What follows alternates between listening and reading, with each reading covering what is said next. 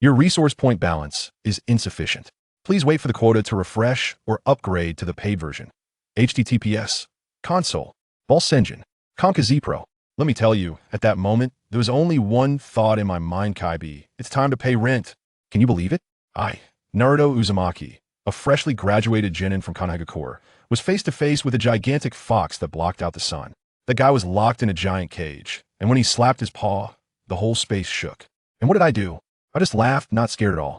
Hey, you must be curious. How did a freshly graduated kid like me have the guts to challenge a tailed beast? This story goes back to when I first opened my eyes. Well, when I opened my eyes, I was completely stunned. Looking down, I saw a bright orange jacket, and when I touched my face, I found 6 whiskers neatly aligned. Great! I had become Naruto Uzumaki. It was like I had just gone through a PowerPoint presentation in my head, remembering all the nonsense from last night. Something about how Mizuki Sensei PU'd me into stealing a scroll, and how Iruka Sensei jumped in front of Kunai for me. In the end, I used a shadow clone jutsu to defeat them, completed the script murder game, graduated successfully, and even got a rank forbidden technique for free. Originally, the story should have unfolded step by step from here. But guess what? Besides that a rank forbidden technique, another thing popped up in my head called Adamantine Body, which sounded like a high-level skill. I took a closer look, and for my family, who understands, this was not just a technique, it was practically a VIP passage to max level from the beginner village. Let me tell you, this thing was tailor-made for the fragile world of Naruto. Once I mastered the first level, I would be invulnerable, with strength over 10,000 pounds. What are shurikens and kunai to me? Just a massage tool, right? What about short swords and long swords? Come try to cut me. If I mastered this, wouldn't I be walking sideways among the genin and Chunin? Who needs ninjutsu? Bloodline theory? Fate theory? Get out of my way. I want to be a taijutsu master. Body refining. Right now. Immediately. Without hesitation, I sat cross-legged and began to channel chakra to cleanse my meridians. The sensation, let me tell you, was both sore and numb like getting a full-body massage, and I could see myself getting stronger second by second. The experience was way better than making chakra pills. The more I practiced, the more energized I felt, and after a night without sleep, I felt my physical strength had doubled. But halfway through, I hit a wall. Damn it. Most of my chakra was used to suppress the Nine Tails, and I had chakra ton actually ran out of blue. Can I endure this? No way, I must break through tonight. Fear comes from insufficient firepower and weak defenses. My family. Wait, I don't have enough chakra, but don't I have a tenant living inside me? Thinking of this, I felt my consciousness sink and directly entered the ceiling space that looked like a sewer. Then, the scene at the beginning appeared. The Nine Tails, that old fox, still wanted to scare me, slamming its giant paw against the cage. I directly used a contemptuous look to put it in its place. Kid, you're not afraid of me? I laughed. If you could get out, you would have done it long ago. With that one sentence, I silenced it. I wasted no time and got straight to the point. Kurama, I want you to help me refine my body. It froze when it heard me call its real name. But I didn't give it time to react, using a series of provocations. What? Not daring anymore? Is this little thing something the great Nine Tails is afraid of? The guy actually fell for it, sneering. You're seeking death, don't blame me. After saying that, chakra started pouring out of it like it was free. I was almost laughing out loud, quickly holding my breath and using my will to tightly grasp a small amount of the Nine Tails chakra, completing the crucial first cycle in my stomach. Done. Next was fully automatic mode. My body became like a bottomless pit, frantically absorbing the Nine Tails chakra and converting it into physical strength. 10 minutes, half an hour, the Nine Tails expression changed from mockery to surprise, and then to wait, something's not right. After 2 hours, it felt like it had lost some weight. After 3 hours, it started out its fox life. By the time dawn broke, let me tell you, the Nine Tails had been sucked down to a paper-thin fox, just short of shouting, I really will thank you. With a loud bang, I felt a switch inside me click on. Adamantine Body, first level mastered. I bounced up from the floor, feeling like I had been reborn. Just throwing a punch, the air made a sonic boom.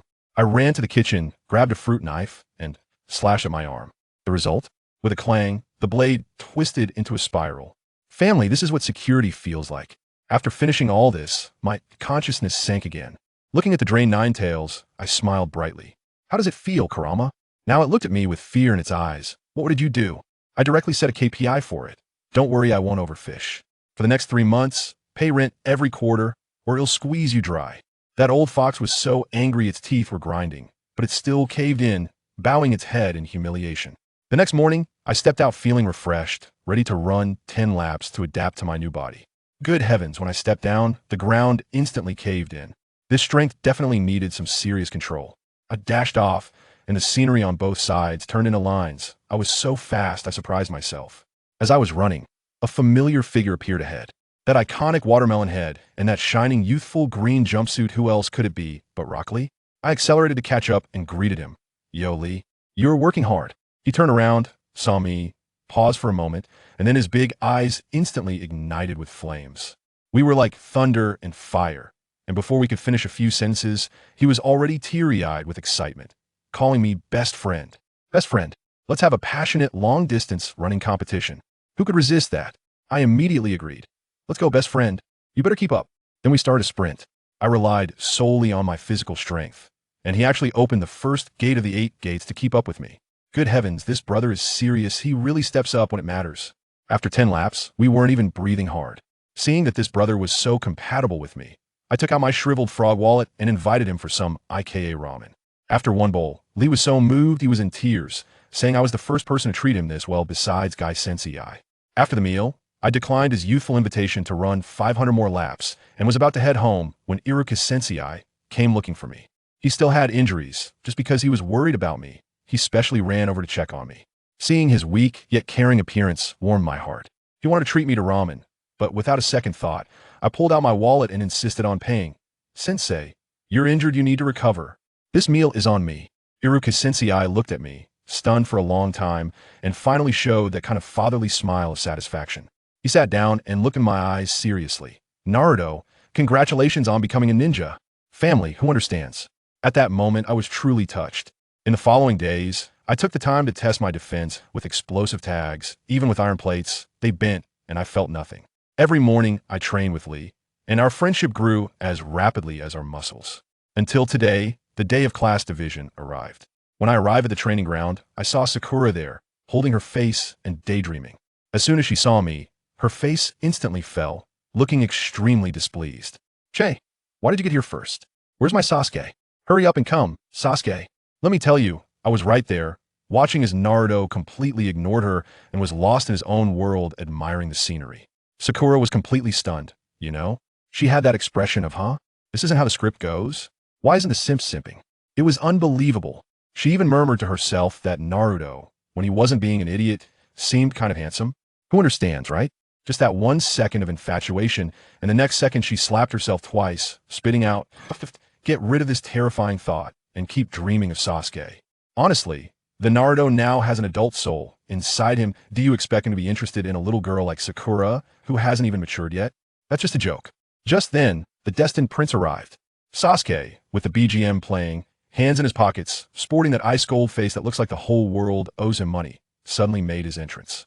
Sakura was so excited, she jumped up 360 degrees like a top and rushed up to him. Sasuke, you're here. We're in the same class. This must be fate. Her voice was so sweet, it almost gave me a toothache. And guess what Sasuke said? 2 words, annoying. I almost laughed out loud. Sakura was frozen on the spot, feeling like her life had lost all its light. But you can't say that the self-strategy ability of a love-struck brain isn't strong a split second later. She was fully revived, It must be that Naruto is here, and Sasuke is shy. He's playing hard to get with me. Wow. With that kind of thought process, it's a shame she isn't a screenwriter. But she didn't notice that Sasuke's gaze was actually glancing over at Naruto. This perennial loser didn't come to pick a fight today, and he felt uncomfortable all over. He even wanted to bait him, deliberately saying loudly, "Where's the teacher? Why hasn't he arrived yet?" Trying to provoke Naruto. But what happened? Naruto didn't even look at him. He had already noticed Kakashi, the old pervert, hiding in a tree, reading a dirty book. Seeing that no one took the bait, Naruto simply turned around. "Teacher. Late. I'm going back to take a nap, bye." Sasuke looked and said, "Huh? The protagonist is leaving? I have to follow." Pretending to be unconcerned, he walked out as well. Sakura got anxious. "Hey, Sasuke-kun, where are you going? Aren't you waiting for the teacher?" But no one paid attention to her, so she could only stomp her feet and follow along. Kakashi, who was in the tree, couldn't sit still at that moment. Wow, I haven't shown my authority yet, and my students are all running away? Where do I put my face? He snapped shut his book, Intimate Paradise, and, in an instant, appeared in front of the 3 of us. "Yo, I'm your guiding Jonin, Kakashi. The weather is nice today, huh? I tell you." Sasuke's eyes were wide with amazement at that speed. He thought, as expected, of a J-nin. But he also had doubts in his heart. Could it be that this guy had arrived long ago? Did he only come out when he saw us about to leave? He unconsciously glanced at Naruto, and an outrageous thought popped into his mind. Could it be that this idiot Naruto had already noticed? But in the next second, he denied it to himself. Impossible, absolutely impossible. Kakashi cleared his throat and said, "All right, today's agenda is to introduce ourselves." Sakura was the first to answer, all shy and fidgety. "I'm Haruno Sakura. I dislike Naruto, and as for who I like, oh, I'm so shy." While saying this, she stole glances at Sasuke, her face as red as a monkey's bottom. When it was Sasuke's turn, the atmosphere changed completely as he entered revenge mode. Uchiha Sasuke. I have nothing I like, and what I dislike doesn't matter. My goal is to kill a certain man. That killing intent, tisk tsk. The temperature in the entire room dropped by 3 degrees. Finally, it was Naruto's turn. As soon as he spoke, the whole place fell silent. Uzumaki Naruto. I hate women who scream and shout. Sakura clenched her fists. I like to repay kindness and seek revenge for grievances. As for what I want to do, let's set a small goal first, to become Hokage and have some fun. I'm directly a good guy. What does it mean to have a pattern? Kakashi's mask almost fell off in shock. This kid used a shout about becoming Hokage like it was a joke, but today his tone was terrifyingly calm. He was serious. Kakashi quickly tried to smooth things over, casually introduced himself, mentioned his dream of seeing a certain great author's new work soon, and then announced, gather at the training ground at 9 tomorrow morning to test if you qualify to be ninjas. Oh, and by the way, he suddenly added mysteriously, don't eat breakfast or you'll throw up. The next day, let me tell you, Naruto was so carefree. After running in the morning with Lee, he sneaked over to Ichiraku Ramen, flaunted a big bowl of tonkatsu ramen, and bragged to the old man there for a while before lazily strolling to the training ground. It was already 10 o'clock. Sakura stood with her hands on her hips and started yelling, Naruto, you're an hour late. Naruto scratched his ear. Oh, where's Kakashi-sensei? Sakura immediately fell silent because Kakashi, that old sly fox, was also late. Just as she finished speaking, Kakashi appeared with his silver hair, using his classic excuse. I got lost on the road of life. Yeah, right? He pulled out 2 bells, ringing them. Today's test is to grab these 2 bells. If you can't grab them, go back to school and repeat. And you won't get lunch either. Sasuke and Sakura turned pale. But Naruto calmly asked a core question. Kakashi-sensei, you're a Jonin. You wouldn't use your full strength against us newbies, right? How much power are you planning to use? Kakashi was stunned. Was this really the same single-minded Naruto? That was quite a profound question. He smiled. Good question. Don't worry, I'll only use 60 at most. Let's start with 20 to test the waters. Now begin. As soon as he finished speaking, Sasuke dashed out. What happened? Kakashi caught him easily and, like swinging a sack, flung him into the woods. Sakura could only yell, Sasuke. At that moment, Naruto moved. He appeared behind Kakashi like a ghost, almost reaching the bells. Kakashi's pupils constricted, and in panic, he used a substitution technique to escape, leaving only a wooden stump in his place. Naruto missed his strike, grabbed the wooden stump, and without thinking, threw it towards Kakashi's hiding spot. That wooden stump was like a cannonball. Kakashi turned pale, quickly forming hand seals. Earth style, earth wall. A wall rose up. What do you think happened next? Boom. A huge noise. That wooden stump smashed the earth wall to pieces. The earth shattered. Kakashi, Sasuke, and Sakura were all dumbfounded. This was the power of a genin. Kakashi was slightly shocked by Naruto. The only thought in his mind was, could this kid be born with super strength? Just as Kakashi was getting serious, Sasuke and the bushes launched an attack, starting with a great fireball jutsu, which shot through the air. Sakura followed up with a shuriken. What happened? Kakashi used body flicker technique to easily dodge, then reached from underground and pulled Sasuke in, leaving only his head sticking out. This was the legendary heart-piercing technique. Then he used an illusion technique on Sakura, who fell into a dream about dating the handsome Sasuke, only for the Sasuke in her dream to turn into Naruto's face. No! Sakura screamed and froze on the spot. In half a minute, the 2 of them were eliminated, but Kakashi didn't let up because when he turned around, Naruto's fist was already in his face. This time, Kakashi didn't dare to be careless and met Naruto's punch with 50 of his strength. Bang! A muffled sound. Let me tell you, what happened next completely overturned my worldview. Naruto stood still, not moving an inch.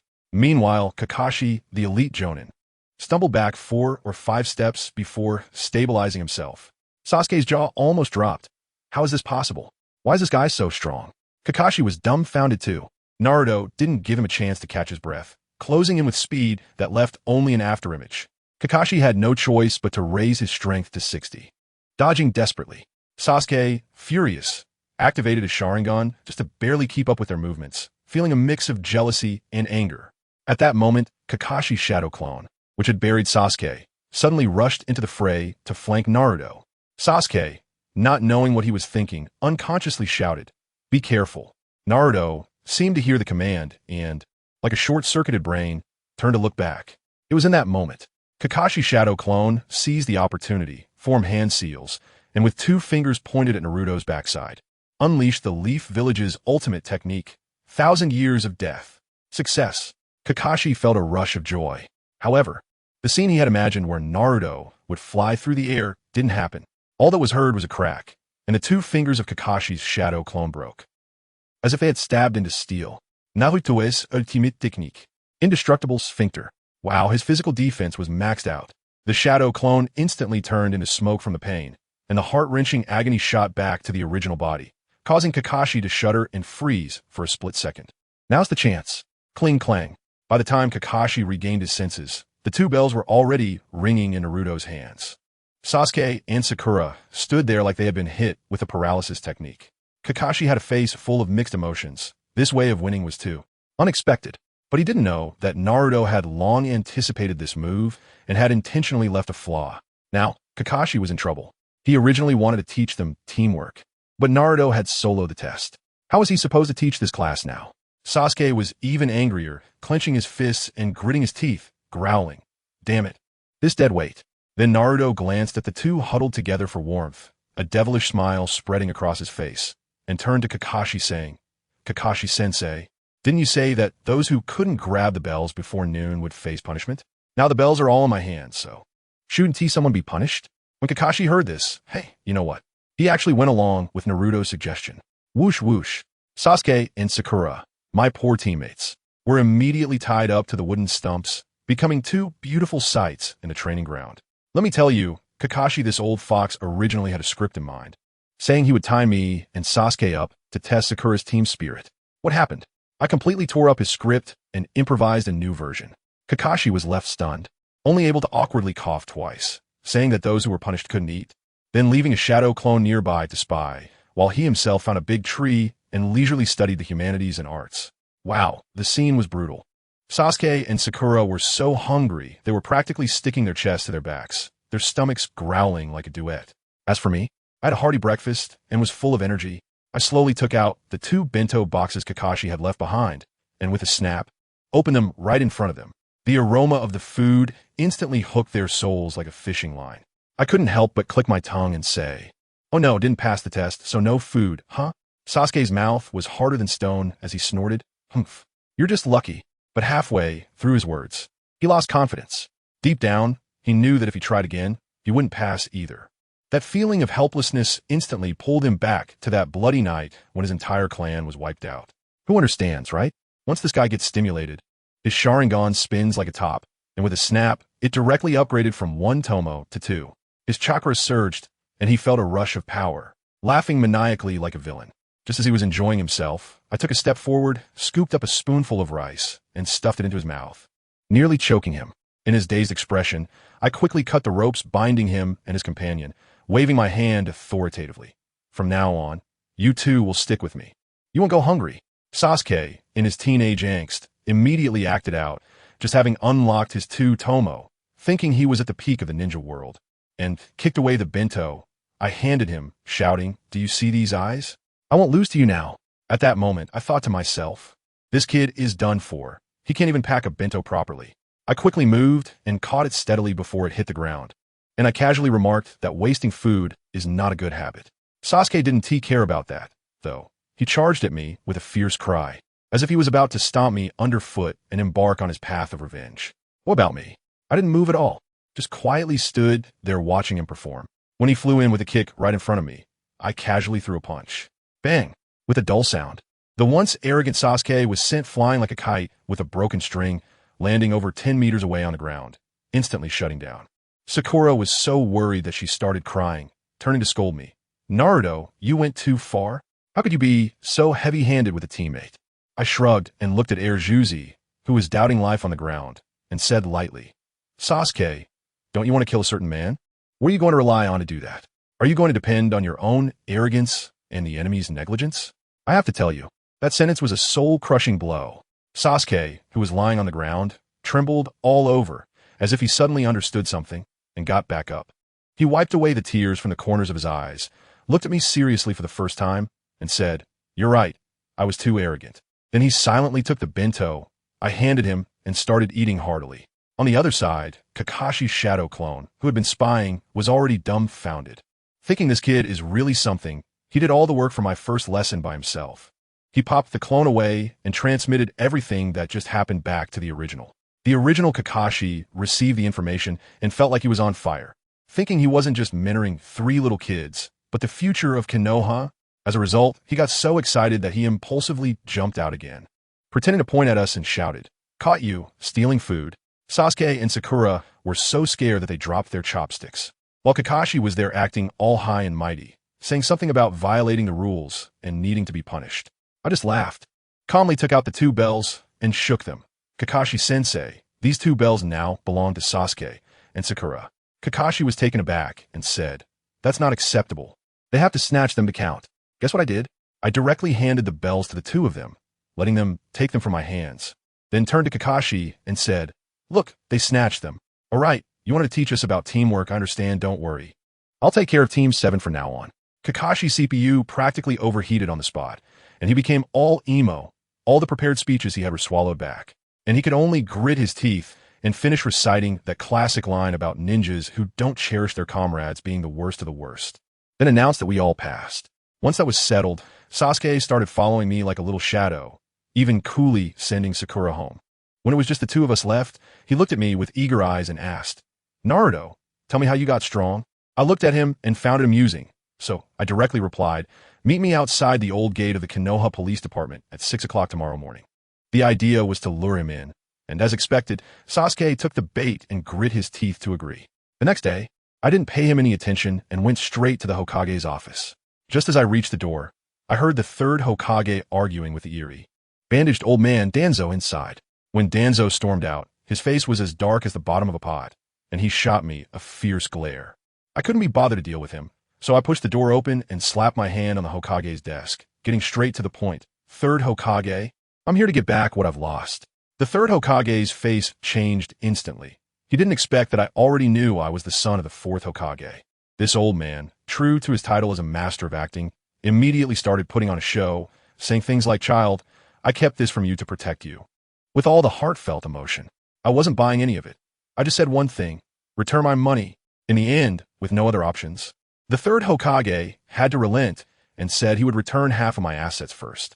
Then I followed the Umbu to a long-vacant large bungalow. In addition to this property, I also received several million Ryo in silver notes. Although I knew that a lot had definitely been deducted, at least it was an upgrade, right? I had someone clean the house and hung my parents' photos in the center of the living room. Finally, it feels a bit like home. But I wasn't idle either. After settling in, I went straight to the training room and started intense practice. I've come to realize that my cultivation method allows me to feel myself becoming stronger in every aspect every day. This overall enhancement can unleash much more power in battles compared to those who only focus on specific skills. So guess what? With my abilities, I spend my days in the village either catching cats or playing with dogs or helping people take care of their kids. Let me tell you, after more than half a month, Sakura is almost going crazy, constantly complaining that this feels like a nanny's life, not a ninja's. Sasuke, that guy, doesn't say anything, but his face is as dark as the bottom of a pot. If it weren't for me showing off my skills during missions every day and dragging him along with Lee for morning runs, I bet he would have given up by now. Speaking of morning runs, at first, Sasuke's stamina was so weak. When Lee and I ran a lap, he could barely manage half a lap, and we kept lapping him.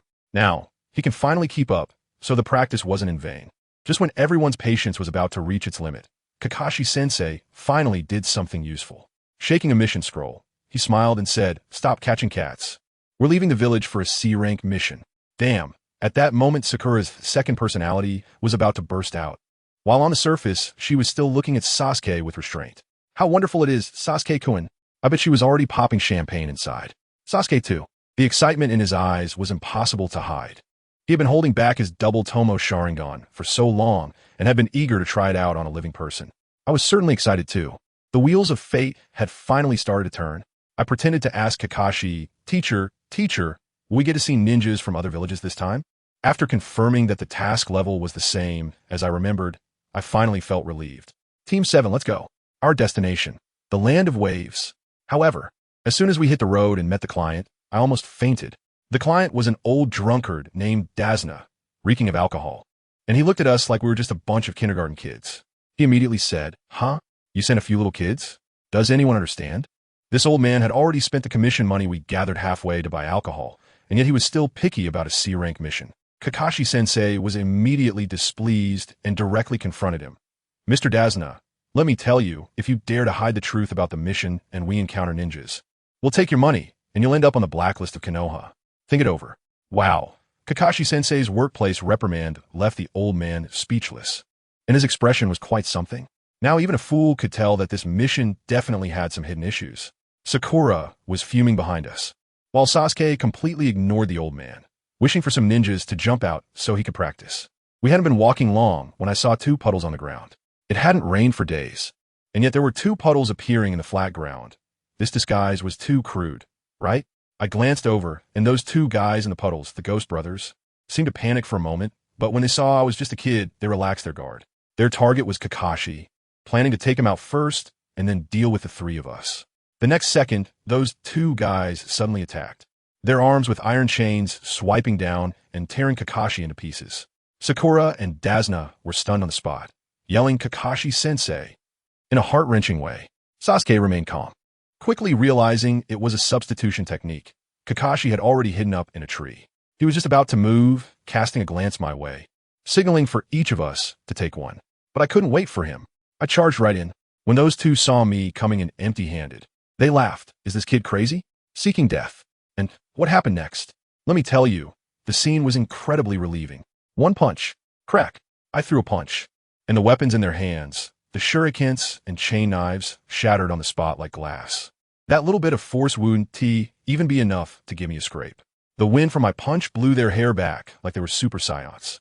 Poof. The one on the left, when I punched him, his whole body exploded right there. Seriously, it was like a giant tomato boom, and he burst into a cloud of blood mist. The human body is as fragile as paper in the face of such power.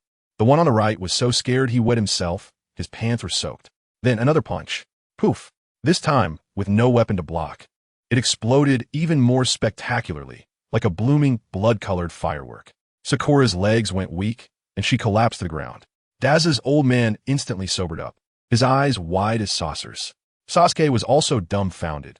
He was ready to make a move, but my violent aesthetics gave his newly activated Sharingan a top-level shock. I could read his eyes. All that Chidori and shurikens were just fancy tricks in the face of absolute power. He was probably thinking that if his brother took my punch, he would also turn into fireworks on the spot.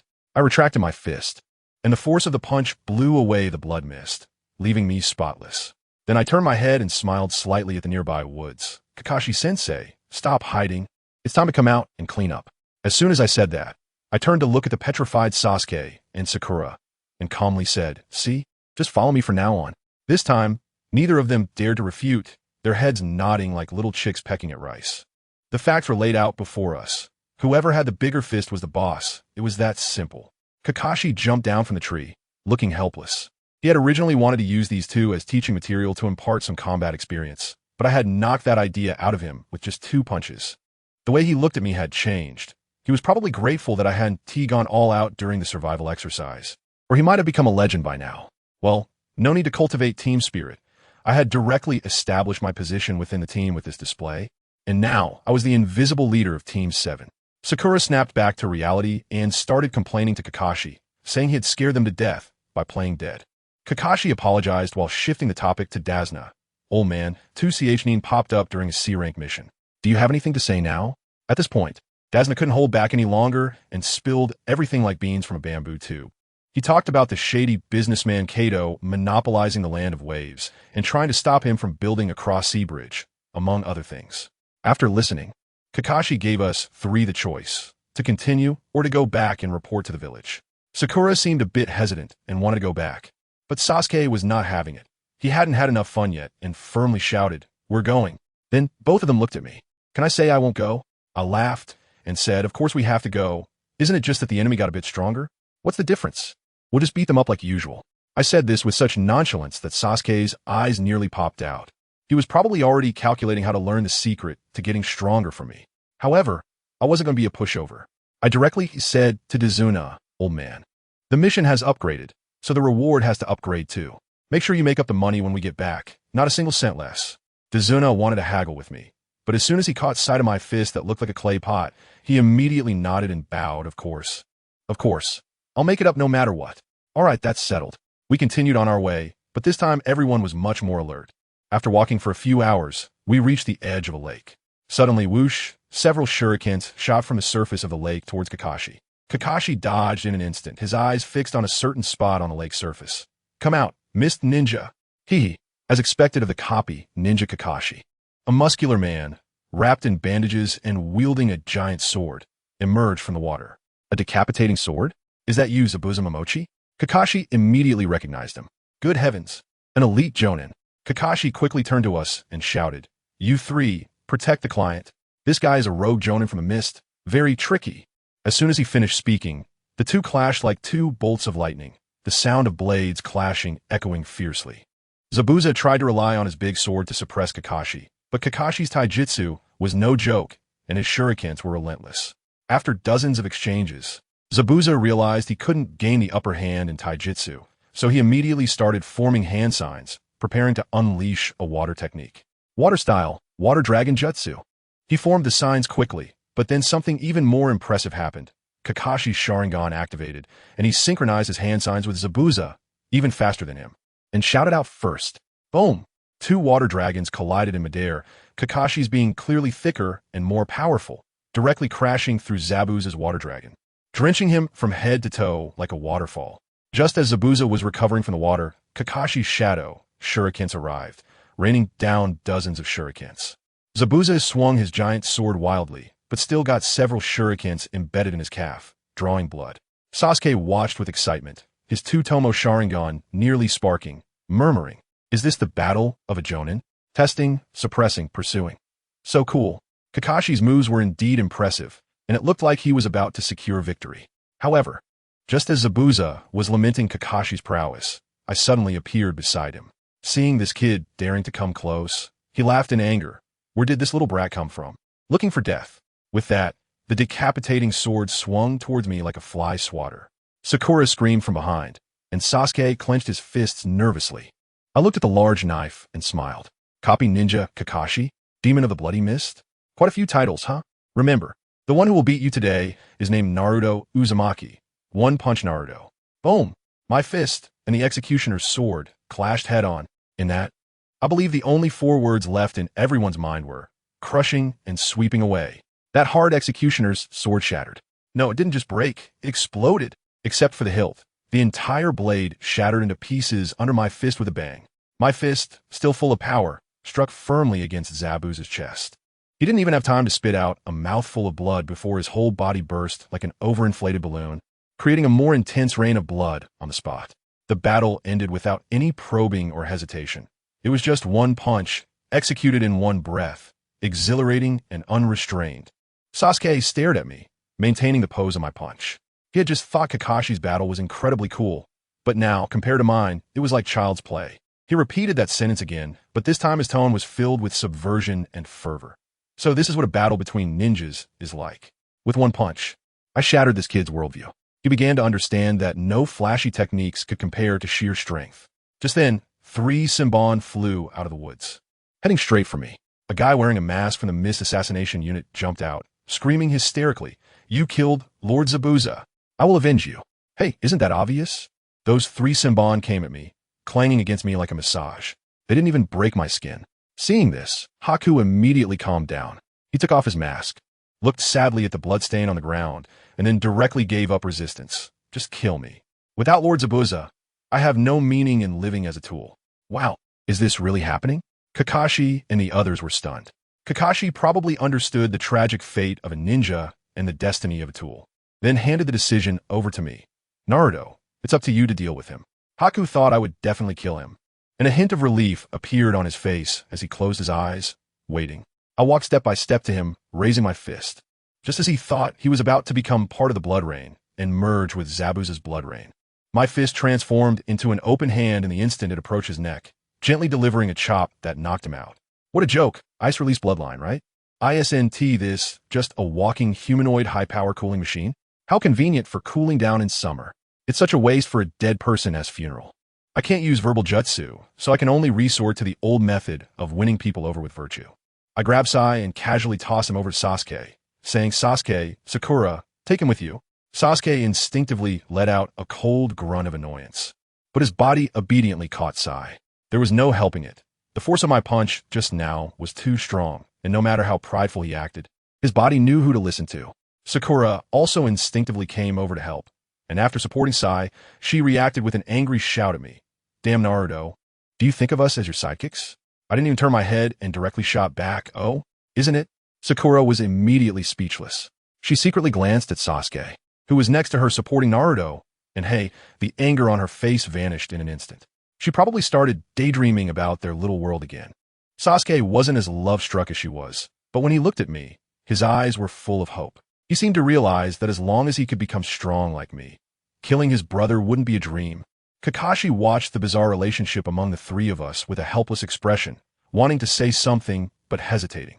After all, if it came to a real fight, this guiding teacher might not be able to beat his disciple anymore. I tell you, in order to preserve his record as the fastest teacher in Konoha to be surpassed by his students, Kakashi simply chose to turn a blind eye and pulled out his book Make Out Paradise to read with great interest. As for the client, Uncle Tizuna, good grief. He didn't dare to make a sound the entire way, afraid of provoking us ninjas, especially me. The golden-haired boy who likes to turn people into particles at the slightest disagreement. The rest of the journey was calm. After all, the original plan to ambush us with Zabuza has likely left him without even a complete cell by now.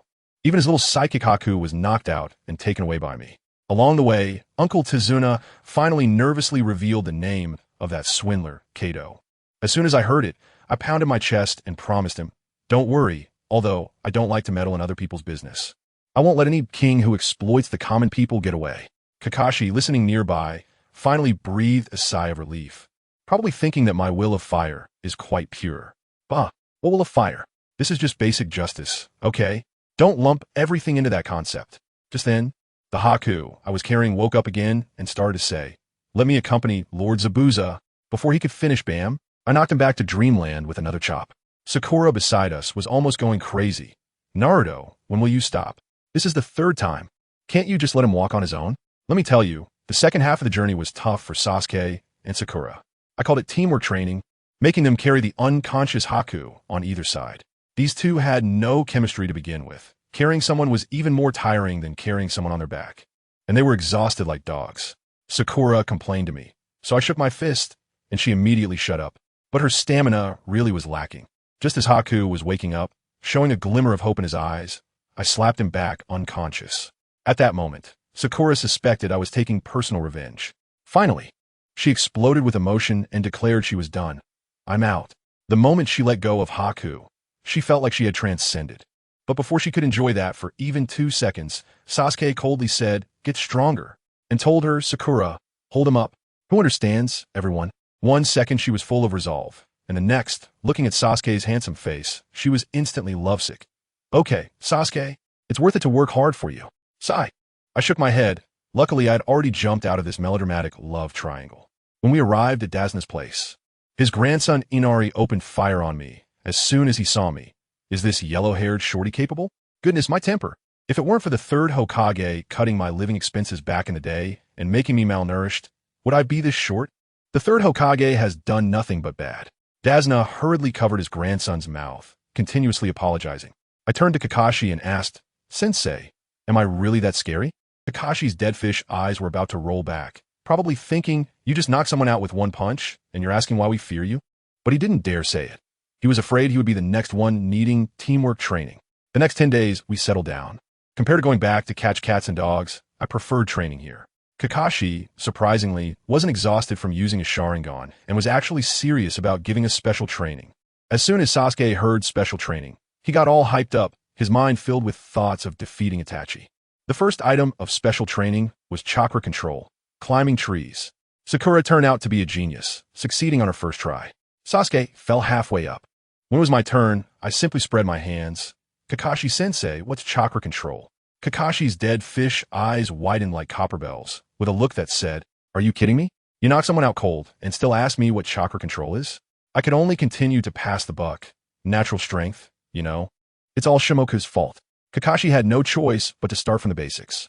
Once I heard it, I understood immediately. Wasn't this just the introductory operation for my Adamantine Body? I dashed up the tree in a few steps and even did a backflip. Kakashi was petrified on the spot, with black lines all over his head, feeling like I had played him. But the one who suffered the most was still Sasuke. He watched me, theoretical novice, skyrocket in progress while he ended up at the bottom. His expression was simply one of existential doubt. The next day was water training. Sakura tried a few times and also succeeded. Kakashi even praised her talent, saying she was suited for medical ninjutsu or jinjutsu. As for me, I stepped out and stood steadily on the water surface. My answer was still the same. Natural strength. If you need anything, ask Shimoku. Kakashi had already given up on arguing with me. Poor Sasuke spent the whole day in the lake like a drenched chicken, barely keeping up with the pace. In these 2 days, that unlucky guy Haku woke up a dozen times, and each time he wanted to die, I knocked him out again immediately. Finally, on the evening of the 3rd day, when he woke up again, his gaze towards me was different, filled with a hint of fear and resentment. What exactly do you want? It seemed I had truly given him psychological trauma. I looked at him and couldn't be bothered to waste words. No more fuss? Want to die? ISNT it because you feel life has no meaning? Simple. I'll give you one. From now on, follow me. After saying that, I ignored him and let him think about it. The next day, special training continued, and Kakashi began teaching us chakra and nature transformation. Using leaves as a test, I was wind, Sasuke was lightning and fire, and Sakura was water. Kakashi set new goals for each of us, with Sasuke having the heaviest task, building a foundation for learning Chidori. As for me, in less than half an hour, I fully mastered the wind, chakra, nature transformation. After 5 days like this, our strengths had all increased significantly. Suddenly, Inari came running over crying, followed by a swordsman with a knife, grinning maliciously. The swordsman was initially quite arrogant, but as soon as he saw the forehead protectors on our heads, he wilted, realizing we were ninjas. However, he charged at me too aggressively and couldn't stop in time, rushing straight toward me. I clenched my fists tightly, and Sasuke and the others all had expressions as if they were staring at a dead person. At that critical moment, the samurai's survival instinct suddenly went off the charts. Family, I was completely stunned. At the moment he charged in front of me, he somehow turned his forward momentum into an incredibly smooth, sliding kneel, gliding right up to me, and respectfully raised his samurai sword above his head, as if presenting a treasure. "Ninja-sama, spare me. It was that bastard Kato who hired me." I told him to shut up and took him as a guide. Inari hurriedly said that Kato had brought a large group of people to cause trouble on the bridge, and his grandfather was in danger. As soon as I heard this, I immediately arranged, "Sakura, stay and take care of Inari. Kakashi-sensei, Sasuke, let's go." Just as we were about to leave, Haku rushed out of the house. "I'm going too. The matter with Zabuza should be settled by me." I saw that he finally understood, and I felt happy. "All right, keep up." 3 minutes later, the 4 of us arrived at the bridge. Wow, there were over 100 samurai. Kato really has money. Before we even made a move, Haku was the first to charge out. Countless flying needles were launched, and he weaved through the crowd, taking down those samurai one by one. But they didn't die, just lost their combat ability. Sasuke activated his Sharingan, watching the whole thing in high definition, and understood that Haku wasn't a bad guy. In no time, Haku had made his way through the crowd and stood in front of Kato. He coldly asked, "Did you insult Lord Zabuza?" Kato was taken aback by Haku's strength, but seeing that he had a dozen bodyguard around him, he grew bold and started shouting, "Zabuza? That useless piece of trash. I spent so much money, and he accomplished nothing. Yes, I insulted him, so what? Useless, useless, useless. Zabuza is a useless piece of trash." As soon as those words came out, let me tell you, Haku's expression immediately changed. That chilling aura, wow, it was like opening the door to a refrigerator. And the samurai around them had frost forming on their swords. Kato was getting more and more excited, laughing maniacally upon hearing that Zabuza was dead, saying it was great. It saved him half the money. The useless guy finally turned into a real ghost. I thought to myself, Does this person really not know how to write the word death? Sure enough, Bai completely exploded. You are not allowed to insult Lord Zabuza. As soon as he finished speaking, boom, ice release, ice mirror crystal. Let me tell you about that scene. It was incredible. In an instant, dozens of huge ice mirrors rose from the ground, trapping Cardo and his more than 10 bodyguards inside, looking like a kaleidoscope. Cardo was still shouting, "What the hell is this? Attack! Kill him, and I'll double your rewards." He thought until his death that money was. But the problem is, spending money also depends on the opponent's rank. If you send a bunch of bronze players to challenge a king, isn't that just giving away kills?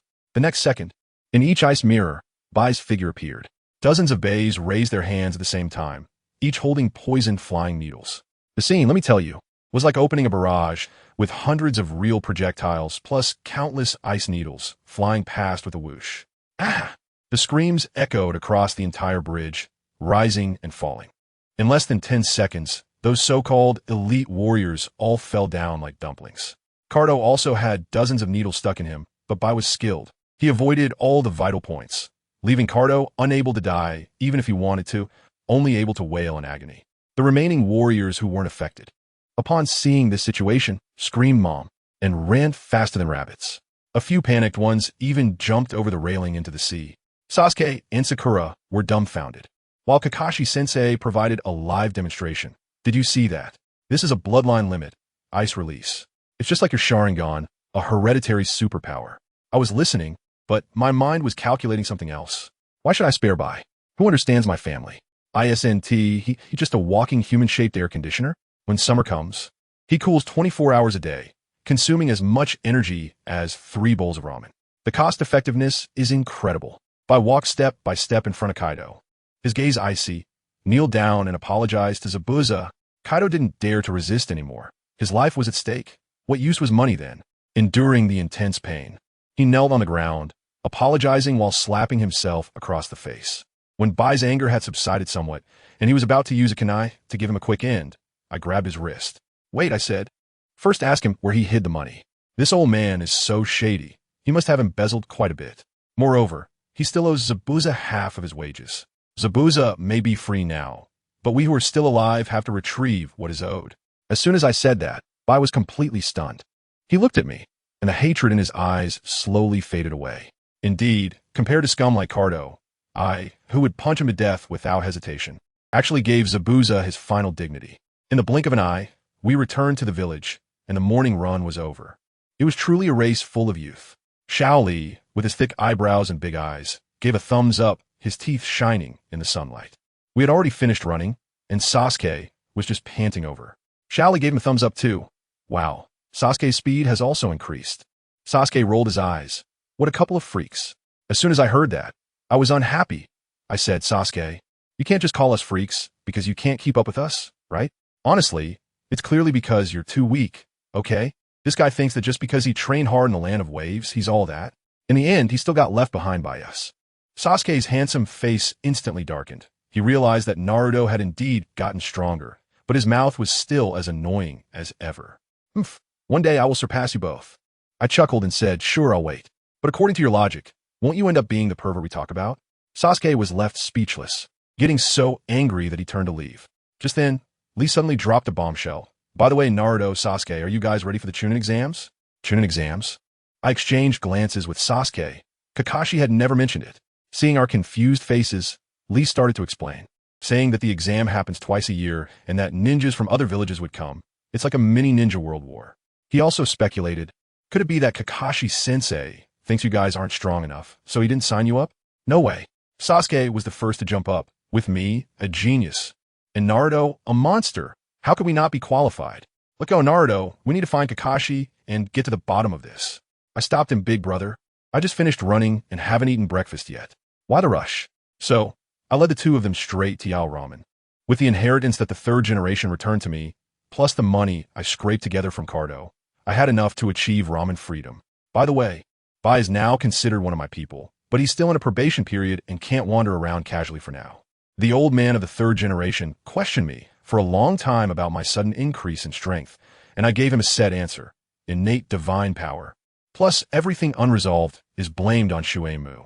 Anyway, Shuei Mu is dead, and there's no evidence to contradict me. leaving the third generation completely fooled. After we were full, we strolled to the meeting point. Sakura had been there for a while, and when she saw me coming over with Sasuke, her little face looked as sour as if she had drunk vinegar, and she ran over to question Sasuke directly. Sasuke, why do you both come together every morning? Sasuke remained as aloof as ever. What is it to you? Sakura was taken aback, then turned to me. I smiled and replied with the same 3 words. What is it to you? Sakura was stunned at that moment. She realized that I was no longer the simpering dog who revolved around her. The atmosphere was incredibly awkward. Fortunately, Kakashi surprisingly wasn't late this time, and he announced right away, I've already registered you for the Chunin Exam. Sasuke had a face that said I knew it. Only Sakura was flustered. The Chunin Exam? Isn't that a bit too soon? She felt that aside from the body flicker technique, she didn't know anything else, and wouldn't she just be a burden? Sasuke immediately mocked her. If you lack confidence, you can withdraw. Naruto and I are enough. Seeing Sakura nearly on the verge of breakdown, I felt a bit guilty. Being in a team with 2 clueless members really dampened her gaming experience. I could only comfort her in the spirit of humanitarianism. Don't worry, Sakura. It's not dangerous. I will carry you to victory. It's all about participation. Just think of it as seeing the world. As it turned out, my attempt to comfort her backfired. Once I said that, Sakura burst into tears. My actions were like a soul-searching question for her confidence. The next day, when I saw her again, wow. She had cut her long hair short. Sakura was on an early rise. Not bad. My comfort actually worked. At least the useless teammate was gone. One day, as the Chunin Exam was approaching, we finished our mission and encountered a few uniquely dressed ninjas on the road. Sasuke recognized them at a glance. Those headbands. They're from Sunagakure. I nodded. That's right. The one carrying the puppet is Kankuro, and the one with the big fan is Temari. With both of them here, it means Gaara must be nearby. My eyes lit up instantly as I began to scan the area. Kankuro, with his sharp ears, heard us discussing and turned around with an unfriendly expression. Hey kid, don't talk bad about people behind their backs. Sasuke, with his short temper, couldn't tolerate this and pulled out a kunai. Do you want to withdraw from the match early? Just as it looked like a fight was about to break out. Temari was about to intervene, but I ignored them completely and dashed out with a body flicker technique. Hehe found you. With a whoosh. The few people present couldn't keep up with my speed, and I'd already appeared next to a red-haired boy, casually resting a hand on his shoulder. Temari and Kankuro's faces instantly turned pale. This is bad. Why did this little brat have to provoke him of all people? Gaara slowly turned his head, his eyes, heavy with dark circles, cold and devoid of emotion, fixed intently on me. I grinned and greeted him in a particularly familiar way. You must be the Jinchuriki from Sunagakure, right? I'm the Jinchuriki from Konohagakure. My name is Naruto Uzumaki. Welcome to Konoha. He was taken aback, and even Kankuro and Temari looked stunned. Gaara surprisingly didn't explode in anger. Instead, he mimicked my tone and introduced himself. I am Gaara. If you have nothing to do, it's best not to provoke me. Hey, we're both Jinchuriki. No need to be so distant. I continued to bridge the gap. He snapped. Get back. And a pile of sand rushed towards me. I easily dodged it and looked at his haggard face, commenting, You seem really angry. Have you not slept well in a long time? He paused, a glimmer of surprise flashing his eyes. You've heard my story? No, I shook my head. But looking at those dark circles, I can tell you're a man with a story. And I can help you get a good night's sleep tonight. As soon as I said this, Gaara's eyes lit up instantly, filled with an intense desire. He grabbed my arm and asked eagerly, Really? Do you really have a way to help me sleep well? I laughed heartily and patted my chest to assure him. Of course. Do I look like I have dark circles under my eyes? Being a Jinchuriki isn't as hard as you think. Just stick with me from now on. He looked at my energetic appearance, completely convinced, and nodded repeatedly, agreeing on the spot. All right, then let go of your suppression on Shukaku, the one-tail. Gaara followed the instructions. In an instant, half of his body transformed into a gigantic raccoon monster, and the crazy chakra surged into the sky, scaring the passersby to flee in all directions. Kankuro was so frightened that his legs went weak, trembling as he held onto his puppet. It's over, Gaara is going to go berserk. A mad voice emerged from Gaara's body. I'm coming out. I smell the stench of fox. Where are you? The consciousness of Shukaku appeared, and it mocked me wildly. You're the Jinchuriki of the stinky fox? A little brat? Ninetails, you're getting worse and worse. At that moment, the Ninetails inside me was lying obediently in the seal, too lazy to even lift an eyelid, internally mocking, Laugh all you want, the more you laugh now, the more you'll cry later. This kid is a devil. I was a bit annoyed by Shukaku calling me little ghost repeatedly. Frowning, I directly pressed my hand on Gaara's monstrous body. Are you scared? You'll find out soon. In an instant, a torrent of chakra was madly absorbed by me. Let me tell you, that feeling was like enabling super fast charging on a phone. No, it was super fast draining. Shukaku's arrogant laughter came to an abrupt halt, replaced by a fear that originated from the depths of its soul. It could feel its power being ruthlessly drained by this blonde kid. Let me tell you, to what extent was I drained? This guy couldn't hold on anymore. One moment he was laughing maniacally, and the next he was crying out for mercy. It was truly tragic. Stop it. Bro. Can I call you bro? Please spare me. Don't touch my Jinchuriki. Goodness, the shift in atmosphere was faster than flipping a page. The once arrogant one-tail Shukaku turned into a puddle of mud right in front of me. But guess what? I, the emotionless chakra juicer, was all about being cold and ruthless. No matter how much he begged for mercy, I pressed the accelerator and kept draining. In just a few minutes, the layer of sand around Gaara shattered and reverted to its original form. But my hand was still glued to him like super glue, not stopping at all. Shukaku's chakra reserves were nothing compared to the Nine Tails. It was like a power bank compared to a nuclear power plant. It couldn't withstand my draining. Just 3 minutes. Really just 3 minutes. And that once proud, one-tail Shukaku was drained from a muscular dude into a chibi figurine, and he passed out right there. If I hadn't been afraid of completely draining him, Gaara would have also kicked the bucket, and he wouldn't even be able to maintain this juvenile form. At that moment, the Nine Tails in me was disdainful, glancing at the mini Shukaku, and probably thinking 2 words, fool. Then it turned its head to continue pretending to be weak, deserving an Oscar for its performance. Meanwhile, the others outside were already dumbfounded. Kankuro was shaking like he had Parkinson's, and Sasuke and Sakura were so intimidated by Shukaku's earlier aura that they couldn't even move.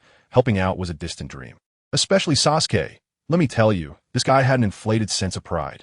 Watching himself unable to move made him anxious. Damn it. I was supposed to kill that man. How could I back down here? In the next moment, he suddenly pulled out a shuriken and stabbed it into his own thigh. Family, who understands? To overcome fear, he literally broke through physically. By the time he rushed to my side through the pain, the battle was already over. Gaara had returned to normal, and that world-destroying chakra had vanished. He only saw me reluctantly retracting my hand, wearing a satisfied expression like someone who just finished an all-you-can-eat buffet. At that moment, boom, I felt something explode within my body. After refining my body with Shukaku's chakra dozens of times, my indestructible body reached its second stage, achieving perfection. Let me tell you, now, when I throw a punch, it's like 100,000 pounds of force. Even if you plaster my entire body with explosive tags, it would feel like a massage to me. In the past, I had to think about whether to act tough or not, but now, sorry, I only consider whether I want to. I am invincible. You all can do as you please. Naruto, you. Sasuke looked at me in bewilderment. I smiled at him, and it was as bright as sunshine. Don't worry. I'm fine, really. This kid, with his thunder attitude, replied, Who is worried about you? I'm just afraid you'll embarrass our 7th squad. He said that, but the concern in his eyes was impossible to hide. For someone so hypocritical, I just smiled and said nothing, turning directly to Gaara. How do you feel? Gaara's eternal, icy expression surprisingly showed a hint of relaxation. It felt unprecedentedly good, as if the ghost that had been weighing on him suddenly vanished.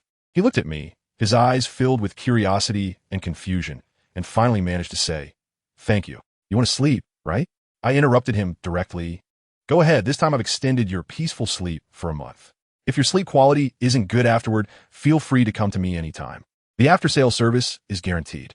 Gaara looked deeply at me, as if he wanted to engrave my appearance into his DNA. Then he nodded and turned to leave. Just then, a killing intent surged. The Chunin ninja named Maki, AJ Nin, arrived with Temari.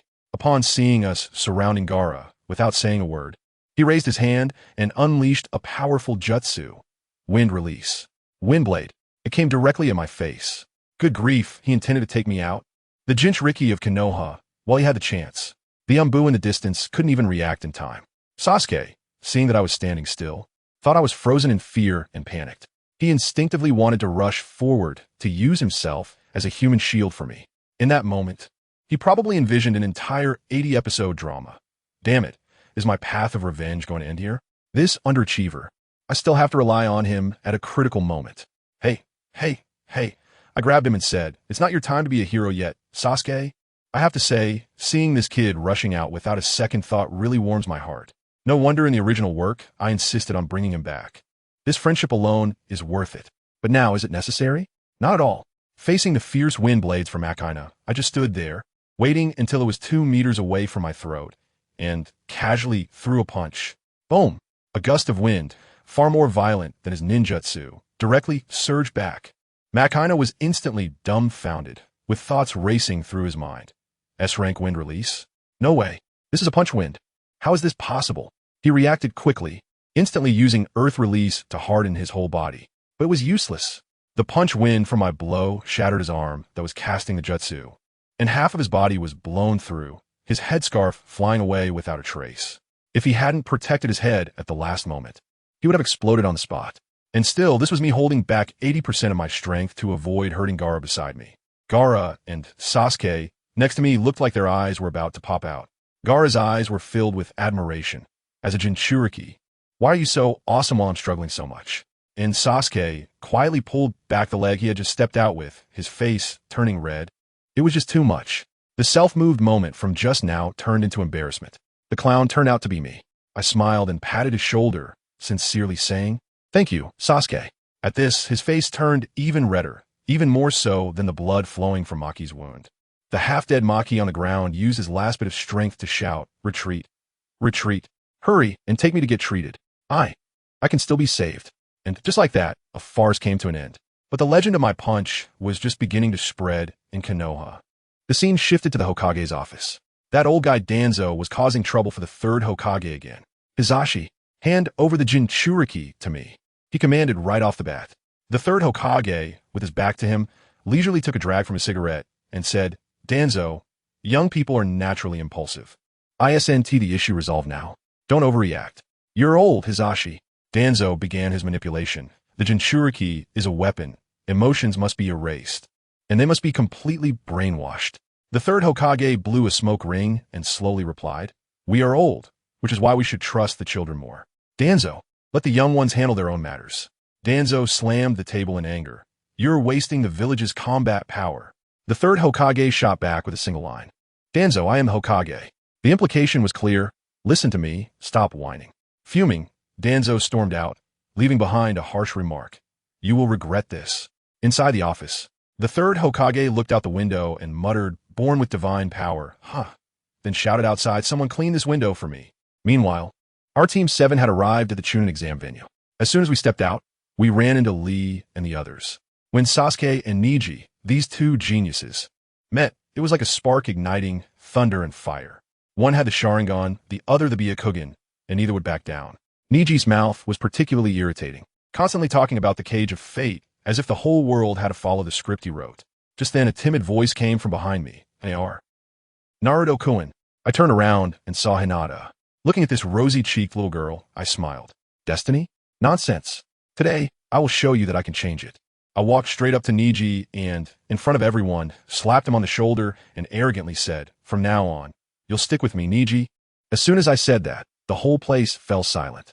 Neji immediately got angry, thinking, "You, a bottom feeder, dare to take me as your little brother?" Hinata's face turned pale with fear, and she kept shouting for Yamanaka. I looked at Hinata, who was on the verge of tears, and temporarily set aside the thought of fighting. I said to Neji, for Hinata's sake, "Let's save our match for the Chunin Exams. At that time, I will show you how to break your ridiculous fate cage." After saying that, I ignored him completely and took Hinata and the others to eat ramen. A night passed, and the exam officially began. During the first written test, the presence of the proctor Ibiki was intimidating enough to make many people's legs weak. The questions on the paper were all beyond the syllabus, clearly designed to encourage cheating. I took a glance at the exam paper, then directly laid down on the desk, closed my eyes to rest, and began to refine my chakra. Cheating? No need. In the examination room, it was like the 8 immortals crossing the sea, each demonstrating their own abilities. Sharingan, Byakugan, insects, sand, all kinds of methods were used. Just when it was about to end, I felt a piece of paper roll onto the desk. I opened it and found that it was the answers sent by Hinata. I told you, I felt so warm inside at that moment. This girl, usually looking quiet and timid, actually dared to take the risk to help me cheat under such high-pressure circumstances. She's truly a girl with a big heart. Of course, I didn't cheat. I smiled at her and turned the paper into powder.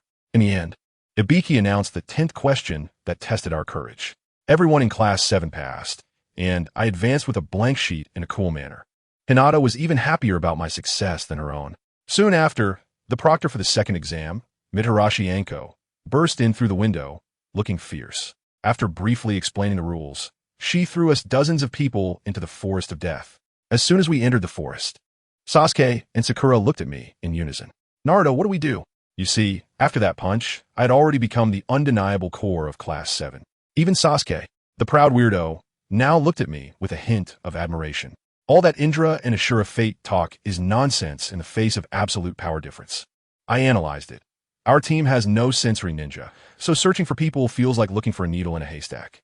Let's head to the central tower first. Then I casually said to Sakura, by the way, Sakura, why don't you learn some sensory ninjutsu when you have time? Our team really needs it. When Sakura heard this, her eyes lit up as if she had found her life goal, and she earnestly promised, okay, I'll go learn after the exams. I was a bit unaccustomed to how obedient she has become. Then, in the next second, something even more shocking happened. Sasuke, who had been hesitating for a long time, actually came over and shyly said, Naruto, can you help me see if I should learn some other type of ninjutsu? Wow, let me tell you, Naruto's mouth is really something. He was trying to persuade Sasuke, saying that as a man, one must be strong and powerful. He even said that Itachi, Sasuke's brother, is like a delicate dog with full talent points, but a body as fragile as paper. To defeat him, you need to train yourself into a muscular hunk and crush him with sheer weight. Sasuke's eyes lit up at that moment. I swear, his expression was like he had just seen his idol. He originally thought Chidori was pretty cool, but after witnessing Naruto's brutal aesthetics of smashing everything with one punch, he was already itching for more. Now, after Naruto's little nudge, it was like a revelation for him. He was so excited he was almost in tears, grabbing Naruto's hand and saying, that's right, I want to become a muscular man. I'll defeat that guy with absolute power. My friends, who understands? My best friend Sakura, next to me, turned green with envy. She probably started playing a horror movie in her mind about my handsome husband transforming into a muscular Barbie, looking utterly hopeless. But what could she say? She could only silently shed tears inside. Watching these two guys reach a consensus on the path of revenge to become muscular men, their bond instantly becoming unbreakable. And so, our team, 7, rushed towards the central tower. The journey was so calm, but little did we know, other teams in the forest were almost traumatized. Especially that newly emerged Sound Village trio, Orochimaru's lackeys, who originally came to cause trouble for Sasuke, but ended up confused because they couldn't gather the scrolls and were taken down first. What about us? When we reached the vicinity of the central tower, Naruto immediately used the shadow clone technique, instantly creating more than 20 copies of himself to monitor the surrounding area in a 360-degree angle without any blind spots. Then, guess what his real body was doing? He started doing push-ups on the spot. I was dumbfounded at the time, and so was Sasuke. Then Sasuke silently started doing planks. Sakura had a confused look on her face. Like, who am I? Where am I? In the end, she could only start practicing her chakra control on her own. Wow, the Chunin Exam? No, this is the opening of Team 7's Devil Training Camp. We trained for a full 4 days.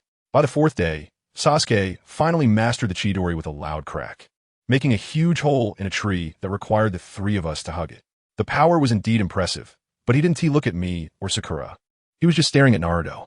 It wasn't until Naruto nodded and said it was all right that a little smile appeared on Sasuke's smug face. At this point, Sakura got anxious and said, guys, there is only 1 day left until the exam, and we still haven't gotten the scroll. As a result, Naruto grinned and, with a look that said everything was under control, said, don't worry, the delivery should have arrived. Just as he finished speaking, the 20 or so shadow clones he had sent out all returned with a whoosh. Once they were dispelled, there was a series of thuds as a pile of scrolls dropped to the ground. Sakura counted from his side, wow, 1, 2, 3, 4, 5. We have enough scrolls for 5 tables of mahjong. Sasuke was speechless and complained, what a freak. How could the other teams not defeat even one of your shadow clones? He originally wanted to use a small team to test his newly practiced Chidori, but then he realized, in the entire exam venue, except for the Konoha people and Gaara's team, all the other teams had been wiped out by Naruto's shadow clones. Even Orochimaru's 3 sound ninja lackeys reportedly encountered him twice and were thoroughly beaten both times. Sasuke was feeling really frustrated, thinking he was fully equipped, but the boss had already been taken down by his teammate. Just as he was about to pack up and head to the central tower, Naruto suddenly frowned and said, "Wait, someone is coming, it's an enemy." Sasuke's eyes lit up. The opportunity had come. He dashed out and shouted to Naruto, "Let me handle this, B. Don't interfere, let me solve it myself." I looked at Naruto's expression, which was a mix of wanting to laugh, but not daring to, and I already had an idea in my mind. The sky cleared, the rain stopped, and our dear Sasuke felt like he was capable again. The next moment, a ninja from the grass village appeared in front of us, exuding a sinister and disgusting aura. Sasuke immediately blocked his path. "This road is closed. Your opponent is me." Uchiha Sasuke.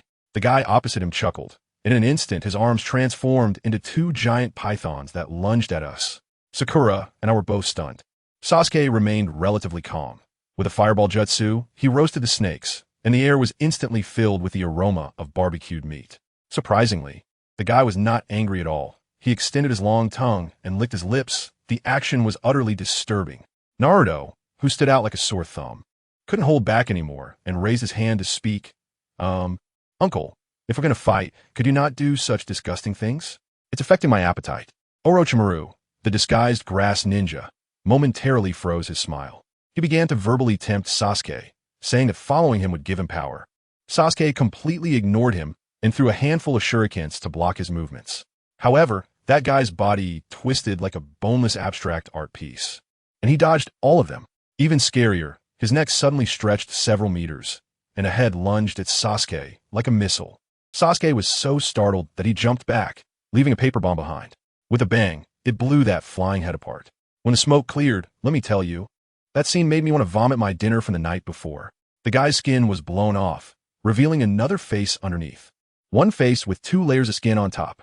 At this point, Orochimaru was done playing games and got serious. His speed was absurdly fast. Sasuke's Sharingan could see clearly, but his body couldn't keep up. Suddenly, there were a series of dull thuds, and Sasuke was beaten into the ground like a broken sack, spitting out a mouthful of blood. Just as Orochimaru's head was about to fly over to bite Sasuke's neck, Sasuke used the last bit of his strength, lightning flashing in his hand, and performed the Chidori. He finally managed to cut off Orochimaru's head.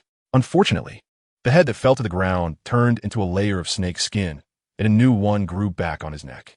Sasuke was utterly desperate. Looking at Naruto, who was still watching the show, he shouted with all his might, "Naruto, are you going to make a move or not? Do you want to wait until I get killed by this freak before you're happy?" Only then did Naruto chuckle and step forward. "Say no? Didn't a certain genius just tell me not to intervene?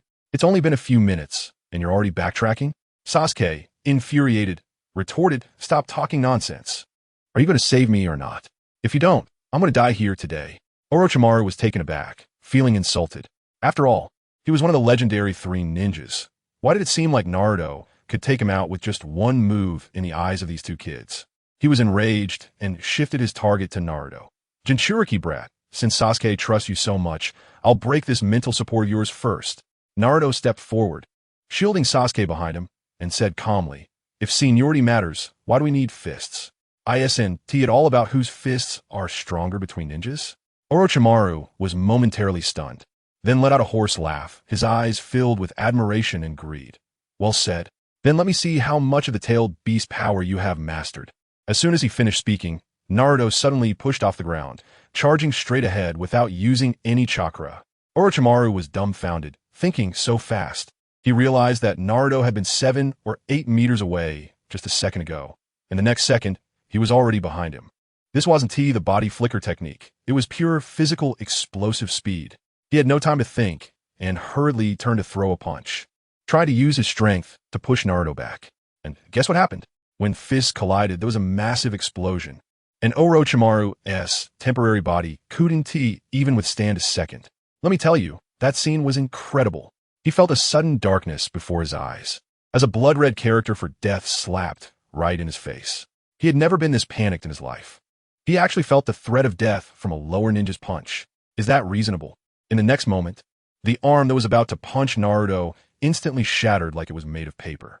Then, this outrageous power surged through his arm, and his entire body exploded like a water balloon that had been hit, bursting into a cloud of blood mist.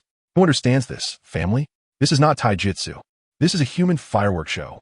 The most outrageous part is that when Naruto threw that punch, the wind generated blew away all the blood mist, leaving not a single blood spot on the scene, showcasing a physical exorcism that was both environmentally friendly and efficient. Even more astonishing, the Orochimaru's snake clone hidden within that body didn't even have a chance to escape. It was directly reduced to a molecular state by this power. I tell you, far on the other side of the exam room, the real body of Orochimaru, disguised as the fourth Kazekage, suddenly stood up. What the heck? Did I mess up? He felt his little clone was instantly wiped out, leaving him dumbfounded. Who is it? Which proctor has this kind of ability? My snake skin clone has top-notch survival skills. How could it be eliminated without sending any news back? Orochimaru, realizing his plans were slipping out of his control, immediately called over the 4 sound ninjas to revise the plan. On the other side, Sasuke and Sakura were already stunned. The two squatted in the pit, watching the enemy that had evaporated into thin air, swallowing hard without being able to say a word. Strong. So damn strong. They knew Naruto was fierce before, but they didn't expect him to be this fierce. Within 10 meters, witnessing a living person being turned into air, the visual impact was overwhelming, and they probably wouldn't forget it for the rest of their lives. As for Naruto, he slowly retracted his fist, looking calm. The first punch, after his power transformation, was satisfying, but he looked at the row of big trees uprooted by the punch's wind and sighed. Sigh. My control over power still isn't quite there. I need to keep working hard. This comment reached Sasuke and Sakura's ears, almost making them spit out a mouthful of old blood. Sakura was internally cursing. Be a person, Naruto. You still call that not being in control? Sasuke is already working hard enough. If you keep this up, I won't be able to stay in this class for even a day. I'm just a worthless snack. Sasuke, the cool guy, also twitched his mouth, rolling his eyes internally. I just thought I could exchange a few moves with your shadow clone. But now it seems I can't even match your shadow clone's foot skin. However, this lightning release ninjutsu is so powerful. If I could learn half of it, wouldn't I have a chance to defeat that man? I tell you, Sasuke's perspective has opened up.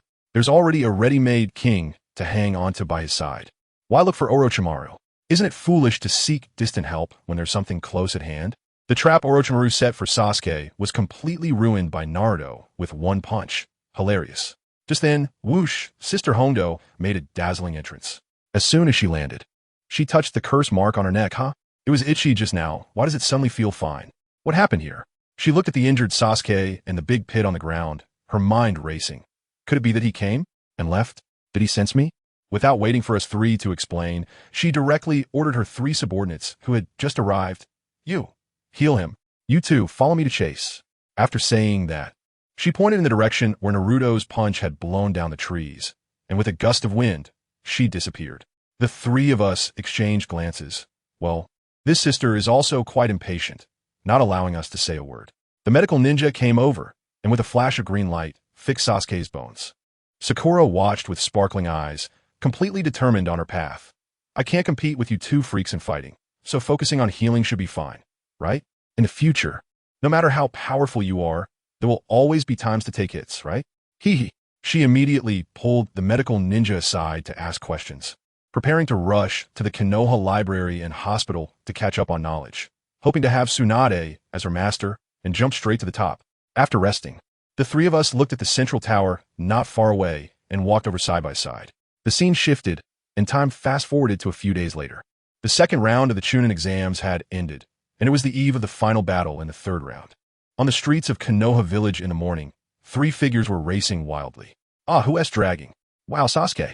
Sasuke's eyes were red, his body shimmering with electrical light, holding a chidori, weaving through the crowd and scaring the early rising villagers into a daze. What's going on? Is there an enemy invasion? No way. Who has so much energy this early? Little did they know, this was just a morning running competition between our Team 7 and Lee's class next door. To learn Naruto's lightning release body technique, the basic requirement is to meet the physical standards. The standard is to catch up to Naruto and Lee during morning runs. Sasuke has made rapid progress during this time, but he was still a little short, just as he was about to finish 10 laps. He gritted his teeth and activated a Chidori-style nitrous boost. At the finish line, the 3 of them almost crossed at the same time. Damn, just 1 second short. Sasuke leaned on his knee, panting like a broken bellows. He had already given it his all, but Naruto and Lee seemed to be at ease. Naruto laughed heartily. The way you charged forward holding that Chidori really scared me. If I didn't know better, I would have thought you were going to split the finish line. Lee looked moved and gave Sasuke a thumbs up. This is the sweat of youth, Sasuke-kun. All right. Enough with the youth talk. We should check the battle list for the third round. Naruto quickly interrupted Lee's passionate speech. The three of us ran outside the arena and looked at the match schedule. Shaoli instantly turned pale. Rock Lee Bino. Shaoli let out a long howl towards the sky. My youth, why do I only get one chance to fight? There's nothing we can do. Since Naruto cleared the field too decisively, the number of people advancing became odd, and someone had to sit out. Looking at Shao Li's devastated expression, Sasuke, and I didn't know whether to congratulate him or sympathize with him. However, this guy has great mental fortitude. After 3 seconds of emo, he immediately revived, clenched his fists, and declared, all right, even if there's only one chance, my youth will shine with the brightest light. On a moonless, windy night, the leader of the Konoha Night Patrol, Moonlight Gale, was quietly lurking on the rooftop using his transparent escape bloodline limit. Goodness, he caught sight of Marky, the one-armed hero from Sunagakure, sneaking around with a white-haired man in glasses, Kabuto. As he listened closely, his heart sank. These bastards are planning to make the one-tail, Jinchuriki, Shukaku, go berserk during the exam and execute a plan to collapse Konoha? This won't do. I must report this to the third Hokage immediately. Just as he was about to sneak away, his long-standing lung condition flared up, and he couldn't hold back a cough. Who? Marky had sharp ears. Even without seeing him, he immediately sent a wind blade flying. Damn, I've been discovered. Moonlight Gale stopped pretending and revealed himself, blocking the wind blade with his sword. He knew very well that if he couldn't win, he had to run, but before fleeing, he had to leave a mark on the opponent. He quickly set his sights on Marky's empty left arm and formulated a plan in his mind. Konoha Flow Sword Technique. Dance of the Crescent Moon. In an instant, 2 shadow clones appeared, and 3 Moonlight Gales formed a triangular formation, moving smoothly as they leaped high into the air and launched a series of slashes at Marky. Marky didn't take it seriously at all. He was confident in his hardened body. Last time, if it weren't for that little monster Naruto, who punched his arm to pieces, who could break through his defense? A sneer appeared on his face as he prepared to take a hit and counterattack. However, with a sudden thwack, the blade precisely struck his recently healed left shoulder wound. How could this be? Marky was dumbfounded. This guy's eyes are too sharp, targeting my weakness. Damn it, it's all that blonde brat's fault. Marky gritted his teeth in pain and quickly swung out a wind blade to push the opponent back. Moonlight Gale was waiting for this moment. He twisted the knife in Marky's wound, tearing out a large chunk of flesh, and then, riding on the momentum of the wind blade, was sent flying dozens of meters away. By the time Kabuto reacted and tried to help, Moonlight Gale had already revealed a faint smile under the moonlight, turned elegantly, activated his invisibility, and slipped away. Damn it, he got away. Kabuto stomped his foot in frustration. Why have you become so useless? It's all that Konoha Jinchuriki's fault. Marky clutched his bleeding wound, completely washing his hands of the blame. Kabuto couldn't be bothered with him and set off to report. The plan may have been leaked. I must inform Lord Orochimaru immediately. Meanwhile, Moonlight Gale had already flashed to the third Hokage's residence. What? Orochimaru? Has he fallen to this extent? The third Hokage, in his pajamas, was stunned after hearing the report. From shock to sadness, and finally to determination, the old man's eyes sharpened. The evil I have sown will be uprooted by my own hands. The spirit of the ninja returned in an instant. In the dark corners of Konoha, Kabuto was reporting to Orochimaru. Lord Orochimaru, it's my negligence. To his surprise, Orochimaru was not angry at all. Instead, he smiled enigmatically. Hehe, it's interesting that we were discovered. The old man must think he can wait for the rabbit to come. But how can I let him down? Rest assured, I have long been prepared. Saying this, he patted the scroll on the ground, and 2 large coffins slowly rose, the lids opening to reveal. Upon seeing this, Kabuto immediately knelt, his eyes brimming with admiration. I tell you, Orochimaru has mastered psychology. This move completely captured Kabuto's loyalty. 100. These 2 seniors are in your hands. Orochimaru handed the scroll to Kabuto. Live sacrifices, you handle it yourself. Yes, Lord Orochimaru. At the same time, Marky was reporting to the 4th Kazekage, who said the plan would proceed, as usual, leaving him completely baffled. He also mentioned something strange. For more than 20 days since Gaara came to Konoha, he has been sleeping soundly until dawn every day. Marky thought this might indicate Gaara's control over Shukaku had strengthened, but he didn't think much of it. He didn't know that the Kazekage in front of him was actually Orochimaru in disguise. As the moon set and the sun rose, the first rays of dawn shone into the room. Naruto slowly opened his eyes ending a whole night of chakra refining. He no longer needed much sleep. As soon as he got up, he was full of energy. I told you, even on the day of the Chunin Exam, I can't skip the morning run. Sure enough, as soon as I arrived at the old police station site, that guy Shaoli was already there, waiting like he was on adrenaline. Before long, Sasuke yawned and wandered over, his hair a mess like a bird's nest. And guess what? With just a casual swipe, his hair instantly looked like it had been styled with hairspray, shining brightly. Wow, he comes with his own styling spray, huh? But I'm not envious. With my hedgehog hair, as long as I don't want it to move, the wind can't mess it up. Just as the three of us shouted to start running, my inner Ninetales was in for a rough time. It's really exhausted now, counting the days with its claws. And there's less than 10 days left until I drain it dry again. Who understands that feeling of despair, watching the deadline approach while being powerless? It's experiencing that every day now. Resist? Does it dare? The outcome of resistance is being drained dry ahead of time, so it can only lie there, completely closed off. After the run, that little guy Sasuke just plopped down on the ground, howling to the sky. I finally caught up with you guys. Let me tell you, this guy practiced for nearly 50 days just to keep up with me and Shaoli, and today he finally got a show off. That feeling is like grinding in a game for months and finally getting a legendary item. It's exhilarating. Just then, Inuzuka Kiba passed by and saw Sasuke going crazy there, looking completely baffled. I kindly explained to him, don't mind him, he's just a bit repressed. As soon as Sasuke heard that, he exploded. You're the repressed one. I'm just happy. I pretended to be confused. Oh? Happiness has nothing to do with being repressed. Sasuke fell silent immediately, waved his hand, and went to have breakfast. Probably afraid that if he argued with me any longer, his cool persona would completely collapse. When we arrived at the exam venue, as soon as the group results came out, I ended up facing off against Hyuga. Inuzuka Kiba was grouped with Kanjiro. The rest were Gaara versus Tion, Hinata versus Ino, Shikamaru versus Temari, Shino versus Sakura, and Choji versus Sasuke. Shao Li had a bye, so after finishing the Ichiraka ramen, I treated him, too. He could only run off to the stands to find Gai-sensei. Those two started again, with Shao Li sighing dramatically, and Gai-sensei immediately pouring out a ton of youthful motivational talk, saying that true strong individuals show up last, pouring their youth into every opportunity. Goodness, those two started crying in each other's arms again, tears flowing like water.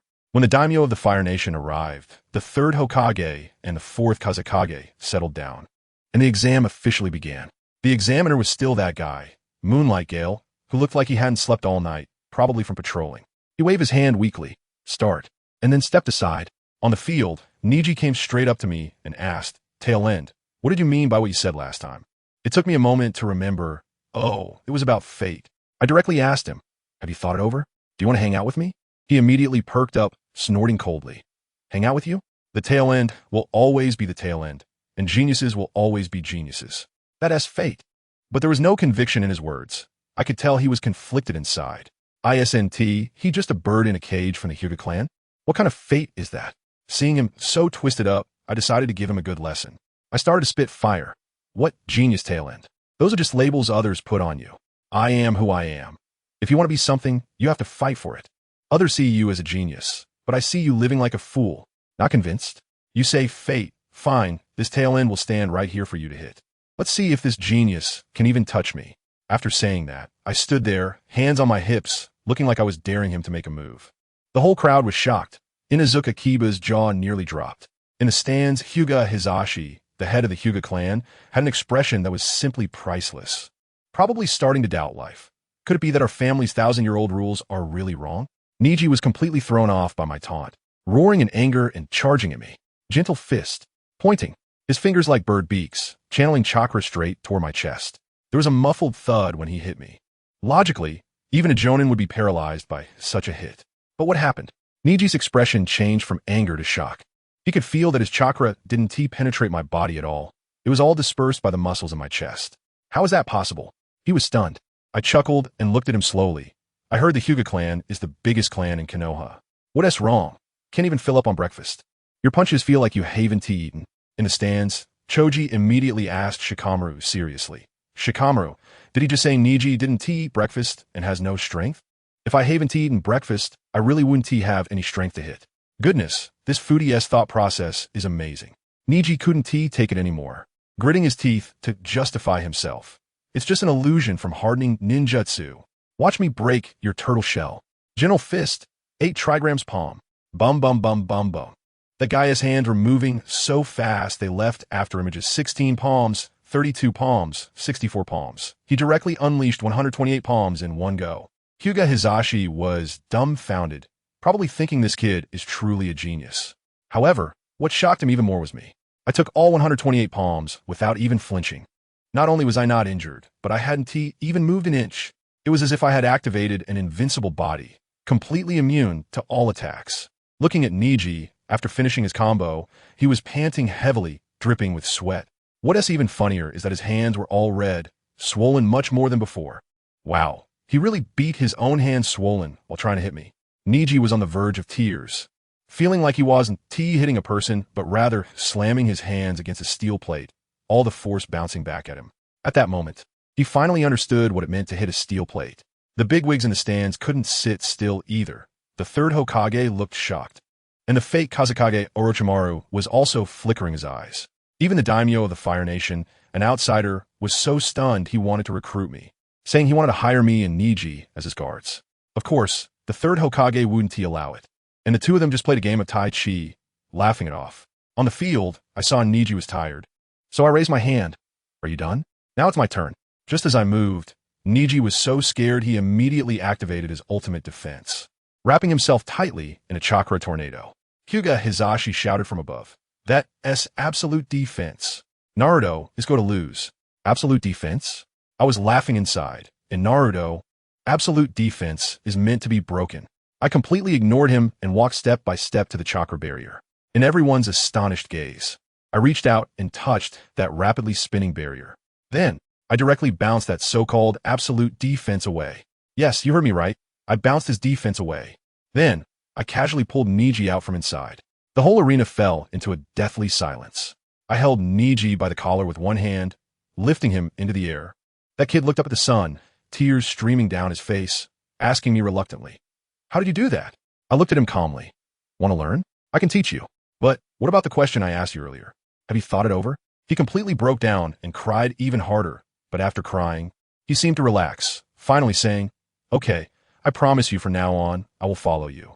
As soon as he finished speaking, it seemed like he had shed all his burdens, not even caring about that damn fate anymore. I let him down, and the headband on his head just happened to break, falling to the ground and revealing the mark of a caged bird. At that moment, he lost the match, but won at life. My match has ended, and the rest will be quick. Gaara vs. 10-10 was purely a one-sided beating. 10-10's ninja tools couldn't even break through Gaara's sand. Hinata vs. Ino. Hinata might have seen me here. Her little universe exploded, and with a set of gentle fists, she took care of Ino. Shikamaru vs. Temari. That guy's intelligence was overwhelming. Just when it looked like he was going to win, he found it too troublesome and directly forfeited. Still the same familiar formula. Shino vs. Sakura. Once the army of bugs came out, Sakura was done for.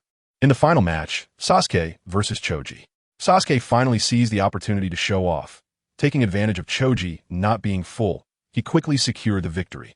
The entire first round was completed in one morning. The daimyo was so excited that he directly decided to have the second round after lunch. When Lee heard this, he was thrilled. He would get to compete today. Teacher Guy was there giving a thumbs up, shouting about youth. Our Team 7, along with Kakashi Sensei, gathered outside the arena and headed to a barbecue restaurant on the commercial street. Wow, let me tell you, that meal was a roller coaster. Kakashi Sensei was treating us, which was originally quite happy. But Sakura was there feeling emo, nearly burying her head in the barbecue plate, sad about losing her match in the morning. Sasuke was just acting cool, saying a single word, as if any extra words were a waste of saliva, which made Sakura feel even worse. I couldn't help at the time and directly said something expected, which left her speechless. Who understands what it's like for family? Sometimes my mouth just doesn't know when to stop. Sasuke on the opposite side was holding back laughter to the point his face was contorted. When Kakashi Sensei saw the atmosphere was off, he quickly stepped in to smooth things over, insisting on showcasing his ridiculous theory he must have picked up from some roadside literature, saying something about how a person's skills are like a girl's bread, and over time, they will grow bigger. I almost spit out my roast meat at that. Such an abstract statement. Guess what? Sakura actually believed it. Instantly revitalized, she said she was just young and would definitely get better in the future. I was just. Never mind, as long as she is happy. After eating and drinking enough, We just returned to the arena when, lo and behold, someone was blocking the entrance. Niji. He was all bandaged up, waiting for me. Kakashi-sensei and the others were considered enough to go in first. Niji came up and asked me about the plan to help him out. I thought to myself, can I really tell you? It's a trade secret. Okay, I'll just let him take the exam and wait. I'll give him something big later. But before I could finish, Inuzuka Kiba came charging in like a cannonball, barking that he had advanced too and was going to be Hokage, telling me to wait and see. Dude, you only won against that Kankuro because he let you. Are you serious? I was too lazy to burst his bubble, so I just hummed and hawed, saying I looked forward to his performance. Dreams, who doesn't he have one, right? In the afternoon, the matches began. The first match was Hinata against Niji. Honestly, the skill gap was a bit large. Hinata fought hard, which was commendable, but she still lost.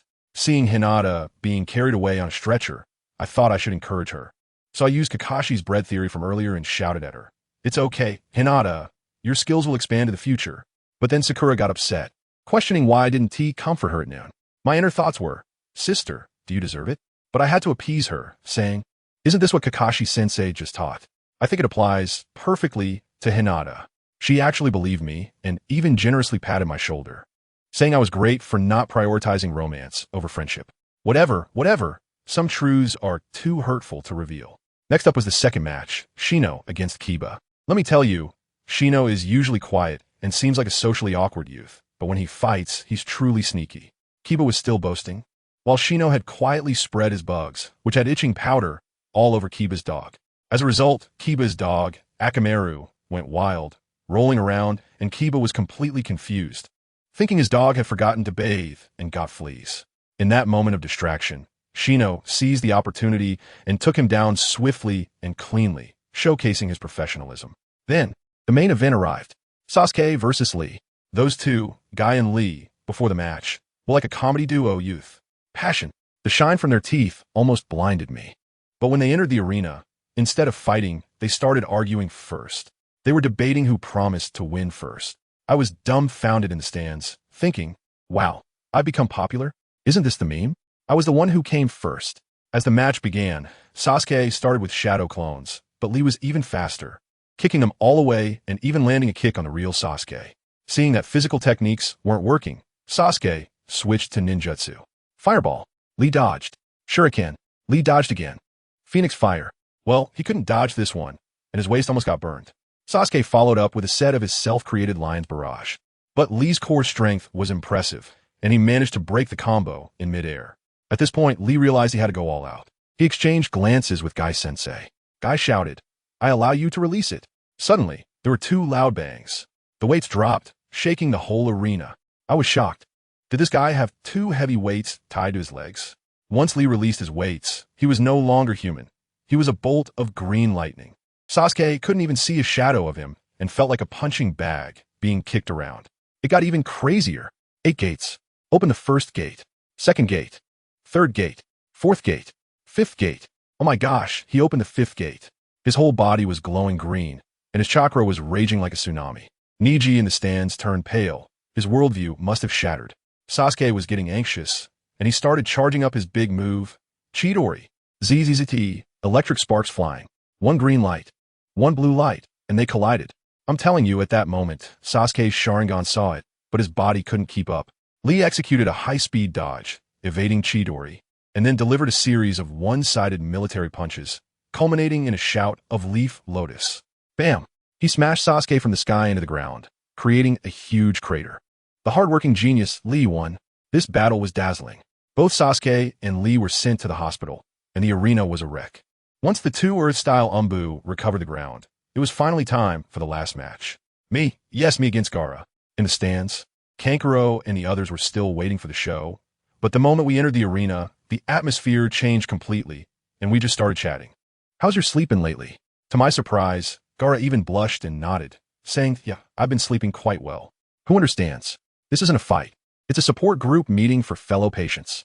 I joked with him at that moment, saying, so you want to keep Showa quiet for a week or two? But who knew it was so sensitive that it turned into a little cutie just after 3 minutes? It probably won't recover in less than 3 months. So now you can sleep soundly. As soon as I said that, I felt the fox inside me instantly get ruffled. He wouldn't think I was implying something about him. Would he? Oh no, What if my acting was seen through? What did he find out? How did I not notice at all? Goodness, I was so anxious. But it turned out it wasn't even my business. That kid Yero's eyes lit up instantly.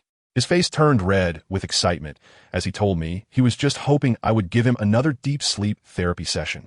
Let me tell you, ever since I helped him pin down that little brat Shoha last time, Gaara has completely changed. He used to glare at everyone, and now he's the ambassador for sleep promotion in Konoha. His brother Kankuro, that guy who looks like he's in a theater, spends every night fiddling with his wooden puppets. When Gaara sees him, he just goes off. Why aren't you sleeping at this hour? Are you setting up a stall here? Don't you know how important sleep is for ninjas? Kankuro now looks at him like he's seen a ghost, completely dumbfounded. Today, I saw Gaara actually laughing and joking with me. His entire worldview just collapsed right there. Family, who understands?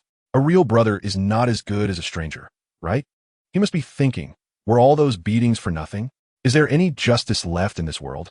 Gaara is still thanking me madly, making me feel a bit embarrassed. I quickly waved my hand and said, "Oh, it's no big deal. It's a win-win situation. Remember, if that raccoon keeps causing trouble, just come to Konoha to find me. After the exam, we'll be from the same village anyway." As soon as I said that, Gaara was taken aback. But he probably thought I was just being polite and didn't think much of it. All right, enough of this commercial flattery, I chuckled. No matter how good our relationship is, this is still an exam venue. We have to put on a show for everyone, right? Otherwise, how can we become Chunin? Naruto, be careful. Gaara instantly entered battle mode. His expression changed, and he said seriously, "I am very strong. Isn't this a coincidence?" I moved my wrists, ready to defend. I'm a professional. As soon as I finished speaking, a wave of sand he controlled rushed towards me as if it had eyes. I slapped it away with my hand, scattering it easily. Hey, just a small scene. Gaara looked even more excited and thought to himself, I have enough strength now. I can go all out. He was afraid of injuring me because then no one would help him with his insomnia. In the next moment, he unleashed a massive amount of sand from his gourd, which solidified in the sky into countless sand spikes, raining down on me like hail. My peers in the stands had their jaws nearly dropped to the ground, and Ino screamed in fright. Even Gaara himself was startled. He originally just wanted to test me, but he hadn't intended to go all out. He thought, oh no, my only sleeping pill is going to take me out. He wanted to pull back, but that stuff was like water thrown out, impossible to take back. Hundreds and thousands of sand spikes fell down on me. And what was the result? There was a cacophony of clanging sounds, like scraping, as all the sand spikes either shattered upon hitting me or were deflected away. Let me tell you, my indestructible body has been trained to the point where I am primarily immune to physical attacks. The entire venue fell silent. Everyone looked as if they had seen a ghost. Orochimaru, hiding under the shadow wind robe, was almost drooling, his eyes gleaming as if he had spotted an unparalleled treasure. Probably already plotting how to package me up and take me away. I brushed off the dust on my body, feeling a bit dissatisfied. Is this it? This is all the effort you put in? If you're afraid of hurting me, there's really no need. Come on, use your strongest move and let me see where my current defense limit is. Gaara's competitive spirit was ignited as he said, all right, you want me to attack? Sand coffin.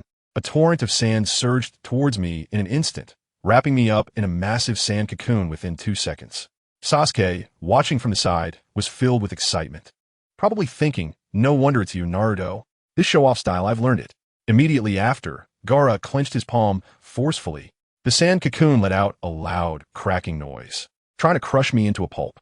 However, I simply stomped my foot lightly, and the entire sand shell shattered instantly. Now Gaara was truly anxious and went all out. Sand waterfall, funeral. Good grief. All the sand in the arena flew up, forming a gigantic wave of sand that blotted out the sun, swallowing me whole. The scene was unbelievable, but the next second, I shot up from that sand wave, completely unharmed. You've used all your tricks, right? It seems you can't hurt me. Now, it's my turn. I shot towards Gaara like a bullet. One moment, I was still dozens of meters away, and the next moment, my fist was already hitting his face. In that instant, I could see the terror of death written all over his pupils.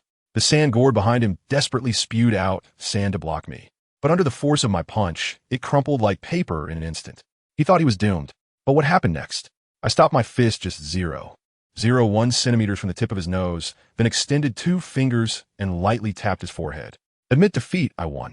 Gaara stood frozen in place, unable to recover for a long time. I just finished setting up, and the place instantly exploded. The third Hokage was contentedly stroking his beard, when suddenly the fourth Kazekage, beside him erupted into action. The plan to collapse Konoha officially began. The third Hokage used a substitution technique to dodge and sneered. Orochimaru, you finally couldn't hold back? Orochimaru dropped his disguise and grinned. He didn't care at all about Gaara's rampage failure, because the Sand Village's forces had long been ambushed outside. At that moment, chaos erupted outside. A Sand Village Jonin named Maki seized the opportunity to try and sneak attack the referee, Moonlight Breeze. I glanced over. There was no way I would let him succeed. With a swift punch, I hit him from a distance and with a loud bang. He exploded into a cloud of blood mist in midair. Moonlight Breeze trembled in fear, and when he turned to see the scene, his face turned pale. He probably decided in his heart to treat me to a big meal that night. Temari and Kankuro quickly carried the still-dazed Gaara away amidst the chaos. And I shouted to them, "Go back first, we'll see each other again soon." Just then, a flurry of feathers fell from the sky, casting a wide-range genjutsu. Most of the people in the exam hall fell asleep, leaving only Kakashi, Guy, Niji, Shikamaru, Sakura, and me awake. A horde of sound shinobi rushed in from all directions, turning the scene into complete chaos. At that moment, the third Hokage on the roof remained calm and shouted, "Come out, Jiraiya, see your old teammates." As soon as he finished speaking, a white-haired figure crashed through the roof with a bang, making a dazzling entrance. When Orochimaru saw Jiraiya arrive, he wasn't surprised at all. He directly jumped onto the Hokage Tower's rooftop with the four-sound shinobi and set up a barrier called the Four Purple Flames Formation, preventing anyone below the Kage level from entering. Inside the barrier, Orochimaru and a man named Kabuto beside him simultaneously formed hand seals. Edo Tensei, let me tell you, that scene was chilling. For large coffins rose up from the ground with a clank. The three old men and Jiraiya went pale. When the coffins opened, good heavens. The first Hokage, Hashirama Senju. The second Hokage, Tobirama Senju. The fourth Kazekage, Raza. That was already scary enough, but when the third coffin opened, I couldn't believe my eyes. Uchiha, this was getting serious. The first Hokage, looking a bit dazed, sleepily asked, "Hey, Tobirama, you're back too? Are we brothers again?" The second Hokage looked speechless. "Big brother, we were summoned by someone using a forbidden technique. That monkey over there is up to no good for the village." As soon as the first Hokage heard that, he got excited and turned to see Uchiha Madara. "What are you doing here?" "Hashirama, Madara." When these two old rivals met, it was like lightning striking the earth, and they were ready to fight. At that moment, Jiraiya quickly approached to greet the former Hokages. And when the first Hokage learned he was the third's apprentice, he asked about his granddaughter, Tsunade. This old lecher's eyes lit up, seeing an opportunity. He patted his chest and told the first Hokage, "Don't worry, Lord Grandfather, Tsunade is doing well. I will take care of her." Upon hearing this, the first Hokage laughed heartily. "So little Tsunade married you? Good, good. I was worried that wild girl wouldn't find a husband." Jiraiya was overjoyed, nodding frantically, "Yes, yes, yes." The third Hokage rolled his eyes at the side. Just as they were about to catch up, something happened on Uchiha Madara's side. Kabuto's skills couldn't control him at all. "No one can control me, Uchiha Madara." With a furious roar, Madara broke free from the control and charged at Hashirama. "Come, let's fight, Hashirama." Orochimaru, seeing this, was delighted. His goal had been achieved. He waved his hand to the sound four. "Remove the barrier, let's go. The stage is set, and the actors are performing on their own. We don't need to be involved anymore." After saying that, he took his people and slipped away. The third Hokage and Jiraiya wanted to chase. But with these two gods fighting, if they didn't intervene, Konoha would be torn apart. In a moment of desperation, Jiraiya shouted at the first Hokage, "Lord Grandfather, we need to lure Madara outside the village to fight." Well, this son-in-law was getting more and more comfortable with his words. The first Hokage thought this son-in-law was right and readily agreed. "All right, little Jiraiya." After that, he looked at Uchiha Madara. "Let's change the battlefield. Don't destroy our village." "I have to say, Hashirama, I don't like what you're saying." "What do you mean our village?" "That's your village. It's not the one I want anyway. Since you cherish it so much, I have to tear it down today."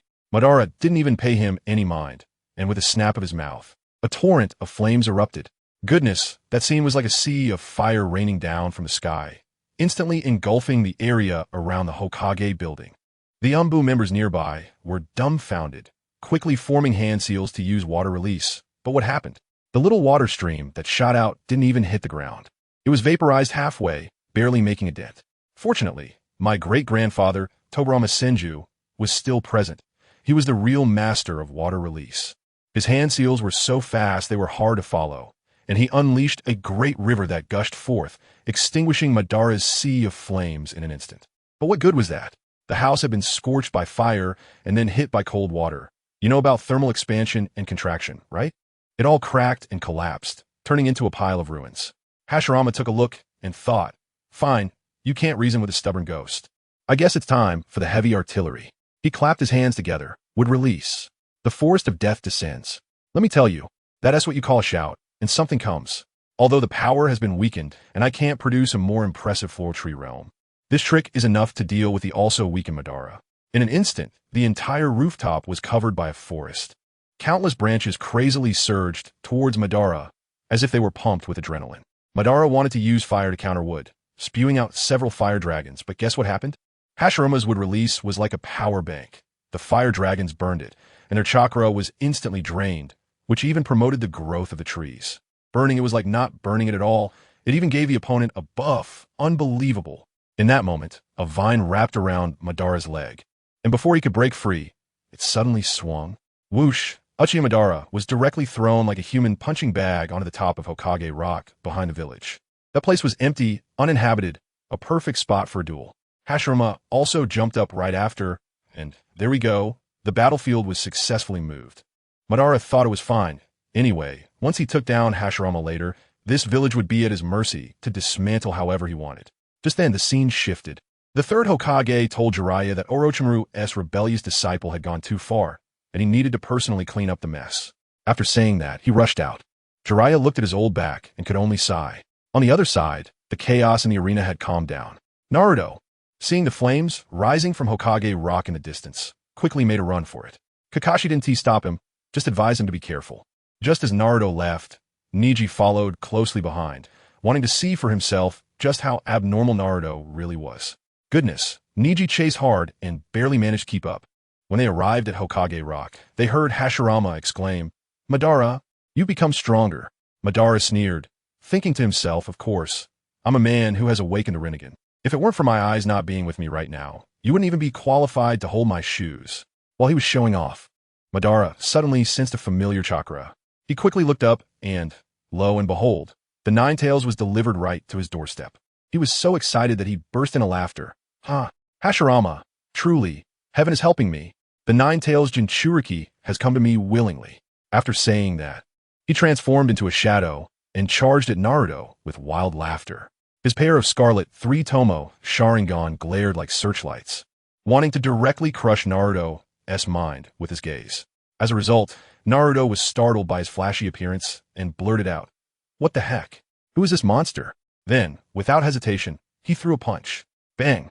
Everyone who understands, in the shocked gaze of all, Uchiha Madara's iconic flashy head exploded like a ripe watermelon. Debris flying everywhere, bursting into brilliant fireworks. The whole place fell into a deathly silence. The first Hokage was stunned, the second Hokage was dumbfounded, and Jiraiya's mouth was agape enough to fit a toad. My goodness, when did Konoha produce such a heavyweight contender?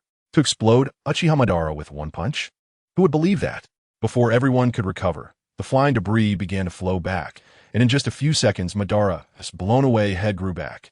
Neji, who had never seen such a scene, had his worldview shattered right then. How could a dog-ass head that had been blown up regenerate? This is unscientific. Madara himself was also stunned, but he was stubborn. The first thing he did after recovering was to make excuses for himself. Impossible. Absolutely impossible. I was careless just now. I didn't dodge. How could a little brat blow up my head? Let me tell you, his excuse is just like certain internet celebrities' apology videos in 2025. After self-comforting, Madara once again glared fiercely at Naruto, preparing to use Jinjutsu again. "Naruto, don't look at his eyes," Hashirama shouted anxiously. The second Hokage, Tobirama, took immediate action, throwing several flying thunder god kunai, instantly appearing behind Naruto, reaching out to take him away. But guess what happened? Naruto stood there unmoving, stubbornly resisting the pulling force of the flying thunder god. The second Hokage was directly dumbfounded. Rescue failed. Hashirama also looked stunned. What kind of terrifying physical strength does it take to ignore the flying thunder god? At the same time, Madara's mental strength had already penetrated Naruto's ceiling space. As soon as the Nine Tails saw its old enemy, It was ready to explode with rage.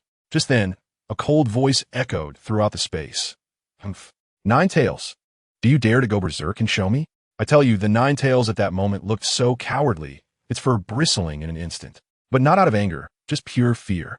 It was more afraid of being drained and controlled by Naruto than being controlled by Madara. Madara still wanted to forcefully control it, but Naruto directly supported the Nine Tails. Kurama, your master, is me now. My tailed beast, no one else gets a mess with you. Go. How did he just bully you? You give it back to him double. Well, the Nine Tails received the Imperial Edict and suddenly grew bolder. Facing Madara's immobile spiritual form, it stretched out its huge fox head, brandished its claws, and slapped down a bijou that was even larger than Madara himself. Bam! Madara's spiritual form was instantly shattered. The Nine Tails howled in delight, feeling decades of accumulated resentment dissipate. As for Madara in the outside world, he was in serious trouble, as his spiritual form was shattered. He was hit by an overwhelming backlash of ocular power, clutching his head and screaming, "Ah, my eyes! My eyes!" Blood flowed from his eye sockets, and one of his Sharingan was completely ruined, the Tomogon. Jiraiya and Neji were dumbfounded. Was this a backlash from Genjutsu? Was Naruto's spiritual power as strong as a monster? But Madara was indeed the Azura of the ninja world. Even under such excruciating pain, he could still fight back. He knew he couldn't win with spiritual power and was a bit wary of taijutsu, so he quickly changed his tactics. Fire style, Fire Dragon Flame Bullet. Several magma-like fire dragons roared out, and the temperature around the Hokage rock soared instantly. Madara growled fiercely, "Die in the flames, kid." But what did Naruto do? Facing this earth-shattering move, he simply threw a punch forward. Boom! A terrifying wind pressure comparable to a level 12 hurricane erupted from Naruto's fist. Under everyone's incredulous gaze, those fierce, blazing fire dragons just poofed away like a few candles blown out by the wind.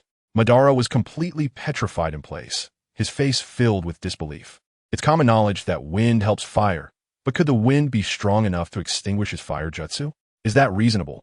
The arena fell into dead silence again, and it was Hashirama who finally broke the silence, sighing and looking at his old friend with a face full of weariness. Madara. Times have changed. Madara felt 1,000 grievances in his heart, muttering that if he were at full strength with the Rinnegan, how could he be so embarrassed? But Naruto wouldn't he given the time for self-pity. While the enemy was still, he moved. Another seemingly unremarkable straight punch was thrown, but the speed and power locked Madara's escape routes completely. At that moment, Madara, a dead man resurrected by Edo Tensei, actually felt the fear of death clearly. This was unbelievable. Boom! Madara exploded again, even more shattered than last time, like flowers scattered by the heavens. Tobirama was just about to speak up, to tell Naruto that this thing needed a sealing technique to deal with it. But before he could finish, he saw Naruto clasp his hands together, as if kneading dough, gathering all the fragments belonging to Madara in the sky into his embrace. Then he went on a frenzy of rubbing, compressing, and compressing. Soon, a small ball the size of a soybean, with extremely high density, appeared in Naruto's palm. No matter how strong Edo Tensei's recovery ability was, it couldn't pull this compressed thing apart. Madara had directly turned into Uchiha Soybean. Ha ha ha ha! Beside him, Hashirama was first taken aback, then burst into earth-shattering laughter, brute force sealing. I, Hashirama Senju, proclaim you the strongest. Far ahead, seeing that Konoha had such an amazing junior, Hashirama felt greatly comforted, and turned to Jiraiya as if to give instructions for after his death, telling him to take care of Tsunade in the future and not let her gamble again and embarrass herself. At this moment, Naruto remembered to ask, "Uncle Jiraiya, do you know where the third Hokage went?" Jiraiya slapped his forehead, just realizing that the old man went after Orochimaru, completely forgetting while watching the show. "What are we waiting for?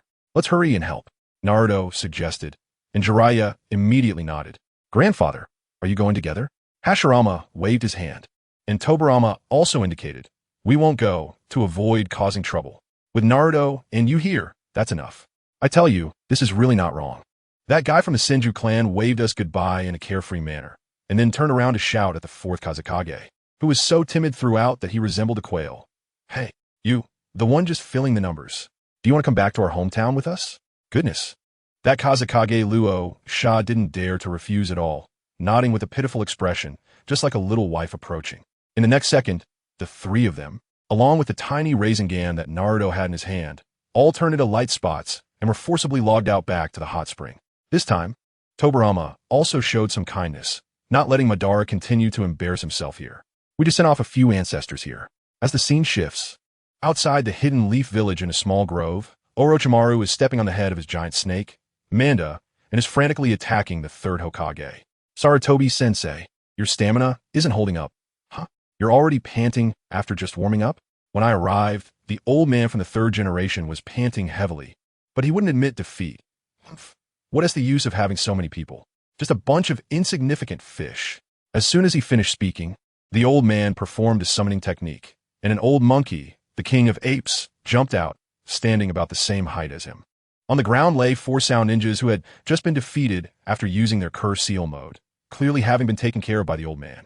The king of apes looked at the situation and was a bit surprised. How long has it been since I made an appearance? What is going on at S so troublesome?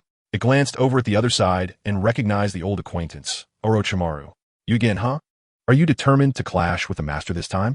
Years ago, when Orochimaru defected, it was the old man and the king of apes who teamed up to drive him away, but the old man, being soft-hearted, let him go. Now it seemed that the feud between the master and apprentice was finally going to reach its climax. Orochimaru didn't waste any time either, directly commanding 1,000 snakes to charge forward. King of apes, transform. All right. The old monkey let out a loud bang and transformed into a goldenrod. Oh no, it was the Rui Jingu bang. The old man grabbed the rod and shouted, "Grow bigger, grow longer." I have to tell you, that scene was incredible. The old man suddenly transformed into something like Optimus Prime, swinging that giant rod like a sweeping motion with a loud bang. The massive snake head of the white snake was knocked sideways, and its huge body was sent flying several meters, crushing a large area of trees. Truly, it's Sarutobi-sensei. Orochimaru was being all sarcastic, still powerful, but unfortunately old. Just look at those age spots on your face. Where's the semblance of a Hokage? Shouldn't you step down? Dying in the position of Hokage would be too shameful. This directly poked at the old man's lungs. How he wished to retire. But the fourth Hokage died just after taking office, and the village had been struggling for over a decade. He couldn't help it. Orochimaru, it's not your place as a rogue ninja to meddle in the village's affairs. If you want to fight, then fight. Today, even if it costs me my life, I will cleanse the village. The old man was truly fired up, holding that giant Rui bang, chasing after the white snake's head and smashing it down. Boom, boom, boom. The white snake was hit so hard it saw stars, crying out in pain, Orochimaru, I took this beating for you. You better double the offerings afterward. Orochimaru furrowed his brows, clearly surprised that the old man, at his age, still had such fighting spirit. As the saying goes, those who hold on for too long will inevitably lose. No matter how tough the white snake was, it couldn't withstand such pounding. Soon it was bleeding all over. Seizing the chance before it was beaten to death, the big guy immediately released the summoning technique and fled. Ha ha, your pet has run away, Dai. Sarutobi Hiruzen laughed heartily, swinging the rod towards Orochimaru himself. As a result, Orochimaru was squashed into a flat snake pancake, leaving us all dumbfounded. But even more outrageous was yet to come. That snake pancake squirmed a few times on the ground and actually started to slowly regain its human form. Good heavens, this life-saving ability is simply cheating. The old man watched this scene, and his professional instincts kicked in. If every Konoha ninja had a body like yours, how much would the casualty rate decrease? Before he could finish his thought, Orochimaru suddenly stretched his neck long like a giraffe and spat out a sword to stab at him. Kusanagi. The old man reacted quickly, dodging to the side. But just as he was about to counterattack, I nearly popped my eyes out. Someone behind him suddenly stabbed him in the back. Didn't expect it to be you. Danzo. The old man turned around, his face filled with disbelief. The one who backstabbed him was actually his old partner, Shimura Danzo, from decades ago. Why? Danzo's old face was so grim it could drip water. Humph. Just like Orochimaru said, you've been in this position for too long. It's time for a change. The new Hokage will be me. Saying this, he was about to stab again, when a clear voice exploded in the forest.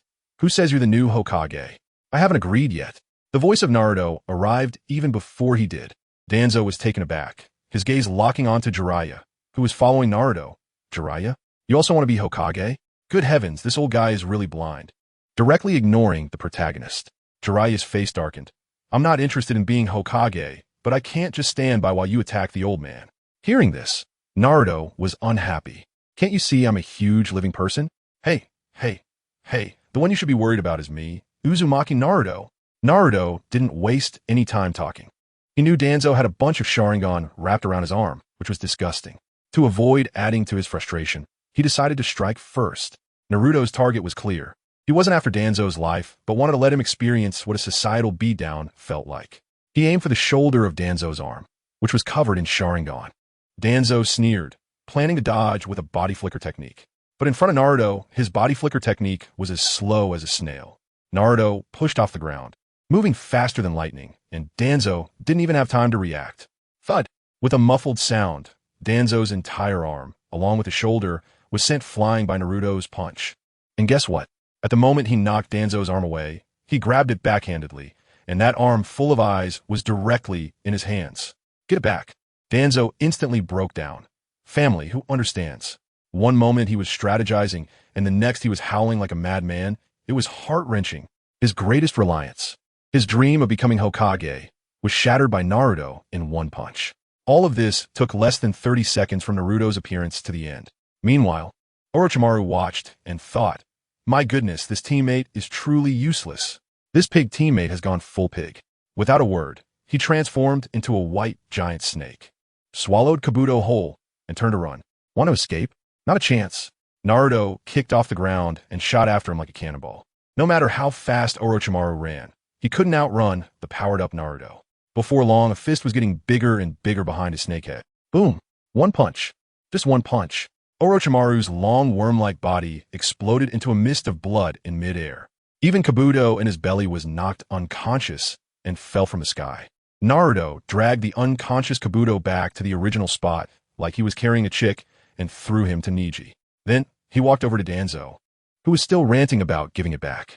The third Hokage looked at his old partner's crazy state and sighed, surprisingly pleading, Naruto, can you spare his life? Jiraiya was anxious upon hearing this, about to speak, when Naruto shot back with 2 words, no, I'm going to kill Danzo today. Even the Sage of 6 Paths can't save him. I mean it. Family. When these words came out, the aura was directly 2 meters tall. The old man was completely speechless, sighed, and turned to walk towards the village in dejection. But at that moment, a final glimmer of madness flashed in Danzo's eyes. He actually went insane. I'm a Hokage. You're all parasites. All of you will die with me. For symbol seal. In an instant, black ink burst from his body, instantly covering a radius of 100 meters. Jiraiya hurriedly jumped back with the third Hokage and Naruto, while holding Neji in one hand, tossed Kabuto out, and easily jumped out of the ceiling range. That was close. This old schemer, even when going crazy, tried to take others down with him. Jiraiya cursed, still feeling a lingering fear. We all thought this matter was over, but Naruto's next move completely dropped our jaws. He settled Neji and Tobi, and unexpectedly walked back to the edge of that black seal. Damn old Obito. Did you think sealing yourself would be the end of it? Let me tell you, it's not over. We were all dumbfounded at that moment. I mean, the person had sealed himself. What else could be done? Neji boldly guessed. Could it be that he wants to break the seal and kill again? Break the seal? That's a top-tier 4-symbol seal. But then, Naruto answered us with his actions. In his eyes, what are all those fancy seals? Aren't they just energy ropes? As long as you have enough strength, you could just pull them apart, right? Then, under our bewildered gazes, he plunged both hands into the black mark on the ground, and with a grunt, he forcefully tore the seal apart. That's right. In the physical sense, he tore it apart. The black ink peeled away like onion skins, revealing Tobi inside. As soon as Tobi showed his face, Naruto threw a punch at him. Boom! The world became calm. Naruto casually pulled out a blood-red Sharingan from the mangled flesh, which was Shirsue's Kodoame Tsukumi, a precious item. After sorting everything out, he turned around and looked at our 3 stunned expressions, a bit puzzled. What's wrong? Can't you just pull the seal apart with your hands? I have to say, at that moment, I really felt like Naruto and I were probably not playing the same game. After that, we hurriedly rushed the third Hokage to the hospital for emergency treatment. He survived, but I guess he'll only be a real man for 2 or 3 minutes from now on. His combat power significantly reduced. Naruto took the opportunity to visit Sasuke, and wow, that kid Sasuke was lying in a hospital bed. When he saw Naruto, it was like seeing a family member, and he excitedly shouted, Naruto, when are you going to take me to train my muscles? Uchiha Sasuke, never to be a weakling. This mindset has been firmly established. Just as they were chatting, Neji came back. He had taken Kabuto to jail, and when he returned, he was followed by a really beautiful girl? Naruto, this girl says she's looking for you. When Naruto took a look, he laughed. That's not a girl, that's Hinata. This kid had been tricked by Naruto to come back to the village and had been under scrutiny ever since. Naruto had almost forgotten about him. It's normal for Neji to mistake him for a girl, given Hinata's looks. Who wouldn't he be confused? So, I watched as Naruto stood there, with a cold-faced Neji on his left and a Hinata who was even prettier than a girl on his right. As the three of them walked out of the hospital, there was indeed a bit of a big shot vibe to it. I tell you, that scene completely stunned the people on the street. They were all pointing and staring with their mouths agape, as if a chicken egg could fit in there. Damn, who is this? What a presence. Which prominent family's young master is out here causing a scene? Folks, who knows? They didn't even recognize that golden-haired handsome guy in the lead. It's Naruto. It's no wonder, though. Their impression of Naruto was of a guy who barely reached 1.50 meters, always wearing that deathly orange jacket, jumping around and standing out. But now, good heavens, he's over 1.60 meters, directly surpassing Sasuke, becoming the height champion among the 12 little strong ones, with hair that looks like it's been enhanced by special effects. That little face, those long legs. The change in style is more outrageous than AI-generated art. Who would dare to recognize him? Growing 20 centimeters in 3 months. Is this a sci-fi movie? Anyway, these bystanders were completely oblivious until something major happened at the Konoha Square, and only then did they realize, oh my god, that handsome guy really is Naruto. By this time, the square was already packed with people, and Jiraiya, that old rascal, was up on the platform playing the role of the atmosphere manager. With just a few words, he explained how Orochimaru brought about his own demise, how the third Hokage got injured, and how our Konoha hero defeated him so badly. When the villagers heard this, their emotions were like a roller coaster. One moment they were crying for revenge, and the next they were cheering and curious about who this hero really was. Just when everyone was guessing it was either Jiraiya or Kakashi, Naruto walked right up to the stage. I was thinking, how is this kid going to command the crowd? Then, wow, without a second thought, he threw a punch at our village's spiritual symbol, the Hokage rock, and with a loud bang, the heads of the 4 old men shattered like dumplings. The debris scattered like flowers from a celestial maiden, hitting every villager in the face. It didn't hurt, but it was incredibly insulting.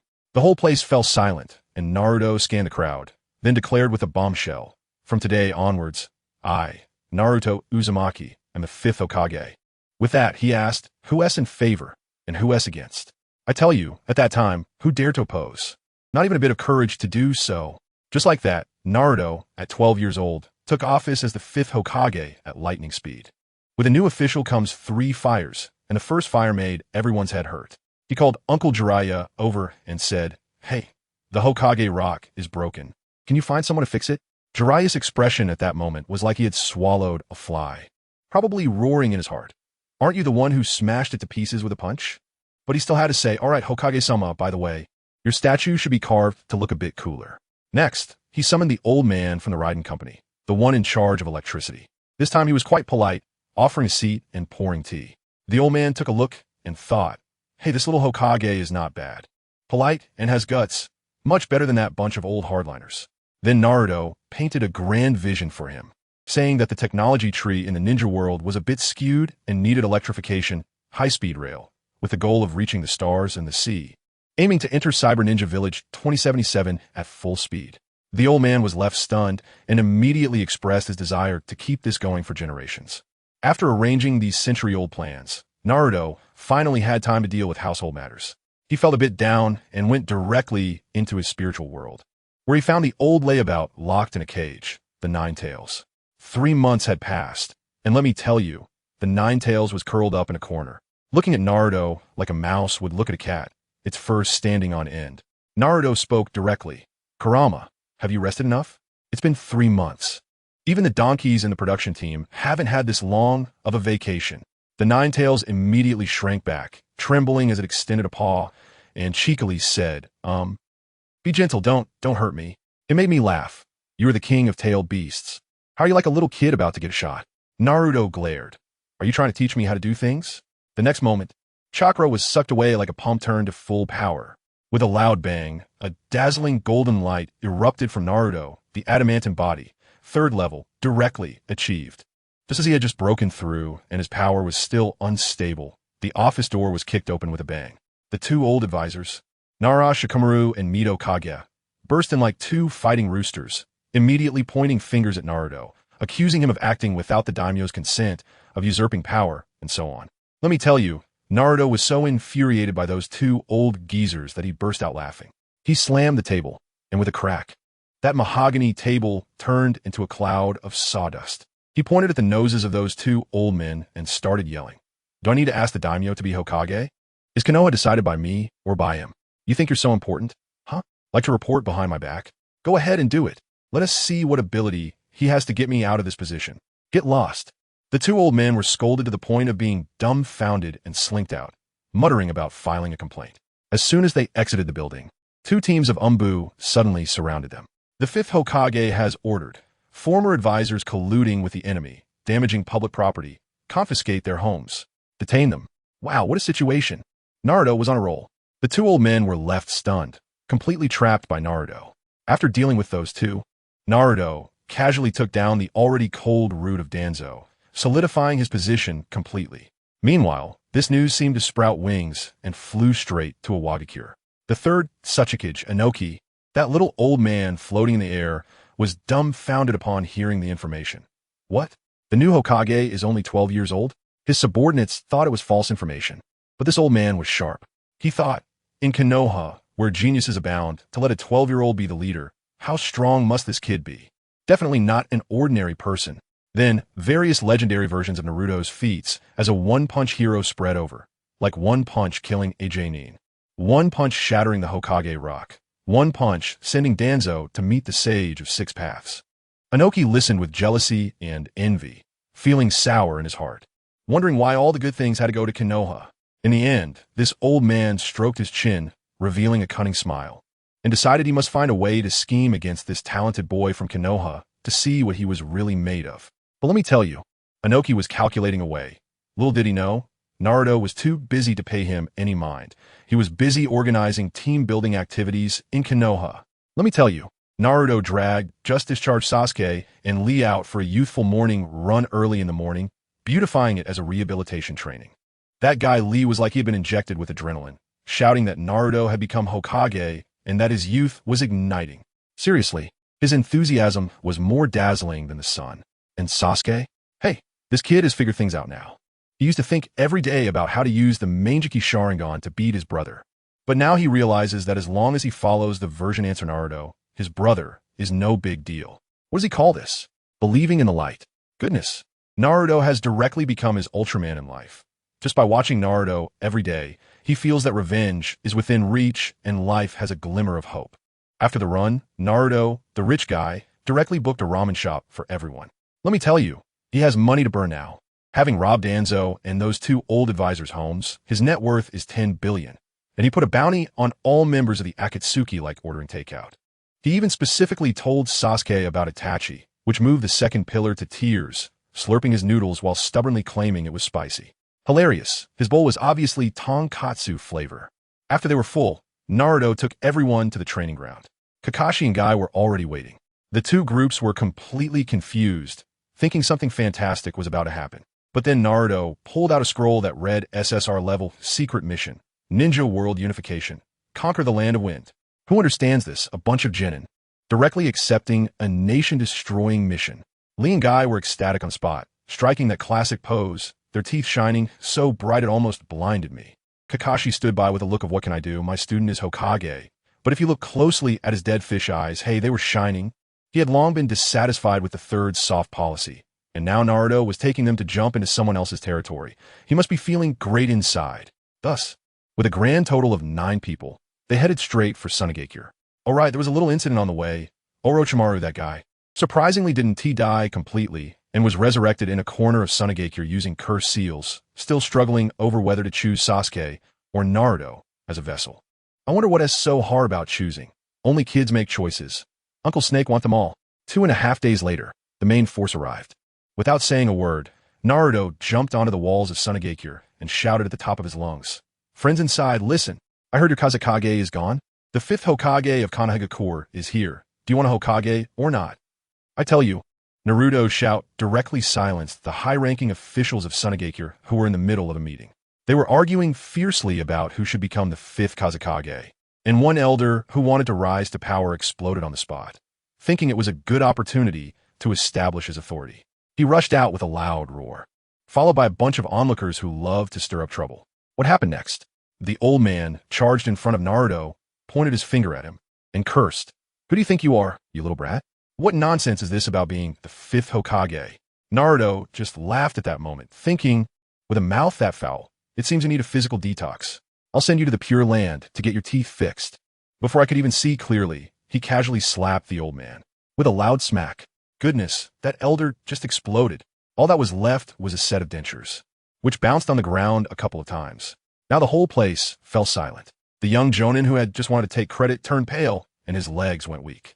He must have been thinking, this isn't just about getting your teeth changed. This is sending someone away and leaving their teeth as a souvenir. Guy who was nearby watched with shining eyes and shouted that this fighting style was too youthful.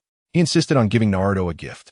The young Jonin was quite clever. Seeing that the situation was off, he immediately put on a smiling face and started playing nice with Naruto, saying that we are allies and we should talk things out. Naruto was happy to play along, sincerely saying, yes, we from Konoha are always righteous. I heard your Kazekage is gone and your village is in chaos. So as friends, we must lend you a hand. The Jonin was close to tears, thinking, you call this lending a hand? He gritted his teeth and asked then, I wonder how your village plans to assist us? Then came the iconic moment. Naruto cleared his throat and shouted loudly, what do you need the most right now?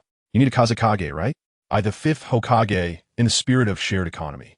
Wouldn't it be reasonable for me to take on the role of your Kazekage part-time? From today onward, I will take over Sunagakure. As soon as he said this, all the Sunagakure ninjas across from him clenched their fists, their faces turning green with anger. The young Jonin finally couldn't hold it in anymore, pointing at Naruto and shouting, Uzumaki Naruto, don't go too far. If all the ninjas from Sunagakure charge at you together, you might not be able to kill them all. Once your chakra runs out from killing, you will definitely meet a bad end. I have to tell you, when I heard that, I almost laughed out loud. Chakra? Dude, which eye did you see me needing the thing to hit someone? I just had a bit of an itch on my neck, and when I raised my hand to scratch it, the guy opposite, a high-ranking ninja, was so startled that he did a backflip, spinning 720 degrees before landing, almost flying out of the village. I was dumbfounded and said, come on, man, is that necessary? I'm just scratching an itch. Looking at these cowards, I couldn't be bothered to waste words and directly gave them 2 options. A. Obediently accept our Konoha's friendly assistance. B. Let me explain some logic with physical demonstrations first, and then you can obediently accept. I started counting down 1, 2. The guy opposite turned beet red and finally shouted, let's talk logic. We choose to talk logic. Please let the 5th Hokage teach us some logic. Hey, I was amused at that moment.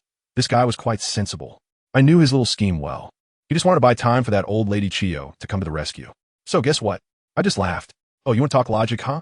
Unfortunately, I'm not good with words. My specialty is using my fist to talk logic. Kakashi-sensei, Guy-sensei, let's get started. As soon as I finished speaking, I used the shadow clone technique. Bang, bang, bang. In an instant, hundreds of me surrounded the entire Sunagakure. Who understand, my friends? 1 second, they wanted to use a sea of people tactic against us. And the next second, I single-handedly wrapped them up like dumplings. Guy-sensei was so excited, shouting that youth is the spark created by the clash of fists. He dragged Lee and charged forward. Sasuke, in his typical Chinibu fashion, activated his 2 Tomo Sharingan with a cold smile, saying, just tried to test my skills on you guys, the next one is that man. Niji also quickly found an opponent without saying a word. Kakashi stood there pretending to be profound, shaking his head helplessly. Sigh, this is really troublesome, but it's been a while since I've talked logic with the people of Sunagakure. Good grief. Everyone turned into villains, and the fight began. I stood high up, watching the battle below. Let me tell you, the scene was utterly overwhelming. My shadow clones could unleash punches with a force of millions of pounds, hitting them like they were children. Boom. One J-Nin was gone. Boom. Another elder was gone. They still wanted to resist, thinking they could use shadow clone techniques against me. What a joke. Their clones were as fragile as paper in front of me, shattering at a touch. In less than a minute, aside from a few who wisely surrendered, everyone on the opposing side was physically overwhelmed by me. Just then, an old lady appeared in an instant, the one they called Chiyo. She looked at the ketchup-strewn ground, initially calm, but when she turned and saw Kakashi, her eyes instantly turned red, as if she had encountered her father's murderer. She went completely crazy, screaming, Yamato, I want you dead. and charged at him. Family, who understands? Kakashi was completely stunned, probably thinking, huh, who is this old lady? Luckily, I reacted quickly. A shadow clone next to me threw a punch at the air. It didn't even hit anyone, but the punch's wind sent that old lady flying back like a kite with a cut string. That old lady was tough too. While in midair, she threw out a scroll, and with a whoosh, 10 giant puppets appeared, her so-called 10 puppets of Chiyo. She unleashed all sorts of flying needles and shurikens at my shadow clone like they were free. What happened next? My shadow clone punched again, and the punch's wind blew all those hidden weapons back. Seeing that ranged attacks weren't working, Chiyo sent the 10 puppets to engage me directly. She thought it was a good idea, believing that aside from the third Raikage, no one in the ninja world could match her puppets in toughness.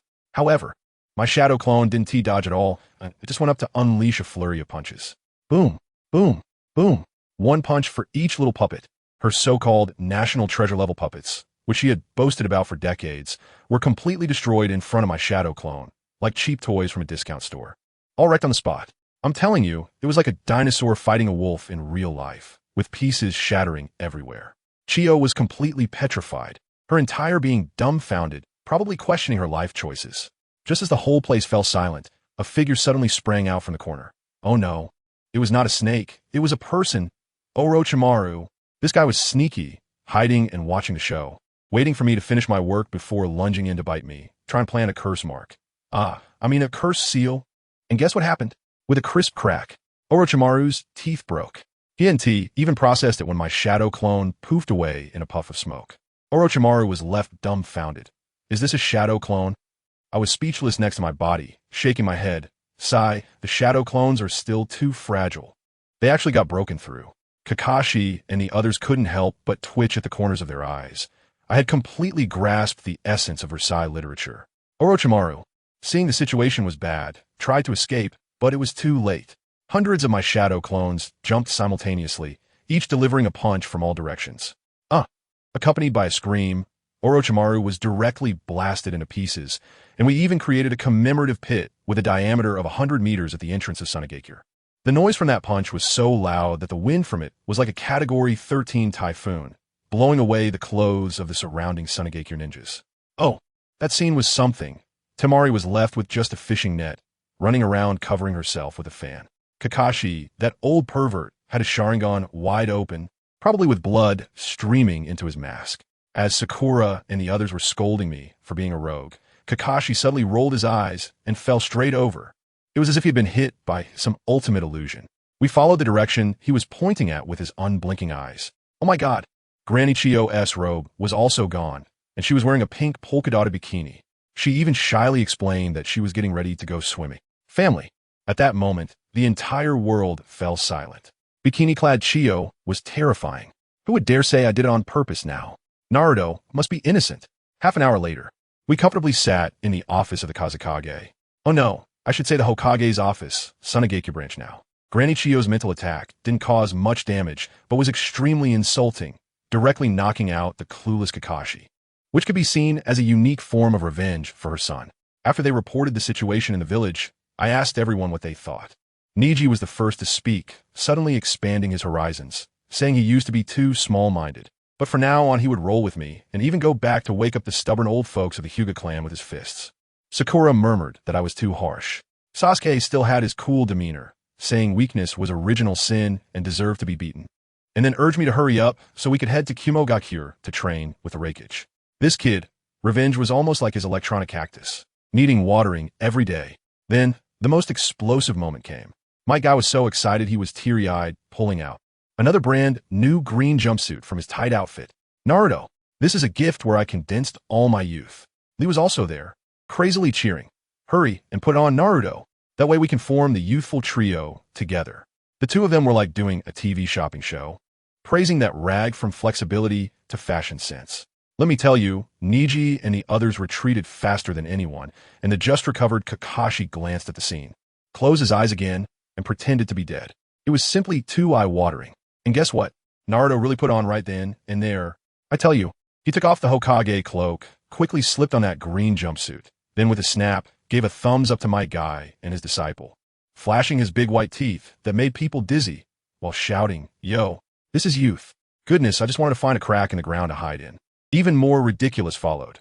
Gaara happened to push the door open, and upon seeing these three conspicuous figures exuding the sour smell of youth, his eyes went wide. He actually tilted his head and murmured, "If I had one too, would I be this happy?" Family, who understands? Kakashi and the others were terrified, frantically thinking, "Kid, we don't encourage learning this." Fortunately, Gaara ultimately maintained the rationality of the Kazekage and didn't actually put that thing on. Naruto helped him take a look at Shukaku, who was still in its juvenile form, cowering and trembling in the corner of the seal. Naruto's indestructible body had already reached the 3rd level, and Shukaku's chakra was not even enough to fill in the gaps. So he lazily scared a bit, helping Gaara solidify his family status, and that was that. In Sunagakure, Naruto wasn't idle either. Before leaving, he painted a big picture for Granny Chiyo and the others. He said he would build a lightning train, and in the future, the 2 villages would be like connected by high-speed rail, arriving in no time. He even declared that once he sorted out the 5 great ninja villages, it would be their turn next. He said ninjas are not meant to endure. They should make the enemy endure. Let me tell you, those Sunagakure ninjas were stunned. Looking at Naruto's gaze changed from that of a naive kid to that of a ruthless person who would rewrite history. The way back to the village was so easy, all thanks to White carrying the load. We were enjoying the peaceful times. In 2.5 days, we returned to Konoha, and Naruto didn't even catch his breath before heading straight to the Konoha prison with a clear target, Yaoshiro. The head of the interrogation department, Marino Ibiki, happened to come out and reported to Naruto that Yaoshiro was very tight-lipped and had a strong psychological quality. In the end, it was the Yamanaka clan who used secret techniques to extract some information. However, the most crucial intel about his black technology research with Orochimaru was locked away in his mind by a super strong seal. After hearing this, Naruto chuckled and said, "No problem, leave the rest to me." Then he went straight into the prison. I tell you, that prison was eerie. Suddenly, as he walked, a madman burst out of a cell, pointing at Naruto and shouting, "Impossible! How could you idiot become Hokage?" I took a closer look. Good heavens, isn't that Mizuki-sensei? An old acquaintance. Naruto, being cheeky, replied with a grin, "I have to thank you for that." This directly left Mizuki speechless, going crazy in his cell. When he met the main character, Yaoshiro, that guy was still putting on an act, looking like he wouldn't let anyone get anything from him. But Naruto didn't waste any time with him. He grabbed the iron bars with both hands and bent them like pulling dough, then swaggered right in. Before Yaoshiro could react, Naruto's hands were already pressed against his forehead. In the next second, Naruto directly invaded his mental world. I tell you, that scene was like tearing open a package. The seal that the Yamanaka clan couldn't open for ages was just like a layer of cling film to Naruto. He clawed at it with both hands, shouting, "Well, you're not paying attention." And then with a rip, he violently tore it open. What high-level encryption from Orochimaru? It was all about physical breaking through, no reasoning involved. A vast amount of information about human experiments poured out in an instant. By the time Yaoshiro woke up again, Naruto had already vanished, leaving behind a note of thanks for the hospitality and a row of bent iron bars. Do touched his head and found the seal was really gone, immediately collapsing, shouting, "Impossible!" That was a seal set personally by Lord Orochimaru.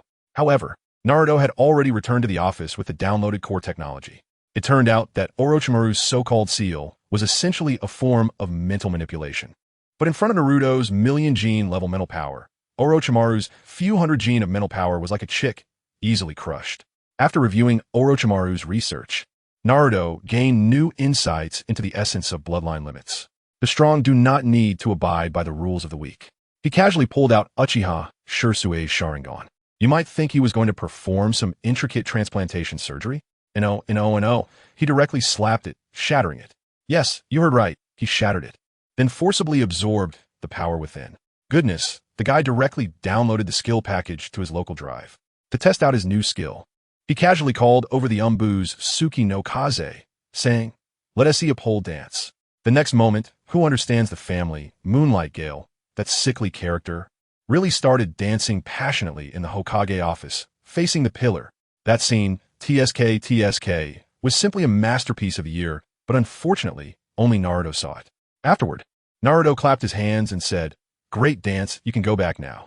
Moonlight Gale was confused, wondering why he got so carried away just now. As for cooldown time, it didn't exist for Naruto. With a long blue bar, he could use it freely. feeling that these Sharingan didn't significantly enhance him, following the principle of waste utilization. Naruto called Moonlight Gale back. Go, call Sasuke for me. When Sasuke arrived, he was at home lifting weights like crazy, his back muscles looking like a ghost face. As soon as he entered the office, Naruto threw the arm covered in Sharingan belonging to Danzo into his arms with a bang and immediately asked, Sasuke, want some eyeballs? Sasuke exploded on the spot, looking at the arm full of eyes, feeling overwhelmed. Naruto quickly told him about Danzo's business and the truth behind the Uchiha massacre. Sasuke emoed for more than half an hour before he calmed down, saying he wanted to take the arm back to collect it. Naruto was delighted. Collect? You have that hobby? With so many Sharingan, of course, they're for you to upgrade. Sasuke instantly understood, and his little eyes changed immediately, moved to tears. He was definitely thinking. For him, Naruto not only killed Danzo, but also uncovered the truth. And now he was going to expend tremendous energy to help him fuse the Sharingan. Next came the moment of witnessing a miracle. Like flipping a switch, Naruto plucked a 3-tomo from the arm, smashed it against Sasuke's arm, and pushed the ocular power in. Then he crushed another one and pushed it in again. In just 15 minutes, Sasuke went straight from 2-tomo to the Manjiki Sharingan. Let me tell you, this upgrade speed is faster than getting a membership. Moreover, he awakened 2 skills, one called Tianji and the other Bai, which sounded like a protein powder. One could increase his muscle strength tenfold, and the other could enhance the power of ninjutsu tenfold. Sasuke felt explosive power within him and started laughing wildly in the office. After laughing, he looked at Naruto with a different gaze, filled with deep emotion. He looked at Naruto's calm demeanor, surely thinking, Naruto, you must have sacrificed a lot for me. You still pretend to be so relaxed. You really. I'm crying. However, Naruto completely missed the point and said to him, by the way, I'm planning to set up a gym in the village called Meat Modification Apartment, so everyone can lift weights together, with guys the head. Goodness, this made Sasuke's CPU overheat. He must have thought, oh my god, Naruto is actually going to build a department just for my path to becoming a muscle beast. Sasuke said nothing, just gave Naruto a knowing look, then left quietly, hiding his achievements and fame. Leaving Naruto alone in the office, covered in goosebumps. He finally muttered in confusion, what a weirdo, so neurotic. Just a few days after this incident with Sasuke, Jiraiya, the old man, couldn't sit still anymore and came to Naruto, saying, Naruto, the village is entrusted to you. I'm going to continue my journey. You're doing well, better than your dad. I tell you, as soon as that old man left, I hadn't even warmed my seat yet when someone started knocking on my office door. Goodness, Moonlight Gale came in, looking serious, holding 2 scrolls in his hand, and started reporting military intelligence to me.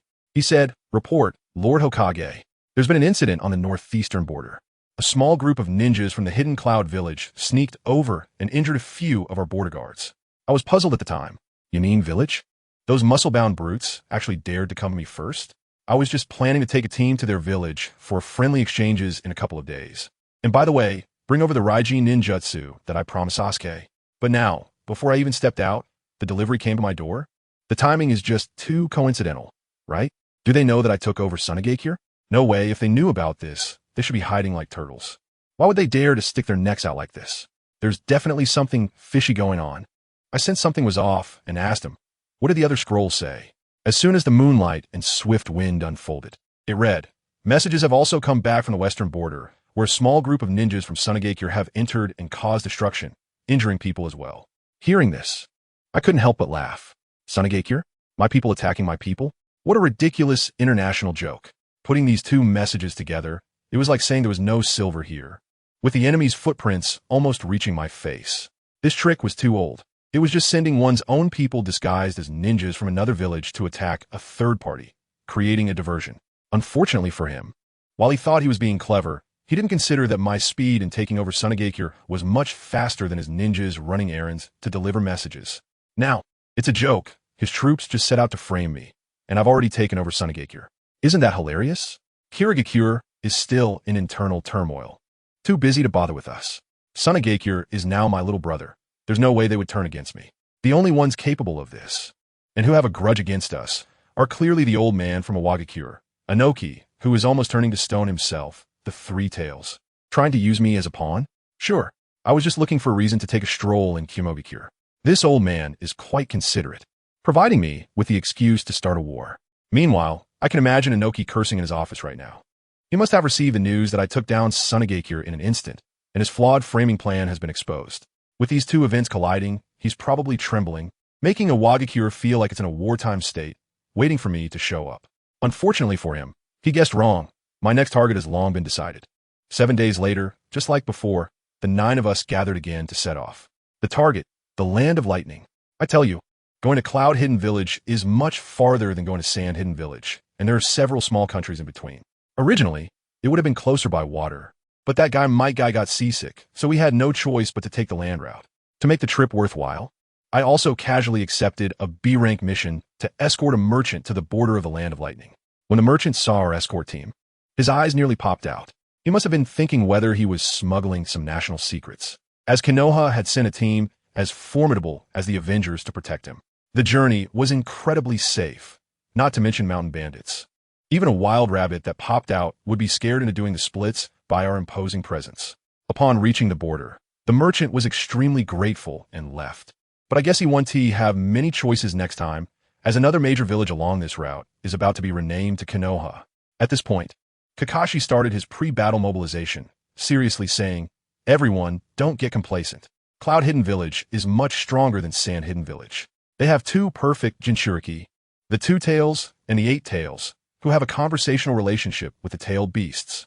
And that 4th Raikage is no pushover like the 4th Kazekage, who is ambushed by Orochimaru." Upon hearing perfect Jinchuriki, Sakura and a few others immediately got a bit nervous, glancing at me repeatedly. Sasuke, on the other hand, didn't seem to care at all, his muscles practically shouting that if Naruto couldn't handle it, he, Uchiha Sasuke, would step in and steal the show.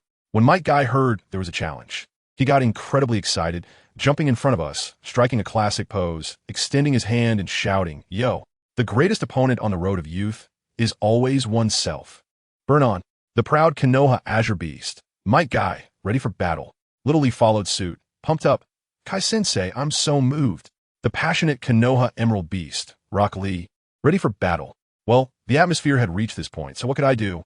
I could only join in, placing my hand in, and with a grin said, "The invincible Konoha Golden Beast, Naruto Uzumaki, ready for battle." Kakashi stood by, speechless, holding his head, probably regretting he had said anything. He had been having a rough time lately. Ever since he saw Granny Chiyo in a swimsuit during the last trip to Sand Hidden Village, he had become somewhat obsessed. Now, whenever he saw Intimate Paradise, his mind automatically played back the explosive scenes of Granny Chiyo. And it was said he hadn't dared to open that book for over 10 days. He even complained to me that he felt like he would never love again in this lifetime. However, this whole situation forced him into sage mode, significantly increasing his chakra. Just as we were goofing off, a team of cloud ninjas suddenly jumped out. The leader was a blonde woman with a stunning figure, and Sakura immediately became envious and jealous, hugging herself and stealing a glance at Sasuke. Luckily, Sasuke didn't even look at her. Instead, it was Kakashi, whose dead fish eyes seemed to regain a bit of sparkle. He was probably thinking, "Looks like this world isn't all about women like Granny Chiyo."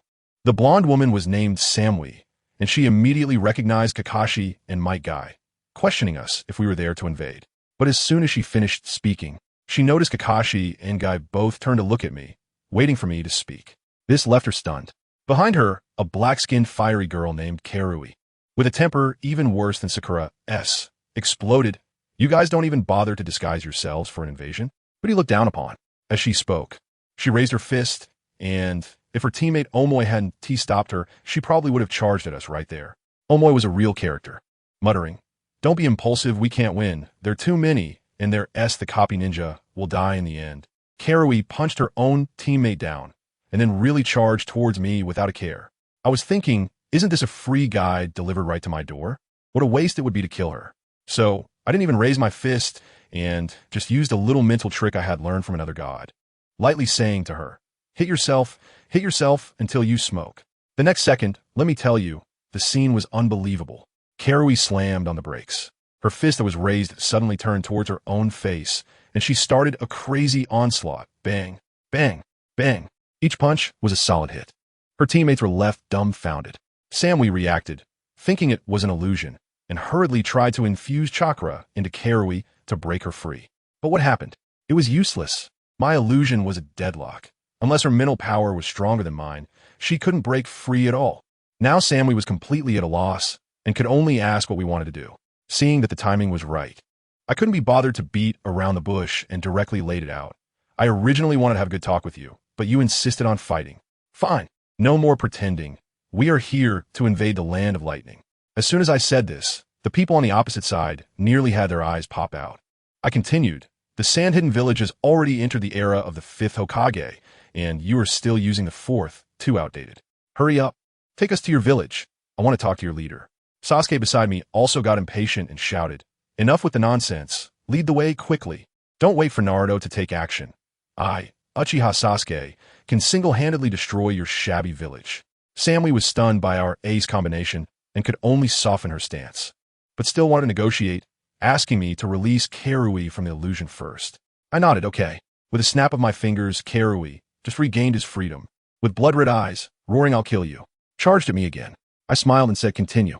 So, she started hitting herself again. Slap. I untied her again. She charged again. Continue. She hit herself again. We looped like this for a full 3 minutes. The last time I broke the illusion, Karui finally didn't rush over anymore. Instead, she hugged her face, which was swollen to the size of a big dumpling, and started crying loudly. Her face, let me tell you, looked just like an AI art failure, showcasing a mix of abstraction and mental pollution. I walked over and, with the bright sunshine, asked her, Are you convinced now? She was crying, gasping for breath, and replied incoherently, I give in. Boo-hoo. You see, I told you, as long as we communicate well and persuade with virtue, it's always achievable. Throughout the entire process, I didn't even touch her with a finger. She realized it herself under my gentle guidance. After witnessing my persuasive approach, the Sammy team no longer dared to cause any trouble and obediently led the way in front. We followed them for most of the day, and by the time it got dark, we prepared to set up camp on the spot and officially start the battle the next day. Just after everyone finished eating and was about to take turns keeping watch, suddenly there was a rustling sound from the grass nearby. Everyone became alert. The next second, with a meow, a little cat sprang out from the bushes. Sakura and Hinata breathed a sigh of relief and wanted to go play with the cat. However, Niji stopped them. Something was off. Without even opening his eyes, he pointed out the problem. Although it looked close to the hidden cloud village, there were actually several kilometers of mountain roads. Look at this cat, all clean and clearly domesticated. How could it possibly have wandered so far into the wilderness alone? Just as he finished speaking, I tell you, a figure suddenly shot out from the bushes.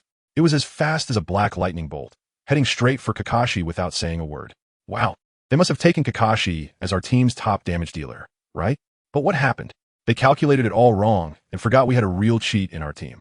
Just as the shadow flew past Naruto, there was a loud slap.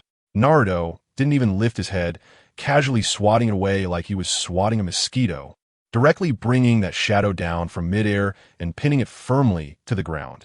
I took a closer look and thought, who is this girl? The two-tails Jinchuriki from Yuin Village, the one with the wooden body. So that incredibly clean cat just now was her bait. As soon as Samui and the others saw her, their eyes instantly lit up, probably thinking about how they could work together to pull off something big. I think I figured it out. The Yomurin is just overly ambitious and never even considered reporting to the village. She only wanted to take us down solo to gain some status in the village. She thought the night was her stage and she could wipe us all out. At that moment, she must have felt the gears of her fate clicking into place. But what happened? When Naruto slapped her, those gears were completely wrecked. Let go of me.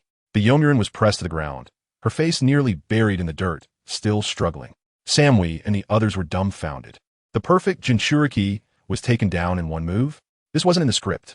Just then, the Yomurin got angry, and a layer of deep blue-tailed beast chakra flames erupted from her body. Samui and the others saw hope again, thinking, now this should work, right? You can't stop the power of a tailed beast. However, reality was cruel. Naruto's hand was like it was welded to her back, no matter how much chakra she burned. He remained completely unmoved. The Yomurin still didn't believe it. Her chakra was corrosive, and she thought she could wear Naruto down. But after a minute, Naruto's hand was just fine while she was almost out of chakra. Now she was truly panicking. How is this possible? Why are you okay? Family, who understands? This is just like giving our prince a massage. She wanted to unleash a big move and fully transform into a tail beast. Naruto, seeing this, was amused. Oh, isn't this just like having takeout delivered to your door? He had no intention of dodging. Pressing his palm against that tailed beast chakra, and starting to absorb it like crazy. Then I watched as the two tails inside the Yomurin deflated like a popped balloon, shrinking from majestic big cat to a mewling little kitten, falling asleep right there. The nine tails in Naruto's body was probably dumbfounded, thinking, sigh, at least my treatment is good. I still have 3 months of paid leave after being drained. After Naruto finished absorbing, he looked dissatisfied, smacking his lips and saying, not enough, this barely fills the gaps between my teeth. He was pondering on the dragon cave for something bigger when he got distracted and forgot he was still pressing down on someone. Then came a crunch. Goodness, the Yomurin's spine was accidentally broken by him. Seeing her spitting blood, Naruto quickly released her and innocently exclaimed, ninja bodies really are fragile. At that moment, I exchanged glances with Kakashi and the others, all speechless. Dude, you just left her paralyzed for life, and you still call her fragile? You really have no idea. Finally, Naruto waved his hand, signaling Samui and the others to carry her away. The medical ninja shook his head, saying she would probably be lying in bed for the rest of her life. The Yomurin cried on the spot, regretting it deeply. Why did she provoke him? The next morning, the people from the other side were as anxious as ants on a hot stove, wanting to hurry back to the village to save her.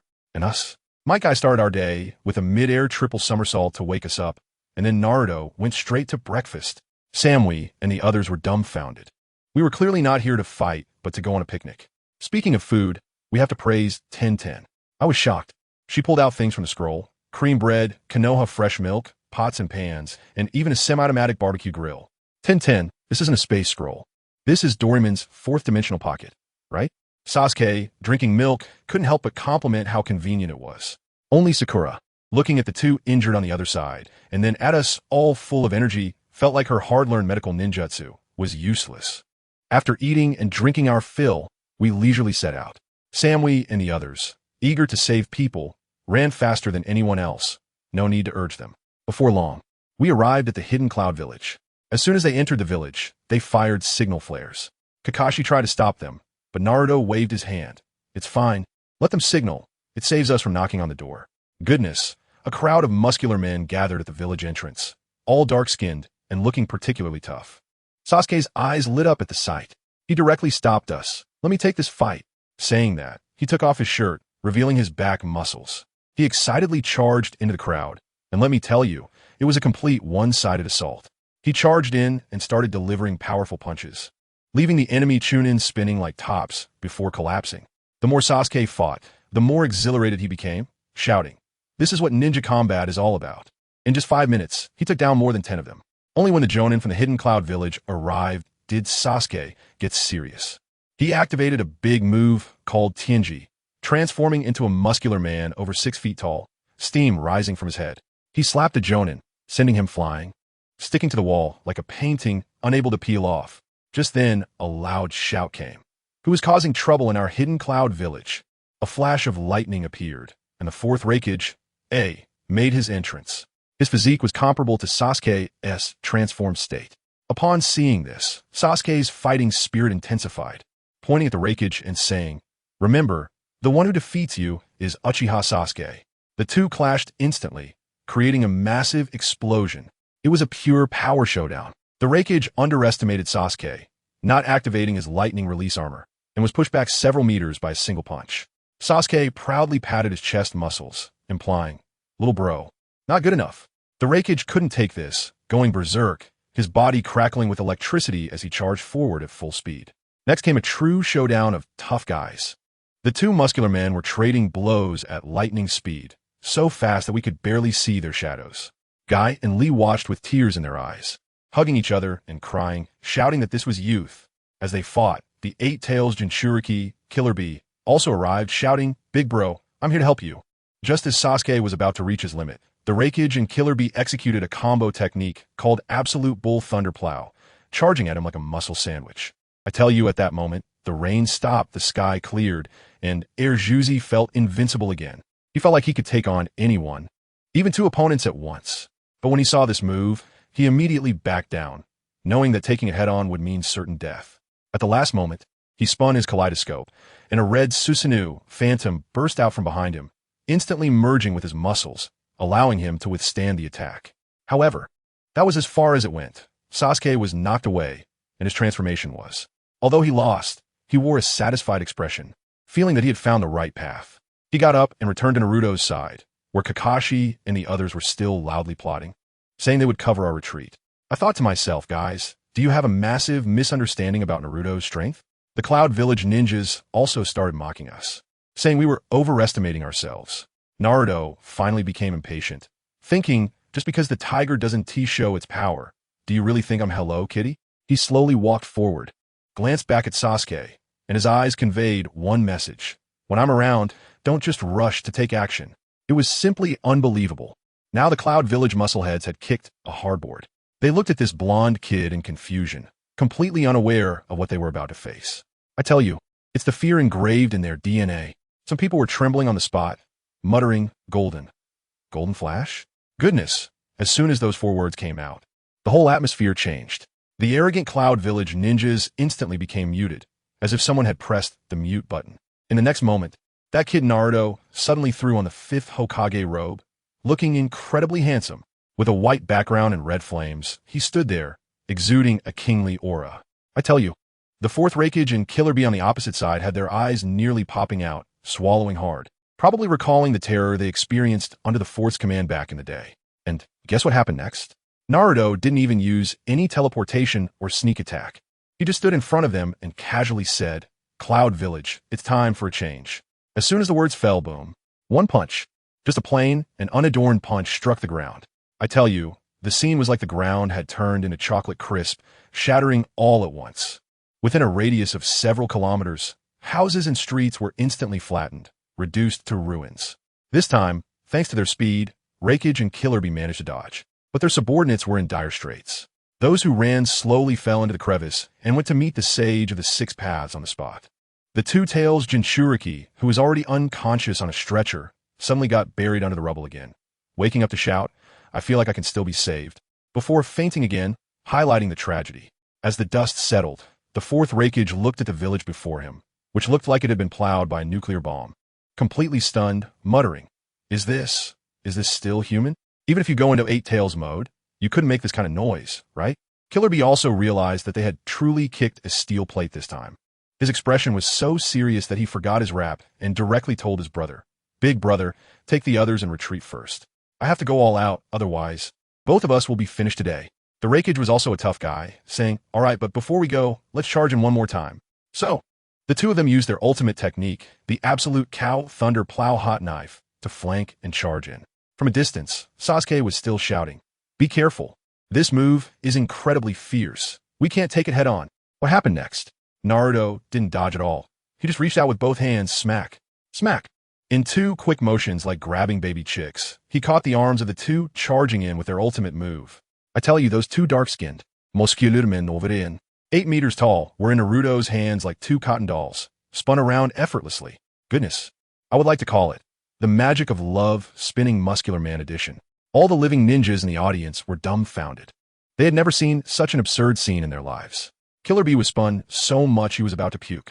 There was nothing he could do but explode on the spot and transform into the fully powered 8 Tails, finally breaking free. The 4th Raikage took the opportunity to quickly lead the remaining people deeper into the village. He realized that today, he had definitely lost face, and survival was the priority. Sasuke was on the side, fists clenched so tightly they were about to explode. His mentality was collapsing. Brother, he originally thought he had become stronger, but upon seeing Naruto, good heavens, the gap had not only not narrowed, but had turned from the East African Rift Valley into the Mariana Trench. As soon as the 8 Tails appeared, its size resembling a small mountain, it roared at Naruto, "Your power is strong, but my fists are bigger." Saying that, a fist larger than Naruto himself smashed toward him. What did Naruto do? He stepped forward, coiling his right fist backward. Then, facing the giant fist of the 8 Tails, he lightly punched out. Bang! The large and small fists collided. The next second, something absurd happened. The giant fist of the 8 Tails exploded. Can you believe it? It just exploded, and that power, like a virus, instantly spread throughout the 8 Tails body along its arm. With a loud boom, the dozens of meters high 8 Tails was directly turned into flying pixelated bits in the dumbfounded gaze of everyone. Family, who understands? At that moment, all the Cloud Ninjas' faith collapsed. This was no enemy. This was a natural disaster. Thankfully, Killer Bee had a special skill. Before his body completely disintegrated, He managed to break off a small piece of his octopus leg to escape. Once he transformed back into human form, without saying a word, he shouted toward his brother, "Big brother, I can't beat him either." The fourth Raikage also resigned to his fate, dejectedly asking Naruto, "What exactly do you want?" Naruto's tone was as casual as saying it would rain tomorrow. "Oh, unifying the ninja world. There's no need for Cloud Village to exist separately anymore. From now on, one Hokage is enough." As soon as these words came out, the Raikage exploded. "What did you say? Unifying the ninja world? Who do you think you are?" "I'll tell you, in Cloud Village, there are only Raikage who die standing, not cowards who live kneeling." After roaring, he charged forward, exploding with lightning, fearless of death. Killer Bee also went all out, starting to gather tailed beast balls on the side. What happened next? Naruto focused on pure physical prowess. Facing the charging Raikage, he casually threw a punch. Crack! The Raikage's leg, along with his lightning armor, shattered, and half of his body flew over 100 meters like a broken sack, completely unaware. Then Naruto turned back and slapped, directly pressing the tailed beast ball that Killer Bee had just charged back into his stomach. With a loud boom, Killer Bee was blown into the ground by his own ultimate move, fainting on the spot. Naruto didn't spare him. He pressed on him and began to absorb chakra, like drinking milk tea, squeezing out most of the Eight Tails chakra. At this point, the entire venue fell silent. Kakashi, with his experience, stepped forward to announce, from today onwards, Cloud Village will be merged into Konoha, renamed the Konoha Cloud Division. Most ninjas accepted this, but still about a third of the hot-headed ones shouted, "Never be a slave." Naruto smiled. "Disagree? All right, then beat yourselves until you agree." As soon as he finished speaking, a miraculous scene occurred. That third of the ninjas really began to hit themselves, slapping their own faces hard. Family, who understands? That scene was too abstract. The remaining people watched in relief and began to self-congratulate. "We have to unify sooner or later anyway. We belong to the first batch to get on board. We have vision." Not long after, we successfully took over the Raikage's office. Sasuke hurriedly wanted to find lightning release ninjutsu. Naruto had the Raikage's silver-haired secretary, Mabu, lead the way, and our group ran to the ninjutsu library to shop for treasures. However, we had barely started flipping through when a ninja rushed in a panic to report, "Lord Hokage, it's bad. Lady Tsunade from Konoha has come to collect debts. She's at the village entrance yelling at the fourth Raikage to get out and settle the bill." "Tsunade? Collecting debts?" We were all confused. Why was she here instead of gambling outside? It turned out that the Raikage had previously sought Tsunade's help to treat someone and still owed half of the medical fees. And today happened to be the day to settle the bill. I tell you, this is quite a coincidence. As soon as Naruto heard it, he laughed and led us to the village entrance, wanting to see what expression Tsunade would have when she found out that this place had already become part of the Leaf Village. When we arrived, Tsunade was standing at the door with her hands on her hips, cursing like a landlord. When she turned around and saw the mess inside, along with the new sign at the entrance of our village that read Konoha Village, Yin Hidden Division, she was stunned. Rubbing her eyes, she had Shizen beside her help confirm it several times before accepting this outrageous fact. She grabbed a guard by the collar and asked, "Who is this fifth Hokage you mentioned?" Before the guard could respond, Naruto walked over with us. Tsunade looked at Naruto's Hokage cloak, paused for a moment, probably recalling Minato and Kushina, but clearly, she didn't have time for nostalgia. She directly extended her hand towards Naruto and got straight to the point. "Naruto Uzumaki, right? You're in charge here now? Pay up. Let me tell you." That old gambler Tsunade actually listened and hurried off to the treasure hall in the hidden Cloud Village to stock up for her debts. But while I was dealing with the spoils on my side, there was an old man who couldn't sit still. That's Sachikage Inoki from the Hidden Stone Village. I tell you, this old man is truly wicked. He has been lingering in his office every day, just waiting for me to come and take him on. But what happened? The intel from the spies made his CPU overheat. Master Naruto from the Hidden Leaf, leading a team, has taken down the Hidden Cloud Village. Good heavens. He was completely stunned at that moment. His first reaction was, is this new fifth Hokage really that foolish? Doesn't he see through my scheme to frame him? But then he thought again, something isn't right. This old man is the very ancestor of conspiracies. How did the third Raikage die back in the day? He was piled up and killed by nearly 10,000 ninjas. If he is that cunning, how could he think others are so stupid? Then a light bulb went off in his head, and he realized. He slammed his hand on the table, his expression a mix of shock and fear. This kid's ambition is bigger than the sky. Does anyone understand? This old man concocted a grand drama in his mind. claiming that I had already seen through his plot, but intentionally fell into his trap, using the hidden cloud as a target. And the next step was to push through everyone and ultimately unify the entire ninja world, all under the pretext of delivering goods, right? The more he thought about it, the more convinced he became, and then he surprisingly calmed down and even started to chuckle. He said, "A little brat in his teens thinks he can unify the ninja world? What a delusion." He recalled how he was once scared out of his wits by Uchiha Madara when he was young and thought, I must be the same. Hey, you know what? The more he thought about it, the more he relished the idea, thinking that when I come knocking, he could put on a big show in front of me, letting me experience what it means to face the intimidation of a ninja world senior, and at the same time, reclaim the dignity he lost when Madara scared him into wetting his pants. He was even a bit eager for me to come over quickly. I'm too lazy to care about that old man's rich inner drama. I'll leave the follow-up matters of Chunin Village to Kakashi and the others, and I'll just make a run for it. Destination? Dragon Cave. I tell you, without the burden holding me back, my speed is incredible. I reached the northernmost border of the ninja world in just 2 days. Before me lies a gloomy mist, accompanied by a mental pollution effect that can disrupt a person's mental state. If someone with a different mindset were here, they might go crazy on the spot. But I find it sticky and obstructive. What to do? Simple. I unleash a secret technique. Continuous normal punches. Ora, ora, ora. A furious gust of fist wind sweeps through, and that thick mist, as heavy as a quilt, is instantly blown away. As the fog clears, lo and behold, a hole about a meter high appears. What a pathetic hole, looking like a dog hole. It dares to hide behind the mist. Can I crawl through a dog hole? No way. So another punch. Boom. The entrance explodes, revealing a doorway wide enough for me to walk in upright. My punch is quite powerful. The white snake immortal at the deepest part of the dragon cave was puffing on a pipe, and he was directly shaken by it. He immediately felt displeased, thinking, where did this little brat come from? So rude. He immediately ordered his subordinate, a beautiful snake named Snake Princess, to go and give him the highest difficulty test. If he can't pass, he can be used as a snack.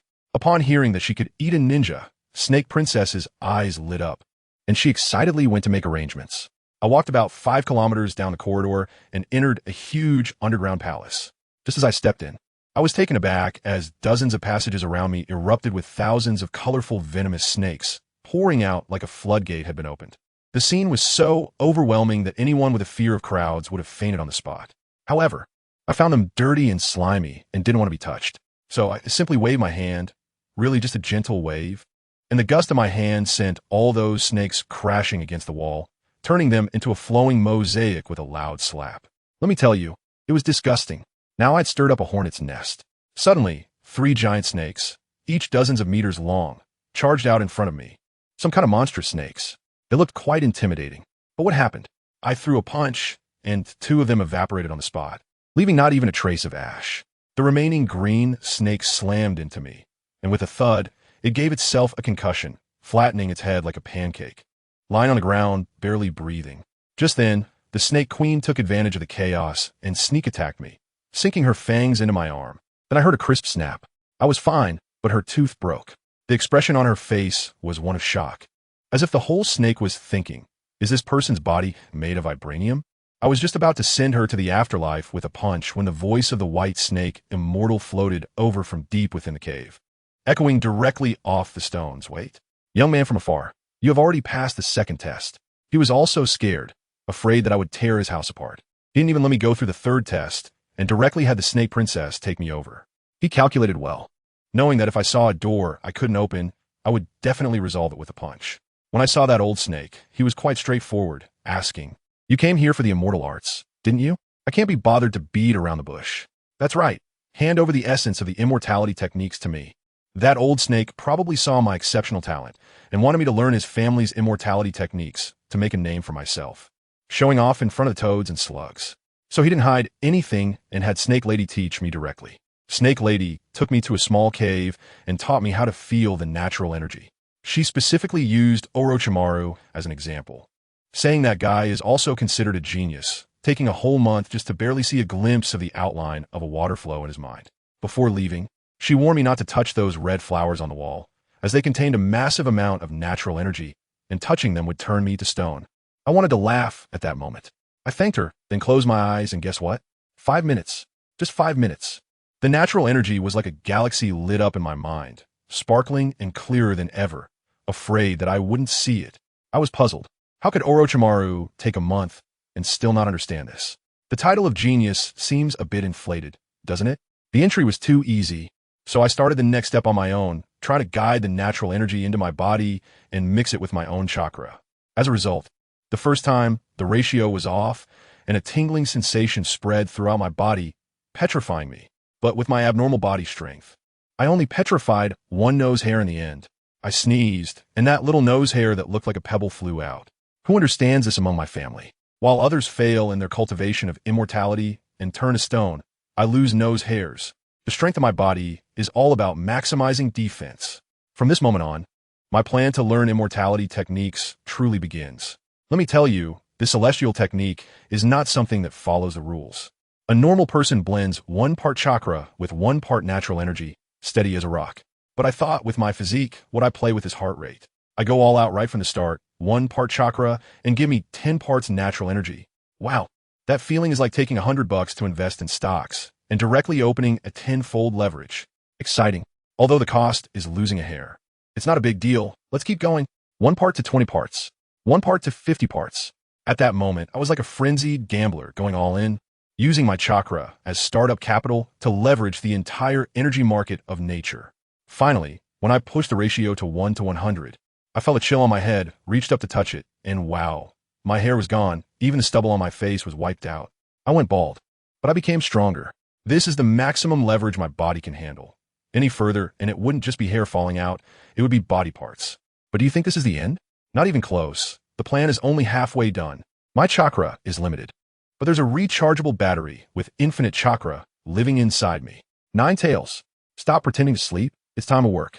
I tell you, the 9-tailed fox was completely stunned at that moment, its jaw almost dropping to the ground. It probably had never seen someone wielding such powerful magic like I do. But it was also smart and immediately understood my intention. Before, I was using my own little treasury to influence the market. Now, I was directly using the money of the 9-tailed fox, this super central bank, to influence a universe-level situation. From then on, my dedicated working fox officially went online. And from now on, all the physical work of gathering magical chakra will be fully entrusted to it. I was just idle and started to mess around with various immortal techniques, while Kurama was over there, huffing and puffing, learning.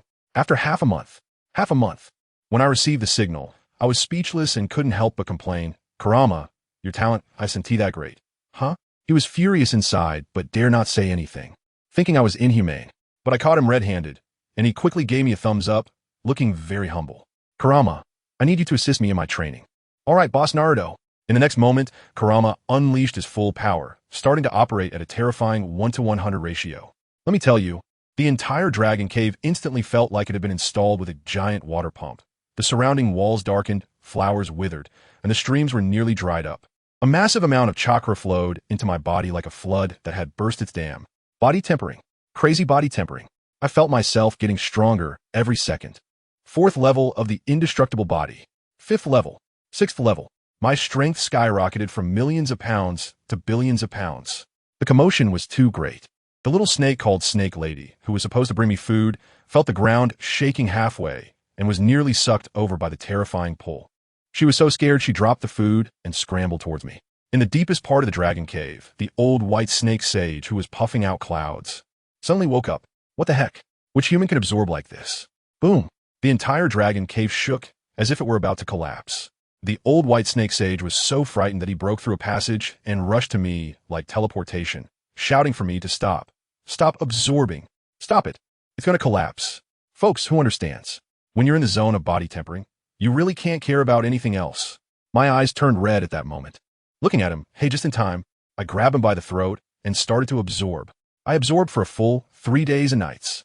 When I finally stopped, the originally plump old white snake was now shriveled up, lying on the ground like a little earthworm, barely alive. As for me, I reached the 7th level of the indestructible body, mastering body tempering. Every move I made was already a force of billions of pounds. What does billions of pounds mean? It means the weight of a mountain condensed into a fist. When I opened my eyes and let out a long breath, that breath turned into an 8th level typhoon, blowing away all the collapsed stones in the cave and clearing the area instantly. I lowered my head and saw the drained, old white snake desperately gripping the ground, barely avoiding being blown away by my breath. I quickly scooped it up, putting on an act with a concerned expression. Oh dear, White Snake Immortal, what happened to you? Were you invaded by a strong enemy? Don't worry, I'll help you get revenge. Just as I finished speaking, a fragment flashed through my mind. It seemed, perhaps, that the strong enemy was actually me. This was awkward. I immediately shifted the blame. Kaibai, what is wrong with you? I told you to absorb on your own. Why did you suck up the White Snake Immortal? Kaibai inside was rolling its eyes to the heavens. This blame was so heavy, it was simply unbearable for a carbon-based life form.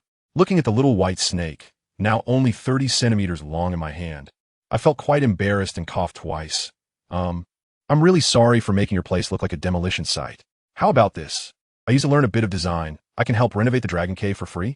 After saying that, I stuffed it into my pocket as a supervisor, then shouted at the top of my lungs.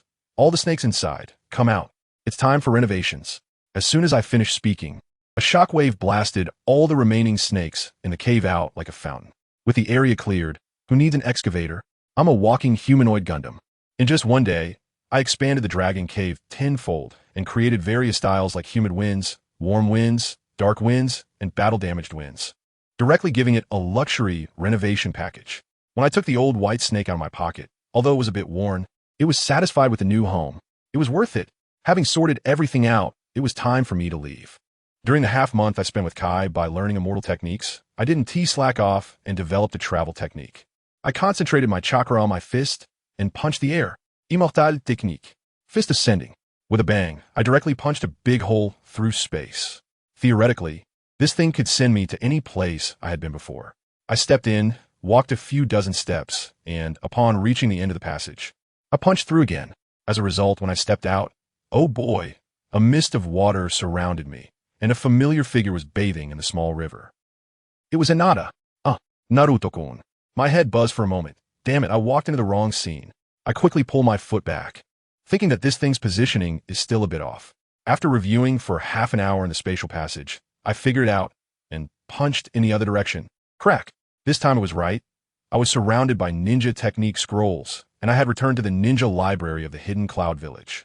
I had just taken 2 steps when I turned around and wow, a wall. No, it was Sasuke.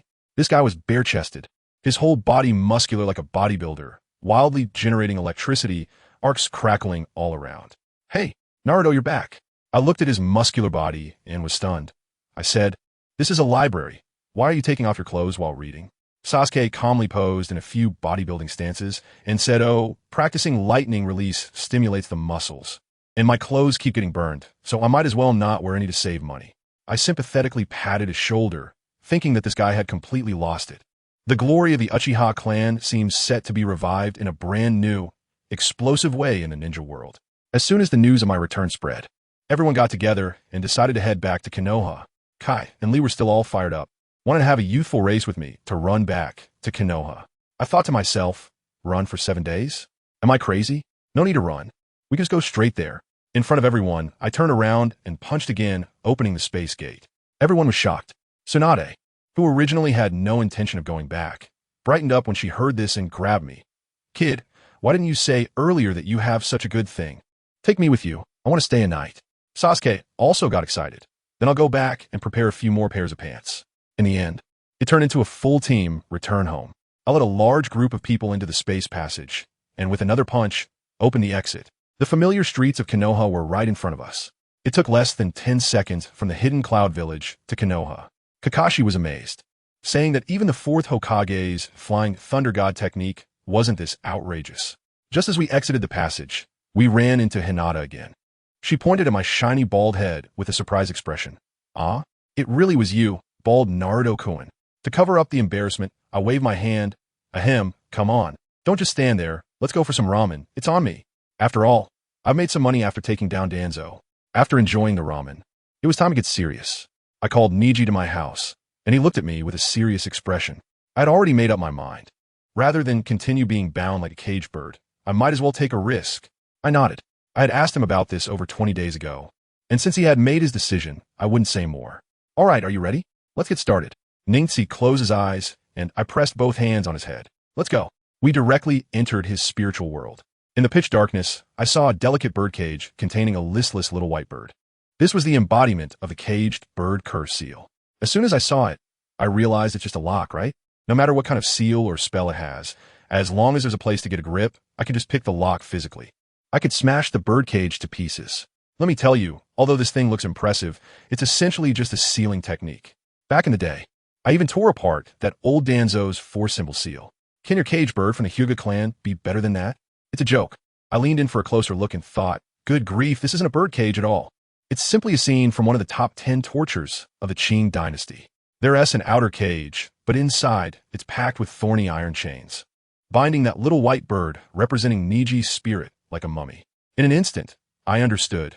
Whenever those old geezers from the main family were unhappy, they probably remotely controlled these chains to give the branch family members a little electric shock play. It's outrageous. Niji was right behind me. Watching this scene, his face turned pale, probably recalling a lot of distressing memories. But he didn't say a word, just stared at me with a fixed gaze, as if betting all his fortune on me. It was up to me whether to be a person of status or a bird in a cage, depending on what I did next. The next second, Niji's eyes nearly popped out. Because I didn't bother with any delicate maneuvers like dismantling the chains one by one. I thought that was too slow. I simply clenched my fist, aimed at that broken cage, and bam, I threw a punch. I tell you, in that moment, Niji's expression was like he had seen a ghost. His whole being seemed to crack open. He was probably already calculating how to arrange the seats and how much to collect as gifts. Bro, have a little faith in me. Do I look like such a reckless person? With just one punch, could the bird in the cage still survive? He was already in despair, ready to die on the spot. And what happened? With a crisp crack, when he looked again, he was still standing fine, nothing wrong at all. And that birdcage, along with all the disgusting iron chains and sharp spikes inside, was directly reduced to a sky full of black powder under my punch, disappearing completely. That little white bird flapped its wings and flew freely, joyfully soaring into the air. Immediately, the entire dark mental space transformed into blue skies and white clouds. It was a complete revelation. Success. Family, who understands that physical exorcism is the deadliest. Niji suddenly opened his eyes, excitedly yelled, and came over wanting to give me a big kiss. I was so scared that I took a step back. Bro, no. Even though I saved you, you can't repay kindness with enmity. He saw my disgusted face and didn't care at all, completely immersed in the ecstasy of relief. He told me he had never felt his body so light, as if he had unloaded a 1,000-pound burden. Of course, how could it not be light? He rolled his eyes right there, looking around in a 360-degree view, muttering, it's gone. The blind spots are gone. It turns out that the people from the Hyuga family have blind spots in their vision, which is caused by this cursed seal. This thing not only limits vision, but also suppresses talent, a pure debuff. No wonder the Hyuga family claims to be the largest clan in Konoha. Yet they have never produced a top expert who could stand on stage, all wasted by this cursed cage. After Niji finished his excitement, he turned to me and said very seriously, Naruto, thank you. I waved my hand and said, hey, it's not a big deal, just a matter of one punch. Besides, you should mainly thank yourself for having good judgment and trusting me. So in the end, it's still me who's awesome. Nin kai listen it. And her expression started to look a bit off. She probably thought that my humility sounded more like bragging. That expression seemed to say, this is the vibe of king, right? I chuckled and leaned in to say, all right, since the curse mark is lifted, let me drop a big bomb on you. This is just the beginning, right? Niji was already satisfied, feeling hopeful about catching up to Sasuke, but as soon as he heard what I said, he immediately became curious again. I asked him, you've heard about the Sharingan being able to upgrade, right? He nodded and started listing. 1 tomo, 2 tomo, 3 tomo. I know. Although our Byakugan doesn't have tomo distinctions, reaching adulthood and becoming a special jonin is a piece of cake. I quickly interrupted him. Stop. Who has tried to put you down here? I just want to ask you, have you ever thought that your eye roll can also evolve? Eye roll, evolve? Niji was completely stumped. This question clearly exceeded his knowledge. I said, of course. You saw the last time Sasuke fought the 4th Raikage. Do you think he has the strength of an ordinary jonin? That eye of his, called the Mangeki Sharingan, is the Pro-Max version of the 3 tomo. Mangeki Sharingan? Niji was dumbfounded. He had never even heard that term. I guess it was the first time he started questioning life, wondering if their Byakugan was really a bit inferior to the Sharingan. But his mind is quick, and he immediately reacted. I understand. The Byakugan can also evolve. It's just that our Hyuga family has never discovered the method. A child can be taught. I gave him a thumbs up and revealed all my cards. Let me tell you, above the Sharingan is the eternal Mangeki Sharingan, and above that is the Rinnegan. With a full combo, you can level up 6 times. And the final form of your Byakugan is called the Tenseigan, which is no less powerful than the Rinnegan. It's just that your family S upgrade path is quite extreme. There is no intermediate state. It's a leap from Byakugan directly to Tenseigan. After hearing this, Niji was completely petrified. He was probably thinking, wow, the Uchiha family levels up like climbing stairs, one step at a time, while the Hyuga family is going to rocket straight from the first floor to the rooftop with this level of difficulty.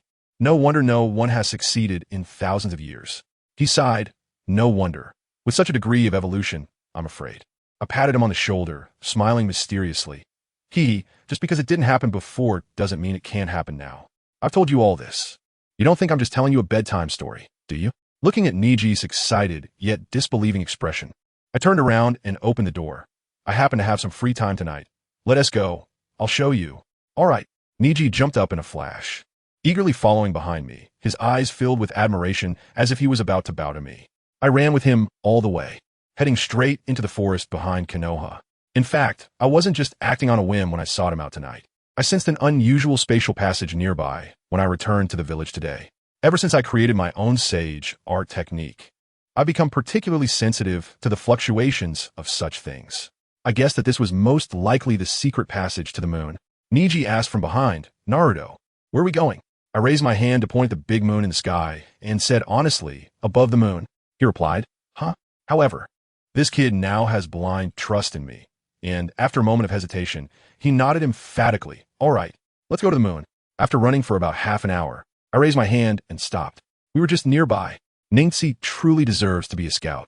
It didn't take long for him to discover a strange pond emitting a blue glow. As soon as I saw it, damn, it was so obvious this is the place. Without saying a word, I jumped in with a splash. Ningxi was so moved to see me more enthusiastic than him that he was almost in tears. Good guy. I see you as my big brother, and here you're feeling the fatherly love? If he knew what I was really thinking, he would probably be petrified on the spot. Who understands family? This generation of teammates is really hard to deal with. Of course, he doesn't know that even if he doesn't come, I have to be here tonight. Helping him out is easy, but the main purpose is to beat that guy Akatsuki Shinsuke on the moon. That guy almost made me green. How can I tolerate that? I can give up the reincarnation eye, but Akatsuki Shinsuke must die. After passing through the underwater tunnel, we emerged in a desolate area. This is the moon, I said lightly. Ningxi was so shocked he couldn't say a word. I complained. I really don't know how those descendants of Akatsuki Kaguya managed to guard this godforsaken place for thousands of years, only to go insane in the end, fighting among themselves.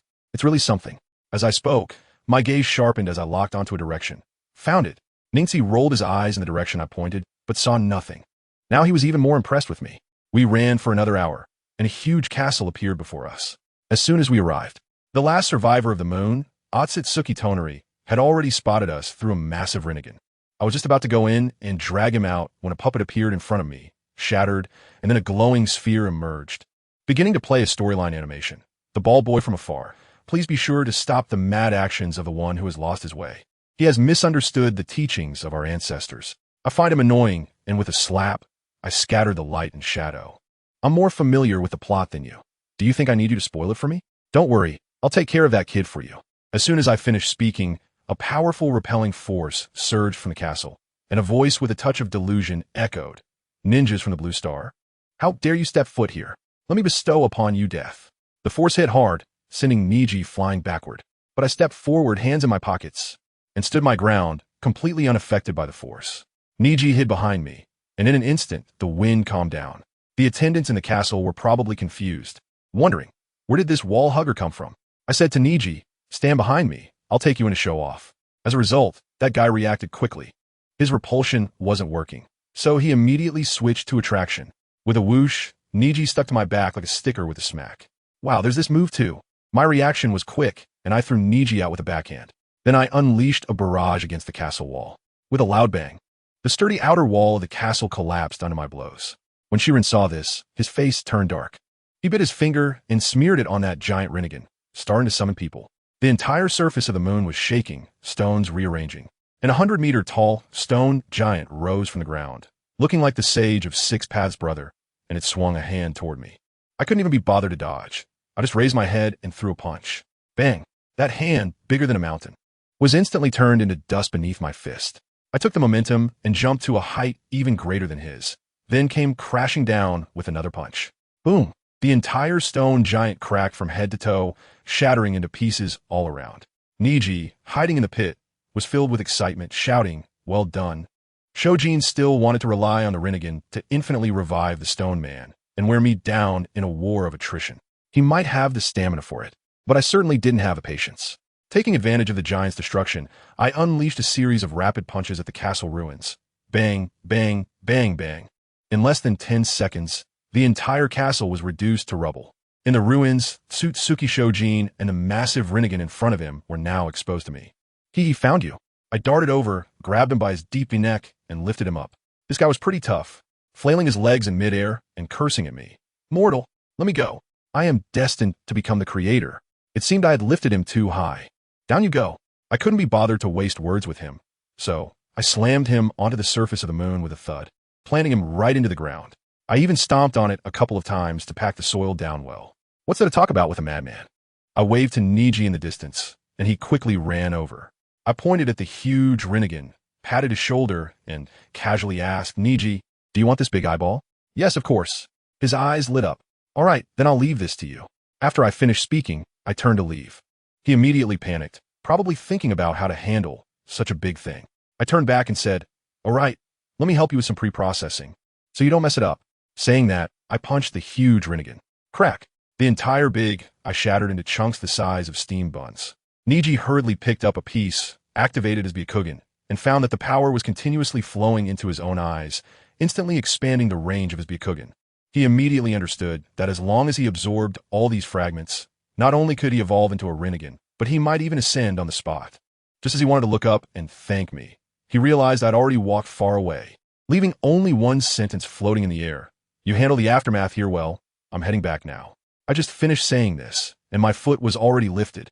But suddenly I thought, wait a minute, it's not right to let Niji crawl back on this moon like a groundhog by himself. That's too unkind. I turned around and saw that Ningxi was like a little hamster, puffing and panting as he stuffed those shards of the reincarnation eye into the space scroll. He was so careful with them that it was as if he wanted to wrap each shard in cling film. I felt a bit reluctant to disturb him while he was picking up trash, so I cleared my throat and said, "Hey, do you want to ride?" Climbing through the tunnel is so exhausting. As soon as Ningxi heard this, his eyes lit up like a rocket, and he tucked away his scroll, shooting over like a cannonball. Yes, yes, yes. Absolutely. He was probably still pondering what I meant by a ride when I smashed a fist into the space, creating a dark hole.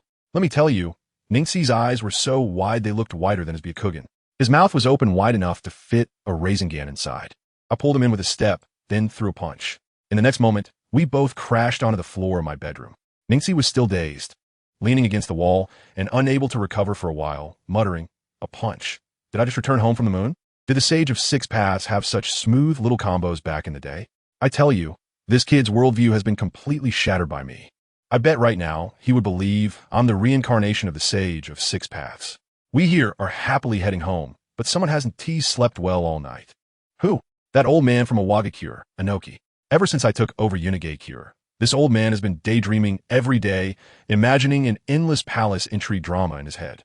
One moment he thinks I'm going to steal his village's jutsu, and the next moment he thinks I'm going to unite with Sunigakure and wrap his village up like dumplings. It's so worrying that he has almost pulled out the few hairs on his head himself. He is pondering there, not knowing that for me. Unifying the ninja world is as easy as taking a stroll after a meal."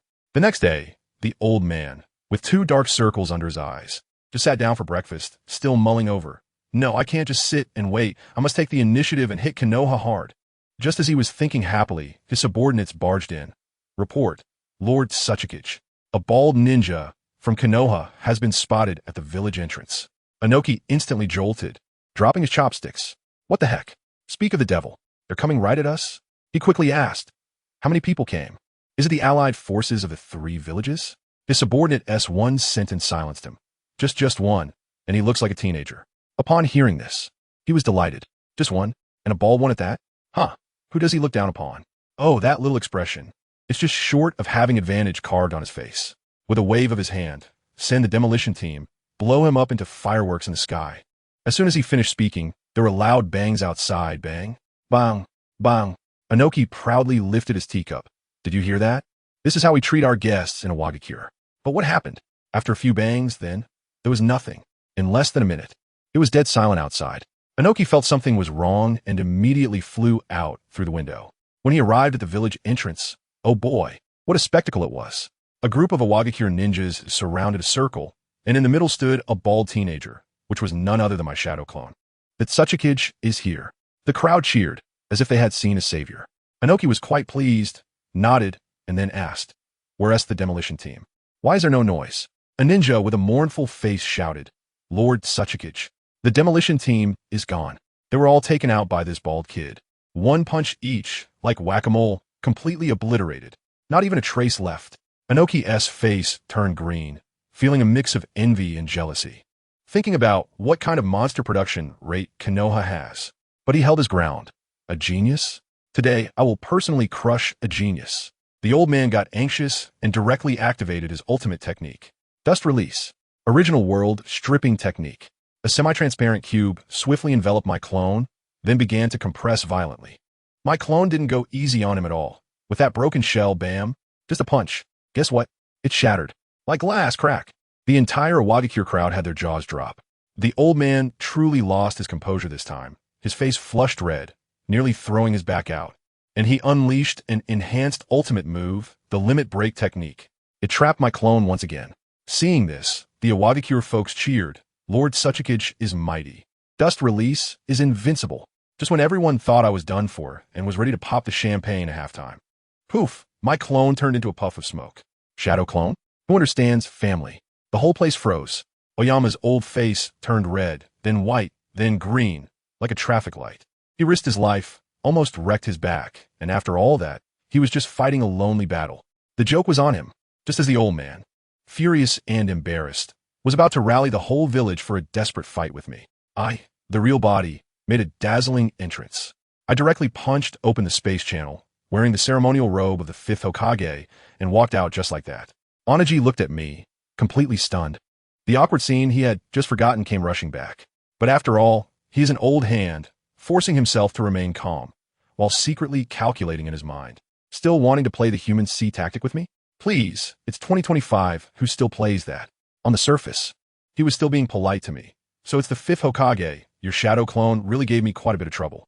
I couldn't directly handle it. Old man, it's time to retire as you're getting older. Your Rock Hidden Village has no successors, and I'm here to help you. With one sentence, I hit the nail on the head. His face twisted in anger, and he still wanted to stall for time. But I didn't even give him a chance to finish his words. Whoosh, I disappeared right in front of him. He was so scared that his soul almost left his body, and he put on more than 10 layers of Earth escape armor. What happened? Boom. One punch. The defense that looked like a turtle shell was even more fragile than paper in front of my fist. Everyone in Wagakure saw their esteemed 3rd Sasuke vanish like a kite with a broken string, and then he crashed into the ground, creating a big pit and fainting on the spot. I step on the air, walking forward step by step. Each explosive sound is like stepping on their hearts. If having many people is useful, then why do we need strength? I had just walked to the edge of the mud pit, ready to deliver my speech of persuasion, when suddenly a big wild tree burst out of the ground. Goodness, a soil clone technique. This old man can really put on a show. As he charged up from the ground, he unleashed a powerful attack at me, the boundary separation technique. At the same time, the corpse beneath my feet transformed into a puddle of mud, trying to trap me. And the result? I didn't even move my feet, and that bit of mud just crumbled on its own. As I watched that devastating beam of light shoot towards me, I couldn't be bothered to dodge. I stood tall and faced it head on. Let me tell you, that scene was like smashing rocks with my chest. My shirt was gone in an instant, but that beam of light hit me without leaving a single mark. Instead, I took step by step forward, forcefully shattering his proud, ultimate move into pieces right in front of my chest muscles. This completely silenced them. The big guy, Oyamaki, lost the light in his eyes, like a deflated balloon, and shouted. I lost, then rolled his eyes back and truly fainted this time. I reached out to grab the falling old man, looked down at the scene from a height, and asked, who else? The silence was palpable. Family members. After that, things got simple. In no time, I changed the sign of Wagakure to the Wagakure branch of Konohagakure and assigned their new leader, Tsuchi, a task to draw a world map. Then, I used the one-punch Sen technique to go home and eat. just finished slurping a bowl of ramen, and suddenly, wearing an umbu mask, Moonlight Gale jumped in through the window like a delivery guy, handing me a letter. I opened the seal and took a look. Oh, it's from the Exchange of Gold. I had casually put a bounty on the entire Akatsuki organization before, and I didn't expect to get a reply so soon. This is interesting. It seems someone is going to help me lure out those sneaky guys. Let me tell you, this news came faster than I expected. I just received the letter, and without a second thought, I directly used my teleportation technique and got myself a same-city express delivery. In the next second, wow, I found myself standing in front of the urinal in a public restroom. The entrance to this currency exchange is really down to earth. I skillfully knocked twice on the wall, and the hidden door opened. Once inside, it was a different world. Behind the bar sat a sister with purple hair and long horns. She was truly enchanting. When she saw me, her eyes lit up, and she said, "Sir, you came really quickly. My master has been waiting for you." At that moment, I was puzzled about who the boss behind the gold exchange was making such a big scene. But as soon as I entered the private room with her, I was completely stunned. Inside sat a skeleton dressed in a luxurious robe, and next to it was a woman, the one who had just led me in, who eagerly rushed over, shouting, "Lord Ains, family, who understands this?" I was petrified. How did the ninja world end up crossing over to the Bone King, as filming said? The worldview is becoming more and more abstract. That skeleton, which is Ains Ulgaon, finally managed to persuade the woman named Albedo to leave before he started talking to me. He went on about how he had crossed over here hundreds of years ago, opened a gold exchange just to slack off, and mentioned that the world is undergoing changes and wanted to team up with me. I directly interrupted him and said, "Buddy, I don't have time. I'm busy unifying the ninja world right now. We could talk about your grand plans later. I just have one question. Have you heard anything about the Akatsuki organization that I put a bounty on?"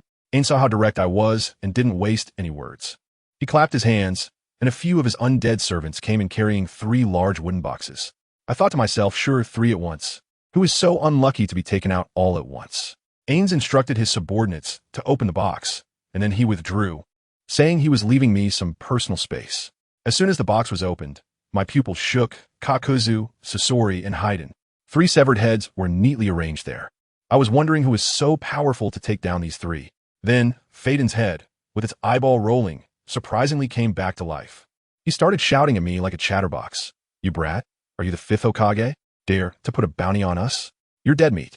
Let me tell you, that guy Kakuzu said your bounty has already risen to 70 million Ryo, and he's really tempted. Goodness, this guy's mouth is like a machine gun. He revealed everything without me even needing to interrogate him. While cursing, he complained that Kakuzu wanted to play both sides. Had his head cut off in exchange for the bounty. As soon as I heard it, I understood everything. Feidewan is an immortal. Losing his head won't kill him. As for Jiao Du, he has multiple hearts and can switch bodies as easily as playing a game, using his old head to make money. What a deal. As for Scorpion, his whole body is made of puppets. As long as the core is fine, borrowing a head to boost performance is a piece of cake, right? I really can't stand Kakuzu, that old money grubber. To make money, he even uses his own head to fleece others. I can only say this operation is impressive. Haiden's head is still there shouting wildly, "Kid, hurry up and send me out. Kakuzu is waiting to pick me up outside. If you behave, I might let him give you a quick end." I laughed and walked over, grabbing his head with one hand. "I heard you are immortal." I held his head and smiled very kindly. He still hadn't realized the seriousness of the situation and was still bragging. "That's right. Are you scared? If you're scared, hurry up." Before he could finish a sentence, I applied a bit of force, and with a crack, I pulled off one of his ears, then gently rubbed it between my fingers until it turned to ash, scattering it in the air. Feidewan instantly panicked. "What are you doing? I warn you not to mess around." I ignored him completely, and, with another snap, I crushed his other ear as well. Now he could hear nothing at all, and the world became quiet. As I slowly pressed my hand against his forehead, fear finally appeared in his eyes. It's all about the electronic wooden fish, a physical exorcism. With a dull thud, his incessantly chattering head exploded into a cloud of blood in my hand. I then clapped my palms together, and the blood mist turned into dust, completely vanishing from this world. I calmly said to the skeleton waiters, "Sorry for messing up your private room." After saying that, I turned and left. As I was walking out, the one named Yalbert handed me a VIP edition of the Bounty Handbook and a black card, saying that all services would be free from now on. All right, that essay win. I walked out of the restroom, and sure enough, Kakuzu was lurking in the bushes not far away, accompanied by Haiden's headless body. "Come out, don't hide." My voice wasn't loud, but Kakuzu heard me clearly. He stepped out, looking quite arrogant. The fifth Hokage? You've got some guts. I should thank you for the bounty. It's going to make me a fortune. I looked at his unfamiliar face and mocked. Oh, you're the one who threw a shuriken at the first Hokage from 800 miles away and then bragged about having crossed paths with the god of ninjas, Kakuzu? He was immediately choked up by my words, furious and embarrassed, and he unleashed his ultimate technique. Fire release combined with wind release created a sea of flames dozens of meters wide that engulfed me. He thought he had succeeded and was grinning maliciously. But what happened? I just stood there completely unharmed. The next second, damn, I was so busy showing off that I forgot my clothes weren't fireproof. And I got burned to a crisp. The situation became extremely awkward. When Kakuzu saw this, his eyes nearly popped out. He was probably scared by my strength. Taking advantage of the time it took me to grab new clothes from the scroll, that old man turned and ran, leaving even Heiden's corpse behind. Sprinting faster than a rabbit, I slowly put on the Hokage robe, watching his figure turn into a small black dot in the distance. Unhurriedly, I struck a pose and lightly threw a punch in the direction he was escaping, saying, "Let you run 999 meters first." My punch swept through like a high-speed train, rumbling as it passed. I heard a distant, piercing scream, and then everything fell silent. When I strolled over, all that was left on the ground was a pile of debris and a dark golden scroll. I opened it, and to my surprise, it was filled with money, with gold coins piled high like a mountain. I tearfully pocketed this fortune. What a huge profit. After taking down Kaidi, I stayed in the village for a few days, listening to Rikuju report on work while I practiced. Those daimyos still want to choke me and cut off my military funding? That's hilarious. Now I call the shots in the ninja world. Who cares about them? I was listening to a report when suddenly I felt an overwhelming power rising within me. With a crack, my indestructible body broke through to the 8th level. My strength surged, and just by shifting my foot slightly, the walls and floor of the Hokage office instantly cracked like a spider web. Rikuji was dumbfounded, staring at me with tears in his eyes. I could only awkwardly cough and say, "It's a shoddy project. I'll change the construction team later." Rikuji sighed, probably scolding me in his mind 1,000 times. Before he left, he reminded me that the new Hokage rock would be finished next week and asked me to attend the completion ceremony. I waved my hand and said I'd go if I had time. I had no interest in such trivial matters. However, while the ninja world appeared peaceful on the surface, an undercurrent was already starting to stir. In a dark underground cave, that guy Zetsu was reporting to Obito, saying that Kakuzu and Heiden had already been taken out. Obito was still cosplaying as Madara, asking Zetsu to call him Uchiha Madara. Zetsu immediately replied, "Okay, Obito," and the next second added, "No problem, Obito," which completely broke Obito's defenses, making his fists clench tightly. They muttered for a while and decided to go to the Rain Village to urge the remaining pawns, lest the plan not even start before I sent everyone away. At this moment, in the land of rain, on the highest steel tower, Pain was looking indifferently at the incessant rain, while Conan quietly accompanied him. The whole scene exuded an indescribable sadness. Just then, Nagato, through Pain's eyes, sensed something. Someone was coming. I have to tell you, as soon as the voice fell, a guy wearing an orange spiral mask appeared out of nowhere, right next to Pain's Devapath. Conan reacted incredibly quickly, turning around in an instant, her whole demeanor screaming, "Try coming one step closer." But the masked man ignored her completely and directly spoke, lowering his voice dramatically, trying to sound like a master. "You must have heard about the failures of Kakuzu and Heiden, right? Pain's Devapath, the one controlled by Nagato from behind, nodded like a robot. His tone was so cold it could freeze. Dead is dead, that frees up 2 slots. We need to find replacements. Man, I wanted to say, these are your teammates, buddy." But Conan was even harsher, delivering the final blow. That guy Kakuzu had half of the organization's funds with him, and now it's all gone. What a waste. Seriously, who understands this? These two are like reincarnated cold-blooded animals. They don't care about losing teammates, just the money. After hearing this, the masked man clicked his tongue a couple of times, and then began his cult-like speech, spreading his arms wide and dramatically shouting, "This false world is beyond saving. We must gather all 9-tailed beasts to make the world feel pain. Only then will true peace arrive." I tell you, his words really struck a chord with Nagato. Nagato became so extreme back in the day because his good friend Yahiko died. So when he heard this, the controlled Pain also excitedly raised his hands, engaging in a mutual response with the masked man across the space. Conan, watching from the side, was frowning so hard that her brows nearly twisted into a knot. She always felt that this masked man was up to no good, constantly stirring the pot. Just as Nagato was getting emotional, the masked man suddenly changed his tone and sighed. Alas, it's a pity. Our plan is likely to fail. This naive kid Nagato couldn't handle this, and he immediately got anxious. Why? With my Rinnegan and you, Uchiha Bido, how could it possibly fail? The masked man was like a fisherman waiting for the right catch, and he smiled disdainfully. Ha! Your information is too outdated. Do you think the deaths of Haiden and Kakuzu are the major events in the ninja world? Your perspective is too narrow, brother. He paused for a moment and then dropped a bombshell. Let me tell you, according to the latest intelligence from Zetsu, there are only 2 of the 5 great ninja villages left now. Sunagakure, Kimogakure, Iwagakure, all gone. In less than 2 months, they were all swallowed up by Konoha. If this continues, Konoha is going to unify the ninja world, and what are we even going to catch the tail beast for? At this point, Nagato and Konan's CPUs were overheating. What the heck? Konoha? That old man of the 3rd Hokage, is that powerful? They couldn't figure it out no matter how hard they tried. The masked man, seeing their bewildered expressions, slowly revealed the answer. Uzumaki Naruto. The newly appointed 5th Hokage of Konoha, the son of the 4th Hokage, the new Jinchuriki of the Nine Tails. Haiden and Kakuzu probably died at his hands. Nagato exploded at that moment. Nine Tails Jinchuriki? A teenager is the Hokage and has swallowed 3 major villages. The amount of information was overwhelming, and he could hardly accept it, but he still put on a tough front. After all, he was a god. Pain sneered. Heh, even if he's grown stronger. So what? In front of God, he is just a slightly bigger ant. But the plan to capture the tailed beast should indeed be expedited. Without hesitation, Nagato's execution was indeed commendable.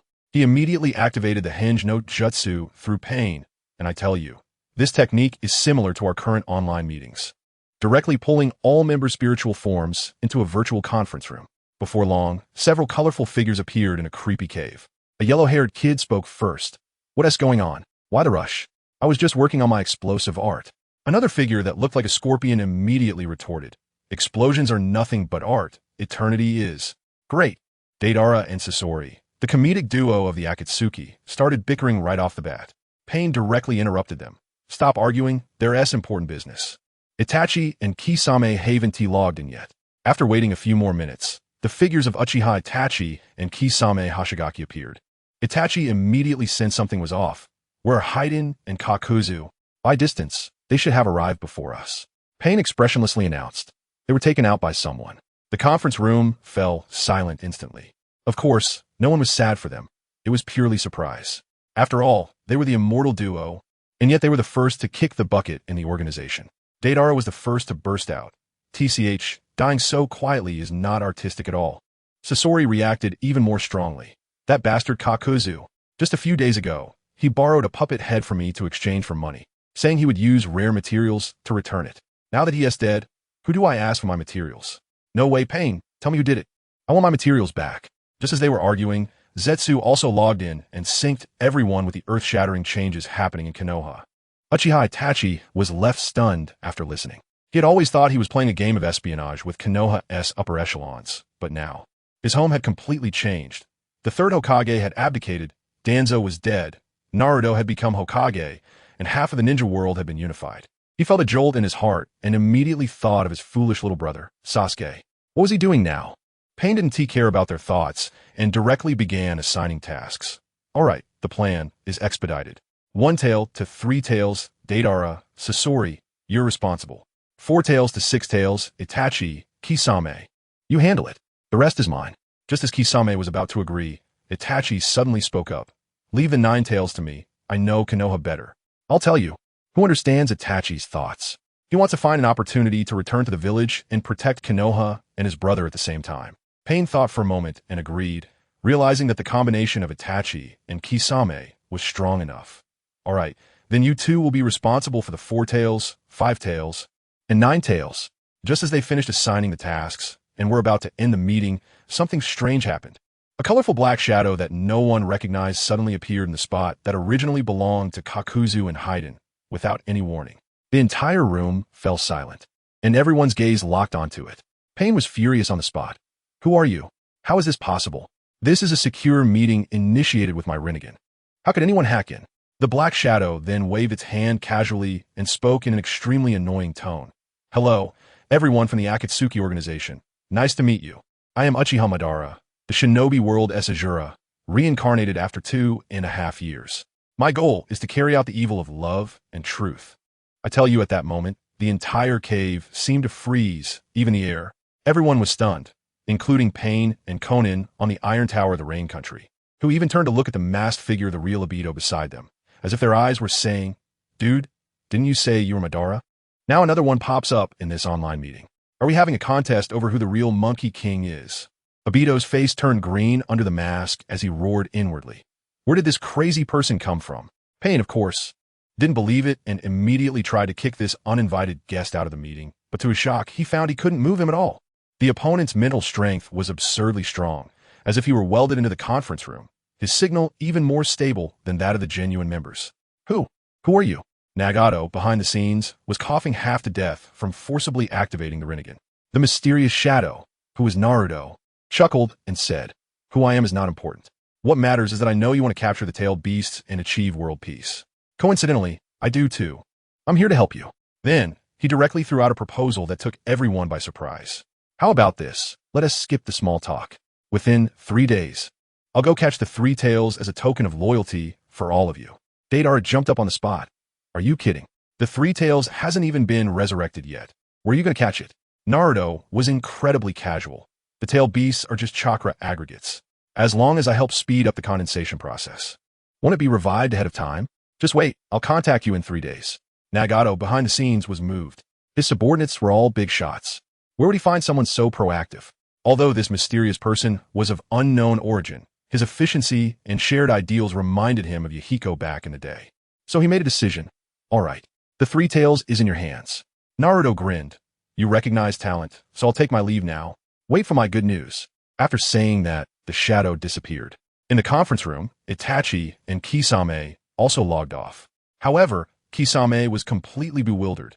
He had originally been following Obito, who claimed to be Madara, and now another Madara had appeared, and he was so formidable. He was in a dilemma, thinking, which one is the real boss? Let me tell you, this honest kid Kisame was almost losing his mind at that moment.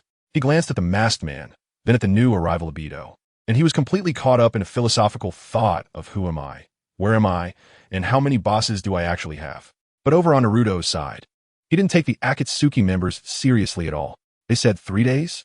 That was just to give him face. He was at home, lounging with his legs crossed, enjoying a big watermelon he had personally chilled. It was so comfortable. Then, with a snap, he used a shadow clone, and guess what? He directly created a high-quality replica of Uchiha Obito right on the spot. I'm telling you, Naruto's transformation technique is truly incredible. After all, it was built on the foundation of the sexy jutsu, and his skill is nothing short of masterful. He made some fine adjustments to the image of Madara in his memory, and wow, I can't say it's an exact replica, but it's practically a perfect copy. This clone is as solid as anything. I estimate that even the third Tsuchikige's dust release would only leave a scratch if it hit him in the face. Once he got the look down, Naruto waved his hand, and the Madara clone immediately performed the sage art, punch sen technique. In an instant, he punched through space and appeared near the agreed location by the hidden mist village, ready to look for the three tails. This scene left the observing Zetsu completely stunned. That dark figure CPU was nearly overheating. Wait, this isn't how the script was written. Madara was supposed to follow my plan. How did he just pop up like that? Could it be he had a trump card for me? Zetsu wanted to activate the insurance he left in Madara's heart. But White Zetsu stopped him. Calm down, man. If we startle the snake in the grass, how can we revive Mom later? Hearing this, Black Zetsu thought it made sense and decided to sense the chakra to test the waters. However, when he did, he was even more confused. The chakra fluctuations were undeniably identical to Uchiha Madara's. Of course, Naruto still had the nine tails, the biggest victim, inside him. So imitating an enemy's chakra was a piece of cake. White Zetsu, on the other hand, had a more open-minded view. Who cares if it's real or not? If he can capture tailed beasts, that's all that matters. If he can help revive Mom, then he is my long-lost brother. Then, let me tell you, things got even crazier. This Madara clone of Naruto found the lake where the three tails was preparing to be revived in just one day. He stood by the lake like a chef, performing operations in the air. With his left hand, he grabbed a handful of natural energy, and with his right hand, he kneaded it a couple of times. Voila! A fresh, piping hot chunk of tailed beast chakra was born. He was their hand-kneading chakra, and his speed was exponentially faster than the three tails' own revival process.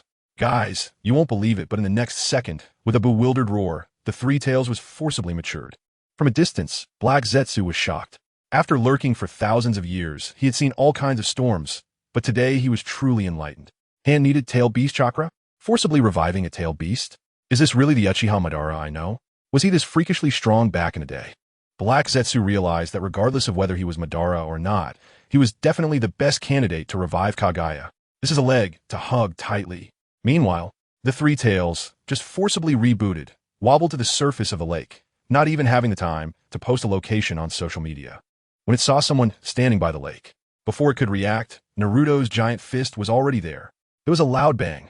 The Three Tails shell, harder than diamond, cracked like an eggshell and shattered into a QR code. The massive body immediately skimmed across the lake like a stone skipping on water, with sparks flying everywhere.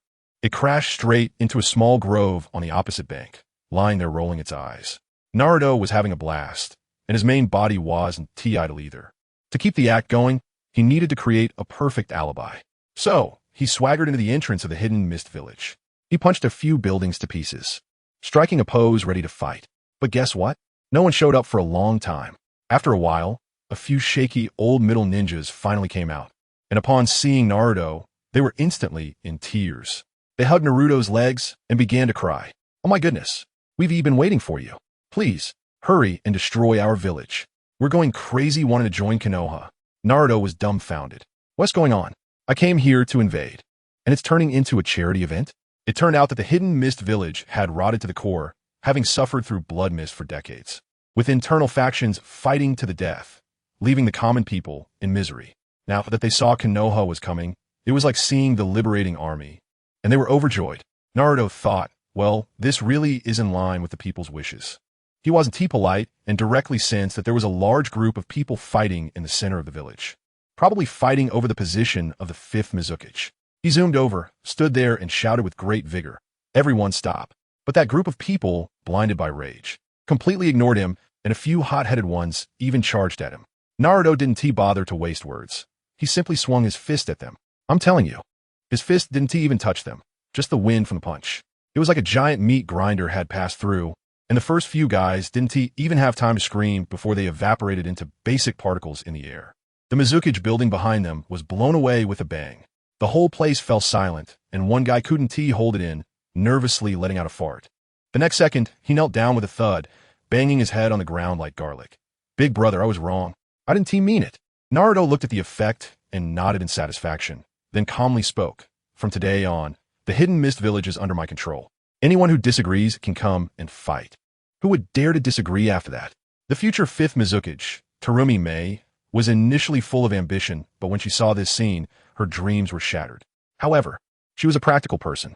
With her dream gone, she thought, well, if I can't pursue my dreams, then I might as well pursue a relationship. She glanced at Naruto and thought, this man has something going for him. A few days later, the Akatsuki organization held another meeting. Zetsu reported the information about the hidden mist village, and Kisame was even more confused. Meanwhile, Pain was exuding confidence. In his eyes, Naruto, unifying the ninja world, that was just paving the way for him. He was the one who would ultimately reap the benefits. However, Zetsu, still frightened by Naruto's strength, suggested, "Boss, that Vortex Naruto is incredibly strong. Isn't it a bit risky to send 2 people to capture the Nine Tails?" Pain thought for a moment and found it made sense. Then, the most explosive arrangement came. Pain waved his hand. "Madara, just to be safe, you'll team up with Itachi and Kisame to go to Konoha and capture the Nine Tails Jinchuriki." I burst out laughing when I heard this. Who understands, family? What kind of top-tier operation is this? Am I hitting myself? You guys from the Akatsuki are too good at playing. What about Naruto's clone of Obito? He nods coolly on the surface. Okay.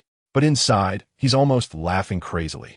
As soon as the meeting ends, he finds a deserted spot and poof, self-dissolves. All the intel instantly returns to his original body. In Konoha, Naruto, who is enjoying life, is directly amused. "Interesting, making me catch myself, huh? Alright, I'll see how you perform." Perfect timing. He also calculates the days and decides it's about time to pick up Sasuke. Before picking up Sasuke, I went home first. Let me tell you, life is pretty comfortable. I just finished morning training with Lee, all sweaty, and suddenly Mizuki appeared with towels and watermelon, providing full service clearly. Who understands family? Living with an ice clone is so simple and unpretentious. That watermelon wasn't frozen in the fridge. He used his ice jutsu to freeze in an instant. Taking a bite, it's crispy and has a slushy texture, so refreshing. And that towel, you think it's just an ordinary towel? Goodness, every fiber carries just the right amount of coolness. Wiping it on my face feels like giving my skin a spa treatment. The last time I casually bought the book The Maid's Self-Cultivation at the bookstore, he actually finished reading it. Now he is a professional-level housekeeping master. I gave him a thumbs up, and he blushed, looking quite embarrassed, saying something about how it's an honor to serve me. I thought to myself, well, your life value is to be a top-notch tool. So as the master, I'll just trouble you a bit to help you realize your life value. It's a win-win, simply a win-win. Just as I was enjoying this moment, the doorbell rang. I immediately knew it was Hinata. Ever since she accidentally caught me seeing her practice in the morning, she's been avoiding me. I thought, this one do, we're going to be a family. So I need to resolve this awkwardness quickly. But when the door opened and she saw me, my goodness, she just froze in place. Her face turning as red as a boiling kettle, and her legs went weak, almost collapsing. I hurriedly caught her, but now it was even worse. Smoke was starting to come out of her head. I half dragged her in and sat her down. But when she turned her head and saw by coming out of the kitchen, her little face turned pale, tears welling up in her eyes, looking extremely wronged. I quickly explained to the guy a real man, eating watermelon, chilled. This managed to diffuse the family drama. After finally cheering up Hinata and sending her off, it was time for me to get down to business. I punched open a space portal, created a shadow clone, and transformed. Uchiha Madara, here we go. My shadow clone appeared directly in the Konoha forest, ready to meet Itachi and Kisame. I told you, this time I poured a full 10th of my chakra into this clone. As long as he doesn't do anything reckless, he can have no problem wandering outside for a year and a half. My spiritual energy buzzed out, and within 5 kilometers, the crows that Itachi released to scout were as clear as fireflies in the night. They were still testing each other while I had already locked in the GPS. I didn't hide it either, and just swaggered over. Kisame, with his big shark face, seemed quite curious and asked Itachi, Mr. Itachi, what kind of person is your brother? As soon as Itachi heard this, he entered a reminiscing mode, then let out a cold laugh and began his classic pretentious speech. My foolish little brother, just a whiny little brat. I hope that when I go back this time, he can be a bit stronger, otherwise he won't qualify to be my backup eye. Saying this, he even covered his Sharingan, afraid others wouldn't see that he was a filial son. Kisame was a bit confused at that moment, wondering whether Mr. Itachi was concerned about his brother or planning to harvest his kidneys. However, he was more concerned about whether this new Uchiha Madara was real or not. As soon as I arrived, I greeted them. Oh, you've all arrived. The big shark Kisame, without saying a word, charged at me with his huge sword, Samahata, which looked like a door plank. The momentum was as if he wanted to split my head open. He wanted to test my strength. Let me tell you, that sword was accompanied by the sound of wind, with power comparable to hundreds of thousands of pounds. If an ordinary ninja took a hit, they would be done for. But what happened? I didn't even raise my eyelids. With a light punch, just a casual punch. Bang! A loud sound erupted, and Kisame's hand, tightly gripping the sword's handle, exploded into a mist of blood. That big sword, Samahata, was smashed into a twisted mess by my punch, flying out of his hand like an out-of-control electric fan, whirling and crashing into the nearby trees, shaving them flat for hundreds of meters. The worst off was Itachi, who was watching the show, to dodge the sword. He had no time to hand seals and ended up rolling on the ground in a terribly awkward manner, tumbling several times before stopping. His idol image shattered into a million pieces. Folks, I wanted this effect. In front of Uchiha Madara, the prestige had to be mine alone. Kisame looked at his bloodied hand, then at the forest that had been shaved flat, and instead of getting angry, he was excited, his eyes shining. The way he looked at me was like he was gazing at his own father, muttering, so strong. This is Uchiha Madara. That masked man, although strange, was nowhere near as imposing as my entrance. Kisame instantly became my little fanboy. I glanced at him sideways, sarcasm full. Is this really strong? You haven't seen me at my peak. But you, kid, have some guts to take a shot at me. The ghost shark chuckled.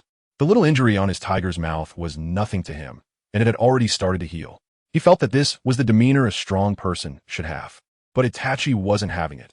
After just making a big blunder, he got up, cold-faced, and questioned me. You claim to be Uchiha Madara, yet you don't use Uchiha's ninjutsu, relying solely on taijutsu. Isn't that a bit lacking in persuasion? I couldn't help but laugh at that moment. With your level, do you think you deserve to use ninjutsu? Upon hearing this, Kisame nodded repeatedly, feeling it made too much sense.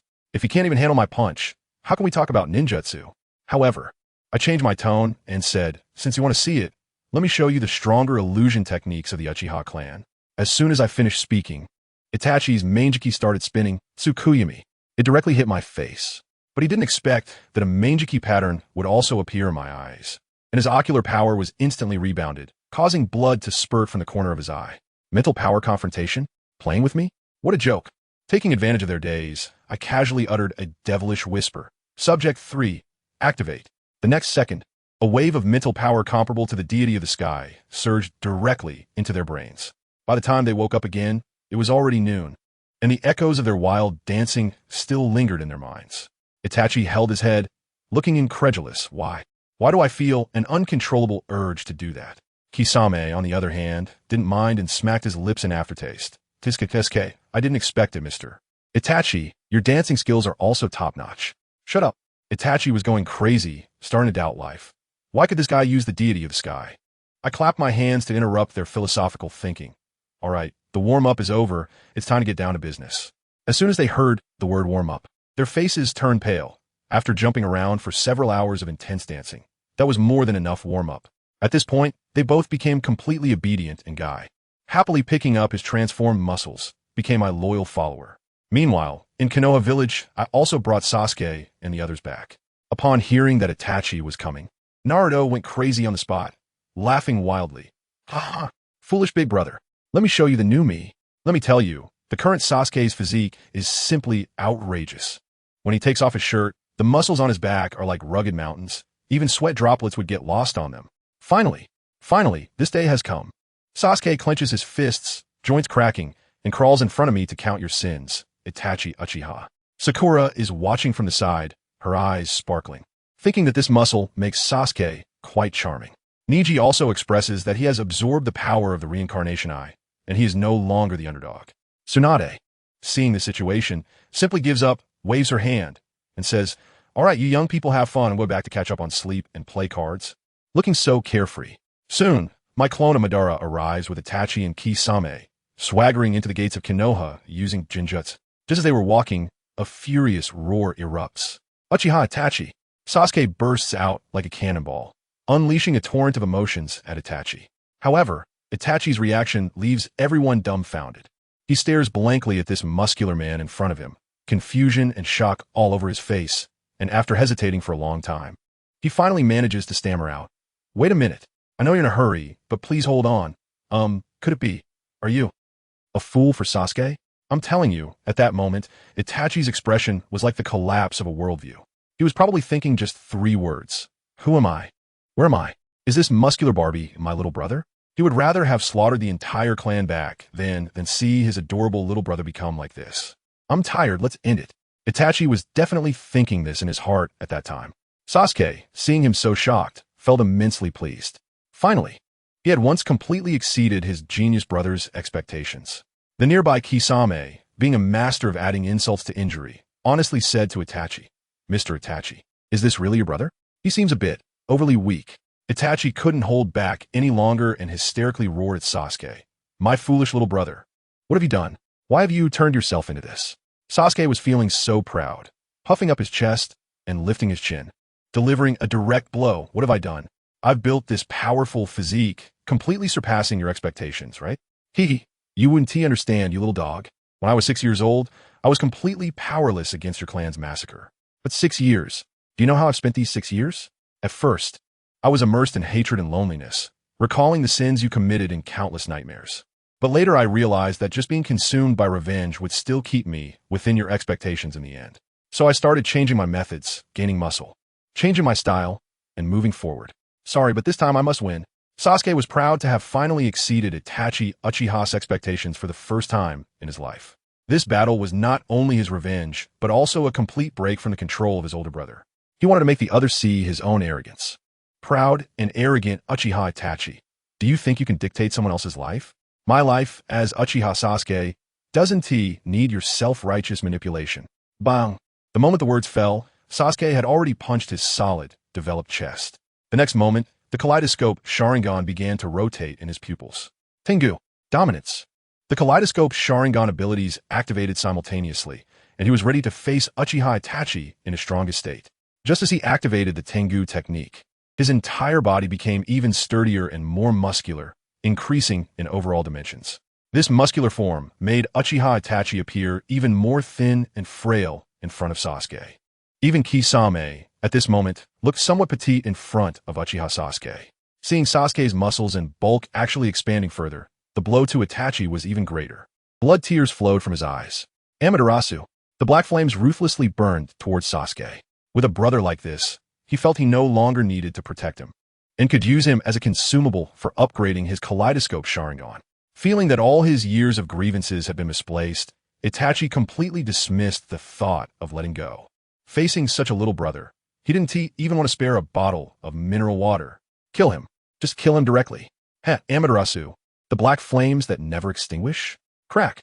Watching the black flames come, Sasuke did not dodge or evade, but quickly mobilized the chakra within him. Under the influence of the dominance technique, both the speed and power of his jutsu were enhanced tenfold. Lightning arcs danced across his body, and a layer of nearly solid lightning armor, like a chakra cloak, directly isolated the Amaterasu flames outside. Bang! As Sasuke shattered the layer of lightning armor in the next moment, the Amaterasu flames also fell away with the armor fragments. Is that all you've got? Then I'm coming at you. Seeing the Amaterasu that was directly isolated and stripped away, Sasuke grinned. Then, using the stimulation of the lightning and his powerful leg strength, he exploded forward. So fast, Uchiha Itachi saw Sasuke suddenly disappear from his spot, realizing he didn't have time to dodge, and immediately performed the body replacement technique. Sasuke's heavy punch came down, and Itachi's body disintegrated into a flurry of crows. Tsukuyami. When he reappeared in another location, he immediately cast the Tsukuyami illusion on Sasuke. Bang! However, being of the same kaleidoscope Sharingan level, Itachi's Tsukuyami was directly blocked by a layer of solidified eye power. Hehe, since we have the same level of eyes. Let's get serious, don't disappoint me. The moment Sasuke exploded the crow's substitution, he immediately turned back, ready to pounce on Itachi's new position. Uchiha Itachi fought while retreating, throwing a multitude of shurikens at Sasuke in an attempt to slow his charge. However, facing these shurikens, Uchiha Sasuke didn't care at all, simply swatting them away with his thick palms or deflecting them with his developed biceps. Times have changed. Stupid big brother. This is no longer the era of throwing shurikens and playing with eye techniques. Now it's all about absolute power. If you're still stuck with those flashy tricks from your childhood, then this victory is going straight into my pocket. Sasuke sneered as he charged in front of Itachi, neither throwing a punch nor kicking, but directly using his robust body to crash into Itachi, who couldn't dodge in time. The thin and frail Itachi spat out a mouthful of old blood. At the moment of collision, he felt like his body was about to fall apart, as if he had been directly rammed by a raging bull. Could it be that I was really wrong? As Uchiha Itachi flew out like a kite with a broken string, he couldn't help but ask himself in midair. No, I can't be wrong. Absolute power? I have that too. The moment he landed, Uchiha Itachi shakily supported himself against a tree to get up. Along with him rising, there was also a red half-body phantom. Burn. Susanoo. Chapter 120. Getting serious. A towering red half-body Susanoo over 10 meters high appeared behind Uchiha Itachi, and a powerful sense of oppression instantly enveloped the area. Uchiha Itachi didn't know what had stimulated Sasuke to train himself into this muscular form. However, if what Sasuke wanted was the crushing of absolute power, then he believed he could achieve that too. But facing the massive Susanoo, Sasuke's reaction was beyond Uchiha Itachi's expectations. Huh, is this your reliance? But it does seem like you're getting serious. Well then, I'll play along. Sasuke was slightly surprised to see Uchiha Itachi's Susanoo appear, but he quickly regained his confidence. The next moment, his kaleidoscope Sharingan also began to spin. Susanoo is not something that only Uchiha Itachi possesses. However, Sasuke's Susanoo was somewhat different from those of other Uchiha ninjas. Compared to the massive Susanoo of others, Sasuke's Susanoo was smaller in size, but it was the essence condensed. The next moment, in Uchiha Itachi's astonished gaze, a 5-meter-tall half-body Susanoo appeared behind Sasuke. But this Susanoo didn't look as normal as Itachi's. Everyone could clearly see that Sasuke's Susanoo showcased powerful muscle lines all over its body. Compared to the more skeletal or robotic Susanoo of others, Sasuke's Susanoo resembled a fully trained human. The Sharingan is the eye that reflects the mind. The occurrences of the kaleidoscope Sharingan are few. Even Itachi couldn't clearly explain what state Sasuke's Susanoo was in now. However, he could see that Sasuke's half-body Susanoo was a full half smaller than his own, although it was smaller just by looking at the clearly defined muscle lines. One could tell it was definitely formidable. What kind of sin has my foolish younger brother committed? Even Susanoo is starting to grow muscles. In the extensive family records of the Uchiha clan, there has never been any mention of such a thing occurring. Are you sure you can fight me with a Susanoo like this? Although he knew Sasuke's Susanoo might be tough to handle, belonging to the small but elite type, deliberately throwing out some taunts was also a way for Itachi to disrupt Sasuke's mentality. Hehe, whether you can fight back, you'll know once you try. Sasuke is no rookie now. Psychological tactics have little effect on someone like him who has disciplined himself to grow stronger. As the brief exchange of words ended, both Susanoo began to move simultaneously. Not moving is one thing, but once they do, it's shocking. When both Susanoo acted at the same time, the contrast became stark. Compared to Itachi's Susanoo, which had a slight sense of delay in movement and turning, Sasuke's half-body Susanoo was agile enough to perform various detailed actions. Looking at Sasuke's own movements, it was clear that his Susanoo's actions were in perfect sync with his own. The reason Sasuke's Susanoo was smaller was mainly because part of it was directly working within Sasuke's body, allowing his muscles to be more developed while using Susanoo. Come on, come on. The two stared at each other, and invisible sparks flew in the air. Although they locked eyes, one was still and the other was in motion. Uchiha Itachi stood still, using his ocular power to control Susanoo's attack. Uchiha Sasuke, while keeping his eyes on Itachi, was already swiftly dodging and attacking. Accompanied by his increasingly solid physique and agile steps, his Susanoo deftly evaded the incoming attacks while delivering a punch. Love's Rising Dragon. Revenge for my brother. Dodging Itachi's Susanoo attack, Sasuke's half-body Susanoo delivered an uppercut, rising punch as Sasuke himself jumped. Don't be fooled by his Susanoo's mere 5-meter height. This punch struck with tremendous force against Itachi's Susanoo's chin. Crack! In an instant, Itachi's Susanoo's chin shattered inch by inch, and a massive body was nearly toppled by the power of the rising punch. Fortunately, Uchiha Itachi, sensing the danger, immediately increased his ocular power to control Susanoo, preventing it from being knocked over by Sasuke's punch. The cost of this was that blood tears flowed from Itachi's eyes again. An expert reveals their strength with a single move. Neither party is foolish. Just a brief clash was enough to see the gap between their Susanoo. The difference in power was so significant. Itachi, struggling to maintain his Susanoo without it collapsing, felt a chill in his heart. He had thought about the day Sasuke would overturn him and how he might cooperate if necessary. But he never expected that day would come so quickly. You are not ready to defeat me yet, Itachi thought to himself, and then saw his bloodied Sharingan rotate again.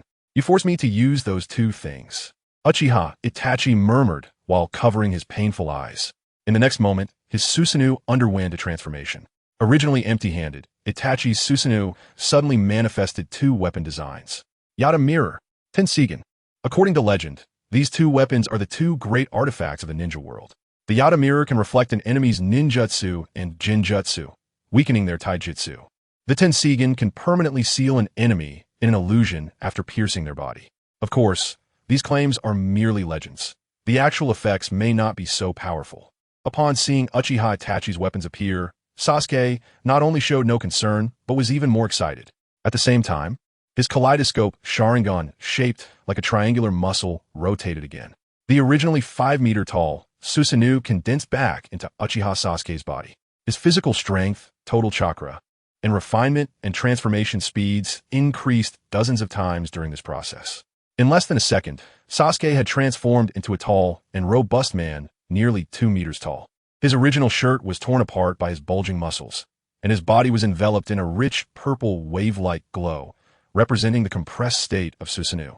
At the same time, he raised his right hand, and a sharp long spear, condensed from purple Susanoo, appeared in his hand, facing the incoming Tensigen from Uchiha Itachi. Sasuke turned the long spear in his hand. Boom! Thunder erupted from his body, with blue lightning coiling around Uchiha Sasuke's purple Susanoo glow and long spear. This move was his perfect killing technique, created by combining the most powerful lightning ninjutsu and Susanoo abilities during his training over the past half-month. Solid, power, speed, a perfect fusion of the three. Thrust, Hell, Thunder Spear. Chapter 121 Thrust. Hell, Thunder Spear.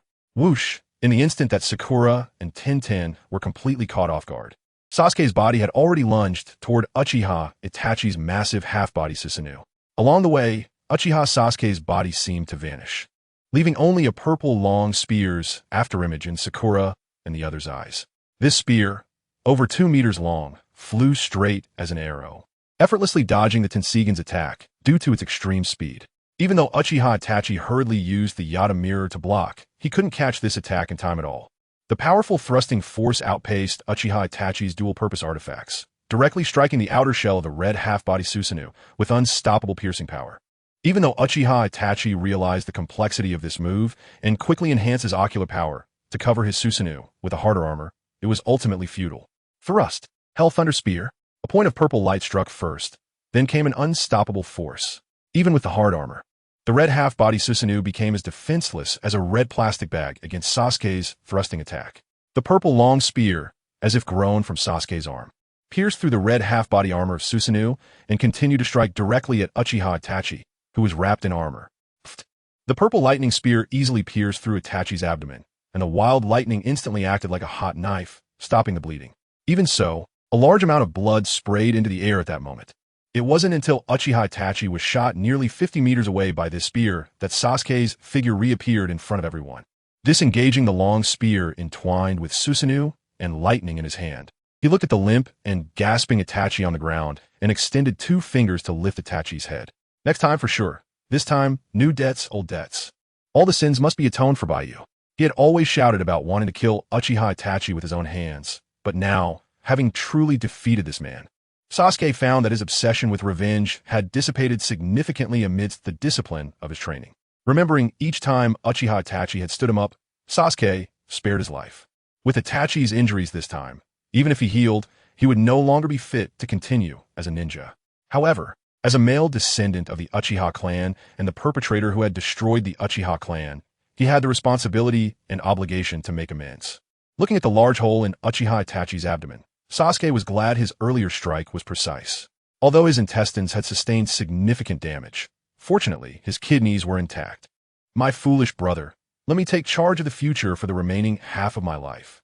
Saying this, he waved his hand at Sakura, who was watching nearby. Quickly take this guy for treatment. If you can't do it, let Tsunade take action. Looking at Uchiha Itachi's terrifying injuries, Sasuke was unsure if Sakura could save him. However, he didn't linger here and instead turned his attention to the other 2 battles still ongoing at the village entrance. Just after Sasuke had started fighting Uchiha Itachi, Kisame, who was standing by, also launched an attack on everyone. With his greatly increased strength, Neji, seeing that Sasuke had already made his move, naturally wouldn't back down. Let's fight outside the village, Naruto shouted, directly cooperating with Uchiha Madara as they charged toward the village entrance while engaging in battle. Neji immediately nodded at Naruto's request, focusing his gaze on Kisame, who was engaged in combat with Might Guy. Byakugan. The veins on both of Neji's temples bulged, indicating that he had begun to use the Byakugan. Here I go. Gentle Fist. 8 trigrams, air palm. A powerful punch was unleashed.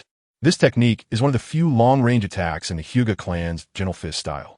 Combined with the Byakugan's ability to scout, it often allows for a certain range of long-range surprise attacks. However, due to the limited strength of an ordinary Hyuga clan member, the power of the air palm, after being weakened over distance, often fails to cause effective damage. But for Neji, who had recently integrated a significant number of giant Rinnegan fragments, greatly enhancing his ocular power and physical strength, the power of the air palm was no longer comparable to that of an ordinary Hyuga Jonin. Even the current clan leader of the Hyuga clan, Heishi Hyuga, would not be able to match Neji's current air palm power. In fact, if the power of the air palm were to be maximized, it could even rival Kaguya Otsutsuki's Shinjutsu, 80 Gods Vacuum Attack. Although Neji was still far from that level, Kisame was caught off guard and was directly sent flying by this invisible long-range palm force. Gentle Fist. 8 trigrams, air palm. Seizing the moment when Kisame was knocked into the air, Neji continued to unleash another palm strike. Kisame swung his Samahata in an attempt to block and absorb chakra, but because he was facing pure palm force, he was directly sent flying toward the village entrance. Teacher guy, leave this guy to me. With his Byakugan fixed on the falling Kisame in the distance, Neji unleashed another palm strike, with 3 consecutive hits.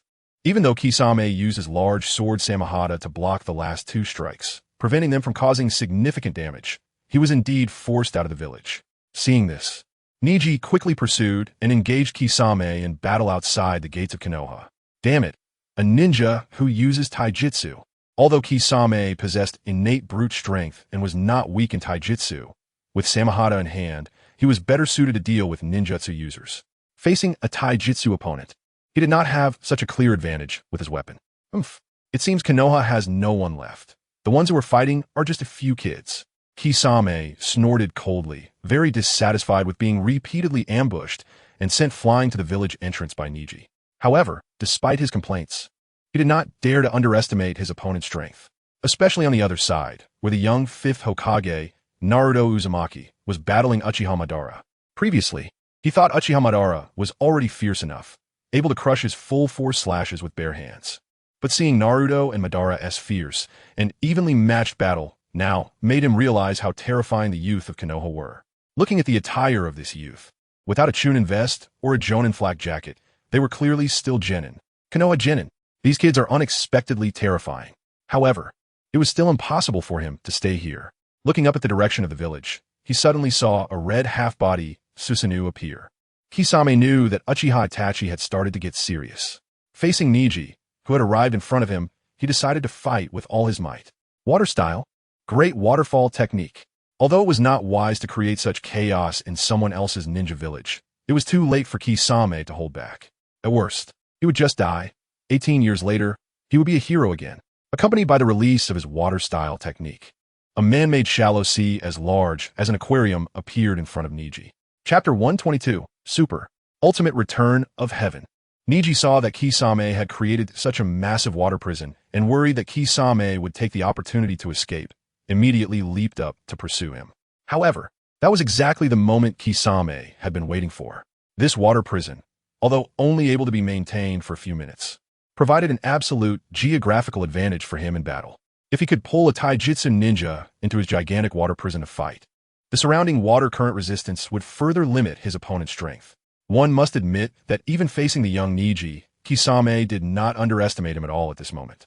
He stacked all the necessary buffs on himself, playing very smoothly with the environmental constraints. Niji, as a genius, was not just a one-track-minded fighting maniac. He understood attributes and environmental constraints as well. However, due to his concern that Kisame might escape and his confidence in his current strength, he dared to chase after him immediately. If it were the old him, being inadvertently trapped in water would have caused him quite a bit of trouble. But for him now, even if trapped, he could find a way to break free. After all, even the curse seal of the caged bird that decides life and death in an instant couldn't restrict him. What other difficulties could stop him? Don't think of escaping. Niji shouted angrily, blocking Kisame's path. Hehe, I have no intention of escaping. In front of Lord Madara, let me showcase my strength well. Saying this, Kisame glanced at Madara, who was currently fighting Naruto. Water style, water dragon bullet technique.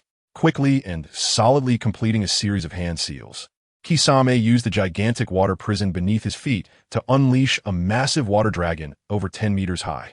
The water dragon soared into the sky and swiftly charged toward Niji. If it were before, Niji would have had no choice but to awkwardly dodge such an attack. But now, he could choose to defend directly. Absolute defense has its limits. Once exceeded, it will be broken. However, conversely, as a user's strength increases, the limit of absolute defense will also rise. Return of Heaven. Having lifted the cage bird curse seal and significantly increased his strength, Niji used Return of Heaven again, actually managing to block the tremendous power of the water dragon bullet technique. Interesting, but still too inexperienced. One must know that the water dragon bullet technique is known for its immense power among water-style jutsus. Seeing Niji able to withstand it head-on like this, a hint of excitement appeared on Kisame's face. The stronger the opponent, the stronger the power he could showcase before Lord Madara. Seeing Niji enduring it, Kisame went with the flow, controlling the water dragon beneath Niji's feet to sink, directly pulling Niji into the water prison. Not good. This battle was ultimately Niji's first fight after greatly increasing his strength. Facing a battle of this caliber, his experience was still lacking compared to the battle-hardened Kisame. Even being completely vigilant, he still carelessly got pulled into a battle environment favorable to Kisame. Hehe, in this water area, I have a significant geographical advantage. Are you ready? Kisame, who entered the water prison at the same time as Niji, had already merged with Samahata, transforming into a half-fish, half-human state. The movements underwater posed heavy resistance for Niji, while Kisame, in his half-fish state, moved with agility and ease. Niji saw himself being dragged into the water and understood that panicking was useless. He decided not to struggle, allowing his body to sink quickly, hoping to reach the bottom of this water prison to regain some mobility. Moreover, while fighting in this water prison, he had to pay attention to the limit of holding his breath. Otherwise, he could easily drown and lose the battle. Glancing at Naruto, who was fiercely battling Uchiha Obito not far away, Niji strengthened his resolve. Even when faced with an unfavorable situation, he would turn the tide and break free from his restraints. So, let me enjoy your death. Water release. 1,000 Shark Jutsu. Instead of using the probing 5 Shark Jutsu, Kisame quickly formed hand seals in the water dragon and directly summoned a multitude of sharks using chakra to attack Niji. The sharks moved nimbly in the water prison, and with their numbers in the hundreds, there was almost no way to avoid them. However, Niji, having already sunk to the bottom, felt a sense of calm. Facing the sharks attacking him from all sides, Niji extended his arms, following the subtle ripples of the water flow. Hyuga Niji performed Gentle Fist at the bottom of the water prison. Gentle Fist technique. 8 trigrams, 10, 24 palms. Bang, bang, bang, bang, bang. He struck out palm after palm, rapidly in sync with the slight disturbances of the water. Even though the surroundings were densely packed with sharks created by Kisame, his continuous and fluid 8 trigrams palms cleared them all away. This guy, seeing Niji clear over 1,000 sharks in just 1 minute, Kisame realized that this boy was also a tough opponent. So, he decided to no longer hold back. Since the ordinary sharks could be defeated, then he would summon something massive. Water release. Great shark bomb technique. Boom! In an instant, a gigantic shark nearly 10 meters long appeared in the enormous water prison as Kisame completed his hand seals. With its massive jaws wide open, the terrifying giant shark attacked Niji without hesitation. Kisame watched the scene before him with a sinister smile. The Great Shark Bomb could not only cause impact and tearing damage. At the moment of the Great Shark Bomb's impact, if the opponent used a ninjutsu to counter, the power of that ninjutsu would be absorbed and doubled back. If the opponent did not counter with ninjutsu, then their chakra would be completely devoured after being bitten by the Great Shark Bomb. In any case, this move was almost unsolvable. Niji looked at the aggressively approaching giant shark, his face showing a hint of seriousness. However, the next moment, he made a decision. Super Tenketsu Return. This was a new ninjutsu that Niji developed after his strength increased, based on the Tenketsu Return technique. The basic principle was similar to Tenketsu Return, but during the rotation, it transformed the chakra released through the body into a mix of chakra and immense palm power. Moreover, this technique emphasized durability compared to Tenketsu Return, leaning more towards explosive and counter-damage characteristics. Of course, this was also a derived ninjutsu he created to commemorate Naruto's help in breaking free from the cage bird curse seal. Did you see that? Naruto, I will end this battle with this move. The next moment, in Kisame's astonished gaze, a light blue hemisphere rapidly expanded around the spinning Niji. 3 meters, 10 meters, 30 meters. Super Tenketsu Return. Niji's ultimate move expanded to nearly 50 meters within just a few seconds. The enormous water prison, which Kisame viewed as his territory, was directly transformed into a raging water tornado by Niji's ultimate move. Compared to the calm inside Niji himself, the entire water prison outside of Niji's position was thrown into chaotic turmoil. The giant sharks were shredded within the water tornado, and Kisame, unable to escape in time, was instantly pulled into the vortex's immense force. Wah wah wah wah wah. Kisame's body was dragged by the tornado created by Niji, and bubbles continuously blew out from his mouth as he spun rapidly. At that moment, Kisame experienced an unprecedented sensation of near suffocation in the water. Chapter 123, Grab the Belt and Run. Poof. Splash. The intense rotation caused by Super Tenketsu Return expanded to encompass the entire enormous water prison. This process seemed complicated, but it took less than 2 seconds. The enormous water prison collapsed under the massive rotational force, and torrents of water flew outward. Yet more water still formed a water tornado, rapidly swirling around Niji.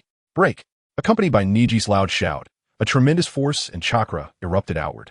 The massive water tornado suddenly exploded at that moment, separating Kisame and the sharks caught within the explosion. The sharks were thrown out, directly embedding into the solid ground, while Kisame fell headfirst into the dirt. After struggling to pull his head out of the soil, he saw Niji standing before him. Gentle fist technique. 8 trigrams, 10, 24 palms. With his ocular power and physical limits greatly enhanced, Niji could now unleash 1,024 palms in succession, up from the previous 128. This increase meant that the number of 8 trigrams palms he struck had increased 8-fold. Moreover, each palm was significantly more powerful than before, even with Kisame's unique physical qualities. After being struck by so many consecutive palms, he was covered in bruises, and his chakra was completely obstructed and unable to circulate. What an impressive young man. Is my life really ending like this? That's fine. Being able to see a true strongman before I die is a form of satisfaction. Kisame weakly slumped to the ground, laboriously turning his head to look in the direction of Uchiha Bito, a hint of a relieved smile on his lips. However, just as he thought his life was about to end, he saw Uchiha Bito, not far away, forcefully strike back against Naruto. Boom! A powerful punch slammed into the ground, cracking the earth for 100 miles around the entrance of Konoha village. Niji, who was about to finish off Kisame, immediately retreated to avoid the ground splitting, preparing to finish off Kisame in the rubble later. Kisame's body fell into the crack, thinking he might be buried underground, only to suddenly feel someone grab his belt. Retreat. In the next moment, as his body was swiftly lifted into the air, he heard a familiar voice. Saved? It's Obito. Because he was being lifted by his belt, Kisame's body was in an arch position. His head leaned back helplessly, but he couldn't see who was carrying him away. However, from the voice, he recognized the person's identity. In his eyes, the red half-body Susanoo, belonging to Uchiha Itachi in Konoha, suddenly shattered. Watching Konoha village grow further away, Kisame couldn't help but sigh. Itachi, you too have fallen. With a bit of regained strength, Kisame strained his neck to look at Naruto and Obito, who were pulling him away quickly. Obito, you don't have to worry about us. Keep fighting. Maybe you can successfully defeat that Naruto. Among the 3 who had come to Konoha headquarters, only Obito had just been fighting evenly with his opponent. Moreover, the commotion from their battle was no less than that between him, Itachi, and their opponents. This further demonstrated Obito's strength. At this moment, Kisame completely regarded Obito as the true Uchiha Obito in his heart. He did not want a strong man he admired to have a poor record just because he needed to be rescued. However, upon hearing Kisame's words, Obito merely curled his lips. He has put up with acting alongside the original body for so long, and now you want him to keep going? No way. If it weren't for the hope that Kisame could be completely fooled, Naruto's shadow clone wouldn't even continue to play Uchiha Madara. What is the point of a meaningless battle? Even if we win, so what? Our mission is to capture the Nine Tails. This time, being able to gather information about the Leaf Village's true situation is enough. After I restore my peak state, I will come back and flatten this village. Who can't brag? Naruto Madara answered coolly, as if he could flatten Konoha whenever he wanted. But his strength hasn't fully recovered yet. Of course, what he said wasn't entirely a lie to Kisame, because if he wanted to, he could indeed flatten Konoha. It's just that as the 5th Hokage, he didn't want to do that. Moreover, he ISNT at his peak state now, which is also the truth. After all, Naruto Madara is just a shadow clone of Naruto, not the original body, so he certainly can't claim to be at his peak state. However, Kisame was unaware of these truths. Listening to Naruto Madara's grandiose words, his heart was filled with admiration and yearning. This is the true strong person in my heart. With this thought, he hesitated for a moment and revealed the secret he had been struggling with for a long time. Lord Madara, there is something I need to tell you. Please don't be angry. Oh, Naruto Madara threw Kisame to the ground. During the wild run of the last half hour, the two had already arrived at the border forest of the Land of Fire. Looking at Kisame, who was struggling to get up from the ground, Naruto Madara raised his head, one eye hidden behind his long, messy bangs, and asked Kisame with a slightly curious tone. In fact, he had already vaguely guessed what Kisame was about to say. Meanwhile, Uchiha Obito, wearing a mask, was secretly studying the passive effects on his heart in the cave where the real Uchiha Madara had died. Achoo! Suddenly, he felt a chill behind him, and involuntarily shivered and sneezed. The violent sneeze blew off the mask on his face, and, as he picked up the mask that had fallen to the ground, a vague sense of foreboding arose in his heart. Who is speaking ill of me behind my back? Shaking his head, unable to think of anyone who would talk about him, Obito continued his research. What? You mean there's a perverted masked man daring to impersonate my identity and swindle people out there? How despicable. To impersonate someone else is such a sinister thing to do. He is simply a lowlife. Naruto Madara angrily condemned the shameful behavior of the masked man, suddenly feeling as if he had also included himself in the criticism, and quickly added, impersonating me, Uchiha Madara, is one thing, but to hide behind a mask and sneak around is ridiculous. I, Uchiha Madara, act boldly.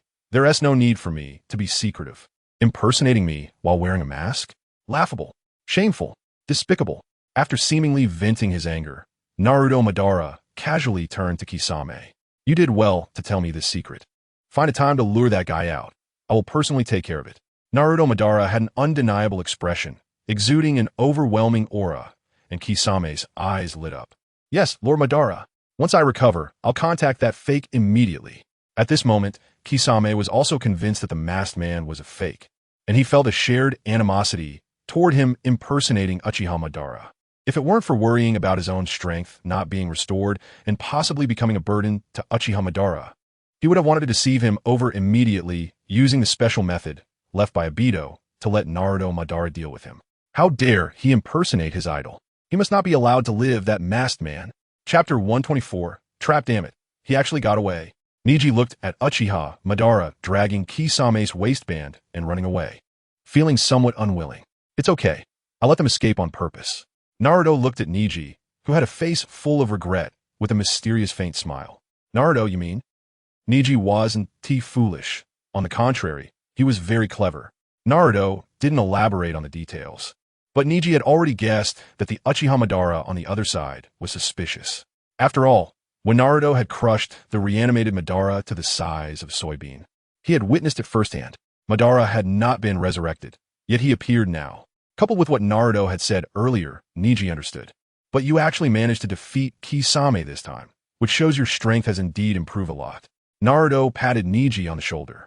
Although they were the same age, Naruto's identity as the fifth Hokage, combined with his powerful strength and the multiple accolades from breaking the cage bird curse mark, made this gesture one that should have been done by an elder to a junior. Yet it was very beneficial for Neji. I was just lucky. That guy named Kisame has strong water techniques, but he was unfamiliar with my unique move, which is why I defeated him carelessly. If we fought again, the result might not be the same. Of course, by the next time they met, his strength would definitely have increased even more, all thanks to you, Naruto. Neji grinned. Being recognized by Naruto made him happy, and the slight annoyance he felt from Kisame being rescued dissipated. Winning is a show of strength. Luck is part of strength as well. Besides, the opponent was unfamiliar with your unique move, and you also didn't have prior knowledge of the opponent's information. So this battle was fair. As for your strength continuing to improve, I believe you can definitely do it. Keep it up. Naruto knew that Neji had not yet absorbed all the fragments of the giant reincarnation eye. After all, that was a powerful ocular ability formed by thousands of gathered Byakugan. Not to mention the time required to absorb these ocular powers. Just the physical endurance needed to absorb them meant that Neji wouldn't be able to fully absorb all the fragments in a short time. I definitely will. Neji nodded, and the two walked toward the village. Before heading to the battlefield near Sasuke, Naruto casually instructed the two gatekeepers of Konoha to arrange for some people to come and repair the cracked ground in front of the Konoha gate. Who was that just now? One of the gatekeepers, Chunin KZ, asked in confusion. I don't know. The other gatekeeper, Kamizuki Izumi, shook his head, equally puzzled. Forget it.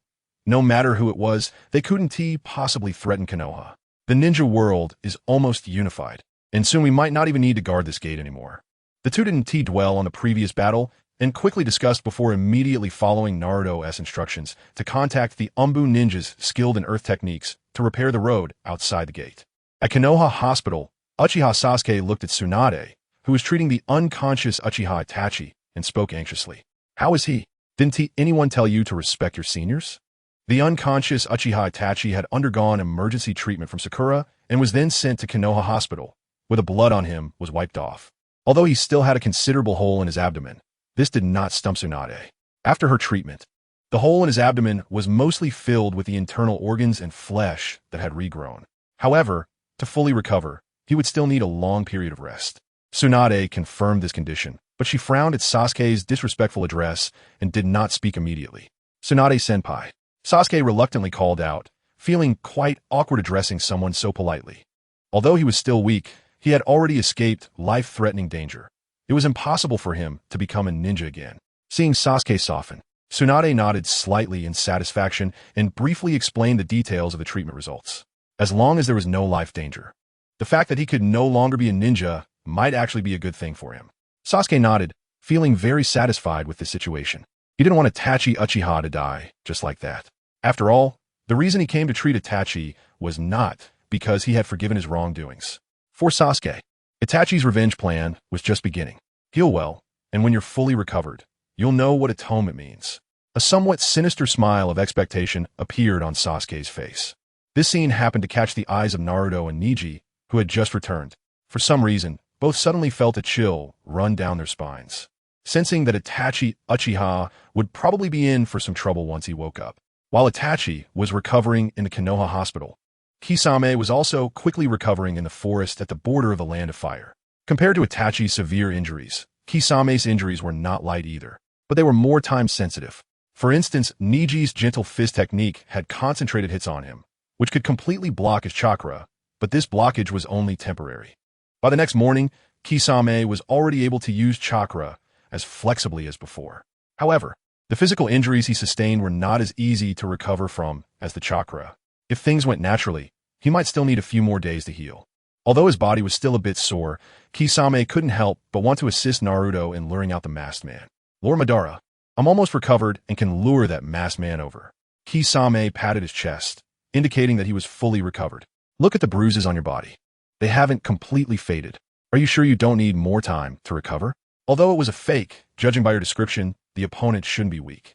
If a battle breaks out, I won't be able to take care of you.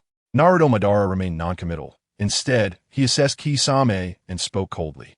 However, the cold words warmed Kisame's heart. Thank you for your concern, Lord Madara. The remaining injuries are just superficial and won't affect my strength. I'm sure that I can use special means to lure that masked man here right now. When the time comes, his strange abilities will be up to you to handle. Seeing that Naruto Madara was more concerned about his little fan's recovery than the fake masked man, Kisame was even more eager to help Naruto lure the masked man over to finish him off. If Uchiha Obito knew how keen Kisame was to invite him over, he would probably say thank you. All right, then do as you wish. A hint of a smile flashed across Naruto's face, and he quietly watched Kisame take action. Chapter 125, Art is Power. Kisame took out a scroll from his body. Rat, rooster, monkey. He spread the scroll on the ground and formed several hand seals in order. Then, Naruto Madara saw Kisame slap a palm on the scroll. In the next moment, a white humanoid monster appeared in front of Kisame. What is this? Naruto Madara recognized it as White Zetsu at a glance. However, since it was his first time seeing such a creature, he still had to show some curiosity. Seeing White Zetsu appear here, Naruto understood the connection between Kisame and Obito. This should be one of White Zetsu's clones. Tell Lord Madara that I have important information to report to him now, Kisame said to White Zetsu, using his usual excuse. However, every previous excuse was true, while this time it was to lure him here. Okay, White Zetsu grinned and then burrowed into the ground. White Zetsu's clone was not a shadow clone, but a different independent entity. Even if the main body dies, White Zetsu's clone will not disappear. Therefore, White Zetsu's clone naturally did not have the ability to dispel the ninjutsu feedback information on the spot. However, once it burrowed underground, White Zetsu moved quickly. Moreover, moving underground did not require detours, allowing for the shortest direct route. With the connection between White Zetsu's clone and the main body, it had no trouble navigating. With the speed at which White Zetsu's clone could perform the Mayfly technique underground, it was estimated that it would only take a day to travel from one end of the ninja world to the other. Lord Madara, please wait a moment. It should only take half a day for that masked man to receive my contact. Naruto Madara nodded. He wasn't in a hurry at all. Because of the shadow clone technique, his undercover activities here wouldn't affect the main body's time. It must be said that the shadow clone technique was indeed very effective, especially when the main body's strength reached a certain level. Each shadow clone had the ability to stand alone. Just like Naruto now, his main body was training normally at the Konoha headquarters and enjoying daily life, while each shadow clone was placed in different locations. The Konoha headquarters main body. The Konoha Sand Village branch shadow clone. The Konoha Rock Village branch shadow clone. The Konoha Cloud Village branch shadow clone. The Konoha Mist Village shadow clone. And a shadow clone disguised as Uchiha Madara in the Akatsuki organization, counting both the main body and all the shadow clones. There were a total of 6 Narutos stationed throughout the ninja world. Since the research on the lightning car was not yet complete and transportation between the ninja world was still inconvenient, Naruto temporarily maintained a basic unified situation in the ninja world through shadow clones, which did not put too much pressure on him. Aside from the shadow clone Naruto Madara, who had extra chakra infused, the other 4 shadow clones stationed at various branches each received 1/20th of the chakra. Although this chakra was only half of Naruto Madara's, it was sufficient for the shadow clones at each branch. Just as Naruto Madara and Kisame were waiting for Uchiha Obito to take the bait in the forest at the border of the Land of Fire, Deidara and Sasori, eager to showcase their art, also arrived at the Sand Village. To be precise, they were now at the Konoha Sand Village branch. Sasori, up ahead, is the Sand Village. You grew up in this village, right? Deidara looked at the ninja village that had come into view and tentatively looked at Sasori. That's all old news. Moreover, this place is no longer the Sand Village, but a branch of Konoha. He knew what Deidara was thinking. It was nothing more than blowing up the village. He didn't care whether the former Sand Village had been destroyed. The only thing on his mind was his deceased parents. However, he had already made puppets resembling them to carry with him. Art is eternal. It allows the dead to be with you forever. This is the eternal value and also the expression of art. Thinking of this, Sasori glanced contemptuously at Deidara. Fool, someone like you would never understand the meaning of eternity. Only eternity is true art. Deidara instantly exploded with anger upon hearing this. Being inexplicably scolded by Sasori was one thing, but having his firm belief in art offended was something he couldn't tolerate. Hey, Sasori, you're wrong. What's so good about something as boring as eternity? Art is an explosion. Do you understand explosion? Every event has its most beautiful side, which is the brilliant scene that bursts forth at the moment of explosion. As the two argued about what art truly is, they continued to approach the village ahead. Finally, they arrive at the entrance of the hidden sand village. Konoha's Sand Division?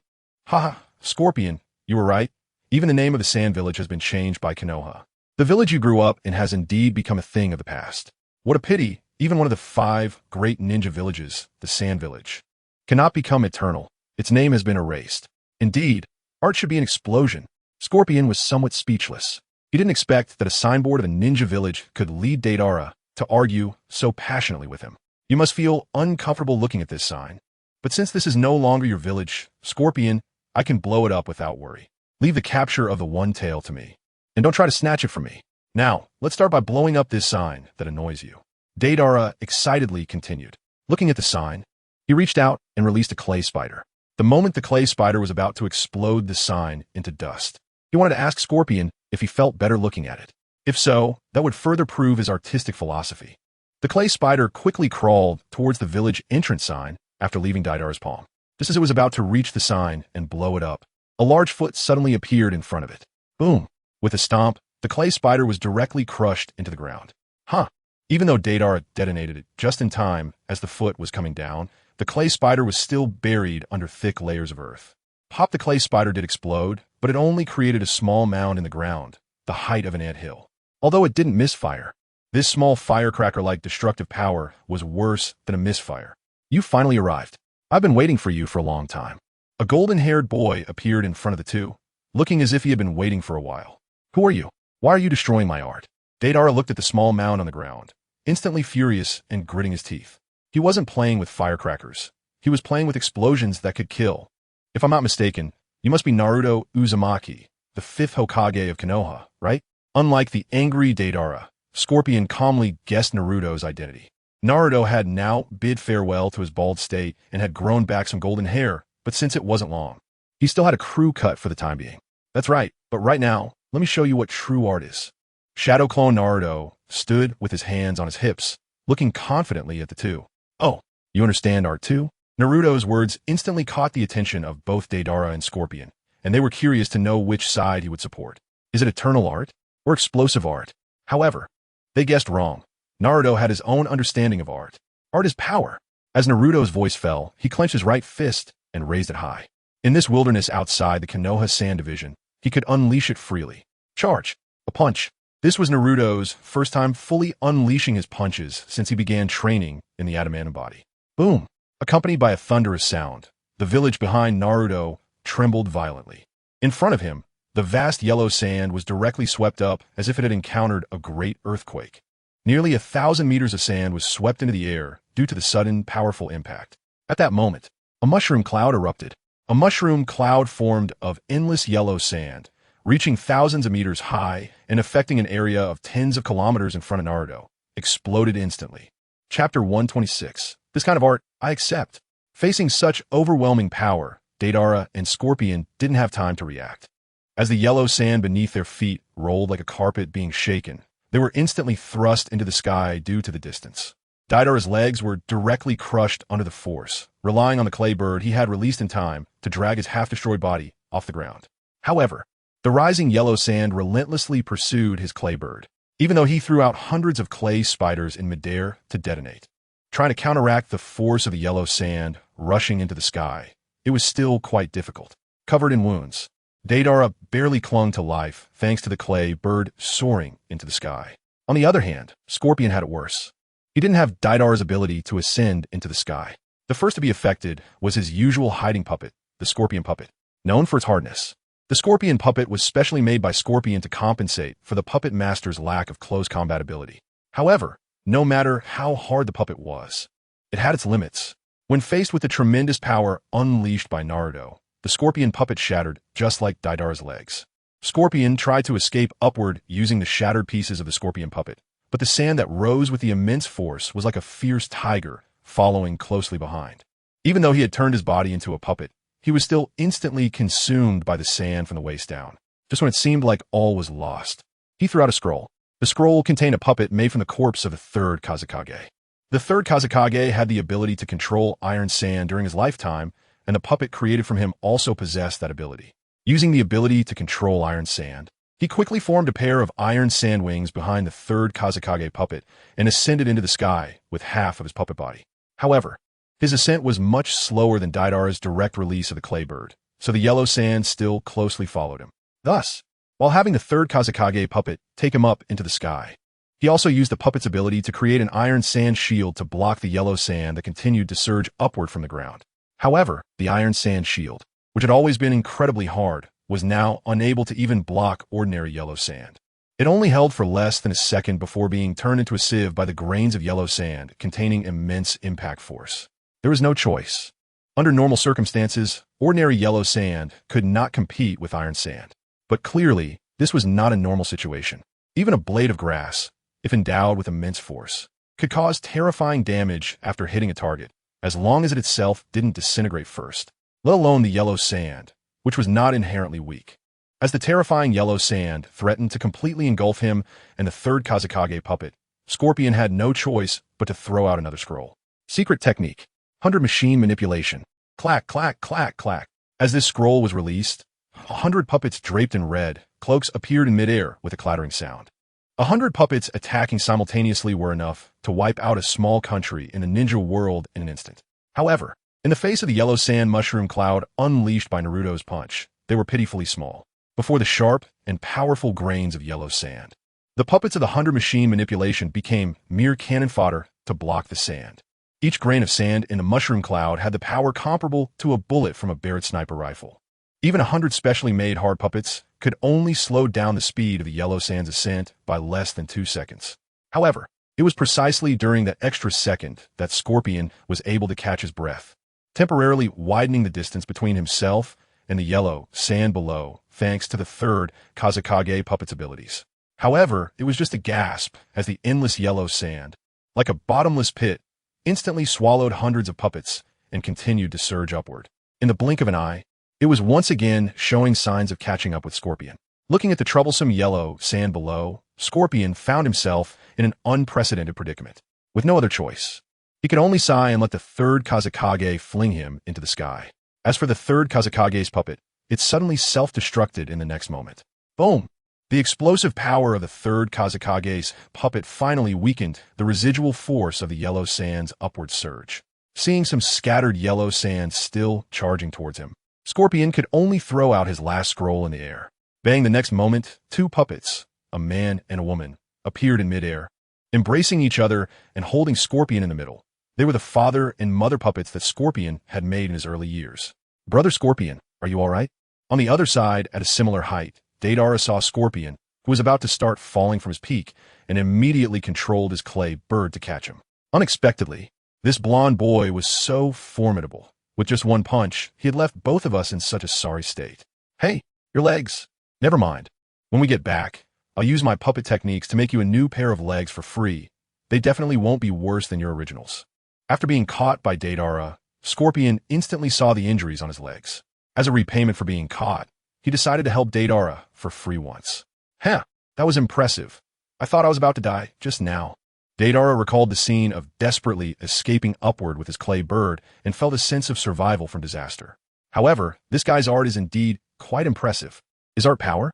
I didn't expect that with mere strength, he could create such a massive explosion. This kind of art, I acknowledge it. A hint of fear flashed across Deidara's face, but more so was excitement and madness. What do you want to do, Deidara? The situation is already clear. We are not this boy's opponents. It's wise to retreat. Scorpion vaguely sensed Deidara's thoughts. This guy wouldn't want to achieve his art here, would he? Brother Scorpion, I believe you've already guessed it. That's right, this mushroom cloud below is the perfect art in my mind. I didn't expect there would be a second person in the ninja world besides me who could achieve it. It's now at this very moment. Let me respond to his art. This clay bird will take you out of my explosion range, so, Brother Scorpion, I'll take my leave first. After saying that, Deidara laughed wildly and jumped towards the rapidly shrinking mushroom cloud below. Art is an explosion. This is my ultimate art. Great self-detonation. As Deidara's half-body fell through the air, black lines began to spread across his entire body. In the Sand Village division of Konoha, Chiyo and Gaara, among others, saw the mushroom cloud just created by Naruto arriving at the entrance of the ninja village. What's going on? Chiyo just opened her mouth when a dazzling white light burst forth in midair, heading towards Naruto's direction. Gah! Accompanied by a furious shout of detonation. A dazzling mushroom cloud composed of white light suddenly appeared in the air beside the still dissipating yellow sand mushroom cloud. What is this? What is happening?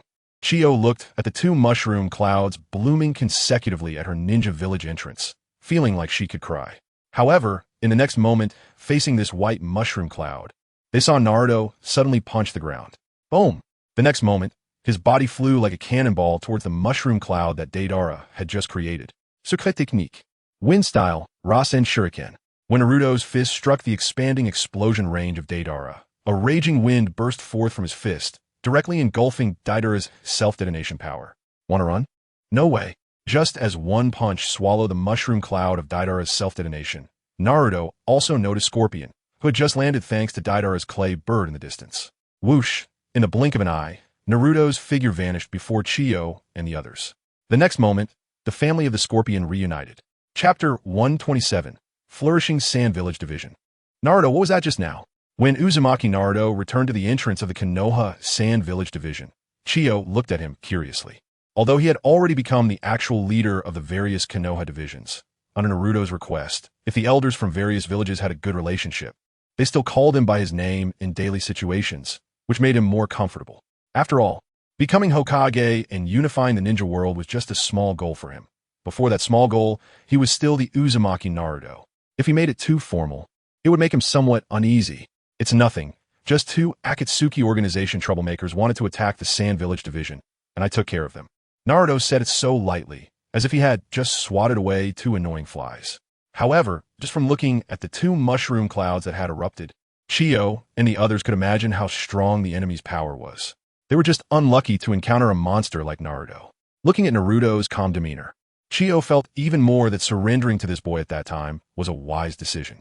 If faced with an enemy attack like the one just now, if the Sand Village hadn't yet become part of Konoha and relied solely on her as an old woman to defend, it would likely have been unable to hold out.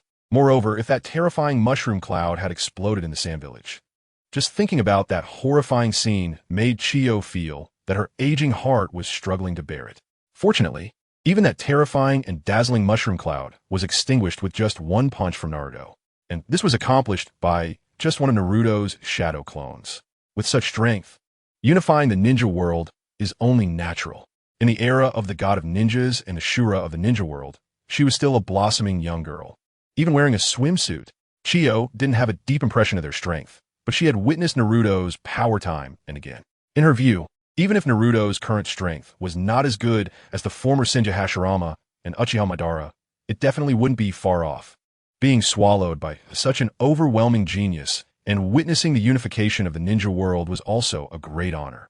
Meanwhile, The ninjas from the Konoha Sand Village Division who had rushed over due to the previous commotion, upon learning that Naruto had effortlessly eliminated the invading enemies, cheered for him from the bottom of their hearts.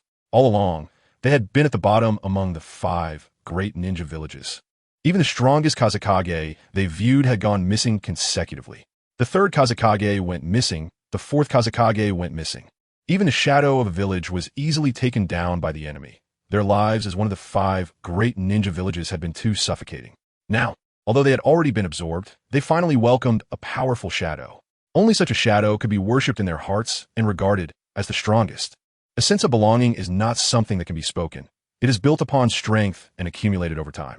As the first major ninja village to be unified, they had gradually developed a sense of belonging to their current position. And after this victory, that sense of belonging had directly increased. By the way, the seeds brought from Konoha can be planted now. The range of the previous attack was huge, and it happened to have turned over the outer yellow sand ground.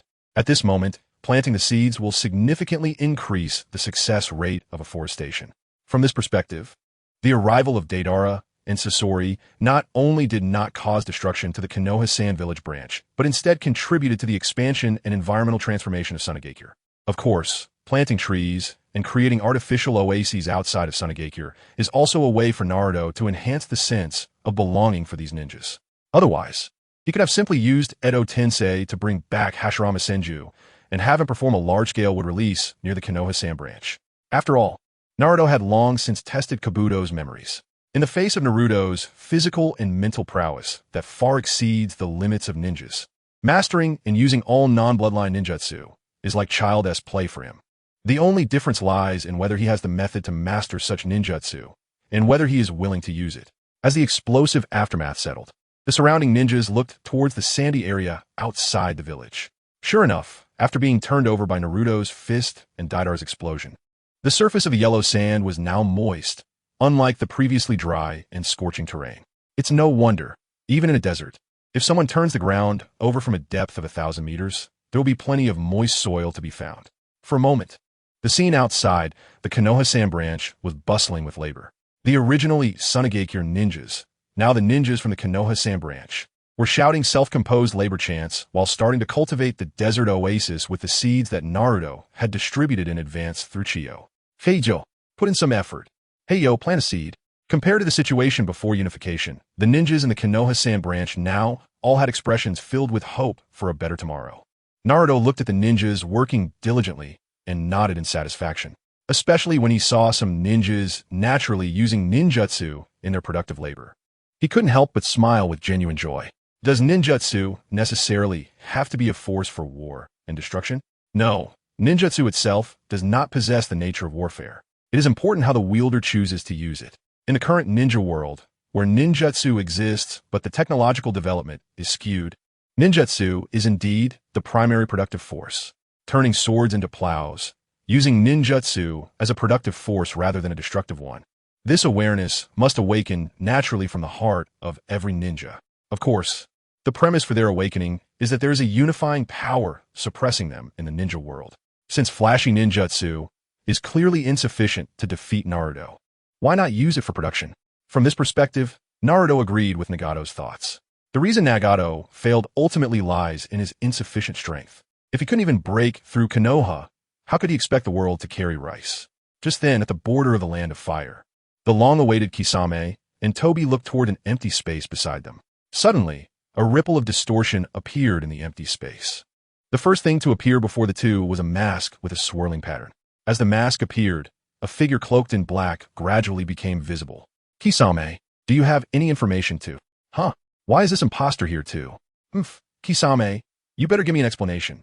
The masked man, Uchiha Obito, arrived immediately after receiving a communication from a white Zetsu clone using his Manjiki Sharingan's space-time ability. However, the moment he appeared, he immediately noticed Uchiha Madara leaning against a large tree trunk, having witnessed Uchiha Madara die of old age and not having resurrected him. Obito naturally knew that the Naruto Madara before him was an imposter. But just because he knew didn't mean Kisame did. Facing Obito's questioning, Kisame sneered disdainfully. Imposter? Huh. I think the imposter is you. Chapter 128. The real and fake Uchiha Madara. Imposter? Huh. I think the imposter is you. After confirming with his own eyes, Kisame firmly believed that Naruto Madara was the real Uchiha Madara. As for the masked man who claimed others were imposters, he was the real fraud. With a sneer, Kisame swung his big sword, Samahata, towards the newly appeared Uchiha Obito. However, due to Obito's ability to phase through his own body, this powerful strike failed to injure him in the slightest. The big sword Samahata passed directly through Obito's phasing body, and Kisame's attack landed in empty space. This feeling of hitting cotton made Kisame's mouth twitch. It was this kind of slippery fighting style that made him feel uncomfortable all over, not daring to face him head-on. What kind of Uchiha Madara is that? Kisame had previously believed that Obito was Uchiha Madara because of his superior strength, so he had half-heartedly let it slide. But now that the real Uchiha Madara had appeared, he believed that this imposter's time was up. Kisame, I am the real Uchiha Madara. Did this newcomer say something to you? Think carefully about your choice. Don't make a wrong decision. Obito's tone was filled with anger. Kisame was someone he had tricked into his control during his time as the fourth Mizukage, and his strength was decent. He didn't want to see this capable subordinate easily deceived by this imposter. After all, although he himself was also impersonating Uchiha Madara, he was certain that this guy before him was also not real. Oh, are you threatening me? But I do not accept your threats. At that moment, Kisame immediately adjusted the direction of his sword Samahata to sweep across Obito's body in the opposite direction from before. Useless. My body can phase at any time. Even hitting me once would be difficult for you, so don't waste your effort. Seeing Kisame's futile attack, Obito sneered coldly, his eyes filled with mockery. It was precisely because of this bizarre ability that if it weren't for this, you wouldn't be my opponent at all, having dodged Kisame's attacks twice in a row. Even the battle-hardened Kisame was getting a bit annoyed. However, just as he was about to continue his attack, he heard Uchiha Madara's voice behind him. Of course, this Uchiha Madara was a shadow clone of Naruto, but in Kisame's view, he was the real Uchiha Madara. Kisame, leave this imposter to me to deal with personally. The next moment, Naruto Madara, who had stood up beside the tree trunk, took a single step and instantly appeared before Kisame. His speed was so fast that it had almost surpassed the limits of the naked eye. Seeing Naruto Madara prepare to take action, Kisame immediately felt relieved and obediently stepped aside. He had complete confidence in Naruto Madara. Since Lord Madara had taken action, all he needed to do was quietly witness how the imposter would be defeated and exposed. You are the imposter. How dare you say I am? Obito was also speechless. Although this Uchiha Madara looked exactly like the Madara he had seen before, he knew he was definitely fake. This guy not only impersonated Uchiha Madara, but even shamelessly accused others first. He had been allowed to impersonate Madara with the real Uchiha Madara's consent to act in his name. And it was also because half of his face had been crushed. This guy certainly couldn't have had the same experience as him, right? Even if he did, it was unforgivable. At this moment, Obito was extremely irritated by Naruto's counteraccusation. The guy in front of him had forcibly resurrected the Three Tails and easily captured it, which he was aware of. Therefore, while he was furious at Naruto's shamelessness, he didn't dare to underestimate Naruto's strength. Of course, with a specialized technique like Kamui, he never considered the possibility of losing. He thought he would test the waters first. Even if he couldn't win, he believed that he could escape without any problem. Hypocritical impotent rage is useless. Someone who doesn't even dare to reveal their true self dares to impersonate Uchiha Obito? There's no need for words. Let the fist distinguish who the real fraud is. Saying this, Naruto threw a punch at Uchiha Obito. In an instant, the punch created ripples in the surrounding space, as if 1 trillion pounds of force had been unleashed. However, even so, Obito relied on his timely intangibility to negate the damage from the punch. The fact that even space trembled made Obito realize just how terrifying this guy's power must be. He had seen such scenes before. In fact, creating whirlpools and ripples in space was something he often did. But to achieve this level with what appeared to be an ordinary punch was something he had never witnessed in his life. However, no matter how great the power, if it couldn't hit him, what good was it? Ultimately, it would be a waste. Your strength is impressive, but you still can't hit me. No matter how strong the power, if it can't strike the target, it loses its meaning. In this battle, I am already in an invincible position. A mocking expression appeared on Uchiha Obito's face as he intended to show this imposter the gap between them. In his view, Naruto's immense power must make him very proud of his own strength. Now, he would make it clear that Naruto's most proud aspect was utterly useless. Defeating an opponent in such a heart-wrenching way would bring him even more satisfaction and serve as extra revenge for Naruto's earlier complaints. Beside him, Kisame felt a jolt at Obito's mockery. However, despite this, he still had an inexplicable confidence in Naruto. He believed that even if Obito's abilities were strange, Naruto, as the true Uchiha Obito, would surely have his own way of dealing with it. Suddenly, Obito, thinking he was already in an invincible position, pulled out a chain and began to swing it back and forth in front of him. Ever since his Kamui awakened, he had never suffered a loss, except for that one failure against the fourth Hokage, Minato Namikaze, many years ago. Since this Uchiha Obito was merely powerful, he couldn't possibly pose a threat to him. The next moment, Uchiha Obito lunged at Naruto while pulling on the iron chain. He intended to bind Naruto with the chain and then use Kamui's absorption ability to forcibly pull him into his Kamui space. As long as he entered the Kamui space, victory would essentially belong to him. Even if he starved, he could let Naruto die in there. However, just as he reached Naruto, and his body and the chain were about to shift from intangibility to tangibility, Naruto reached out his hand toward Obito's neck. "I'm useless, as long as I remain intangible." Bang! With a loud crash, to Obito and Kisame's astonishment, Naruto actually grabbed Obito by the neck. In an instant, Obito was dragged along the ground for dozens of meters. His mask had been ground down to charcoal, and even the already disfigured face behind the mask was scorched black with sparks flying. How could this be? I was still intangible. Why was I caught? Even with his features burned to ashes, Obito's mind was still filled with confusion. At this moment, he had lost the ability to speak and could only lay there, gasping for breath in Naruto's grip. One was grinding, and the other was being ground. Who was real and who was fake was clear at a glance. Chapter 129. Opposing me, you are destined to meet your demise. 1,000,000,000,000 pounds of immense power gathered in Naruto's fist, enough to distort space. This immense force, combined with the special effects of Sage Mode, easily tore through the space barrier to drag Obito, who was hiding behind it, out. For Naruto, this was a piece of cake. Obito was overly confident and too reliant on the uniqueness of Kamui. It's no wonder if a person suddenly discovers that they're the only one in the world with superpowers. And in over a decade, they have only encountered one other person with similar abilities, who was then killed. Anyone would develop such confidence and reliance. After all, spatial abilities compared to other ninjutsu are almost like the difference between a superpowered individual and a mundane person. He just didn't anticipate that Naruto would also possess the ability to interfere with space. The difference was that Obito used Kamui to penetrate space, while Naruto relied purely on immense strength and a bit of assistance from Sage Chakra. Watching Obito being dragged along the ground by Naruto, Kisame's brief surprise was soon replaced by fiery excitement in his eyes. As expected of Lord Obito, he even found a way to deal with this guy's strange abilities. Obito's current predicament made Kisame's admiration for Naruto grow even stronger. When facing Obito, he had also used all his strength. However, in the face of Obito's Kamui ability, his attacks were as ineffective as trying to fish the moon from the water. Yet Naruto only had to exert a little effort to easily pin Obito down. This direct comparison made him feel the power and extraordinary nature of Naruto even more. Humph, whoever dares to impersonate me will pay the price. With that, Naruto raised his other hand, gathering a bit of Sage Chakra to deliver a punch. Boom! Under Naruto's deliberate control, not a hint of punch wind escaped. All the force was infused into Obito's body with that punch. Bang! Obito, unable to escape, didn't even have time to struggle before his entire body exploded into dust. Dead? Kisame looked excitedly at the remnants of Obito's shattered body. If he had the ability, he would have wanted to do the same long ago. But it might not be that simple. Just then, Naruto's calm response made the excitement on Kisame's face falter.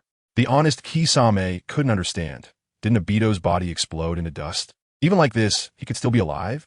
Even Orochimaru couldn't do that, right? However, the next moment, the truth unfolded before Kisame's eyes. As if to prove that Naruto's speculation was correct, Obito's figure reappeared like a bubble in front of where Naruto had grabbed his neck. What is this? From the perspective of an ordinary ninja, Kisame's strength was already at the top tier. With his unique body, he might not even lose to some ordinary overpowered ninjas. Yet the Uchiha clan's special abilities were countless and nearly enough to overturn his long-held beliefs. Ninjas are not gods. When they die, they die. Even the immortal duo in the Akatsuki organization can only be considered hard to kill due to their special abilities. In Kisame's view, there are no truly immortal ninjas. No matter how strong they are, And seeing a ninja who appeared to have suffered a devastating blow and was undoubtedly dead, but who could still come back unscathed, was even more shocking to him. Kisame's shark-like eyes fixed intently on the reappeared Obito Uchiha, trying to discern any clues from him. However, the more he scrutinized, the more astonished he became. This guy had actually come back to life. I didn't expect you to have the ability to interfere with space as well. In that case, I'll let you off this time, fake. The reappeared Obito dropped a harsh remark and prepared to escape using Kamui. His previously invincible ability had been cracked, and he was genuinely a bit flustered now. Fortunately, he still had the hidden eye technique Izanagi, which allowed him to use a resurrection coin once. However, he was still a bit arrogant, just as he had previously thought that no one could cross the spatial barrier to attack him. He didn't believe that Naruto's Obito would know about this secret either. But the next second, Naruto's Obito revealed his last trump card, plunging him into complete fear. It's just Izanagi. Opposing me means you are destined to die here. Hearing Naruto's words, Obito trembled all over and immediately activated Kamui to suck himself into the Kamui space. He regretted not silently escaping the moment Izanagi took effect, but instead arrogantly leaving a harsh remark. As the spatial vortex appeared, his body was slowly being drawn in. The vortex needed a brief moment to completely suck his body into the Kamui space. During this process, he could also be attacked. However, to Obito's surprise, Naruto did not take the opportunity to attack him. Feeling his body fully enter the Kamui space, Obito let out a sigh of relief. But just as the spatial vortex formed by Kamui was about to completely disappear, Naruto struck like lightning. Sage Art, Fist of the Sending. With a punch, Naruto created a spatial hole where the shrinking vortex disappeared. The other side of the hole directly connected to Obito's Kamui space. Kisame's eyes widened in shock. Watching Obito, who was gasping for breath in the Kamui space, Kisame suddenly realized. So that strange ability was like this. With Obito's abilities stripped bare by Naruto, Kisame finally understood the intricacies. No wonder he could never attack Obito. It turned out this old trickster had hidden in another space. Before Obito could catch his breath in the Kamui space, he felt a chill behind him. As soon as he turned his head, he saw a fist rapidly enlarging in front of him. The red character for death became the last image reflected in his mind while his physical form existed in this world. A lifetime of memories quickly replayed in his fading consciousness. Helping others, unrequited love, jealousy, the darkest moments of life, madness, betraying his master and ancestors, overturning the world. All the right and wrong of his life were reduced to dust under Naruto's punch, completely coming to an end. Lin, it seems I can't create a world with you in it. I hope that the world I go to has you. Obito's body was blown to ashes in the Kamui space. Naruto then casually grabbed the remaining Manjiki Sharingan from Obito. The power of Kamui meant nothing to him, but it was still precious to other ninjas. Naruto took out a small potion bottle he had prepared in advance. The eyeball smoothly slid down the slick wall of the bottle into the potion, maintaining its vitality. As for this eyeball, Naruto had not yet decided who to give it to. Although Kakashi had used dual Kamui in the past, Naruto didn't think he could support such consumption now. Moreover, Kakashi had never shown any obvious goodwill towards Naruto. Temporarily putting away the eyeball containing the Kamui technique, Naruto looked at Kisame, who was becoming increasingly respectful towards him. First, as contact pain. After all, Itachi Uchiha was most likely captured by Konoha, so let us see what follow-up arrangements he has as the leader of Akatsuki. All right, Lord Obito, Kisame said excitedly, yearning for a real world without falsehoods. In this world, only strong power is the most credible. Witnessing the fake being dealt with by Naruto, he felt he was one step closer to the truth of the world.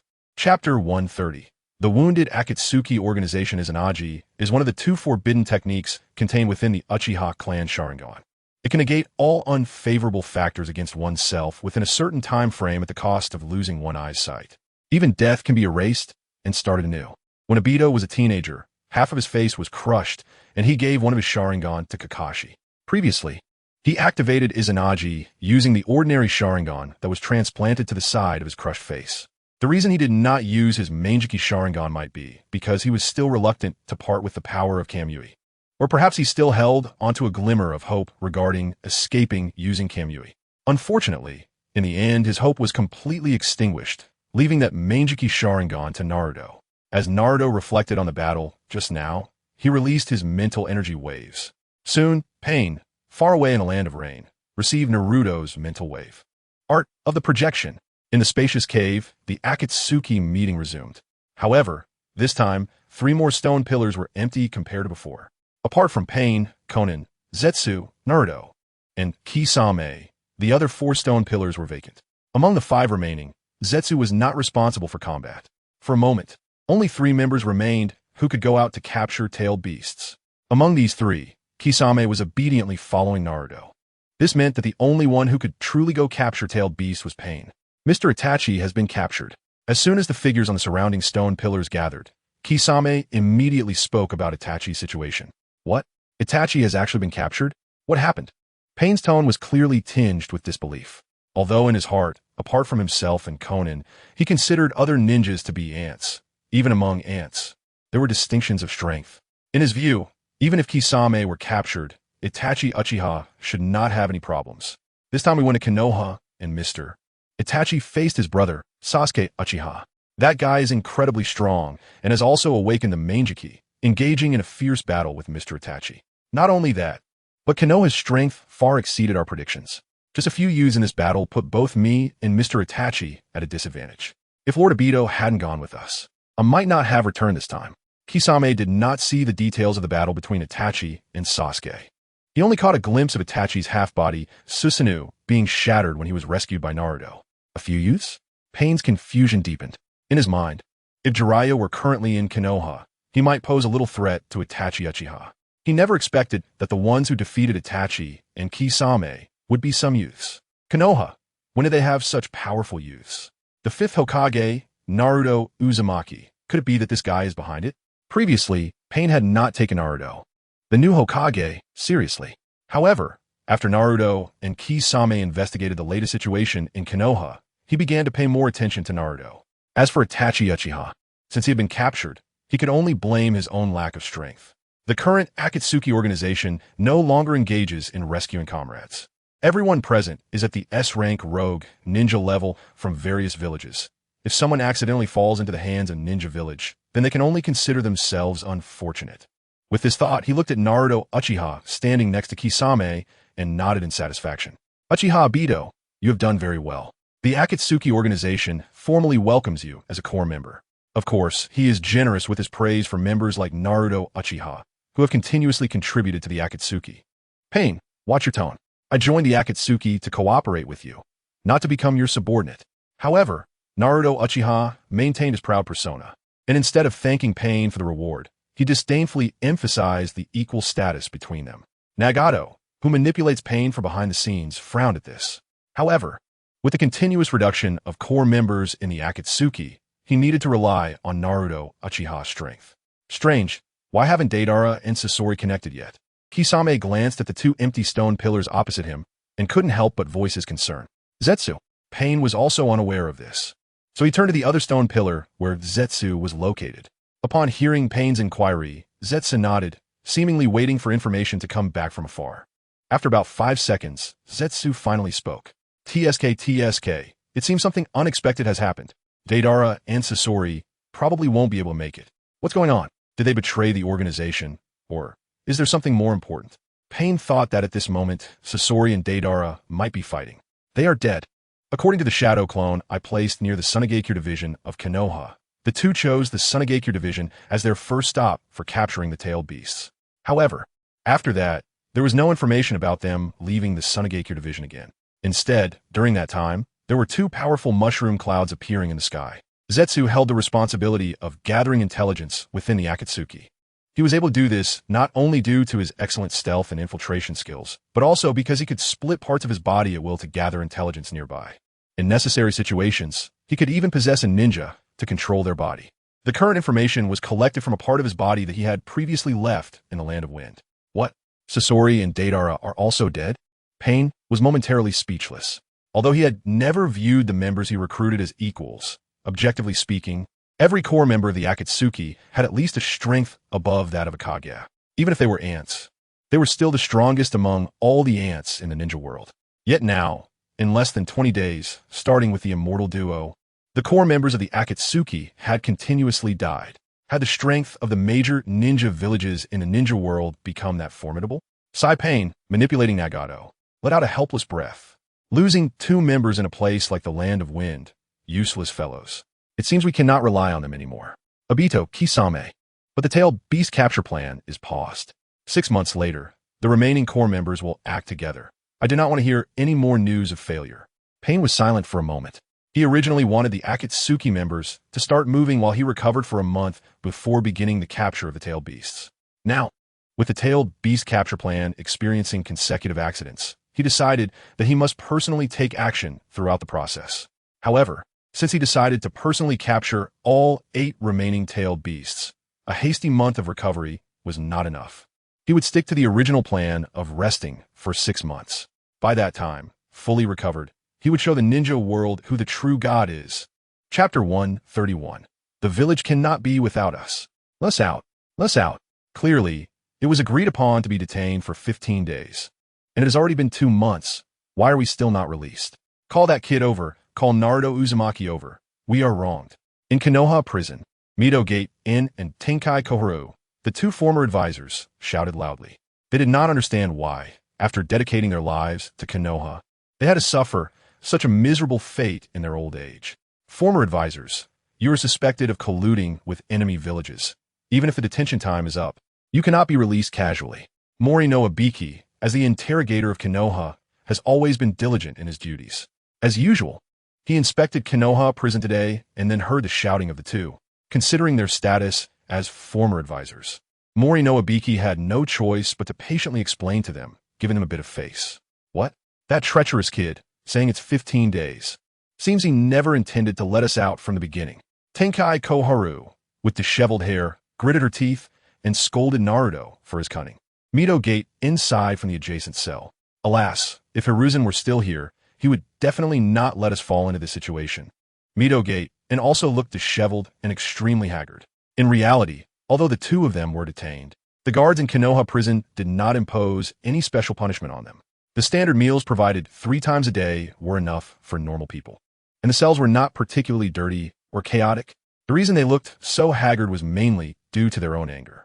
Upon hearing this, Mori no Abiki curled his lips. He had received strict orders that without the 5th Hokage's command, no one could release them. Although the 3rd Hokage had previously had considerable prestige, compared to the achievements created by the 5th Hokage in just 2 months, it was indeed somewhat insignificant. The 1st Hokage conquered the world, the 2nd Hokage laid the foundation, the 4th Hokage risked his life, and the 5th Hokage is directly on the verge of unifying the ninja world. Among the 5 Hokages so far, the 3rd Hokage, who once claimed to be the strongest Hokage, seems to have become the weakest one. 2 months ago, when the 5th Hokage took office, many villagers and ninjas hoped that the 3rd Hokage would recover soon and resume his position. However, now, such thoughts had long been cast aside in the face of the achievements created by the 5th Hokage, Naruto Uzumaki. In fact, at the request of the vast majority of ninjas and villagers, everyone has been spontaneously wanting to hold a grand ceremony for the 5th Hokage's inauguration in recent days, unifying the ninja world. Compared to before, when they were the number 1 ninja village yet occasionally suffered defeats in front of other ninja villages. Now, they could directly swallow all the other ninja villages. The difference in status before and after could easily be compared. The 3rd Hokage had long become a thing of the past. Even if he came back, it would not change anything. However, sometimes when a person thinks of something, it will happen. Alas, my old friends, I'm here. Just like now, the 2 in the cell had just mentioned Hiruzen Sarutobi, and he had already arrived at the cell in a wheelchair. Lord Hiruzen, Mori no Abiki seemingly respectfully greeted him. However, to Sarutobi and the other 2 old fellows, it sounded different. When the 3rd Hokage retired and the 4th Hokage took office, the ninjas in the village would still call the retired Hiruzen Sarutobi Sandame. Now it's fine. His title has nothing to do with Hokage anymore, and he has become Lord Hizashi. Mori no Abiki knows that these 3 old men gathered together must have something to discuss, and it might even involve the 5th Hokage. So he simply took the initiative to say goodbye to avoid making things uncomfortable for himself later. Sigh, Hizashi, you finally arrived. Did that guy Danzo's sneak attack injure you so severely? Tinari Kamachi and Mito Gate and looked at Sarutobi Hizashi's wheelchair and couldn't help but feel a bit emotional. The once powerful Konoha F4 has ended up in this state. 1 dead, 1 crippled, and the other 2 have also fallen into captivity. What kind of karma is this? Hearing their inquiries, Sarutobi Hisashi nodded. Sigh, Danzo is ruthless. He completely ruined my right kidney. Without one kidney, I feel like I've lost a lot of joy in life. The human landscapes I used to enjoy observing secretly with the telescope technique have lost their charm for me now. The two fell silent, mourning for his lost kidney for a few seconds. After all, they have been old partners for decades, and they all knew what Hisashi's hobbies were. Losing a kidney might not be significant for other ninjas, but for Sarutobi Hisashi, it could be said to be more serious than losing half his life. However, mourning aside, they still couldn't forget what they wanted to say. Hisashi, that Ibiki kid just called you Lord Hisashi. What's going on in the village now? That usurper. Has he messed up the village we've worked hard to protect our whole lives? Sigh, that reckless kid. Hisashi, you need to get that Ibiki kid to release us. 2 months is long enough for some nonsense, but now we can still help you save the village. Otherwise, Konoha will really fall into the hands of that nine-tails brat. Tinari Kamachi became more and more agitated, looking like she would do anything for the village, even though she was in a cage. She didn't mention her desire for freedom, but felt that if she didn't get out, the village might collapse. Yes, Hisashi, hurry up and call that Ibiki kid back. The village can't do without us. We can't stay locked up here any longer. In the adjacent cell, Mito Gaidon, although not as emotionally reactive as Tinari Kamachi, also looked like he wanted to leave the cell for the sake of the village. In the past, when Sarutobi Hisashi saw their devotion to the village, he might have felt touched by their loyalty and been reluctant to refuse their suggestions. However, now, seeing them in such a state as if they couldn't survive without the village, Hisashi understood. Loyalty is indeed important, but some people's loyalty might not help the village and could even harm it. Reflecting on his years as the third Hokage, he realized that Konoha was actually in a process of decline. Compared to Naruto, who conquered the other 4 great ninja villages in just 2 months, Hisashi knew he was wrong. The village could do without these stubborn old folks, but could not do without the current Naruto. Sigh, the village is good. And you're good here too. If possible, just continue living here. After speaking, Sarutobi Hisashi slid away in his wheelchair. Hey Hisashi, what do you mean? After all these years as old partners, aren't you going to help us at all? The two shouted loudly from their cells. But this time Sarutobi Hisashi was no longer indecisive. He made up his mind to let his 2 old friends end their lives in the cell. At least in the cell, they would still naively believe that their lives had been meaningful. If they were let out and saw Konoha thriving without them, that would be even more cruel for them, right? Let dreamers stay in their dreams. This time, Sarutobi Hisashi was rarely resolute. He was firm in not helping the 2 leave the cell. But on the other hand, this was also a form of compassion. He couldn't bear to wake up his 2 old friends who had been dreaming their whole lives. Chapter 132. Kato. Wealthy enough to rival nations during the time when the Akatsuki organization's plan was temporarily shelved, the development of the 5 great ninja villages was progressing rapidly. With the combined technological strength of the 5 great ninja villages, the research on the Thunder Car was advancing much faster than before. It's no wonder, as the previous Hokage could hardly spare any resources to support the research on the Thunder Car. Now, the Thunder Car is not only being focused on in Konoha, but has also been listed as a key research project for all 5 great ninja villages. As a result, the research progress in this area has naturally been advancing rapidly. According to Kato's description, it should be here. Research requires repeated experiments, which is naturally a money-burning endeavor. Without the daimyo's continued funding, Naruto would need to find another way to cover these expenses. However, this was not a problem for Naruto at all. Not to mention that if he got angry, he could directly forcefully seize the daimyo's treasury. Just this ready wealth alone was enough to cover the entire process's costs. Behind Naruto, a group of Umbu ninjas from the Konoha Cloud Hidden Division immediately sprang into action upon hearing the command. The loyal White wanted to pick up a shovel and join in, but was stopped by Naruto.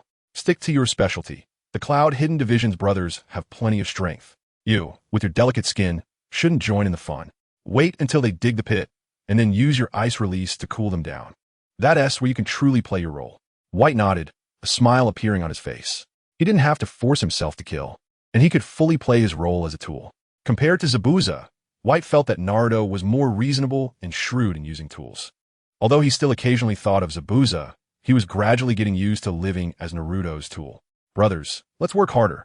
All right, Heijo. It must be said that Naruto was indeed putting talents in the right positions. After more than a month, the overwhelming majority of the Cloud Hidden Division ninjas had shifted their feelings towards Naruto from initial resentment to admiration. Some things are very painful for one person to bear. But if everyone shares the burden, that pain can be alleviated or even disappear. Just like now, if only the Cloud Hidden Village was conquered by Konoha, the ninjas from the Cloud Hidden Division would naturally feel unbalanced and hard to accept. But now that the other 4 great ninja villages have been absorbed under Konoha, that sense of imbalance has vanished, and their prejudices have been removed. When they viewed Naruto from an objective perspective, all that remained in their hearts was admiration. And the result of admiring Naruto was what we see now, each one working hard without holding back. In just 5 minutes, this team of fewer than 10 Cloud Hidden Division ninjas had already dug a pit with a diameter of several dozen meters and a depth of over 10 meters in front of Naruto, using shovels and hoes. However, Kato's stinginess also opened Naruto's eyes. Clearly, they had chosen the right spot, yet after digging down for over 10 meters, they still hadn't seen a hint of treasure. But this didn't stump the Cloud Hidden Division ninjas. When they got tired from digging, they simply activated their lightning release techniques to continue digging. Ninjutsu truly is the primary productive force. After they successively activated their respective lightning release techniques to dig the pit, the hole in front of Naruto quickly expanded to a diameter of over 100 meters and a depth of nearly 100 meters. Finally, with an excited shout from a Cloud Ninja, Kato's treasure was brought to light. Lord Hokage, we found the treasure. Naruto stood up from the chair that Shiro had prepared for him and looked down into the big pit. Sure enough, beneath the ninja's shovel, a wooden treasure chest wrapped in iron appeared, revealing several corners. Great job, everyone! Keep digging to get all the treasure out of here, and everyone will be richly rewarded. Naruto nodded in satisfaction and then turned to Shiro. Shiro, cool him down a bit. In the next moment, a flurry of small ice beads formed in the air, gradually cooling the air around the Cloud Ninjas. Although the Cloud Ninjas felt the refreshing chill, their hearts were even more heated by Naruto's encouragement and the mention of rewards. Shovels and picks swung through the air, creating afterimages while cleverly avoiding the treasure chests. In less than an hour, over 500 treasure chests were dug up by the Cloud Ninjas, neatly stacked in front of Naruto. However, Kato's treasure was indeed too abundant. And even with the physical fitness of the Cloud Ninjas, they were all panting heavily. This continuous physical labor was hardly easier than the previous battles they had with hostile Jonin. After a few more rounds, their chakra levels would surely improve significantly through this process. This box is your reward. Take it and share it. Shiro, you go and take a portion too. Looking at the mountain of treasure chests before him, Naruto waved his hand grandly, directly distributing a box to everyone. It is an honor for me to serve you. Lord Naruto, I do not need any reward. Unlike the other ninjas who were excited about the rewards, Shiro shook her head and refused her share. The Cloud Ninjas, who were originally preparing to take their rewards, paused when they heard Shiro's response. After hesitating for a moment, they all expressed that it was their honor to work for Naruto. Humble, truly too humble. Naruto couldn't help but sigh. While treasure may not be omnipotent, it certainly holds immense power. However, sometimes a fist can be even more powerful than treasure. If your fist is big enough to place treasure in front of others, they might not even have the courage to take it. Yet, he wouldn't hold it against these ninjas for this box of treasure. Having said he would share it, how would he go back on his word? What? Do you think I'm reluctant to part with this box of treasure? Take it if I say you can. Hearing Naruto say this, everyone finally moved forward. As soon as the box was opened, a dazzling golden light and the sparkle of jewels filled the air. Seeing that everyone was astonished by the value of the wealth and hesitated to reach out, Naruto had to signal them to take it without worry. At the same time, he waved his hand toward the other treasure chests. A gust of wind swept through, opening the lids of those chests. What came into view was a sea of golden light and colorful jewels. It was conservatively estimated that the treasure in each chest was worth at least 10 Asmara. Calculating this way, if Kato was willing to spend his entire fortune on bounties, he could even afford to hunt down over 5,000 Asmara. Although Asmara was not particularly strong, he was close to the level of an elite Jonin. What does having over 5,000 Asmara mean? If they mobilized collectively, it was uncertain whether the other 4 major ninja villages could withstand it, but at least the original Sand Village would definitely be flattened. Kato had such immense wealth, yet he was only willing to spend a little to hire Zabuza. For someone who values money over life, who would die if not him. Naruto waved his hand again, covering the treasure chests back up, and then threw a punch. Secret technique. Space hidden gold technique. In the next moment, these treasure chests were sent into his small treasury. Of course, the pile of treasure obtained from Kato was kept separate from the treasures Naruto had acquired previously. After all, This treasure was meant for the daily operations and research funding of the Konoha headquarters and its various divisions. With Kato's wealth, which could rival that of a feudal lord, Naruto believed it would be enough to support the completion of the Thunder Train development and the integration of Konoha's major divisions. Chapter 133, Ninja World Alliance. Sage Art, Fist Sending Technique. After everyone shared the treasure from that box, Naruto instantly transported them back to the Cloud Division through a space passage. The fourth Raikage and Killer Bee had awakened after being in a coma from serious injuries for over 2 months. However, while they were awake, their ambitions had died. Whenever they closed their eyes, they were haunted by memories of how Naruto had single-handedly crushed them. Fortunately, seeing the Cloud Division of Konoha thriving now, they felt reassured. Killer Bee, carefree, sat in a wheelchair and began to rap, even pulling the retired fourth Raikage to learn with him. Although A, who no longer had the excuse of being busy with Raikage duties, found it bothersome, he was powerless to escape. Naruto silently observed the two from outside the hospital room, and then returned to the Hokage office through a space passage. First, convert this treasure into cash to speed up the Thunder Train development. Arrange the rest as you see fit. Naruto took out part of Kato's treasure and handed it to Nara Shukaku and Nara Shikamaru, who had already started their internships, to work out the details. Because they had cut off contact with the feudal lords, even though the group performed excellently in the Chunin Exams, they were still considered genin. Naruto did not care about the ranking among ninjas. After all, there would basically be no more fighting in the ninja world in the future. Ninjutsu would mainly be used for production, so who cares about Jonin, Chunin, or Genin? Isn't that redundant? As for the lack of motivation among ninjas without rank differentiation, wasn't Naruto's fist there to keep them in check? With the deterrent power of his fist, which ninja would dare to slack off? If someone forgot over time, Naruto would just have to step in and teach a few typical examples to remind everyone. In the blink of an eye, 2 months passed in this relatively peaceful environment of the ninja world. Are you ready? All right, then give it all to me. Okay. Naruto closed his eyes, feeling the Nine Tails once again gathering sage chakra to infuse into him. Within just 5 minutes, thousands of body tempering repetitions were completed within Naruto's body. Over a month ago, through repeated body tempering, he had achieved another breakthrough. Indestructible body, 9th level. Body tempering complete.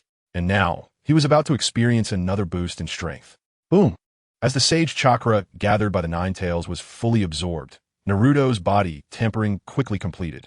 Indestructible body, 10th level. Body tempering complete.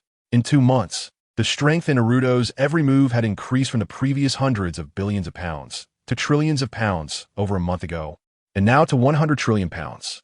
Few just a natural exhalation after the breakthrough sent a gust of wind swirling through the Hokage office. Fortunately, Naruto's desk no longer held any documents. All daily paperwork was handled in the adjacent strategy room by Nara Shukaku and Nara Shikamaru. However, due to the recent peace in the ninja world, there weren't many documents to process.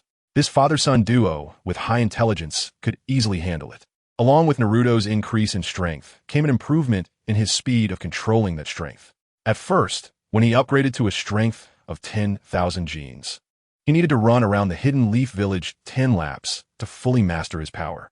Now, having increased to 100 trillion genes, Naruto can completely adapt to his surging strength in just a single breath. Of course, this 100 trillion genes is merely the power of a casual attack from Naruto. If he were to use his full strength, Lord Hokage, the Thunder Car has been developed and is ready for trial operation. Just as Naruto completed his breakthrough, Moonlight Gale arrived outside the window, reporting the progress of the Thunder Car research as per Naruto's previous request. All right, I'll be right there. Naruto nodded in response and immediately released a thin layer of sage chakra around his body. In the next moment, to Moonlight Gale's astonished gaze, Naruto took a single step and directly crushed the space in front of him, disappearing from sight.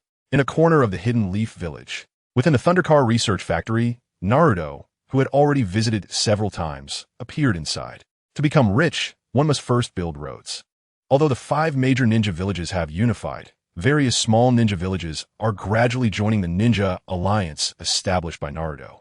However, to truly achieve unification in the ninja world and transform the Ninja Alliance from just a name into a genuinely unified entity that can share resources and complement each other's shortcomings, convenient transportation is still very important.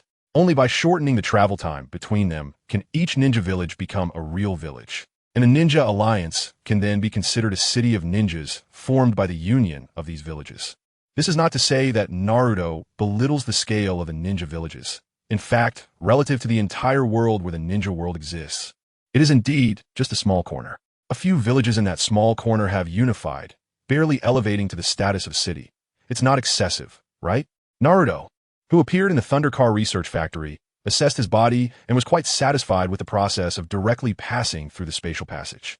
This was not a new ability Naruto had developed. It was merely a simplification based on the previous Sage techniques. After all, the fist-sending technique still required him to throw a punch and then go through a passage. While that was already quite convenient, having the ability to directly break through space with just one step is ultimately more efficient and more impressive. After all, looking cool is a lifelong endeavor. Of course, those with enough insight could discover the principle behind it. Naruto's step forward actually involved him using his toe to create a spatial passage in front of him. He then controlled the length of the internal passage to a distance of one step, resulting in what Moonlight Gale saw: Naruto stepping through space to reach his destination. Lord Hokage, the energy source of the Thundercar, is chakra.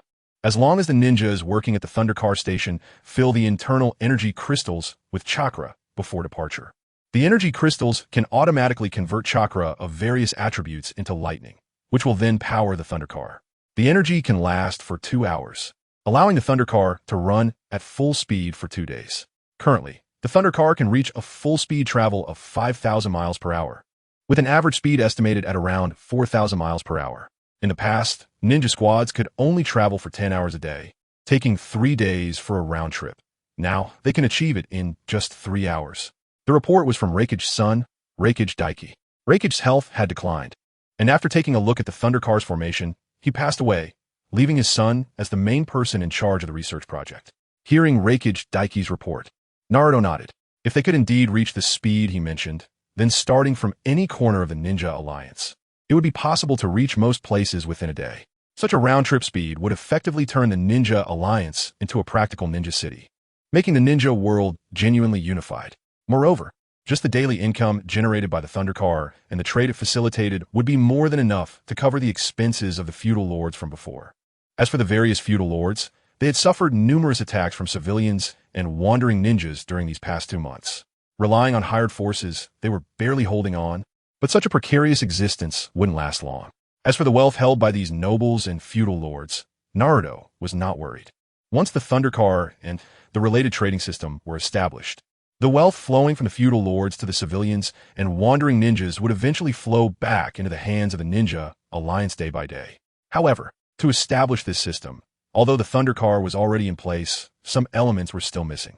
After all, the Thundercar needed to run on tracks, and building a network of tracks throughout the ninja world was no small project. But this was not a challenge for Naruto, as the people here were not ordinary. At Naruto's command, a wave of large-scale infrastructure construction, including bridge building and track laying, surged through the ninja world. Both ninjas and surrounding civilians began to enthusiastically participate in this great tide that would promote the true unification of the ninja world. Of course, the one who initiated this great wave, Naruto himself, was currently lying on the roof of the Hokage office, basking in the sun. Lord Hokage, the Ninja Alliance has just received a mission request from the Land of Iron. Moonlight Gale suddenly appeared, respectfully presenting a scroll to Naruto. The Land of Iron? In the currently largely unified ninja world, only the neutral Land of Iron was still observing from the sidelines. It was indeed a novelty for the Ninja Alliance to receive a mission request from the Land of Iron. Chapter 134, The Samurai's Disaster. Soon after, Naruto set down the scroll in his hand. The familiar island nation of the Land of Iron was being plagued by monstrous creatures, and the samurai of the Land of Iron found it impossible to eliminate them all. In the ninja world, samurai found themselves in a rather awkward position. They represented a fighting force other than ninjas. However, compared to ninjas with higher combat potential, the combat capacity of samurai was rather limited. Even the strongest samurai in the ninja world could only match the strength of an average genin. Most adult samurai typically possessed strength comparable to that of a genin who had graduated less than 2.5 years ago. Those who could rival the strength of a nin were the more notable samurai in the ninja world. Of course, while they might be considered notable, the main activities of samurai in the ninja world were concentrated near the Land of Iron. Traditional samurai employed a special technique called the breathing technique. which looked down on the chakra energy of ninjas. New generation samurai, on the other hand, integrated the chakra of ninjas into their weapons for use.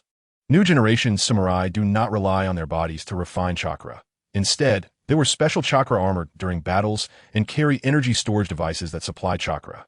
The current leader of the Land of Iron, Mitsuhana, is a new generation samurai who transitioned from a traditional samurai.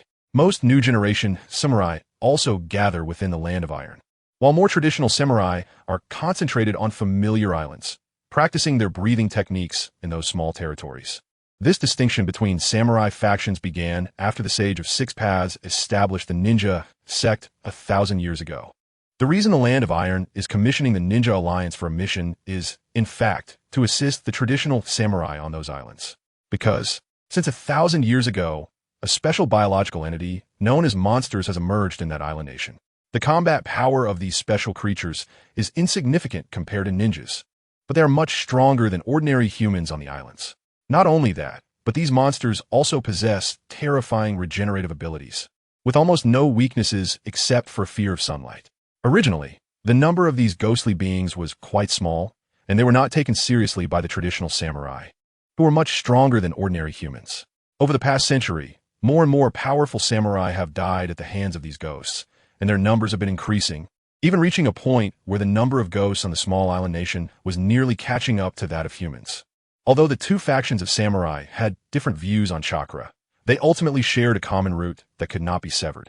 As part of the samurai who had moved from the mainland and had become somewhat complacent, the samurai on the island nation could not ignore the request for aid from the traditional samurai faction. However, since 2.5 years ago, they had sent numerous new-style chakra samurai to support the traditional breathing technique samurai. Initially, they did gain a significant advantage, but over time the ghosts gradually made a comeback, exploiting the new-style samurai's lack of endurance. Until half a year ago, Mitsuba personally went to that island nation to participate in the extermination of the ghosts, but the results were merely a temporary fix. Some of the powerful upper-ranking ghosts, relying on their terrifying self-healing abilities, were even able to exhaust his chakra energy reserves. With no other choice, Mitsuba had to return to the ninja world to issue a commission to the 5 great ninja villages. However, while he was still pondering which great ninja village to entrust the task to, he learned that all 5 great ninja villages had disappeared. In just half a year, the ninja world had undergone a drastic change. The previous 5 great ninja villages no longer existed, leaving only the Ninja World Alliance established after the unification of the 5 great ninja villages. However, for someone like him, the leader of a neutral country, this news was shocking but not particularly concerning. After all, regardless of how the ninja world changed or which of the 5 great ninja villages was stronger, it had no direct benefit to him. On the contrary, the unified Ninja World Alliance was clearly much stronger than any single ninja village. This made his initial plan of possibly commissioning ninjas from several villages simultaneously become the only feasible option.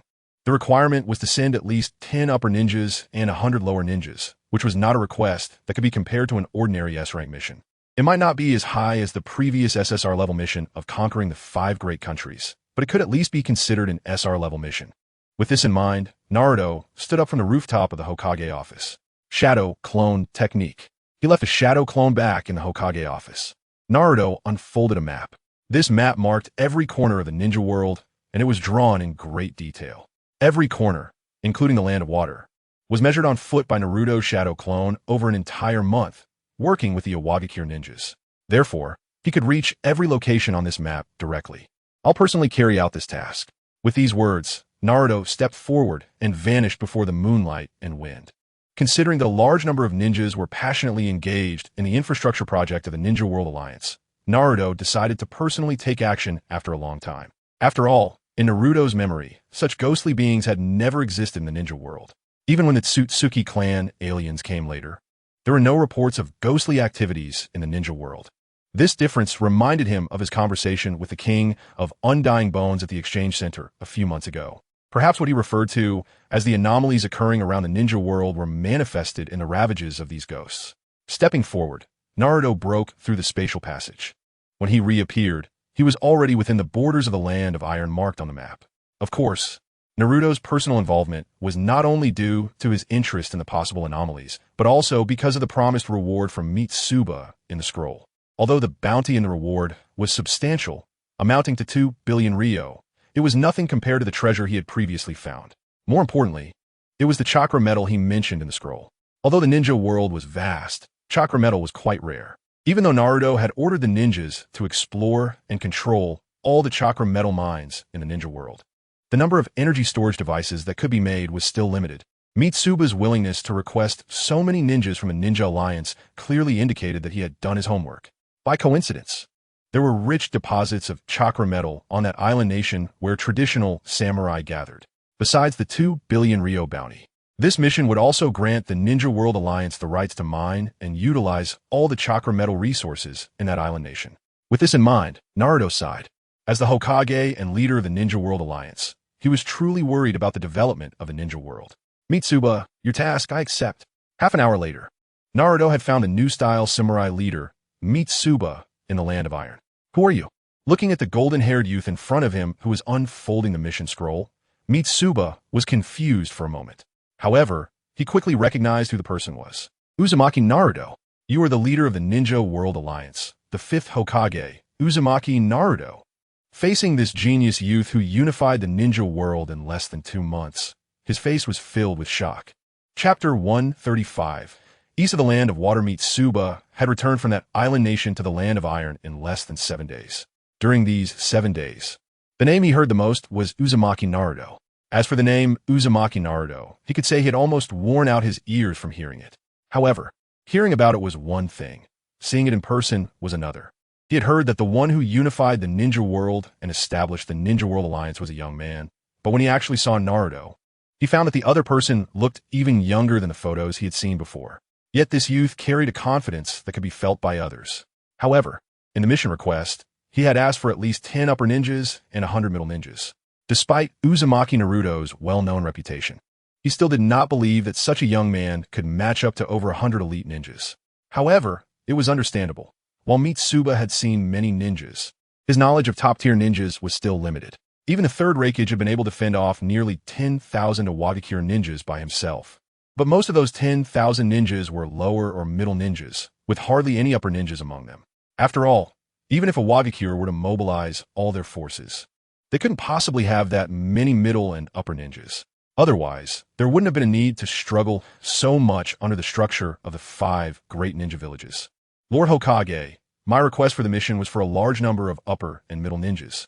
If you are here alone, it may be difficult to resolve the issue. Of course, he was not questioning Naruto's strength. It was just that the island nation, although about the same size as the Land of Iron, had a considerable number of ghosts. If it were just him alone, he worried there would be insufficient manpower when it came time to exterminate the ghosts. Despite his concerns about whether Naruto could handle the task alone, Mitsuba remained very polite while speaking, careful not to anger Naruto. The Land of Iron was indeed a neutral country in the ninja world. However, its ability to maintain neutrality was not because it was strong enough to compete with various ninja villages. It was merely because its location was somewhat inconsequential, and there were not many interests within its borders that ninjas valued, so no one came to fight over it. In this case, if Mitsuba accidentally angered the leader of the Shinobi Alliance, the other party might swallow the Land of Iron in a fit of rage, and he would have no means of counteraction. Although Mitsuba's words were polite, Naruto easily understood his meaning. He wasn't surprised by this. After all, accomplishing what 100 people could do alone was something Naruto wouldn't believe if it were the version of himself before his travels. However, in the shinobi world, his strength cannot be measured by common sense. Don't worry, since I'm taking on your mission alone, it means I have enough confidence to complete it. As for the hundreds of Jonin and Chunin you need, I'm sorry, but the Shinobi Alliance has recently assigned them to other tasks. Naruto patted Mitsuba's shoulder and signaled him to pack up and prepare to set off. Is that so? Then I must trouble you, Lord Hokage. Seeing that Naruto said this, Mitsuba dared not offer any rebuttal. He thought to let this Hokage and leader of the Shinobi Alliance give it a try. Even if this time it didn't succeed, they could always retreat. Holding a let us wait and see attitude, Mitsuba instructed his subordinates to temporarily take over the reception of Naruto. As for himself, after temporarily bidding farewell to Naruto, he began to prepare for another round of support. Which new samurai to take along, whether the chakra armor was fully charged before action, and if the prepared rations were sufficient to sustain how many days of combat, compared to Naruto's impetuousness and solitary action. Mitsuba's actions were clearly more characteristic of a normal leader. Before going into battle, a leader needs to consider various details, not just moving freely alone. Of course, the reason so much preparation was needed was, to put it bluntly, because the leader himself lacked strength. Under Naruto's absolute power, moving out alone would be no less than an entire shinobi army, so there was no need for the hassle that Mitsuba had to deal with. No one likes to create trouble for themselves unless absolutely necessary. Naruto spent several hours drinking tea at Mitsuba's residence, enjoying some desserts and snacks. After a whole afternoon, Mitsuba and his chakra samurai army were finally ready. Naruto took a glance and saw that Mitsuba had brought quite a number of people this time. Over 500 chakra samurai, which was almost 2/3 of the military strength of the Land of Iron. Then he looked at the subordinates carrying luggage and the cooks preparing meals for the journey. Good heavens, these various subordinates added up to over 500 people. The accompanying subordinates and chakra samurai were almost a one-to-one pairing. You two, accompany Lord Hokage and take good care of his living and dining needs on the way. The next moment, Mitsuba came to Naruto's side and issued orders to the two subordinates who had just been attending to him. I won't need that. I can handle my own meals and drinks. No need for accompaniment. Besides, they're ordinary people, right? If any danger arises during the journey, I would have to divert my attention to protect them. Naruto waved his hand, rejecting Mitsuba's kindness. In fact, I think your army doesn't need to bring so many accompanying personnel. But this is your habit, so I won't say much about it. After speaking, Naruto took out the map he carried and spread it out before Mitsuba. Look, where's the small island country you mentioned? Naruto's map was very detailed. Even the scattered islands between the Land of Water and the mainland had been visited by his shadow clones and the ninjas from the Iwagakure branch. As long as the other party pointed out the location of the small island country on this map, he could immediately use the space channel to take Mitsuba and the entire samurai army there. This map, Lord Hokage truly deserves to be the hero who unified the shinobi world, capable of measuring the shinobi world so meticulously. Mitsuba looked at this specially made map, which was 100 times more detailed than the common map of the shinobi world, and knew that it was specially created by Naruto. The ability to measure the shinobi world so precisely also reflected his terrifying level of control over it. However, shortly after, Mitsuba still sighed and shook his head. This reaction was somewhat unexpected for Naruto. Could it be that the small island country familiar to the Land of Iron was somewhere he hadn't even set foot in? Before Naruto could ask, Mitsuba pointed to the easternmost island of the Land of Water on the map. Then he saw his finger moving to the right, ultimately landing on the tabletop beyond the map. The small island country that traditional samurai migrated to over 1,000 years ago is called the Country of Scripts, located even further east than the easternmost Land of Water. Country of Scripts? Hearing this name, a strange expression appeared on Naruto's face. Chapter 136 Departure from the Land of Water. Oh, I wonder how long it takes to travel back and forth between the Land of Iron and that Country of Scripts. Naruto shook his head, bringing his thoughts back to the conversation with Mitsuba. A round trip, if no extreme weather is encountered at sea, would take about 3 months. Mitsuba answered without much thought, as he had actually made the trip once. Additionally, before he personally set out this time, the samurai of the Land of Iron had already traveled back and forth several times between the two locations. So, Mitsuba could have said this even with his eyes closed. 3 months? Upon hearing this, Naruto frowned. That's too long. He took on this mission just to take advantage of the major infrastructure development in the shinobi world and earn some extra rewards for the Shinobi Alliance. He didn't want to spend too much time on it. If the round trip alone takes 3 months, then even a one-way trip would take a month and a half. While Naruto didn't mind sightseeing at sea, a month and a half was a bit excessive. After all, he was the Hokage, not a pirate king. However, although the Country of Scripts was outside Naruto's map of the shinobi world, it didn't mean he didn't have a way to shorten the travel time. After pondering for a moment, Naruto pointed to the easternmost border of the Land of Water on the map. Then, if we start sailing from here, how long would it take to reach the Country of Scripts? Mitsuba was taken aback and didn't understand what Naruto meant. However, out of respect for Naruto, he furrowed his brow and silently began calculating. After about 2 minutes, he finally figured out. If they set off from the Land of Iron, they would originally need to first bypass the island where the Land of Soup is located, then sail along the western coastline of the Land of Water, making a large detour before reaching the Country of Scripts.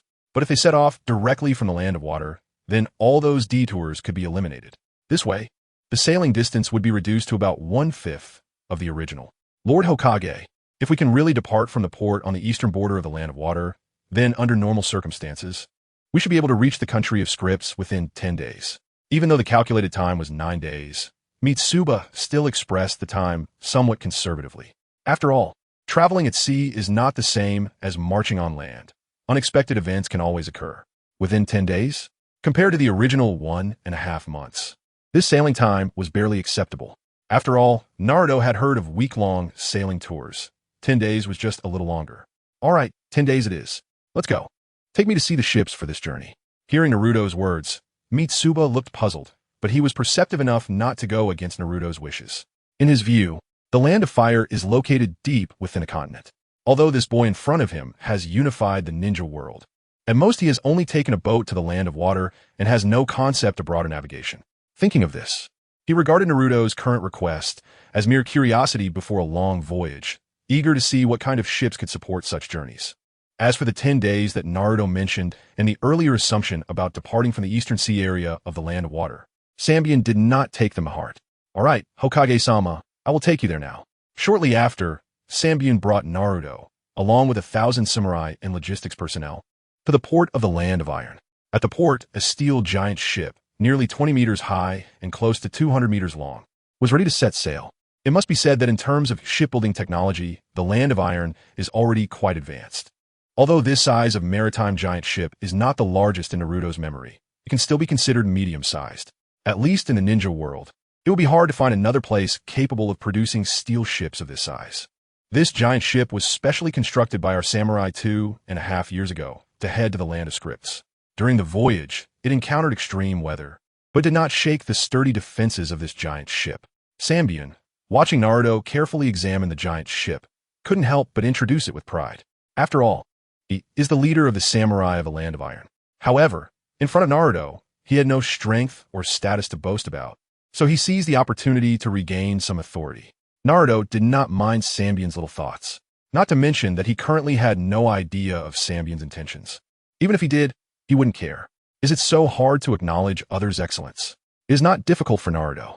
Excessive vanity is not encouraged, but a little vanity is human nature. Even if Naruto knew Sanbian's thoughts, he would choose to accommodate them. After all, regarding this giant ship, it is indeed well made, and Sanbian has the capital to boast. Of course, at this moment, Naruto's main focus was on observing the size of the giant ship. Finally, after a thorough examination, Naruto had an idea in his mind. Sanbian, lead your samurai onto the ship. We are setting off. All right. Sanbian's army was already prepared to set off. Although they did not know why Naruto suddenly spoke, there was no problem with departing immediately. We must reach the Land of Scripts within 10 days. Okay. Huh? What did you say? Sanbian doubted he had heard incorrectly and looked at Naruto with confusion. You'll find out soon. Just get your people on board. Naruto grinned, his eyes gazing toward the air not far in front of the giant ship. Although Sanbian did not understand Naruto's meaning, he immediately issued the command. All personnel, board the ship. The 1,000-strong samurai army and accompanying personnel gradually walked up the long ladder laid down by the giant ship to board the deck. With so many people setting sail together, just boarding took nearly half an hour. Steel Maru, set sail. Steel Maru is the name of this giant ship from the Land of Iron. With Sanbian's gesture, the captain of Steel Maru waved a flag to give the order. The seagulls on the deck were startled by the turn of the Steel Maru, some flying to land on the port's embankment, while others glided quickly close to the azure sea surface.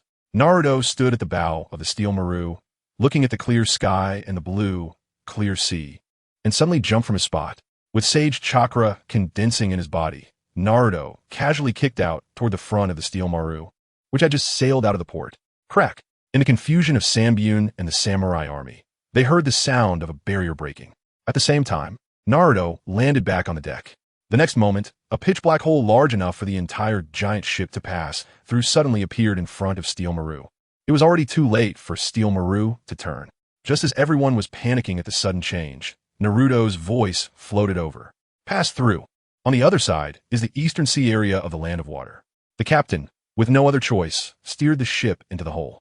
And just as the giant ship passed through the hole, everyone saw a completely different scene ahead. A broader, deeper sea and a saltier sea breeze. The experienced captain quickly determined that they had entered another sea area. Soon after, combining his own experience with the navigational instruments on the giant ship, the captain delivered an astonishing message to Sanbian and the samurai army. Yes, We have indeed reached the eastern sea area of the Land of Water. Some people even turned back from the giant ship and could still see the beach of the Land of Water to the east. Sanbian looked at Naruto incredulously. Even with reality before him, he still found it hard to believe. How is this possible? Did this boy just kick and shatter space? Chapter 137. The Celestial Being Descends. What kind of power must it take to shatter space with a kick?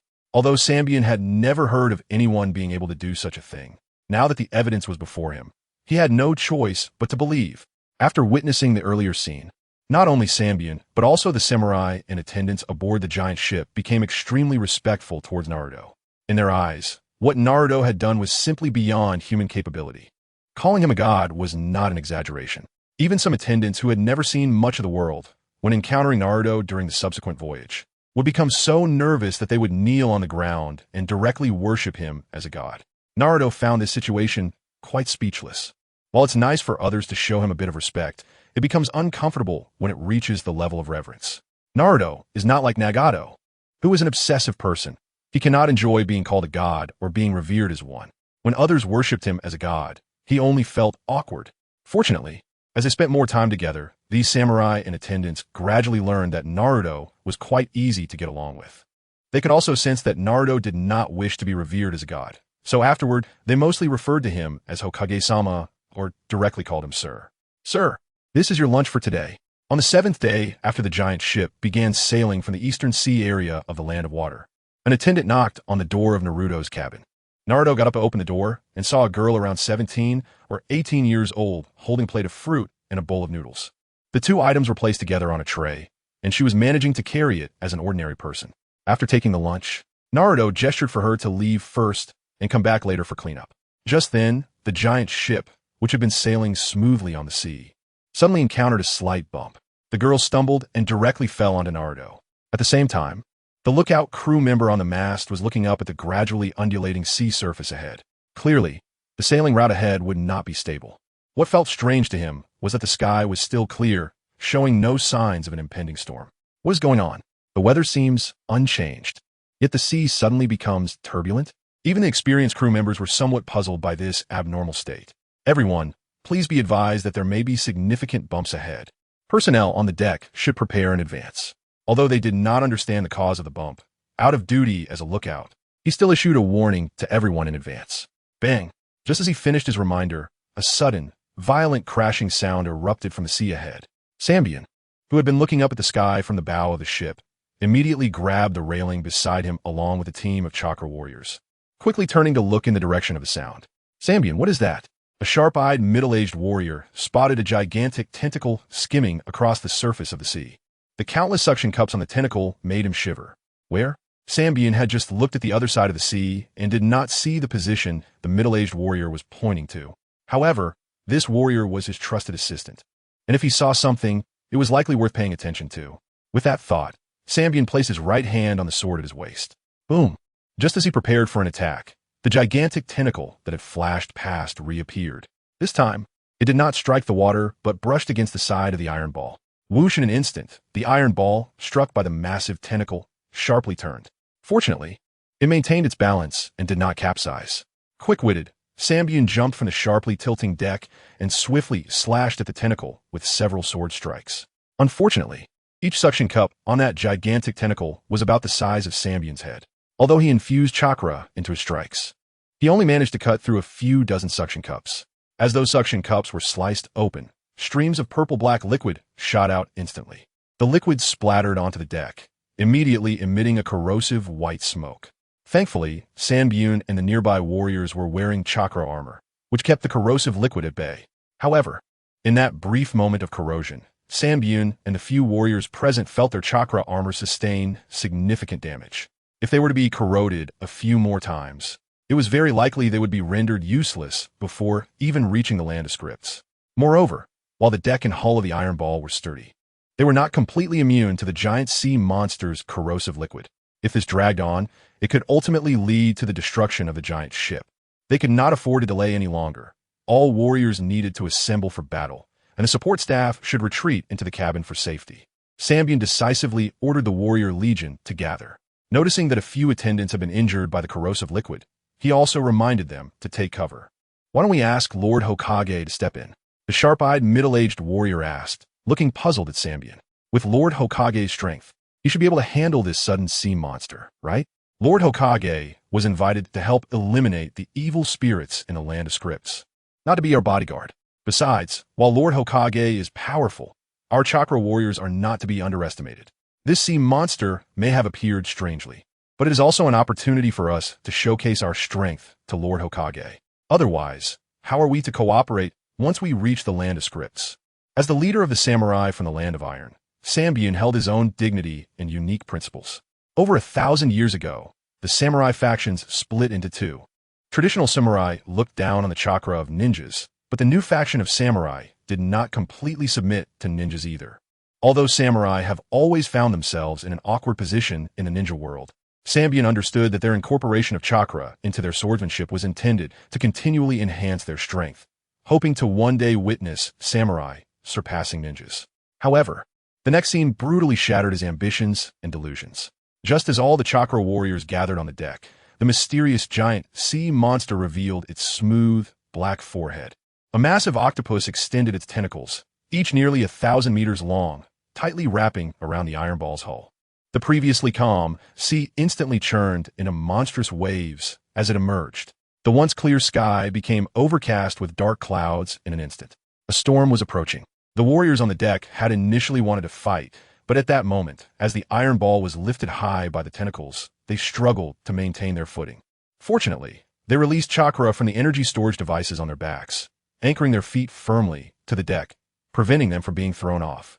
They had seen octopus monsters before, but those in the ninja world were only about 100 meters in size. They had never encountered one of this scale, which was why Sanbian had misjudged the power disparity between them. In desperation, he shouted, "Lord Hokage, please lend us your help." Naruto heard Sanbian's call and knew it was time for him to act. He closed the cabin, ensuring that the unsteady girl stayed inside, and stepped forward. In the next moment, he appeared beside Sanbian. "After we reach the land of scripts, everyone will follow my orders. I do not want to hear any dissent." "Okay, no problem, Lord Hokage." At this moment, Sanbian, who was only concerned about survival, had no room for the ambitions and principles of a leader. He agreed without hesitation to whatever Naruto said. After receiving Sanbian's promise, Naruto smiled faintly, then bent his legs and pushed off the deck. In the eyes of everyone on the deck, Naruto shot up like a golden meteor, piercing through the torrential rain and waves. Boom! When this golden meteor struck the giant octopus's head, the surrounding water droplets seemed to freeze in that instant. Everyone looked back at the giant octopus's head, only to see its smooth surface instantly explode like an overinflated black balloon bursting. Along with the explosion of the octopus's head, the dense dark clouds in the sky shattered. Sunlight broke through, casting a rainbow that quietly illuminated Naruto's golden hair. All the chakra warriors present, Sanbian, and even the attendants peeking from the cabin, simultaneously thought of one word upon seeing Naruto's radiant, golden-haired figure slowly descend onto the deck. Mel, wasn't this like a god descending from the heavens? Chapter 138. The mutated octopus monster. Until Naruto landed back on the deck, the warrior legion remained prostrate on the ground, seeing everyone in such a worshipping stance. Naruto frowned slightly. "Didn't I say before? We don't do that here. Sanbian, if you continue like this, I'm afraid I won't be able to continue assisting with this mission." Upon hearing Naruto's words, Sanbian hurriedly got back up. The reason Sanbian was so invested in helping the traditional samurai faction was not solely due to their shared history. There are no eternal enemies, nor are there eternal friends. Even though they stemmed from the same lineage, 1,000 years had passed, and the relationship between the two sides was not enough to make Sanbian so passionate. The reason he was so determined to support the other side was that the leader of the traditional samurai faction had made him a promise. If the chakra warriors could find a way to help them eliminate the evil spirits, they would allow Sanbian to select a group of people from the traditional samurai to join the chakra warriors faction. As the leader of the chakra warriors, Sanbian had always harbored a thought. What I want to see is how strong a samurai would be if the abilities of traditional samurai and chakra samurai were combined. This has actually been the dream of the leaders of the chakra samurai lineage throughout the ages.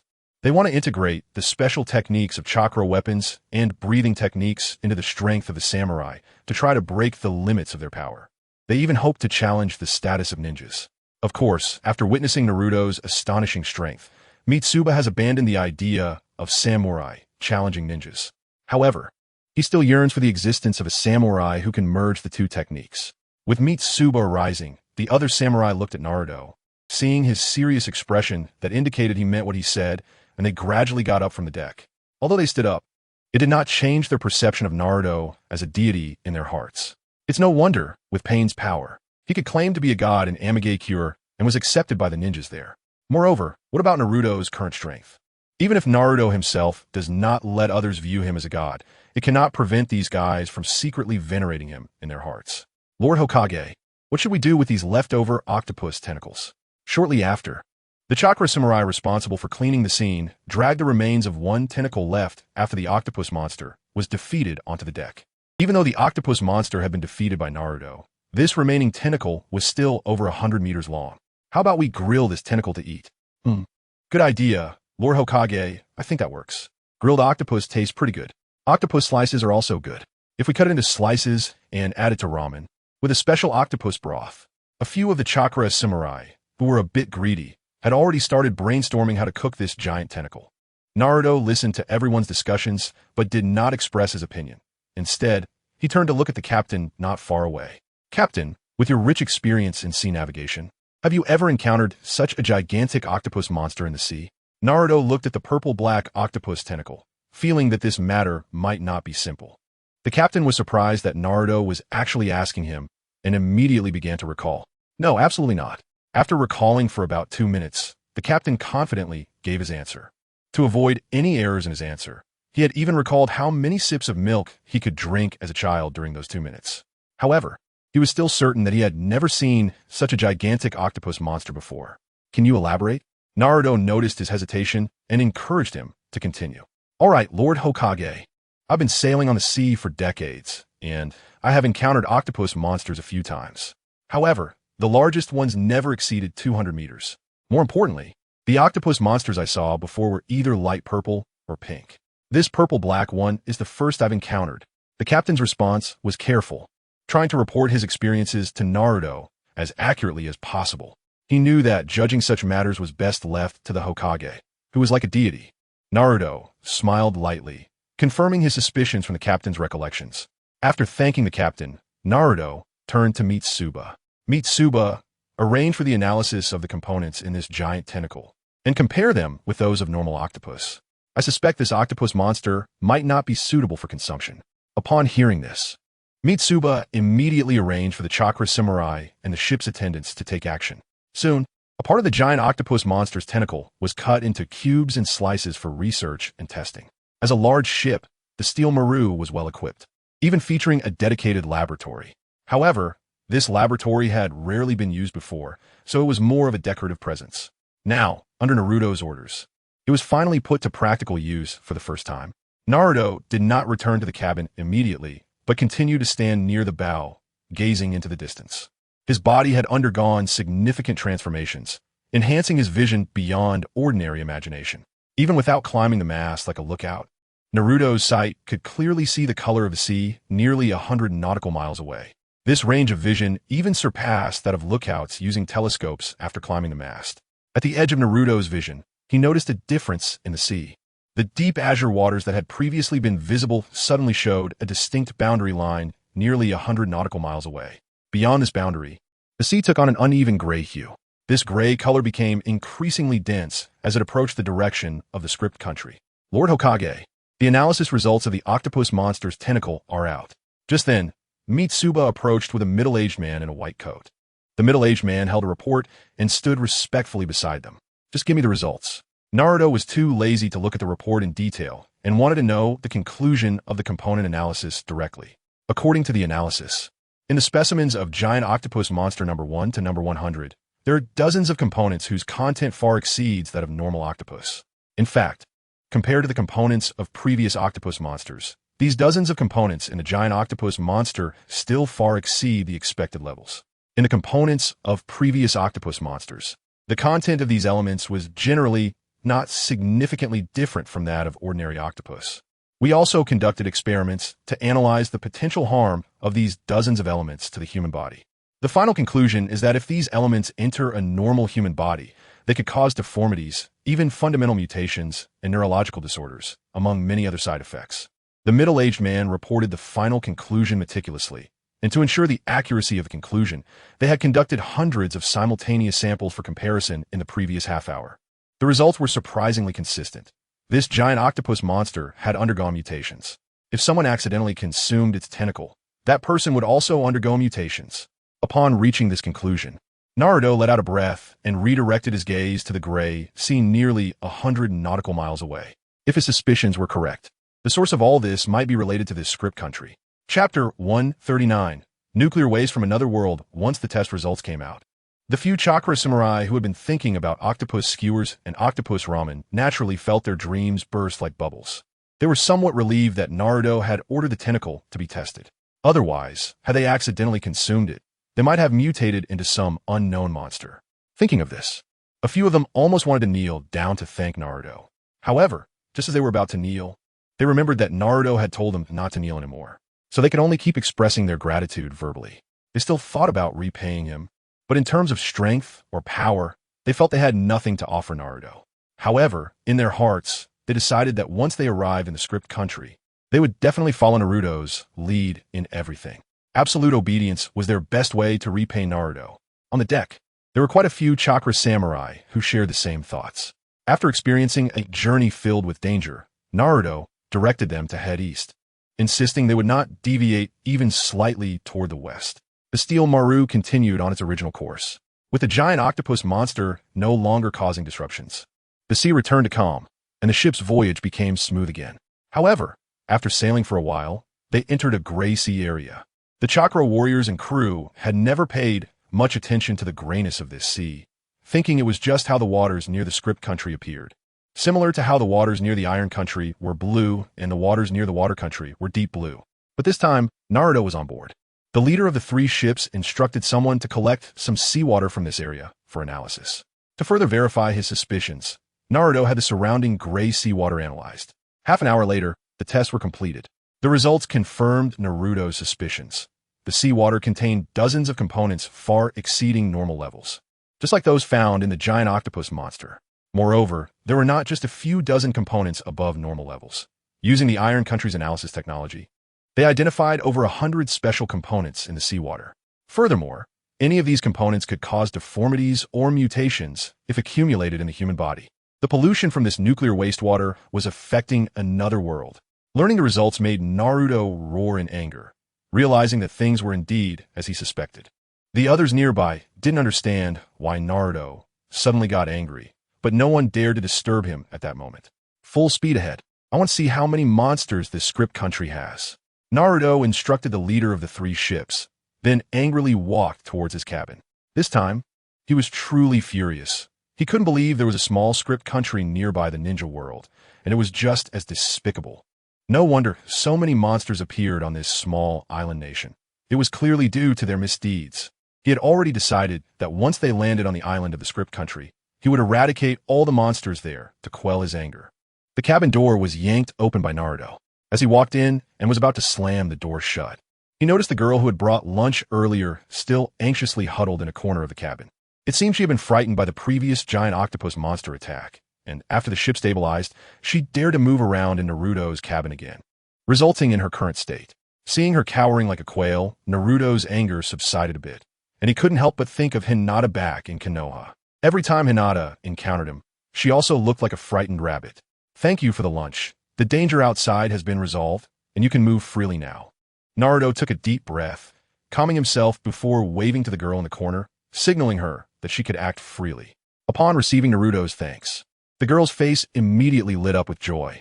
She then shyly stepped forward with small, timid steps and thanked Naruto in return. "Thank you, Lord Hokage." It seemed that this thank you took all her courage, and after whispering her gratitude, she quickly ran away, covering her flushed face. Naruto shook his head, but didn't take it to heart. If you bloom, butterflies will come. With his current strength and status, it was normal to attract some opposite or even the same sex unconsciously. Just like in the office of the Mist Division, Naruto didn't need to worry about combat for the shadow clones he arranged there. The biggest headache was how to deal with Tsurumi Mei, who self-recommended herself as the secretary of the Mist Division. This woman had given up on becoming the Mizukage, but was putting all her energy into her rapidly approaching marriage date. Though she was indeed capable as a secretary, efficiently managing the documents and clutter of the Mist Division alone, her daily attempts to provoke Naruto's shadow clones had become quite troublesome. If possible, sometimes he even wanted to just hand the Mist Division back to Terumi Mei for her to manage. The giant octopus monster seemed to be the ruler of this nearby sea area. Therefore, after dealing with that octopus, the Steel Maru didn't encounter any more attacks during the remaining voyage. 2 days passed in the blink of an eye, and the Steel Maru successfully reached the port of the script country. Lord Hokage, our next itinerary is to contact the contemporary leader of the traditional samurai, Kaguya Waizai. The traditional samurai have formed an organization called the Demon Slayer Corps, and Kaguya Waizai is the current leader. We can first understand the latest movements of the monsters before proceeding with the extermination activities. Before that, we need to take the train to the script country and make a transfer before arriving at the Demon Slayer Corps headquarters. The Chakra Warrior Corps had just entered the port when the leader of the 3 ships immediately reported the follow-up itinerary to Naruto. Naruto nodded, thinking that the monsters in this script country were indeed those flashy upper and lower moons created by the Demon King Muzan from the Demon Slayer world. However, he was somewhat puzzled about why the world of Demon Slayer appeared so close to the ninja world. Could it be related to the contamination from nuclear wastewater? This was something to set aside for now. In any case, the source of these monsters should be the Demon King Muzan. As long as they cleaned out the remaining minor demons and captured this Demon King Muzan, the mission should be completed. Since we have a plan, lead the way. Naruto did not deny the itinerary proposed by the leader of the 3 ships and let him lead the way to the train station. Chapter 140, Mitsubian. What did you just say we needed? The train station was not far from the port. Naruto followed closely behind Mitsubian for less than 10 minutes before they entered the train station. This was naturally because Naruto and Mitsubian were at the front of the line. The remaining 500 Chakra Warriors would take a little longer to get in. The cost of the train tickets was, of course, covered by Mitsubian's Iron Countryside. Not to mention Naruto didn't have any script country money. Even if he did, they wouldn't let him pay for the tickets. The attendants stayed on the ship to take care of the Chakra Warriors' travel needs, so they remained on board waiting for the return trip. The entry of over 500 people into the train station was quite a significant income for a station that had not seen many passengers recently. With a whistle sounding from afar, they successfully boarded the train. Naruto carefully observed the train, which resembled an old-fashioned Western train. These trains did share some similarities with the newly developed lightning cars of the Ninja Alliance. However, in terms of speed, the trains here were far from matching the lightning cars developed by Naruto. Sitting in the same row as Naruto, Mitsubian noticed Naruto seemed interested in the train and began to introduce it. Naruto nodded. The train had already been in motion for a while. Based on Naruto's observations, the average speed of this train should not exceed 100 kilometers per hour, compared to the expected speed of 4,000 miles per hour for the Thunder Train, which is about 2,000 kilometers. It is indeed much slower. Although the speed is a bit slow, the energy used for this train does not require chakra. According to what Amakusa explained to me last time, their train seemed to utilize an ancient technology called nuclear energy. The train departs from the main station and travels for several days before regularly returning to the main station for nuclear energy recharging, allowing it to operate for several more days. This cycle is actually quite convenient, as the rampant presence of demons has led to a decrease in the number of passengers. Most surviving humans in the script nation tend to stay indoors or limit their activities to familiar small areas to avoid attracting demons they shouldn't attract. Nuclear energy? Ancient technology? When Naruto heard this familiar term, he felt that the technology in this place was quite advanced. However, Sanbu directly referred to it as ancient technology, leaving him puzzled. Is nuclear energy really ancient technology? Naruto couldn't help but interrupt Sanbu's introduction, voicing his confusion. Sanbu did not expect Naruto to focus on nuclear energy, but then he thought that Naruto probably had never heard this term in the ninja world, so he was just curious. After all, he had noticed this point when he heard Amakusa mention it last time. However, he was not interested in it. Indeed, it is said that nuclear technology has been around here for over 1,000 years, even longer than the appearance of demons. Sanbu patiently explained, answering Naruto's inquiries without holding back. The headquarters of the Demon Slayer Corps is neither too close nor too far from the port where the Chakra Samurai Corps landed. The train the Corps took only traveled for 3 hours before arriving at a transfer station in the deep night. Lord Hokage, demons fear sunlight, and the late night is their favorite time to move around. To eliminate demons, we need to... Sanbu looked at Naruto, gazing out the window, and then at the pale red moon hanging high. preparing to supplement Naruto with some knowledge about the demon's activity habits and combat points. However, before he finished speaking, a few chakra samurai sitting by the window shouted out, "Lord Hokage, there are people fighting on the train on the adjacent track. It seems they have encountered demons. Should we intervene or continue with our original itinerary?" Unlike before, where they would first report to their leader, Sanbu, upon discovering a situation, the chakra samurai, upon noticing the anomaly, instinctively informed Naruto first. Of course, Sanbu was also sitting next to Naruto, so he received the report simultaneously. If the chakra samurai had done this to someone else, Sanbu might have been angry that they overlooked him as their leader. However, he had no objections to them reporting the news to Naruto first. In fact, he felt that these samurai had finally made some progress, as they did not report to him first as they had before. In all actions within the script nation, they would fully follow Naruto's arrangements. Naruto glanced at the train next to them, which was wrapped in a bloated mass of flesh, and his eyes narrowed slightly. Why wait to see the leader of the Demon Slayer Corps to kill demons? Where there are demons is our battlefield. Let the train conductor stop the train. And let's get off and fight immediately.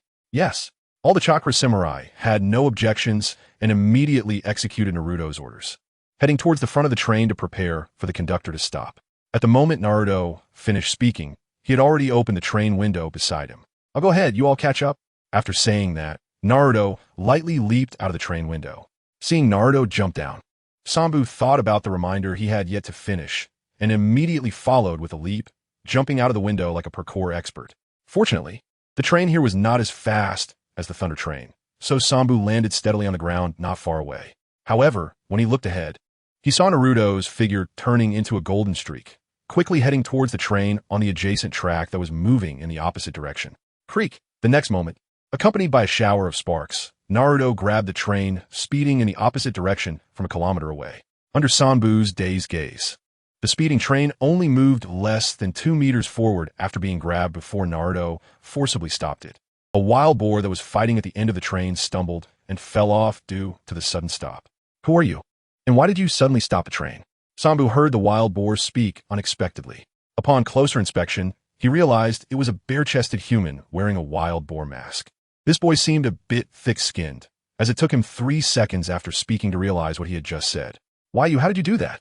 The wild boar-masked boy repeatedly gestured between Naruto and the stopped train. At this moment, the shock on his face was so clear that even from a distance, Sanbu could see it through the boy's wild boar mask. Naruto did not answer his question. Looking at this wild boar-masked boy, who was actually a demon, Naruto remembered what this train was about. This train itself had already been merged with a demon's body. With this in mind, Naruto raised his fist without hesitation. Boom! His fist struck the tail of the train, and the loud impact echoed through the night like a strong dawn tearing apart the darkness. The next moment, in the astonished eyes of the wild boar-masked boy and Sanbu, the long train shattered from end to end like a snake. The noise when Naruto hit the train was huge, but the train's shattering was silent, as if the train and the bloated, rotten flesh wrapping it were made of ash, blown away silently by a gust of wind. The only thing left was the unwilling scream of the demon before its demise. "No." Naruto looked at the train and the demon turning to ash, then turned to Sanbu with a faint smile and asked Sanbu, "What did you say we needed to eliminate demons?" Sanbu immediately shook his head vigorously. The words Nichiren blade that were about to come out of his mouth were forcefully swallowed back. The way this lord exterminated demons. What need was there for a Nichiren blade? They were turned to ash and dust. No matter how strong the demon's self-healing abilities were, it was utterly useless. And then, Naruto's gaze inadvertently swept over the wild boar-masked boy beside him, scaring him so much that he stood at attention and let out 2 pig-like squeals. Instinctively hiding the Nichiren blade, he had snatched close to his back. Chapter 141. Do you find this interesting? Fan bonus update 1. Meanwhile, due to the explosion of the train, the passengers inside fell directly to the ground. Besides Nezuko, who was biting a small section of bamboo, there was also a boy with closed eyes holding a sword. However, unlike Naruto's memories, all the other passengers in this train had surprisingly turned into demons. Seeing that most of their bodies still retained human forms, it was clear they had just recently transformed into demons. The Chakra Samurai Corps had just arrived from the stopped train, and upon seeing these newly transformed demons, they immediately showed eager expressions. After seeing Naruto permit them to take action, the Chakra Samurai, clad in chakra armor, began to wave their swords and fight. These chakra warriors generally possess strength equivalent to that of a normal nin, or close to it, coupled with the defense provided by their chakra armor. Dealing with these newly transformed demons is still quite easy. At this moment, Inosuke Hashibara, wearing a boar's head, also noticed Nezuko and Zenitsu not far away. So he immediately ran over to them. Seeing Zenitsu still dozing off with snot bubbles, Inosuke raised his blade and smashed the hilt against his head. Bang! With a dull thud, Zenitsu woke up, crying out in pain while rubbing his head. Ouch, that hurts! Who ambushed me? Where's Tanjiro? And where did Flame Hashira go? Inosuke, moving his injured arm from the earlier battle, immediately asked Zenitsu. Huh? How would I know? I just dreamed about getting married with Nez. Zenitsu caught sight of Nezuko beside him and quickly swallowed the rest of his words, turning beet red. Inosuke, however, didn't understand Zenitsu's chaotic thoughts and turned to Nezuko. Nezuko had unfortunately been bitten and transformed into a demon, and the bamboo tube in her mouth was meant to suppress the demon's instincts to avoid harming others. Unable to answer because of the bamboo tube, she could still understand Inosuke's inquiry. She wrinkled her small nose, sensing a presence in the distance, and nodded repeatedly, signaling everyone to follow her. Inosuke, still wearing his boar's head, knocked Zenitsu again with the hilt of his blade. You're not as useful as Nez. Just as he was about to follow Nezuko, he suddenly remembered something and turned to run in front of Naruto. Please, lend us your strength. The boar-headed boy Inosuke earnestly requested. Even the blue eyes on his boar's head seemed to shimmer with tears at that moment. Haha, don't worry. I came here specifically to help you guys eliminate the demons. Lead the way. Your friends might already be fighting hard. The situation in front of them was slightly different from Naruto's memories.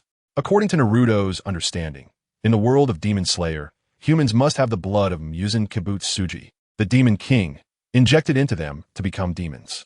Muzan used his blood to transform the 12 Kizuki, consisting of 6 upper moons and 6 lower moons. Among them, the lower moons had no right to use Muzan's blood to transform humans. However, on this train, Naruto recalled that there should only be lower moons. So why were all the remaining passengers on the train transformed into demons? Did Muzan grant the lower moons the right to use his blood to transform humans? Or had the upper moon 3, which was supposed to appear later, acted prematurely on the train? The rules of the Demon Slayer world seemed to differ slightly from what Naruto originally understood. But it didn't matter for Naruto. As long as he found these demons and exterminated them all, that was enough. In this small territory of the script country, even if he had to kill them all in a carpet-bombing manner, it wouldn't take him 10 days. Inosuke, who was this blonde guy? Zenitsu, also with blonde hair, became instinctively wary upon seeing Inosuke run over with another boy who had the same golden hair. This boy's golden hair was shinier than his, and he appeared more sunny and handsome. Not only that, but he could sense a hint of social anxiety from Naruto. This guy's a threat. Nezuko is mine. I absolutely won't let you take her away. Ignoring Zenitsu's sudden hostility, Naruto observed his furtive glances between himself and Nezuko and could guess what he was thinking. Nezuko was indeed great, but Naruto had no interest in her. Let's go, stop dawdling. Seeing that Nezuko and Zenitsu were still sizing him up, Naruto urged them. Nezuko then remembered her brother Tanjiro and immediately turned to run in the direction from which she sensed the presence. You guys deal with the demons here. I'll go check on the situation with Lord Hokage. When Mitsuba saw Naruto leaving with Nezuko and the others, he shouted to the chakra warriors who were suppressing the demon passengers and follow Naruto's direction. The chakra warriors, still fighting, couldn't help but wail. We also want to see Lord Hokage's battle. The leader of Mitsuba was too cunning, running off to eat alone. However, while they lamented, they still had to face the battle seriously. They understood that if they wanted to see Naruto fight, they must turn their lament into strength and quickly resolve the transformed passengers. Some chakra warriors, eager to see Naruto's battle, even broke through their previous swordsmanship bottlenecks during the fight, enhancing their strength. The chakra blades in their hands had already been infused with some components of the Nichiren blade during previous support activities, so they needn't worry about not being able to deal with these newly transformed demons. The only difference was the speed at which they could fight. Meanwhile, Naruto and his group had already run about 3 miles. Not far ahead, a fiery orange-haired man was engaged in battle with a man whose face was covered in circular arc patterns. Near them, a boy in a water-blue robe was also gritting his teeth, chasing and slashing at a demon whose gender was hard to distinguish. The battle on the fiery man's side seemed evenly matched for now, but the boy in the water-blue robe appeared to be at the end of his strength, being toyed with by the demon in front of him. Upon seeing the demon before the boy in the water-blue robe, Naruto felt a discrepancy in his memories. Forget it. It doesn't matter how it was originally. Since I'm here, all evil demons shall die. Naruto slightly shook his head, not caring how the story in his memories originally unfolded. He was here to rewrite the story. Tanjiro, Flame Hashira. Because of Naruto's appearance, Inosuke and Zenitsu did not suffer significant injuries on the train. They couldn't intervene in the battle between the Flame Hashira and Upper Moon 3, but they could support the battered Tanjiro. However, just as they had taken a few steps, Naruto had already arrived first. Do you find it interesting to toy with a fully committed opponent? Unbeknownst to them, Naruto had placed his right hand on the shoulder of the indistinguishable demon. With his nightmarish illusion abilities, the demon foolishly believed it was the creator, toying with everything in front of it. But at that moment, it was wholly unprepared as Naruto grasped its shoulder. How is this possible? What did this happen? The demon, one of the lower moons, was horrified, attempting to break free from Naruto's grip, but found it impossible to move an inch. The nightmare of mocking others suddenly made it feel like a mouse caught in a cat's paw. Life and death were entirely in Naruto's hands. Chapter 142, A Death Grip Like a Dimensional Strike. Fan bonus Chapter 2. Tanjiro was a ruthless person. Although he didn't know Naruto and had no idea how he suddenly appeared behind the Lower Moon Demon, he knew one thing at this moment. That was, the Lower Moon Demon was pinned down and couldn't move, presenting him with a perfect opportunity to strike. Thus, without any hesitation, Tanjiro, dragging his battered body, made a powerful slash. Total concentration. Water breathing. First form. Water surface slash. With a flash of blue water-like light, the head of Lower Moon 1 flew off. Good. Tanjiro shouted excitedly, but collapsed to the ground after exhausting all his strength. Nezuko immediately jumped forward to catch her brother Tanjiro. Inosuke and Zenitsu hurried over to help as well. Meanwhile, Naruto looked at the body of Lower Moon 1. At the moment when Tanjiro severed his head, his body surprisingly turned into a pile of mud and slipped out of Naruto's grasp. In the next moment, the pile of mud, wrapped around half a purple-red heart, returned to the spot beneath his head where it had just landed. After a squirming motion, his body, with half a heart, reconnected perfectly to his head. Seeing this scene, Naruto realized why this guy was still alive after the train exploded and disappeared. He could actually split his heart, or rather his essence, in two. However, seeing that he was completely unaware of his current state, Naruto thought he still didn't know that the train had just been destroyed by him. How could this happen? Damn it, he actually restored himself. Tanjiro, who had just breathed a sigh of relief, looked at Lower Moon 1, who had returned to his original state. With an expression of disbelief, helpless, he could only muster the strength within him to stand up again. Raising the Nichiren blade in his hand, he prepared to continue fighting. It's useless. I am the creator of dreams, and the night is the best stage for creating dreams. Accept your fate. Don't you understand? No matter how many times you strike me, you can't inflict any damage on me. Lower Moon 1 said with a mysterious smile, showing off in front of Tanjiro. But he forgot that there was a stronger demon beside him. Not far away, Upper Moon 3, after fending off the Flame Hashira strike, turned and roared at Lower Moon 1, "You're talking too big. Do you think you're the king of the night?" Upon hearing Upper Moon 3's voice, Lower Moon 1 shuddered in fear. The hierarchy of the 12 Kazuki was strict. Lower moons were considered powerful among ordinary demons, but they were mere appetizers in front of upper moons. Even Lower Moon 1, ranked first among the lower moons, did not dare to offend the authority of Upper Moon 3. Lord Akaza, I meant no disrespect, please forgive me. Lower Moon 1, Dream, quickly explained. Upper Moon 3 saw that he was quick to explain and did not hold it against him. Moreover, the Flame Hashira he was fighting was strong, leaving him with little energy to spare. Pitiful weakling. Ignoring Lower Moon 1, Akaza continued to focus on his battle with the Flame Hashira. Lower Moon 1, relieved to have narrowly avoided punishment, turned his anger towards Tanjiro and the others. All right, enough chit-chat, hurry up and die. Tanjiro, still pushing himself to fight, was directly pulled back by Inosuke to rest. Inosuke, I still want to fight, let go of me. Inosuke did not let go or speak, instead raising his boar head mask, signaling him to just watch quietly. At the same time, just as Lower Moon 1 was about to attack Tanjiro and the others, he felt someone suddenly pat his shoulder. Hey, you still haven't answered my question. Naruto's voice came from behind Lower Moon 1, calm, yet sending a chill down his spine. That feeling of being completely stiff and unable to move returned. If that were the case, Tanjiro's earlier strike had actually helped him by severing his head. But now, facing Naruto's hand casually resting on his shoulder, he truly dared not, nor could he, move his body.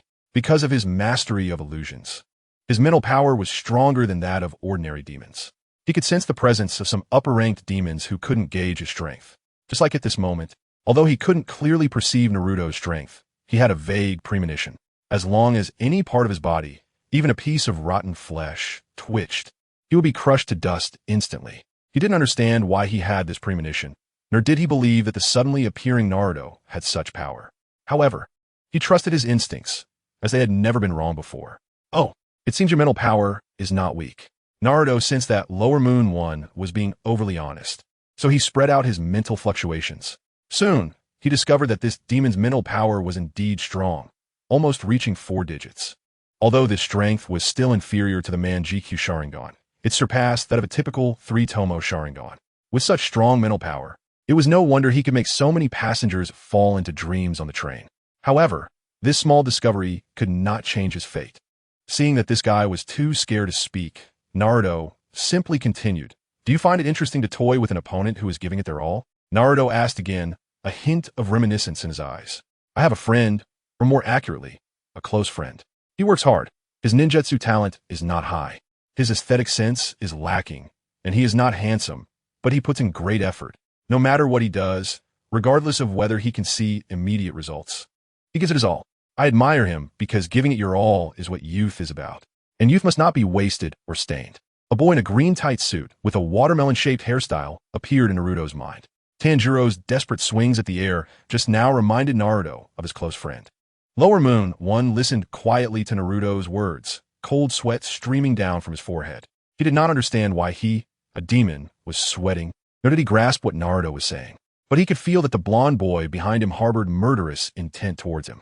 Just as Lower Moon 1 decided to unleash his mental power to create an illusion and fight back, Naruto's words reached their final sentence. For the sake of youth that gives it its all, atone. Crack. As Naruto's words fell, the hand resting on Lower Moon 1's shoulder gently tightened. Tanjiro and the others only heard a crisp sound of something being torn apart, as if something intangible shattered under this grip that symbolized death. How is this possible? Lower Moon 1's body exploded into dust under Naruto's grip.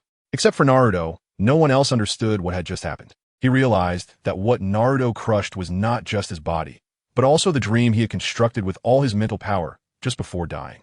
To be human? To be a demon? It's all just a fleeting dream, a grip of death. Everything turns to nothing. Chapter 143. The weak must have the awareness of the weak. He was killed in an instant. Tanjiro, pinned to the ground resting, stared wide-eyed at Lower Moon 1, who had vanished into thin air. Nezuko and Zenitsu, who had not seen Naruto in action before, were also wide-eyed. Thud! Zenitsu even dropped his Nichiren blade, stunned, before he came to his senses. When did eliminating demons become so easy? He didn't even use his Nichiren blade, right? Huh? He didn't use his Nichiren blade just now, right?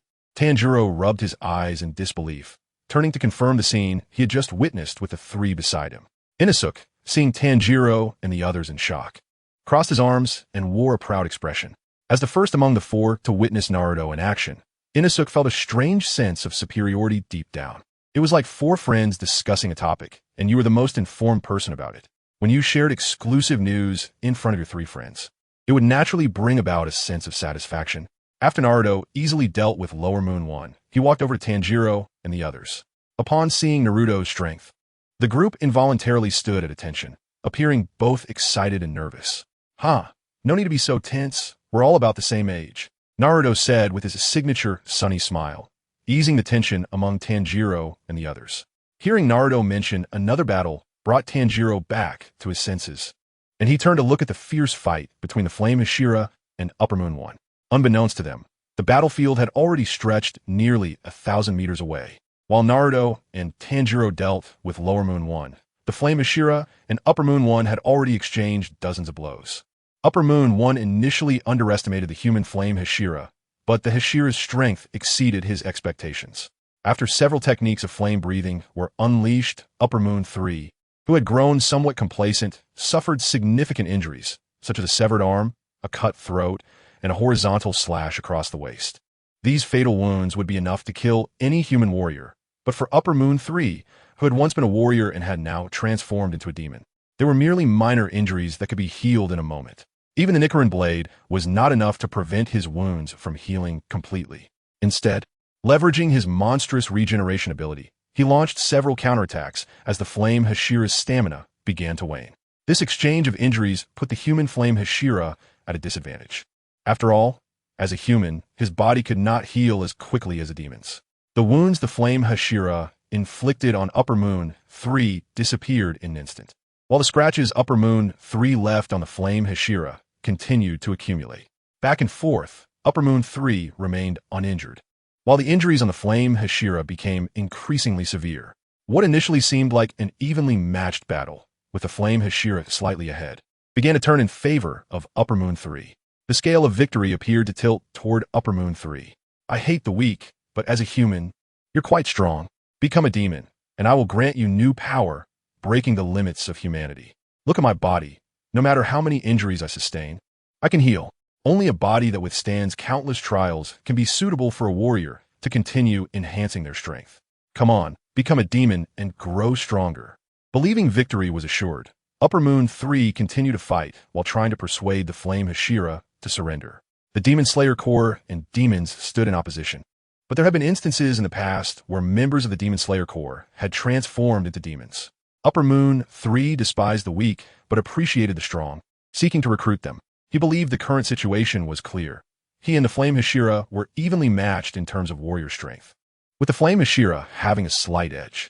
The Flame Hashira's weakness lay in his fragile human body. He was confident that if the Flame Hashira accepted the proposal to transform into a demon and receive the blood of Kibutsu Sujimuzan, he would undoubtedly become a powerful demon.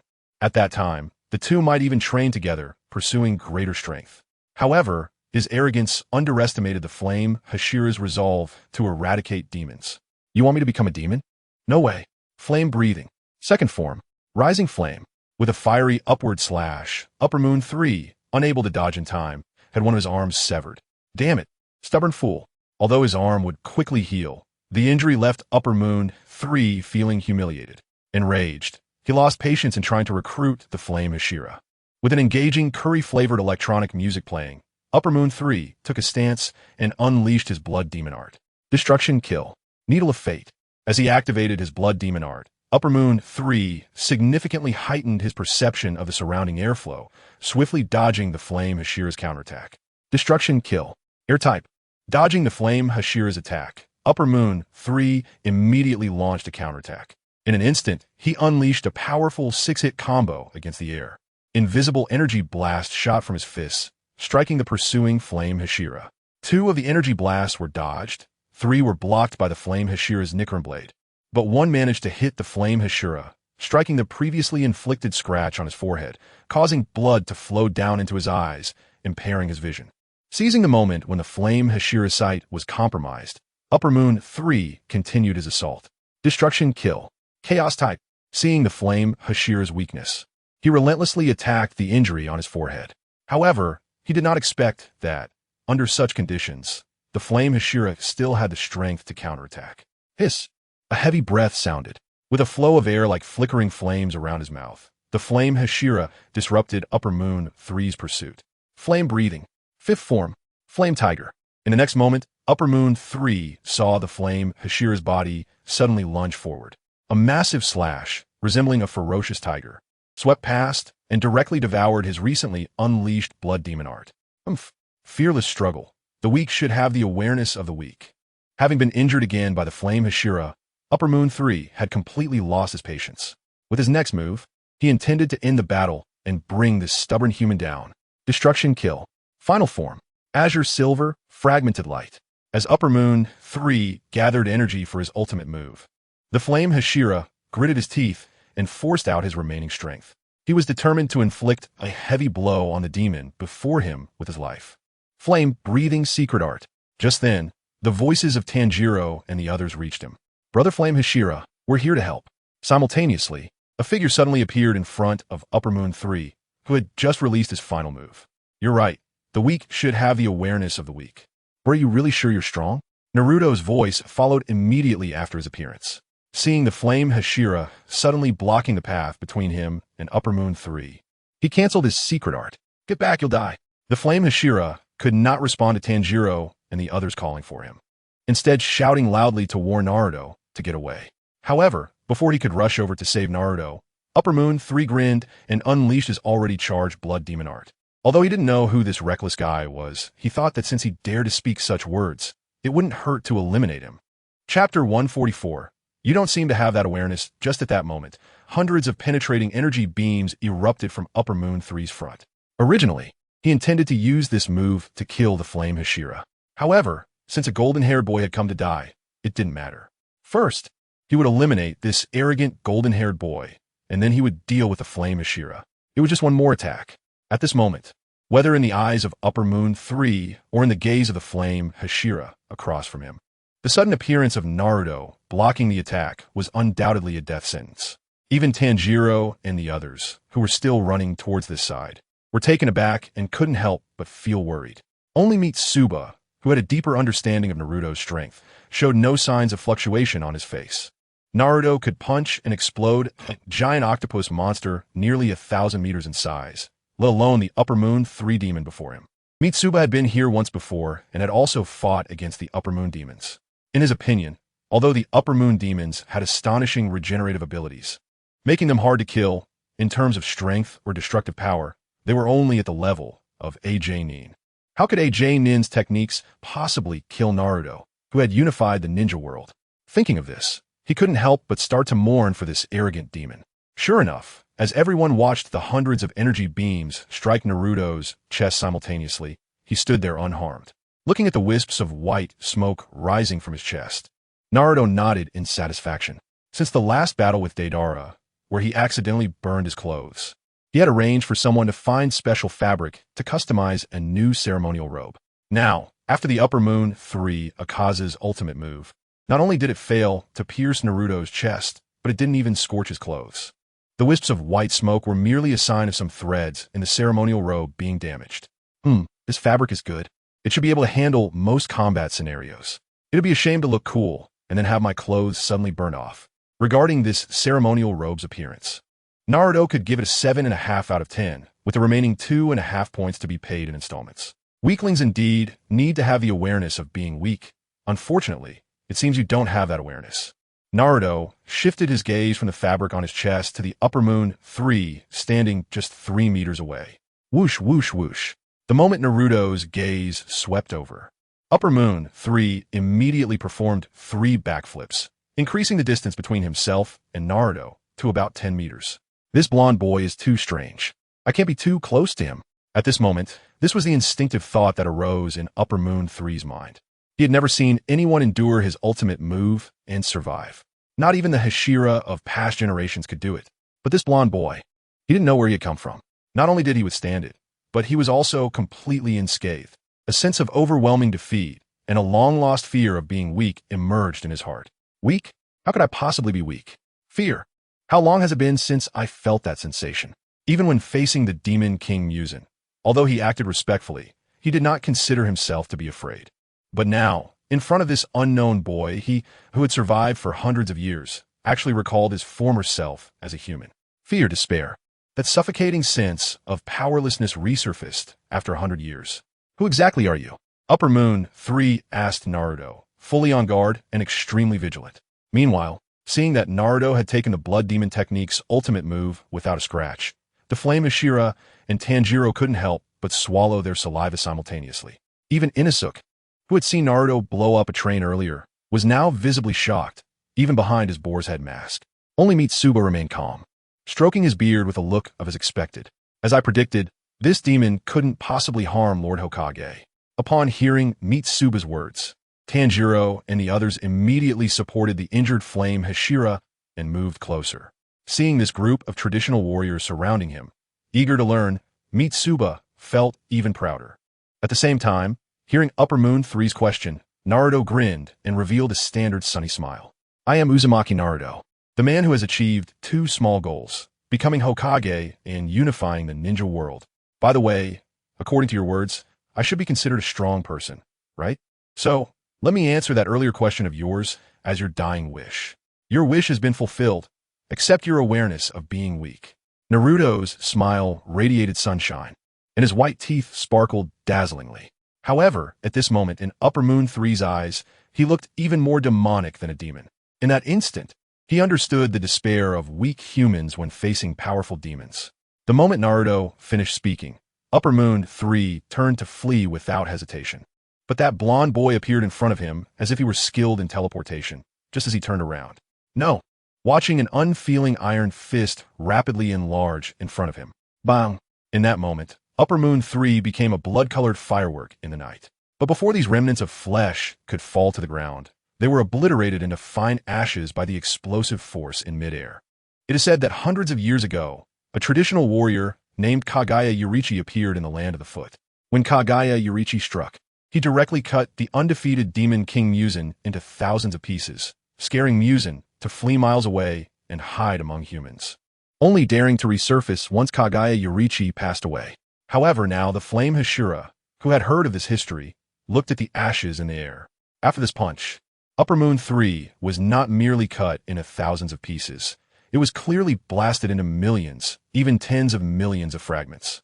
The injuries caused by this punch were no less effective than any Nichiren blade. Under such a devastating blow, the so-called regeneration of demons was utterly insignificant. Even the demon King Muzan would find it hard to withstand a few punches. Thinking of this, the Flame Hashira, dragging his heavily injured body, immediately ran to Naruto and grabbed his hands. Please, Uzumaki Naruto, you must join the Demon Slayer Corps. He could see that Naruto's slight effort had already reached the power limit of a Hashira. Even the strongest stone Hashira could not achieve what Naruto just did. Just call me Naruto. The Demon Slayer Corps. Naruto had no interest in joining the Demon Slayer Corps. He was merely a passing ninja, casually taking on a task. With this in mind, Naruto turned to Mitsuba. Mitsuba immediately understood Naruto's intention and stepped forward to explain their purpose. So you were invited by the Lord to help exterminate the demons. Upon hearing this news, the Flame Hashira's spirits lifted. He could see that Naruto was unwilling to join the Demon Slayer Corps, but that didn't matter with the current relationship. Great. With your participation, especially Naruto's, I believe the extermination of the demons will go very smoothly. Cough, cough, cough. Due to the overwhelming excitement of learning that Naruto was here to help, the Flame Hashira coughed up a mouthful of blood. Since you're relieved, let's hurry and get you some treatment. Naruto appreciated the warm welcome from the Flame Hashira and Tanjiro, but seeing the Flame Hashira's injuries, he felt it was better to handle the emergency first. Chapter 145. It's your turn to shine. But our train is gone. It's probably still dozens of miles to the nearest transfer station for treatment, right? Zenitsu scratched his head, pouting in distress. It's okay, I can hold on. At this moment, the Flame Hashira also learned from the others that the previous train had been destroyed. To reassure everyone, he forced a smile. Just then, the Chakra Samurai Corps rushed over. Lord Hokage, we have completely eliminated all the demons transformed from the passengers on that train. The Chakra warriors who arrived at the scene couldn't help but feel a bit regretful upon seeing that the battle was clearly over. However, they still meticulously reported the situation to Naruto. Suddenly, Samitsu's eyes lit up. Lord Hokage, we can first take the flame pillar to our train. There are some basic medical supplies in the luggage that should help a bit. Naruto knew those medical supplies could only address ordinary external injuries. For serious wounds like the flame pillars, the effectiveness would not be great. Even with those supplies, it was uncertain whether the flame pillar could hold on until the final destination. Moreover, even if he made it to the transfer station, it was uncertain whether the doctors inside could treat such severe injuries. Although the enemy had been defeated, a new dilemma seemed to arise before everyone. I have an idea. Suddenly, Naruto slapped his head, thinking of a solution to the current predicament. Wait a moment. In the next instant, everyone saw Naruto step forward. The space in front of him rippled, and he suddenly disappeared from view. Where did Naruto go? Tanjiro and the others looked curiously at the spot where Naruto had vanished, then glanced at Sanmitsu. Nezuko beside them widened her big, watery eyes, her little head filled with question marks. If my guess is correct, Lord Hokage should have crossed through space to another place. Just wait a moment. He should be back soon. Sanmitsu analyzed uncertainly while looking at the spot where Naruto had left. In fact, he guessed correctly. Naruto had indeed crossed through space back to the headquarters of Konoha Village. In just about 3 minutes, Naruto's figure reappeared in front of Tanjiro and the others. However, he did not come back empty-handed. He was holding a pink-haired girl. Hey, what are you doing? Be gentle with me. Sakura, who was brought back by Naruto, landed with a thud, patting her backside while not forgetting to complain to Naruto. Someone needs treatment. It's rare that you can be of use. Naruto ignored Sakura's complaint and pointed towards the flame pillar. Sakura had studied beside Tsunade for several months, and with her previous self-study, she was now able to use the healing technique skillfully. It must be said that Sakura had become quite professional in medical ninjutsu, especially after learning from Tsunade. She had corrected many of her previous shortcomings. When she saw the flame pillar's injuries, her earlier complaints immediately ceased, and she walked over to check his wounds. How is it? Are you confident in the treatment? If not, I'll go get Tsunade-sensei right away. As soon as Sakura finished her examination, Naruto immediately asked, Don't underestimate me. I will catch up to you and Sasuke sooner or later. Although his injuries were serious, with my mastery of the healing technique, I can still treat him." After saying that, Sakura's hands moved close to the flame pillar's most severe chest wound. A burst of emerald green light appeared in her palms and expanded, completely enveloping the wound on the flame pillar's chest. The healing technique could accelerate cell regeneration and enhance the body's self-healing abilities. This self-healing worked from the inside out, allowing even deep internal injuries to be treated. Time passed second by second, and with the continuous effect of the emerald green light, the wound on the flame pillar's chest visibly healed a lot. After half an hour, not only was the chest wound healing, but the several bleeding scratches on his forehead also gradually closed up. After the treatment, aside from some visible scars and the difference in color between the new flesh and the surrounding skin, the flame pillar's injuries had remarkably healed. The life-threatening danger had been removed, and all that remained was to recover for a while and restore the blood and flesh lost in this battle. How is it? Is it okay? After completing the treatment, Sakura wiped the sweat from her forehead and gave Naruto a smug look. It's SOSO. After following me for so long, you finally managed to be of some use. Naruto wouldn't praise her. At most, he acknowledged her contribution this time. You, Naruto. Sakura's fists itched. But remembering how absurdly strong Naruto's punches were now, she didn't dare to have any thoughts of hitting him. All right, this time you were somewhat useful. You've got nothing to do here, so go back. After saying that, Naruto didn't wait for Sakura to say anything else and grabbed her collar again. Bayu, with a ripple in the space in front of them, Tanjiro and the others saw Sakura being thrown into the space ripple and disappearing in an instant. Crossing through space was something Tanjiro and the others, including the flame pillar, had never heard of before. They never expected that there were people in the world who could do such a thing. As for Sakura, who was thrown back, everyone tactfully kept quiet, because they could all see that if it weren't for needing to bring this girl over to treat the flame pillar, Naruto likely wouldn't have wanted to bother with her at all. Thank you so much, Naruto. If you hadn't arrived in time, I might have been in danger this time, and that upper moon demon wouldn't have ended his evil here. He might have even harmed Tanjiro and the others. The flame pillar stood up, patting his solid chest, secretly marveling at the healing technique's magic.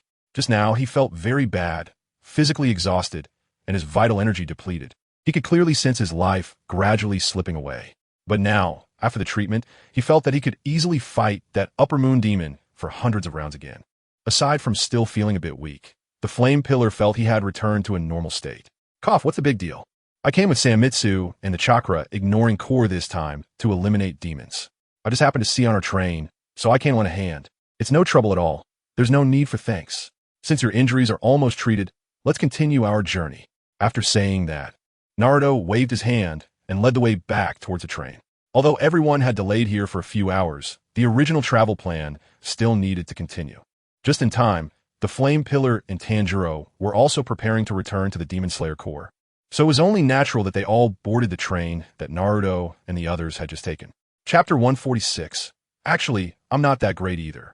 After everyone boarded the train that had been stopped for nearly an hour resumed its journey. Due to the decreasing number of passengers, the trains in a land of scripts no longer ran on a daily schedule. Instead, they waited until the number of passengers on a train exceeded a certain amount before departing. This number standard wasn't high. For example, on the train that Tanjiro and the others had just taken, there were fewer than 100 people in total. The train the Chakra Warrior Corps was on could be considered quite full, because there was no need to follow a schedule. Even after being forced to stop for nearly an hour by the Chakra-ignoring Corps, the train driver had no major complaints. Of course, he also didn't dare to voice too many complaints. A few dozen miles passed in the blink of an eye, and everyone quickly arrived at the transfer station to change to another train. Due to the large number of people, the requirement for the number of departing passengers was directly met. As the night faded and the sun rose from the distant horizon, The group had already arrived at the station where they needed to disembark. The headquarters of the Demon Slayer Corps was not located in a bustling city, but rather hidden within the mountains and forests. After leaving the station, the group trekked through the wilderness for 7 or 8 miles before finally arriving at a large courtyard surrounded by dense jungle. At the entrance to the courtyard, several guards wearing Nichiren blades and dressed in black formal attire stood watch, appearing somewhat fatigued. They were regular members of the Demon Slayer Corps. Currently, the Corps had 10 high-ranking members, consisting of 1 leader and 9 Hashira, pillars.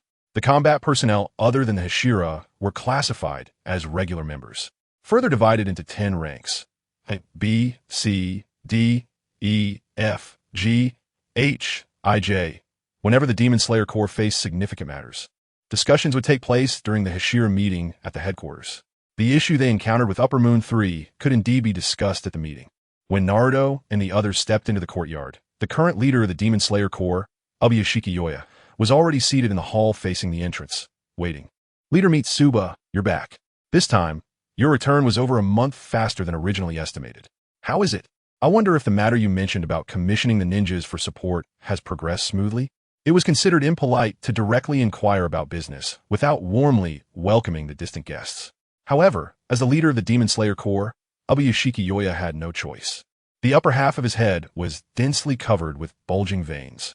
If he couldn't quickly complete the extermination of all demons and fulfill his long-held wish to eliminate the Demon King Muzan, he feared he might not see that day. He and the Demon King Muzan belonged to the same lineage, and due to the curse in their bloodline, members of the Ubuyashiki clan rarely lived to see middle age. The age of 20 or 30, which should be the beginning for normal people, was the end for members of their clan. Therefore, upon seeing Mitsuba, he could not maintain the usual formalities and straightforwardly asked what he truly wanted to know. Mitsuba understood the situation of the Ubuyashiki clan during his last visit for assistance, so he did not mind his directness. He only felt a bit anxious as he looked at Naruto beside him, unsure if he would care about such details. However, upon seeing Naruto's calm expression, he breathed a sigh of relief. Leader Yoya, the progress has been very smooth, even far exceeding my initial expectations. I can assure you, this time, all the demons in the Land of Water, including the Demon King you mentioned, are undoubtedly doomed. Having witnessed Naruto's strength multiple times, Mitsuba was genuinely filled with confidence. All demons are undoubtedly doomed? Such a wish was something Ubuyashiki even dreamed of realizing. However, for so many generations, the Demon Slayer Corps had not completed this task over hundreds of years. Could simply asking ninjas for help easily achieve it? Ubuyashiki did not doubt Mitsuba. It was just that the psychological shadows caused by demons over the years were too great for their clan. Even though he had always wanted to kill the Demon King Muzan and eliminate all demons, deep down, he knew that this might not be achievable in his generation. Nevertheless, the strength of the new generation of Hashira gave him a glimmer of hope. Now that Mitsuba had brought reinforcements again and even involved the power of ninjas. Although he did not believe things would go as smoothly and beautifully as Mitsuba said, having more strength for the extermination of demons was ultimately a good thing. Oh, then thank you for your help, Leader Mitsuba. I wonder what you mean by exceeding expectations. It seems that the helpers you brought this time are all chakra warriors. Where are the ninjas? Ubuyashiki carefully examined the group that entered with Mitsuba. Aside from Naruto's somewhat unique and flashy attire, the hundreds of others seemed to be chakra warriors he had seen over the years. Originally, my plan upon returning to the Land of Iron was to commission 10 Jonin and over 100 Chunin for assistance. As you heard me say, a Jonin generally possesses the strength to battle an Upper Moon demon. If they're elite Jonin, they could even eliminate an Upper Moon demon. With 10 Jonin working together, even the Demon King Muzan would likely be defeated, not to mention having over 100 Chunin. However, even more fortunate, this time I brought in a presence far more powerful than 10 Jonin and 100 Chunin. He could be said to be the current leader of the ninja world. With him involved, eliminating the mere Demon King Muzan is simply a piece of cake. Upon hearing Ubuyashiki inquiry, Mitsuba immediately began to introduce Naruto in detail. From the original structure of the 5 great ninja villages to how Naruto unified the ninja world and established the Ninja Alliance in just 2 months, to the reason they arrived over a month earlier than originally planned. He praised Naruto to the heavens, so much so that even Naruto, who was usually bright and confident, couldn't help but scratch his face in embarrassment. Ahem, Leader Mitsuba, Leader Yoya, while I'm quite impressive, I'm not as great as everyone says. However, What left Naruto speechless was that just as Mitsuba's praises concluded, the Flame Hashira and Tanjiro and others chimed in to testify to Naruto's strength. Their enthusiastic endorsements were so vivid and lively that they drew in several other Hashira members present. The stone Hashira, with prayer beads around his neck, listened to everyone's praises of Naruto with tears streaming down his face. If this ninja truly possessed such formidable strength, then our goals would have hope of being realized. Beside him, the sound Hashira scoffed, not believing that one person could be as amazing as everyone was claiming. How could a human possibly punch through an entire train? Even they, as Hashira, couldn't he accomplish that? However, he had to admit that Naruto's ceremonial attire and his dazzling golden hair were indeed quite splendid. In terms of splendor, he acknowledged Naruto. The insect Hashira, Kochu Shinobu, did not immediately speak but smiled and blinked her large eyes, looking toward the isolated water Hashira. Iguro, do you think this ninja, named Uzumaki Naruto, can truly help us eliminate all the demons? The water Hashira was silent for a moment before looking at Tanjiro. I think Tanjiro wouldn't lie. Perhaps this golden-haired boy truly has something special about him. However, he did not express the latter half of his thought. Even if this ninja couldn't help them, he would sacrifice everything to eliminate as many demons as possible. Chapter 147, Execution. At that moment, a man covered in wounds emerged from side corridor. The scars not only covered his body, but even his face was not spared. Strips of scars, varying in color from other parts of his body, twisted grotesquely like a centipede, giving off an intimidating presence as he appeared. What is the fuss? If it's possible, let us just have a fight and see. The newcomer was Shinazugawa Sanemi, one of the current 9 Hashira of the Demon Slayer Corps. His volatile personality and bad temper matched his appearance, making him seem difficult to approach. Of course, in reality, he shared the same intense hatred for demons as most present. To eliminate demons, he was willing to sacrifice everything. He drew his sword and charged directly toward Naruto, though it appeared reckless. He was actually trying to test Naruto's strength on behalf of everyone present. If Naruto were to lose, it would allow everyone to see the true level of their opponent early, preventing unnecessary sacrifices due to overconfidence in this distant ninja. If Naruto were to win, even better, it would completely dispel the doubts in the hearts of the other Hashira members, allowing all forces to unite quickly. Kanea, what are you doing? Butterfly Shinobu shouted loudly upon seeing the Wind Hashira about to attack Naruto. However, the Wind Hashira pretended not to hear her question and continued to swing his Nichiren blade towards Naruto with full force. The other Hashira members were too far from Naruto to intervene in time. Mitsuri beside Naruto wanted to stop him, but was halted by Naruto's raised hand. Stop, Mitsuri! Accompanied by the shout of Ubuyashiki Yoya, Naruto took a step forward, sneaking up on the Wind Hashira instead of retreating. Can't dodge? The Wind Hashira felt a bit disappointed as he saw Naruto approach him. If he couldn't even dodge this attack, it seemed this ninja's strength wasn't that impressive after all. However, just as he thought to retract his sword to avoid accidentally harming Naruto, he suddenly found that his Nichiren blade was completely immobile. Looking at the tip of the blade, he was shocked to see that it was firmly pinched between Naruto's 2 fingers. Come here! With a light shout from Naruto, the Wind Hashira felt a tremendous force suddenly transmitted through the handle of the sword he was gripping. The next moment, his entire body was swung through the air along with the rotation of the Nichiren blade. When he landed, he found that the tip of his sword was still tightly pinched between Naruto's 2 fingers. He only used 2 fingers. He had exerted at least 80% of his strength with that strike. If it had struck a massive rock, even the rock would have shattered instantly. He had considered the possibility that Naruto might not be able to dodge, so he had left room for retraction. Conversely, he also thought of the various ways Naruto could counter his sneak attack, dodging, drawing his sword, or using some hidden weapon to block his attack. But what he never expected was that Naruto would use nothing but 2 fingers to neutralize his attack. At that moment, he realized Naruto's strength. To be able to dissolve his sneak attack with just 2 fingers, Naruto's strength was definitely not much weaker than that of the Stone Hashira, and might even be stronger. Because among those he had seen, the Stone Hashira was the strongest. Even the Stone Hashira had never done such a thing before. Although his sneak attack had been countered, the Wind Hashira was smiling now, because he saw hope in Naruto. At the same time, the other Hashira members, who were initially uncertain about Naruto's strength, now had tangible proof. Seeing it with their own eyes was far more convincing than hearing descriptions from Mitsuri and Tanjiro. A glimmer of hope appeared on the faces of all the Hashira present at that moment. Shinazugawa Sanemi, why did you attack Lord Ninja? It was clear that Ubuyashiki Yoya was somewhat angry at this moment. Their situation was indeed very difficult. It was already rare to have summoned the chakra warriors with ties from 1,000 years ago to assist them.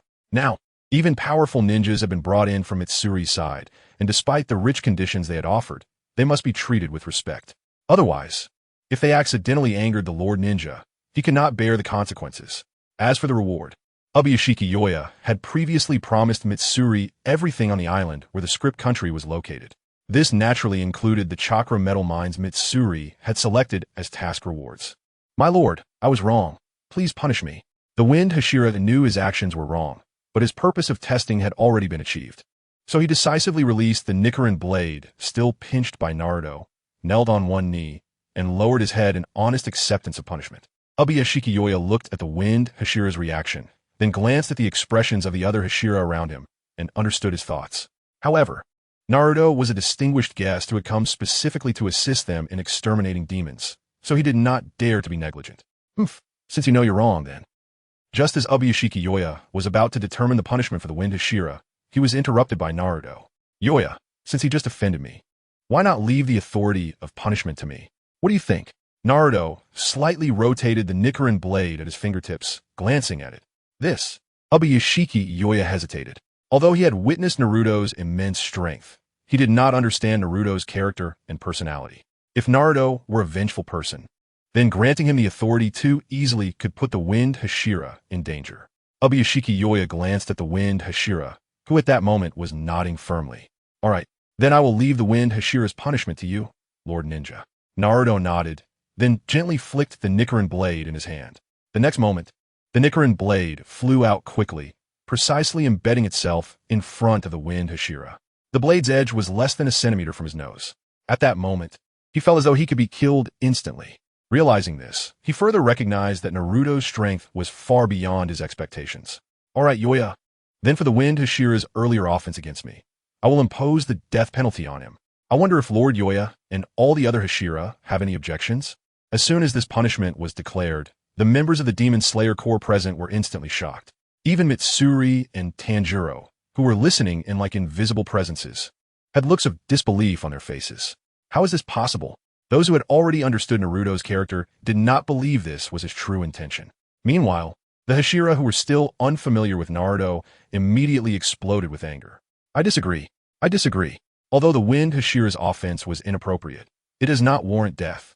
My lord, please ask Lord Ninja to select another punishment. They were unwilling to give up this powerful ally after witnessing Naruto's strength. However, they also could not accept using their own comrade to negotiate Naruto's intervention. In an instant, the Hashira present reached a consensus, willing to share the punishment together instead of allowing the Wind Hashira to face the death penalty alone. Seeing this result, a smile appeared on Naruto's lips. This was exactly the outcome he wanted to see. If they wanted to exterminate all demons quickly and fight in a normal way, when would that battle ever end? For the sake of his upcoming plans, Naruto decided to take a different path. Chapter 148, Luring the Snake Out of Its Hole. Looking at the Hashira standing united, Ubuyashiki Yoya turned to Naruto at this moment. In fact, it wasn't just these Hashira members who were unwilling to see the Wind Hashira face severe punishment. He felt the same way.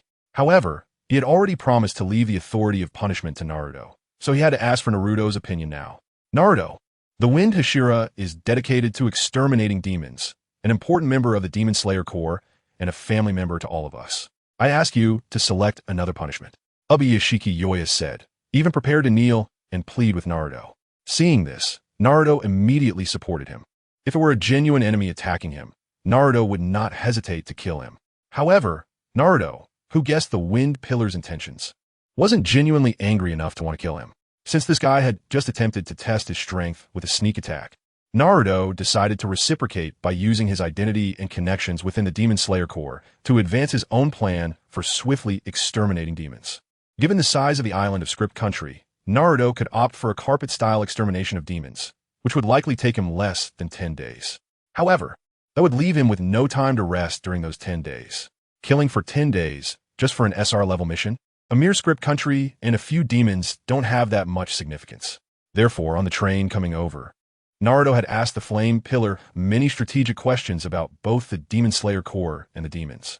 and he came up with a more relaxed plan to exterminate all the demons.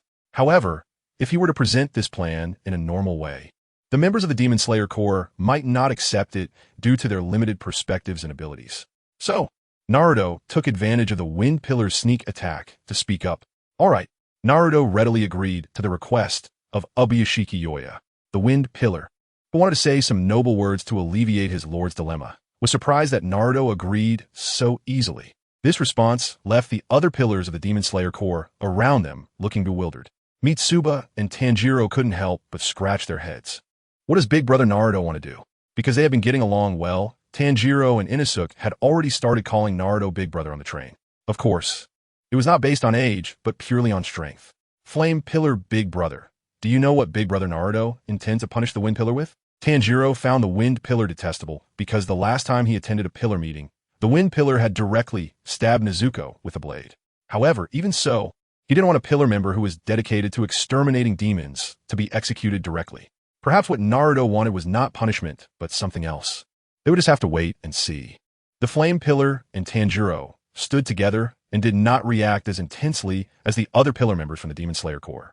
He vaguely sensed that Naruto's previous words were just a feint, and what he was about to say next was his true intention. Since everyone was willing to accompany the Wind Pillar in bearing punishment, then I will punish you all by fully cooperating with my upcoming plan to exterminate the demons. And you're not allowed to raise any objections. Do you accept? Upon hearing Naruto's words and seeing his smug smile, the other pillar members who were kneeling with the Wind Pillar in apology finally understood that this was Naruto's true intention. He just wanted command over the battle.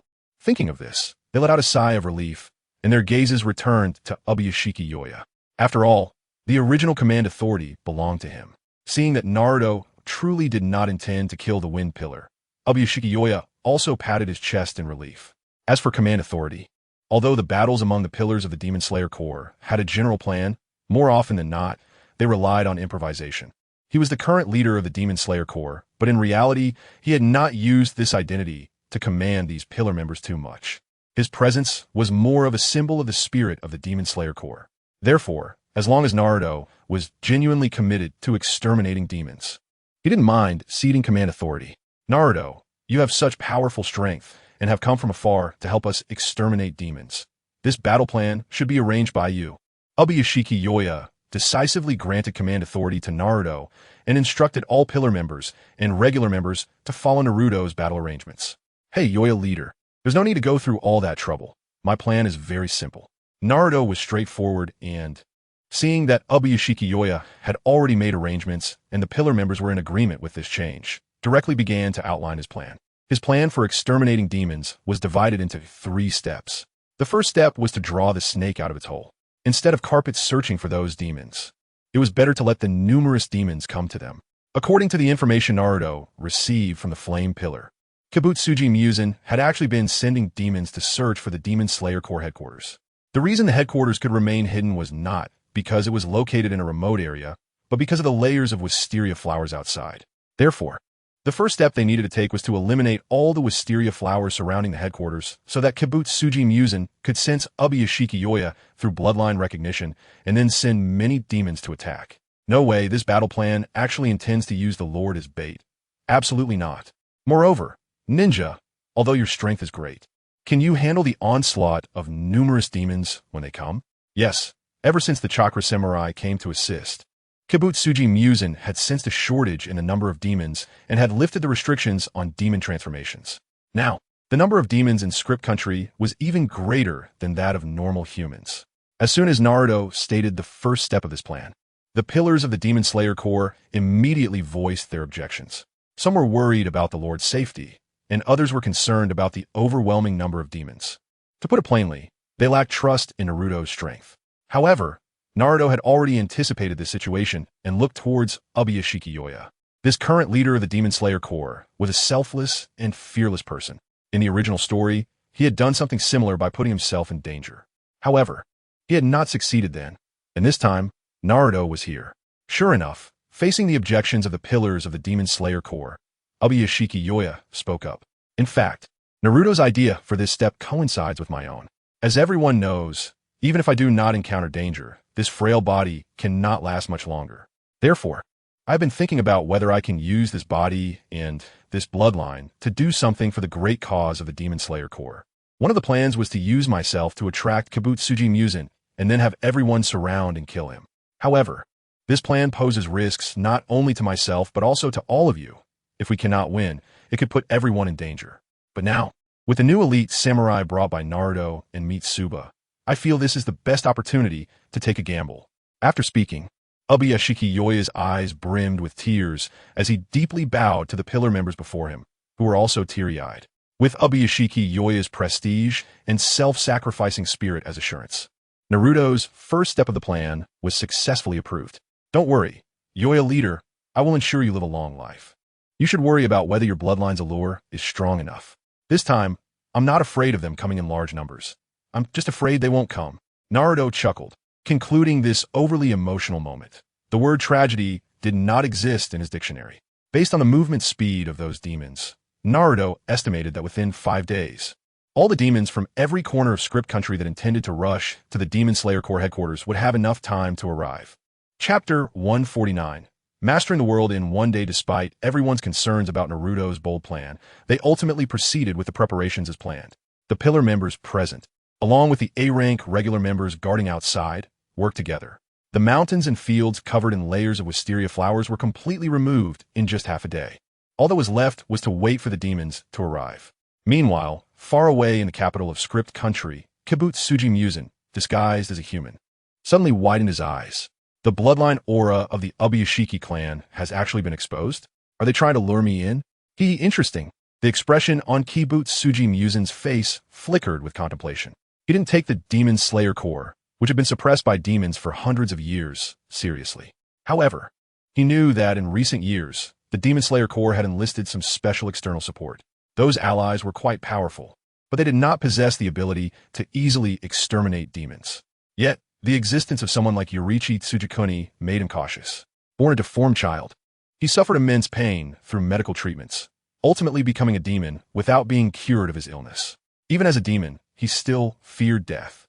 Thus, even though he could guess the plan of Yashiroku Y Zai to deliberately lure him, he didn't dare to confront it head-on. He wasn't planning to go, but he didn't want the descendants of his clan who were eager to kill him to be so arrogant. So he immediately used his bloodline's ability to notify all demons below Upper Moon 3. Within 3 days, all of them were to attack the headquarters of the Demon Slayer Corps, and any who disobeyed would be executed immediately. Since all demons contain Muzan's blood, he could easily control their lives and deaths through its special abilities.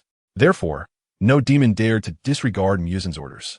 Sensing the target location shared by Muzan, some demons far away immediately took action. They had to arrive within 3 days, or they would explode and die. The demons in the land of scripts were all transformed from humans, seeking great power. After gaining that power, they became more precious of their lives and fearful of death through repeated acts of bullying the weak. None of them dared to gamble with their lives. Even though they all knew that attacking the headquarters of the Demon Slayer Corps was a dangerous task, they still preferred to choose the former over directly disobeying Muzan. After all, in this choice, there was still a chance of survival, and with a full mobilization, it could even turn a dangerous situation into an opportunity for great merit and further strength. Driven by such a sense of luck and fear of death, hundreds of thousands of demons across the land of scripts began to move. It is worth noting that in such a small island nation, the total human population was only around 700,000 to 800,000. This indicates how rapidly the number of demons had increased in the land of scripts over the past few years. Even on their way to the Demon Slayer Corps headquarters, they would attack nearby surviving humans and convert them into demons. After all, Muzan had completely lifted the restrictions on converting humans into demons. Not only the 12 Kazuki but also ordinary demons could use the thin blood of Muzan within them to convert as many humans in the land of scripts as possible into demons. At this conversion rate, by the time both sides engaged in battle, the only surviving humans would be the members of the Demon Slayer Corps. To prepare for this war, the Demon Slayer Corps had also issued a message for members scattered throughout the country to return to the headquarters within 3 days. In an instant, it seemed both sides had begun a race, with the possibility of encountering skirmishes along the way. As for which side would survive and which would be exterminated on the road, it would depend on the numbers and strength of both sides during encounters. During this time, however, the members at the headquarters of the Demon Slayer Corps took no significant action. They had done all they needed to do, All that remained was to adjust their states to welcome the impending war. Naruto didn't need to adjust his state, but took the time to understand the application of breathing techniques over the past few days. For someone like Naruto, whose body had undergone multiple transformations, he had an extremely high level of precise control over every muscle in his body, including the muscles involved in breathing. For ordinary people, it is very difficult to master breathing techniques. But Naruto only needed to observe a few Hashira using the techniques once to immediately and precisely control several muscles related to his breathing to imitate them. However, the enhancement from the breathing techniques did not provide any significant boost for Naruto. After all, for traditional samurai, their control over their muscle movements was limited. With the concentration provided by breathing techniques, an ordinary person who could only exert 5% of their muscle strength could potentially exert 50%, and even over 90% in a heightened state. But for Naruto, aside from the momentary surge of power during a breakthrough, he always maintained 100% control over his muscles. Every movement allowed him to fully mobilize his muscle strength. Of course, how much muscle strength he released depended on whether he was facing an enemy or a friend. However, the study of breathing techniques was not entirely useless for Naruto. Effects like the ability to see through the world intrigued him a bit. By the second day, Naruto was already able to see through others' bodies. Whenever he wanted, every acupoint and meridian of the opponent would be exposed like a transparent display before him. This ability could help Naruto quickly identify the weaknesses of his enemies. Of course, it was said to be a flashy effect because with Naruto's current strength, if he truly wanted to attack an enemy, the outcome would be the same regardless of whether he targeted weaknesses. What a genius to grasp the ability of the transparent world so quickly. At this speed, he might even surpass the Mist Hashira. The Wind Hashira exclaimed in amazement, now unable to help but marvel at Naruto's strength and extraordinary talent. Naruto's talent is much stronger than mine. It took me months to comprehend the transparent world. The most talented Hashira, the Mist Hashira, also revealed a hint of surprise.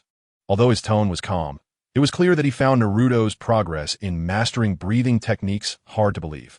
Hearing this, Naruto chuckled. They had no idea that with his superior body control, he was simply overpowering the breathing techniques. Chapter 150. Panic. Muzan is panicking. 3 days passed in a flash as the members of the Demon Slayer Corps adjusted their states.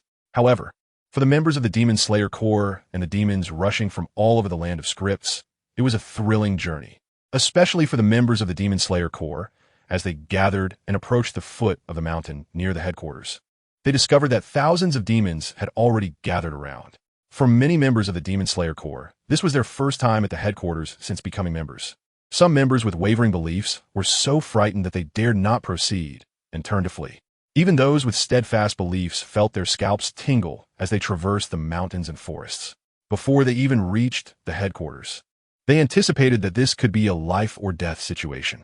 Just like in front of them, if the demons in the forest were to emerge all at once, they could die on the last few miles to the headquarters.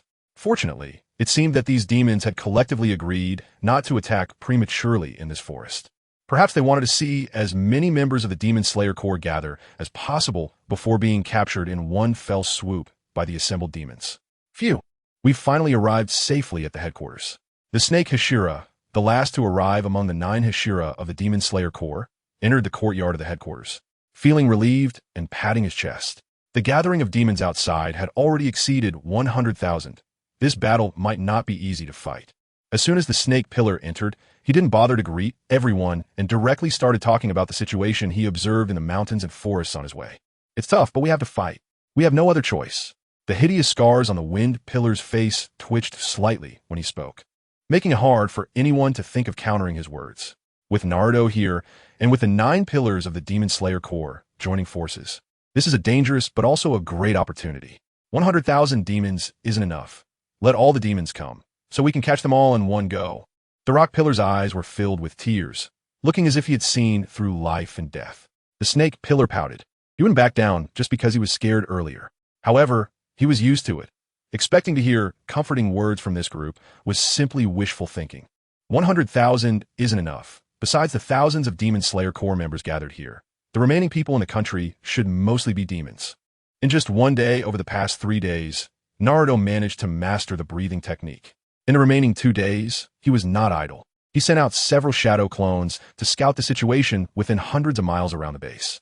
The reason the demons dared not attack near the mountains and forests was not only because they wanted to toy with the members of the Demon Slayer Corps, but also because any demon that couldn't hold back and attacked first would be instantaneously killed without a trace.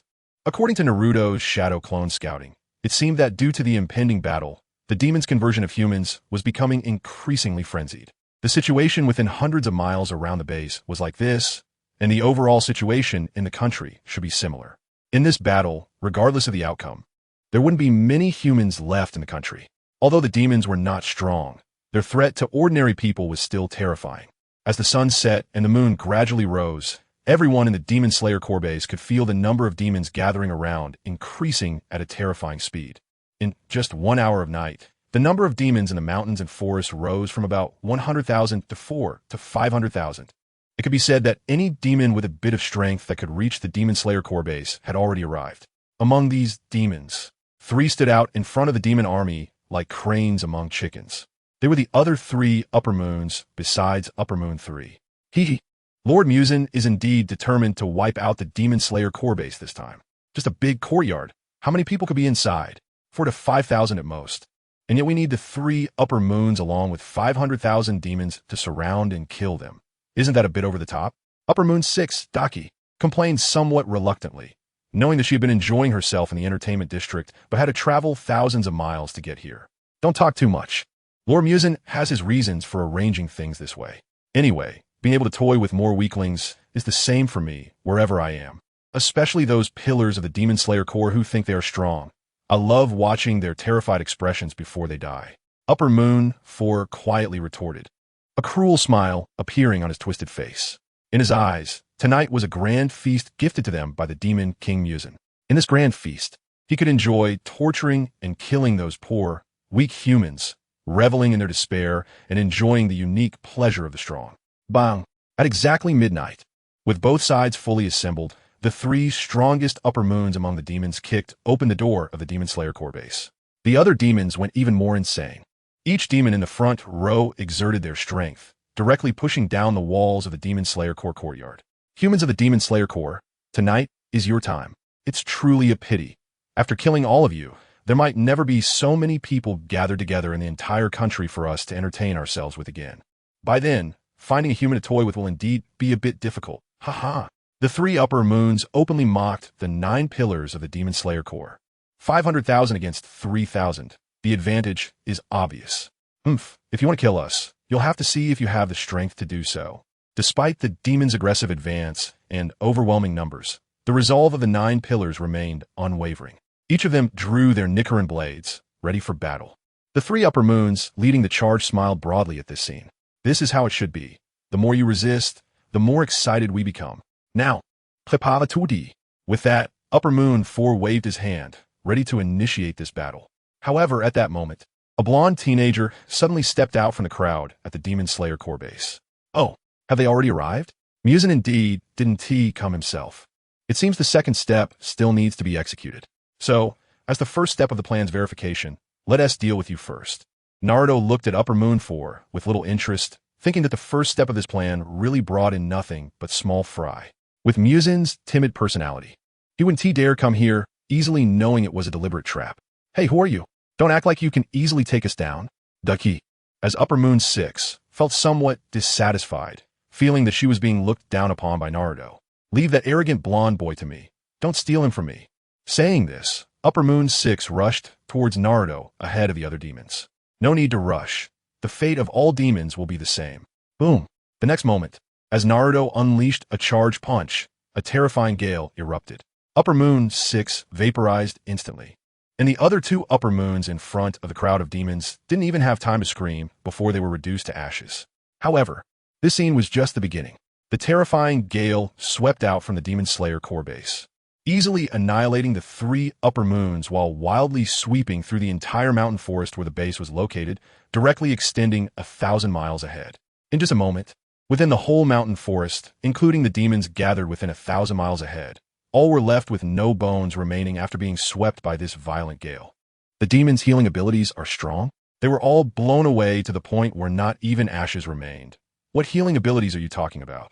Meanwhile, far thousands of miles away, the Demon King Muzan suddenly woke up. In an instant, nearly 600,000 demons. Cold sweat streamed down Muzan's face. He couldn't accept reality, but the bloodline's sensing was infallible. Every demon carried his blood. Under normal circumstances, he wouldn't be moved by the death of these demons at all. But at this moment, the instant dozens of thousands of demons died, even his longtime nightmare. Kabutsuji Yorichi couldn't possibly achieve such a feat. What kind of external aid did the Demon Slayer Corps bring in? For a moment, the Demon King Muzan screamed in hysteria. He panicked. He was truly panicking. Escape, hide. Yes, he absolutely couldn't let the external aid the Demon Slayer Corps called discover him. No matter how powerful the external aid is, the lifespan of a normal human is limited. Yes, hide among ordinary humans, waiting for that external aid's life to end. Just like when he faced Kabutsuji Yorichi back then. Realizing this, the Demon King Muzan immediately abandoned his infinity castle, changing into coarse linen clothes, wanting to disguise himself as an ordinary human. As for the three upper moons still stationed in Infinite City, he did not hesitate to issue orders to send them out, hoping they could buy him a little time for his concealment. Chapter 151, is it really over like this? Dead. Dead? All of them dead? Just like that. With a single punch, those three upper moon demons and the hundreds of thousands of demons gathered from various places were effortlessly annihilated. Tanjiro and the others were still immersed in Naruto's recent punch, unable to snap back to reality for a long time. Each of the three echoed one another, gesturing the stance Naruto had taken when he threw his punch. A single punch generated a powerful hurricane that covered a 1,000-mile radius. Was this something a human could achieve? Naruto had thrown that punch in less than 0.0001 seconds. However, the wind generated by that punch continued to blow for a full 2 minutes. Of course, the strong winds that everyone experienced lasted only about 5 seconds. Most of the time, the punch's wind had swept far away. As the violent winds calmed, everyone looked around at the suddenly refreshing surroundings, still unable to comprehend the situation. Facing the dark mass of hundreds of thousands of demons, the Hashira of the Demon Slayer Corps, along with the general members, including Mitsuba and the Chakra Samurai Corps he brought, had been mentally prepared for a deadly battle. Considering Naruto's involvement, they thought there was a chance of victory, but they never expected it to be so easy. The demons that had previously felt like an overwhelming threat were now effortlessly wiped out in large numbers. For a moment, the members of the Demon Slayer Corps felt like they had become a joke. However, they were willing to be that joke. Is it really over just like this?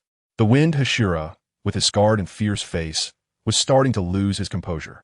In his mind, even if they won this battle, surely someone on their side would have to sacrifice themselves, right? And if someone had to sacrifice, he would be willing to be the first. But the current situation, it seemed there was no opportunity for them to act. Thinking of this, the Wind Hashira turned to look at the other Hashira members, only to see them all staring at each other, unsure of what to say. Finally, under the tearful gaze of Kaguya Ubuyashiki, everyone snapped back to reality. We won. We won. The demons have been exterminated. Naruto, please accept my heartfelt gratitude. Ubuyashiki fell to his knees, thanking the speechless Naruto. Naruto, please accept our heartfelt gratitude. Before Naruto could help Ubuyashiki up, the other Hashira of the Demon Slayer Corps also knelt down to express their thanks. Naruto intended to help them up, but the next moment, after the higher-ups of the Demon Slayer Corps, thousands of general members of the Corps suddenly knelt down in succession to express their thanks. He couldn't help them all up. It was impossible. Naruto sighed helplessly. All right, are we playing this awkward game? Boom. The next moment, everyone saw Naruto stomp his foot. With that stomp, a powerful shockwave spread out. All the kneeling people instantly felt the rebounding force from the ground, each one being bounced up by this power. It was just a simple act. I'm not a god or a Buddha. Why are you kneeling and thanking me? Besides, this was a mission, and I will collect all the rewards due to me, so don't try to cheat me. Taking advantage of the moment when everyone was bounced back to their feet, before they could kneel again, Naruto quickly spoke to stop their thanks. Besides, the battle isn't over yet. We've only completed the first step. The Demon King Muzan didn't come to participate in this ambush. Hearing Naruto stop them from continuing their thanks, everyone was initially a bit reluctant. However, when they heard Naruto mention that Muzan was still alive, they realized it was still too early to celebrate.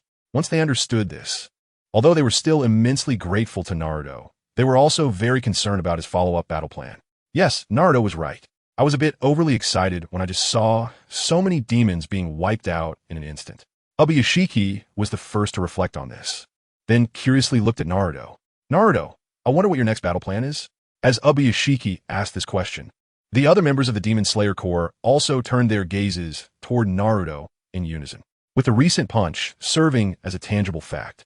Naruto's prestige among the members of the Demon Slayer Corps soared to a terrifying height.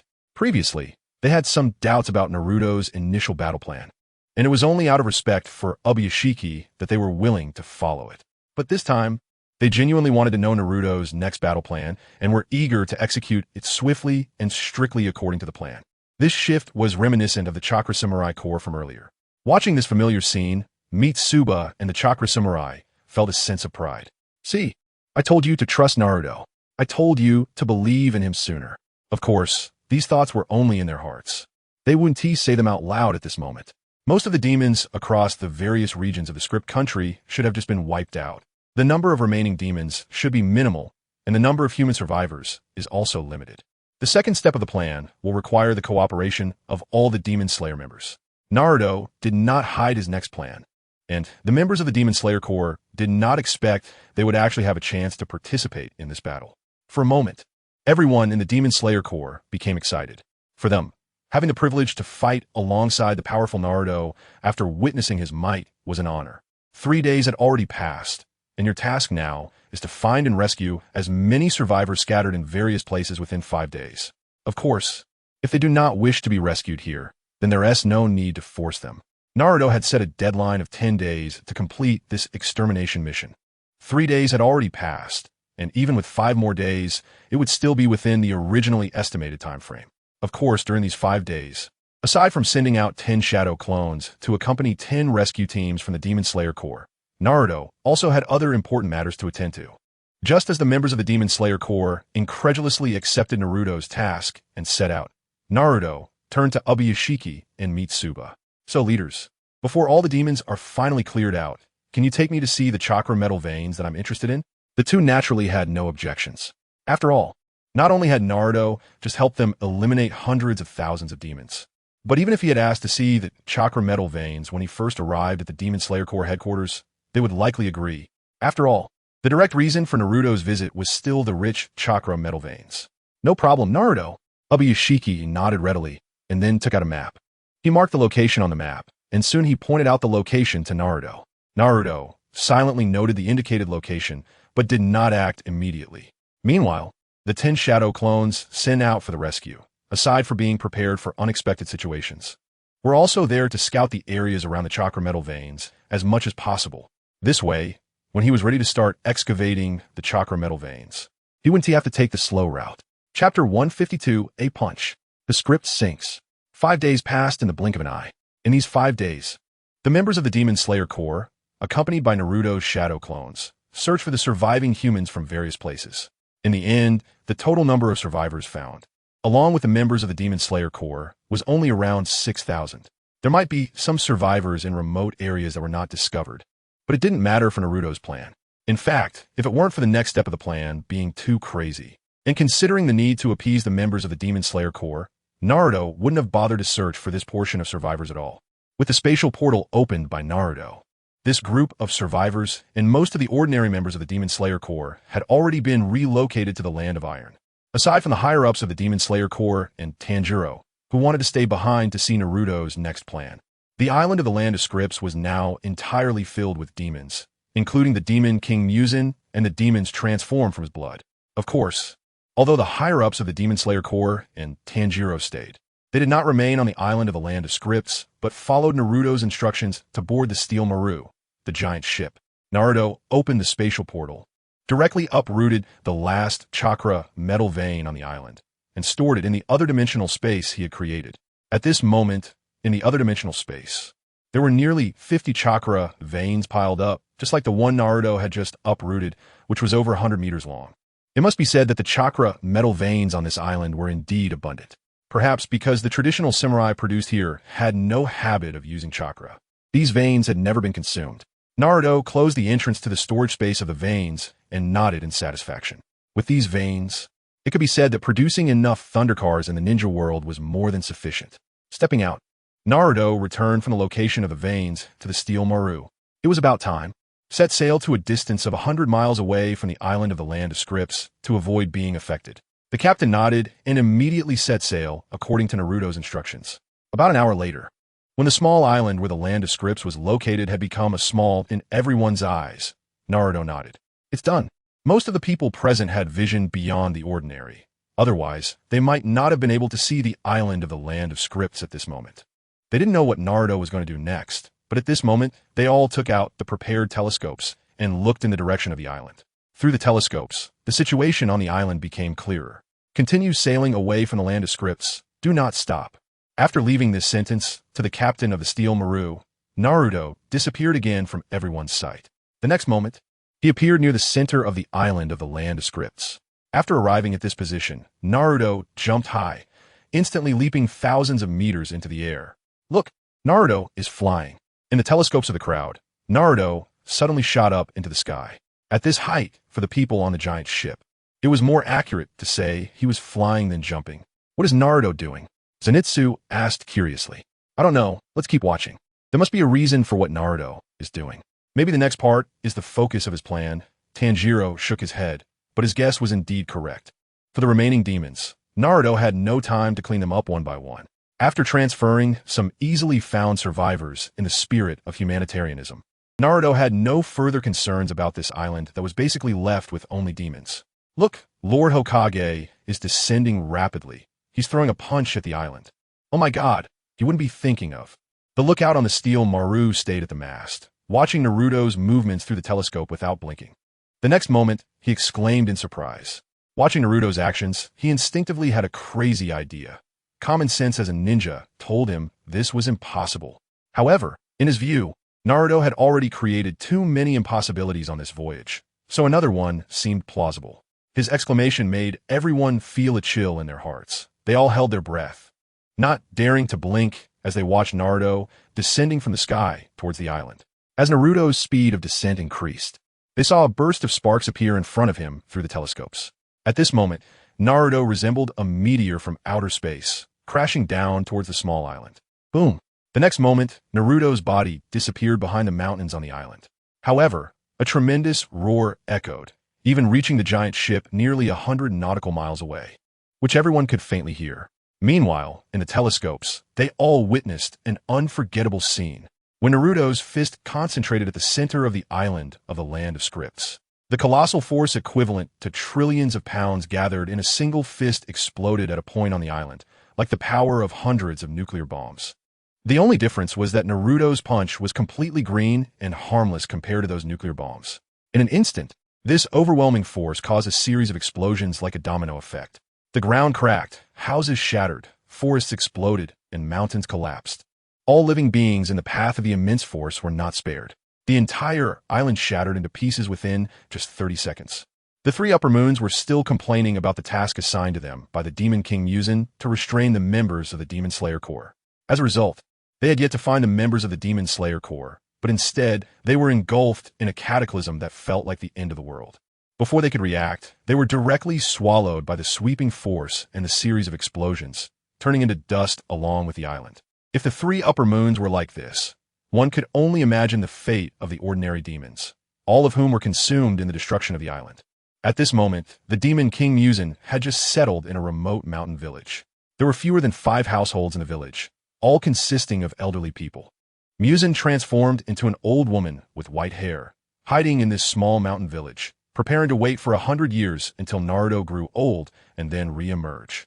Just as he was about to rest in his thatched hut, he felt the entire mountain shake.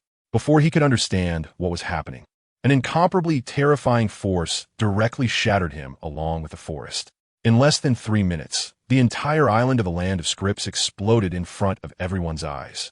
A cloud of smoke covering thousands of miles slowly descended, merging into the already dark gray sea surrounding it. Chapter 153. A millennial curse equals ancestral nuclear waste? Watching the scene before them, all the members of the Demon Slayer Corps transformed from disbelief to tears of excitement. After hundreds of years, the struggle between the Demon Slayer Corps and the demons finally came to an end today. Looking at Naruto, who had reappeared on the deck of the giant ship, everyone felt a mix of emotions. Only a punch as powerful as Naruto's could completely end the self-healing of those demons. dust to dust, earth to earth. As they gazed at the disappearing position of the land of scripts and the slowly descending black smoke, the obsession in the hearts of the Demon Slayer Corps finally came to an end. The Demon King Muzan was finally completely eradicated, along with the island of the land of scripts. Yoshia Kamadu murmured. At this moment, he felt as if a great weight had been lifted from his shoulders. Everything was over, tears streaming down his face. The Hashira raised his head and closed his eyes, for the first time in many years truly enjoying the sunlight. At this moment, the other pillars of the Demon Slayer Corps felt a sense of relief. The demons were eliminated, and they could finally begin their own lives. No longer in the land of scripts, but restored as members of the land of iron. This outcome was not unacceptable for them. After all, traditional samurai had migrated from the land of iron to the land of scripts thousands of years ago. Even if the island where the land of scripts was located was destroyed, it was somewhat shocking to them, but it was not beyond acceptance. For a moment, after experiencing shock, emotion, and relief, everyone began to genuinely yearn for their future.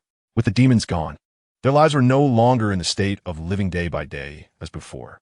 However, even though Muzan was dead, this battle might not be over yet. Just as the members of the Demon Slayer Corps were feeling reborn, Naruto's voice came from the side. The members of the Demon Slayer Corps were immediately startled, and when they turned to look at Naruto, they saw him still gazing at the distant black smoke. Could it be that the Demon King Muzan was not dead yet? Mitsuba could barely contain himself and couldn't help but voice everyone's doubts. In their minds, the probability of the Demon King Muzan still being alive after Naruto's terrifying attack was 0. And indeed, Naruto shook his head.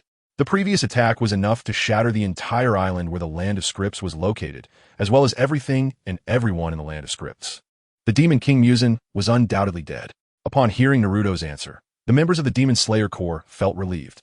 The shadow that Muzan had cast over them for so many years was too powerful. Now, hearing Naruto confirm that Muzan was dead, the tension in their hearts immediately eased a little. Mitsuba did not have a deep fear of Muzan. He was more interested in whether this battle, or rather this mission, was complete. Since the Demon King Muzan was dead, then why did Lord Hokage still say the battle was not over? Mitsuba continued to act as the spokesperson for everyone. Naruto remained silent for a moment, not directly answering his question, but instead turned to look at Yoya Tsujikuni. Do you really believe in the curse in your bloodline, Leader Yoya? Even if you believe it, do you think Muzan had the ability to set up a curse that lasted for 1,000 years? Naruto looked at Yoya Tsujikuni, his gaze unflinchingly fixed on the grotesque blue veins and skin on his forehead. Even though Yoya Tsujikuni had a strong mentality and was used to his naturally ugly appearance, being stared at so directly by Naruto made him lower his head involuntarily, even wanting to turn away to avoid Naruto's gaze.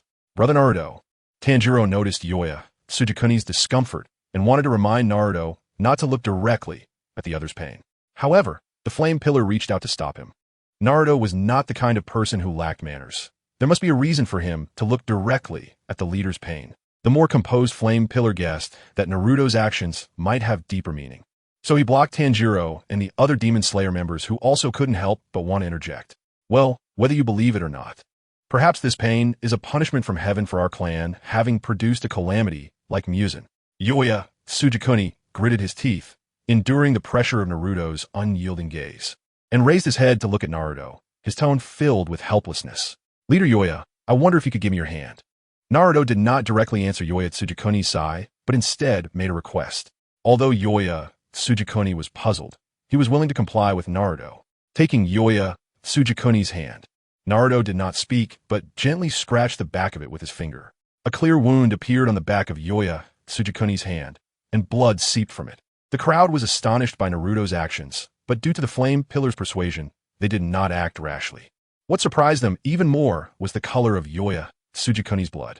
They saw that the blood on his hand was not the usual bright red, but a dark red with strange streaks of deep gray. Some quick-reacting individuals exclaimed, Huh? Why does this streak of deep gray in Leader Yoya's blood look so much like the color of the surrounding sea? Moreover, the blood of the Upper Moon demons also exhibited this color. Could it be that the emergence of demons was related to the surrounding sea? At this moment, everyone on the ship was not foolish and quickly began to make a series of connections. Just then, Naruto placed one of his fingers on Yoya Tsujikuni's wound. As he channeled chakra according to the method of his indestructible body, the deep gray liquid from the wound was drawn and rapidly absorbed into Naruto's body. Indeed, this feeling was the nuclear wastewater absorbed by the human body.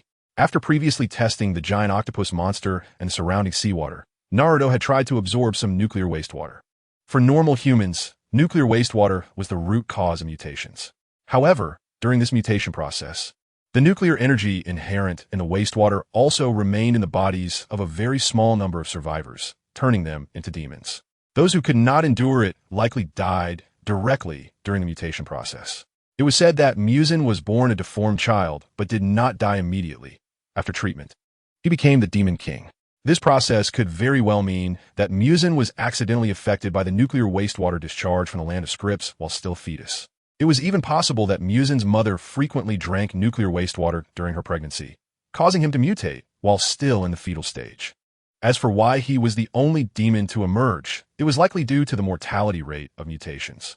Other fetuses might have been in the same environment, but due to their inability to withstand the harm of nuclear wastewater, they died in miscarriage during the mutation. Muzan, however, was a gifted one among many fetuses, with a tolerance level in the fetal body that exceeded that of an average adult. Had he not been a mutated fetus, he might have become a legendary warrior similar to Yorichi Tsujikuni. Unfortunately, fate played a cruel trick, leading to his mutation at birth and later causing the accumulation of nuclear wastewater in his body during treatment, becoming the so-called Demon King. As for the Tsujikuni clan, as relatives of the Demon King Muzan, the curse they suffered was likely related to the environment they had lived in all along.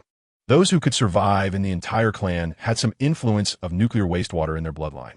It was simple to verify this, just as Naruto was doing now. Sure enough, within less than 5 seconds, the blood of the Tsujikuni clan returned to the normal bright red. The strange deep gray streaks within him were directly absorbed by Naruto. The effect was immediate.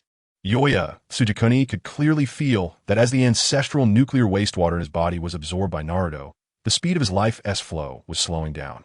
Not only that, but the mutated skin on his head and the protruding blue veins were visibly becoming less pronounced. This was truly miraculous. Naruto, you've helped me once again. I really don't know how to thank you.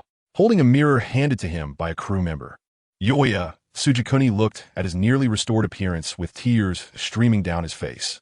If Naruto hadn't swiftly stopped him from kneeling, he might have fallen to his knees in gratitude. The surrounding crowd stared blankly at the scene before them.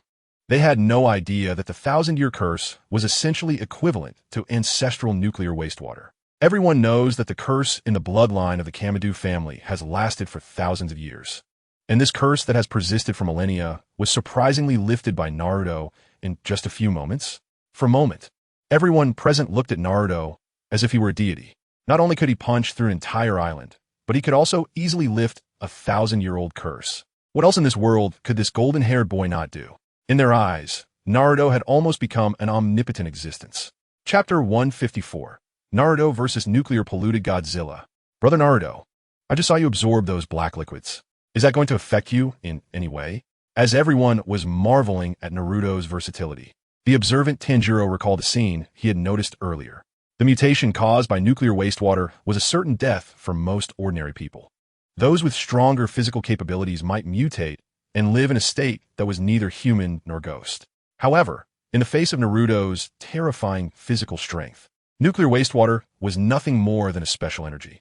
As for its side effects, such as terrifying mutations and extremely high mortality rates, they couldn't affect Naruto's body at all. Just like the strands of concentrated ancestral nuclear wastewater that had just circulated through Naruto's body, they were directly consumed and decomposed. In fact, the side effects it carried and the nuclear energy it contained had accelerated Naruto's body enhancement slightly in those few seconds. Thinking of this, Naruto's gaze fell back on the surrounding sea and the black smoke in the distance.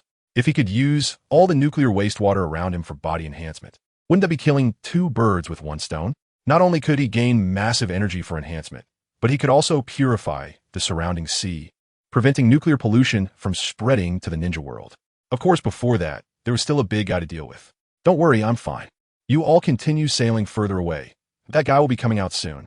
Naruto smiled and shook his head at Tanjiro, leaving a command for the captain before instantly disappearing from everyone's sight. The captain immediately accelerated the ship toward a direction farther from the island. The others quickly raised their still unput-down binoculars again. That guy? Could there still be enemies hidden at the already vanished island? Everyone looked at the scene in confusion. In their view, Naruto had already appeared on the surface of the sea, where the black smoke was gradually settling. He stood on the calm surface of the water, gathering chakra beneath his feet. But in the next moment, the calm sea suddenly churned into a violent whirlpool. In the face of such a whirlpool, Naruto still walked on the water as if it were solid ground. Splash! About 10 seconds later, accompanied by the sound of the sea being pierced, everyone saw a massive creature slowly rising from the water in front of Naruto. As this creature, towering nearly 3,000 meters high, emerged, the black smoke above was directly stirred up. The previously clear sky above Naruto was instantly filled with dark clouds, and thunder rolled. In front of this giant monster over 3,000 meters tall, Naruto looked like a tiny ant.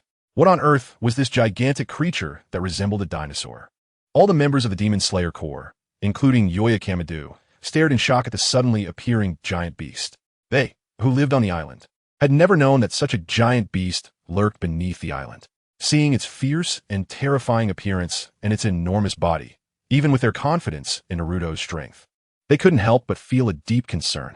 Even the chakra warriors like Mitsuba, upon witnessing the immense size difference between Naruto and this giant monster, couldn't help but swallow hard. They had seen Naruto punch and destroy a giant octopus monster. But even that nearly 1,000-meter-tall giant octopus now looked as weak as a baby in front of this huge monster. Let alone Naruto, who was much smaller in size. Facing such a battle, it was impossible for the Demon Slayer Corps to intervene, let alone meet Mitsuba and the other chakra warriors. The emergence of the giant monster stirred the surrounding sea into chaos.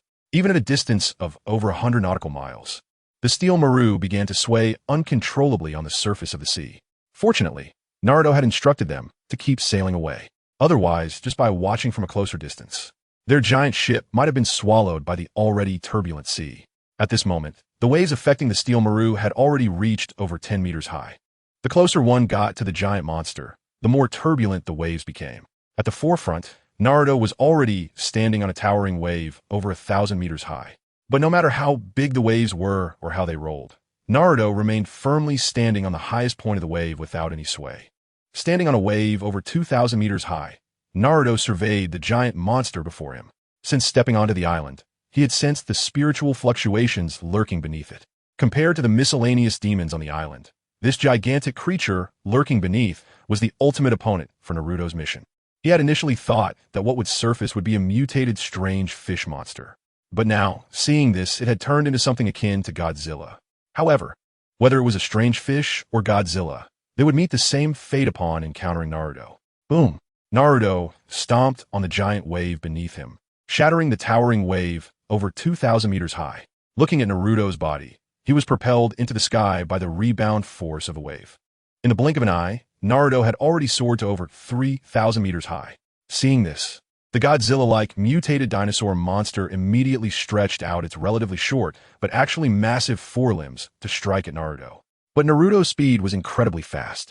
The claw of Godzilla merely struck the afterimage left by Naruto. Its second claw swipe also only hit Naruto's afterimage.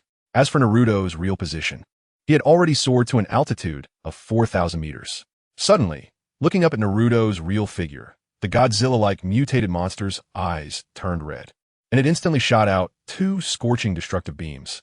The people who had already sailed nearly 200 nautical miles away clearly saw Naruto's body being struck by the 2 scorching destructive beams, and their hearts trembled.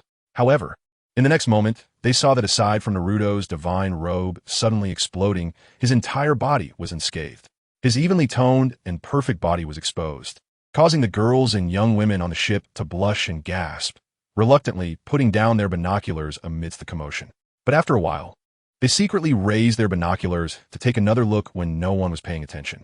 As for the male companions, they were even more blatant, directly staring at the scene, each secretly giving Naruto's perfect physique a score of 10 in their hearts. Oh no, this has gone wrong. Encountering this Godzilla-like monster unexpectedly, Naruto had originally intended to toy with it, but unexpectedly, it suddenly shot destructive beams that blew up his clothes. Looking at his exposed body, Naruto quickly reached into his dimensional space to retrieve a spare divine robe to change into.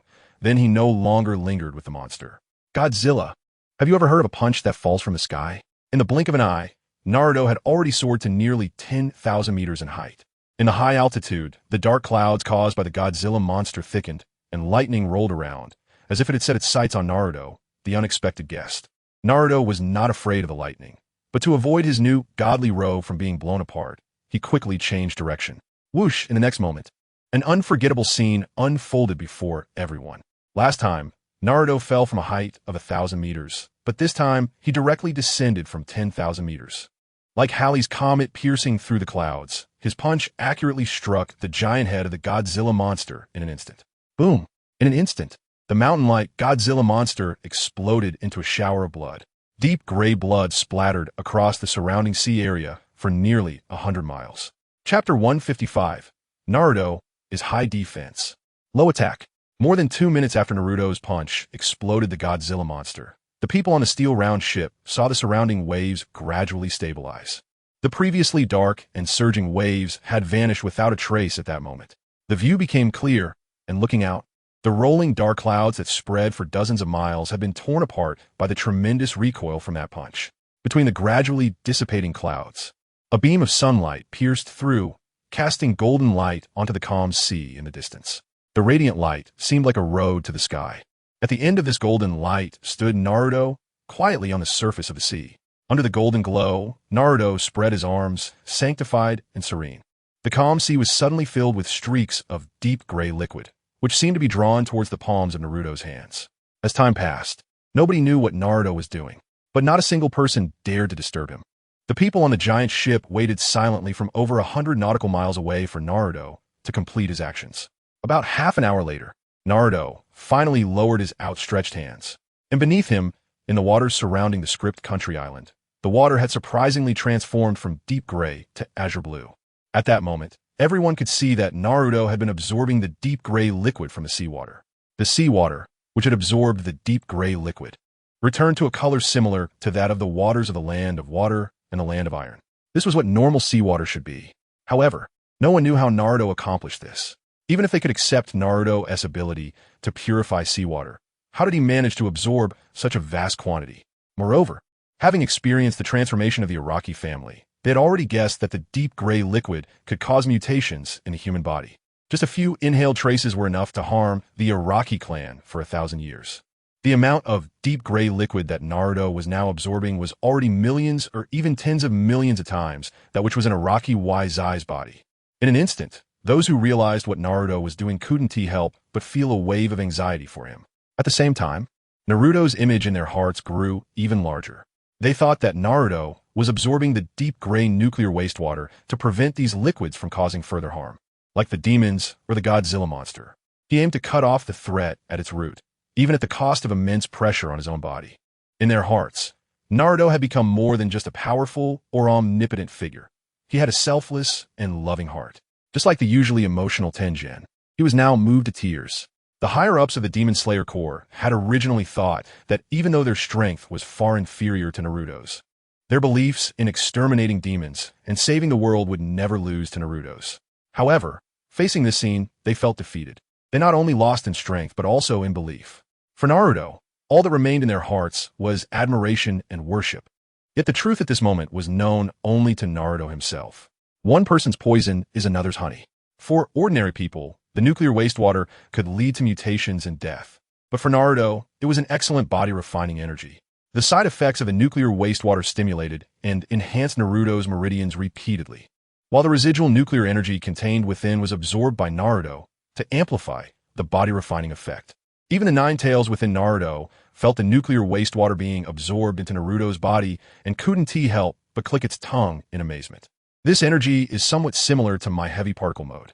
It just requires sacrificing my life to activate heavy particle mode, but this nuclear wastewater is abundant. Naruto nodded. Don't worry, with me around, you don't need to risk your life. Just steadily help me refine Senjutsu chakra. The Nine Tails chuckled in response. The Nine Tails was well aware of Naruto's strength. Even if the previous old foes teamed up against him, they couldn't harm it under Naruto's watch. For the first time in its life, the Nine Tails felt an unprecedented sense of security from its Jinchuriki. It used to protect the Jinchuriki, but now, the Jinchuriki was protecting it. Even though several months had passed, the Nine Tails still reminisced about how it had thoroughly beaten Uchiha Madara. This is the benefit of being protected. With that thought, the Nine Tails obediently began refining Senjutsu chakra for Naruto again. Boom! At that moment, Naruto had finished absorbing all the nuclear wastewater from the surrounding sea near the script country island. Just as he consumed all the nuclear wastewater and completed another round of body refining, Naruto's body underwent another transformation. The 11th level of the indestructible body refining completed. With a breath, a whirlwind comparable to a Category 17 hurricane erupted around Naruto. In an instant, the dust from the script country island that remained in the air was completely blown away into the sky. Following another breakthrough, if Naruto didn't control his power, then with any casual movement, he would possess a strength of hundreds of trillions of pounds. His physical strength had become so powerful that it was beyond ordinary imagination. If one had to say it, even if Naruto were suspended in the atmosphere and continuously endured the impact of 100 Halley's comets, he probably wouldn't be injured. As for the hundreds of trillions of pounds of strength, it was merely a slight enhancement brought about by his terrifying physical strength. To be precise, Naruto was now a being with high defense and low attack. Of course, this was only in terms of Naruto's own attack and defense. For others, whether it was Naruto's attack power or defense power, it was essentially the same. After completing another breakthrough, Naruto returned to the steel-round ship feeling refreshed. In an instant, he had adapted to his explosive power and physical strength. When the people saw Naruto looking radiant, their earlier worries immediately dissipated. After all, Naruto looked perfectly fine and showed no signs of any problems. Naruto truly was Naruto. After absorbing so much deep, gray, toxic liquid, he didn't seem to be affected at all. The crowd whispered among themselves, unaware of the nature of the nuclear wastewater. They referred to the liquid Naruto had just absorbed as deep, gray, toxic liquid. Naruto laughed heartily at their words and didn't explain much. He simply stepped out, and a pitch-black spatial passage appeared in front of the steel ball ship. Mission accomplished, return. Chapitre 156, Naruto's illusion technique. Although it was called a return, the steel ball ship had only sailed for less than 2 minutes before it directly reached the port of the Iron Country. The departure ended as soon as it began, and the steel ball began to adjust its direction to smoothly approach the harbor. The Iron Country will be your new home. I hope you will like it, Naruto said, glancing at the members of the Demon Slayer Corps with a hint of teasing. Tanjiro looked around at the obviously more prosperous and peaceful scenery compared to the land of scripts and felt a deep yearning and longing in his heart. Having lived amidst the slaughter of demons, the lives of these Demon Slayer Corps members were like fireflies winding through the darkness. That faint glow seemed like it could extinguish at any moment. Now that they had arrived in the Iron Country, it was like breaking through the clouds to see the moon, and of course everyone, including Tanjiro, would have no dissatisfaction. Oh, there's one more thing, Naruto said, slapping his head, then led everyone to the residence of the Mugen family. In the shadows, Naruto asked Tanjiro to release Nezuko from the box on his back. Upon hearing Naruto mention Nezuko, Tanjiro vaguely guessed what Naruto was about to do. However, he was so excited that he hesitated to say anything more. The members of the Demon Slayer Corps who came along to the Mugen residence, as well as the increasingly energized Kaguya, Ubuyashiki, looked forward to seeing Nezuko crawl out of the box. Nezuko had been hiding in the box on the giant ship, so she was still somewhat unaware of what had happened. After crawling out, she looked around in confusion and, seeing everyone smiling at her, she instinctively curled up behind her brother Tanjiro in fear. Don't be afraid, Nezuko. Everyone is here to help you. Hearing Tanjiro's words, Nezuko stood up. When she saw Naruto waving at her, she ran over with her short legs. Before Nezuko could react, Naruto had already grabbed her hand and swiftly made a cut on the back of her hand. Light gray blood oozed from the wound, much lighter in color than the blood of Kaguya Ubuyashiki from before. Naruto could absorb all the contaminated nuclear wastewater in this sea area within half an hour. So handling this small amount of tainted blood was a piece of cake for him. All done, Naruto said lightly as he released Nezuko's hand, signaling that the treatment was over. Nezuko, who originally didn't understand why Naruto suddenly touched her hand, felt a change in her body after hearing his words. That frantic urge to bite had miraculously vanished. The next moment, she was clear-headed as she removed the bamboo tube from her mouth and turned to look at Tanjiro. Brother Tanjiro, I'm back. Hearing this long-awaited call, tears finally streamed down Tanjiro's face. Ever since Nezuko was transformed into a demon, he had bravely taken on the responsibility of caring for her, and in the process, he had become a member of the Demon Slayer Corps. So much had happened along the way, but in reality, he was still just a 15-year-old boy. Of course, even though he seemed mature for his age, he couldn't compare to Naruto. After all, Naruto was also just about to turn 13. However, Due to his body being much stronger than average, he had already surpassed one. 75 meters in height, taller than Tanjiro, who was over 2 years older than him. Even in Konoha, the only one who could barely match his height was Sasuke, who was obsessed with becoming a muscular powerhouse. Currently, Sasuke had also exceeded 7 meters in height without using his eye techniques. Although he was half a head shorter than Naruto now, he was still quite remarkable among the Konoha 12. Leader Mugen, Leader Ubuyashiki, this mission has been completed, so I should return to the Konoha headquarters. The great infrastructure project of the Ninja Alliance is still underway, and I wonder if my shadow clones have been slacking off. Once the infrastructure is complete, you can reach the Konoha headquarters or any of its branches within a day. As Naruto finished speaking, he turned around. The moment he turned, the space rippled slightly, and Naruto's body disappeared without a trace. Mugen didn't expect Naruto to leave so decisively. After witnessing Naruto's strength firsthand on this journey, he thought maybe the Iron Country should join the Ninja Alliance after all. First, since the ninja world had already unified, the neutral status of the Iron Country had lost its meaning. What is neutrality? Neutrality between the land and sea of the ninja world? Second, Naruto's formidable strength made him very tempted. It was good to have a big tree to provide shade. In the past, with the 5 great ninja villages existing side by side, there was no absolute big tree. Now that the ninja world had unified, wouldn't the Iron Country be safer under Naruto's protection? After all, they had even encountered Godzilla. Mugen was worried about whether any terrifying creatures would appear in the future. However, seeing that Naruto had already left, he temporarily swallowed these thoughts. There's still a long way to go on the way back. He had already learned from Naruto that it would be Naruto's birthday in less than 3 months. He didn't want to miss celebrating Naruto's birthday. Leader Mugen, you really have made an extraordinary acquaintance, Ubuyashiki Kaguya said. When they were on the ship, he had already given Naruto the reward of 20 billion Ryo for this mission. Now that he was healthy again, he originally wanted to invite Naruto to have a meal and enjoy a pot of tea to express his gratitude. But he didn't expect Naruto to leave so straightforwardly. Not just the 2 leaders, but even the members of the Demon Slayer Corps stared at the spot where Naruto had disappeared for a long time, completely taken by surprise. On the other side of the spatial passage, Naruto had already returned to Konoha Village. It feels good to be back in Konoha. Although it was a soul fusion, because both souls loved ramen, Naruto now liked Ichiraka ramen even more than before. Just back in the village, feeling his now empty stomach, Naruto prepared to go to Ichiraku ramen for a feast. However, just after taking a few steps, he realized that he was no longer the rejected little fox he once was. The villagers loved him, the ninjas respected him, and the students of the ninja school idolized him. However, none of this mattered to Naruto. What he cared about were the friends he had made during his half-year life in the ninja world, and the place where these friends were most likely to be at this moment, the Meat Reform Department. In this spacious building recently completed at the Konoha headquarters, many Konoha ninjas were sweating and training inside. This shows that Guy Mato's promotion work for the Meat Reform Department was going quite smoothly in the Konoha headquarters. Naruto took a detour to the Meat Reform Department first. He wanted to eat with his brothers. But just as he walked in, he saw Kakashi squatting with a 500-kilogram barbell. Kakashi-sensei, it's almost mealtime. What are you doing here? In Naruto's mind, Kakashi should be on his way to eat, and he would be enjoying his intimate paradise while walking. Oh, Naruto, you're back, Kakashi said. As my dear friend, of course. I was invited to assist with the promotion work of the Meat Reform Department. Before Kakashi could respond, Guy Mato had already walked out from the inner room, full of energy and showing off his big white teeth to Naruto. Recently, Kakashi seems to have encountered some issues. During his free time from working on infrastructure in the ninja world, he hasn't been reading the books he usually enjoys.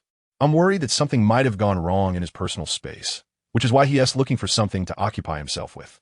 Naruto, you'd better help me talk to him. Switching from not watching Paradise of Affection to working out is a good thing. However, my guy doesn't know the reason for Kakashi's change, but Naruto does. I didn't expect the impact of Swimsuit Chiyo to be so immense. The effect is comparable to the otherworldly deity. Even after several months, Kakashi still hasn't gotten over it.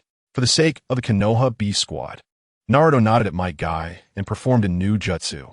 Naruto's Genjutsu secret technique. Harem technique.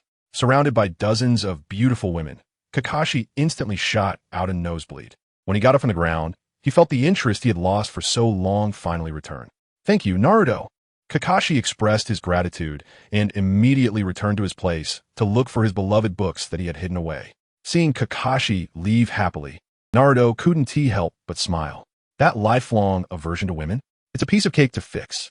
He turned around, intending to invite Might Guy Lee and Sasuke to go eat ramen together, only to find Might Guy still lying on the ground with a face full of nosebleed. Good job, Might Guy. I didn't expect this guy with thick eyebrows and big eyes to be into that too. But then Naruto thought about it, and didn't he find it strange? After all, even acorns, though small, are still fruits. Didn't Lee also have a crush on Sakura before? Chapter 157. Sasuke's unique revenge. Naruto, Lee, Sasuke, Neji, and Might Guy at Naruto's invitation. They all headed to Ichiraku Ramen. While slurping noodles, Naruto casually shared his experiences from the past couple of weeks' missions. Upon hearing that there are even broader seas beyond the ninja world, everyone looked surprised. They originally thought the ninja world was the entirety of the planet, but it turned out to be just a small part of this world.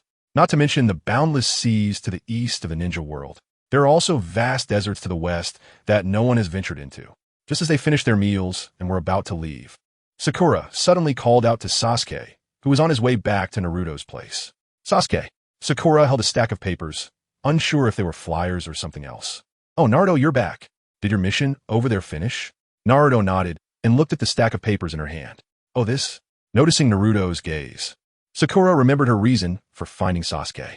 Here are the names of the people who signed up over the past 7 days. Can you take a look and see if there's anyone suitable? Saying this, Sakura handed the list to Sasuke. Naruto, can you help me look at it too? Sasuke took the list and immediately called Naruto over to discuss. Naruto nodded and looked at the stack of papers, seeing introductions from each young woman. What is this for? Are they coming to Konoha to look for work? How come I didn't know? As Naruto glanced at the papers, he instinctively thought of resumes. After all, while the information on these introductions was brief, they covered a wide range of content and highlighted each woman's strengths within a limited space. Things like being understanding, gentle and virtuous, fair-skinned and beautiful, and capable of bearing children, and so on.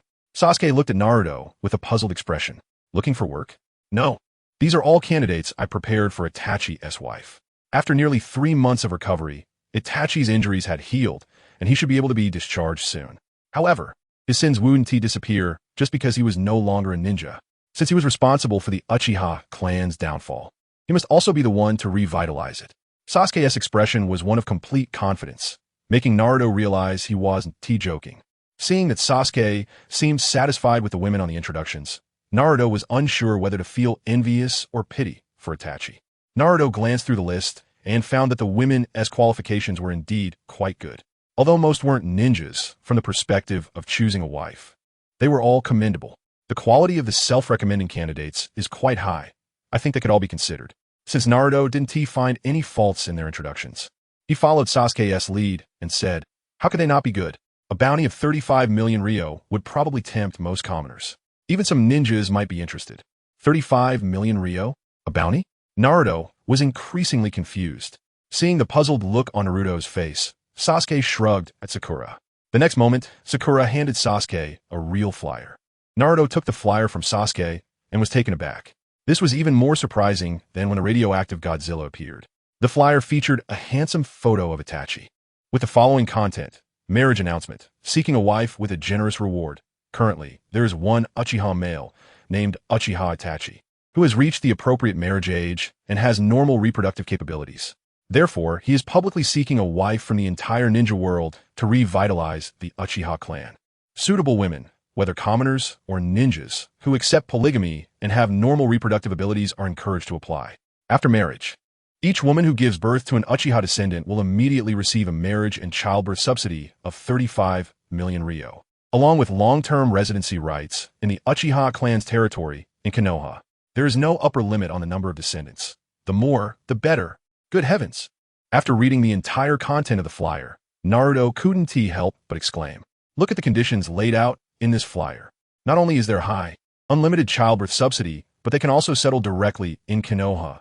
Plus Itachi looks good. With this combination, which young woman in the ninja world wouldn't be dazzled? Aside from the flyer's title sounding a bit like a scam and the condition of polygamy, everything else is tempting. And the two remaining flaws aren't issues in a ninja world where there is no clear concept of monogamy or scams. I have to say, the appeal of this flyer is still very significant in the ninja world. While Naruto was amazed by the flyer's content, Sakura further informed him. This flyer has been posted at the entrances of various departments in Konoha, and Sasuke even hired some commoners to promote it in the capitals of the various feudal lords. Although the various feudal lords are on the verge of collapse, for now, they are still some of the most populous areas in the ninja world. With such comprehensive promotion, it's no wonder that in just 7 days, they managed to gather so many suitable candidates. It's only been 7 days since the news was released, and this is just the collection of candidates within the Land of Fire. Once the Thunder Train officially sets off later, even more people will come. Sasuke smiled coldly, not all concerned about attracting too many candidates. Isn't my foolish brother capable of killing? One person can wipe out an entire clan. Although it's harder to produce a clan than to annihilate one, he is a genius. The sins committed by a genius must be fully atoned for by the genius himself. Thinking of this, Sasuke put away the stack of introductions and laughed wildly, seemingly already envisioning Itachi's embarrassment to come. Naruto looked at Sasuke, who had once again fallen into the obsession of revenge, and shook his head speechlessly. Although he had come to terms with it more than before, he still couldn't easily let go of his hatred for Itachi Uchiha. However, this behavior of Sasuke's didn't have any negative impact on Naruto and the Ninja World Alliance, compared to Sasuke's earlier shouts about wanting to destroy this and that. Forcing Itachi Uchiha to reproduce was, in fact, creating life. Transitioning from destruction to creation could be seen as a positive change from that perspective. Naruto did not intervene in Sasuke's alternative revenge plan, but instead went directly to the Lightning Train Research Factory. He had brought back a lot of chakra metal ore from this mission, which was used to manufacture the Lightning Train's energy storage devices. Chapter 158, Unsealing Lord Hokage. You're here. As soon as Naruto appeared at the Lightning Train Research Factory, Reikage Daki, who was in charge of the development and manufacturing of the Lightning Gate, immediately came over to greet him. Developing the Lightning Train and promoting electrical technology was a common wish of the Lightning Gate clan. The realization of this wish, to its current extent, was all thanks to the support of the 5th Hokage in front of him. Naruto nodded and inquired about the preparations for the Lightning Train's launch. Although the development of the Lightning Train had been preliminarily completed months ago, since the ninja world was still actively constructing tracks and transfer stations, they naturally needed to refine their research and manufacturing processes. After this period of effort, we have optimized the energy storage devices for the Lightning Train. Previously, we could only produce energy storage devices for 4 Lightning Trains, but now, after optimization, we can produce enough for 5. This modification does not significantly affect the train's speed or endurance, Reikage Daki said proudly. Achieving such rapid progress in research was a pleasant surprise for them. Naruto nodded in satisfaction. Although he had transported all the chakra metal ore from the island before it was destroyed, more resources should not be wasted. Reducing resource consumption without affecting the Lightning Train's performance was indeed a good thing. Seeing Reikage Daki's attitude, Naruto felt relieved to express his purpose for coming. He was there to deliver chakra metal, and Reikage Daki's report on research progress indicated that he would not waste the resources he brought back. Here, a portion of the chakra metal, or I found this time. See if it's enough to make several energy storage devices for the Lightning Train. As he spoke, Naruto raised his hand and pulled out a fist-sized chunk of chakra metal from his space. Reikage Daki's eyes lit up upon seeing the chunk of chakra metal. Although it wasn't enough to manufacture a full set of energy storage devices, it was better than nothing. Given the current scarcity of chakra metal in the ninja world, Naruto producing such a chunk was already very precious. Not to mention, he indicated it was just a part of what he had. The next moment, Reikage Daki picked up the chunk of chakra metal and shook his head. It's still not enough for a full set, but if you can find another chunk this size, I might be able to get someone to make another set of energy storage devices for the Lightning Train. Upon hearing this, Naruto did not speak, but once again reached into his space. This scene astonished Reikage Daki. He did not expect Naruto's arm to directly penetrate into another space. However, being quick-witted, he guessed that the chakra metal Naruto brought back was likely hidden in that space. In his mind, although the fist-sized chakra metal was only a part of what Naruto brought back, the total amount shouldn't be too much, given that chakra metal was quite rare in the ninja world. If Naruto could produce a chunk of chakra metal about 1 meter in diameter, it would already be enough to surprise him. In the next moment, Naruto's hand withdrew from space. But what was in his hand was not a 1 meter diameter sphere of chakra metal, but a small mound over 10 meters high, with a base diameter of over 50 meters. Let's use this for now. It seems like there won't be enough space in this factory for more. Come find me again when you run out. Naruto smiled and patted the astonished Raikage Daki on the shoulder. With the amount of chakra metal contained in this mound, it would likely be enough to manufacture nearly 100 energy storage devices for the lightning train. Naruto decided to use the remaining chakra metal or to create other facilities for daily life. In Naruto's vision, chakra was akin to electricity or a combination of various energies that might be used in daily life. With everything for the lightning train and tracks ready, it was just a matter of time for manufacturing and covering. Thinking of Sasuke posting flyers to recruit for Itachi Uchiha, Naruto returned to the Hokage office. After dispelling the shadow clone in the office, Naruto received memories about Konoha from this period. Due to the silence of the Akatsuki organization and the unification of the 5 great ninja villages, there hadn't been any significant events in the ninja world or Konoha apart from major infrastructure projects. Sitting at the desk in the Hokage office, Naruto called Gaara and Shukaku and asked him to prepare a flyer immediately. This flyer also set a bounty, but instead of looking for a marriage partner, it was aimed at finding technological talents and inventors in the ninja world. Life is not lacking in beauty, but in the eyes that can discover beauty. The previous focus of a ninja world was on the conflicts between various ninja villages. Even if there were similar talents in the ninja world, they would not be discovered. Now that Naruto's flyer for bounties was out, the hidden talents in the entire ninja world would soon come knocking. As for these talents who came seeking him, Naruto decided to arrange for the establishment of a scientific research department building in the vacant space next to the meat modification department, balancing development. After arranging the village and ninja world development plans, Naruto was about to refine chakra for body tempering when he saw the Nine Tails working diligently in the sealing cage. Watching the Nine Tails so dedicated in its work, Naruto felt a stir in his heart. After all, he was not a heartless boss who exploited labor. He naturally believed in rewarding merit and punishing faults for his employees. Nine Tails, are you feeling a bit uncomfortable staying in the sealing cage? Naruto's consciousness condensed in the spiritual space, arriving in front of the cage, sealing the Nine Tails. Not at all, Naruto. I'm quite comfortable here. Eating well and drinking well every day, plus the job you arranged for me to refine sage chakra to pass the time, the Nine Tails replied, somewhat surprised at Naruto's initiative to chat. Counting the days, it seemed that it had been 3 months since it was last drained. It couldn't be that Naruto was going back on his word and wanted to drain it again, could it? Considering this possibility, the Nine Tails tried to appear satisfied with its current situation, not daring to reveal any thoughts that might arouse Naruto's suspicion of it wanting to go berserk. Cough. Staying in the sealing cage isn't good for you. Let me help you unseal it. This 8-trigram seal was originally left by Minato to protect Naruto. However, during the 2 tugs between Naruto and the Nine Tails, it had become a protection for the Nine Tails. With Naruto's current strength, he no longer needed this seal for protection. And since the Nine Tails no longer needed to be drained by Naruto, the seal was unnecessary. It would be better to unseal it. This would not only reward the Nine Tails, but also allow it to refine sage chakra more efficiently. Of course, Naruto did not come just to improve the Nine Tails' work efficiency. No need, I'm really fine here. The Nine Tails repeatedly refused. But when it came to its senses, it was suddenly filled with doubt. Did it just hear what it thought it heard? Naruto was actually going to help him break the seal? Before the Nine Tails could recover from its shock, Naruto had already raised his hand and ripped off the talisman tightly sealed on the sealing cage. Chapter 159, The Appearance of the Death God.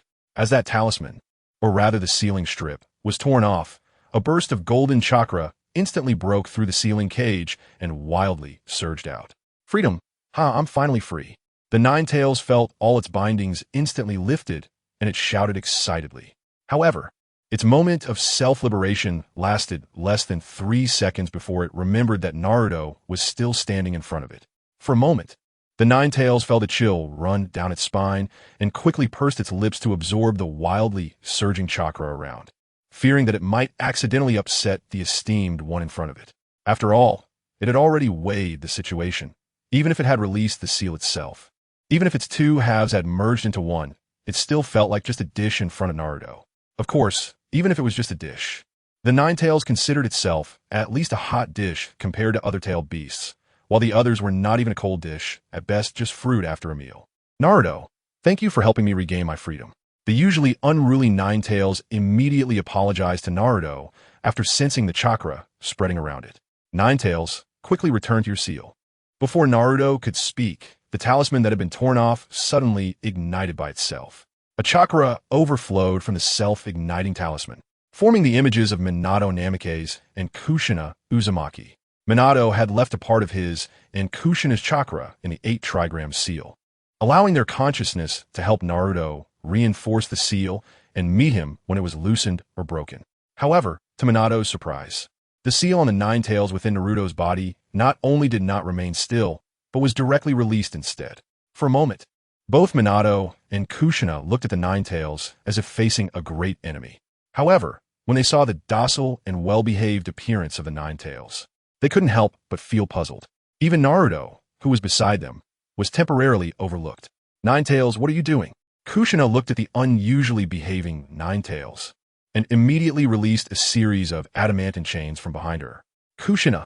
The 9 tails felt a surge of anger upon seeing Kushina.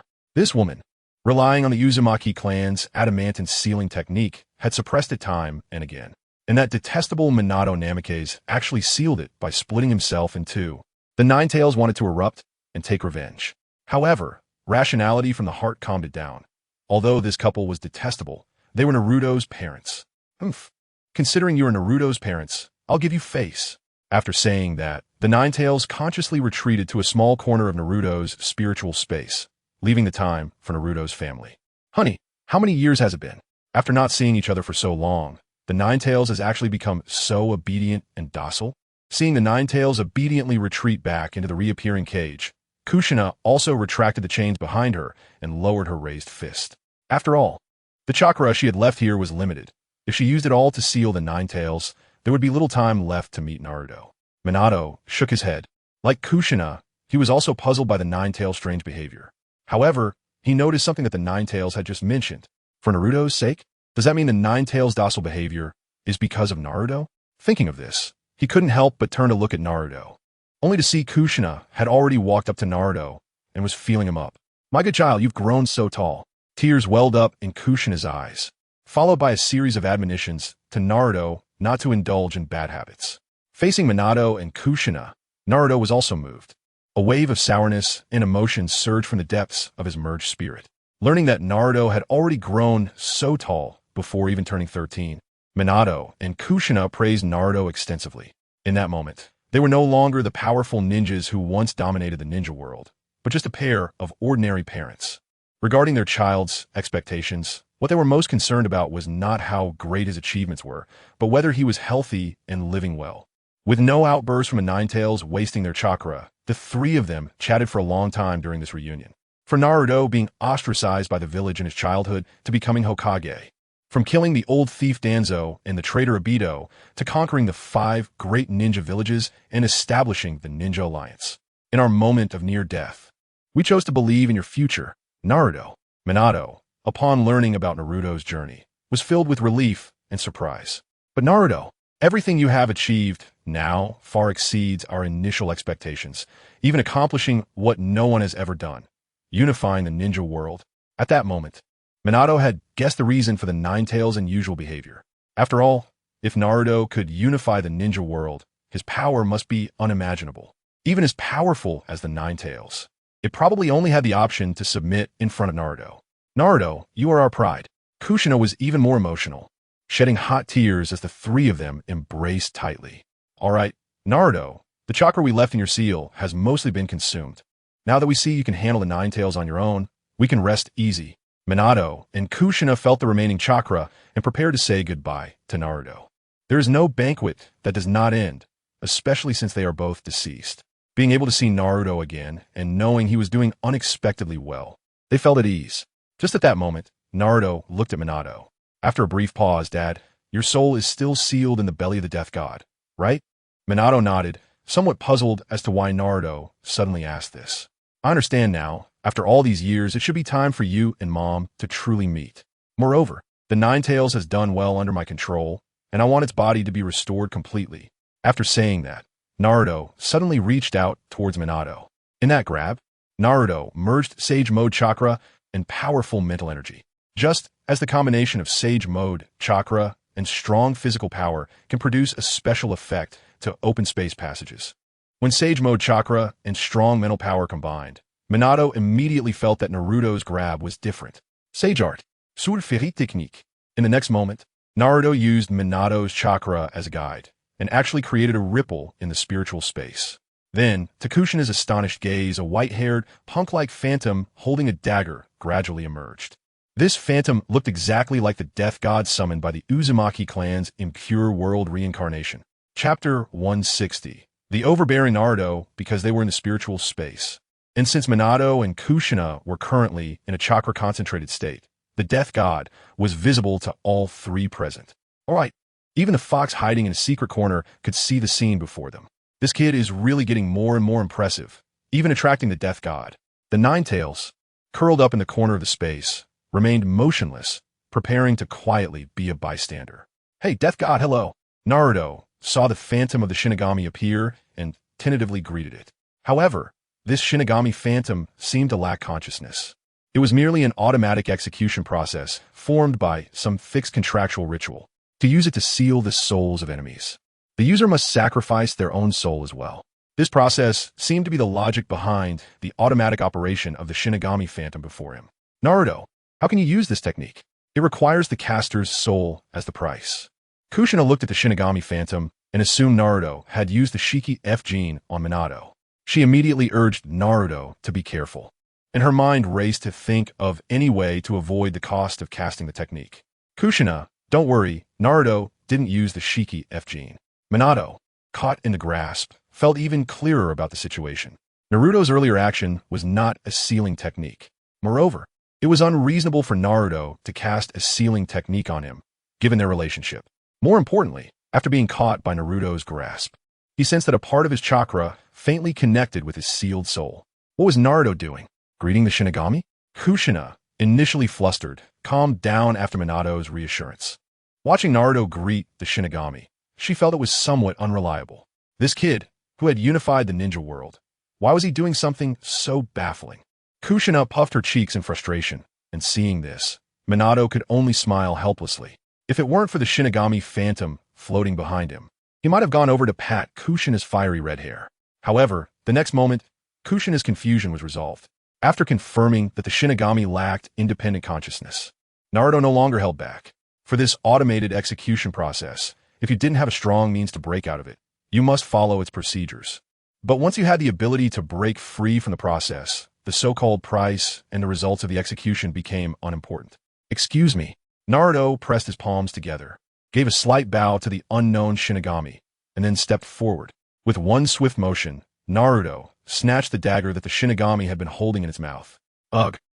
Because the Shinigami was holding the dagger too tightly and Naruto's speed was too fast, the moment he grabbed the dagger, the three onlookers heard a muffled grunt from the Shinigami. A trickle of purple blood slowly seeped from the Shinigami's mouth, seemingly due to Naruto's rough action injuring its mouth or teeth. For a moment, Minato and Kushina, along with the Ninetales, began to question whether they were hearing things. Dear, I think I just heard the Shinigami grunt in pain. I wonder if I misheard. Kushina asked Minato uncertainly. Dear, I think I heard it too. Look at the blood at its mouth. Minato turned to the side, having seen Naruto's action. However, because Naruto's speed was too fast, he hadn't anticipated that Naruto's target would be the dagger in the Shinigami's mouth, and he didn't have time to shout a warning. But now looking at it, it seemed that nothing terrible happened even after Naruto did that. In fact, the Shinigami phantom before them didn't seem like an unbeatable opponent at all, just as Minato guessed. After Naruto took the dagger, he didn't stop. Instead, after examining the dagger in his hand for a moment, he slashed at the Shinigami's belly. With a swish, a cold light flashed, and a wound nearly a meter wide appeared on the Shinigami's abdomen. Faced with the wound before him, Naruto didn't hold back. He directly opened the Shinigami's abdomen and reached inside to extract the soul.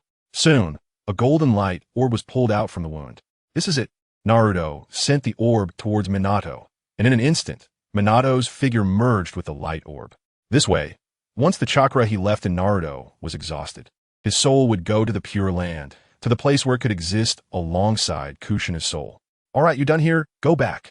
Seeing Minato's soul successfully return, Naruto waved his hand at the still stunned Shinigami, signaling it to leave.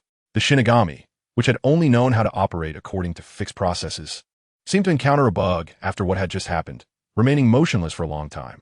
When it finally reacted, it immediately reached out its hands and lunged at Naruto. It was no wonder. After all, Naruto's actions were indeed excessive for the Shinigami. First, he snatched its dagger. Then he took its soul from its belly. And now he was ordering it around. If it could tolerate all that, there would be nothing left to bear.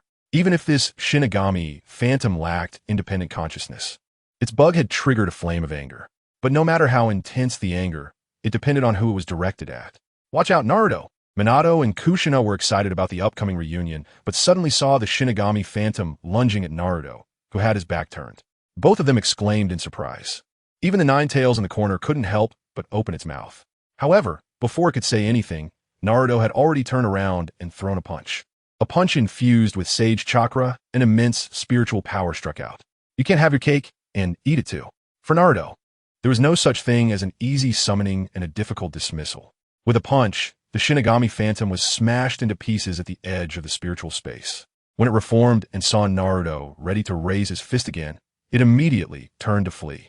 It didn't even dare to come back and reclaim the dagger still in Naruto's hand. The Shinigami actually ran away in such a disheveled manner. Minato and Kushina were dumbfounded. They knew their son was powerful, but they never expected him to be this formidable. Haha, no wonder it's you. The Nine Tails in the corner couldn't help but grin at the scene before it. Chapter 161. Little Nine? Dad, I need to trouble you again. At that moment, Naruto's voice suddenly rang out, waking Minato from his shock. In that instant, he realized how much his child had grown. It was a height he could hardly imagine, one he had never seen anyone rival in his shining life. Perhaps only the legendary first Hokage, Hashirama Senju, could be compared to the current Naruto. Oh, all right, Naruto, just tell me what you need me to do. Minato, coming back to his senses, immediately agreed to cooperate with Naruto. Dad, just relax. It's not a big deal. I just need to release the half of the Nine Tails sealed inside you. Naruto found Minato's serious demeanor somewhat amusing. Minato, upon hearing this, scratched the back of his head. He was now in a spiritual state. What was there to worry about? His earlier tension was merely a subconscious reaction to Naruto's astonishing performance. The other half of the Nine Tails chakra was sealed by Minato before his death, along with his own soul. Therefore, this portion of chakra still exists within Minato's soul at this time. This is also the reason why, during the Fourth Great Ninja War in Naruto, the reanimated Minato contains the other half of the Nine Tails.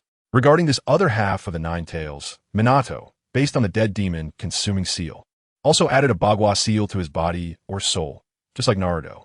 When he heard Naruto wanted to release the other half of the Nine Tails, he immediately prepared to use chakra to help Naruto actively unlock the remaining Bagua seal. However, before he could act, Naruto called for him to stop. No need to waste chakra, Dad, I can do it myself. Although Minato's soul was released, the chakra he left in Naruto's spiritual space would not increase as a result. If he wasted this portion of chakra on unsealing the Bagua seal, it would lead to his consciousness and soul departing earlier than Kushina. Saying this, Naruto had already come before Minato's soul. He reached out and pressed against Minato's abdomen, then pulled.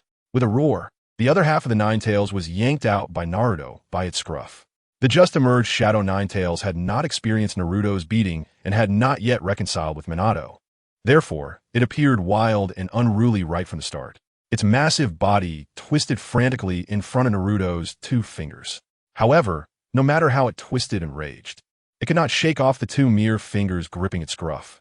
Let go of me, don't touch me, release me, hurry and let go. The Shadow Nine Tails roared angrily. As a dignified Nine Tails fox, when had it ever been bullied like this? Even the original Hashirama Senju had at least used one hand to hold down its head. But now this blonde kid was using only 2 fingers. Was there no justice? Young Nine Tails, why don't you come and help? Why are you just lying there pretending to be dead?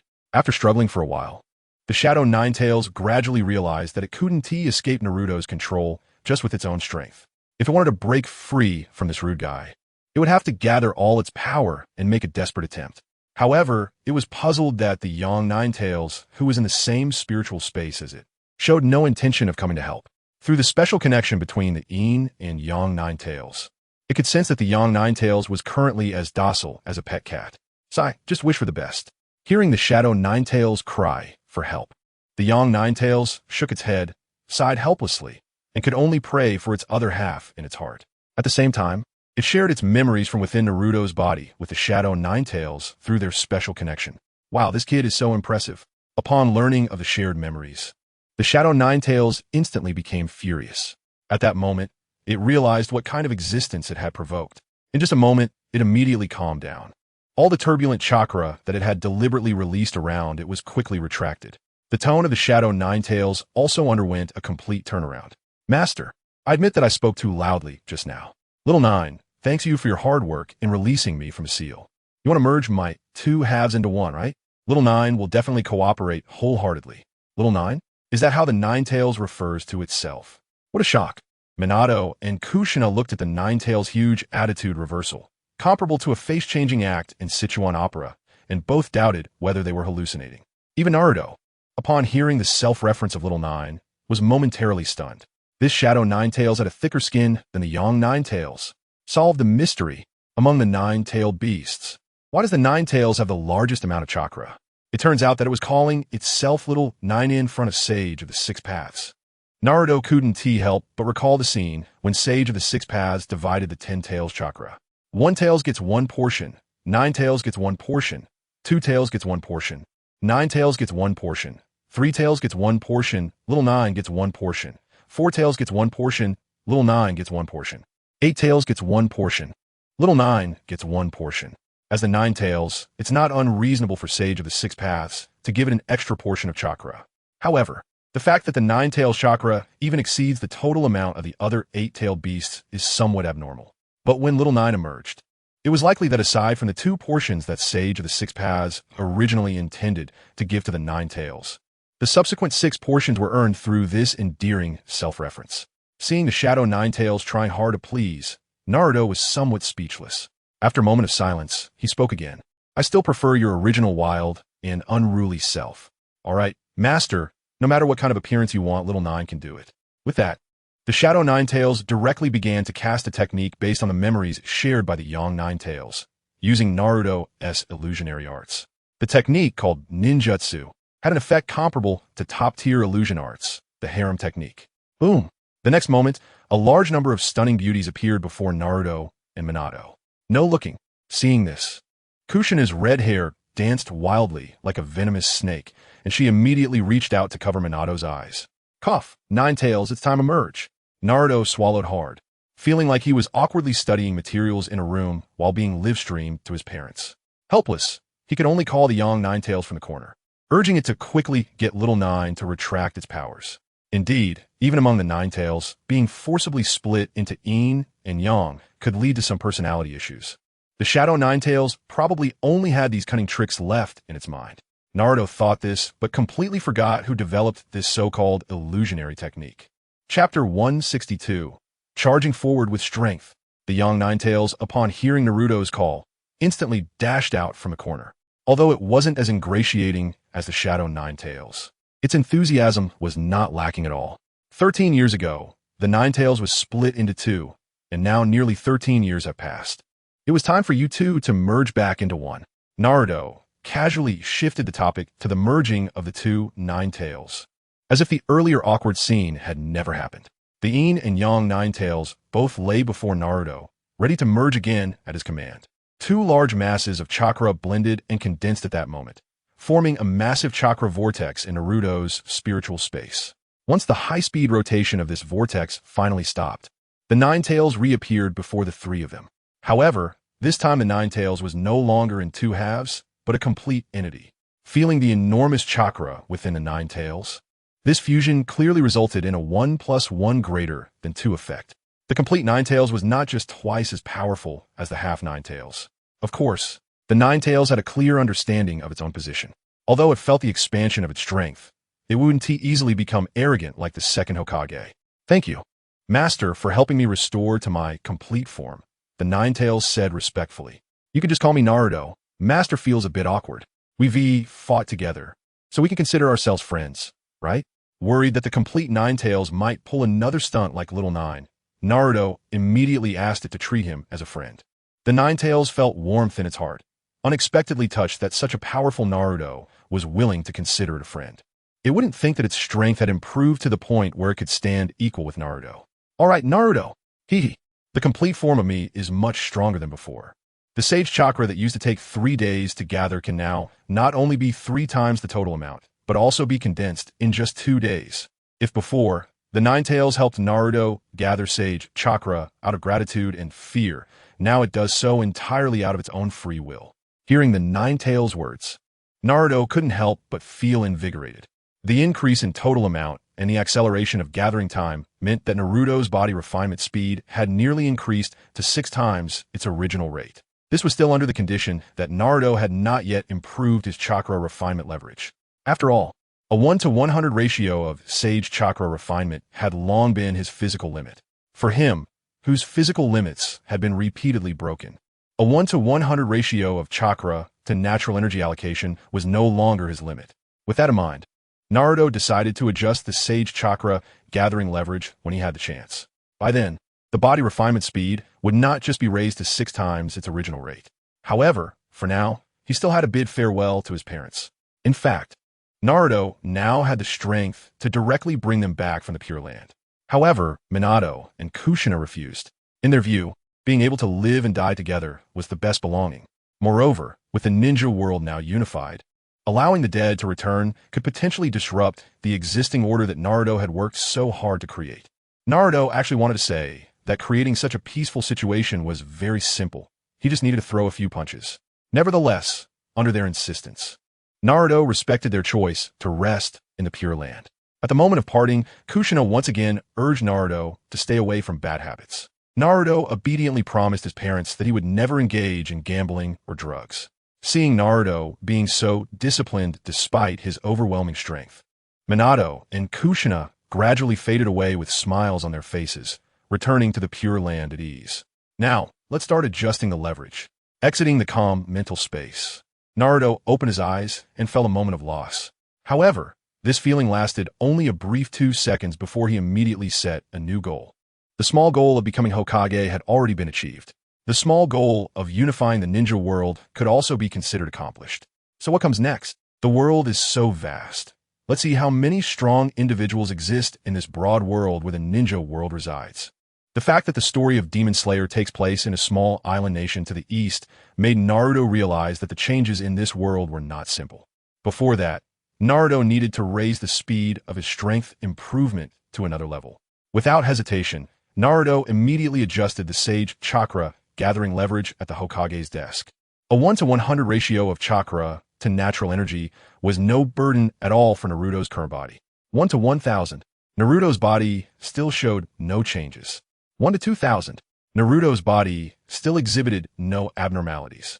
1:3000, 1:4000, until Naruto raised the leverage to 1:10,000. He felt that a hair in his nostril had begun to petrify. It seemed that the nostril hair was the weakest part of Naruto's body. Upon noticing this change, Naruto did not continue to raise the leverage. He didn't want to end up bald again. Under the 1:10,000 leverage, Naruto's body refinement speed was already able to increase to 600 times the previous rate. With such a speed of improvement, Naruto's strength was changing dramatically every day. Of course, Naruto needed to adapt, and the Nine Tails needed to adapt as well. Fortunately, the Nine Tails had restored its complete form. Otherwise, it might have been nearly impossible to adapt to Naruto's 1:10,000 sage chakra gathering leverage. At such a rocket-like speed, Naruto immersed himself in body refinement. 2 whole months passed, and even the first batch of railways connecting the 5 great ninja villages was completed, with the first batch of thunder cars officially launched in a ribbon-cutting ceremony. But Naruto couldn't bother to attend. His strength was advancing by leaps and bounds. Diamond Body, 12th level. Body refinement completed. Trillions of pounds of strength. Diamond Body, 13th level. Body refinement completed. Billions of pounds of strength. Naruto felt that if he continued to absorb natural energy at this crazy leverage, it might directly cause a spatial collapse in the ninja world. It was only at this moment that he decided to stop. Letting out a long breath, Naruto walked onto the streets of Konoha, only to find that the entire Konoha headquarters was decorated for some grand celebration. When he curiously stopped a villager to inquire, he learned the answer from the admiration and confusion on the villager's face. On October 10th, his birthday was just 2 days away. At that time, all the bigwigs from the Ninja Alliance would spontaneously gather at Konoha headquarters to celebrate Naruto's birthday and formally hold his Hokage inauguration ceremony and the Ninja Alliance leader inauguration ceremony. However, The last person to know about such a large-scale celebration across the ninja world was actually him. Chapter 163. Impossible, I am a heavenly path super. Walking on the streets of Konoha headquarters, the villagers were busy setting up decorations while actively greeting Naruto. He was no longer the little fox boy who was excluded everywhere, nor the little brat who played pranks in Konoha to draw attention. Hokage-sama, Leader-sama, Naruto. The respectful and friendly greetings echoed in his ears. These different titles all belong to Naruto. When a person's position changes, the surrounding world also changes. The villagers of Konoha were still the same bunch from before. However, for the current Naruto, they had all transformed from foolish accomplices who excluded him into staunch fans who supported him. The limits of human strength were not just about how strong he was. A person's vision and perspective would also change with their strength. Merging with Naruto's memories, it was impossible for him to feel no anger toward these villagers. However, now that Naruto's strength far exceeded their level of understanding, it was tedious to argue with them. Casually responding to the villagers' greetings, Naruto quietly returned to his residence, isolating himself from the noisy villagers outside. For 2 days, Naruto adjusted his body and took a good rest. In the previous 2 months, Naruto had immersed himself in body refinement for nearly 16 hours a day, so now he could take a moment to adjust. Gaara and Shukaku came by during those 2 days to remind Naruto about the upcoming celebration, so he wouldn't be absent. Other ceremonies, such as the ninja school opening ceremony and the Hokage rock completion ceremony, Naruto could skip. But this time, he was the absolute main character and had to be present. Compared to the Hokage robe, Naruto preferred wearing the more versatile ceremonial robe. Grabbing a ceremonial robe, Naruto opened his door and headed to the celebration. As soon as he opened the door, 2 Umbu ninjas were already waiting outside, clearly to accompany Naruto. However, Naruto found their pace too slow, so he simply opened a space portal. In the next moment, Naruto and the 2 Umbu appeared directly at the celebration site. Such a scene instantly led the former big shots of the ninja world who came to congratulate to marvel in secret. They had never seen Naruto use such a technique before. The 4th Raikage, sitting in a wheelchair, turned to look at the 3rd Sachikage, who was also in a wheelchair. They were already convinced by Naruto, and now seeing that he had not even used all his capabilities at the time made them think of nothing else.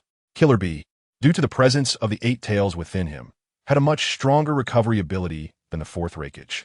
After several months of recuperation, his injuries were nearly healed, and he couldn't help but hum a non-rhyming rap to express his admiration for Naruto's strength. However, Chiyo, the first to be attacked from the Hidden Sand Village, appeared much calmer than the other 3. After all, she vividly remembered the mushroom clouds that Naruto had created when Deidara and Sasori came to Konoha's Sand Division looking for trouble. Hehe, truly a powerful figure capable of unifying the ninja world. Such techniques are indeed unheard of. Chiyo covered her mouth with a smile, greatly admiring Naruto's entrance. Shifting her gaze to the Tsuchikage and Raikage sitting in the front row of the celebration, Chiyo extended an invitation. She heard that the leader had arranged for a nursing home for the elderly ninja to be established at the Konoha headquarters. So how about we old folks go take a look after the celebration? The 4th Raikage, seeing Chiyo's wrinkled old face, immediately showed a look of disdain. He was just disabled, but he wasn't that old yet. The 3rd Tsuchikage, Inoki, was somewhat tempted. After all, if one were to reckon, he and Chiyo could barely be considered from the same generation. He had heard of Chiyo's beauty in her youth, and had even accidentally obtained a few photos of her in a swimsuit. Of course, they were of her younger self. In the past, due to the differences between the ninja villages, Inoki had no chance to chat with his first crush. Now that he was old and the ninja world was unified, he finally had this opportunity. It wasn't just the leaders of the 5 great ninja villages. Ever since Naruto left the Land of Iron 3 months ago, Mitsuba and others had been eagerly anticipating this day. Sure enough, it was as Mitsuba had predicted. With Naruto's current reputation and status in the ninja world, his birthday celebration was bound to be held, if not every year, at least this first time. Taking this opportunity, Tsutsumi Zai, the Hashira of the Demon Slayer Corps, and Tanjiro, among others, also came to the celebration. Nara Shikamaru was pushed by his father into the spotlight, teaming up with Temari from the Sand Division to host the celebration. Shikamaru tugged at his overly narrow tie, feeling somewhat uncomfortable in his formal suit. After finishing an opening speech and procedural remarks that had been rehearsed many times, the 2 hosts officially announced Naruto's appointment as Hokage and leader of the Ninja Alliance in front of all the big shots of the ninja world. Suddenly, cheers erupted, and everyone present raised their hands in agreement. Amidst the laughter and joy, Naruto briefly completed his declaration, and the rest was the dining segment of the birthday celebration. However, just as everyone was enjoying their food and drinks, a dissonant murmuring sounded. How many floors does a bag of rice need to carry? A bag of rice needs to go to the second floor. Has it come? Naruto had already learned from his undercover clone in the Akatsuki about their plan to cause trouble during this grand celebration. Upon hearing the sudden murmuring not far away, Naruto decisively greeted the guests at his table. Please enjoy your meal. It seems I need to go deal with some uninvited guests. Hearing that someone dared to cause trouble at this moment, his table mates couldn't remain calm. Had their hard-trained muscles finally found a place to be used? Sasuke excitedly flexed his muscular back. Although he had avenged his family, he showed no signs of relaxing his physical training. Emerging from the shadow of revenge, what he now pursued was not killing someone, but a higher level of muscle purity. The third, Tsuchikage Inoki, and the fourth Reikage, exchanged glances in silence before quickly spinning the wheels of their wheelchairs, fearing that if they delayed for a few seconds, the battle would already be over. They wanted to see which warriors in the ninja world dared to provoke Naruto. These guys were the real tough ones. After a full 6 months of recovery, Nagato felt invincible. What did it matter if it was a celebration at the scale of the entire ninja world? He was a god. How could he be afraid just because a bunch of ants gathered together? However, just as he prepared to unleash the almighty push with his Pain Deva path, Naruto's fist struck him unexpectedly. Bang! Carry the rice. Take it home. The Pain Deva path, sharing vision with the other 5 pains, had seen the sudden attack from Naruto. But there was no time to defend. With Naruto's mocking words, the Deva path was instantly obliterated. Its body turned to dust and dissipated, making it impossible to even recover it for the Hell path to revive. Impossible. This is my fully restored Deva path, and it was destroyed in an instant. Meanwhile, about 5 kilometers away from the Konoha headquarters, Konan and Nagato were hiding in a concealed tree cave. Nagato's Rinnegan widened in disbelief. His vision shared with the 6 paths of pain, and he had seen the previous scene as if he were watching it with his own eyes. He never expected that he, full of confidence, would use the Deva path to intimidate the entire ninja world and make everyone feel what high concentration pain was, instead of unleashing the almighty push. He hadn't even had the chance to do anything before being annihilated. Chapter 164. An atomic bomb blows up ants. The advantage is mine. The destruction of the Deva path shocked the leader for a full 3 seconds. It wasn't just because of Naruto's powerful punch, but also because the Deva path body was made from the corpse of his and Konan's best friend, Yahiko. If it was just a normal destruction, it would be fine, but Naruto's punch had pulverized Yahiko's body, leaving no chance for restoration. What's wrong, Nagato? Is the opponent strong? Do you want to step in? Konan, who usually maintained a cold demeanor in front of others, showed a rare hint of concern. Even though she knew that there were almost no one in the ninja world who could defeat the current Nagato, she couldn't help but worry about him. Especially with the recent examples of Akatsuki members being successively taken down, she was even more concerned that something might happen to Nagato. Yahiko's body has been destroyed. Nagato snapped back to reality from his shock and immediately controlled the animal path of pain at the entrance of Konoha headquarters to continuously perform summoning techniques. Suddenly, various summoned beasts controlled by metal rods appeared one after another, preparing to launch an attack on the Konoha headquarters. The fierce Yada no Kagami flapped its wings high and swooped down, ready to crash into a dense building cluster in Konoha. However, just as it was halfway through, a tiny golden figure had already punched over. Bang! A firework exploded in the sky above the celebration. Even though it was daytime, the blood-colored firework was still dazzling. Onoki, who was quickly turning his wheelchair, accidentally bumped the wheels against a large stone by the side of the road. The wheelchair tipped over, about to topple onto Onoki's body. Just as he was about to use the light and heavy rock technique to float himself up, his old back suddenly twitched. In a flash, the time for launching the ninjutsu was delayed, and the large wildwood that couldn't float away was directly covered under the wheelchair. Ha ha ha, Ohyuki! You're really going backwards in life, getting stuck just by sliding a wheelchair. The fourth Reikage's wheelchair rushed past, leaving the trapped Ohyuki far behind. With his strong Kirin arms, even with his legs incapacitated, the fourth Reikage could achieve speeds of hundreds of miles per hour just by rolling in his wheelchair. Among the ninjas, he could no longer pursue the fastest speed, but in the wheelchair racing world, he held the top position.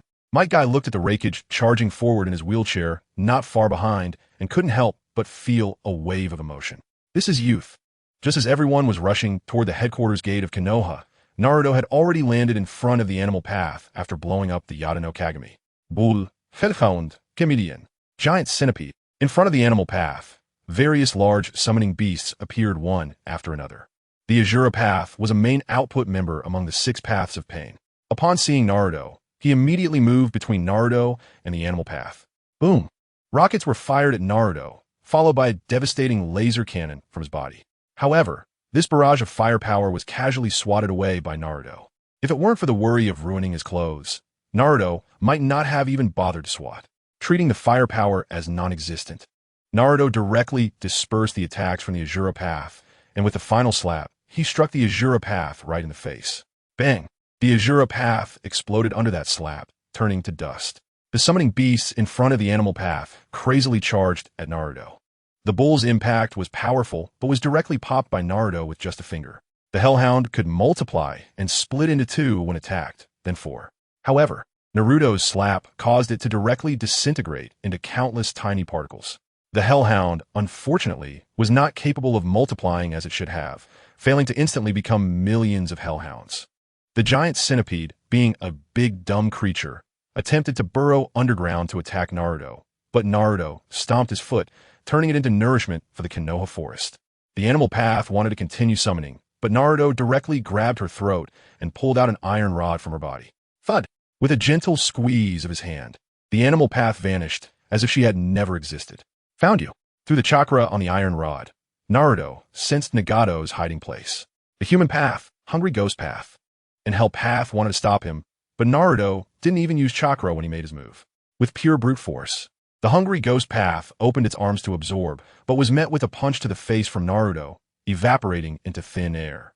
The Hell Path and human path coordinated to try to extract Naruto's soul, only to find that Naruto's mental power was as impenetrable as his physical body. After casually crushing the remaining 2 paths, Naruto leaped and shot toward Nagato's location. Might Guy and Sasuke, among the first to arrive at the gate, only saw the ground pockmarked but couldn't even catch a glimpse of Naruto's departing figure. Damn, the battle ended so quickly. Sasuke felt a bit frustrated. He thought some clueless person would come looking for trouble, giving him a chance to show off his muscles. Instead, he arrived just in time for the battle's conclusion screen. Sigh, it seems we won't be able to see this fight after all. Let's head back to continue the feast. I wonder which unlucky person is still clear-headed in such a situation.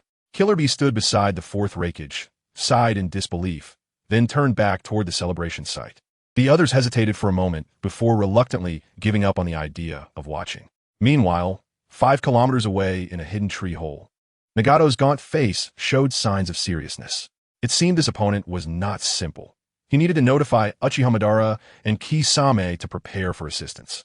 The 6 paths of pain were annihilated, and Nagato spat out a mouthful of blood. Although he believed he still had a chance of winning, considering Konan's safety, he decided to call for Uchiha Madara and Kisame for backup. Nagato, should we retreat?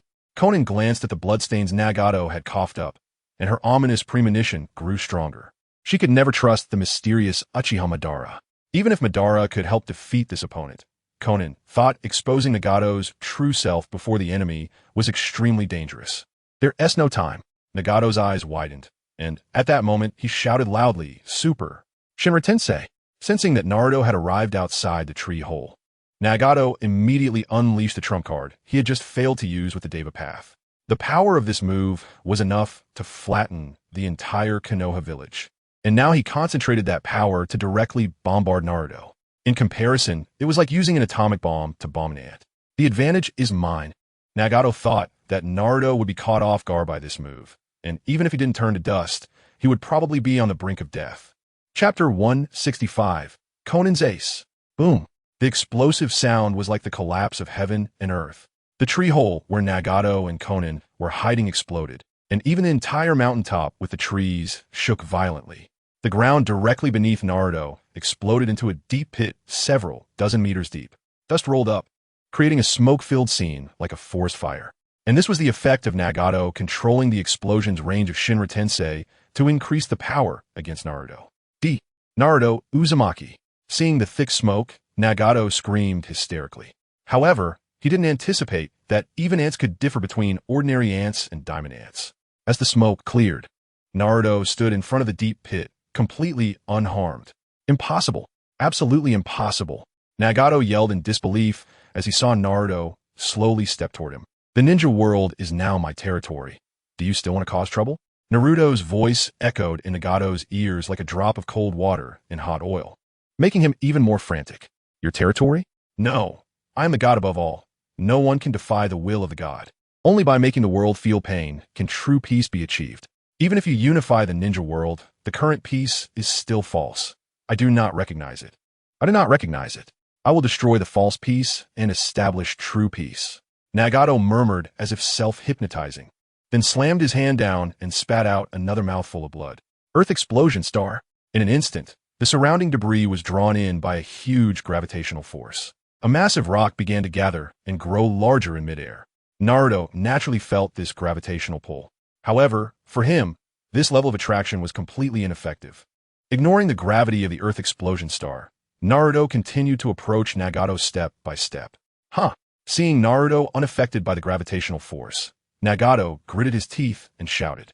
Blood flowed from his nose as he exerted all his strength to block Naruto, even beginning to drain his own life force. However, the Naruto before him was like a demon. No matter how hard Nagato tried, he simply couldn't stop his approaching footsteps. Just as Naruto was less than 3 meters away from Nagato, Konin could no longer sit idly by. Whoosh! Her figure appeared before Naruto. If you want to deal with Nagato, you have to get past me first. Konin spoke coldly. Naruto didn't waste any words and threw a punch. Konin's body instantly exploded, then reformed from the scattered paper scraps. Useless. My paper jutsu is immune to physical attacks. Anyone who dares to harm Nagato, she will stop them, regardless of right or wrong. From her observations and the intelligence gathered over the past few months, she already knew that Naruto's strength mainly lay in his taijutsu. His physical prowess far exceeded that of ordinary people, and his attack power and speed surpassed most ninjas in the ninja world. However, ninjas who only used physical attacks were precisely the opponents she was good at countering. Therefore, she felt that in this battle, she might have an advantage over Nagato. Paper clone. Konin created a paper clone and immediately took Nagato away to a distance. Her main body stayed behind to hold Naruto back. Konin, I can still fight. Blood spilled from the corner of Nagato's mouth as he weakly shouted at Konin, but received no response. Helpless, he could only raise his right hand and wave it towards the sky where the almighty push had already taken shape. Since the almighty push couldn't seal Naruto, then let it directly fall like a meteor to crush him. This was Nagato's current thought. However, Naruto disdainfully ignored them and, disregarding Konin who thought she had the advantage, punched the falling almighty push. Boom! The almighty push, made up of countless fragments, instantly exploded and disintegrated. However, this time the disintegration did not return to the original pieces of rock, but directly turned into fine dust. Immune to physical attacks? Not necessarily. The so-called immunity to physical attacks is often just because the physical attacks are not strong enough.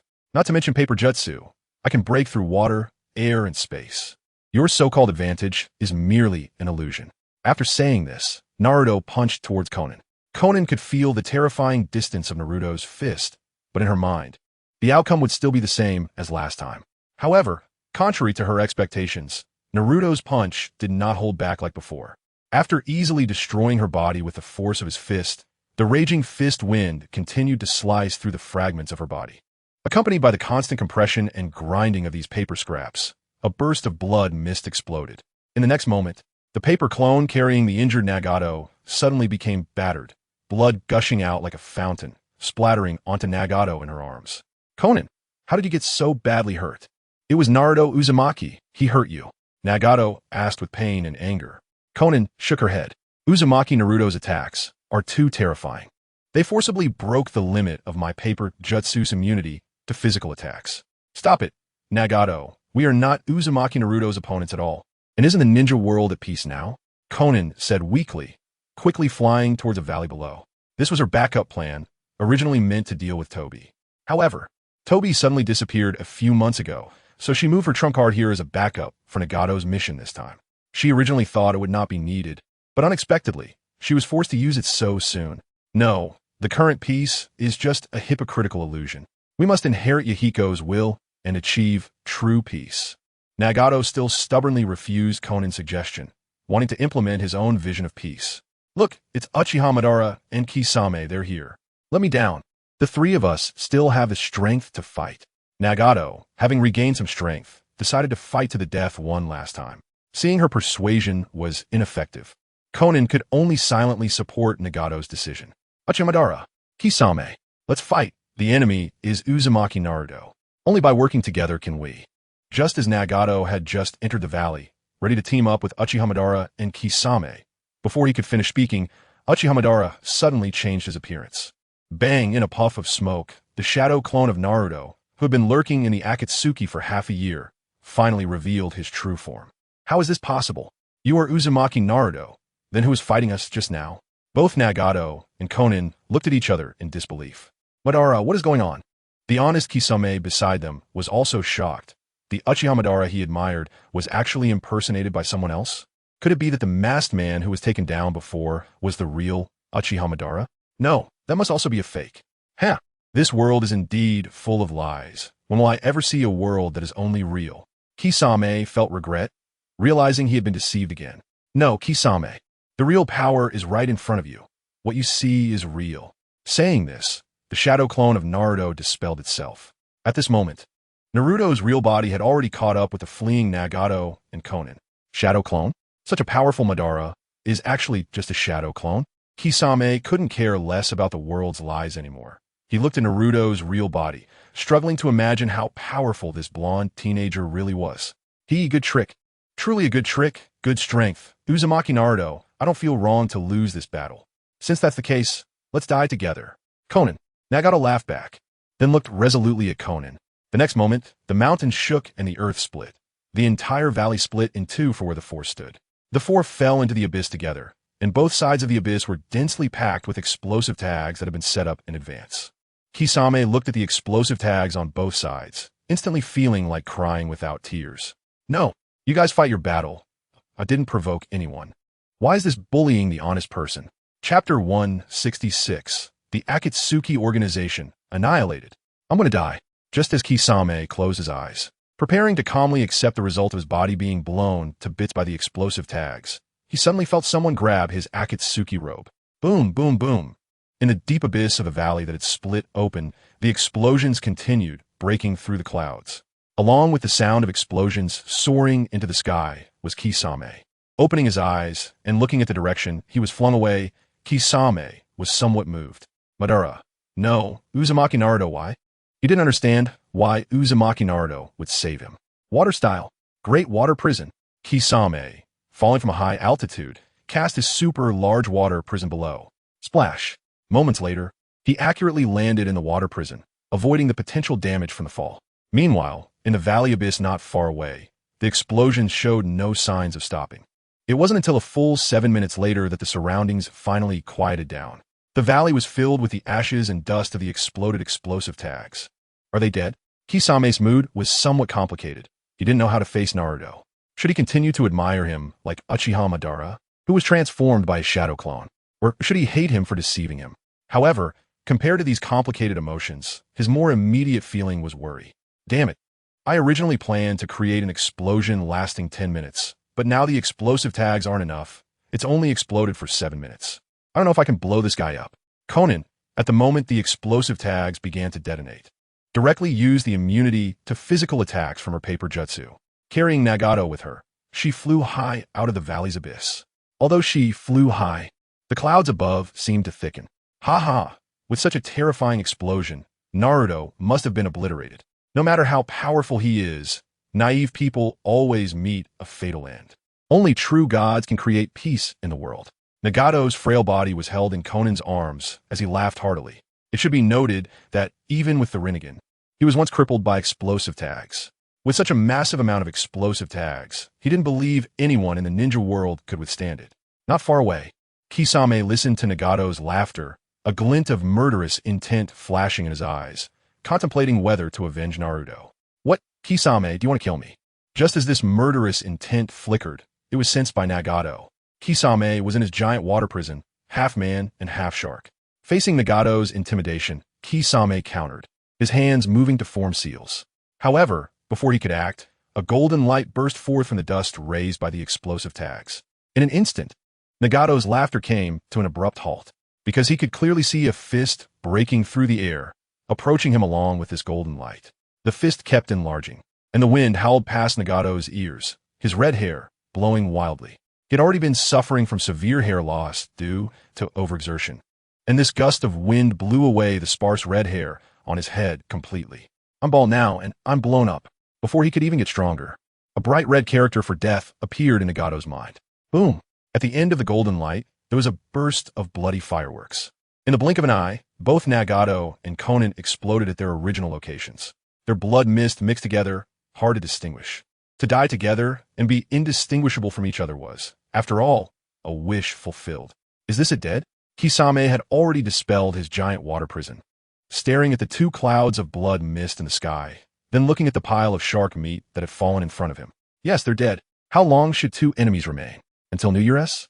Shaking his head with a smile, Naruto put away the pair of Rinnegan he had just retrieved and walked towards the Konoha village headquarters. But after taking 2 steps, he immediately stopped and turned to look at Kisame. What? Not leaving yet? Today is my birthday celebration, and you haven't even congratulated me. After saying that, Naruto opened a space portal in front of him.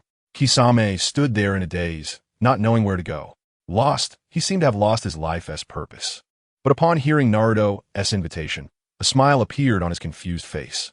This smile wasn't pretty, but it was sincere. Unlike his usual forced smiles, this was the first time Kisame showed a genuine smile. Happy birthday, Lord Naruto. With this hint of sincere joy, Kisame's gaze regained its determination. Looking at the space portal, he found his new direction. This time, he could finally accept someone's invitation and share a meal together, right? The two figures passed through the space portal and instantly disappeared. Shortly after they left, a half-black, half-white figure suddenly appeared on a small pile of cow dung at the edge of the valley. Obito was missing, and it could be confirmed he had been taken out. Unexpectedly, now even Nagato, damn, at this rate, who can resurrect Uchiha Madara, and who can resurrect Mother? Black Zetsu gritted his teeth. Looking at the direction Naruto and Kisame had left, his frustration evident despite his completely black form. To resurrect Kaguya Akatsuki, Black Zetsu had laid plans for over 1,000 years. Just when he finally waited for an Uchiha Madara to open his Rinnegan as a pawn, he unexpectedly died of old age. Just when he found someone to continue Madara's resurrection plan, they died one after another. Black Zetsu looked around helplessly, feeling a bit lost. The taste of failure was truly unbearable. Even Black Zetsu, who had existed for over 1,000 years, couldn't maintain a peaceful mindset now. Could it be that my 1,000-year plan is declared a failure, just like this? Black Zetsu muttered to himself. Failure is failure, after waiting for over 1,000 years. Don't you think that not being able to relieve oneself for 1,000 years is even more torturous? White Zetsu chimed in with a joke, beginning to express his bizarre opinions. No, it can't end like this. Black Zetsu ignored White Zetsu's antics and continued to murmur. Yes, I still have hope. The Akatsuki organization is gone, but its former members are still around. That's right. Let us find that guy and use the technique he used 6 months ago when attacking Konoha. With this thought, hope rekindled in Black Zetsu's eyes for reviving his plans. Although Conan and Nagato were turned to dust, they had left behind a considerable amount of blood on the road earlier.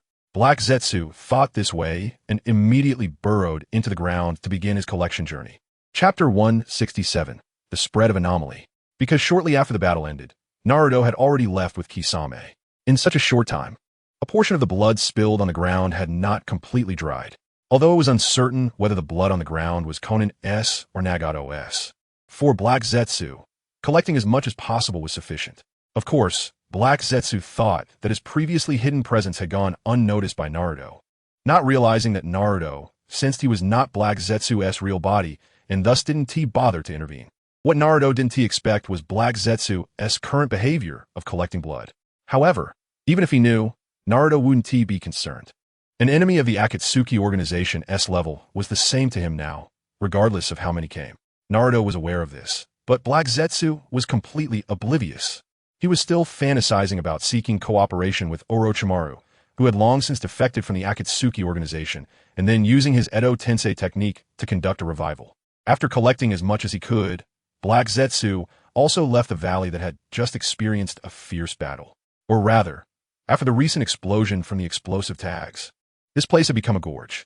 Besides Nagato and Conan, Black Zetsu began to collect the body parts of Deidara and Sasori of the Red Sand. Although both of them had died and left no bones behind, this was not too big of a problem for Black Zetsu, because in the Akatsuki organization S-base, he had previously extracted body parts from each member in advance. For example, a strand of hair or a piece of flesh. For others, achieving this might require carefulness to avoid the eyes of the Akatsuki members themselves. But for Black Zetsu, doing this was quite easy. Aside from Konin and Nagato, whom he hadn't had the chance to collect from, he had preserved body parts from the other Akatsuki members, including parts of Obito's body. However, besides the Akatsuki members, Black Zetsu also thought about preparing more body parts of other powerful individuals during this preparation. After all, Black Zetsu had survived in the ninja world for over 1,000 years, not to mention the expert ninjas since the establishment of the 5 great shinobi villages. Even before the ninja village system was established, there were many powerful ninjas for him to collect. He didn't want to discuss cooperation with Orochimaru right now. The more body parts of powerful individuals he collected, the better his bargaining chips would be when negotiating with Orochimaru, increasing the likelihood of reaching a cooperation agreement. Moreover, although Black Zetsu does not believe Naruto is invincible, he wouldn't be foolish enough to think that an entire Akatsuki organization could match Naruto. Strong individuals. He needs tens of thousands of them. Whether recently deceased or those who have been silent in the ninja world for hundreds of years, it doesn't matter. Just as Black Zetsu was running around preparing for his plans to turn the tide, Naruto had already returned to the village. The birthday celebration and inauguration ceremony were successfully completed, followed by a period of rapid development within the scope of the Ninja Alliance. The Lightning Train's role in connecting the Ninja Alliance indeed significantly improved the economic trade level within the ninja world, just as Naruto had anticipated. Originally barren, the Sunagakure branch area now allows civilians and ninjas to easily purchase local specialties from the other 4 branch areas thanks to the presence of the Lightning Train. After more than half a year of brewing and turmoil, the original 5 great nations no longer exist. The daimyo's offices, which were merely occupying space, have officially become part of history, leaving behind only the 5 branch areas within the Ninja Alliance. The center of the region has gradually shifted from the various daimyo offices to the locations of each Konoha branch. In addition to local specialties, the opening of the Lightning Train has also spurred greater civilian tourism between the various regions. The civilians who overthrew the daimyo, including some wandering ninjas, have gained immense wealth in a short period. With the peace in the ninja world, they naturally want to explore the world now that they have suddenly achieved financial freedom. After all, the world is so big. They no longer need to worry about the safety of traveling across great nations. All 5 major regions and other merged smaller regions are now under the jurisdiction of the Ninja Alliance, so there is no need to worry about safety anymore. A civilian can spend a few hundred ryo to take the Lightning Train. In just one day, they can travel from one end of the Ninja Alliance to the other. Along the way, civilians who were once limited to a small area can now easily explore the ninja world. The routes on the Lightning Train form a loop. If a civilian rides the Lightning Train without getting off, they can start from the sandstorm-filled Sunagakure branch area, first traveling through dense forest to the lush Konoha headquarters area. Next, they cross the Azure Sea to witness the humid and juicy Kirigakure branch area. Then they circle around high mountain lakes to appreciate the misty Kumogakure branch area, and finally wind through the rocky pillars of a Wagakure branch area before returning to their starting point. This is just the outer loop of the Lightning Train. Based on the vast reserve of chakra metal provided by Naruto, the Lightning Train manufacturing facility produced a second and third batch of Lightning Trains in the following 6 months, completing new track routes in the process.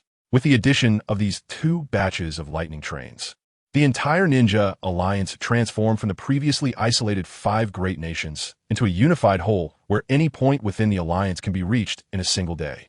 The memories of war, division, and hatred are gradually fading from people's minds. The profession of ninja has evolved from a tool for killing to highly efficient producers. In the Konoha village headquarters, in the meat modification department building, Naruto is currently engaged in daily muscle training with Lee and Sasuke. Although regular muscle training has nearly lost its effect on Naruto's body, it has become a habit for him to sweat alongside his close friends. Life is about movement. 5063, 5064, 5065. Sasuke is doing squats with a 500-kilogram barbell. After 6 months of growth, his height has surpassed 175 meters. Although he is still a bit shorter than Naruto, he is already taller than Lee. With his relentless efforts, his muscle density has significantly increased compared to before. Although Lee hasn't experienced Sasuke's miraculous growth, he hasn't suffered any serious injuries during the Chunin Exams, and his talent in taijutsu remains astonishing as it was at the beginning. Coupled with the healthy competition between him, Naruto, and Sasuke, his strength has greatly improved. At just under 15 years of age, Lee can already open the 7th gate of the 8 gates. Such a training progress was something even Might Guy had never achieved at that age. Might Guy just put down the barbell after winning a competition against Kakashi. The youth of these boys is truly vibrant. The future of the ninja world is filled with youthful hope. Kakashi nodded. Although he didn't speak, he has become much sturdier from his regular workouts. Even if he resumes using the Intimate Paradise, his current physical condition no longer resembles the frail state he was in before. Just then, Sasuke appeared with a mask from the Umbu, holding a letter said to be from the mastermind behind the currency exchange. Currency exchange? Naruto took the letter and immediately recalled the Undying Bone King. The fact that the other party suddenly reached out to him. Could it be about the anomalies again? Naruto suddenly remembered the nuclear wastewater infection discovered in the land of scripts. He had previously intended to inquire about this matter, and now the other party had taken the initiative to send him a letter. All right, no need to reply. I'll go over right away. After saying that, Naruto traversed the space in front of him and appeared in the familiar currency exchange. Chapter 168. The Bone King's Superior Information Tracking Scroll. The moment Naruto entered the currency exchange, he saw Ain's old gown already waiting there. It seems, Hokage-sama, you indeed possess the ability of spatial transmission. My letter must have just arrived, and you are already here. Ain's had the Death Knights serve tea for both himself and Naruto. After picking up his teacup, he complimented, "No, I should now refer to you as the leader of the Ninja Alliance." The Bone King Ain's old gown added, his tone revealing a hint of admiration. But it was quickly tempered by his forced calmness. No need to be so polite. We are all straightforward people. If there's something to discuss, just speak plainly, Bone King. Although Naruto had not been at odds with the Bone King, they were not particularly familiar either. Now that the ninja world is Naruto's territory, as long as the Bone King continues to operate his underground currency exchange without doing anything outrageous, they can coexist peacefully. The Bone King nodded at this. In front of Naruto, he did not want to beat around the bush. In that case, let me get straight to the point. This time, I specifically troubled the leader of the Ninja Alliance to come over because of the anomalies I mentioned to you previously. I wonder if you still remember? The Bone King's tone was very humble, using respectful terms when addressing Naruto. Naruto chuckled a couple of times, telling him not to be so polite, as he didn't like formalities. Of course, I remember. Naruto did not hide anything and directly recounted the nuclear wastewater he encountered in the land of scripts, the resulting infections, and the dramatic changes in the surrounding seas and the entire small island nation. Is that so? It seems the extent of the anomaly's spread is deeper than I anticipated. At this point, the Bone King suddenly took out a scroll. Alliance Leader. This is a superior information tracking scroll.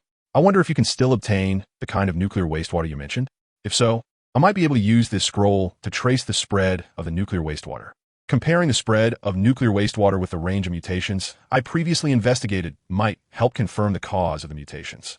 Naruto looked at the scroll in Bone King's hand, his eyes slightly brightening. If this scroll is as magical as Bone King claims, it would indeed be a valuable consumable. I didn't expect Bone King to come to the ninja world with his own stock. How hard could it be?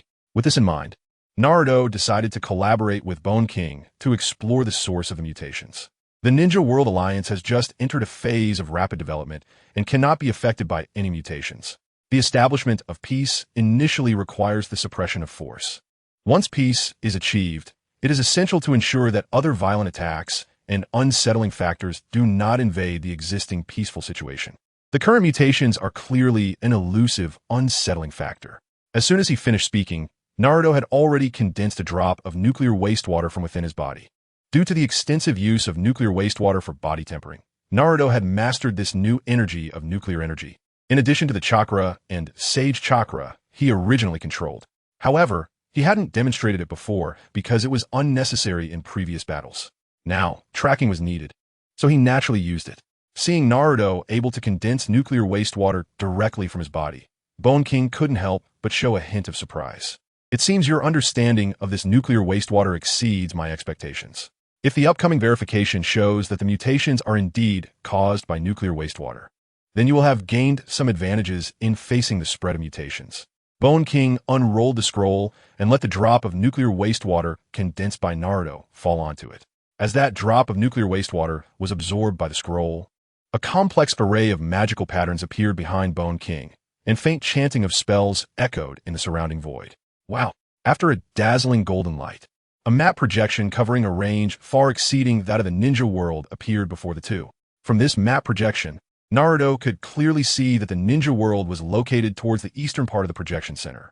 The previously scripted country was in the eastern sea area adjacent to the ninja world.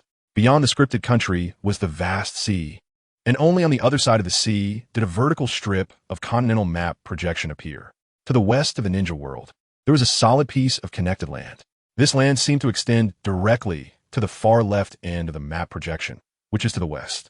However, what truly caught the attention of Naruto and Bone King was not the vastness of the continents and oceans on either side, but the deep gray color above. From the map projection, it could be seen that the deep gray pattern almost covered the entire map, apart from the ninja world, which still showed pure white. In the area of the sea that Naruto purified after exploding the small scripted country, the rest of the places had surprisingly turned gray to varying degrees. Some were deep gray, while others were light gray. Moreover, the distribution of deep gray and light gray seemed to follow a pattern. In the vast ocean to the east of the ninja world, the coverage of deep gray was particularly extensive. In contrast, the land to the west of the ninja world showed a predominance of light gray, with deep gray as a supplement. Nuclear wastewater has already influenced this world to such a depth. Naruto found it hard to imagine. Isn't it just a small amount of nuclear wastewater discharged by a scripted country? How could it affect the entire world? For a moment, Naruto felt as if the ninja world he had arrived in was not the same ninja world from the Naruto universe. After all, according to his understanding of Naruto, aside from the existing area of the ninja world, most of the other regions on the planet should have been drained of energy by the divine tree. So why would there be any infection from nuclear wastewater? However, in the next moment, when Bone King took out another map, Naruto understood.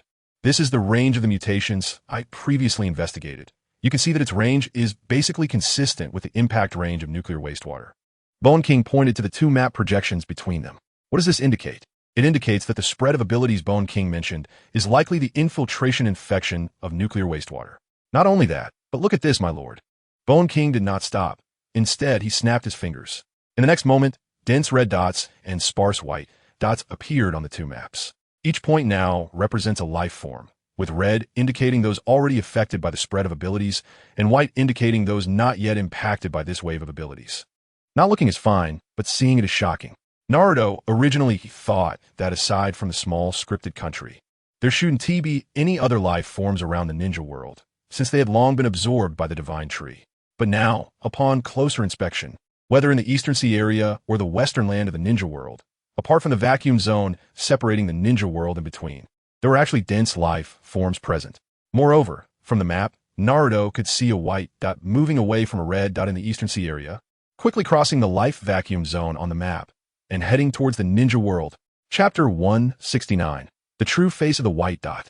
In terms of combat power, Bone King is no longer a match for Naruto now. This is also the reason he is much more respectful towards Naruto this time than last.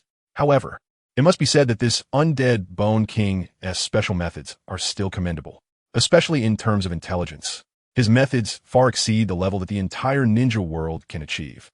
Bone King, who is clearly curled up in the underground market of the ninja world, was able to probe a map far exceeding the range of the ninja world without stepping out of his house. He could even rely on remote intelligence tracking to know various specific details of places he had never set foot in. So how about it, Bone King? Are you interested in exploring the source of these mutations together?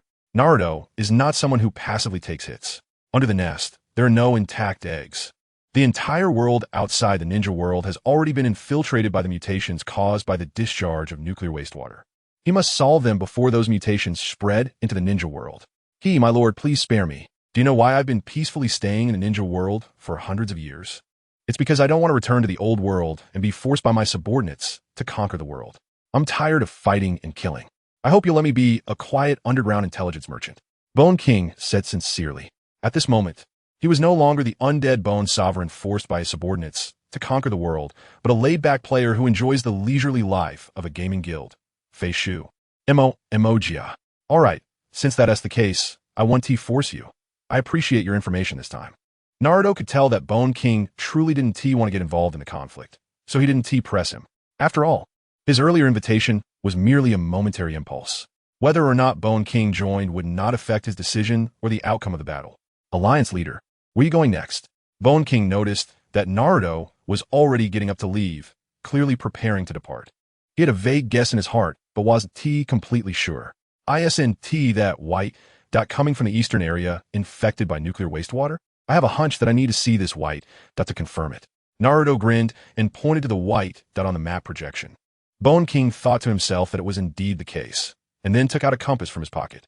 In the next moment, he reached out toward the moving white dot on the map's projection, and the dot was suddenly stripped from the map and sent into the compass. Sir, take this compass. I've already input the real-time tracking information of that white dot into it. With this compass, you can more easily and accurately locate the white dot's position.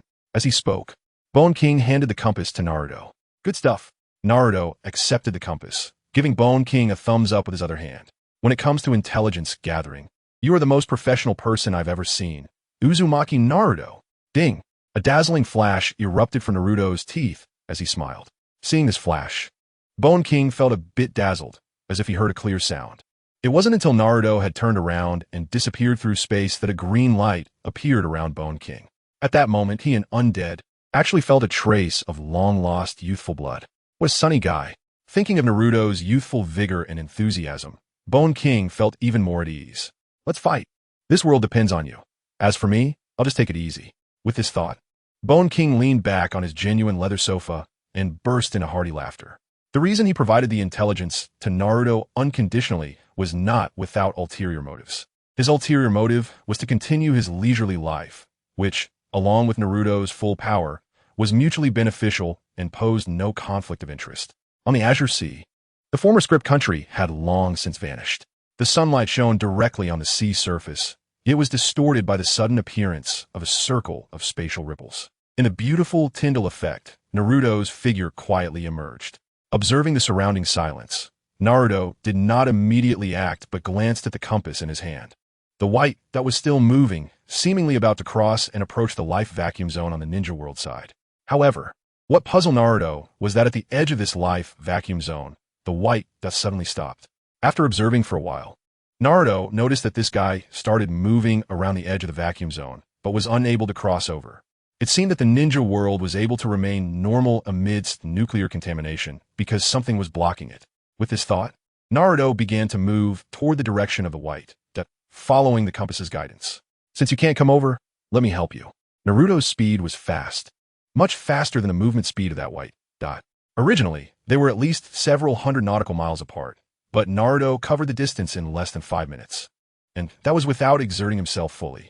After arriving at the target location, Naruto did not immediately approach to greet the other party. Instead, he quietly observed as the other party, unaware of his presence, was probing against an invisible barrier in front of him. At that moment, Naruto saw the true appearance of the life form represented by the white dot. It was a boy who looked to be around Naruto's age, but naturally, he couldn't compare to Naruto's current height. He wore a straw hat, a red sleeveless vest on top, and blue shorts on the bottom. The buttons of the red sleeveless vest were unbuttoned, revealing a well-toned 8-pack abdomen inside. It was clear that he had trained his muscles quite well. However, his body was unusual, able to stretch and shrink like rubber. Facing the invisible barrier, the Straw Hat Boy was trying continuously without losing heart, full of youthful fervor. Sensing this similar youthful blood, Naruto guessed his identity. It was none other than Luffy, the protagonist from the One Piece world. In an instant, Naruto's guess was confirmed. The abilities caused by nuclear contamination had actually permeated and corroded the dimensional worlds of different anime, ultimately appearing in the same dimensional world as the ninja world. Just then, the appearance of the Straw Hat Boy suddenly made Naruto feel somewhat unfamiliar. After several attempts yielded no results, he unexpectedly burst into dazzling white light, as if completely changing his style. Ha ha ha ha! A hearty laugh erupted from the Straw Hat Boy. In an instant, the surrounding seawater and the lightning in the sky were treated by him as weapons he could manipulate at will. Water Blast, Thunder Strike, various attacks relentlessly bombarded the invisible barrier. Yet, despite the ferocity of the assault, the Straw Hat Boy still couldn't create a breach through the barrier. It's really hard. Just as he prepared to take a short break and then continue with more intense attacks, Naruto had already arrived in front of the barrier. Do you want to come over? Come on in. Crack. Accompanied by a crisp sound, in the shocked gaze of the Straw Hat Boy, Naruto slowly retracted his finger that had just flicked toward the invisible barrier. A breach. No, a large section of the barrier around them unexpectedly revealed itself in the moment of shattering, scattering into the sea. Chapter 170. The mutated grand line, I'm Luffy, the man who will become the Pirate King. Luffy looked at the shattered barrier in front of him, shocked as he directly reverted from his Nika form. He was very curious about how Naruto had accomplished that with the now invisible barrier. Who are you? How did you just do that? Taking the opportunity for self-introduction, he asked Naruto what was on his mind. I'm Naruto, the man who has become Hokage. As for how I did it, I just stretched out my finger and flicked it like this. Naruto explained his method of breaking the barrier with a calm expression. Because Naruto had completely contained his power within himself, Luffy did not perceive any difference when he saw Naruto's flicking finger. Still puzzled, he pressed Naruto to demonstrate it again. Naruto realized that he might not be able to perceive it, so this time he did not completely condense his power inside. At the moment he flicked his finger, he released a portion of his power and did not deliberately avoid disturbing the air with his finger. Whoosh! The next moment, under Luffy's astonished gaze, the straw hat on his head was instantly blown away by a strong wind caused by Naruto's flicking finger. You can unleash such strong power just by flicking your finger. Your shot is even more powerful than those Navy's finger guns. In the One Piece anime world, strength comes not only from devil fruits, but also from powerful martial arts. Among the opposing Navy faction, there exists a system of martial arts techniques. The 6 powers of the Navy include Iron Body, Shave, Paper Drawing, Moonwalk, Storm Leg, and Finger Gun. Luffy had a deep memory of these martial arts techniques from frequent encounters, especially in the past 2.5 years. The Grand Line and the New World have been affected by an unknown energy, leading to widespread battles. The reason Luffy had to traverse the vacuum zone between the Grand Line and the Ninja World was that there were simply too many enemies on this side. So many that he, Zoro, Sanji, and others had to split up to escape. Discovering this vacuum zone, which was a sea area not polluted by special energy, Luffy hurried over to see if he could find any help. After all, even though he was temporarily safe, the other members of the Straw Hat Pirates were still scattered across the Grand Line and the New World, unsure if they would encounter risks. Are you saying that the waters of the Grand Line and the New World have turned dark gray? And those Navy soldiers, even the ones who had clearly already died, didn't know why they came back to life, turning into crazed attackers? Naruto listened to Luffy's account with some surprise. He silently lamented the great harm caused by nuclear wastewater, as even the strong-bodied Navy and pirates of the One Piece world couldn't withstand the side effects of nuclear contamination. But it was no wonder, as the dangers of nuclear wastewater in the ocean were far more severe than on land. Compared to the humans living on the islands of the script country, the people in the One Piece world were more passionate about sailing, so they were naturally affected more deeply by the nuclear wastewater. Only those like Luffy who had consumed devil fruits or met other special conditions could maintain their original state. Yes, we originally called the whole world Blue Star, but in these past 2.5 years, the blue ocean has turned a deep gray. The former Blue Star has now become the blue-gray star in the mouths of those who can still maintain normalcy. My dream of becoming the Pirate King has not yet been realized, but the original ocean is about to collapse first. Luffy sighed helplessly. For someone as passionate as him, no person or difficulty could change his determination to become the Pirate King. But now, what was stopping him was not people or difficulties, but the ocean. The ocean has changed. Can still be called the Pirate King? Naruto patted Luffy's shoulder, empathizing with his helplessness. If there's anyone to blame, it's the script country that has been brewing trouble. Fortunately, he had already punched the script country and let off some steam. Otherwise, he might have had to go back and punch it again. Gurgle, just as the two were talking, Luffy's stomach growled like thunder. Touching his belly, Luffy showed a hint of embarrassment. Naruto, being straightforward, didn't wait for Luffy to speak and took the initiative to invite him. Hehe, you're hungry, right? All right, I understand the changes in the Grand Line. Let's leave the fighting for after we fill our stomachs. Saying this, Naruto didn't wait for Luffy to express his thanks and grabbed his shoulder, and the two passed through a spatial passage together. What is this? The scenery before them suddenly changed from the endless ocean to a lush, semi-technological ninja village street.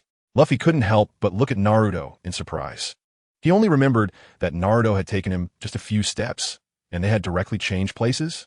How did you do that? It's not important. Let's go. Eating is a priority. I'll take you to challenge the record. Naruto smiled mysteriously, not explaining much about his space-time abilities, and directly led Luffy toward Ichiraku Ramen. Along the way, many villagers from the Konoha headquarters greeted Naruto respectfully, and took the initiative to ask how he was doing. Naruto also occasionally nodded to acknowledge them. Is this what you call Hokage? It looks like you are very respected here. Naruto. Luffy looked enviously at the treatment Naruto received on the street, thinking that after he became the Pirate King, he should also be able to enjoy such glory, right? Although the Pirate King has more of a yearning for freedom compared to Hokage, being a king should naturally earn respect. Just like Shanks, who is merely one of the 4 emperors, not the Pirate King, but wherever he goes, others still have to give him some face, right? The people here look quite pleasing to the eye, much better than some of those back home. Back home, aside from Nami, Zoro, Robin, and the others, many people have polygonal shapes that look quite awkward, whether it was because of the contrast between what he saw in the ninja village and his memories, or if his aesthetic had changed slightly. Luffy started to complain about the oddly shaped characters in the One Piece world while waiting for his ramen to be made. Oh, could it be that the changes were caused by the influence of nuclear wastewater? Naruto indeed felt that the art style of One Piece was somewhat awkward. Aside from a few who looked relatively normal, most people's body proportions leaned towards abstraction. Although they were highly recognizable from an aesthetic point of view, the difference from Hokage was indeed quite large. I'm going to dig in. The moment the ramen uncle served the Ichiraka ramen, Luffy couldn't wait to start devouring it. To escape the crazed mutants on the Grand Line, he hadn't had a proper meal for nearly half a month. If he continued to stay hungry, not to mention delicious ramen, even if Chopper appeared before him, he would probably be seen as food. Chapter 171. You're going to fight without me? After a frenzied slurping of noodles, Luffy finally stopped after eating 25 bowls, almost breaking Hinata's slurping record at Ichiraka ramen. I'm full. Luffy patted his round belly with satisfaction and praised it. It's been a long time since I've had such a satisfying meal. Thank you, Naruto. Once I solve the issues on the Grand Line and become a Pirate King, I'll treat you to a big meal. Luffy stood up and thanked Naruto generously. However, thinking about the current state of the Grand Line, he still felt a bit worried. By the way, Naruto, are you going to fight with me? Suddenly, he remembered what Naruto had said when he returned from the vacuum barrier. Fighting should be left for after we're full. The image of Naruto creating strong air currents with just a flick of his finger flashed in Luffy's mind, and he looked at Naruto with some anticipation. After all, the Straw Hat Pirates were fighting to secure a chance for him to leave the battle on the Grand Line, not for him to go on vacation, but to seek support. As support, he felt that Naruto was just the right fit.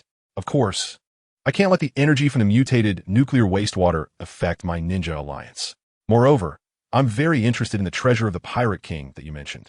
Although the currency used in the ninja world isn't berries, treasures like gold are hard currency. No one complains about having too much treasure.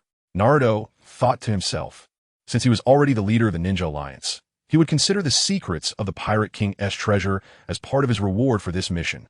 That's great. Naruto, with your addition, I believe the upcoming battle will go much smoother.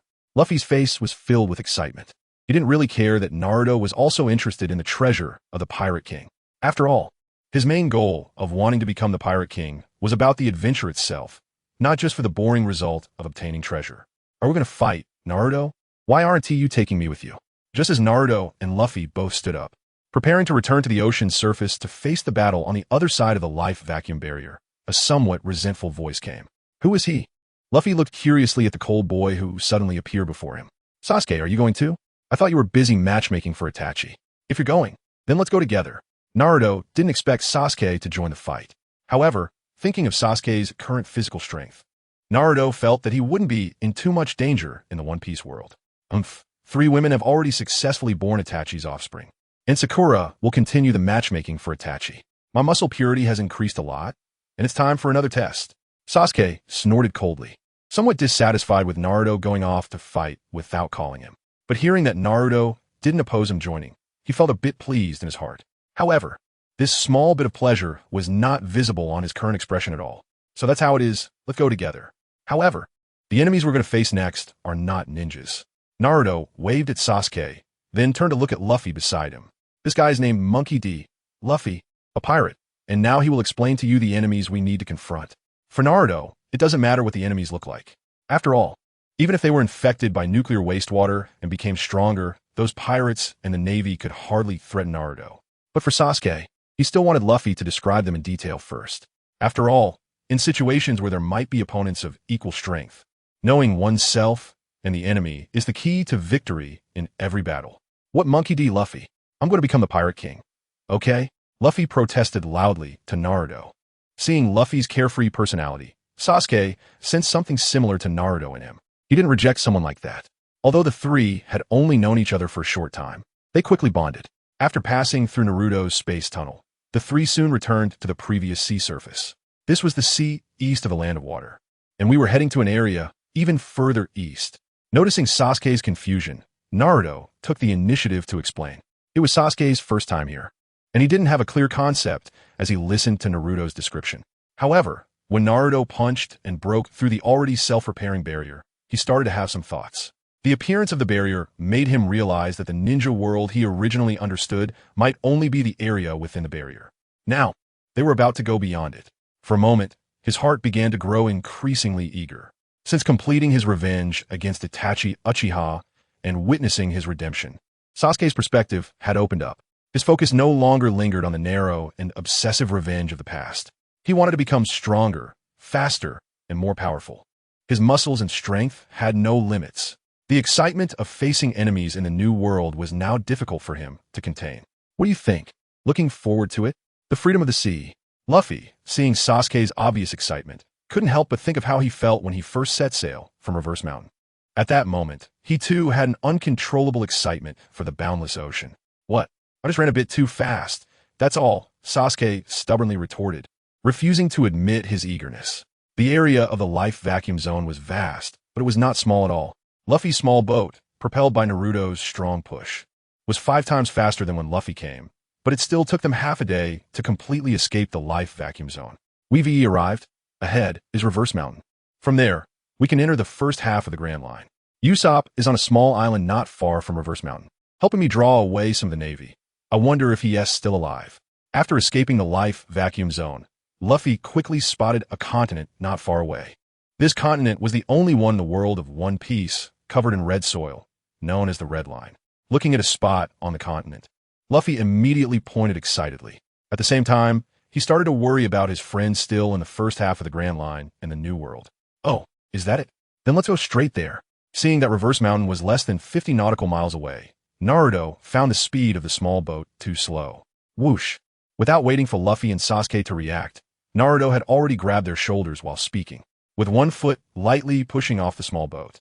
The three of them flew directly out from the shattered boat.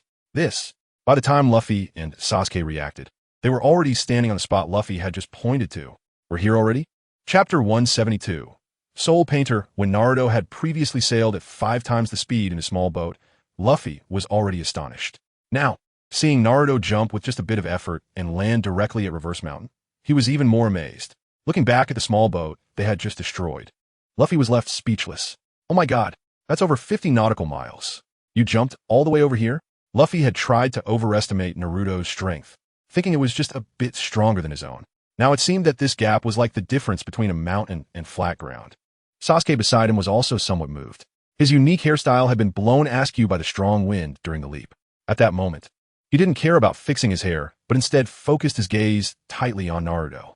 He could tell that Naruto's jump just now was far from his limit. It wasn't even a serious effort, because at that moment, Naruto showed no signs of fatigue, looking as if he hadn't exerted much effort at all.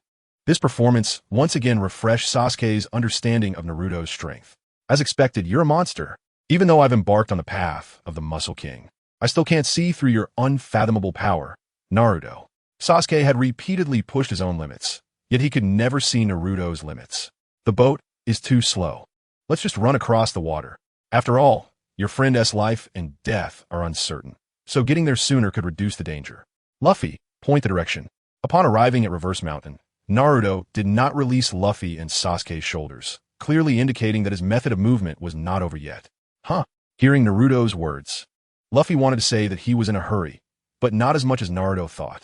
However, realizing that Naruto was considering him, he felt grateful and nodded, pointing towards a direction even further east.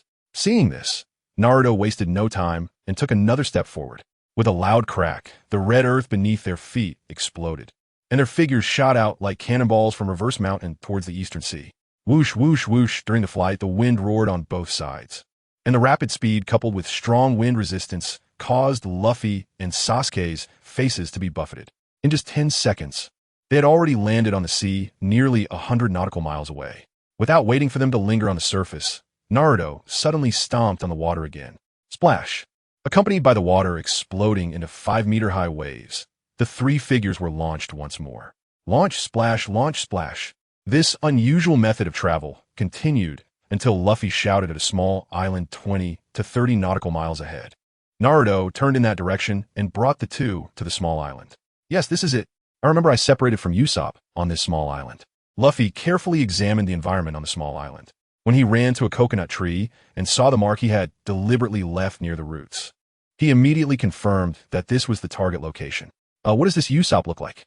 Sasuke asked Luffy, as they were in a hurry to rescue him. He didn't know what Luffy's friend looked like. Upon hearing this, Luffy immediately picked up a stick and began drawing Usopp's likeness in the muddy sand on the beach. Due to the influence of the nuclear wastewater energy, most of the beaches on the islands had already disappeared. Instead, what lay before them was a stinking mudflat.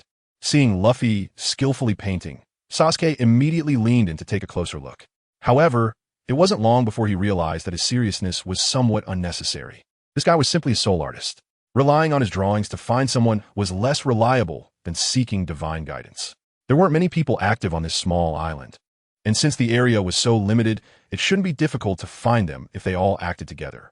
Naruto suggested that they didn't need to split up the search here, which also eliminated the problem of making Luffy draw. Naruto was right, so let's hurry and find them. With that, Luffy adjusted his slightly askew straw hat from their earlier rush and immediately dashed into the depths of the small island with renewed energy. The vegetation on the island was dense, giving off a bit of a tropical rainforest vibe. In such a complicated environment, it was relatively easy for someone to hide. Although Usopp's strength was at the bottom of the Straw Hat Pirates, he could still potentially evade enemies for a while thanks to the complex surroundings. Whether it was Usopp being lucky or the three of them from Naruto's side being lucky, just moments after they ran into the thick woods, they heard the sounds of a battle. Bang! A sudden sound of hard objects colliding came, followed by a furious curse. Sneaky guys if you have the guts. Come out. Clearly, Usopp's battle in this forest was causing quite a disturbance for his enemies. It's Usopp, he's still alive. Upon hearing the enemy's curses, Luffy immediately realized that his friend was still alive. Then let's go save him right away. Seeing this, Naruto and Sasuke quickly followed Luffy towards the direction of the sounds of battle. Soon, in a grove ahead, there were hundreds of Navy soldiers observing the surroundings. They wanted to find the enemy who relied on the dense forest to play hide and seek with them, and then take him down decisively. What are you looking at? Your opponent is right here. The three didn't sneak attack, but appeared directly among the hundreds of them to attract their attention. Luffy shouted to declare war, already activating Gear Second. Seeing this, Sasuke's muscles tensed, and arcs of lightning crackled around his body. At this moment, Naruto, however, acted as if nothing was wrong, making no preparations for battle, just curiously observing the Navy enemies before him. According to Naruto's memory, the people in the world of One Piece had many strange shapes. However, those Navy soldiers with deep gray skin were extremely rare. This color resembled the surrounding sea, and it was clear that they were the crazies Luffy had mentioned before. Although pirates and the Navy were inherently opposed, these guys were clearly affected by the spread of nuclear wastewater's abilities. Just as Naruto was observing, the battle between the two sides had already erupted. Watching Luffy and Sasuke start fighting, Naruto showed no intention of joining in. There wasn't even a single rear admiral among the Navy, so Naruto felt there was no need to intervene. Although the enemies were stronger than before due to the mutations, they were quickly dealt with by Luffy and Sasuke. Chapter 173. The escape route is the counterattack route. Luffy, I knew you would come back to save me. Usopp jumped down from a tree with lush foliage, excitedly rushing towards Naruto. His snot and tears were flowing, making Naruto feel a bit uncomfortable. However, no matter what, the bond between him and Luffy at this moment was genuine. Looking at the defeated enemies on the ground, Usopp stomped hard on their bodies several times. You guys chased me for so long, and now it's over, right? Usopp was venting his anger. Ever since Luffy left, he had been alone on this island, dealing with a whole bunch of people. Gurgle, his stomach grumbled. Those foolish enemies hadn't discovered his presence, but during this time, he had no time to eat. Anticipating this, Naruto raised his hand towards the air beside him, and a ripple of space immediately appeared. As Naruto withdrew his arm, a large table of sumptuous food appeared before Usopp's eyes. Because the food was stored in Naruto's space, it was even slightly warm. Wow, Luffy, are these two friends the reinforcements you brought? You can even carry such a feast with you. That's amazing. Usopp looked at the table of food. saliva already pooling on the ground. If the two sides hadn't yet introduced themselves, Usopp might have pounced on the food to feast. Luffy proudly introduced Naruto and Sasuke to Usopp. He felt quite proud to receive praise for the reinforcements he had brought. The aroma wafted through the air. Although Usopp was dining alone, he acted as if someone was competing with him for food. He gobbled down the food, completely disregarding his image. This is so delicious. I feel like I've never tasted anything like this before. Is this the food from the ninja world that you just mentioned, Luffy? Usopp swallowed bite after bite, praising the food Naruto had brought out. However, while he was quite satisfied with the food from the ninja world, he didn't have much confidence in Naruto and Sasuke's strength. Sasuke was fine. His well-trained muscles made Usopp feel that Naruto was not simple. However, Usopp couldn't see anything particularly powerful about Naruto just by looking at him. Because Naruto's body refinement was from the inside out, his muscles didn't have the visible dimensions like Sasuke's. So, to a stranger like Usopp, Naruto's physical abilities seemed lacking. Even so, he felt that just having the ability to carry fresh food with him was already impressive. I'm full, that was satisfying. Usopp patted his belly contentedly. His expression of relief was strikingly similar to Luffy's in Naruto and Sasuke's eyes. Where's Zoro and Nami? Since we're back, we should hurry and rescue them. Luffy looked at the distant, deep, gray sea. Usopp was just one member of the Straw Hat Pirates. Luffy wanted to reunite more than just one member. With Naruto and Sasuke's help, he hoped to gather all his crew members back during this process. Can we do that, Naruto? Although Luffy had his own goals, he still turned to Naruto for his opinion out of consideration for him. Naruto had no objections to this arrangement. Compared to Luffy rescuing and gathering his companions one by one, Naruto's goal was simple. He wanted to purify all the abilities spreading east of the ninja world barrier. As long as there was still deep gray or light gray in the entire sea area, his objective would continue. However, to achieve his goal, he didn't need to deliberately choose locations. Of course, Naruto had no intention of starting work right away. Although the energy from the nuclear wastewater didn't harm him and even had a body-refining effect, absorbing these energies required time. Compared to his not-so-urgent goal, saving people was more important. Let's go. The group of enemies they had just defeated was anchored by a Navy warship at the edge of the small island. Since the enemy is already dead, this warship has become a masterless object.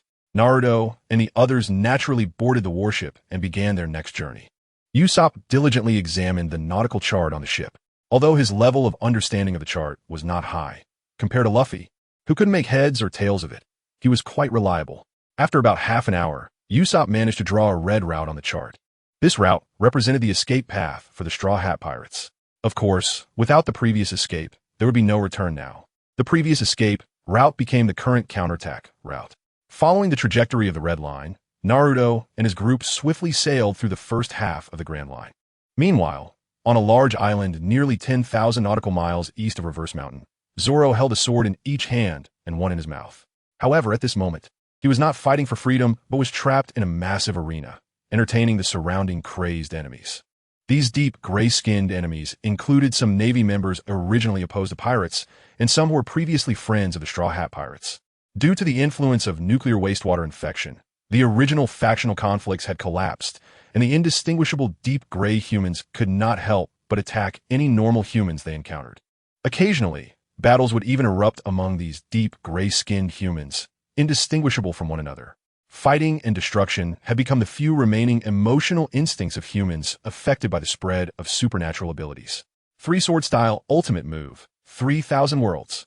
Facing a deep gray-skinned pirate who was his opponent in the arena, Zoro swiftly swung the three swords in his hands and mouth. A massive blade was unleashed from Zoro's sword tip, instantly killing the deep gray-skinned Navy member before him. However, upon seeing this scene, the surrounding enemies were not the slightest bit moved. Instead, they became more excited and demanded stronger opponents. For them, as long as they could witness thrilling and intense battles, everything else was irrelevant. The infection from a nuclear wastewater diminished their rationality while amplifying their desire for violence and destruction. With another full-force three-sword strike, the recently introduced enemy was again cut in half by Zoro. However, this challenge was a cyclical one. Ever since Luffy left, Zoro had been repeating challenges and killings in this arena every day. Chapter 174. The collapse of Order Faction. Zoro was somewhat pleased to see that alongside the transformation of Blue Star into Blue-Gray Star, the previously high and mighty celestial dragons were losing their status. because both the Navy and pirates had become more violent and eager to fight due to the spread of supernatural abilities. The Order of the Celestial Dragon's high status could not be maintained. Just like now, his new opponent was a celestial dragon. This celestial dragon had normal skin color and seemed unaffected by the spread of supernatural abilities. Unfortunately, without strength, he was a perfect opponent for Zoro during the break. After all, Zoro had to fight for several days straight. If he was always battling equally matched opponents, even an Iron Man would struggle to endure. With these useless celestial dragons, Zoro could temporarily rest while easily dispatching them, thus preventing his stamina from depleting too quickly. Of course, Sanji was also trapped here with him. Both of their strengths were considerable within the Straw Hat Pirates, so even after fighting for several days, they could still hold on. The only thing they were worried about was that they might end up fighting each other. According to the arena rules set by these crazed mutants, only one side could survive in the battle. If one side could not be eliminated in the arena, even if the remaining side won, they would still be executed.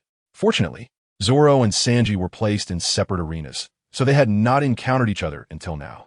However, after Zoro killed another celestial dragon and regained some stamina, he was surprised to see his next opponent. Sanji? Zoro? The two widened their eyes at each other, both revealing a bitter smile.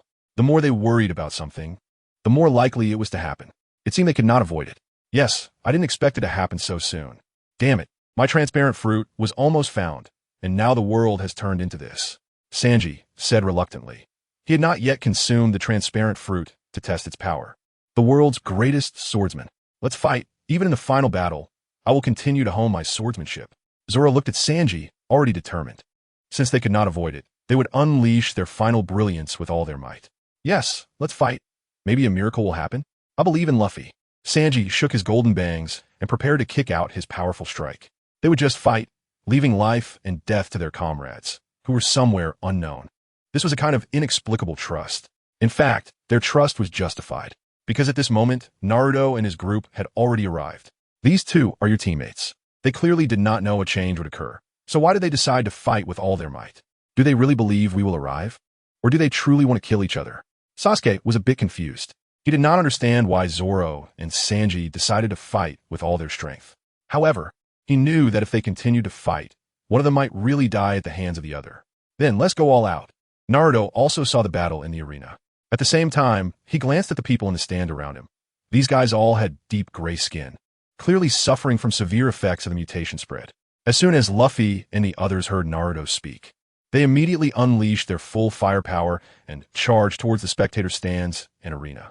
However, just as they began to attack the nuclear waste enemies in the stands, Naruto had already thrown a punch from his position. Boom! The seemingly weak punch struck down, causing the entire spectator stand surrounding the arena to explode. In an instant, all the deep gray nuclear waste enemies fell from shattered stands. Zoro and Sanji were quick to react. The two, who had just been at each other's throats, immediately turned their weapons towards the nuclear waste enemies falling from the stands. Stab! Stab! Stab! In an instant, the sound of cutting flesh rang out one after another. Naruto punched. Sasuke swept through. Luffy filled in with finishing blows. After a series of coordinated attacks, it took less than 5 minutes to wipe out all the nuclear waste enemies in the arena. Naruto had promised to help Luffy fight, but he never intended to save the humans of the Pirate King world. The humans here were insignificant to Naruto. He only needed to clear the nuclear waste from the sea and find and eliminate the source of the nuclear wastewater here. As for those who had already been infected with nuclear waste energy, Naruto would show no mercy and would eliminate them all. Zoro, Sanji! Luffy shouted excitedly at the two he had saved. Seeing Luffy, both of them were also delighted and then turned their attention to Naruto and Sasuke. Zoro and Sanji had also witnessed Naruto and Sasuke's battle. When Sasuke engaged in battle, he resembled a thunder tank, leaving chaos in his wake.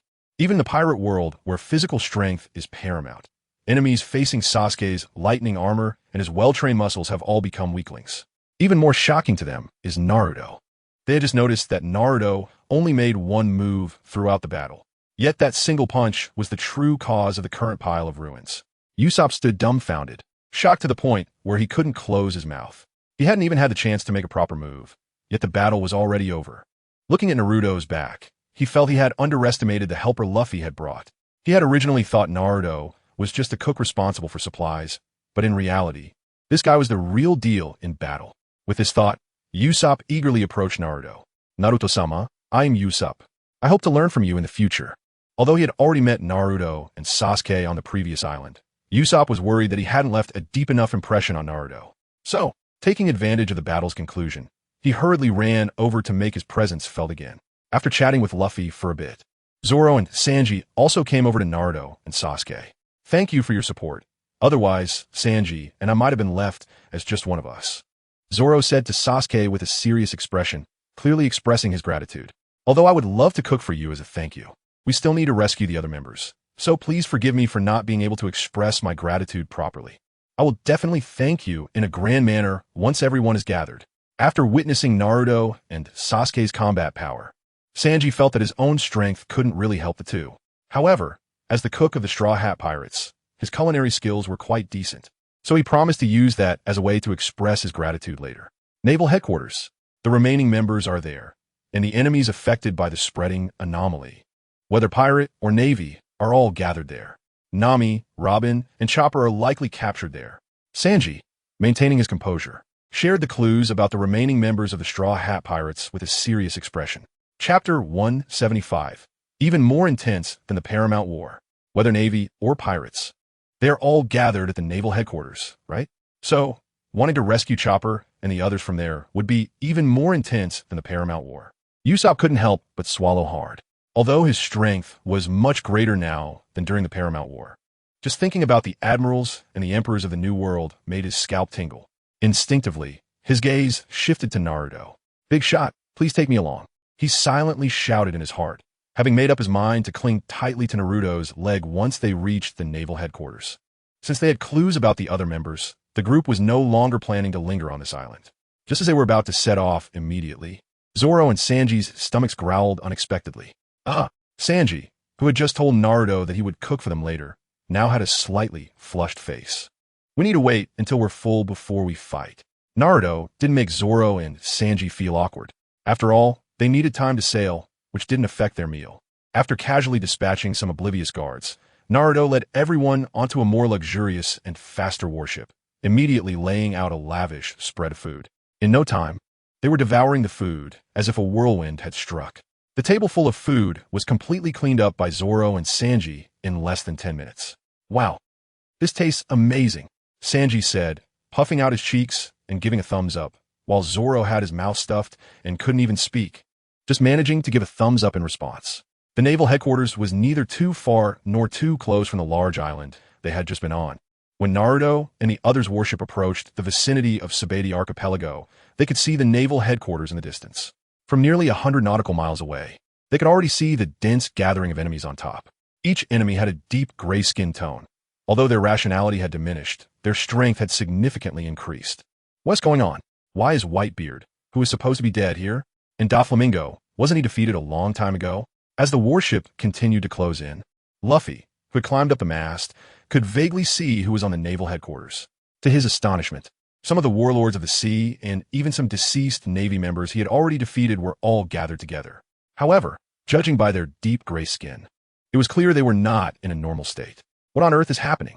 Because Luffy had been out of combat for nearly a month, he was not well informed about the latest developments on the Grand Line. Although Zoro and Sanji had been captured in the arena recently, they had been moving around and fighting just 10 days prior. This was the curse of the sea. This special power that changed the color of the sea had even brought the dead back in a battle. Is this a punishment from the world, where the deceased cannot rest in peace? Sanji gritted his teeth, feeling deeply helpless about the ocean's anomaly. This anomaly is somewhat similar to Orochimaru's Edo Tensei. Sasuke, hearing Sanji and Luffy's discussion, couldn't help but think of that disgusting guy who initially coveted his body. It was somewhat similar, but this large-scale transformation, and the fact that even the originally living people were undergoing changes, was clearly not something that could be caused by an individual's power. Naruto nodded. He had not anticipated that the dead could reappear to participate in battle. With this development, the upcoming battle they would face might involve most of the top-tier powers of the Pirate King world. With this thought, a smile appeared at the corner of Naruto's mouth. This is interesting. I wonder if the legendary former Pirate King Roger will appear? Although Naruto's excitement was not obvious, it did not escape Sasuke's keen eye. If this large-scale anomaly cannot be caused by individual power, then who is still thinking of using personal strength to stop it? Sasuke couldn't help but roll his eyes. However, he soon let it go. Naruto's personal power and most people's personal powers were not on the same level. Just get used to it. Over there, they seem to be about to behead Chopper. And Nami and Robin, they seem to be in line. Once Chopper's head is chopped off, it's their turn. Damn it. They actually beat Jinbe like that. And Brook, his bones are about to be broken. About 30 nautical miles away from the naval headquarters, due to the absence of mist. The crew on the warship could already see the situation at the naval headquarters. Watching Chopper trembling in fear under the giant blade above him, Luffy, Zoro, and the others were filled with rage. They couldn't wait to jump ashore to rescue all their companions first and then have a good fight with the enemies. Luffy had already entered his Nika form, ready to launch himself over to save his companions. Zoro and Sanji were also eager to act, but at this distance, they couldn't retrieve their companions amidst the many powerful enemies. Unlike their thoughts, which were still lingering in their minds or in preparation, Naruto had already confirmed with Usopp, who was clinging to him, which members were from the Straw Hat Pirates. It wasn't that Naruto didn't know who the members of the Straw Hat Pirates were. He was just worried about misidentifying someone. After all, the image in his memory was somewhat different from what he saw with his own eyes now. Just as Luffy was preparing to take a leap, Naruto's figure had already jumped out first. Whoosh! In an instant, he directly pulled back the bound chopper. Before the people in the Navy headquarters could react, he repeated the same action again. In the blink of an eye, Nami and Robin were pulled over as well. For Naruto, a distance of 200 or 300 nautical miles was nothing. Even if he made 10 trips carrying people, it would take less than a second. After all, to save these Straw Hat crew members, Naruto had exerted a bit more strength.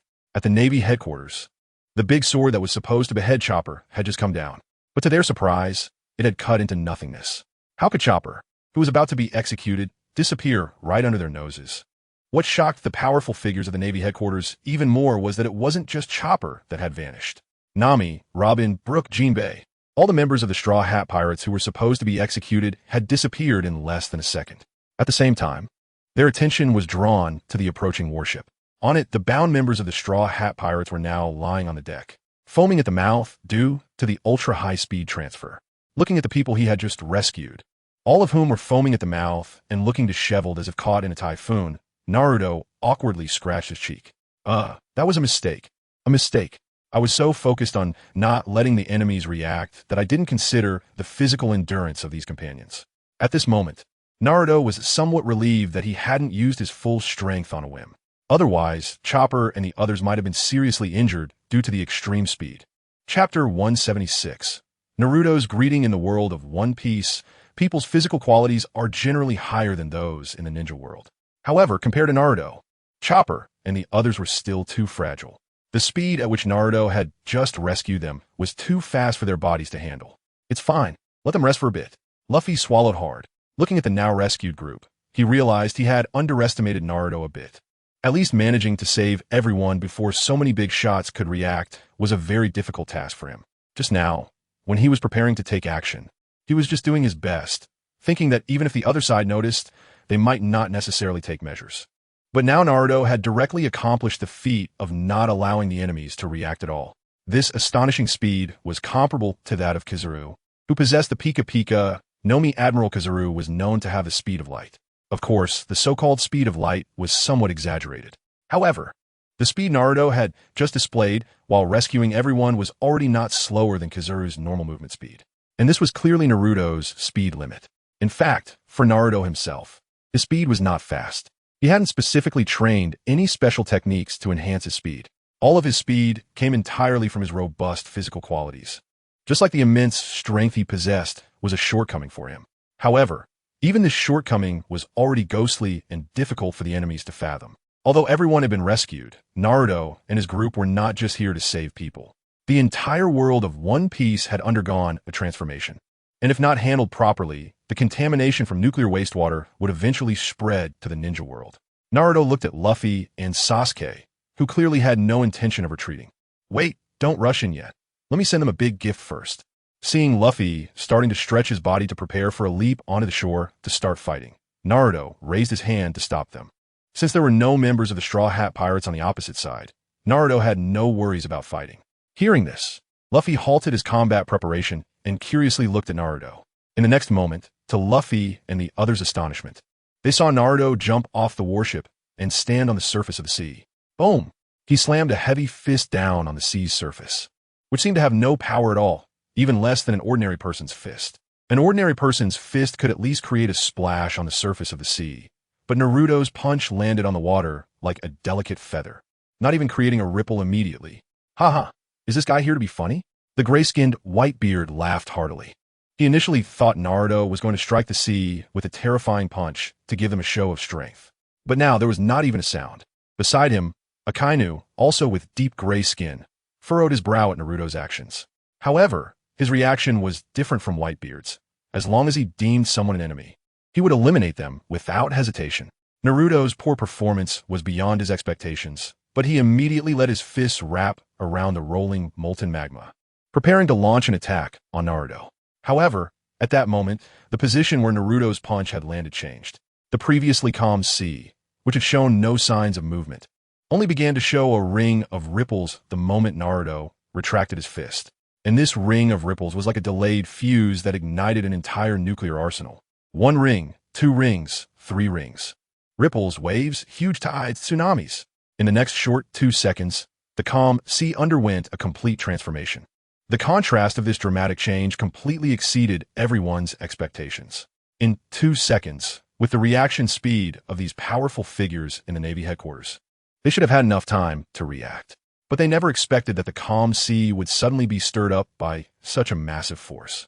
By the time that tsunami, dozens of kilometers high, came crashing in, they had little time left to dodge. Moreover, given their status and large numbers, they were unwilling to flee. So what if there's a tsunami? Former Admiral Akatsuki exerted his full power, activating his freezing fruit ability to try and freeze the tsunami before it hit the Navy headquarters. However, he overestimated his strength and underestimated the power of Naruto's tsunami. This tsunami not only contained the residual force of Naruto's punch. Akatsuki's ice instantaneously froze the tsunami, which was thousands of meters high, but it was shattered by the remaining force within the tsunami. It couldn't be stopped. This was not an ordinary tsunami. Akatsuki's freezing ability could not halt the tsunami's advance. I'll join in too.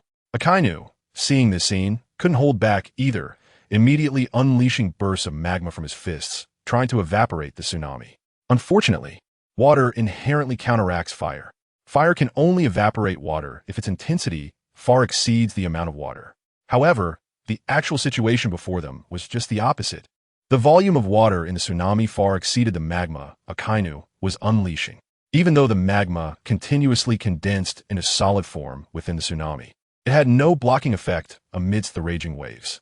Whitebeard was also smashing the water surface at the edge of the Navy headquarters. However, his once proud immense strength, combined with the power of the Gura no Mi, could only barely raise the waves to 7,000 or 8,000 meters. In normal circumstances, this tsunami was already quite terrifying. But now, compared to the tsunami unleashed by Naruto, it not only failed to stop in the slightest, but was instead directly swallowed and integrated into it. Wow, what a terrifying inner strength. Admiral Kizuru, upon seeing such a tsunami, had already lost the will to resist. With a terrified shout, he immediately used the powers of the Pika Pika no Mi to escape quickly. Boom! Crack! Even though there were hundreds of strong fighters from the Navy headquarters trying to block the tsunami, after 1 minute, the wave still crashed directly onto the Navy headquarters. In an instant, a large number of buildings were destroyed, and many of the strong fighters who couldn't escape were swept away into the sea. Due to the side effects of the devil fruit, many enemies lost their powers the moment they encountered seawater. In the overwhelming giant waves, a significant number of enemies who weren't strong enough were directly swept away. The tsunami and the crashing waves against the Navy headquarters lasted for a full 5 minutes. When the sea finally calmed down, Luffy and the others found that the number of enemies at the Navy headquarters had been reduced by more than half. This, while others use a punch to show their strength, Naruto's punch just wiped out more than half of the enemies. Those whose strength was slightly lacking or whose luck was poor probably got eliminated directly in that wave of tsunami. For those caught in such a crazy tsunami, whether they lived or died was completely a matter of luck. And this was merely Naruto's greeting gift to the Navy headquarters. For a moment, the enemies, who had become extremely aggressive due to the mutation, actually appeared timid in front of Naruto. Chapter 177. The 4 emperors who can't take a hit after the tsunami washed over. The Navy headquarters was considerably refreshed. The enemies who didn't meet the standard had been eliminated. And now Luffy and the others saw that the remaining ones were at least of the level of the 7 warlords of the sea. Ha ha, so many people, and now only this little bit is left. It feels great. Now we don't have to worry about their sea tactics. Sanji looked at the situation on the shore, flicked away the cigarette from his lips, and laughed heartily. He had originally worried that there were too many enemies and they might be outnumbered. Now, with Naruto's greeting gift, the annoying small fries have been swept away. This allowed them to fight with peace of mind against the remaining strong enemies. After all, small fries are not scary in normal times. But if they sneak attack and cause trouble during a battle between strong fighters, it can be very annoying. Of course, this was also because the Straw Hat Pirates members were not strong enough yet. If they were powerful enough to be on a completely different level from the small fries, then during battles, they wouldn't worry about the small fries causing trouble. Rather, it would be the small fries worrying about being affected by the powerful fighters' battle prowess. Of course, the small fries Sanji referred to basically had the strength of Navy colonels. In the world of One Piece, they were considered first-rate fighters. It was just that the level of the upcoming battles was too high, and they were relatively lacking in strength. The sea was calm, but the Navy headquarters was still wet all over. Doflamingo clumsily got up. His entire outfit of pink fur had become particularly heavy because it was soaked. The impact of the tsunami had made his sunglasses disappear. Damn it, where are my sunglasses? Without his sunglasses, Doflamingo's cool factor dropped significantly. Just as he was searching for his sunglasses, the warship where Naruto and the others had already closed in to less than 10 kilometers from shore. At this distance, it was easy for Luffy, Zoro, and Sanji to land. Whoosh, let the battle begin. After being chased for so long, this time we're going to fight hard. At this moment, they didn't consider what they were fighting for. It was purely because they had been hunted by these mutated enemies for too long and wanted to vent their frustrations. Seeing this, Sasuke also joined the battle to test his current strength. Unlike the 4 of them, after Naruto threw a punch, he didn't continue to fight. Looking at the dark gray sea and the navy and pirates on the shore whose skin had turned dark gray, Naruto knew that even if he eliminated all of them, it wouldn't matter. To resolve the mutation here, he needed to absorb all the nuclear wastewater from the entire sea area. Just like before in the waters near the Script Country Island. Glancing at the fierce battle going on in the Navy headquarters, Naruto stood on the surface of the water without going ashore. Since no one was affecting him at the moment, he decided to try to absorb the nuclear wastewater. As Naruto absorbed the energy of the nuclear wastewater in the manner of the indestructible body, his body refining speed greatly increased. In just under 5 minutes of absorbing nuclear wastewater, Naruto had completed thousands of body refinements. However, these enemies infected by the nuclear wastewater were like the precondition for Naruto to absorb the nuclear wastewater. Naruto quietly absorbed for less than 5 minutes on the surface of the water when 2 imposing figures rushed towards him to attack. Looking at the man and woman attacking him, with their exaggerated features and sizes, Naruto quickly guessed their identities. The 4 emperors, Big Mom, and Kaido. That punch of yours just now is good. Come on, let's see if you can kill me. Kaido, relying on his immortal body, always looked like he was seeking death, regardless of who he faced. However, due to his powerful beast fruit, he was indeed tough to kill, like a cockroach. After the mutation in the world of One Piece, his strength had increased again, and he could be said to have no idea how he could die. However, what he didn't know was that this time he had picked the wrong opponent. Naruto sighed. Even wanting to properly absorb some nuclear wastewater was impossible, and he realized he had to deal with these enemies first, either defeat them or kill them. However, he had no patience to deliberately spare their lives. So, amidst Kaido's arrogant words and expressions, Naruto had already punched him in the chest. Useless. Kaido raised his large club, intending to smash Naruto. But he didn't expect Naruto's speed to far exceed the speed at which his club fell. Although he lost to Naruto in speed, he didn't care about the punch that landed on him, because he was most confident in his powerful body and vitality. Just as he was about to continue speaking, he found that he couldn't make any more sounds, because his body had already been destroyed by Naruto's punch. Puff! Like a ripe watermelon, Kaido's body exploded, juicy and full. Of course, the blood splattered from his body, affected by the nuclear wastewater, was dark gray.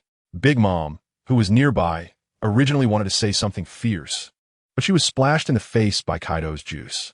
Abba Abba! In an instant, the terror of death enveloped her heart. The fierce words that had been brewing on her lips were suddenly stuck due to the blankness in her mind. Run! I must escape. Even though she had become more aggressive due to the nuclear wastewater, at this moment, the only thought left in Big Mom's mind was to flee. Unfortunately, when she appeared before Naruto alongside Kaido, the outcome was already decided. Big Mom's plump body hadn't even managed to turn a quarter of a circle when Naruto had already kicked her in the waist, which was full of flab. Wow, cough. A mouthful of old blood was instantly sprayed from Big Mom's mouth, followed by her entire body exploding into pieces. Naruto watched the battle at the Navy headquarters and did not return to the water's surface to absorb nuclear wastewater. He didn't want to be interrupted while refining his body, so it was better to resolve the battle here first. Thinking this, Naruto walked deeper into the Navy headquarters. Meanwhile, a fierce battle was still ongoing over there. Young man, your body is well trained. Come be my son. Even though his rationality was affected by nuclear wastewater, Whitebeard still hadn't changed his habit of collecting sons. Just moments ago, he had been fighting Sasuke for 4 to 5 minutes, and surprisingly couldn't physically suppress the young man in front of him. Although he could tell that Sasuke was using a special ability to enhance his physical strength, wasn't he also using the powers of the Tremor fruit? Be your son? Huh, no interest. Sasuke sneered, unsure if this guy had some kind of problem. However, he found the battle quite thrilling. As he rejected the offer, he activated his Susanoo. In the next moment, a massive purple phantom suddenly flashed by, condensing and enhancing Sasuke's muscles. In an instant, Sasuke's muscle strength reached a terrifying level. Aura, aura, aura. Wah! The sounds of fists striking flesh continued without pause, as Sasuke and Whitebeard shouted and launched into a new round of attacks. Chapter 178. Everyone present is trash. After the enhancement of Susanoo, Sasuke's muscle strength was increased tenfold on top of his already impressive base. In an instant, Whitebeard, who was evenly matched with Sasuke, was physically crushed down. The two exchanged thousands of punches in just 2 minutes. Finally, Whitebeard's chest caved in completely, and he coughed up a deep gray blood. In contrast, Sasuke was becoming more and more excited. Sweat evaporated from his heated body, and white steam rose from his shoulders. I lost. Whitebeard knelt on one knee, not expecting to lose in physical strength to someone else. Even Kaido, who had consumed the beast fruit, didn't seem to surpass him in physical strength, aside from being a bit more resilient in terms of vitality. But now, facing this unknown young man, he had been defeated. Remember, the one who defeated you is Uchiha Sasuke. Sasuke retracted his fist. The previous battle had been intense. Although he emerged victorious, he had also used his Susanoo. Of course, with the muscle enhancement from Susanoo, he crushed his opponent. The gap was not minor. But at least the fact that Whitebeard could force him to use the Susanoo enhancement was no small feat after all. After his battle with Itachi Uchiha and 6 months of honing, even against Lee with the 8 gates opened, Sasuke didn't need to use Susanoo to win. Yet, Whitebeard had successfully forced him to use it. For this reason, Sasuke believed that Whitebeard was definitely not an unknown character in this prosperous world of pirates. A sense of mutual respect made him refrain from delivering a fatal blow to the conceding Whitebeard. On the contrary, he was thinking of having him spread his reputation in this part of the world. However, unexpectedly, Naruto, who was walking over at that moment, casually punched the kneeling Whitebeard. In an instant, the infected Whitebeard exploded. Deep gray blood splattered everywhere. Seeing the spilled blood, Naruto couldn't help but frown. Earlier, when he exploded Kaido and Big Mom, he had acted too quickly and didn't have time to observe closely. But when he exploded the nuclear-polluted Whitebeard, he noticed something. The mutated humans in the One Piece world seemed to be in a state of death. It was just that the nuclear energy contained in the nuclear wastewater allowed them to continue fighting like walking corpses, killing those who had not yet been infected. Of course, based solely on Whitebeard's body, this conclusion was not reliable enough. Firstly, it was just one person, and secondly, Whitebeard had already been dead before. Thinking of this, Naruto looked towards Akainu, who was fighting Luffy not far away. According to the plot of the One Piece world, Akainu should still be alive. He wanted to explode Akainu and then observe if the situation was the same as with the infected Whitebeard. Naruto, just as he made this decision, Sasuke shot a resentful look at Naruto. He had just been thinking about having Whitebeard, this defeated foe, help him boast within the One Piece world. Unexpectedly, just as he decided to spare Whitebeard's life, Naruto came and casually exploded him. And it was a completely physical explosion at that. Huh, what's wrong? Naruto turned to Sasuke, looking slightly confused. He didn't know what he had done to upset Sasuke. Was it because he had stolen his kill? It's nothing. Sasuke snorted coldly, not explaining the situation, but his eyes were still filled with resentment. Naruto felt a bit speechless. Sasuke didn't say anything, and Naruto had no intention of guessing. He, Naruto Uzumaki, didn't need to explain himself to anyone. Thus, in the eyes of Usopp, who had just run to Naruto's side to cling to him, The interaction between Sasuke and Naruto seemed quite strange. Had Naruto done something to offend Sasuke? Usopp scratched his head in confusion, wanting to help mediate, but having no idea what had happened. In the meantime, Luffy in his Nika form was evenly matched with Akainu, and it was very likely he could defeat him if the battle continued. I will avenge Ace. He hadn't forgotten that during the Marineford War, Akainu had killed Ace right in front of him. Hehe, your Ace is now with us. Akainu grinned widely. Even though the nuclear wastewater had made him more aggressive, his memory still existed. At this moment, he no longer cared about being a Marine or a pirate. All those infected with the nuclear wastewater belonged to the same camp. Perhaps battles would erupt among those infected, but their clearer enemy was Luffy and the others who had not yet been infected. You're talking nonsense, Luffy shouted angrily. However, in the next moment, he saw a fiery fist coming towards him. Ace, how can this be? Luffy found it hard to believe. He had clearly seen Ace being pierced through the stomach by Akainu and dying. So how was he alive again? Although his first reaction upon seeing Ace alive was joy, the fact that he was clearly about to attack him made Luffy feel confused. Covering his head, Luffy fell into chaos for a moment. Seeing this, Akainu smirked, wanted to take the opportunity to take down Luffy. Phew. However, the magma he unleashed towards Luffy was directly blocked by Naruto's palm. Not only that, but that palm also shot toward Akainu. Whether it was a punch, a kick, or a palm strike, as long as Naruto had the intention to attack, the terrifying force would determine the outcome. It wasn't that Naruto was targeting anyone. It was just that in the face of a force of billions of pounds, everyone present was trash. All beings are equal. As Naruto slapped Akainu dead, he also casually crushed Ace, who had been resurrected like Whitebeard. Without caring about the stunned Luffy beside him, Naruto carefully observed the condition of Akainu and Ace's bodies as they exploded. The same, Naruto did not find any obvious differences in their bodies. This discovery preliminarily confirmed Naruto's hypothesis. In the world of One Piece, those infected by nuclear wastewater have actually long since died during the mutation process. What can move now are merely nuclear-powered zombies. Of course, to further verify this hypothesis, Naruto continued to fight for heads. Before long, both Akiji, who was battling Zoro, and Kizaru, who was engaged with Sanji, met their explosive demise at Naruto's hands. As expected, they were dead. They had all died during the mutation process. Confirming this guess, Naruto had a bolder and more convenient idea. Chapter 179. A slight move. Members of the Straw Hat Pirates. Naruto shouted, his voice not loud but piercing. The few people at the Navy headquarters, including those on the deck who had just regained consciousness and were preparing to support the battle, felt as if Naruto's voice was ringing right in their ears. Withdraw to the deck and set sail away from the Navy headquarters immediately. They had just witnessed Naruto's unstoppable attack and clearly saw it. With such a powerful ally, the members of the Straw Hat Pirates were full of confidence, believing they would definitely defeat all enemies and take the Navy headquarters. But they didn't expect Naruto's next words to actually be a retreat order. What was going on? Why retreat? For a moment, all members of the Straw Hat Pirates and Sasuke, behind Naruto, were filled with confusion. It was clear to anyone with eyes that the advantage had tilted towards the Straw Hat Pirates, although there were still many strong opponents hidden in the Navy headquarters. As long as Naruto led the way, the Straw Hat Pirates and Sasuke, working together, should eventually achieve victory. However, Naruto did not respond to them, but instead walked towards their warship. Watching Naruto's demeanor, Luffy and Sasuke in the Navy headquarters were puzzled, but, after hesitating for a moment, could only temporarily retreat.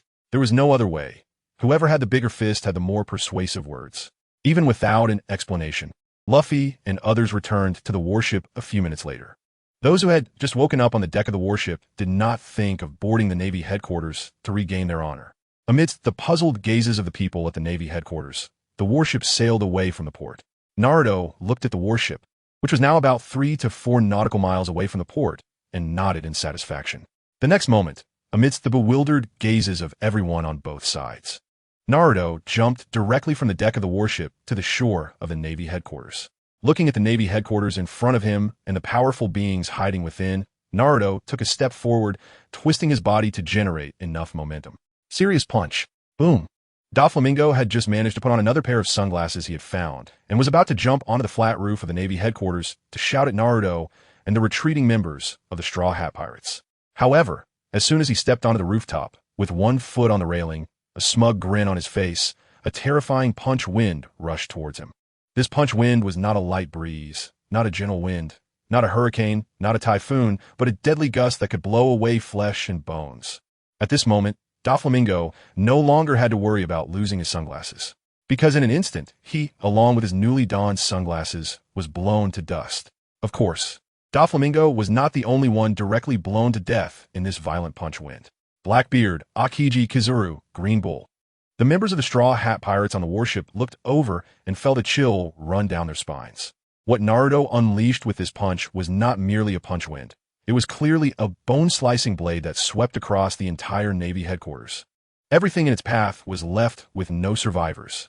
Not only were the buildings directly flattened, but the powerful beings hiding everywhere also had nowhere to escape.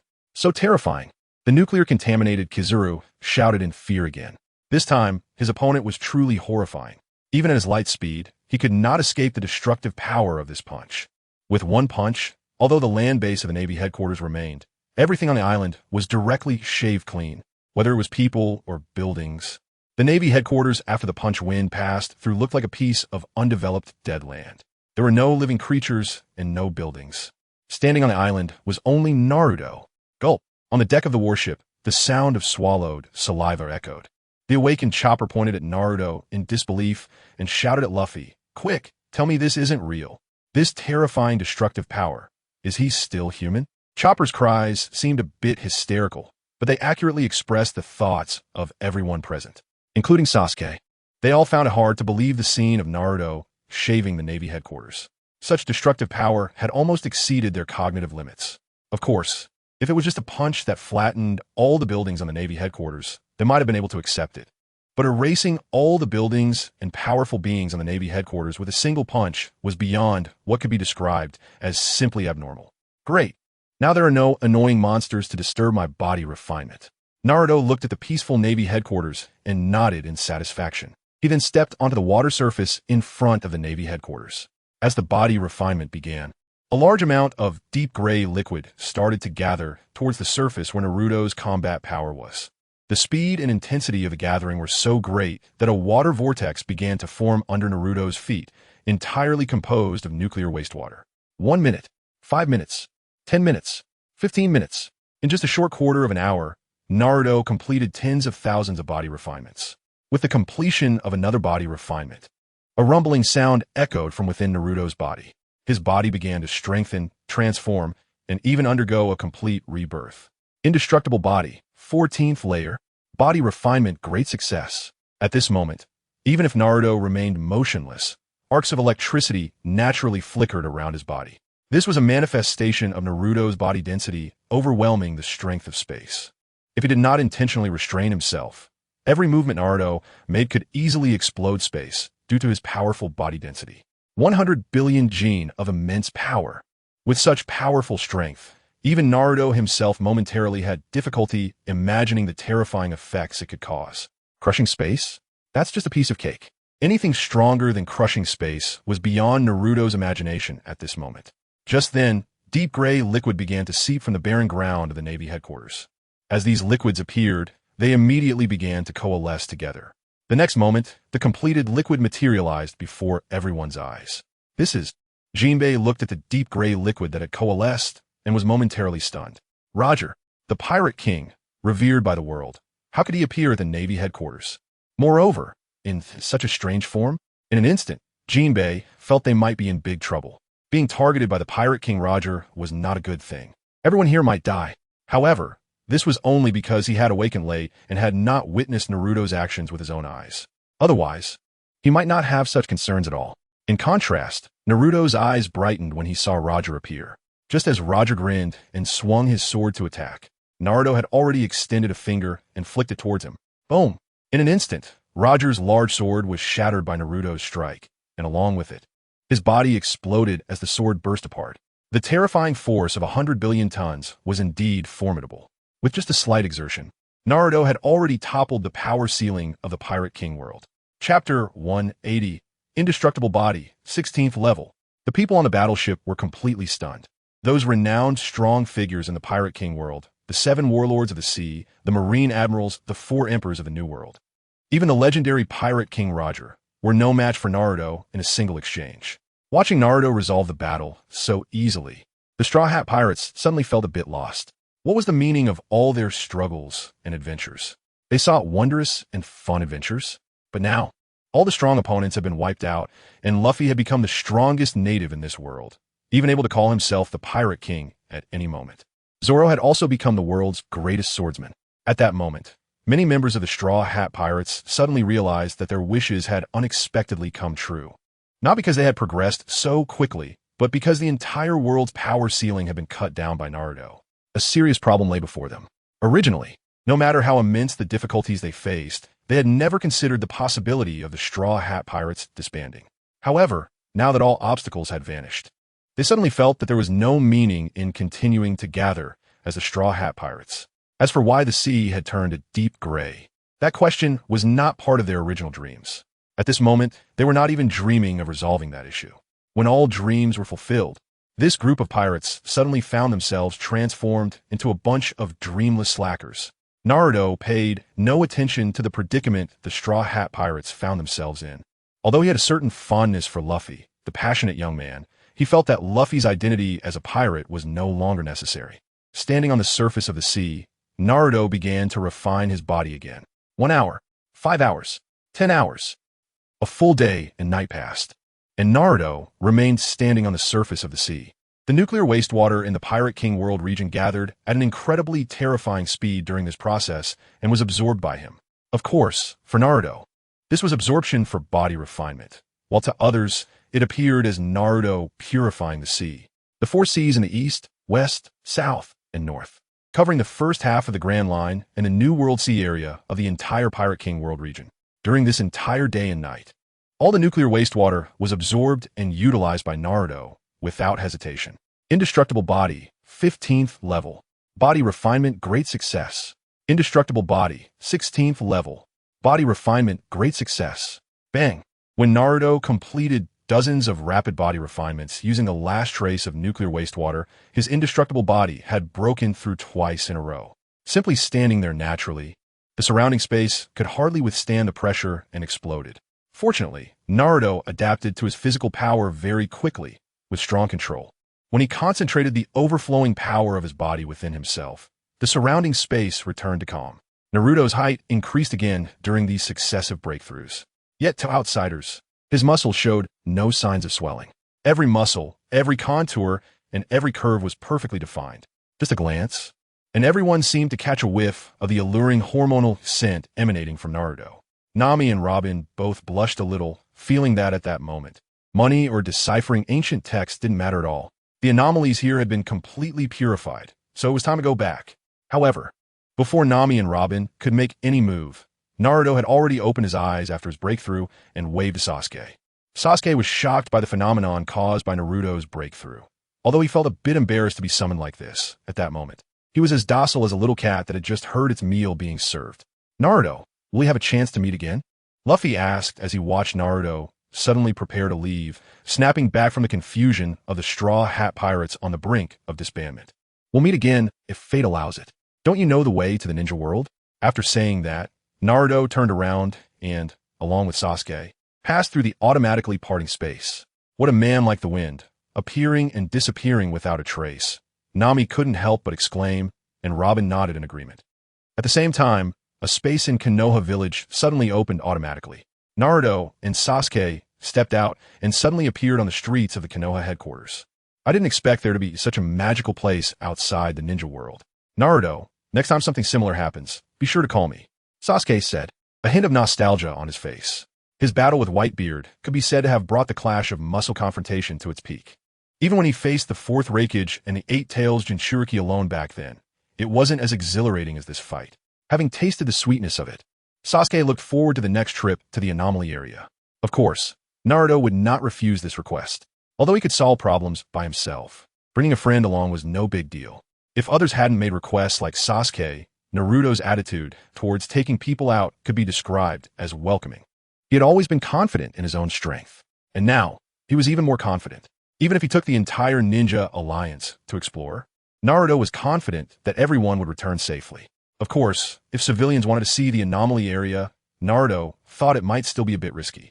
After all, while the infection ability of the nuclear wastewater had no effect on him, it could still harm ordinary civilians, causing injury upon contact and death upon ingestion.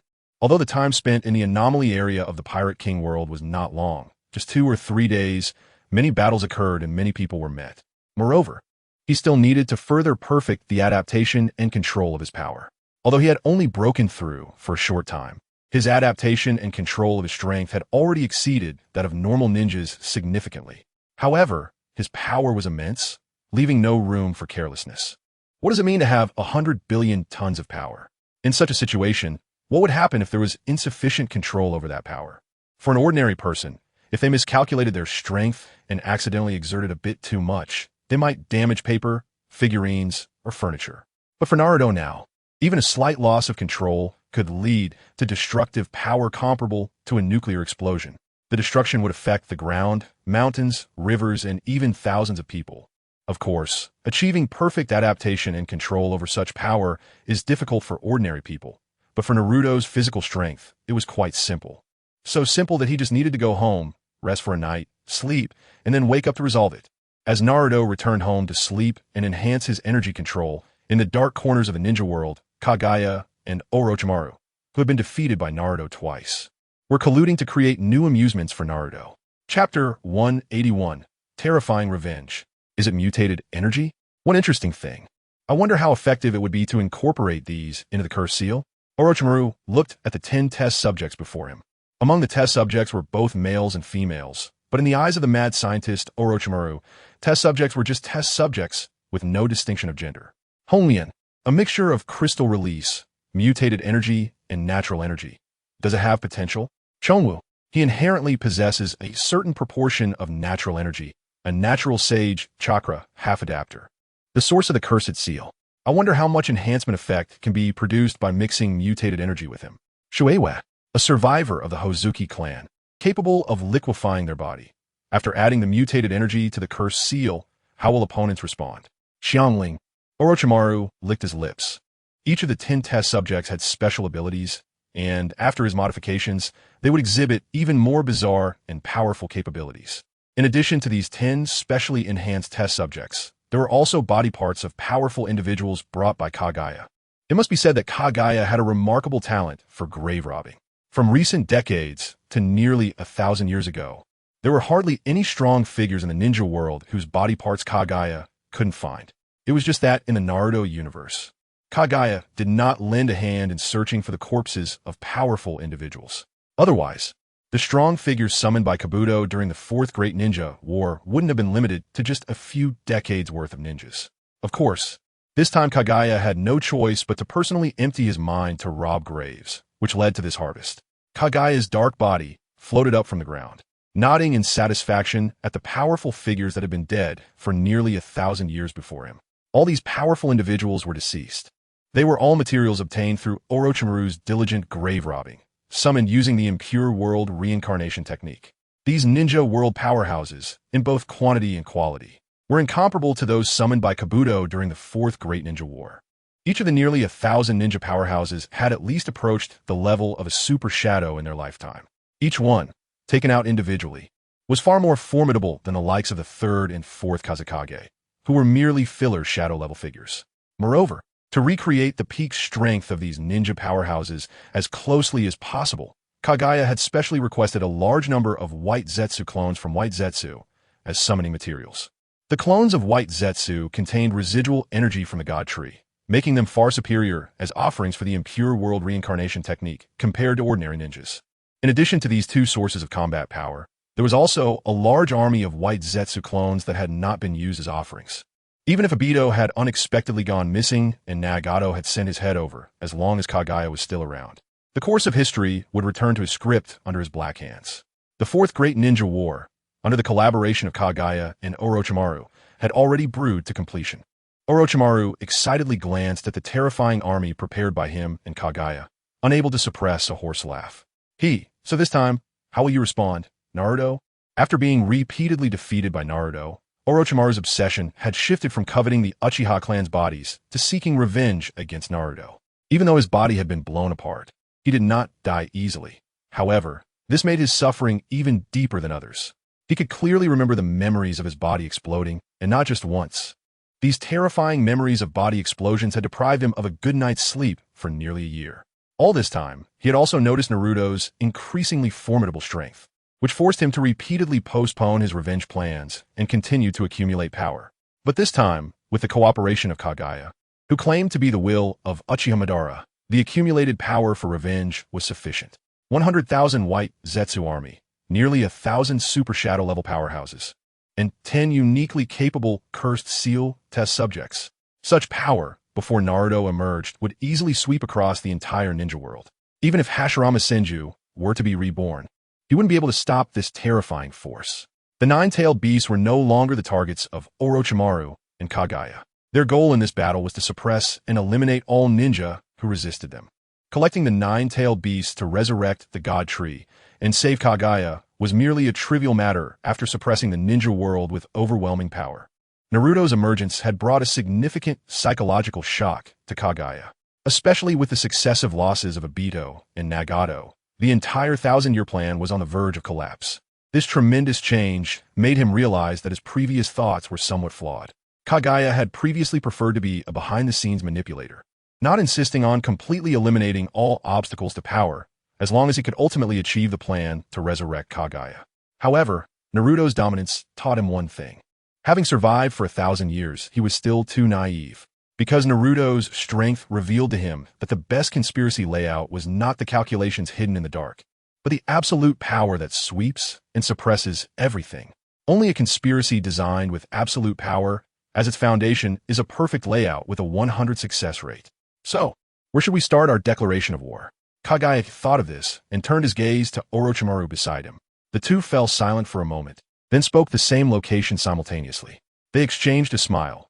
Indeed, their thoughts on revenge against Naruto Uzumaki were aligned. There was no need for any fancy tricks. A direct declaration of war was the best backdrop for this battle. Boom! On the third day after Naruto returned from the Pirate King's mutated area, a loud noise erupted in the forest outside the Hidden Leaf Village. With the sudden appearance of over 100,000 enemy troops, the once peaceful forest was instantly flattened. A creature entirely white suddenly expanded and grew larger. Ding ding ding dong. I announce that the fourth great ninja war has now begun. The expanding white creature was, of course, White Zetsu. This White Zetsu, hundreds of meters tall, simultaneously self-destructed as the declaration of war ended. In an instant, a large number of spore clones shot from the self-destructing giant White Zetsu towards the direction of the Hidden Leaf Village. The barrier of the Hidden Leaf Village was directly penetrated by the White Zetsu spores, and a large number of White Zetsu clones descended from the sky, landing on the peaceful streets of the Hidden Leaf Village headquarters. Wow, what is this? Some Hidden Leaf villagers had already spotted these White Zetsu, and were so scared they were trembling and shouting in place. In an instant, the peace of a ninja world seemed to be shattered once again. Not only that, taking advantage of the chaos within the Hidden Leaf Village, Orochimaru, with Kaguya's assistance, also infiltrated the streets of the Hidden Leaf Village headquarters. Crack, crack, crack. In the incredulous gazes of the villagers, creepy coffins slowly floated up from the ground around Orochimaru's body, with 1,000 coffins appearing at once. Even some Umbu who noticed the situation were directly stunned into inaction. Fortunately, the now Umbu captain, Yugao, was the first to regain his senses and immediately left the scene to rush to the Hokage office. Chapter 182. Strength doesn't allow it. Just as Yugao was heading to report, Naruto, who had just opened his eyes in the Hokage office, was examining a pair of Rinnegan in his hands. This pair of Rinnegan had been preserved from Nagato previously, and Naruto was contemplating whether to shatter them to absorb their ocular power or to transplant them for someone else to use. After all, for him, the Rinnegan is equivalent to a mere trinket. Its spiritual power is strong relative to the powerful figures in the ninja world, but for Naruto, it is insignificant. If Naruto were to absorb this Rinnegan, he might gain some flashy special abilities, but it wouldn't significantly enhance his absolute strength. Moreover, with his immense power, Naruto could achieve those special abilities on his own. After all, great strength brings miracles, as long as the power is strong enough. There is no flashy ability that cannot be achieved. Upon hearing the declaration of war from White Zetsu, Naruto carefully stored the Rinnegan away, not rushing to make any arrangements. In an instant, Naruto spread his powerful spiritual fluctuations. The entire ninja world was almost completely enveloped in his perception. Orochimaru, Black Zetsu, and White Zetsu. Previously, Naruto's focus was mainly on investigating the anomalies, so he hadn't paid much attention to these two particularly crafty individuals. Unexpectedly, after a period of absence, they had become so bold, not staying in the dark underground caves but instead daring to launch a direct attack. The world is vast and full of wonders. As a man who unified the ninja world and flattened the Pirate King world, Naruto has seen great storms. After a brief moment of surprise, he began to move. He absolutely would not allow any destruction within his ninja alliance. The space rippled slightly, and Naruto did not pay attention to the powerful figures from the ninja world appearing in the village. Instead, he first came to face the 100,000 white Zetsu outside the village.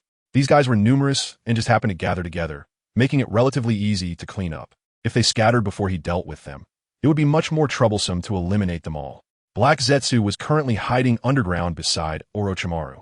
He thought that Naruto, as Hokage, would immediately come to fight upon learning that Konoha was under attack. In that case, he could let White Zetsu's 100,000 army forcibly destroy Konoha's headquarters barrier and trample Konoha's headquarters with overwhelming numbers. However, contrary to their expectations, Naruto did not appear immediately. Just as White Zetsu's 100,000 army prepared to destroy Konoha, Naruto suddenly appeared before them. Glancing at the forest behind them that had already vanished, Naruto had made up his mind. Do they think they can block our 100,000 army with just one person? What a fantasy! The White Zetsu clones laughed maniacally and charged towards Naruto with sinister expressions. 100,000 against one. Even if one person spat, they could drown Naruto. In the eyes of White Zetsu and his clones, the advantage was entirely on their side. But just as White Zetsu saw Naruto clenching his fist and twisting his body to deliver a powerful punch, all the White Zetsu felt the threat of death in an instant. Are they joking? They are 100,000 strong. In such a completely advantageous situation, how could they feel the breath of death? It must be an illusion. Charge, everyone! Crush Naruto, Uzumaki, and flatten Konoha. The White Zetsu shouted, rushing towards the suddenly appearing Naruto in waves. Steel and God Moon noticed the sheer number of White Zetsu and instinctively felt their scalps tingle. Fortunately, with Naruto's sudden appearance, they felt a bit more at ease. However, as the gatekeepers of Konoha, they had very few opportunities to see Naruto truly make a move. Although they already knew Naruto was strong, even the 5th Hokage had gained the title of the strongest in the ninja world among villagers and ninjas. But witnessing a scene of one person facing 100,000 enemies, they couldn't help but worry for Naruto. Be careful, Hokage-sama. Go, Hokage-sama. Unlike the aggressive White Zetsu, the two gatekeepers of Konoha were filled with concern. At this moment, Naruto regarded others as non-existent. No matter how strong the opponent is, whether one person or 100,000, his answer is always a punch. With one punch, all beings perish. The result is the same. The difference is just how much strength Naruto needs to use when throwing his punch. Whoosh! Naruto punched the air in front of him. He didn't directly hit any White Zetsu, because none had the chance to reach him yet. Crack crack! Accompanied by the swing of this punch, the previously empty space in front of Naruto was immediately filled with dense black cracks. The space shattered densely under this punch. Thousands of White Zetsu running at the front were directly cut and devoured by the intersecting spatial cracks. However, this destructive power was merely the calm before the storm. The spread of the space cracks lasted less than a second, followed by a wave of energy that erupted from the point where Naruto's punch landed. Boom! Like an incredibly terrifying quantum compressor completing unimaginable compression of the surrounding air in an instant, then releasing it. The unimaginable punch wind was like a terrifying air cannon. Although it was invisible, its power was almost equivalent to the concentrated detonation of hundreds of nuclear bombs within this forest. When the White Zetsu army felt the arrival of the air cannon, it was the moment they were completely obliterated without a trace. 10,000, 50,000, 100,000. All the White Zetsu army didn't even have time to get within 5 meters of Naruto before being completely annihilated by the power of one punch. Even the White Zetsu bodies mixed in among them felt what it meant to be expelled from this world in an instant. That feeling of being compressed by air and then instantly liberated made them feel as if they had been expelled from this world, evaporating directly. Strong. Incredibly strong. Hearing is false. Seeing is believing. What does it mean to say better to see once than to hear 100 times? At this moment, both Steel and God Moon deeply understood the meaning of this phrase. They knew Naruto was strong as the 5th Hokage. But before witnessing Naruto's serious move, They never imagined he could be this strong. The White Zetsu army outside was so vast that they couldn't see the end of it at a glance. Even if the individual strength of the enemies was not strong, just by attrition alone, they could exhaust a shadow-level powerhouse to death. The third Raikage was not weak among shadow-level powerhouses, and he was almost at the super shadow level. Yet even he, when facing 10,000 ninjas, was ultimately exhausted to death. However, now, Naruto was not only not being exhausted, he hadn't even given the enemy a chance to touch him. Is this still human power? Unbeknownst to Naruto, his image had already been deified in the hearts of Konoha's gatekeepers. Naruto wanted to keep a low profile, but there was no way. His strength wouldn't allow it. Compared to Nagato's previous proclamations of declaring himself a god, Naruto's current strength had reached a level where others had to actively deify him to accept reality. Chapter 183. 1,000 coffins appear. When Naruto dealt with the White Zetsu army outside Konoha, Sasuke and the others arrived at the location where Orochimaru had appeared. Sasuke exclaimed, not expecting that after just a year apart, he had changed so much. After confirming Sasuke's face multiple times, even the crazed Orochimaru couldn't help but gasp. People say girls change a lot after 18, but Sasuke, originally a little boy, had transformed into a muscular man in just 1 year. His body no longer resembled his previous frail appearance at all.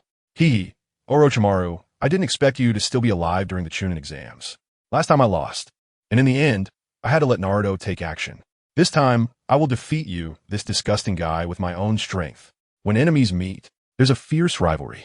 Aside from Itachi Uchiha, Orochimaru is also a mortal enemy for Sasuke Uchiha. After all, the other party once coveted his body. Even though he ultimately failed, this grudge has already been formed. Speaking of which, last time Sasuke was defeated by Orochimaru. This time, he intends to regain the face he lost. With his current body and strength, Sasuke feels he can do it. TSK, TSK, TSK. It seems that in this past year, Sasuke, you have really grown a lot. According to my information, even Itachi Uchiha has been defeated by you, right?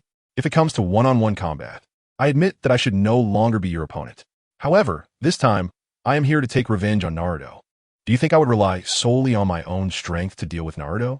A sinister smile appeared on Orochimaru's face. He had no intention of personally fighting Sasuke. Including Naruto, he wasn't going to force himself to fight. The reason he came here was simply to witness the success of his revenge. A cowardly guy. Is your reliance on these coffins? The moment Sasuke arrived at the scene, he noticed the unsealed coffins around him. 1,000 coffins appeared. Such a scene was indeed a bit eerie. Sasuke, don't be careless. These coffins look very suspicious. Before Naruto arrives, we should better fight together. Niji's gaze also lingered on these unopened coffins. Although he had no time to observe these coffins, his instincts immediately warned him not to be careless. No need. Facing a rat like Orochimaru, no matter what tricks he plays, I can easily deal with it alone. If you're scared, just stand aside and watch how I help Naruto solve the trouble. Sasuke snorted coldly. In his view, compared to Naruto now, he was far from being a match. Compared to Niji Hyuga now, he might only win by a narrow margin.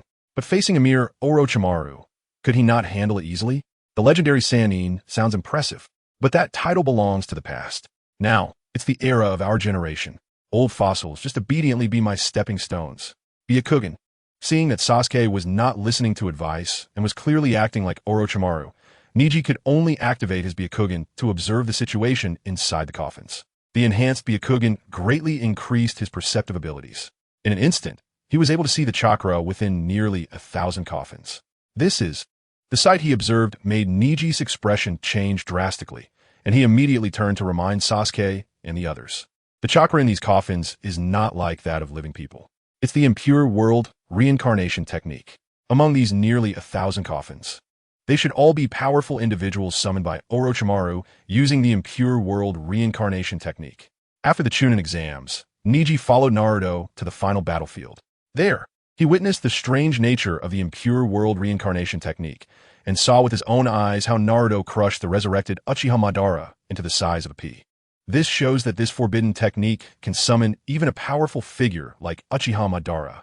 Although Uchiha Madara was easily dealt with by Naruto, it does not mean that they could easily do the same. If the opponent summons Uchiha Madara again, can Sasuke and the others handle it? Quick, everyone! While these coffins are still unopened, let's destroy them as soon as possible. Niji shouted, urging everyone to act immediately. Meanwhile, Sasuke, ignoring Niji's warning, charged directly at Orochimaru. In fact, his choice of action at this moment was not because he was still reckless and arrogant like before. It was simply because he did not understand the impure world reincarnation technique. So he adopted the attitude of capturing the thief first by catching the king, wanting to solve Orochimaru, the one who summoned the coffins, to fundamentally resolve the issue. Unfortunately, both he and Niji did not have a deep enough understanding of the impure world reincarnation technique. Once these coffins were summoned, it meant that Orochimaru's impure world reincarnation technique had succeeded. Once this technique is activated, unless one can control the caster to actively cancel the impure world reincarnation or directly seal the summoned powerful beings one by one. Otherwise, even if Sasuke directly kills Orochimaru or Niji blasts the coffins, it would be useless. I know Sasuke, you want to clear your previous shame, but you don't have that opportunity. Orochimaru, daring to appear so boldly, certainly has his own backing. The powerful beings in those coffins are meant to deal with Naruto and suppress the ninja world. Meanwhile, the 10 abnormal energy experiment bodies he brought are meant to protect himself and Kaguya. Go, children, entertain our Sasuke well. Just as Orochimaru's words fell, 10 figures suddenly appeared around Sasuke. Boom! A heavy elbow shot backward, spewing blue steam, and a heavy punch smashed fiercely toward Sasuke, who was approaching Orochimaru. Seeing the number of opponents, Sasuke gave up on the idea of taking it head-on. He pushed off the ground with both feet, quickly changing his direction to evade the punch from Nin. Accompanied by a loud crash, Nin's fist hit the ground not far away after missing. In an instant, the ground exploded, with the shattered area covering 100 meters around. What made Sasuke even angrier was that a nearby house was affected and collapsed. Fortunately, there was no one inside, so there were no casualties. Damn it. You almost made me unable to protect Konoha. Sasuke believed that compared to Niji, he should be a better assistant to Naruto. If the enemy hurt someone from Konoha right under his nose, wouldn't that make him directly outperformed by Niji? Having completed his revenge obsession, Sasuke was very concerned about this invisible competition. Although he and Niji were not at odds, both understood this lifelong rivalry implicitly. Not to mention whether anyone from Konoha was injured. Just allowing Nin to destroy a house in Konoha made Sasuke feel like he was being slapped in the face. Chapter 184. Akatsuki Organization Team Battle. However, before Sasuke could deal with Nin to regain his face, another figure, Honglian, quickly took action from the other side. Abnormal Crystal Release. Crystal Barrier. With the dual enhancement of abnormal energy and curse seals, Honglian's crystal release power reached an astonishing level. In an instant, a crystal dome enveloped a radius of 1,000 meters. Inside the crystal dome, only Orochimaru and his companions and Sasuke remained. You all deal with Sasuke first. I'll go change my viewing position. After speaking, Orochimaru and Kaguya sank into the ground and left the barrier. All right, Lord Orochimaru. Honglian and the others immediately complied. Seeing Orochimaru escape, Sasuke immediately punched the ground, intending to use Earth Release to leave the crystal barrier. To his surprise, Honglian's crystal formation even sealed off the underground. Moreover, the hardness of these crystals was such that even his current punch and Earth Release could not break through. Zabuza. Suigetsu's body liquefied into dark gray nuclear wastewater, fiercely charging toward Sasuke. Chidori Sharp Spear.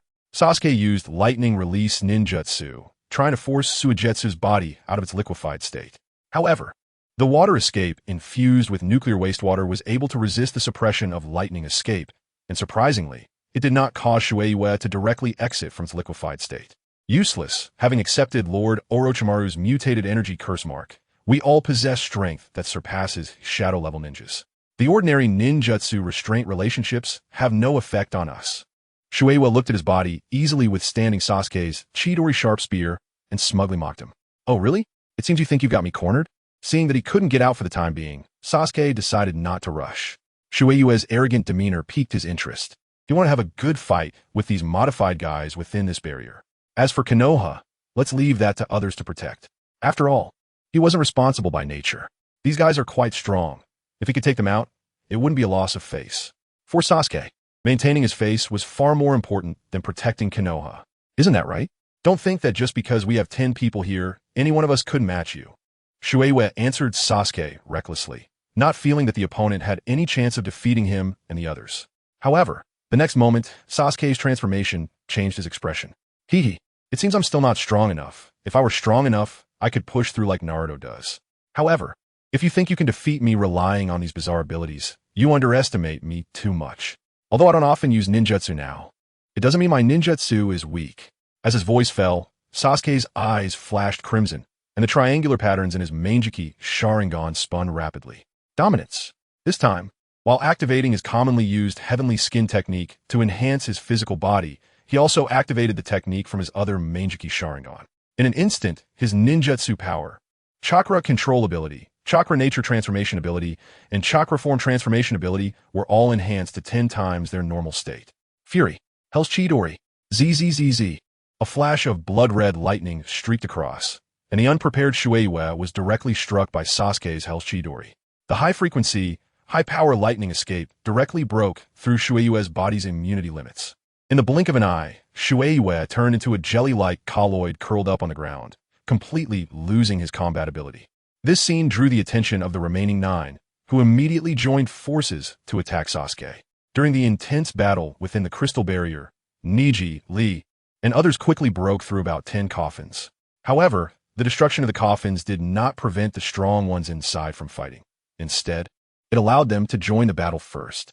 Fire release, head hardening, wind release, pressure damage. The resurrected Kakuzu unleashed a powerful combination ninjutsu, instantly covering the ground in a sea of fire, forcing everyone to retreat repeatedly. Ha, I'm back, Deidara. Art is an explosion, yeah? Beside Kakuzu, Deidara laughed maniacally while releasing seemingly inconspicuous but powerful clay spiders. These clay spiders quickly crawled towards everyone, and anyone who touched them would be blown to pieces or injured. Deidara, how many times have I told you? Only eternity is art. The voice of Sasori of the Red Sand came, and he, resurrected from the dirt, did not carry any puppets. But that did not affect his combat ability, because his own body was the strongest puppet. Lord Evil God, I never expected to die. Truly embarrassing for you. This time, with the chance to come back to life, I will definitely spread your teachings more diligently. Haiden spread his arms, tilted his head back, and closed his eyes, praying to the unknown evil god. Not only them, but even Nagato and Konin also appeared from the coffins. At this moment, except for Uchiha Itachi and Kisame, members of the Akatsuki organization surprisingly appeared in this battle, even including Uchiha Bido, who had been killed by Naruto before he could join the Akatsuki. The Akatsuki organization fighting as a group? Such an enemy lineup made everyone on the Konoha side feel a bit tricky, although they had not seen the strength of the Akatsuki organization firsthand. They had heard Naruto mention it. However, because they usually operated in pairs and had been designed against by Naruto's undercover, they had not caused much uproar in the ninja world. Otherwise, they would have the power to overturn the other 4 major ninja villages besides Konoha. Universal pull. Because of Orochimaru's special design, the resurrected Nagato had healthy legs. Looking at Neji and the others, he immediately raised his hand. In an instant, an unnamed pulling force emanated from Nagato's palm, directly pulling a chubby boy who was eating chips out of the crowd. Huh, what's going on? Why am I flying? Choji's body floated up, uncontrollably flying towards Nagato's palm. This astonishing scene frightened him so much that he dropped the chips he was holding and desperately flailed his legs in the air. Choji, Shikamaru, who was closest to Choji, shouted immediately and used shadow imitation jutsu to try to catch Choji. However, Choji's flying speed was too fast. Before his shadow could catch up, Choji was already in front of Nagato. The wrath of the divine must be appeased. Let you be the first sacrifice for the divine's revenge. Because Naruto did not use verbal jutsu to directly eliminate Nagato, the resurrected Nagato remained stubbornly deluded. Even though he had already been killed by Naruto once, he still considered himself a god, which was quite ridiculous. However, for Choji at this moment, his strength indeed felt like that of a god. Fortunately, Neji's giant Tensigen shards were not absorbed for nothing. Over half a year, he had absorbed most of the giant Tensigen shards. Although his Byakugan had not completely evolved into a Tensigen yet, it was far from an ordinary Byakugan. Shinra Tensei, accompanied by the eruption of Hinata Neji's ocular power, a green glowing gravitational force enveloped Choji, quickly pulling his body back. Chapter 185, Uchiha Madara in his prime. Neji's sudden move startled the members of the Akatsuki organization. This was the first time they had seen a special ability similar to Nagato's in someone else. Looking at Neji's eyes, they saw not the Rinnegan like Nagato's, but a pair of Byakugan. However, Neji's Byakugan was somewhat different from the ordinary Hyuga clan ninja's Byakugan. Besides being white, His eyes had already begun to shift towards a light blue hue. What kind of eyes are those? Nagato lowered his arms, a hint of curiosity in his tone. These are the Byakugan that Naruto helped me enhance. They're the eyes that could defeat you. Neji would not honestly reveal the matter of the Tensegan to them. Moreover, although his eyes were indeed in the process of transforming into Tensegan, it was also acceptable to say they were still Byakugan at this moment. A mere Byakugan dares to compete with my sage eye. Nagato snorted coldly, and upon hearing Neji's response that it was Byakugan, he immediately showed disdain. Because the sacrificial offering for summoning the Dirt Resurrection was Zetsu, and coupled with Orochimaru's special enhancement of Nagato's Dirt Resurrection. Even if his Rinnegan had been taken by Naruto before his death, the current Dirt Resurrection body still retained the complete Rinnegan abilities.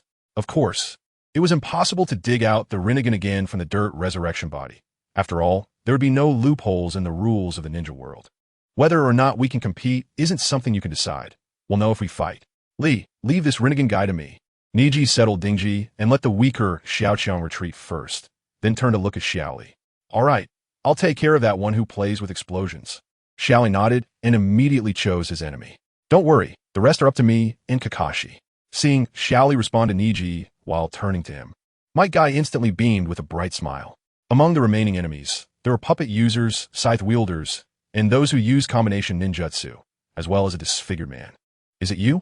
Just as Might Guy confidently made his declaration, Kakashi's expression had already turned blank. What did he see? That face that had long been absent, but still echoed in memory. Obito, you're not dead? No, you died, but didn't you die when you were still a teenager? The reanimated can inherit their abilities from when they were alive, but things like masks cannot be inherited. At most, they inherit a set of clothes they often wore. Moreover, before dying, Obito's mask had already been ground to dust by Naruto. Don't call me that name anymore. I am Madara. I am Uchimadara. Just awakened from the Edo Tensei state, Obito didn't realize his mask wasn't on his face. Hearing Kakashi's question, his expression also changed, and he raised his hand to cover his face. Who is impersonating my name? At that moment, one of the coffins in the center was suddenly kicked open by the Edo Tensei strength inside. The next moment, under everyone's gaze, a long-haired man exuding an overwhelming aura appeared before them, and in his eyes, there were also a pair of Rinnegan like Nagato's. Uchiha Madara. The instant he appeared, there was no need for self-introduction. His name unconsciously surfaced in everyone's minds. Nagato was momentarily stunned upon seeing Uchiha Madara, recalling the bad memories of Naruto's shadow clone impersonating Uchiha Madara. However, it was clear that this Uchiha Madara was not a fake, but the real deceased powerhouse summoned through Edo Tensei, the man known as the Shura of the ninja world. Uchiha Madara's presence was so overwhelming that it momentarily halted the battle between Konoha's people and the Akatsuki organization. Although I still don't have my own body to use comfortably, at this level, I can already exert my full power for my prime. Thinking of this, Uchiha Madara's expression suddenly turned crazed and terrifying. He had not forgotten the humiliation he suffered the last time he was reanimated. After that, upon returning to the Pure Land, he had been planning to take revenge once his resurrection plan succeeded. Naruto Uzumaki, this time I have restored my prime strength. How will you respond? In his view, although Naruto's strength was formidable back then, it was likely already at its limit, and even if he improved, it wouldn't be by much. And he, Uchiha Madara, returned as a king with his full strength. All the dignity he lost to Naruto would be reclaimed by him personally. With that thought, he began to look around. Where's Naruto Uzumaki? Where is he? Not finding Naruto's trace, Uchiha Madara instantly became furious, questioning Konoha's people aggressively. Crack! At that moment, the sound of two coffin lids being pushed open came. The first Hokage, Senju Hashirama, and the second Hokage, Senju Tobirama, appeared simultaneously. However, due to the combined suppression of Orochimaru and Kurizetsu, as well as the special effect of White Zetsu's sacrifice, neither Uchiha Madara nor the first and second Hokages could escape control. Madara, I didn't expect to meet you again in this world. Senju Hashirama felt a bit emotional, surprised that he and others had been summoned back.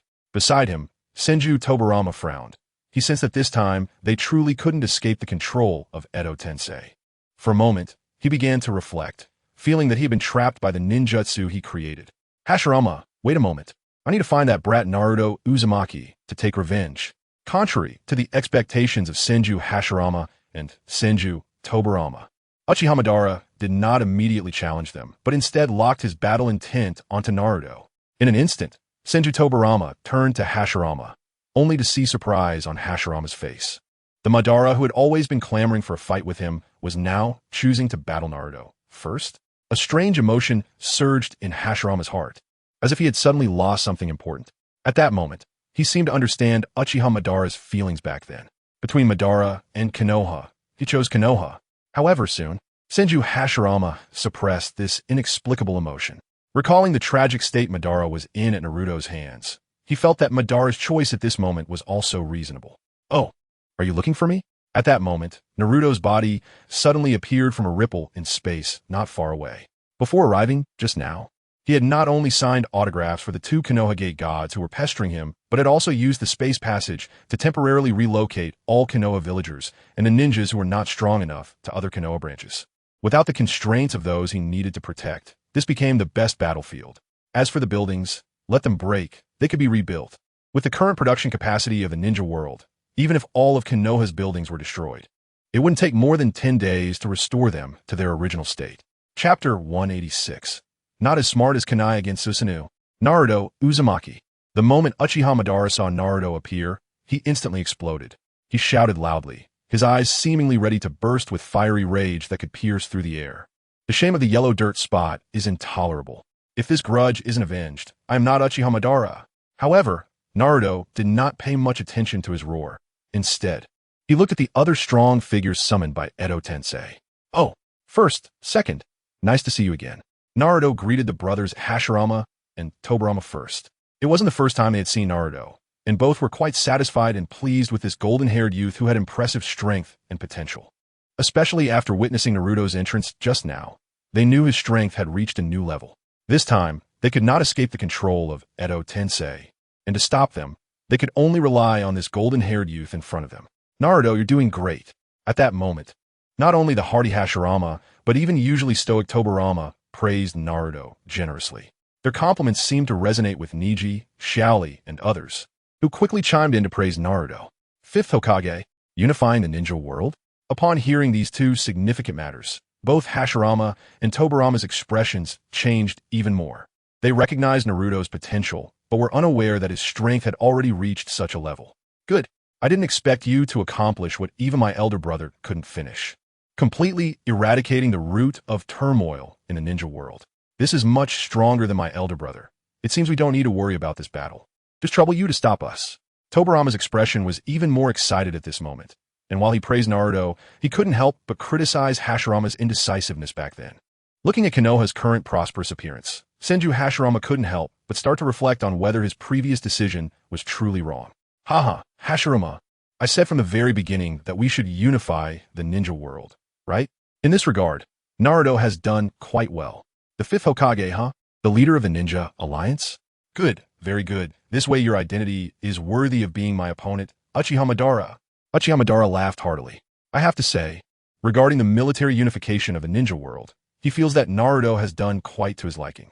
However, this does not affect his desire to defeat this kid and avenge past grievances. "I know your strength, so let's skip the boring probing. Let me show you my full power directly." Susanoo, without any unnecessary probing, Uchiha Madara, who had been looking forward to this day of revenge in the Pure Land, was ready to unleash his big move right from the start. In an instant, a gigantic blue phantom rose from Madara's body. First, a skeleton appeared, then a half-formed body, which then became whole, and as it continued to grow larger, it donned a magnificent armor. Once the armor fully materialized, a pair of enormous wings began to extend from the back of the giant Susanoo. Complete body Susanoo, standing at a height of 600 to 700 meters. It instantly made the powerful beings emerging from the nearby coffins seem small. Is this Uchiha Madara's full power? The second Tsuchikage, Inoki, had just emerged from the edge of one coffin, his body wrapped in bandages, and he gazed up at the complete body Susanoo, instantly shocked into speechlessness. A terrifying memory that felt like a psychological shadow came rushing back.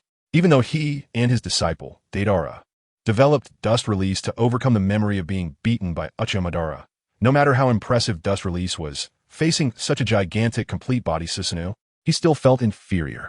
The second Mizukage, the third Reikage, Kin, and Jin.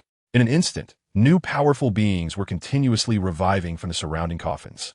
Some were well known to the public over the past century, while others had died hundreds of years ago during the Warring States period or even earlier. They might be unknown to the current ninjas, but in terms of strength, each one was on par with shadow-level powerhouses like the second Hokage and the third Hokage. In no time, nearly 1,000 deceased powerful figures had revived, except for the strong ones in the 3 coffins in the center who had yet to awaken. Hehe, it's about time to start. Seeing that the actors were almost gathered, Orochimaru, who was hiding in the shadows with Kaguya, sneered softly. With his hands quickly forming seals, he enhanced the control effect of the Impure World Reincarnation technique in that moment. Not good, the effect of Impure World Reincarnation has strengthened. We must act immediately. Naruto, be careful. As the creator of the Impure World Reincarnation technique, he was the most sensitive to the enhancement of its effects. Realizing that they were about to fully engage against the ninja world, he immediately shouted a warning to Naruto. Don't worry, Tobirama-sensei. I will definitely send you all back dead. Naruto smiled brightly, looking very reliable. Tobirama was taken aback. Send back dead? Although that was the idea, it felt a bit off. Just as this thought flashed through his mind, his body was completely out of his control. Flying Thunder God Technique. Whoosh! In the next moment, he appeared behind Naruto holding a kunai, only to find that Naruto seemed unresponsive and didn't turn around. He wanted to shout a warning, but realized he couldn't utter a word at that moment. All he could do was watch as his kunai stabbed into Naruto. Sigh, this kid was careless. I'm a sinner. I actually killed Naruto. Tobirama felt immense regret in his heart. Crack. However, before his regret could last even a second, a sound of shattering reached his ears. Shattered. After his kunai, enhanced with wind-released chakra, stabbed into Naruto, Naruto showed no signs of harm at all, while his kunai was instantly crushed into dust. What a powerful body. A master knows whether it's good or not with a single move. The third Hokage, who prided himself on having trained his body to the limit, brightened his eyes and charged towards Naruto. Hell stab. One book, one hand. He opened with his strongest move. Known as the strongest spear in the ninja world, one book, one hand struck Naruto in an instant as the third Hokage charged at high speed. Boom! It exploded. Without any warning, the third Hokage, who launched the attack, exploded on the spot. Not far away, Sarutobi Hiruzen, sitting in a wheelchair, secretly watched the scene. He had just been worried about being scolded by the first and second Hokage, and didn't dare to show himself. Now seeing his teacher and the third Hokage engaging in such foolish behavior, his eyelids twitched. In the ninja world, you might be foolish enough to try to stab Susanoo with a kunai, but you should never be stupid enough to think you could break Naruto's body with a kunai or physical techniques. Yusti, watching the third Hokage explode and slowly recover, Naruto quickly grabbed the fragments of his Impure World Reincarnation. Rubbing and kneading, soon, a scene reminiscent of Uchiha appeared. The third Hokage was directly kneaded into a lump, but this time it was still different from Uchiha situation. Naruto's strength had increased countless times compared to before. After a casual kneading, the third Hokage was squished down to the size of a sesame seed. This sesame seed had an astonishing density, making its confinement power no less than the strongest sealing technique. Chapter 187. Susanoo encasing the Great Buddha. The ability of Impure World Reincarnation to revive infinitely became a joke in the face of Naruto's physical sealing methods. 1. Naruto murmured and casually flicked the sesame-sized third Hokage away. Whoosh! In the next moment, this sesame seed, carrying terrifying power, struck the nearby scorpion. Bang! Scorpion's puppet body exploded directly. Before his body could recover, Naruto had already appeared mysteriously at the location of his Impure World Reincarnation fragments. After a familiar kneading, Scorpion's shattered body was also directly sealed into a sesame. 2. And the sealing of these two seemed to open a terrifying Pandora's box. 1 became 2. 2 became 4. 4 became 16. In less than a minute, Naruto had sealed over 100 Impure World Reincarnation powerful figures all by himself. Some of the ninja world powerhouses revived from hundreds of years ago hadn't even figured out what battle was happening now before being kneaded into one sesame after another by Naruto. And those who were fortunate enough not to be physically sealed were now also filled with fear. What the hell? What era is it in the ninja world now? Have ninjas become this powerful? To achieve a tightening effect stronger than sealing techniques just with bare hands is truly incredible. They didn't even have time to marvel at how good it was to be revived before they were scared into regretting coming back by Naruto's performance. However, Whether they could be revived here was not something they could decide for themselves. They could only hope that Naruto would show mercy and not need them in a sesame seeds like that. After all, everyone here had been powerful figures suppressing their own regions in the ninja world during their lifetime. If they were directly needed into sesame seeds, it would be too humiliating, a shame they would rather not have been revived. However, they underestimated Naruto's fairness and equality. For every strong ninja in the ninja world, Naruto treated them equally and directly granted them the same physical seal. Enough. Your opponent is me. At that moment, feeling the number of his reanimated strong ones decreasing, Orochimaru further strengthened his control over Madara and Hashirama. Boom!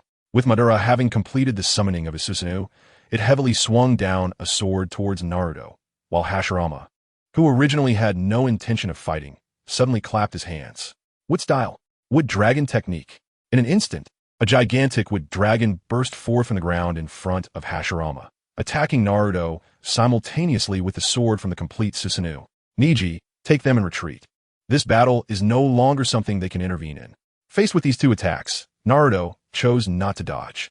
The coverage of the attacks was simply too wide. Even if Naruto avoided it, Niji and the others behind him would still be affected. Glancing at the crystal barrier not far away, Naruto ignored the battle inside.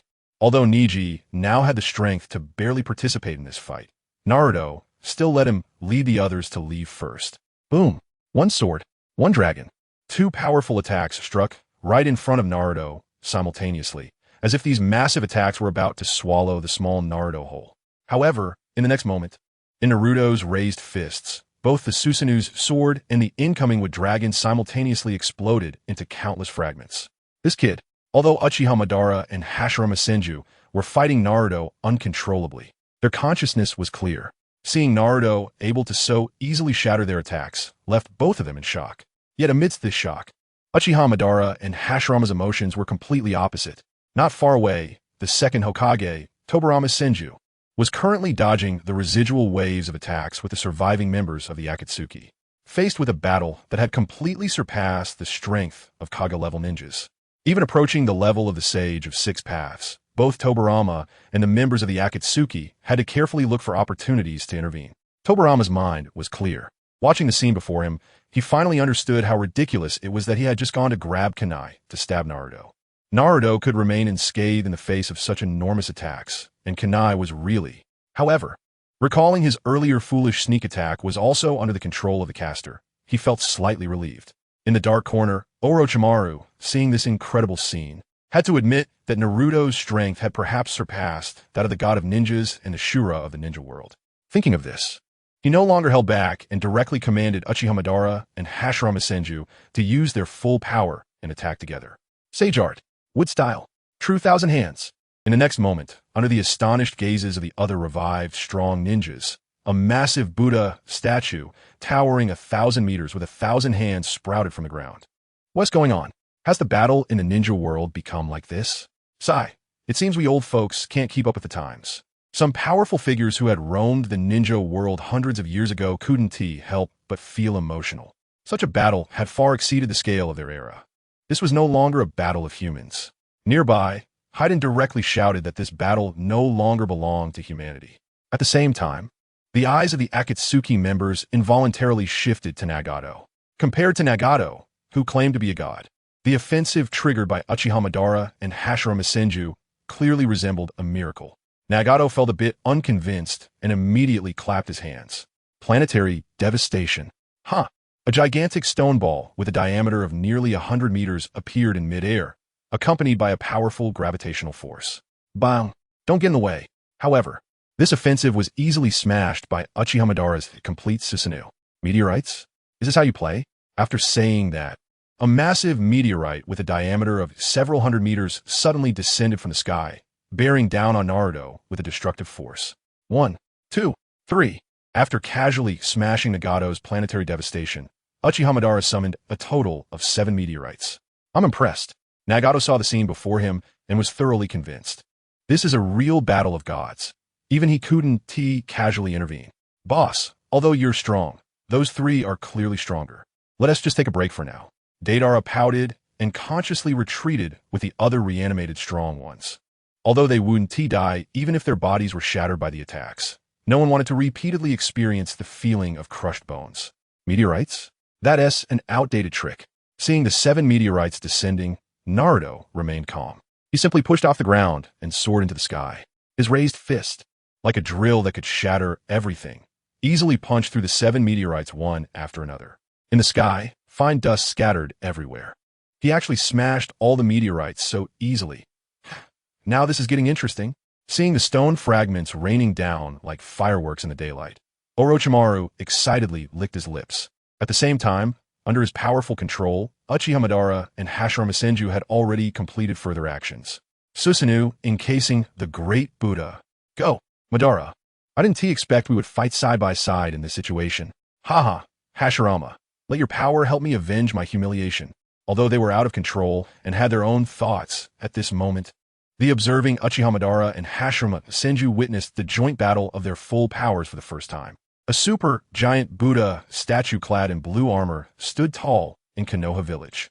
The combination of the two resulted in a qualitative change, causing the height of the Buddha and armor to expand, forcibly breaking through to nearly 2,000 meters.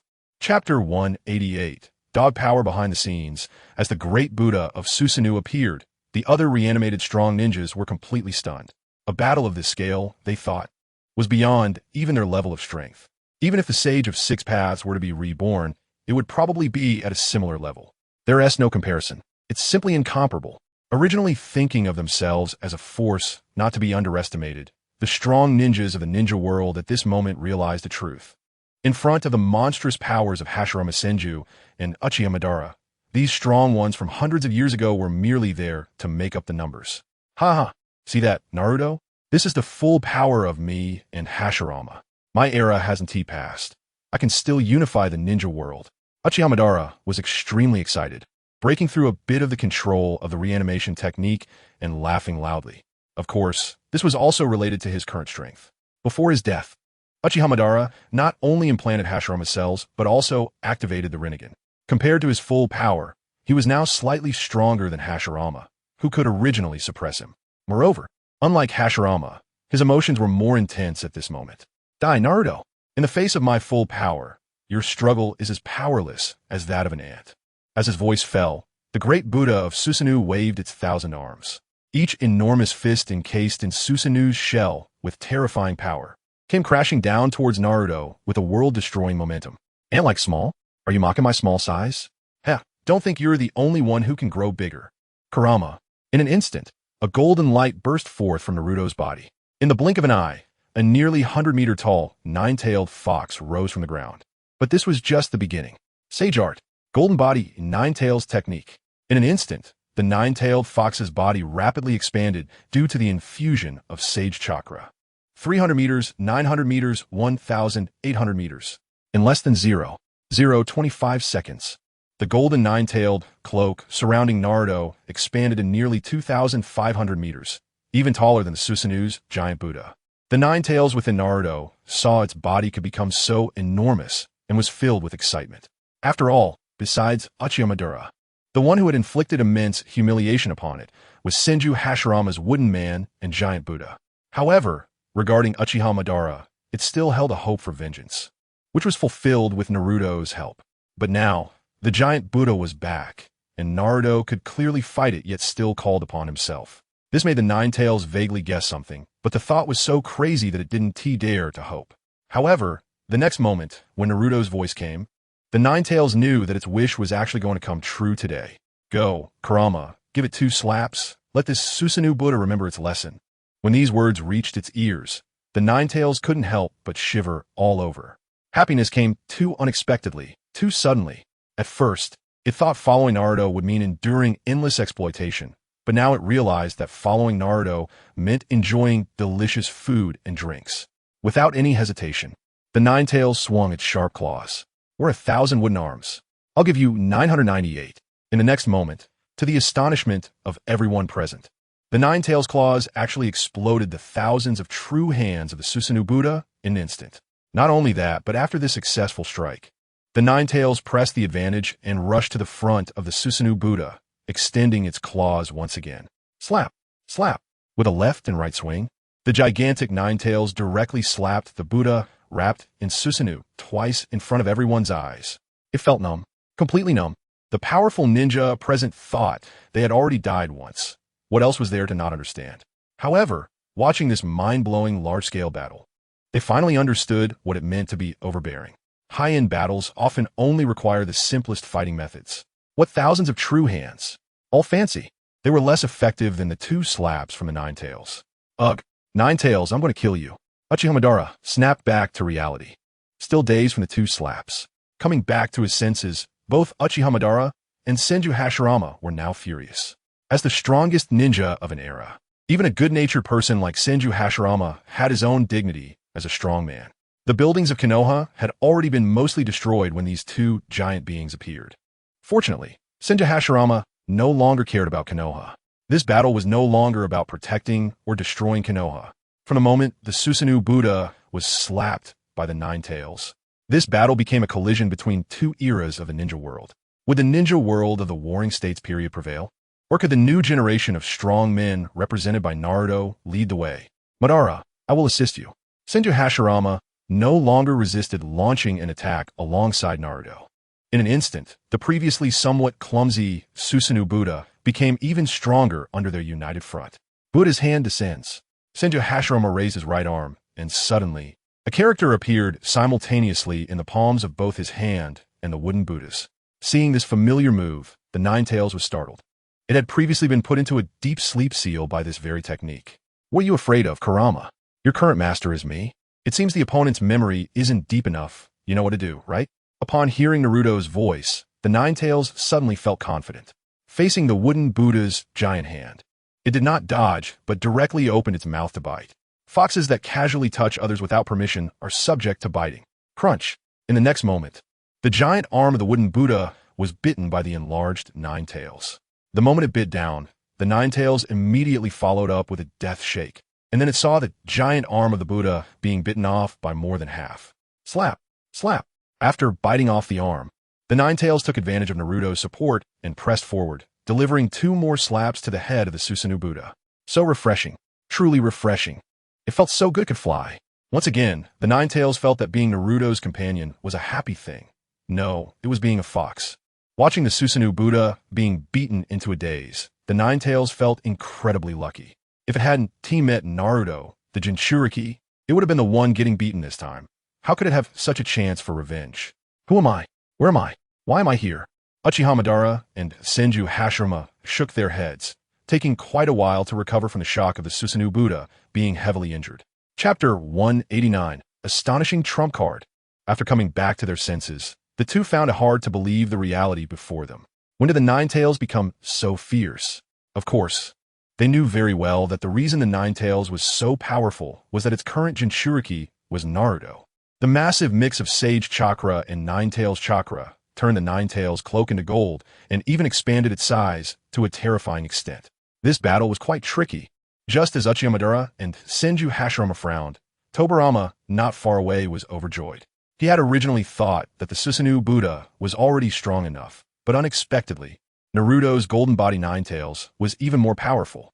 Watching his invincible older brother encounter such a setback for the first time, Tobirama felt inexplicably pleased instead of angry. Good job, Naruto, keep it up. Although he couldn't speak at the moment, he was mentally cheering for Naruto and the Nine-Tails. Naruto's strength had actually reached such a level. After sending Neji, Shikamaru, and Choji away, Lee had just returned with Might Guy, Kakashi, and the others. As soon as they returned, they witnessed the Nine-Tails slapping the Susanoo Buddha 4 times in a row. At this moment, they couldn't think of any words to describe Naruto's strength. They could only take a deep breath in awe. Would release. Flower Tree World descends. After a moment's consideration, Hashirama clapped his hands. The next moment, a dense forest burst forth from the ground all around. On thick, twisted branches, huge purple-red flowers slowly bloomed. The pollen released by these flowers had a powerful paralyzing effect on enemies, while the surrounding branches could continuously absorb chakra from enemies and the surroundings during the battle. It must be said that Hashirama's various would-release techniques were still endless. In this regard, those who had merely implanted a bit of Hashirama cells could no longer compare to Hashirama himself in terms of would-release. Moreover, Hashirama was still not confident with the Flower Tree World Descends technique, so he clapped his hands again. Sage Art, Divine Gotha.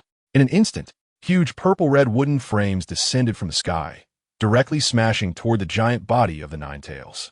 Seal, a powerful, binding force suddenly surged out from the Maijin Gate, trying to suppress the massive body of the Nine Tails. However, the current Nine Tails was no longer the cute little creature that could be easily slaughtered. Facing the strong suppression from the Maijin Gate, the Nine Tails struggled to resist, preventing the descending Maijin Gates from completely landing. It wasn't until the third Maijin Gate's wooden frame fell that it began to falter. Crack! Just as Hashirama Senju was about to see the Nine Tails sealed, a sudden breaking sound rang in his ears. A fist appeared from the golden body of the Nine Tails at that very moment. This punch didn't hit the Susanoo Buddha, but directly smashed into the falling Maijin Gate. As a powerful seal capable of suppressing even the Ten Tails for a period of time, the Maijin Gate was being broken for the first time in such a direct manner. In front of Naruto, it seemed that no seal held any meaning at all. "Ha, what now? You still want to seal me? I have a master now." Seeing the Maijin Gate, which was already putting pressure on it, being interrupted by Naruto in an instant, the Nine Tails became smug. The next moment, the Nine Tails raised its head high, and a pitch-black chakra ball appeared in its mouth. Expand. Compress. Expand again. Compress again. A powerful tail beast bomb was shot out by the Nine Tails. Run. Niji and Lee, seeing this scene, hurriedly retreated to a safer distance. The numerous powerful figures summoned by reanimation also immediately scattered in all directions. This tailed beast bomb not only contained the Nine Tails chakra, but also incorporated a large amount of Sage chakra. Its power was far beyond that of an ordinary Nine Tails tailed beast bomb. Facing the tailed beast bomb rushing toward him, Uchiha Madara immediately activated the power of his Rinnegan. Super. Shinra Tensei. This time, Shinra Tensei was even more powerful than when Pain fought Naruto before. However, in front of the Nine Tails tailed beast bomb, it couldn't be deflected. The incredibly dense and terrifying tailed beast bomb forcefully broke through the Super Shinra Tensei's barrier and continued advancing toward the Susanoo Buddha. Seeing this, Hashirama Senju showed no hesitation. 5-stage Gate of Death. Bang, bang, bang, bang, bang. 5 massive gates, carved with the faces of evil spirits, descended from the sky, blocking the advancing tailed beast bomb. However, even so, the tailed beast bomb shot by the Nine Tails still could not be stopped and directly crashed through those 5 massive gates toward the Susanoo Buddha. In desperation, the Susanoo Buddha had no choice but to extend its restored arms to withstand the tailed beast bomb.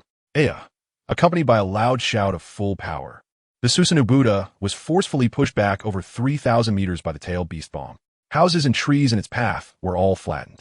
Fortunately, just before the tailed beast bomb expanded and exploded, the Susanoo Buddha used its incredible strength to change the trajectory of the terrifying tailed beast bomb. With the tailed beast bomb flying toward the distant sky, a deafening explosion rang out. Such power, even the Susanoo Buddha, if covered directly by the explosion, would likely be obliterated. Although it didn't directly destroy the Susanoo Buddha, the Nine Tails couldn't help but reveal a smug and mocking smile at the Buddha's disheveled appearance. Hashirama Senju and Uchiha Madara were both beings that had once humiliated it severely. In the past, it had been like a helpless little creature in front of them. Now, the tables had turned, and it could directly make them look foolish. "I'm standing right in front of you. How much do I resemble the past?" The longer this battle continued, the more the Nine Tails felt the exhilaration of a former servant singing a triumphant song. Orochimaru, who had hidden further away, was also astonished by the terror of the tailed beast bomb. Looking at the somewhat anxious and even losing situation, his brow furrowed. It seemed that he had to awaken those two guys after all. Orochimaru began to worry that even the alliance of Hashirama and Madara wouldn't be able to handle the Nine Tails with Naruto backing it up. So he gritted his teeth and started to awaken his remaining trump cards. As per Orochimaru's command, 2 of the remaining 3 coffins began to tremble violently. Hut, hut, hut, hut, hut. Amid this violent shaking, the 2 coffins suddenly exploded. 2 figures that felt unfamiliar, yet somewhat familiar appeared. Go! Indra! Ashura! With the help of Black Zetsu's tomb raiding, Orochimaru successfully obtained parts of Indra and Ashura's bodies. After a difficult special study, he was finally able to successfully reincarnate the 2 sons of the Sage of 6 Paths. Seeing these 2 appear successfully, Orochimaru's previously panicked expression regained its determination. If 2 weren't enough, then how would 4 near Sage of 6 Paths level opponents fare? Naruto Uzumaki, how will you respond now? Black Zetsu beside Orochimaru was also excited at the appearance of Indra and Ashura, secretly thinking that victory was now assured. Chapter 190, Beyond the Heavens. Useless. Even if your strength is strong, you can't break my crystal barrier. Moreover, my crystal barrier will continue to exist even if I die, as long as it isn't destroyed. Just stay here obediently. Don't think about disrupting Lord Orochimaru's plan. Honglian wiped the blood from the corner of her mouth. In the earlier battle, Sasuke had unleashed terrifying strength. Every ninjutsu he released was far beyond their expectations. That massive power was even more terrifying than that of the modified individuals with cursed seals. After Mizuki, CHJR, and the other 6 modified individuals had already been defeated, the outcome between the two sides was already very clear. Diamond Lock. Seeing Sasuke charging in to attack again, the modified Xiangling released a series of hard, cold chains from behind her. It was these chains that prevented Sasuke from getting close to her and Honglian. Otherwise, they might have already fallen by now. Even if I die, I will continue to exist? I don't believe it. Sasuke didn't believe Honglian's words at all. He had already been delayed long enough in this crystal barrier. Moreover, he had already defeated more than half of the 10 people inside. It was time to break the barrier and join the other battles. However, this crystal barrier was indeed sturdy. Whether he used the tank to enhance his physical strength or the B-way to boost his ninjutsu power, he still hadn't been able to break through it. Honglian sneered, wanting to continue mocking the delayed Sasuke a few times to disturb his mind and seek an opportunity for a comeback. Boom! But at that moment, a violent crashing sound came. Crack! The next moment, to Honglian's incredulous gaze, the crystal barrier was directly shattered by a massive foot. Is that a Susanoo? Sasuke recognized at a glance that this foot belonged to a Susanoo. However, he had never seen a Susanoo with such a large foot. After all, Uchiha Itachi had only manifested a half-body Susanoo during their battle. And after that, Sasuke absorbed the remaining power of Sharingan from Danzo's arm and advanced to the eternal Manjiki Sharingan. But his Susanoo was somewhat different from those of other Uchiha ninjas. It was a condensed version. Not only that, but Sasuke also saw a wooden figure's foot behind this Susanoo.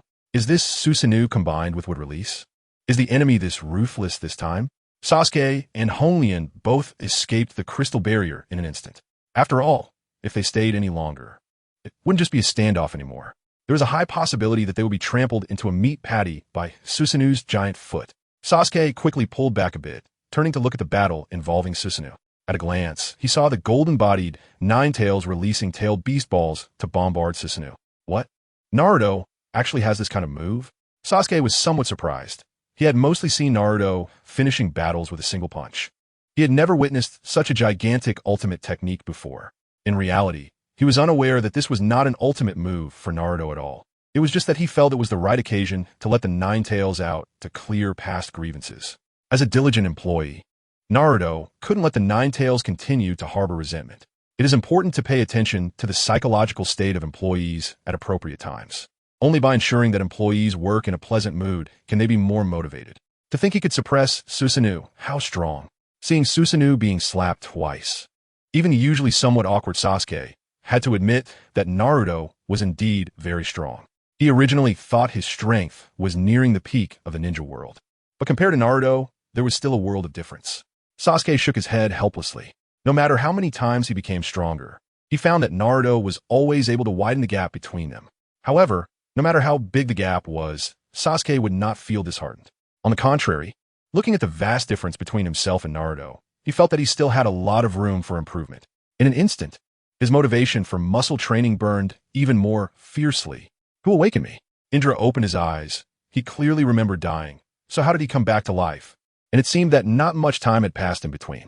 Brother, you have awakened too? At that moment, Ashura's voice came from beside him. You also came? Just in time. I don't accept the outcome of the last battle. Let's fight again. With that, a giant, complete Susanoo immediately appeared around Indra's body. Just by using his own ocular power to manifest Susanoo, it reached nearly 500 meters in height. Although it was slightly inferior to Susanoo's giant form, it was still 3 points stronger than Uchiha Madara's complete Susanoo. Brother, our era has passed. Let's not fight anymore. Ashura did not want to start a battle right after reuniting with his brother, so he quickly refused. Whether to fight or not is not up to you. Orochimaru, sensing Ashura's unwillingness to fight, immediately gritted his teeth and strengthened the control of the Edo Tensei. In an instant, Ashura, who was saying he didn't want to fight, found his body uncontrollably releasing a giant Buddha nearly 2,000 meters tall. Just this Buddha alone could almost rival Uchiha Madara and Senju Hashirama's Susanoo giant form. The sudden appearance of these two powerful beings startled both Uchiha Madara and Senju Hashirama. However, Naruto had already guessed their identities. It must be said that Indra and Ashura truly lived up to being the sons of the Sage of Six Paths. The Sharingan and Sage Body are both bloodline limit abilities, and the concentration of their bloodline to some extent affects the power of the bloodline limit energy. The bloodline concentration of Indra and Ashura is higher than that of Uchiha Madara and Senju Hashirama, which means that when they both reach their peak state, their full power is even stronger by quite a bit. Ha ha ha, my hypocritical brother, you say you don't want to fight, yet you still use would release? Indra immediately began to ruthlessly mock Ashura for his contradictory words and actions. Can't you feel it, brother? What? Someone is controlling our bodies from behind. Hearing Ashura's reminder, Indra carefully examined his body's condition and indeed discovered a faint sense of restraint. It was only because he had actively used Susanoo that the other party had temporarily refrained from forcibly controlling him. No one can control my life. Not even the old man. Indra snorted coldly. The old man he referred to was, of course, the Sage of Six Paths. In his view, if the Sage of Six Paths couldn't control him, then who in the ninja world could interfere with his thoughts? Not to mention, someone trying to control him with ninjutsu. If you want to control me, you'll have to pay the price. Indra sneered, then closed his eyes. In the next moment, a terrifying ocular power directly backfired towards Orochimaru through the connection of the Edo Tensei. Just as Orochimaru was preparing to grit his teeth and strengthen his control over Indra, he instantly spewed a mouthful of blood. In the next moment, streams of blood flowed from his 7 orifices. Clearly, Indra's counterattack had caused him severe backlash. Fortunately, Ashura did not counterattack at the same time. Otherwise, he might have been killed by the backlash. Not good. I'm about to lose control. Indra and Ashura might break free from my Edo Tensei. Orochimaru yelled at Black Zetsu beside him. He certainly was not trying to gain sympathy from Black Zetsu. Both of them had anticipated this situation during their previous scheming. To control Indra and Ashura, they still needed to rely on the contingency left by Black Zetsu in the Edo Tensei offerings. Hehe, Indra, you truly live up to your name. Nearly 1,000 years have passed, and you are still so unruly. The Sage of Six Paths doesn't control you because he doesn't want to use force to tame you, his eldest son. But you can't imagine that there are still beings in the world of the same generation as the Sage of Six Paths. If your father can't control you, then let me, as your uncle, show you what it means that there is always someone better. A cold smile appeared on Black Zetsu's dark face as he immediately activated the contingency he had hidden in the offerings of the two. At the moment the contingency was activated, Indra, who was laughing wildly due to the successful backlash, suddenly changed his expression. How is this possible? My body is completely out of my control. Although he could still speak according to his consciousness, Indra was shocked to find that the control of his body had completely been severed from his consciousness. Chapter 191. Susanoo Giant Buddha? Upgraded version. Brother, I feel like my control over my body seems to have separated from my consciousness. On the other side, Ashura's voice came. Although his strength was somewhat greater, his situation was now the same as Indra's. This result made Indra's heart sink. Although he did not like his brother's naivety, he had to admit that Ashura's strength was not inferior to his own. Now, not only himself, but even Ashura's body was also being controlled. The identity of the person manipulating them behind the scenes must be extraordinary. Who is it? Indra struggled to recall any possible individuals who could control them, but he did not find any suitable candidates. In the sudden surge of control, he vaguely sensed a rich bloodline of the Sage of Six Paths, old man. Are you the one behind this? Indra shouted into the air. Brother, it can't be father. If it were him, he wouldn't do such a thing as secretly controlling us. Seeing Indra's suspicion towards the Sage of Six Paths, Ashura immediately refuted his guess. Moreover, he could feel that although this strengthened restraint was indeed similar to the bloodline of the Sage of Six Paths, it was still somewhat different. Does that old man have an illegitimate child? Indra's eyes widened in anger, secretly cursing the Sage of Six Paths for being two-faced, actually practicing a side project in secret. How could that be possible? Brother, don't go too far. Ashura instinctively retorted. He couldn't believe that his respected father would do such a thing. Then who strengthened our control? That bloodline power is definitely not fake. Indra snorted coldly, knowing he was just talking nonsense, but stubbornly rebutting Asura. In fact, he didn't believe the Sage of Six Paths had other children either. Even if he did, it was impossible for them to be strong enough to control the two of them. Faced with Indra's rebuttal, Asura couldn't think of any more suitable suspect, because they had no idea about the existence of Kaguya. Although the Sage of Six Paths knew that Kaguya was lurking in the ninja world, he didn't inform the constantly arguing brothers, only leaving a portion of his chakra in the ninja world for monitoring. At this moment, this chakra sensed the revival of Indra and Asura and was slowly awakening as well. The two brothers were still bickering, but Kaguya and Orochimaru were not there to control them for that.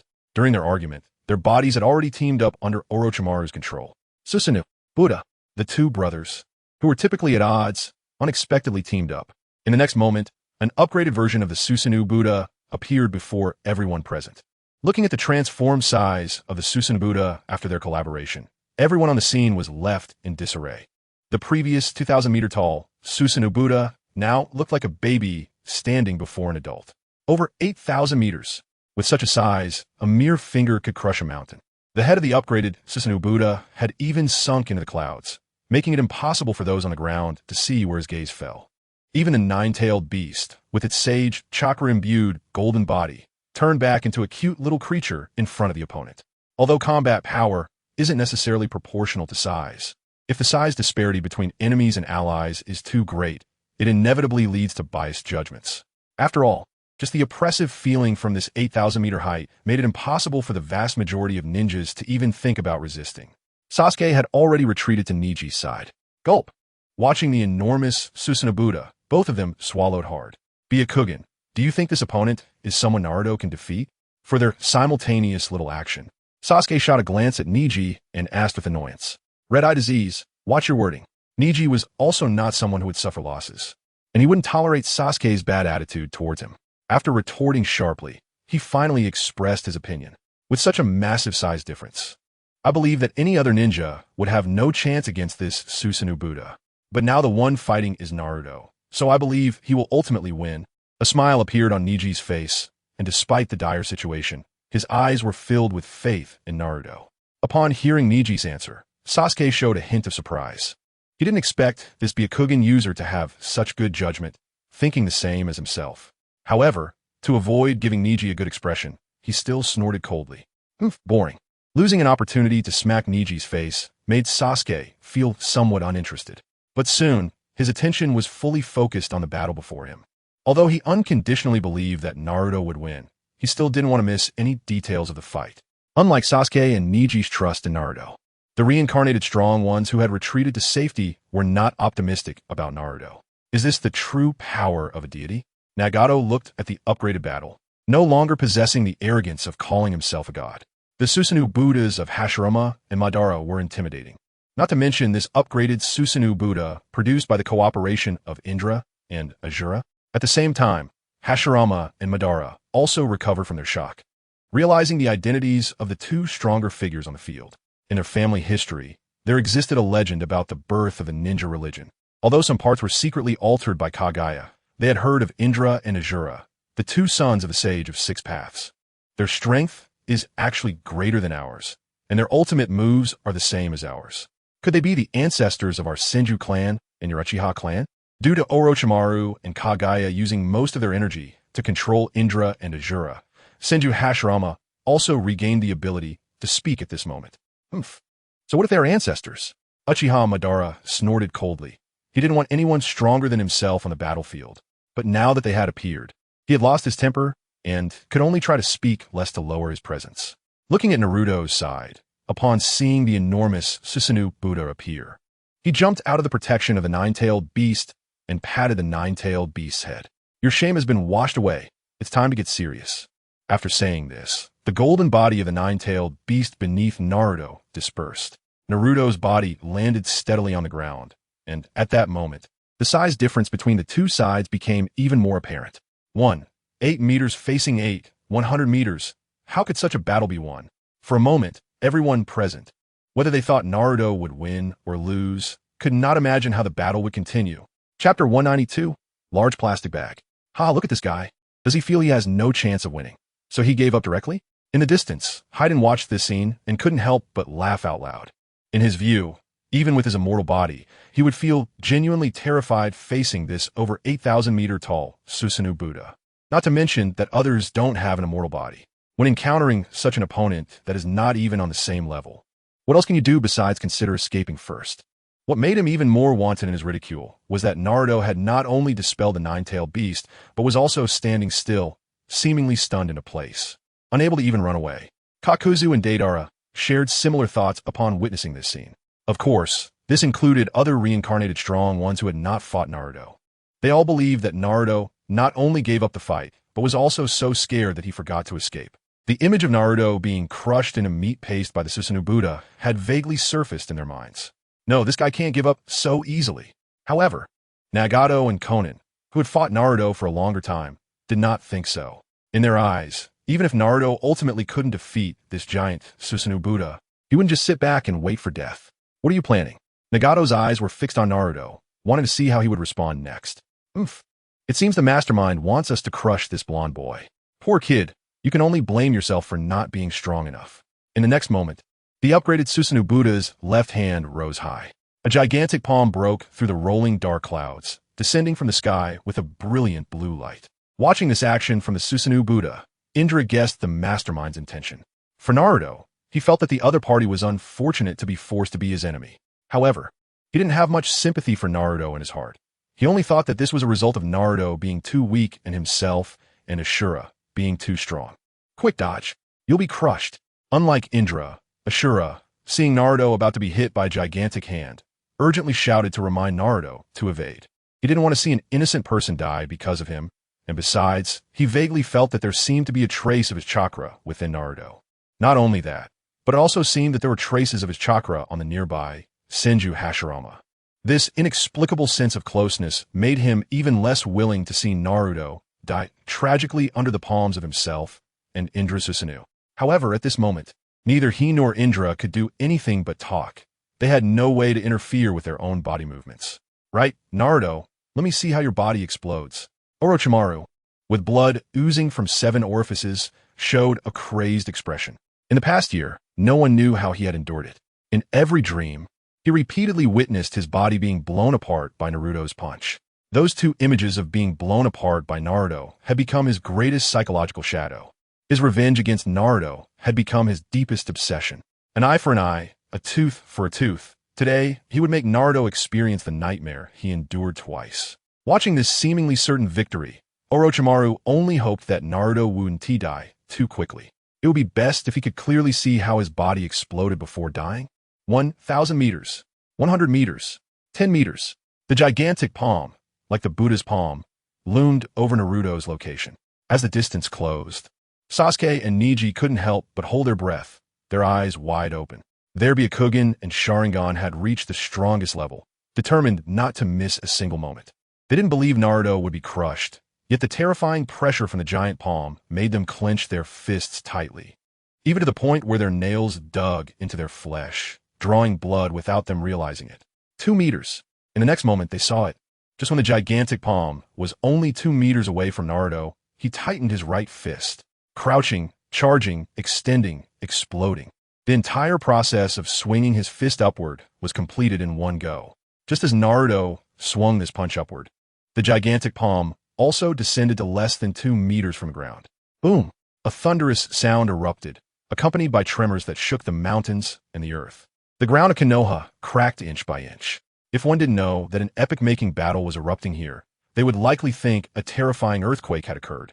However, most people did not see that among the cracked ground, the patch of earth beneath Naruto's feet remained intact. Smoke billowed, and the gust of wind from the gigantic palm stirred up dust and debris everywhere. The chaotic airflow even swept up the fragments of Hashirama's floral world that had been flattened. Even though the wind howled, anyone who was slightly careless could be torn apart by the violent airflow. Everyone was focused on the final outcome. However, not everyone had Byakugan, Sharingan, or Rinnegan. Most people only saw thick smoke rolling, not knowing what had happened to Naruto. Until the next moment, a crisp cracking sound rang out. Crack! This sound was like a signal of collapse. Once it appeared, it could not be undone. Crack! Crack! Crack! Cracks appeared in the palm of the gigantic hand, spreading to most of the Susanoo's body in an instant. Bang! In less than 3 seconds, the upgraded Susanoo over 8,000 meters high, completely collapsed amidst the cracks. Both the Susanoo wrapping the surface and the giant Buddha supporting the interior shattered into countless fragments at this moment. Watching Indra and Ashura fall from the collapsing Susanoo in midair, everyone took a deep breath. What happened? Why was the result like this? Most of the reanimated strongmen only saw the outcome, not the process. Only a few with Byakugan, Sharingan, or Rinnegan saw the most specific process. However, this process was so astonishing that they didn't know how to convey it to others for a moment. Nagato was stunned for 3 seconds, hesitated for another 3 seconds as hard, and then finally managed to speak. A punch. That guy just threw a punch at the gigantic palm. And it caused the result you see. Boom! It exploded. Completely blew up.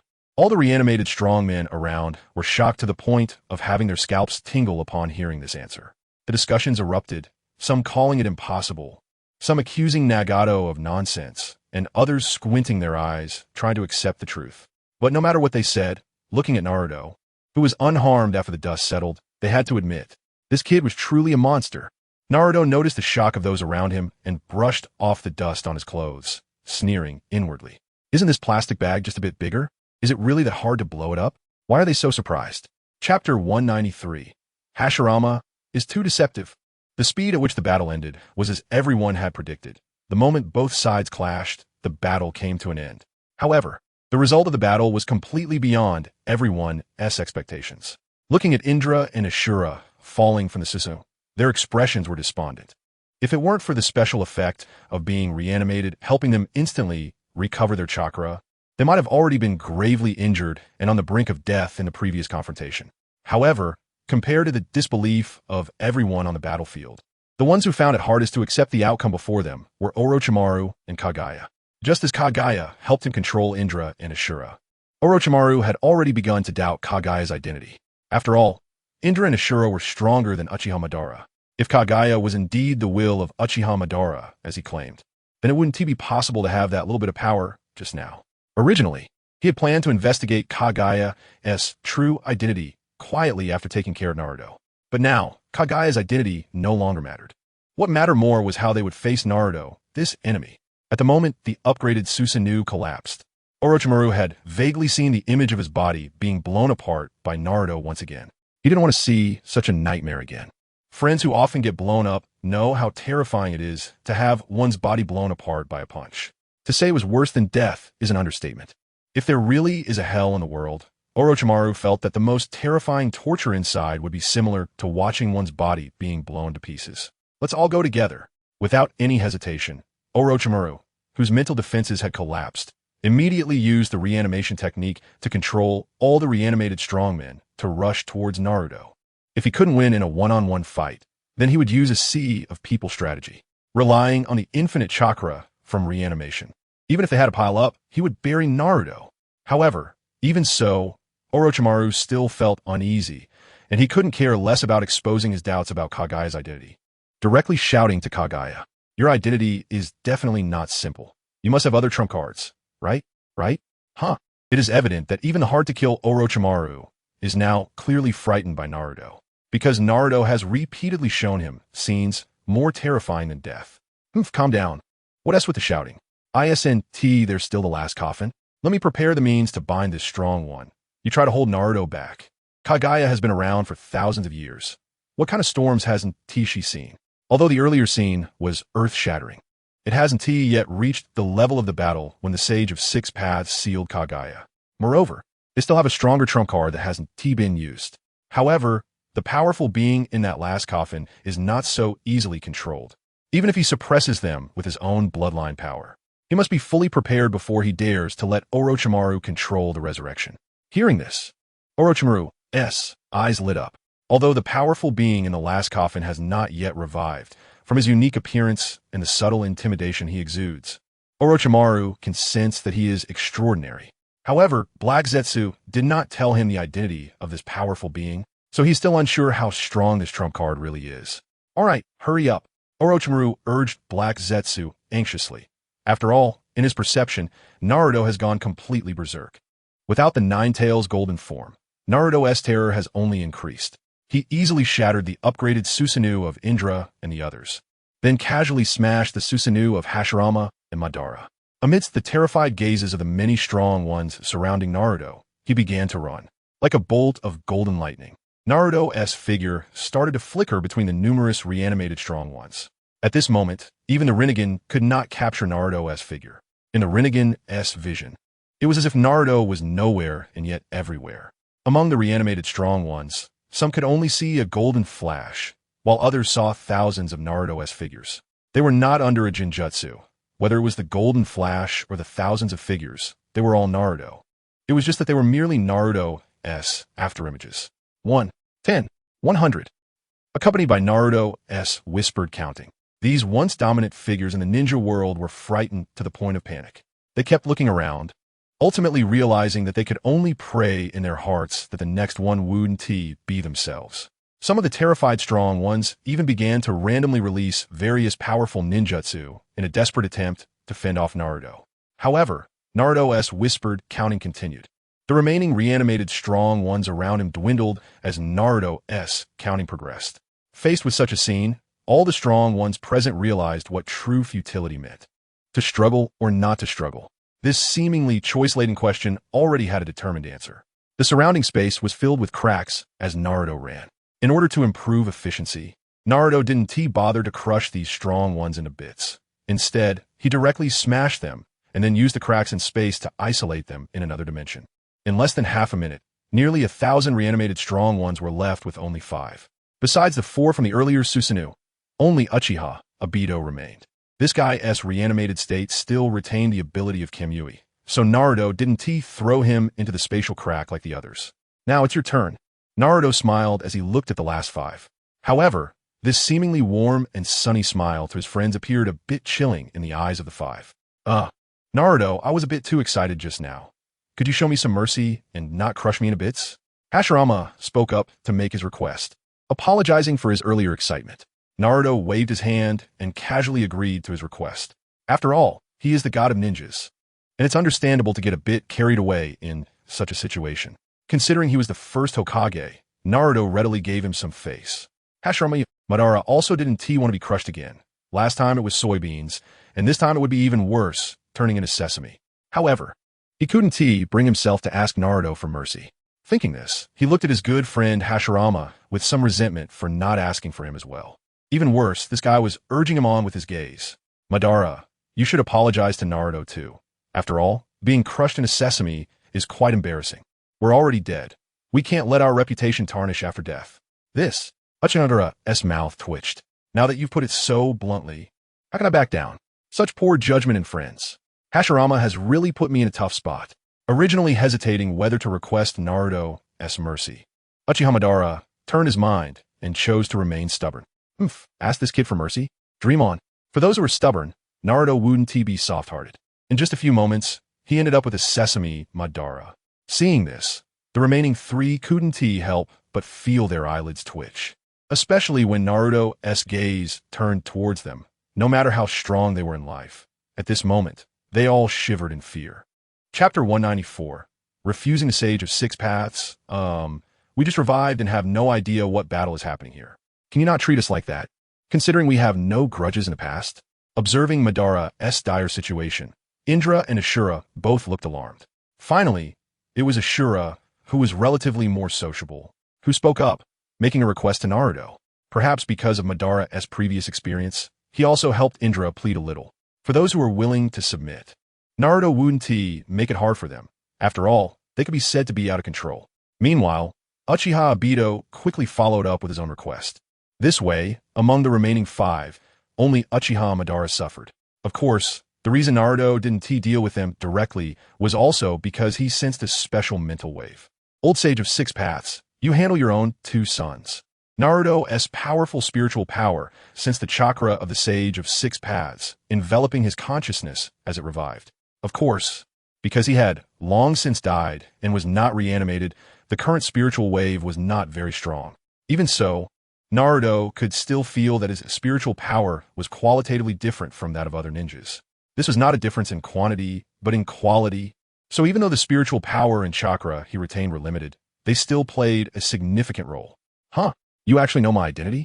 Hearing Naruto's words, the Sage of 6 Paths, who had just revived to check on the situation in the ninja world, couldn't he help but be surprised. He did not expect Naruto to discover his presence without actively revealing himself, nor did he expect Naruto to recognize his identity as soon as he did. Regarding the Sage of Six Paths' confusion, Naruto smiled without speaking.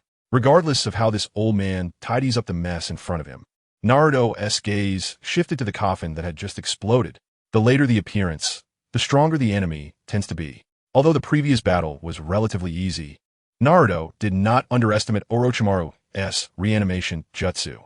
The recent battle between Indra and Ashura was quite intriguing. The next moment, when the person from the coffin stepped out, a strange expression appeared on Naruto's face.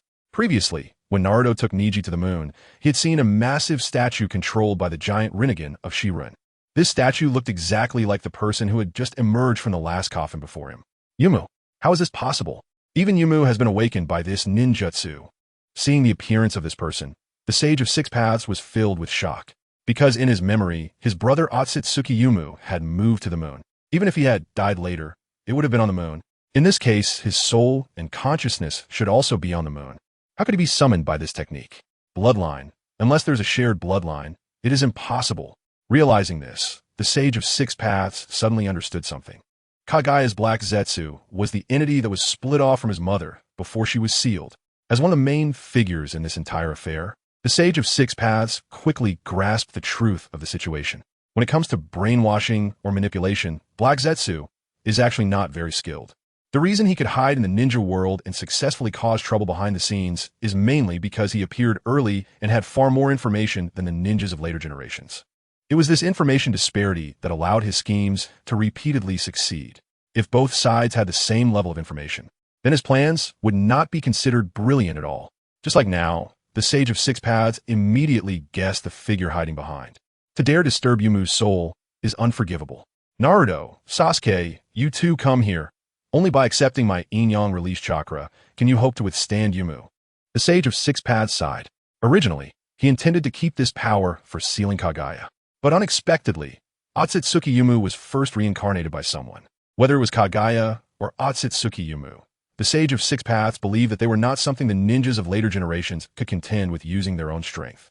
When Naruto and Sasuke were born, he had briefly paid attention to them and knew that they carried some of the chakra of the brothers Indra and Ashura. From this perspective, they could be considered his two sons. However, now that Indra and Ashura were also present, it made him a bit hesitant. But after a brief hesitation, he still decided to give this power he had preserved to Naruto and Sasuke. After all, whether it was Indra and Ashura or Uchiha and Senju Hashirama, they no longer belonged to this era. The matters of this era should be handled by the ninjas of this era. Sasuke, you go ahead. That energy should be useful to you. For me, it's just a chicken rib. To the Sage of Six Paths' surprise, Naruto directly rejected his energy and even compared it to a chicken rib. This left the Sage of Six Paths, who had always equally divided his power between the two, somewhat stunned. You will regret it. However, since Naruto didn't want it, he wouldn't force it to consider his sage power as useless trash. Once you see the might of this power, you will surely regret it. At that time, don't come crying and asking me to bestow half of my power to you. As the founder of the ninja religion, the Sage of Six Paths naturally had his own pride. Seeing his power so dismissed by Naruto, he snorted coldly and transferred both portions of yin-yang release power to Sasuke. In an instant, Sasuke felt his eternal Manjiki Sharingan undergo a transformation, directly evolving into a pair of Rinnegan. Moreover, this pair of Rinnegan had 6 tomo. Not only that, but his physical strength also underwent a transformation. His muscles, which had appeared somewhat bulky due to constant training, began to condense and purify. My muscle purity is rising.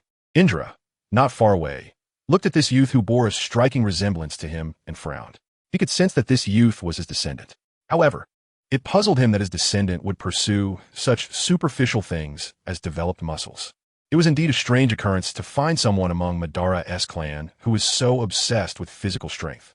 Senju Hashirama, beside him, observed that Sasuke didn't immediately express his amazement at his Tomo Rinnegan, but instead appeared ecstatic about his muscle enhancement, which also showed a hint of surprise on his face. Chapter 195. Who is truly the Sage?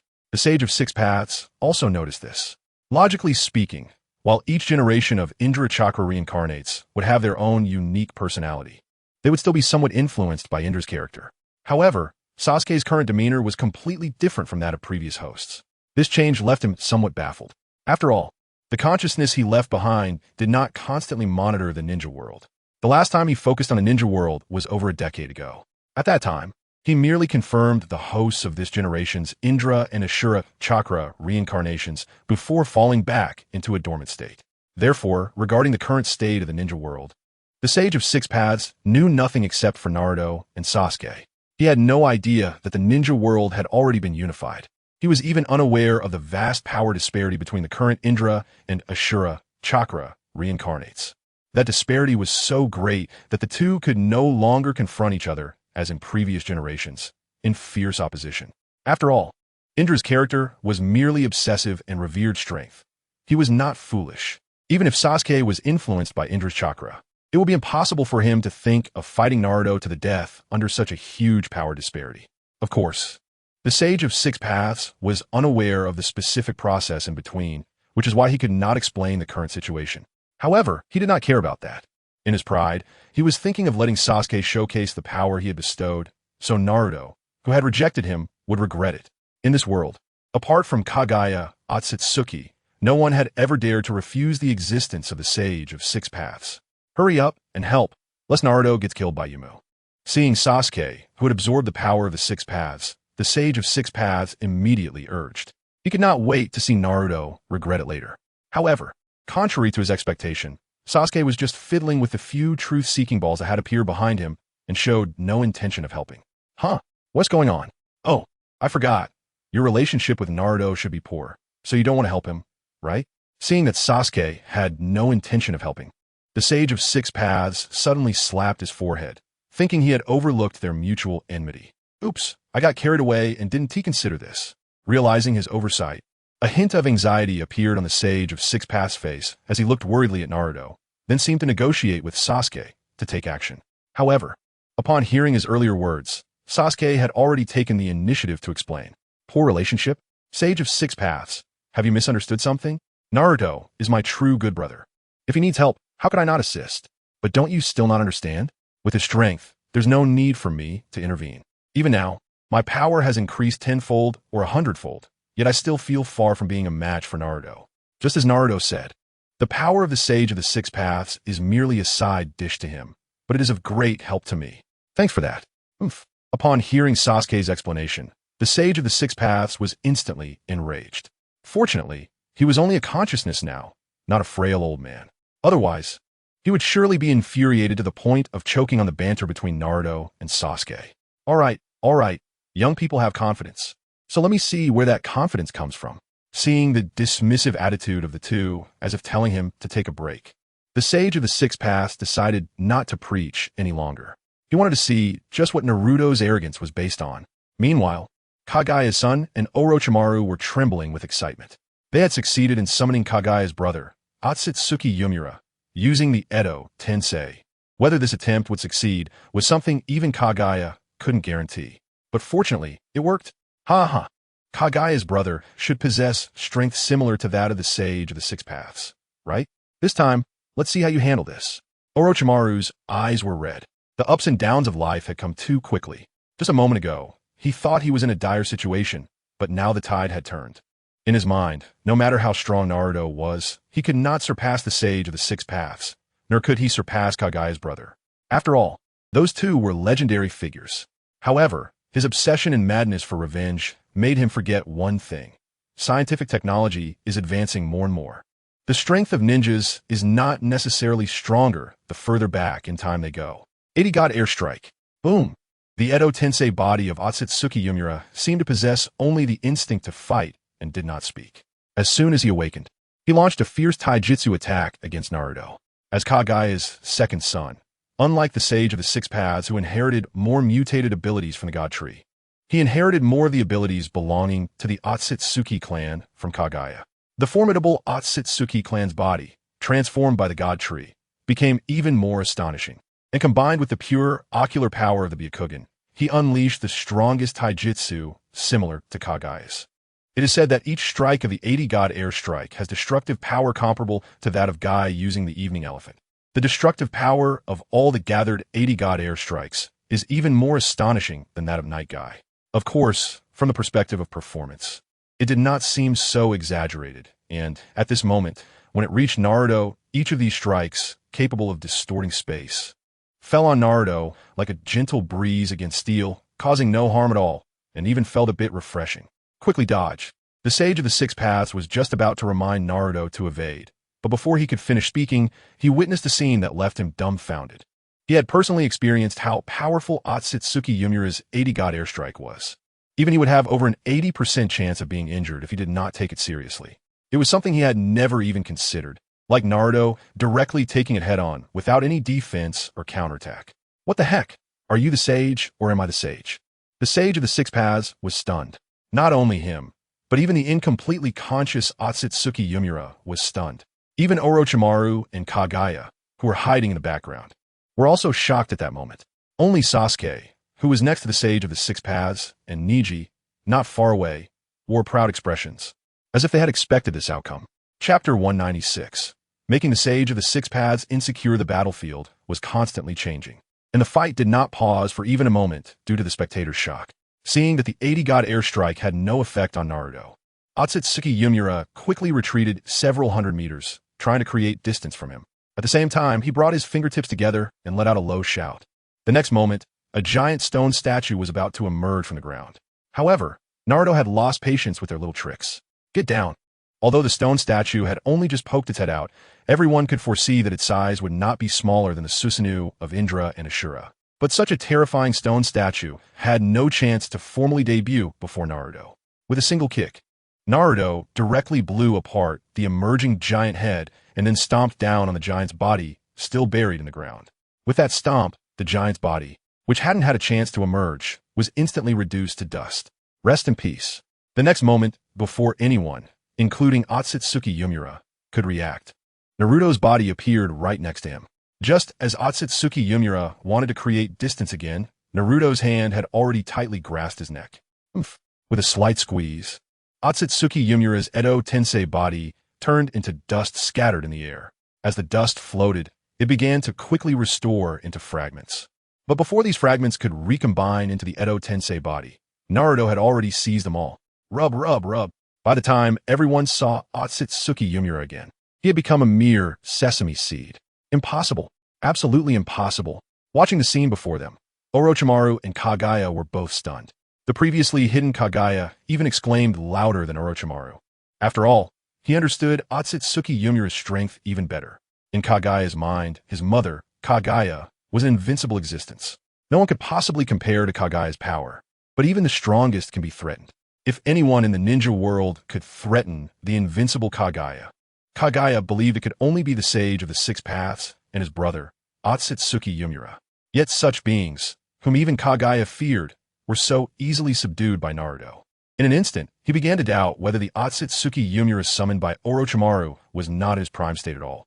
However, Kaguya had been present the entire time and had assisted Orochimaru in summoning and controlling Akatsuki Yumura. During this process, he had confirmed that the Akatsuki Yumura just summoned was indeed in his prime. After realizing this, he understood what this battle meant. If Naruto could defeat Akatsuki Yumura, it meant that aside from Kaguya's two sons, another being had emerged in the ninja world that could threaten her. This result was something Kaguya did not want to see, but faced with the truth, he was utterly helpless.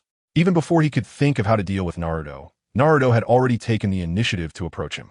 So it was you behind this, destroying the peace of the ninja world and turning Konoha's buildings into this state. Is it fun? Naruto grabbed Kaguya by the scruff of his neck, lifting him into the air like a kitten. This was the first time he had been caught red-handed since separating from Kaguya's body. Faced with the gathered crowd's gaze and Naruto's aggressive questioning, Kaguya suddenly felt nervous and couldn't think of what to say. After hiding in the ninja world for thousands of years, being exposed like this made him feel a bit socially anxious. In the void beside Sasuke, the Sage of Six Paths watched the scene before him and couldn't help but be impressed. The battle between Naruto and Akatsuki Kinshiki seemed intense, but in reality, it lasted only a few seconds. In just those few seconds, his little brother, who wasn't much weaker than himself, was easily subdued by Naruto. Moreover, the unprecedented physical sealing technique Naruto used was something he, as the creator of the ninja religion, had never considered. Sealing could be done this way? What kind of physical strength is this? What kind of incredible power? Just this alone made him feel incapable. Sage of Six Paths? It seems I am useless as a sage. One event after another had shaken the remaining consciousness of the Sage of Six Paths, making him feel insecure. He had never expected such a freak to appear in the ninja world.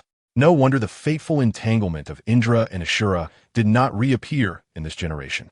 In the face of Naruto's strength, the reincarnated chakra of Indra and Ashura was utterly insignificant. Not only that, but seeing Kaguya in Naruto's hands also made the Sage of Six Paths' eyes narrow. This guy's ability to hide was so strong that even at his peak during his lifetime, he couldn't catch him in the ninja world. Capturing Kaguya, something he had never accomplished in his life, was now done by Naruto as well. Although the image of Naruto just rejecting him was still fresh in his mind, with Kaguya now exposed, the Sage of Six Paths couldn't care less about the recent unpleasantness and immediately sent his remaining consciousness to Naruto's side. Naruto, this guy is the will of Akatsuki Kaguya. Kaguya's background is very complicated.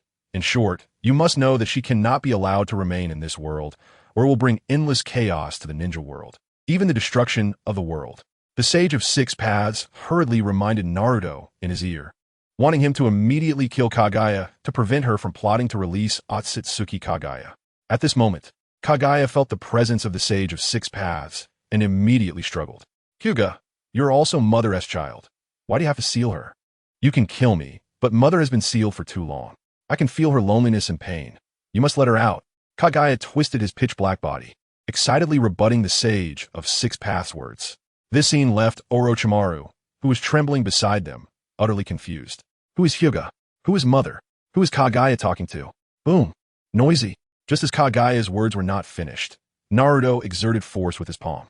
In an instant, Kaguya's body was crushed in a powder by Naruto, leaving no chance for recovery. Moreover, in that grip, Naruto had also used his immense mental power. As Kaguya shattered in Naruto's hands, all the hidden clones that Kaguya had previously concealed throughout the ninja world instantly lost their souls, turning into empty shells like mud. Good. Well done, Naruto. Seeing Naruto's decisiveness and the ability to track and erase the scattered souls, the Sage of Six Paths exclaimed excitedly. However, Naruto's next sentence immediately changed his expression. I think releasing Akatsuki Kaguya isn't out of the question. Chapter 197. The truth is the sharp blade. No, absolutely not. The Sage of Six Paths hurriedly opposed. With Kaguya's death, Hashirama Senju, Indra, and Ashura all broke free from Orochimaru's Edo Tensei control. It seemed that because they all had Indra and Ashura's chakra within them. The three of them also saw the Sage of Six Paths' father. Old man, Ashura and Indra greeted the Sage of Six Paths, while Hashirama looked on with curiosity, seeing that they all noticed him, and with Naruto wanting to resurrect Akatsuki Kaguya, the Sage of Six Paths sighed and began to elaborate on Kaguya's background. Naruto was clear about Kaguya's identity, but couldn't resist the Sage of Six Paths' assumption that he didn't know. Fortunately, Naruto wasn't in a hurry, so he listened to the others as the sage recounted it. Indra and Ashura already knew some things about Kaguya's existence, and after the sage's narration, they had a more comprehensive understanding. Hashirama and Sasuke, on the other hand, learned everything from scratch. Upon learning that Kaguya had almost destroyed the entire ninja world, their attitudes immediately tilted towards the Sage of Six Paths. After all, releasing such a calamity was indeed too dangerous. Naruto, maybe it's better not to release her. The ninja world has finally calmed down. Hashirama and Ashura both advised. Someone who wants to completely destroy the ninja world should remain sealed. Indra didn't directly persuade like the other two, but also leaned towards keeping Kaguya sealed. Naruto didn't care about their opinions and instead turned his gaze to Sasuke, seemingly wanting to hear his thoughts. The others immediately began to work on Sasuke's mindset, hoping he would express some discouraging words. However, Sasuke did not fulfill their wishes. Whoever the other party is, whether to release them or not doesn't really matter to you, right? Naruto, do what you think is best. After all, I believe you can handle it. Even if you can't, I will come to help you. Sasuke gave Naruto a supportive attitude. Not far away, Neji, unaware of the Sage of Six Paths' presence or what they were discussing, naturally felt compelled to support Naruto as well. Although I don't know what you were discussing. If I can help, Naruto, please don't hesitate, Neji said firmly, pounding his chest to assure Naruto. Wow, such youth. Don't forget, Naruto, we are best friends. Lee beamed, feeling that Sasuke and Neji were discussing something very passionate with Naruto, so he immediately joined in. From a distance, Kakashi saw the eagerness in Guy's eyes and sighed helplessly. All right, I will support Naruto too.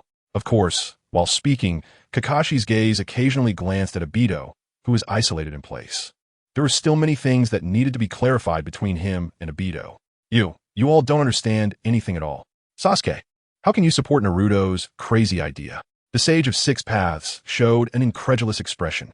He had not expected Sasuke to have this attitude, especially after hearing his detailed description of Kaguya's power and crimes. Hehe, this is interesting. Ashura and Hashirama also looked incredulous, while Indra raised an eyebrow, somewhat impressed by Sasuke, who resembled him. In that case, count me in, old man. What's the harm in releasing Grandmother Kaguya? Have you been teaching us to obey while being a disobedient son yourself? By the way, I heard some rumors when I was alive. It was said that you sealed Grandmother together with Uncle Kinshiki. When it came to this point, Indra felt he had discovered a blind spot that had gone unnoticed for thousands of years. It turned out that the Sage of the Six Paths had always scolded him for being a rebellious son, but he himself had acted even more excessively. No matter how rebellious Indra was, the conflicts only occurred between the two brothers. However, this old man had managed to seal their mother. Indra's words left the Sage of the Six Paths momentarily speechless, setting aside the greater good of the ninja world beyond family matters. Indra's words were indeed true from the perspective of familial relationships. Lies do not hurt, but the truth is a sharp knife. The Sage of the Six Paths was directly pierced by Indra's words. He couldn't persuade him. It was simply impossible to persuade him. Forget it. Let them do as they please. Surprisingly, the Sage of the Six Paths had completely lost his previous lofty demeanor and instead appeared like a mischievous old man throwing a tantrum. Since he couldn't dissuade him, the Sage of the Six Paths chose to accept it. In fact, from his own selfish perspective, he also didn't want Kaguya to be sealed forever. Thinking of Naruto's recent display of strength, the sage suddenly felt a glimmer of hope. Perhaps this blonde boy could once again accomplish what he had been unable to do before. Regarding Kaguya, the only way he could handle her was through sealing. It wasn't the best solution, but it was the only one he could implement at the time. Now the question was posed to Naruto: how would this boy solve it? With a sense of anticipation, the Sage of the Six Paths no longer seemed as worried as before. He chuckled, since no one is here to stop me anymore. I will release Kaguya. However, before that, there was something else to take care of. After saying that, Naruto walked step by step towards the trembling Orochimaru. Orochimaru-senpai, we meet again. Hehe, Naruto-kun, it's great to see you. Orochimaru-senpai was indeed impressive. He had been silent, but suddenly brought me such a big surprise. If it were any other Hokage, perhaps a few of them wouldn't have been enough for what you just stirred up, right? Doesn't that just show Naruto-kun's strength? Orochimaru chuckled awkwardly. Even though he was terrified inside, he still tried his best not to lose his composure in front of Naruto. One must say, Orochimaru was quite polite. Do you want to die, or do you want to live?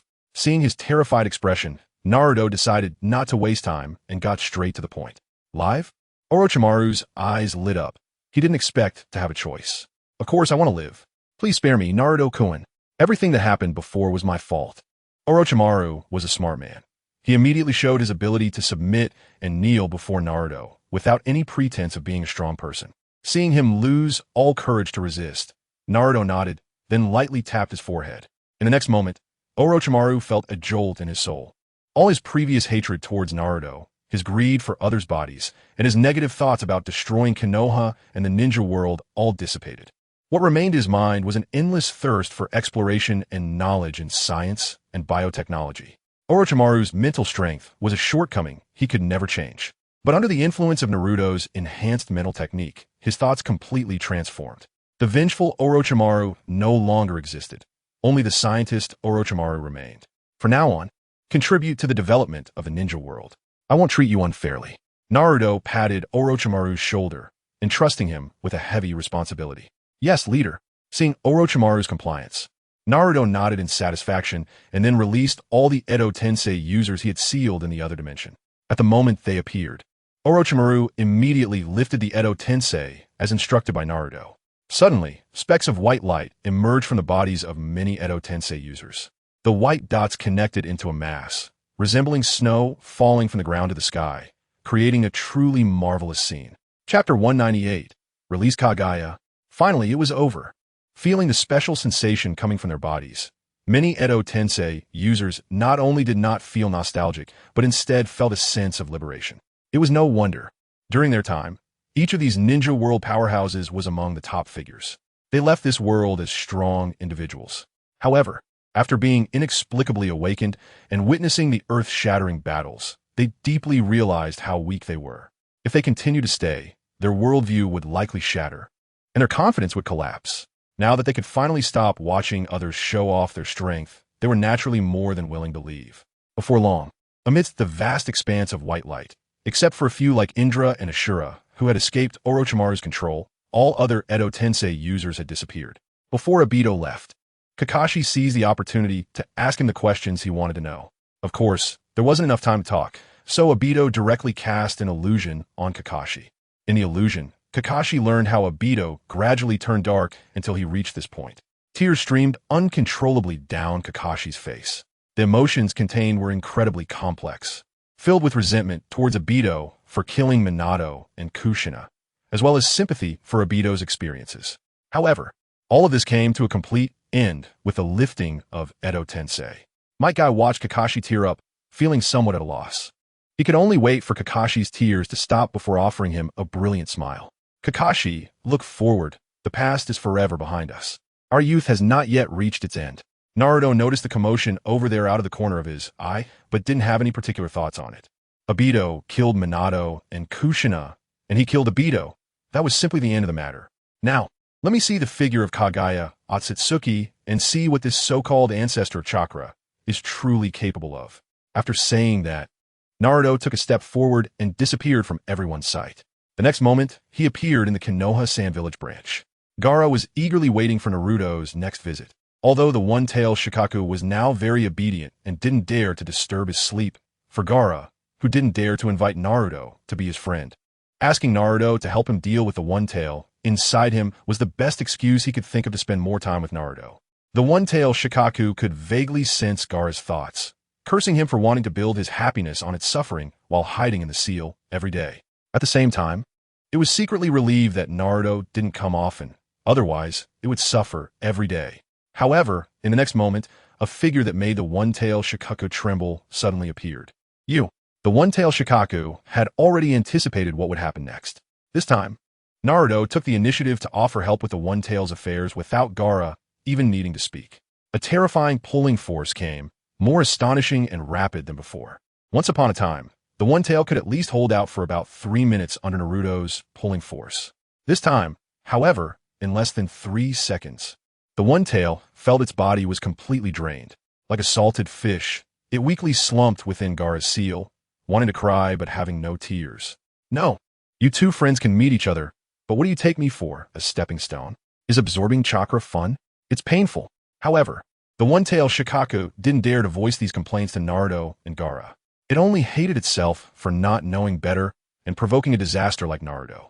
Looking at the nine tails inside Naruto, full of energy and confidence, it felt like heaven and earth apart. The sense of powerlessness enveloping Shukaku left it without even the strength to bicker with the nine tails. Of course, Naruto only extracted most of Shukaku's chakra without completely pulling it out of Gaara's body. After all, other Jinchuriki do not possess Naruto's robust physique.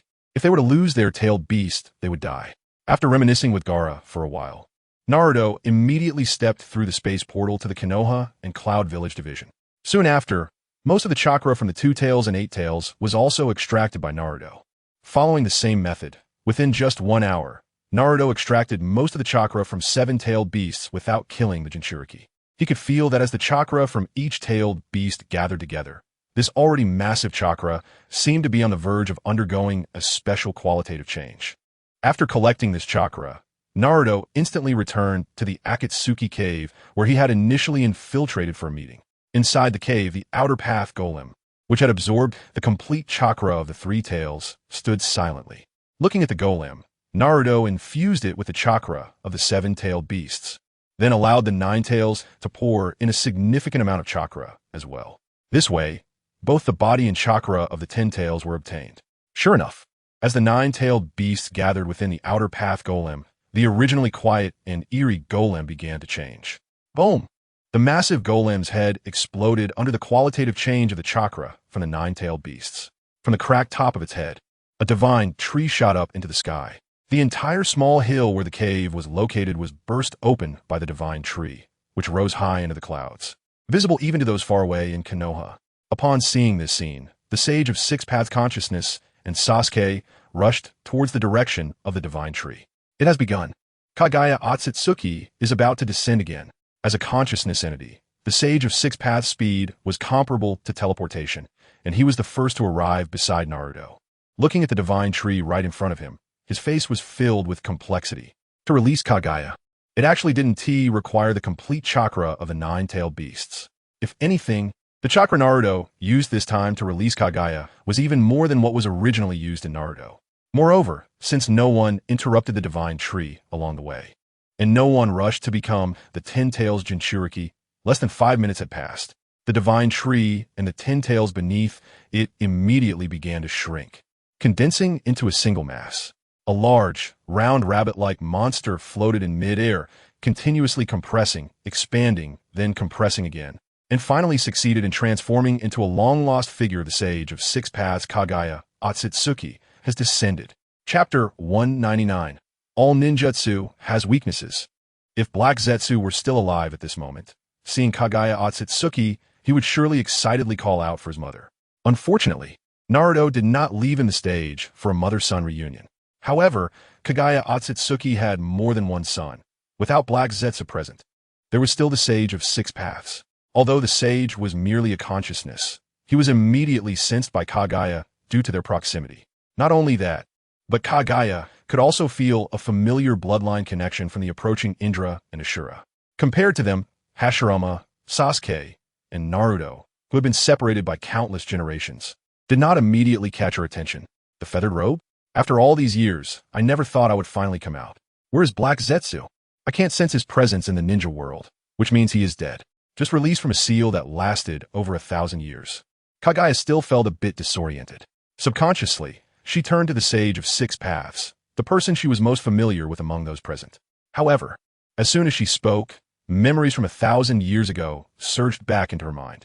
Sadness and tears silently streamed from her eyes, followed by a powerful hatred born from a millennium of loneliness and darkness. 1,000 years ago, you and Hagoromo betrayed me and sealed me away. I was too merciful. I shouldn't have distributed my chakra. This time, I will reclaim all my chakra. Moreover, my plan has been delayed for 1,000 years. Those guys should be finding this soon, right? Kaguya shook her head to clear her mind. The long set-aside plan and her determination to reclaim all her chakra resurfaced in her heart. Infinite Tsukuyami. Just when everyone except Naruto had no time to react, Kaguya decisively raised her arms and looked up at the distant moon. It was accompanied by a silent tremor. The moon, which was just hanging in the evening sky, suddenly turned blood red. A powerful mental force instantly covered the earth, dragging everyone into an illusion. A tree that almost covered the ninja world rose from the ground, with thousands of branches sprawling across the ninja world, each branch sprouting hundreds or thousands of forks. On each fork, white thread spread out, wrapping nearby ninjas and civilians, forming snow-white cocoons of unknown objects. For a moment, in the entire ninja world, except for Naruto, Sasuke, Neji, and the Sage of Six Paths, those with bloodlines close to Kaguya, everyone else fell into the illusion in a short time and began to be drained of chakra by the divine tree. Sigh. I knew this would be the result. It's too late now. I don't know how many people will be drained or turn into white Zetsu. The Sage of Six Paths sighed and looked at Naruto with some helplessness. To him, regardless of whether Naruto could defeat Kaguya, many people would likely have already been drained of chakra or turned into the inhuman white Zetsu during the process. Is it too late? It's not too late. All ninjutsu has weaknesses, and Infinite Tsukuyami is no exception. To the surprise of the sage and others, Naruto, while marveling at Kaguya's actions, showed no signs of panic. Indra had thought he was already impressive enough, but he didn't expect there to be someone even more defiant in the ninja world. Heh, you say it has weaknesses. So it has weaknesses, huh? Kid, I admit your strength is above Ashura's, but I've never seen someone as defiant as you. Yes, in his view, Naruto at this moment was just being defiant, because he could not imagine where the weakness of such a genjutsu, which enveloped the entire ninja world, could be. Sasuke and Neji also looked at Naruto anxiously, as the current situation seemed to them almost unsolvable. Aside from defeating Kaguya, there was no other way, and defeating Kaguya was uncertain in how long it would take. After all, Kaguya is an immortal being. Just then, they heard Naruto speak again. Infinite Tsukuyami, as the name suggests, requires the existence of the moon to take effect. So what if the moon disappears? Everyone was taken aback by the words. The moon disappeared? For a moment, they couldn't fathom how the moon could simply vanish. However, the expressions of the Sage of Six Paths and Neji changed slightly. Neji, having accompanied Naruto to the moon, was aware of the situation up there and instinctively thought that Naruto was not speaking without reason. As for the Sage of Six Paths, he had used the Six Paths planetary devastation technique. The moon hanging in the sky could be said to have been created by him and Kaguya Tsutsuki, using the originally existing moon as the core. Since it could be created, destruction wasn't entirely impossible. However, the Sage of Six Paths had barely accomplished this with the strength of his two brothers, and now Naruto was alone. Thinking of this, he glanced over at Sasuke and felt secretly pleased. In the end, did he not still need to use the power he had given? In his mind, Naruto might be planning to collaborate with Sasuke to destroy the moon. Remembering the moon passage left by Kaguya before she left Blue Star, if Naruto wanted to destroy the moon, he would need to use that passage. However, in the next moment, Naruto suddenly vanished from his sight. Where did this kid go? The Sage of Six Paths was puzzled when he heard Indra beside him widen his eyes and point at the sky. Whoa, everyone, look at the sky. The next moment, to everyone's shock, the blood-red moon in the sky unexpectedly exploded without warning. Not only that, but the divine tree, which had been released by Kaguya, was also directly struck by Naruto's punch. Boom! The divine tree exploded, and all the white cocoons fell to the ground, instantly saving everyone in the ninja world. However, due to the recent mental shock, they all slept particularly peacefully at that moment. Indra admitted that he had spoken a bit loudly just now. What he couldn't do, Naruto could indeed accomplish. This was a clear weakness. The moon in the sky exploded just like that. In an instant, Indra was convinced and thoroughly awestruck by Naruto's strength. It turned out that from beginning to end, Naruto was not just bluffing. The one truly bluffing was himself. This scene even made the Sage of Six Paths open his mouth in surprise. He was glad he hadn't let his pride get the better of him by showing off the ability he had given to Naruto. Otherwise, he would have faced the embarrassment of being utterly humiliated at this moment. Who are you? Uzumaki Naruto. Meanwhile, Naruto had already appeared in front of Kaguya Tsutsuki. Faced with Kaguya's angry expression, which was filled with question marks, Naruto still wore a calm smile. In fact, he was slightly excited at this moment. He could already feel that the chakra of the nine-tailed beasts, which had originally been inconsequential to him, would now be a tremendous boost after undergoing a qualitative change. If he could absorb the chakra within Kaguya, it might greatly benefit his body refinement. Chapter 200. Terrified Kaguya, Uzumaki Naruto? Kaguya muttered upon hearing the name, then shook her head. No matter who you are, anyone who dares to obstruct me must be punished. After saying this, Kaguya's hair instantly lengthened and hardened. Rabbit hair needles. Whoosh, whoosh, whoosh. A series of hair needles shot out directly at Naruto. Each hardened strand of hair was as tough and sharp as the most resilient kunai in the ninja world. However, what she didn't know was that Naruto's physical strength had surpassed the destructive limits of the ninja world. Facing the dense barrage of rabbit hair needles, Naruto merely waved his hand and shattered all the ones aimed at him. The remaining ones forced Indra and Ashura, who were watching from the sidelines, to retreat repeatedly. Having freed themselves from the Edo Tensei control, their bodies could temporarily remain in the ninja world, but they no longer had the infinite regeneration ability they had just possessed. They wanted to see how this battle would unfold, but they didn't want to be taken out so quickly. While Naruto could ignore the rabbit hair needle attacks, they couldn't. This scene made Kaguya furrow her brows. Without Black Zetsu's assistance, her reactions during battle seemed more hesitant. After thinking for a moment, she continued to attack. Sometimes having too many abilities can be a burden for someone lacking battle experience. After all, she still had to spend time deciding which technique would be more suitable to use next. In fact, Kaguya had considered that being sealed for 1,000 years would leave her lacking in battle experience even after she emerged. It was precisely because of this that she had left Black Zetsu in the ninja world before being sealed.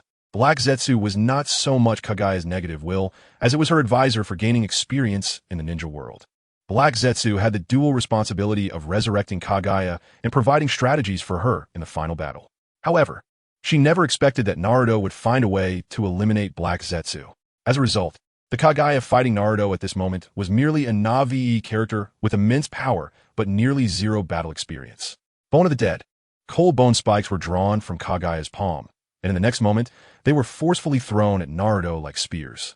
Whoosh! Facing this attack, Naruto did not foolishly stand there and take it. After all, while his physical defense was formidable, he was not someone who would take hits without retaliating. If he were to do that, he would not be impressive but foolish instead. Although he sensed that the Bone of the Dead could not break through his defenses, Naruto still sidestepped to avoid the range of the spikes. As the series of bone spikes flew past him, Naruto directly reached out and grabbed them. The special bone spikes, infused with Kaguya's immense strength, were promptly seized by Naruto. Moreover, before anyone could react, those grab spikes were turned around and hurled back at Kaguya. Kaguya's three eyes instantly witnessed this scene. However, the speed at which Naruto threw the bone spikes was too fast. Although her eyes could see clearly, her brain was still processing how to respond. This was the sluggish reaction caused by a lack of battle experience. In reality, given Kaguya's speed, she could have barely dodged this sudden counterattack. But the current situation was that she didn't have time to evade. Thud! Several resilient bone spikes pierced through her body, leaving behind a few black holes. But this was just the beginning. The Bone of the Dead carried immense force. As they pierced her body, a terrifying power instantly spread throughout her entire being. That was a force capable of easily obliterating the divine tree, and now crushing Kaguya's body was equally effortless. Watching the fine dust scatter in the air, the Sage of Six Paths and Indra were left dumbfounded. The immensely powerful Kaguya was actually not a match for Naruto in a single blow. Of course, as an opponent, even the Sage of Six Paths found challenging. Kaguya had her unique attributes. The scattered dust existed for less than a second before instantly reconstituting into Kaguya's body. An immortal body. This terrifying regeneration ability was far faster than the infinite regeneration speed of Edo Tensei. Having personally experienced Naruto's immense power, Kaguya had already formulated her next battle plan while regenerating. Abandoning the 80 God Vacuum attack she had originally prepared, she decided to forego a direct confrontation with Naruto and instead opt for a stealthy assassination approach to win. Yomi Hirasaka, a black spatial entrance appeared behind Kaguya. Without any seal action, accompanied by the appearance of this space entrance, Kaguya's body vanished from its original spot. When she reappeared, she had silently materialized behind Naruto. At the same time, her hands each condensed a pitch-black sphere. The two powerful, truth-seeking balls were slightly larger than the 9 gathered behind Sasuke. Be careful. Sasuke, having learned the power of the truth-seeking balls, instinctively warned Naruto. However, as soon as the words left his mouth, he immediately covered his own mouth. He had just been thinking about the effect of the truth-seeking balls and forgot that it was Naruto who was fighting right now. Given Naruto's body strength, it was estimated that even if he took a hit from a truth-seeking ball head-on, it wouldn't break through his defenses, right? Of course, this guess would not be validated, because Naruto wouldn't be foolish enough to take a backstab from a truth-seeking ball. The moment he saw Kaguya's body disappear, Naruto realized she was planning to ambush him. However, for someone like her, who had very little combat experience, even an ambush would likely only involve the simple method of a backstab. Sure enough, just as Kaguya was about to make her move, Naruto quickly dove forward and turned to look at her. Kaguya, caught off guard, changed her expression and immediately retreated back into the space portal. When she opened the portal again to try to ambush Naruto once more, she found that Naruto had already turned around and was now waiting for her with ease. Kaguya, who had just emerged from the space, was startled to bump into Naruto, and a hint of surprise appeared on her previously expressionless face. However, she did not give up, thinking it was just her bad luck that Naruto had guessed her position. Yet again, when she emerged, she saw Naruto facing her directly, causing her to puff up her cheeks in annoyance. A sense of frustration washed over her, feeling like she was being toyed with. But the more this happened, the more she wanted to successfully backstab Naruto to prove her cleverness. Unfortunately, while she was still in the space tunnel considering where to ambush Naruto next, a sudden ripple of space fluctuations appeared in front of her. How about it? Have you thought about where to ambush me next? Damn it. Seeing Naruto suddenly appear in the space tunnel she had opened, Kaguya's scalp went numb. Who the hell are you? Shocked by being caught off guard in the space tunnel, Kaguya couldn't help but ask again. She had no idea that such a powerful presence existed in the ninja world. Naruto Uzumaki, didn't I just tell you? Naruto shook his head helplessly wondering if Kaguya had given most of her intelligence to Black Zetsu along with her memory. It was hard to believe she had forgotten something said so recently. Chapter 201. The Clever Otsutsuki Kaguya.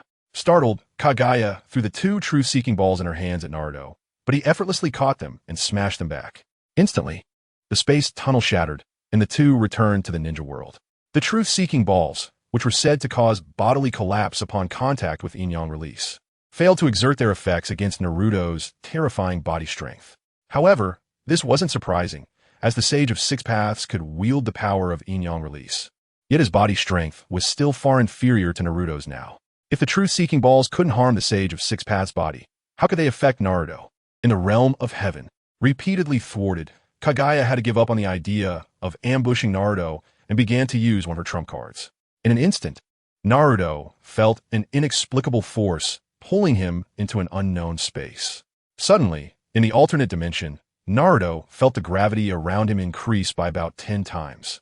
Such immense gravity made it impossible for Kaguya herself to float in the air.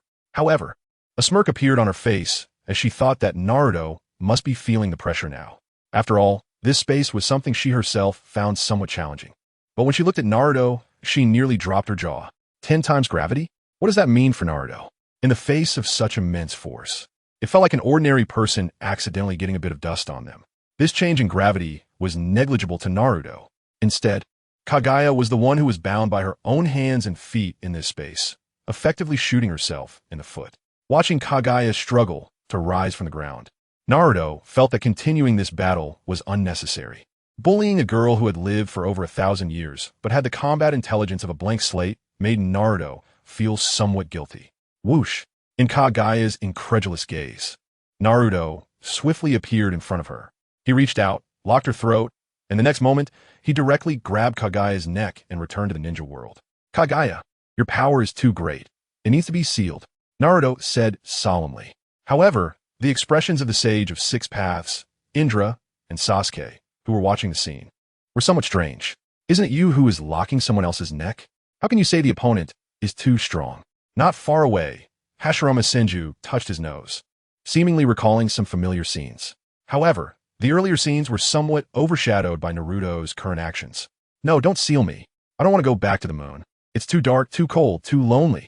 Kaguya, unable to move with Naruto gripping her throat, pleaded in terror, tears streaming down her face.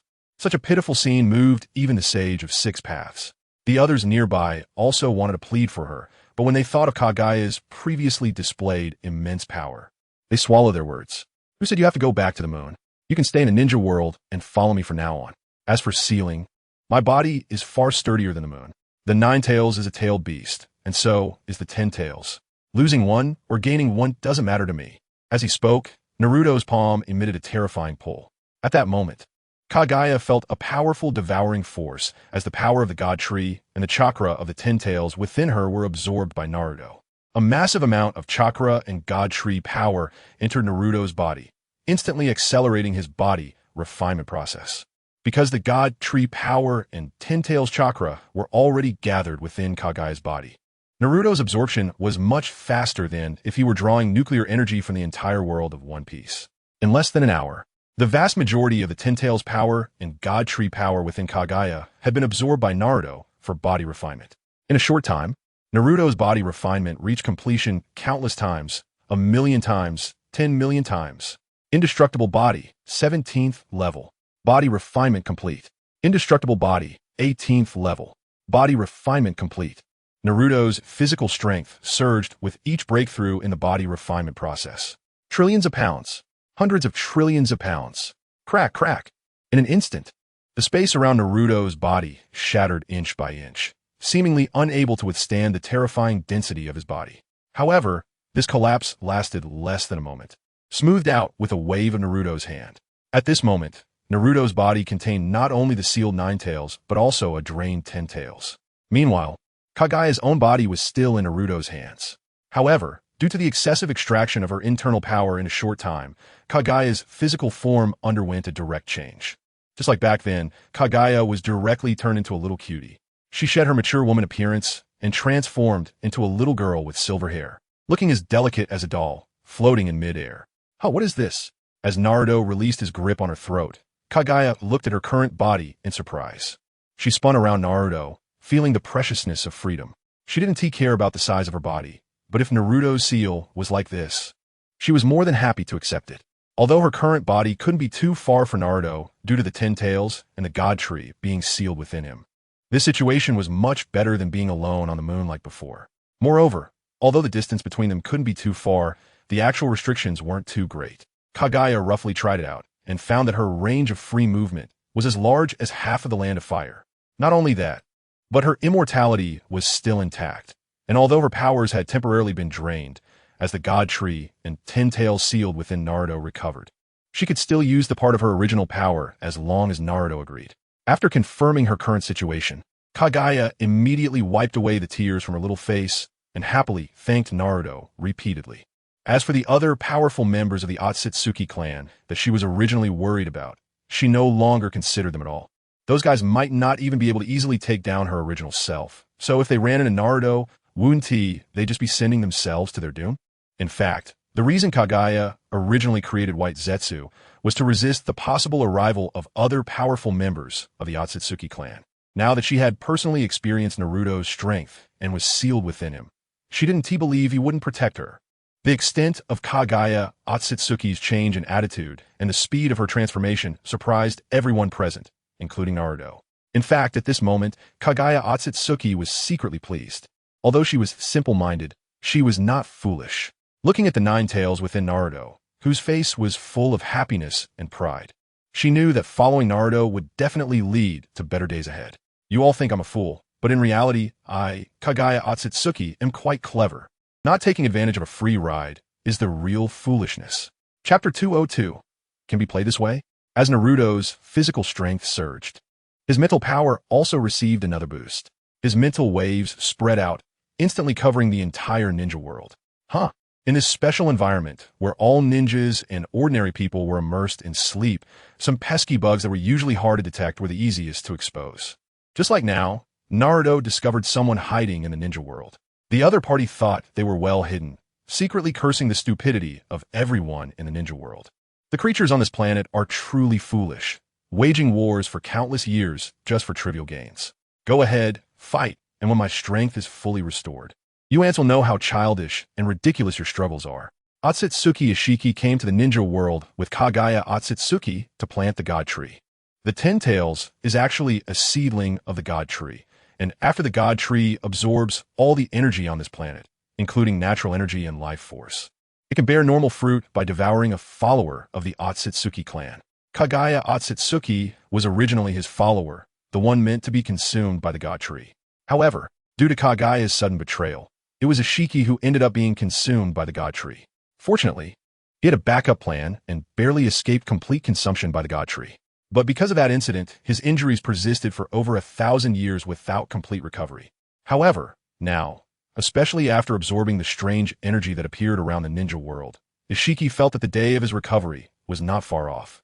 At that time, he would definitely drag Kaguya out and properly mature the God Tree to bear fruit, using it to vent his hatred and wash away his shame. For thousands of years, he had maintained a semi-dormant state, occasionally monitoring the dynamics of a ninja world, but never taking action himself. This time, it was because of the recently appeared God Tree and the blood-red moon that flashed in the sky that caught his attention. Just when he was about to return to his hidden underground cave, a voice suddenly appeared in his ear. Want to fully restore your strength? Unfortunately, you no longer have that opportunity. Who is it? Naruto's sudden voice startled Ishiki, causing him to jump dozens of meters away, trying to create as much distance as possible for Naruto. However, his jump was in vain. Naruto's speed far surpassed his, before Ishiki's feet even touched the ground. Naruto had already grabbed him by the throat. A sense of despair with nowhere to escape flooded his heart. Ishiki had never felt this way before. Who are you? Ishiki struggled to suppress his inner fear and quietly questioned Naruto. Naruto felt a bit helpless. Why do people from the Akatsuki clan always ask this question? Ishiki, long time no see. He is my current master, Naruto Uzumaki, a person who is countless times stronger than you. This useless guy? Just as Naruto was about to answer again with some reluctance, this time he didn't need to speak. Following Naruto, Kaguya immediately saw that the person being captured was none other than the Akatsuki Ishiki, who had been hiding in the ninja world for many years. She originally thought this guy might have run back to the Akatsuki clan's planet to report, but unexpectedly he had been hiding in the ninja world due to serious injuries. No wonder. After 1,000 years, no other powerful members of the Akatsuki clan had come to the ninja world. It turned out that this guy hadn't been able to relay the news. "You are Kaguya." Looking at the little Kaguya who had turned into a personal fairy, Ishiki's eyes were filled with disbelief. How could this woman change like this? Moreover, a mere follower not only betrayed him, but also dared to seek a new master. In an instant, endless hatred surged from the depths of his heart. 1,000 years. 1,000 years. Does anyone know how he has spent these 1,000 years? Other than healing and secretly searching for a suitable host. He cursed Kaguya hundreds of times every day. How dare this despicable follower appear before him again? At this moment, Ishiki's mind was completely clouded by anger that had lasted for 1,000 years. He couldn't care less about his unhealed injuries or whether this parasitic body could withstand his full force. Kill. He had to kill Kaguya right in front of him. In an instant, the Akatsuki Ishiki in Naruto's hands underwent a transformation. His skin turned snow white, and the pupils in his eyes also became snow white. Even his hair instantly turned pure white. Boom!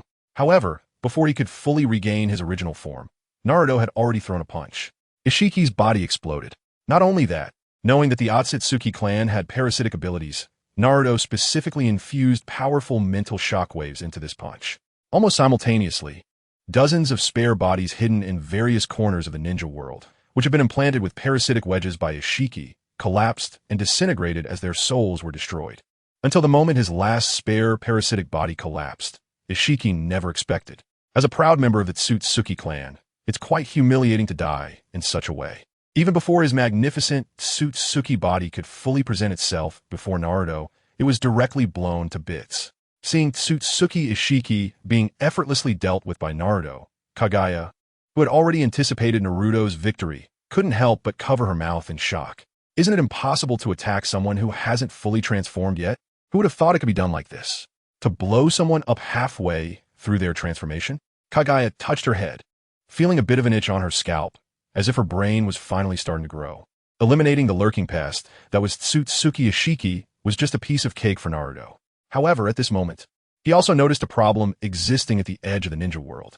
The anomalous energy on the eastern sea of the ninja world had already been dealt with by Naruto. But on the vast land to the west of the ninja world, the anomalous energy was visibly spreading towards the ninja world. It seemed that because the divine tree was completely sealed within Naruto, the original invisible barrier surrounding the ninja world had disappeared. Seeing this scene, Naruto, who thought the ninja world was finally at peace, couldn't help but frown. It seems that as the leader of the Ninja Alliance, he wouldn't be able to rest just yet. However, before dealing with the border issues of the ninja world, Naruto decided to return to Konoha first. In Konoha, the Sage of Six Paths and his group were already waiting there. I wonder if you're satisfied with the results? Naruto asked the consciousness of the Sage of Six Paths with a smile. The Sage of Six Paths paused at his words. Looking at little Kaguya floating beside Naruto, he felt a bit strange as a father. But thinking of Naruto's strength and Kaguya's satisfaction, he had to admit that Naruto's approach was significantly better than his previous one. Satisfied, of course satisfied. At this moment, he didn't dare to say otherwise. Although he was a dead man, for a powerhouse like Naruto, death didn't necessarily mean being carefree. The Sage of Six Paths didn't intend to offend Naruto if he could avoid it. Chapter 203. The embarrassment of the Bone King. The consciousness of the Sage of Six Paths dispersed after confirming the state of the ninja world. After all, the only thing he was worried about was whether Kaguya would break the seal and threaten the ninja world again. Now that he saw someone like Naruto, he knew Kaguya could no longer cause any significant trouble. Along with him, Indra and Ashura also disappeared from the ninja world. They originally thought they were the strongest in the ninja world, but now it seemed they were far from it. Reflecting on their past battles, it was indeed somewhat ridiculous. After witnessing the previous series of battles, Indra's perspective had broadened significantly. This ninja world wasn't the Sage of Six Paths ninja world, nor was it just the world of the two brothers. Who inherits the so-called ninja religion is not worth a hatred feud lasting for 1,000 years. Moreover, the current leader of the Ninja Alliance is Naruto. What significance would it have for the two brothers to continue fighting? Would they fight to determine a victor and then challenge Naruto? Forget it. Even someone as arrogant as Indra wouldn't dare to think of such an impossible scenario now. The brotherly feud that lasted for 1,000 years had come to an end. Neji, watching the two disappear, felt a surge of emotion. Not only were his own constraints lifted, but even the two brothers who had been entangled for 1,000 years were also freed from their fated entanglement before Naruto. Indeed, Naruto's words were once again validated. Fate is merely an excuse for the weak. Thinking of this, Neji, who was originally worried about the last step of his Byakugan evolution, now gathered his courage. If he didn't even dare to try, how could he become a true powerhouse and take control of his own destiny? With that thought, he immediately gathered his resolve and began the final evolution phase of his Byakugan. When Naruto disappeared from Konoha and opened a space portal to bring back everyone he had previously relocated, Neji's Byakugan had successfully transformed. A pair of light blue eyes appeared in his eye sockets. To an ordinary person, these eyes seemed to have no power, but to Sasuke, who also possessed powerful ocular abilities, Neji's eyes were extraordinary. This guy actually caught up again. He truly is hard to shake off, Sasuke thought to himself. Having previously obtained the Sage of Six Path Yang release and activated his Sharingan, Sasuke was now far ahead of Neji in terms of strength. During that brief period, he could confidently consider himself Naruto's unique strongest partner. However, unexpectedly, so little time had passed, and Neji, who was originally a strong competitor, had caught up again. Although Neji's current strength was still inferior to his, Sasuke could sense that Neji's ocular power was rapidly increasing. It was no wonder, as Neji was absorbing the giant Rinnegan. If it were only an ordinary Rinnegan, it would be on the same level as an ordinary Sharingan. However, the ocular power from the giant Rinnegan was incomparable to that of an ordinary Rinnegan. Even though Neji's eyes had now completed their evolution, his strength was still on the rise. As he continued to absorb the remaining ocular power from the giant Rinnegan and convert it for his own use, his strength could potentially threaten Sasuke. This was also the reason Sasuke felt Neji was like a piece of chewing gum that he couldn't shake off. Naruto didn't pay attention to the competition between the two. With the current strength of Sasuke and Neji, they could handle even the arrival of strong members of the Tsutsuki clan, and might even be able to counterattack. After arranging for everyone in Konoha to start reconstruction work, Naruto didn't linger in Konoha. With a wave of spatial fluctuation, Naruto's figure reappeared at the currency exchange. The Bone King was not there. Naruto then switched to another currency exchange. In just 3 minutes, following the manual the Bone King had previously given him, Naruto visited 15 different currency exchanges before finally finding the Bone King at the 16th one. I've resolved the nuclear pollution anomaly in the Eastern Sea. It seems there's a new trouble on the Western land. You know what I need? The latest maps and intel. Naruto got straight to the point without any small talk. The Bone King, looking increasingly unfathomable, showed more respect. Nodding at Naruto, he quickly produced an ultra-tier intelligence scroll. The next moment, the latest map of the nuclear pollution anomaly appeared between the two. On the map, they could clearly see that the area affected by the nuclear pollution anomaly east of the ninja world had returned to normal. However, to the west of the ninja world, the area affected by the nuclear pollution anomaly showed an irregular scattered coverage. In a region adjacent to the ninja world, it seemed to be a disaster zone. Moreover, the nuclear pollution energy in that area was seeping into the life vacuum zone between the two regions and seemed poised to formally enter the ninja world shortly. In addition to the coverage of the nuclear pollution energy, the map also displayed the distribution of living beings. Why are there so many missing? Naruto was surprised as he pointed at the distribution of living beings on the Western land.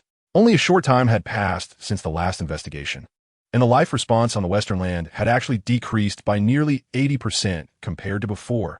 The Bone King shook his head. As an undead creature, he was inherently like a specter and felt no particular concern about the sharp reduction in life responses in the nuclear pollution anomaly zone. Nor did he know what caused it. However, if Naruto was interested, he could assist him in investigating the cause. Thinking of this, he took out a compass again. This compass was different from the last one, with a higher level and more powerful functions. The last compass could only help you lock onto the life forms that passed through the barrier at that moment. But this compass could help you track the direction of the gathering of nuclear pollution mutation energy. Here, I think we can assume that the more nuclear pollution mutation energy is concentrated on someone, the more it may help you investigate the reason. Under the Bone King's explanation, Naruto activated the compass. The next moment, a distinct red dot appeared right in the center of the compass. The position of this red dot completely overlapped with the blue dot marking Naruto's current location. In other words, at this moment, the one with the most concentrated nuclear pollution mutation energy in his body was Naruto himself. The compass can set multiple targets. Master, you can ignore the red dot representing yourself, and then look for the life form with the second most concentrated nuclear pollution mutation energy on the compass. Watching the scene on the compass, the Bone King awkwardly waved his sharp finger bones to scratch his skull, hardening his skull to explain further to Naruto. Well, at least there's something to track, which is better than having no direction at all. Naruto nonchalantly put away the superclass compass and the latest map. Although this compass was not very reliable, it was better than nothing, and Naruto did not expect to solve the problem solely relying on the Bone King's tools. Chapter 204. Little Helper Kaguya. Alright, now that I have the map and the compass, I won't stay here any longer. Naruto waved his hand at the somewhat awkward Bone King, and then opened a space tunnel to leave the exchange center. Floating in the air, Kaguya followed Naruto and let out a soft sound, also opening a space tunnel to leave. Unenchanting teleportation magic. It seems this little girl beside Naruto is not simple either. Thinking of this, the Bone King felt even more that hiding in the underground exchange center was a wise choice. Otherwise, he might have already been killed by the hidden strong ones in the ninja world. Master, master, wait for me. Kaguya shouted breathlessly as she passed through the space tunnel. Naruto had just crossed over a dozen spaces continuously and now suddenly leaped into the desert of the Konoha Sand-Hidden Division. Unlike Naruto, who directly squeezed through the tunnel with his body, she had to consume chakra to open the space tunnel. Having her chakra drained would be too much for her. She couldn't handle such continuous running. How about you take me with you, master? Kaguya looked at Naruto with a pitiful expression, starting to plead for support. Seeing this, Naruto remembered that her current state was indeed weak, so he didn't refuse. When Kaguya saw Naruto nodding in agreement, a smile immediately appeared on her face. Although her smile was somewhat unnatural due to her cold demeanor for 1,000 years, it was evident that she was trying hard. The next moment, Kaguya, floating in mid-air, moved closer to Naruto and then landed on his shoulder. Her doll-like size made her fit perfectly on Naruto's tall figure. Seeing Kaguya actually choose to sit on his shoulder, Naruto was a bit surprised, but didn't mind. Since her main body was sealed within him, Naruto didn't have to worry about her causing any trouble. Moreover, in the face of absolute strength, all schemes and calculations were mere clouds. The reason why Akatsuki Kaguya betrayed Ishiki was partly because he led Kaguya to her death, and partly because his means to restrict Kaguya were not strong enough. Since Naruto had nothing to do with these two reasons for Kaguya's betrayal, he naturally didn't need to worry about her turning against him. Setting aside these thoughts of revenge, just looking at Kaguya's current appearance, she was nothing but cute. Having such a teammate along and not needing to worry about her dying and needing care was not a bad thing for Naruto at all. In the desert, the endless yellow sand stretched like a sea, sprawling for miles, seemingly endless to ordinary people. But for Naruto, it was not an insurmountable death zone. Before long, he had arrived at the border of the ninja world he had seen before. This area continued westward, leading to the life vacuum zone between the ninja world and the neighboring area, desolate and uninhabited. At this moment, outside this border, the nuclear pollution mutation energy had already spread over. However, in the desert, the manifestation of nuclear pollution mutations was different from that on the sea. On the ocean, nuclear pollution mutations directly changed the color of the seawater, turning the azure sea surface into a distinct light gray or dark gray. But in the sand sea, the yellow sand remained yellow and did not change color due to the mutation energy. However, for Naruto, who could easily perceive natural energy, most of the invisible natural energy around him had already transformed from its original green and shiny state into dark, pitch-black orbs. Master, the air here is so dirty. I don't like it. Kaguya, sitting on Naruto's shoulder, could also feel the changes in the surrounding natural energy, immediately scrunching her little nose and showing a face of disgust. Seeing this, Naruto was originally prepared to absorb the surrounding nuclear pollution mutation energy like he did on the ocean. The nuclear pollution energy in the air was more dispersed than that in the seawater, so it might take Naruto more time to absorb it. Just then, he noticed that Kaguya, sitting on his shoulder, suddenly made a request. Master, I can help you absorb the mutation energy in the air, just like Kurama helps you absorb natural energy. Upon hearing this, Naruto nodded in agreement, allowing her to use her original powers. The next moment, a small-sized Ten-Tails appeared in Kaguya's arms as she sat on Naruto's shoulder. Kaguya patted the head of the small Ten-Tails in her arms, and the little creature opened its mouth to absorb the surrounding air. Although the strength of the suction was far inferior to Naruto's, the range of absorption was exaggeratedly wide. It was no wonder, after all, it was originally capable of absorbing energy from the entire ninja world. For this large-scale dispersed energy absorption, the Ten Tails was more suitable than Naruto absorbing the energy himself. In less than 10 minutes, the nuclear pollution mutation energy around the border was completely gathered and absorbed by the Ten Tails. Look, Master, this is what Kaguya just collected. After finishing the collection, Kaguya obediently handed the small Ten Tails in her arms to Naruto. Although the control of the Ten Tails still lay with Naruto, and he could reclaim it any time he wanted, Kaguya's proactive attitude was still more appreciated. Taking the Ten Tails, even though it was only the size of a toy now, the energy collected within it had already exceeded the total chakra of the Nine Tails. This scene made the previously calm Nine Tails panic, working even harder to utilize the latest 1 to 100,000 leverage to help Naruto condense Sage Chakra. However, due to the surrounding mutation energy being even more abundant than normal natural energy, its refining speed was only twice as fast as before. Competing with the Ten Tails was quite stressful. Of course, the Nine Tails' worries were clearly self-induced, as Naruto had no intention of cutting back on his workforce. Whether there was one more or one less, his body could handle it. After quickly absorbing the nuclear energy collected by the Ten Tails, Naruto nodded in satisfaction at Kaguya. After frowning and pondering for a while, he took out a warm, three-color dumpling from a different space. What is this? Looking at the two colorful dumplings in the box, Kaguya's eyes instantly widened, curiosity clearly written on her face. 1,000 years ago, she had never eaten such a thing. This is a reward for you. Give it a try. If you don't like it, there are others. Naruto is also unsure whether Kaguya likes dango, although this snack is quite popular in Konoha. He doesn't know if it suits Kaguya's taste. To his surprise, after Kaguya carefully held a dango and took a small bite, her little face instantly showed an expression of immense delight. It's delicious. Ah, yum.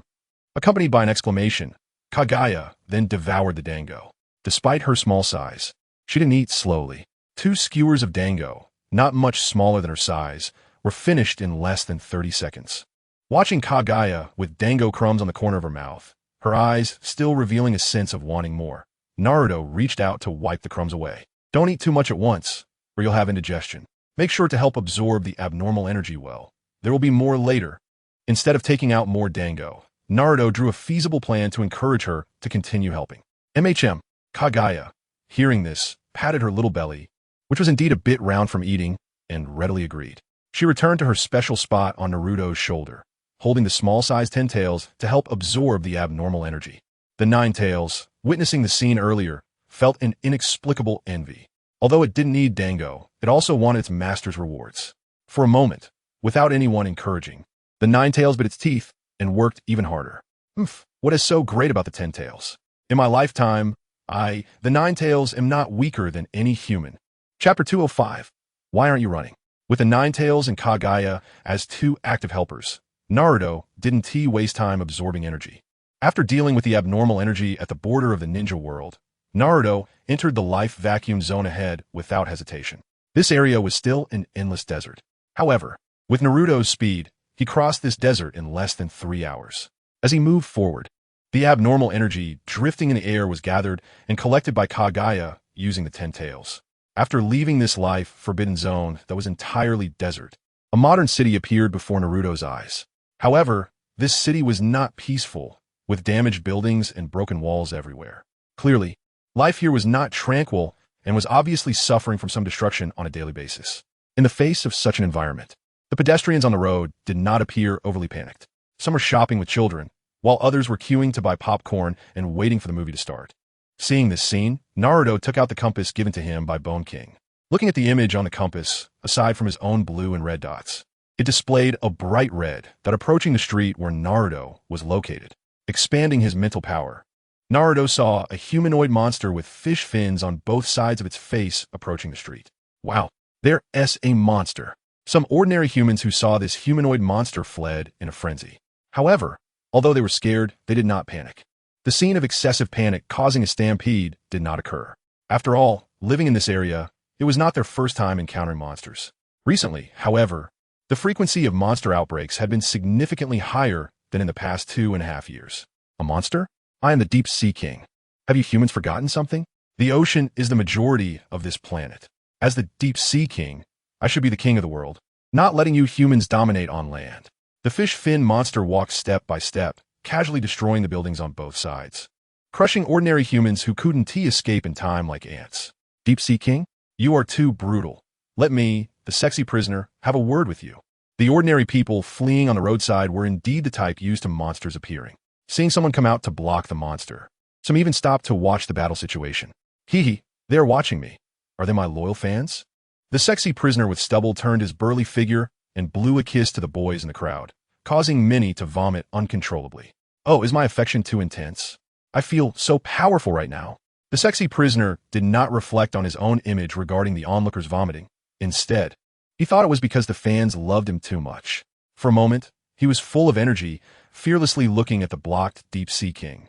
Both sides had quite muscular bodies, but it was evident that the Deep Sea King was significantly larger than the sexy prisoner at this moment. However, supported by love, the sexy prisoner was fearless.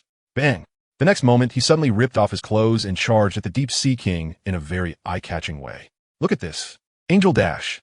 With tremendous impact, the sexy prisoner directly knocked the Deep Sea King about 10 meters away. However, the Deep Sea King did not fall immediately. In the context of this world, the disaster levels of monsters are classified from weak to strong as wolf, tiger, ghost, dragon, and a legendary god level. Although the sexy prisoner, as an S-class hero, ranked lower, he could still easily defeat an ordinary ghost-level monster. Seeing that the Deep Sea King did not explode under his charge, he realized that this monster was clearly not simple.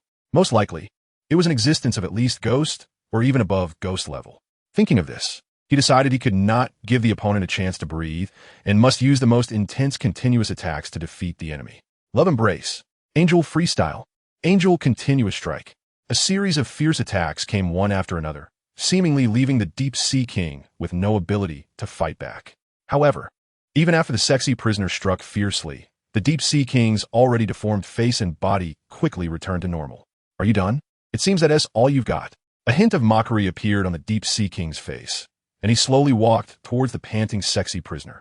Your fists carry no killing intent. Let me teach you what a real fist is. Deep Sea Killing Fist. Bang, bang, bang, bang, bang. The next moment, the Deep Sea King unleashed nearly 100 punches per second, ferociously pounding on the sexy prisoner. With each punch, a noticeable dent appeared on the sexy prisoner's burly body. In less than 10 seconds, the sexy prisoner, having endured nearly 1,000 punches, was reduced to a puddle of mud, severely injured and unable to continue fighting. Oomph. I have no interest in trash like you. Like throwing away garbage. The Deep Sea King casually tossed the barely breathing sexy prisoner aside. Not far away, on a rooftop, Sonic the Hedgehog, a ninja in this world, secretly observed the scene. He felt fortunate that the sexy prisoner had suddenly appeared. Otherwise, he might have been the one turned into a puddle of mud. More importantly, he specialized in speed, and in terms of physical strength, he was not as strong as the sexy prisoner, so he could have easily been killed in the previous fierce attack. In the sky, raindrops began to fall, quickly shifting from light rain to heavy rain. With the rainwater's nourishment, the Deep Sea King's strength further increased, and the slight injuries sustained from withstanding the sexy prisoner's attacks completely healed. No one can stop me. The Deep Sea King laughed heartily, sensing that most of the humans who had fled were now hiding in a nearby shelter. These foolish humans think a shelter can protect them from me? Huh. However, at that moment, his domineering steps were blocked by a blond boy standing in the middle of the road, showing no intention of fleeing. Why are you running? The Deep Sea King enjoyed the fear humans had for him. He wanted to see everyone flee in panic and hear their terrified wails. It was clear that at this moment, not only was the boy not running, but he also wore a calm and composed expression. Naruto was not the type of person the Deep Sea King liked. Because I'm not afraid, Naruto replied indifferently. He had already determined that the nearest red dot on the compass was the Deep Sea King. It seemed this compass wasn't completely useless. At least it could help him find nearby monsters. These monsters were filled with a large amount of nuclear waste mutation energy, and perhaps their appearance was also due to mutations caused by that energy. Why aren't you afraid? A hint of displeasure appeared on the Deep Sea King's face. He wouldn't allow someone so bold to stand there and talk to him. Because of this, Naruto waved his fist.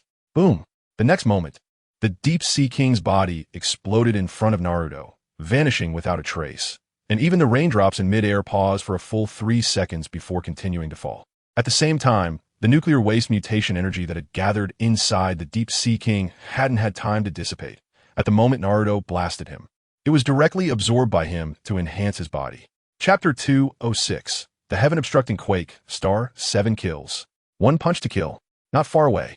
Sonic the Hedgehog saw the scene before him and couldn't help but recall a certain detestable bald head. It was the one who had caused him to feel a lingering pain in his groin. However, the person before him was a blonde boy, clearly not that bald head.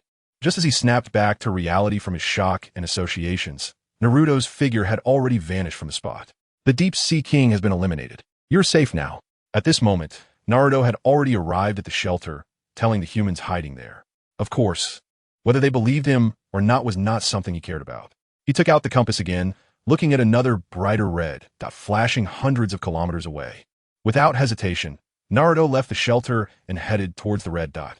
Just a few seconds after Naruto left, Genos, who had received the notification from the Hero Association, arrived at the scene. Known as the Devil Cyborg, Genos was also an S-class hero, slightly stronger than the sexy prisoner. However, when he arrived at the scene, he found no trace of the so-called Deep Sea King. After asking around, he learned that someone had already come and eliminated the Deep Sea King. From the time I received the news about the Deep Sea King to when I arrived, it was only 5 minutes in total.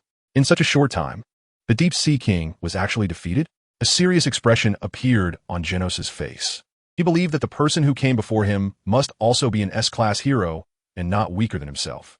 Soon after, C-class hero Mumen Rider rode up on his bike. He originally intended to inform everyone that the Deep Sea King had been eliminated since he had just called an ambulance for the severely injured sexy prisoner, and learned from him that someone had punched the Deep Sea King to death. To his surprise, Genos had already arrived at the shelter, and the people here seemed to already know about the Deep Sea King's defeat. However, he was not discouraged. After all, he wasn't there to take credit. Since the people here already knew the latest news, his mission was complete. Wait, Mumen Rider. Huh? What's up? S-class hero Devil Cyborg? Hearing that S-class hero Genos had called out to him, Mumen Rider immediately got off his bike and stood up straight. Just now, you said someone punched the Deep Sea King to death. Can you describe what the person looked like? Genos asked, suspecting that it was his teacher Saitama who had defeated the Deep Sea King. Oh well, I actually didn't see it myself. It was the injured sexy prisoner who told me. Mumen Rider scratched his cheek, admitting he couldn't be of much help with that information. However, Mumen Rider was well-liked. And, among ordinary people, he was one of the most popular heroes. Although he didn't possess great power, his dedication was deeply appreciated by the common folk. Therefore, at that moment, someone among the ordinary people who usually didn't dare to speak up raised their hand. Someone informed us before the Devil Cyborg arrived that the Deep Sea King had been defeated. Perhaps the hero who punched him to death is that person. This person's words immediately caught Genos' attention, and he quickly directed the question to this ordinary person. I remember he looked like a young boy with golden hair. Just looking at him gave a warm feeling. A blonde boy? It seems it's not my master. Genos nodded, ruling out Saitama. Meanwhile, Saitama, who was at home watching the news about the Deep Sea King's rampage, was still running on the road. Although he was fast, he took many detours because he didn't know the exact location. Only at this moment did he curiously look at Genos. Hey Genos, you're already here? Where's the monster? Saitama, now a C-class hero, was a bit worried about not meeting the task requirements. After all, to receive the monthly subsidy from the Hero Association, C-class heroes had to complete a certain number of tasks each month. Because of previous distractions and various incidents, Saitama had not met his activity task this month. So he was concerned about losing his subsidy. If that happened, he wouldn't have money to buy his beloved fries. Teacher, the monster has already been eliminated. What? You already eliminated it? It seemed he would have to find other monsters to complete his activity tasks. Saitama scratched his bald head in annoyance, but didn't blame Genos for eliminating the monster first. Huh? Teacher, it wasn't me who eliminated the monster. In fact, it was already defeated by someone with one punch before I arrived. Genos did not hide anything and relayed all the information he had gathered to Saitama. One punch to defeat it? Interesting. A look of interest appeared on Saitama's face. In fact, ever since he became bald and stronger, he had 3 major concerns. First, too little living expense. Second, his hair wouldn't grow back. Third, being too invincible. Monsters that used to require wits and courage to defeat could now be obliterated with one punch in front of him. The overly easy battles left him unable to experience the excitement of being an active hero. If possible, he wanted to find an equally matched opponent to have an epic battle and awaken his fighting spirit. Of course, if there were truly no such opponents, he would force it. But now that he heard, Saitama noted down the description of the blonde boy. The priority was still to complete the monthly hero activity task to secure his C-class hero subsidy. At this moment, Naruto, who had left the shelter, had already arrived at the location of another red dot. Boom! Just as Naruto arrived, a helicopter was flying in from not far away. However, before the helicopter could fully arrive, a gigantic dinosaur had already revived from the ground. I am a dinosaur king, resurrected after sleeping for nearly 100 million years on Blue Star. The overlord of Blue Star has always been us dinosaurs, and this revival will signal the dinosaurs' return as the rulers of the planet. The dinosaur king roared as it tilted its head back, causing Kaguya, who was sitting on Naruto's shoulder, to cover her ears because of its rough voice. "Oh, master, it's so noisy. Can I use my powers to make it shut up?" Kaguya pointed at the dinosaur king with her little finger, as if complaining to Naruto. Of course, Naruto nodded, allowing Kaguya to take action. Celestial impact. 7 consecutive strikes. Boom, boom, boom, boom, boom, boom, boom. 7 massive meteors fell in quick succession, and in less than 10 seconds, the previously roaring dinosaur king was reduced to a fossil. The nuclear mutated energy that erupted from its exploded body was also absorbed by Naruto effortlessly. "Huh? Who are you? How dare you steal my job?" At that moment, a helicopter had just flown over the giant pit where the dinosaur king had been revived. A little girl with green hair flew out of the helicopter, her green forked dress fluttering in the wind. Although she looked small, her temper was anything but. Seeing her assigned task of dealing with a monster disaster being snatched away, she immediately felt displeased. Wasn't this just making her the second-ranked S-class hero, Tornado, run an errand for nothing? Chapter 207. Give a lesson. Kaguya had just summoned the 7 meteors, which Tornado also noticed. However, she could do the same thing using her superpowers to attract meteors. Moreover, in her view, aside from Explosion and King, the other heroes were all trash.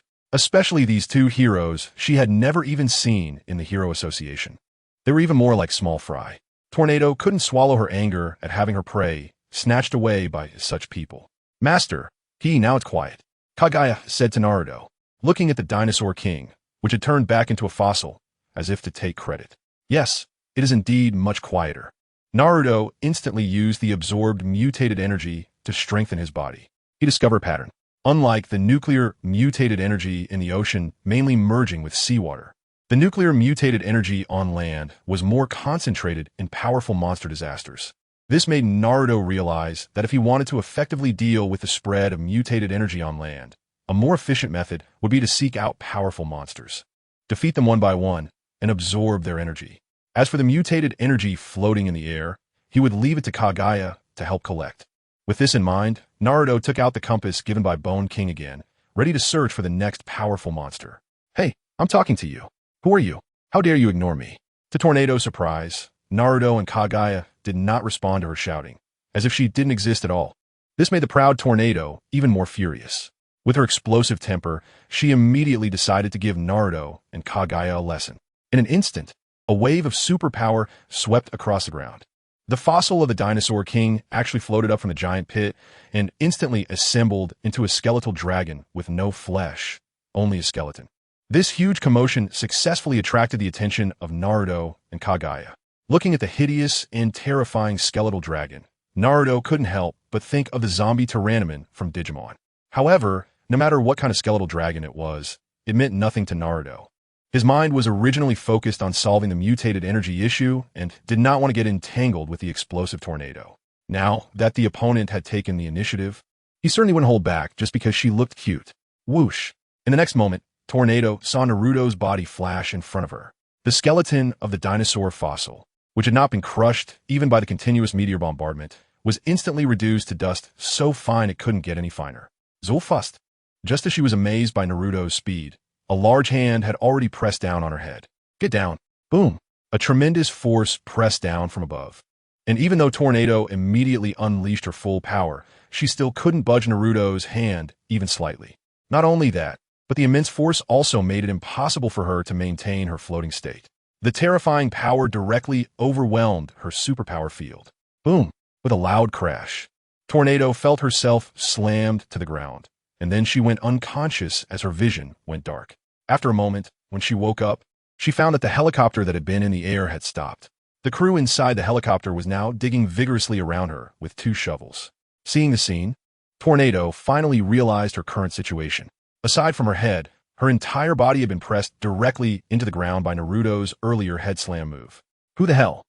Since fully awakening her superpowers, Tornado had never experienced such humiliation. At this moment, she was seething with rage.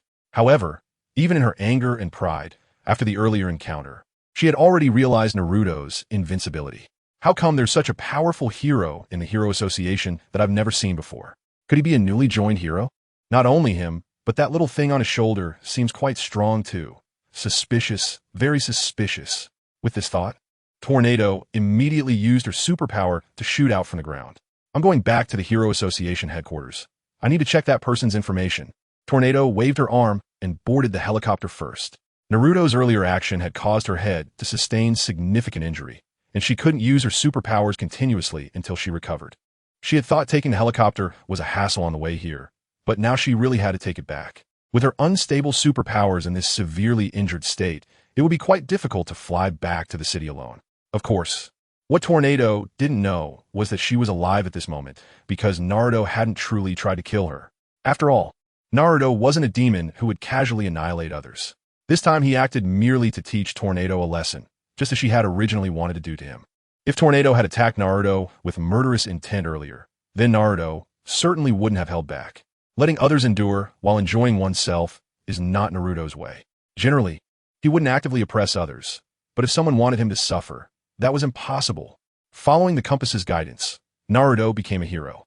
Of course, it would be more appropriate to say he was a monster hunter. Over the next half-month, Naruto and Kaguya continued to slay the monsters that appeared on the compass. Kaguya also took the opportunity to enjoy a lot of delicious food she had never tasted in several cities in this area. Takoyaki, dorayaki, sukiyaki, dumplings, zongzi, meat sandwiches.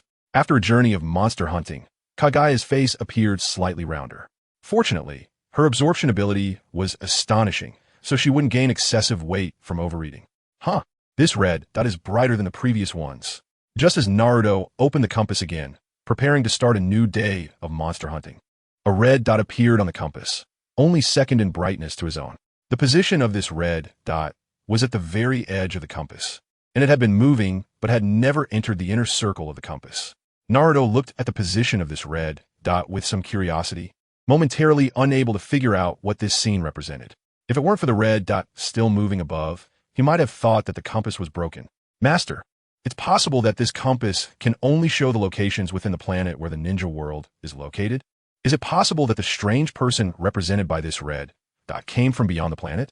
Seeing Naruto lost in thought, Kaguya couldn't help but start thinking herself. Perhaps it was because she originally came from another planet, so she suddenly had a completely different idea from Naruto. That's right, from outer space. Naruto's eyes brightened, and he immediately thought of a certain self-proclaimed cosmic overlord from outer space. You're so smart, little Kaguya. After more than half a month of getting along, the master-servant relationship between the two had become much more harmonious. Hearing Naruto's praise, Kaguya immediately touched her little head and blushed, grinning. Actually, I'm not as smart as you say, Master. Chapter 208, Clash Outside the Atmosphere. Meanwhile, outside the atmosphere of Blue Star, a massive spaceship was approaching. On the spaceship, numerous alien beings were busily preparing. King Boros, we are about to reach the destination you mentioned, Blue Star. The advisor of the Dark Matter pirate crew, an octopus-like alien, was reporting to the leader of the cosmic pirate crew, Boros. Got it. Are we finally arriving? Will there be an opponent worthy of my expectations here? A glimmer of anticipation flashed in Boros's eyes. In the universe he had traveled, he was the invincible existence. Because he was so invincible, he couldn't even find anyone who could kill him. So he deeply felt the loneliness of invincibility. The reason he came to Blue Star this time was also because he had heeded the prophecy of a cosmic diviner, who said he could find a rival of equal strength on Blue Star. A rival, huh? I hope you won't disappoint me too much. Regarding the prophecy from the cosmic diviner, as a self-proclaimed overlord of the universe, he certainly wouldn't easily believe it. Therefore, after receiving the prophecy, he directly killed the cosmic diviner. However, with a mindset of taking a chance, he ultimately came to this remote planet. But the current state of this planet seemed to differ from what the cosmic diviner had predicted. Originally a blue planet, the side facing them now presented a mottled gray area.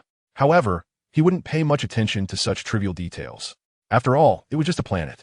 In full combat mode, he possessed the strength to sweep away the entire surface of a planet.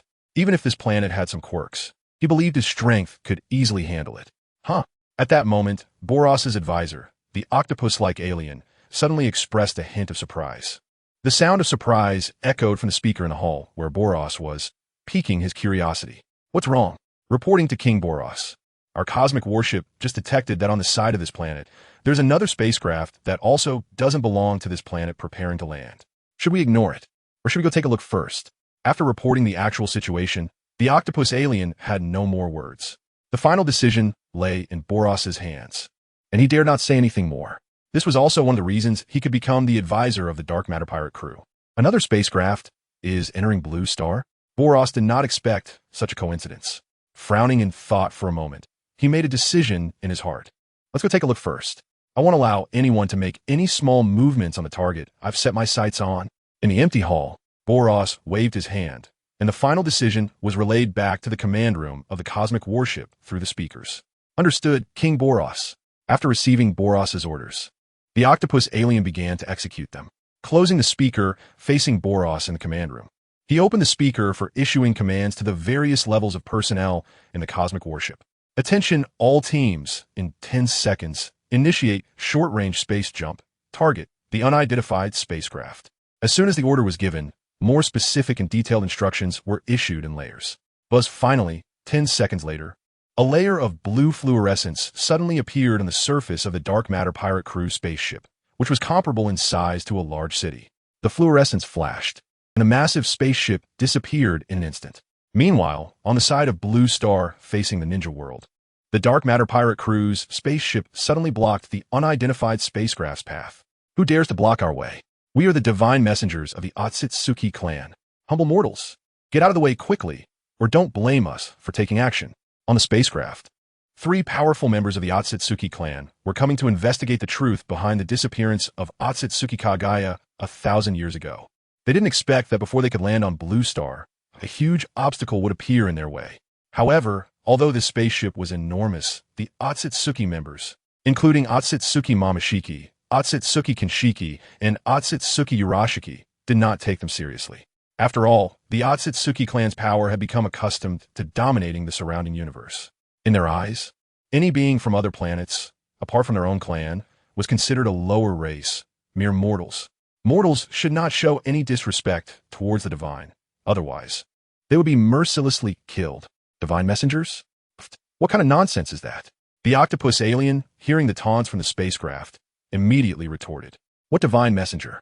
Our leader is King Boros, the invincible cosmic overlord. Don't think that just because you're divine messengers, you won't be killed by our King Boros."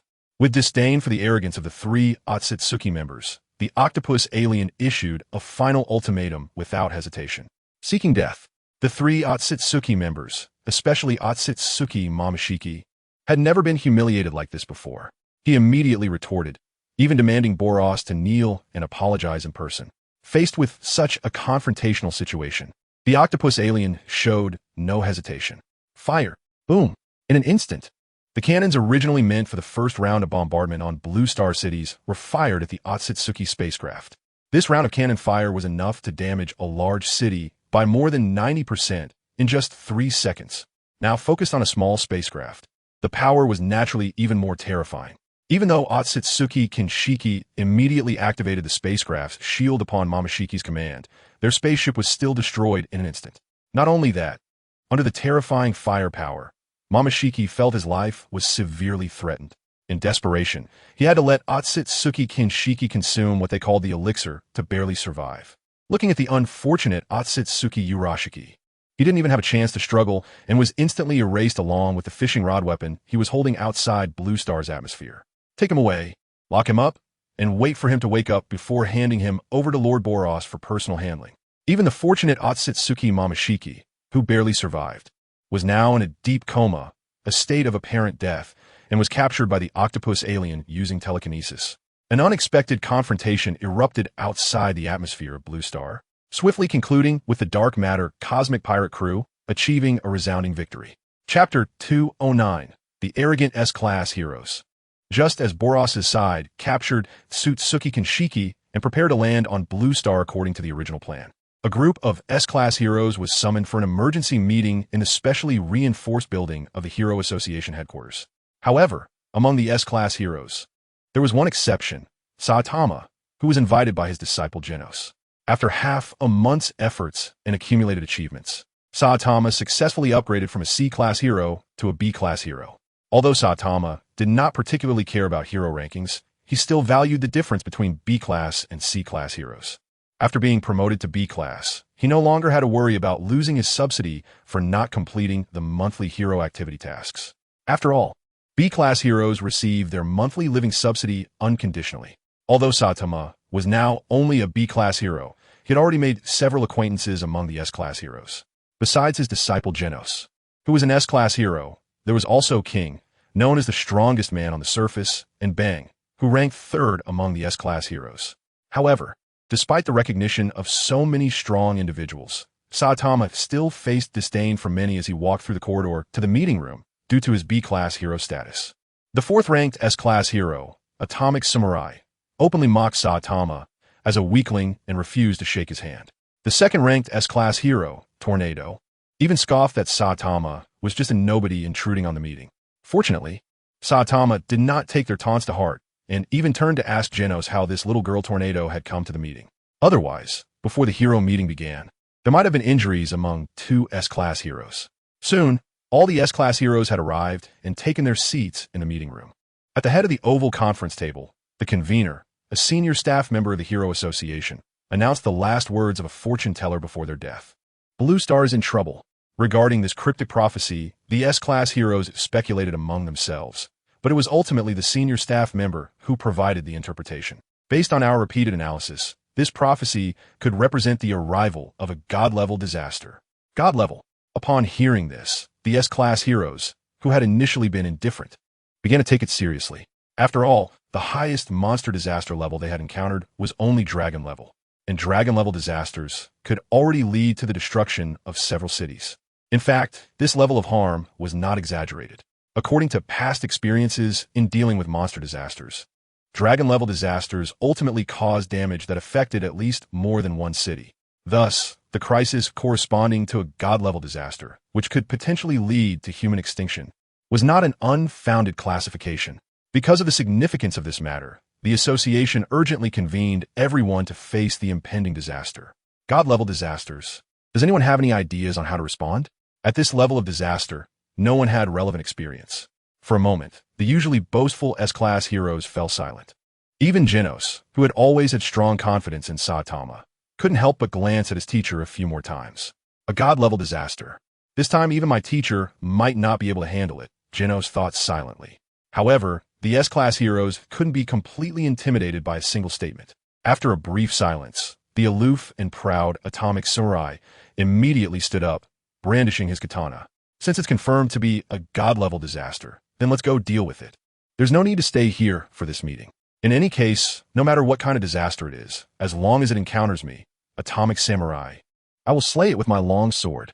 His words were quite imposing, but only Atomic Samurai knew how much confidence he truly had. Seeing Atomic Samurai preparing to leave, the now-recovered Tornado also couldn't sit still. Then I'm leaving too. A god-level disaster? We'll talk about it when it really comes. I'm not afraid of it anyway. Just as she spoke, a golden-haired boy's figure suddenly flashed in her mind. During the past half-month after returning, she had been searching for information about Naruto through various channels while recovering. However, whether through the Hero Association's channels or throughout the human world, she had not obtained any information about Naruto's origins or identity. Instead, she heard a lot about Naruto exterminating powerful monsters during this time. Could that guy be the god-level disaster this time? But if he is a disaster, why has he been continuously exterminating various powerful monsters in the past half-month? He's neither a hero nor a disaster. He's truly a mysterious fellow. Tornado walked towards the exit of the meeting room, blinking her large, watery eyes in curiosity about Naruto's identity. Seeing someone getting up to leave, Saitama also decided to take the opportunity to slip away, taking Genos along with him. In an instant, Bang, King, and other S-Class heroes were all preparing to leave. The sight of this made the high-ranking officials of the Hero Association, who had convened the emergency meeting, gasp and block everyone's path. No, a god-level disaster could strike at any moment.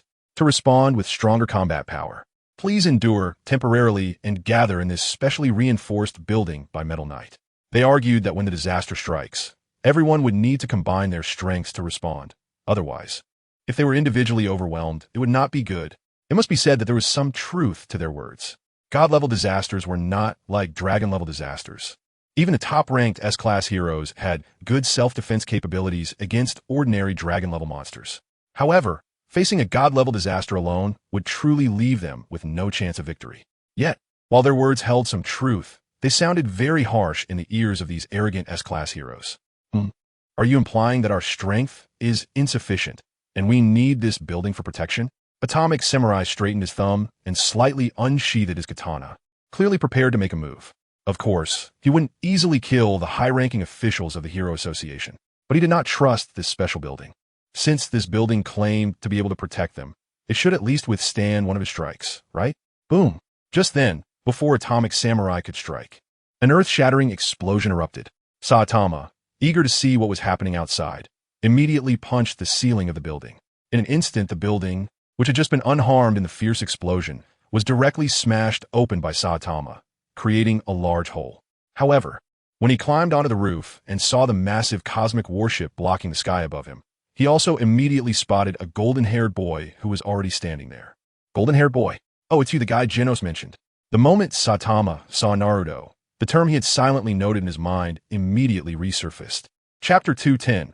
Excited Boros, my name is Saitama, and I'm a hero out of interest. Last time I heard Genos say that you are very strong. If I have the chance, I would like to spar with you. Regarding what happened with Naruto before, Saitama has been keeping it in mind these days. Although he is not a fanatical warrior and wouldn't intentionally seek a fight with Naruto, he doesn't want to miss the opportunity for a thrilling battle now that he has run into him. It's Saitama. I'm Naruto, a ninja. I'm also looking forward to a spar, but it seems we have a bigger enemy to deal with right now. As Naruto spoke, his gaze shifted from Saitama back to the cosmic battleship in the sky. In the radar, there were numerous red dots densely packed. This scene puzzled Naruto, making him wonder if the effects of a nuclear pollution mutation were not limited to Blue Planet. How could these life forms from outer space have such a high concentration of mutated energy? A ninja? Upon hearing this identity, Saitama suddenly recalled a certain individual who had recklessly challenged him.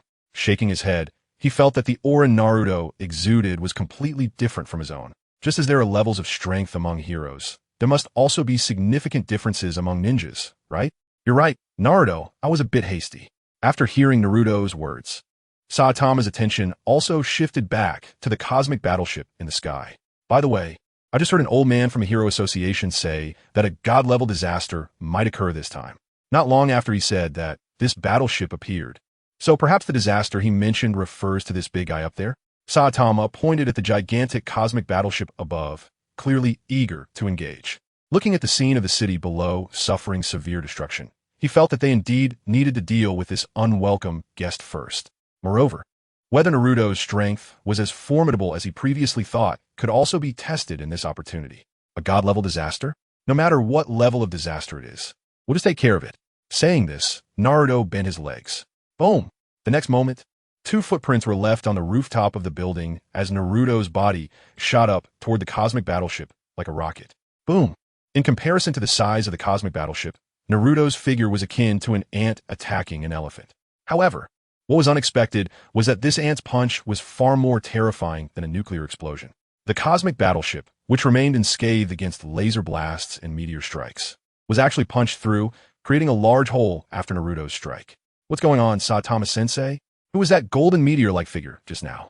At that moment, Genos, who followed Saitama onto the rooftop, squinted his eyes. Naruto's speed in the air was so fast that he couldn't lock onto him clearly. It's Naruto. He's the one who punched through the Deep Sea King more than half a month ago. No time to talk. I need to get up there quickly, or it will be pointless if Naruto takes care of all the monsters above.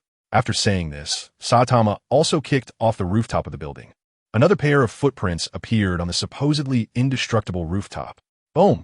At the bottom of the cosmic battleship, next to the large hole Naruto had created. Another large hole was made by Saitama. The Silver Fangbang and Atomic Samurai also jumped onto the rooftop at this moment. However, all they saw were the two large holes at the bottom of the cosmic battleship and the two pairs of footprints on the rooftop. Who went up? Was it that B-class hero from before? How could that be possible? Whose footprints are the other pair? Atomic Samurai looked at the scene in disbelief. He couldn't believe that Saitama, whom he regarded as a weakling, had actually taken the initiative to infiltrate the enemy's base. Thinking of this, he glanced again at the cosmic battleship in the sky, estimating whether he could attack the battleship from such a long distance and even create 2 large holes. But the next moment, he let out a helpless sigh. Although his slashes were impressive, he couldn't perform such a long-range attack. In fact, he didn't believe he could jump into the cosmic battleship through the 2 already created large holes. I'll fight down here. Just then, he saw an alien creature with 5 heads landing from the cosmic battleship to the ground, clearing the survivors who had not died in the previous bombardment. To avoid the embarrassing scene of failing to jump onto the cosmic battleship, Atomic Samurai chose to fight on the ground. Seeing this, Bang felt that since Saitama had gone into the cosmic battleship, he wouldn't need to worry for now. Instead, the survivors on the ground still needed rescuing. So he also chose to fight on the ground. Genos originally wanted to choose the battle inside the battleship, as he had his flame cannon to boost him. Not to mention destroying the cosmic battleship, it would be easy for him to enter the battleship through the 2 existing large holes. Don't get in the way. This giant up in the sky is my target. You small fries can just fight down below. However, just as he was about to fly up, he was stopped by Tornado, who was floating in the sky. The next moment, Tornado activated her superpower, pulling large chunks of debris from the ground and smashing them toward the bottom of the cosmic battleship. Of course, the collision of ordinary boulders wouldn't have a noticeable effect on the hard cosmic battleship for a while. However, the interior of the cosmic battleship had already descended into chaos. The damage caused by Naruto and Saitama earlier was real. Moreover, after the 2 entered the interior of the cosmic battleship, they were practically invincible. Not long after, Saitama had already run to the control room where the octopus alien was located. Facing the octopus alien's telekinesis, Saitama remained completely still, suffering no harm at all. Just as he was about to eliminate this octopus alien and rush to the innermost hall, the entire cosmic battleship suddenly suffered a terrifying impact. Boom! In an instant, the entire cosmic battleship exploded under the terrifying force. However, the material of the cosmic battleship was indeed very strong under this terrifying power. It was still able to retain palm-sized fragments and did not explode into powder. In an instant, all the alien creatures inside the cosmic battleship were annihilated, leaving only Boros in the hall, who had shattered the armor that limited his abilities, revealing his ultimate form. At this moment, Boros was a bit dazed because he had not anticipated such a sudden attack. Instantly blowing up his cosmic battleship was something he could do under full combat. But the terrifying force just now came from an unknown enemy without a sound. Good. It seems that the cosmic fortune teller was right. There is indeed an opponent here worth my full effort to fight. Even the outcome of the battle is hard to predict. After a brief moment of confusion, Boros did not feel sorrow for his exploded battleship and instantly annihilated subordinates, but rather showed excitement and exhilaration on his face. However, the 5 alien creatures on the ground looked at the exploding cosmic battleship with confusion. Without the cosmic battleship, how would they leave? How would they return to the headquarters of the Dark Matter Thieves? They had arrived just fine, and now they couldn't go back. Chapter 211. I'm not interested in remembering the names of the weak. Not only the 5-headed monster, but also the Atomic Samurai and Bang, who were engaged in battle with the 5-headed monster, looked up at the sky at that moment. Among the countless fragments in the air, 2 golden figures descended. One had golden hair, while the other was bald and wore a tight yellow suit. They found it hard to believe that a cosmic warship, as large as half a city, would suddenly explode. In their arsenal of techniques, there was simply no ultimate move capable of instantly taking down such a colossal object. Although they saw Naruto and Saitama falling from the cosmic warship, hardly anyone dared to associate the explosion of the warship with the 2 of them. However, Tornado, who had just been using giant rocks to attack the warship, immediately noticed the 2 troublesome figures. One of them, a mere B-class hero, actually dared to call her a little girl who hadn't grown up. The other guy was even worse. Scratching his head and recalling the head pat from more than half a month ago, which still sent shivers down Tornado's spine. She could genuinely feel that if Naruto had wanted to kill her in that moment, she might have really been finished. Originally, upon seeing the warship explode, she wanted to roar about who had taken her prize prey. But after guessing that the earlier scene was likely caused by Naruto, Tornado unexpectedly felt a bit good-tempered. Yet, at this moment, no one in the crowd noticed Tornado's unusual behavior. Because after the warship exploded and Naruto and Saitama descended, another blue-gray figure appeared. This figure had perfectly proportioned muscles, and although he had only one large eye on his face His entire humanoid form conformed completely to the aesthetic of blue-skinned humans. At this moment, Boros quietly floated in the air, not using any techniques. But the mere display of his ultimate form in front of the S-Class heroes already exerted an overwhelming sense of pressure on them. This monster, so strong. I have never seen a monster of such intensity. Bang widened his eyes, unable to help but look at Boros in his ultimate form. Yes, I can feel it. The aura he possesses is not something an ordinary dragon-level monster can compare to. This powerful aura that looks down on all beings can only be cultivated through prolonged invincibility. The atomic samurai spat out the toothpick in his mouth, his face also showing a deep sense of apprehension. My momentum, I need to boost it quickly. The metal bat felt his momentum significantly suppressed in front of Boros, to the extent that he even lacked the courage to swing his bat. It should be noted that his combat power was related to his own momentum. Although unstable, his upper limit was terrifyingly high. However, this feeling of being intimidated before the battle was something he had never encountered in all his fights. To bolster his momentum, he even directly hit his forehead with his bat. Duan with a light sound, blood trickled down from the metal bat's forehead, and at that moment, his momentum finally returned a bit. However, even now, he still hesitated to be the first to face Boros. Ha! That S-Lord Boros, the invincible overlord of the universe. You guys couldn't even take me down in front of Lord Boros. You were just a bunch of small fry. How about it? Now that you see Lord Boros' invincible form, are you all scared, silly? As the only remaining subordinate of Boros, the five-headed monster still chose to cling tightly to his thigh, because based on his past experiences, Boros was an absolutely invincible existence. Even if the cosmic warship was destroyed and there was temporarily no way to leave, he never considered the possibility of Boros being defeated. A god-level disaster. Perhaps this monster is the god-level disaster foretold by the divination master. In the Hero Association building, the high-ranking officials who had just held a meeting were hiding inside, looking out through the observation window at everything happening outside. A cosmic warship the size of half a city was facing off against the five-headed monster, which was holding its ground against the S-Class heroes, as well as the super-spec monster that appeared after the warship exploded.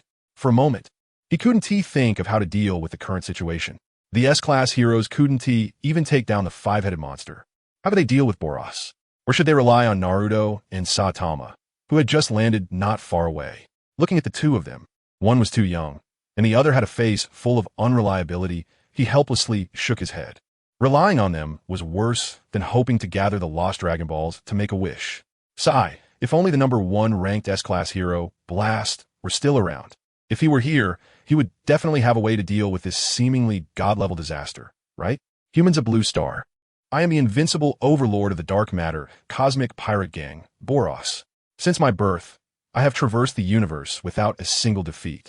Today, I have come to Blue Star solely to find an existence that can let me fight with all my might. Now I set up a platform here. If you can make me enjoy myself, Blue Star can be preserved. If you cannot make me enjoy myself, then there is no need for Blue Star to exist. Come on, you guys will come first. Since Saitama had not yet arrived at the hall where Boros was, the entire cosmic warship was blown up by Naruto. Therefore, Boros did not immediately lock onto his opponent.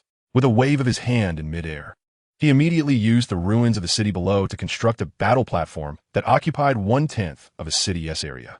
When his gaze swept over the S-Class heroes, each of whom had previously held themselves in high regard, they all involuntarily lowered their heads at that moment. Seeing their demeanor, Boros couldn't help but show a hint of displeasure. Can such life forms really allow me to fight to my heart's content?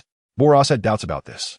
However, when his gaze passed over Naruto and Saitama, he couldn't help but feel a sense of surprise. These two guys, although they seemed unassuming, did not flinch in the face of his gaze. One had a calm smile, while the other had a dazed and silly grin, as if they were not afraid of him at all. Just as Boros was about to invite the two of them to battle, the atomic samurai from the S-Class heroes snorted coldly. What cosmic overlord? Isn't he just an alien creature? His strength is formidable. Does that mean my sword is no longer sharp? Everyone need not worry. Just watch me slice him to pieces in no time. After the atomic samurai finished speaking, he immediately cast aside his fear and was the first to jump on a Boros' battle platform. Boros, right? My name is Atomic Samurai. Remember it. For this is the name of the one who will kill you. The moment the atomic samurai jumped onto the platform, his hand was already firmly gripping the hilt of his katana. I'm not interested in remembering the names of the weak. However, In front of the Atomic Samurai was Boros's blatant mockery, just as he had previously mocked Saitama as a weakling. In Boros's eyes, the Atomic Samurai was also an insignificant weakling. You alone are not enough. You, and that kid over there can all come at me together. Just right for me to warm up. The next moment, Boros pointed at Bang, Metal Bat, and the other S-Class heroes who had not yet taken the stage, including Tornado, who was still in midair. With just one person, Boros was ready to challenge all the S-Class heroes present. This arrogance, this dominance, was something previous dragon-level monsters had never possessed. Chapter 212. You two come together. Faced with such contempt, the S-Class heroes were all enraged. The clay figurines still have 3 points of fire, not to mention that they are usually revered as S-Class heroes. Silver Fang Bangu, Metal Bat, Flash, Tatsumaki, Child Emperor, Black Light, Sexy Prisoner, Atomic Knight, and Tank Top Master, all the S-Class heroes present, except for King who remains motionless like a mountain, have all stepped onto Boros's arena at this moment. Seeing all the S-Class heroes ready to fight together piqued Boros's interest. Casually glancing at Naruto and Saitama, Boros decided to save the best for last. Have you all come up? Then you can make your move first. If I make my move first, you probably won't get a chance to strike. With his hands on his hips, Boros showed no intention of making the first move. The five-headed monster had already stepped aside, looking at Boros on the arena with admiration. He could hardly wait to see Boros easily defeat everyone. How dare you underestimate us? This guy is too arrogant. Let me test his depth and see if he is just bluffing. Tank Top Master's forehead bulged with veins. With other S-Class heroes fighting alongside him, he felt all his previous fears disappear. In his view, no matter how strong the enemy was, they could not possibly be stronger than all the S-Class heroes working together. He was ranked lower among the S-Class heroes, and if he didn't make a good impression at the start, he would be overshadowed when everyone attacked together. It's no wonder Tank Top Master was eager to showcase himself, because if he performed well in battle, he might get a ranking boost. For the S-Class heroes, a difference in ranking order translates to a stark difference in bonuses. The gap in bonuses between each S-Class hero's rankings is enormous. It's not just about the prestige of being an S-Class hero. Overestimating yourselves. Boros smirked at Tank Top Master, who was vying to be the first to attack in a cooperative fight. He loved taking down overzealous challengers. A dazzling laser appeared in the palm of his hand, and before Tank Top Master could attack, he was hit directly by Boros's palm laser. In the next moment, Tank Top Master's vest was burned to charcoal, and he himself was scorched to medium rare. Clang! Tank Top Master, unable to rise again. Black Light, who had also wanted to make the first move, hesitated, feeling the power of that laser. Although he was confident in his muscular defense, a hint of worry crept into his heart. Weighing his options, he decided to keep pace with the others. The uncertain fate of Tank Top Master seemed to signal the official start of the battle. In an instant, all the remaining S-Class heroes except King moved. They charged at Boros together. Atomic Slash, Flowing Rock Shattering Fist, Black Light Charge, Dark Angel Freestyle, Home Run Swing, Psychic Bind, Atomic Breath, Flash Round Dance, Child Emperor Mecha Cannon. In a flash, a flurry of attacks erupted from all around, enveloping Boros completely. After a dazzling white light, Boros was swallowed whole. The overwhelming power of the attacks instantly pulverized him to pieces, leaving no trace behind. It's over. He paid the price for his arrogance. Atomic Samurai sighed in relief at the sight of Boros being torn to shreds, a smile of relief unconsciously appearing on his lips. No, that intense pressure is still here. Unlike Atomic Samurai's relaxation, Bangu, who was more sensitive to the aura, sensed that something was off. Although Boros's body had been obliterated by their simultaneous attack, the oppressive aura that had emerged since Boros appeared had not vanished. Are you guys really S-Class heroes?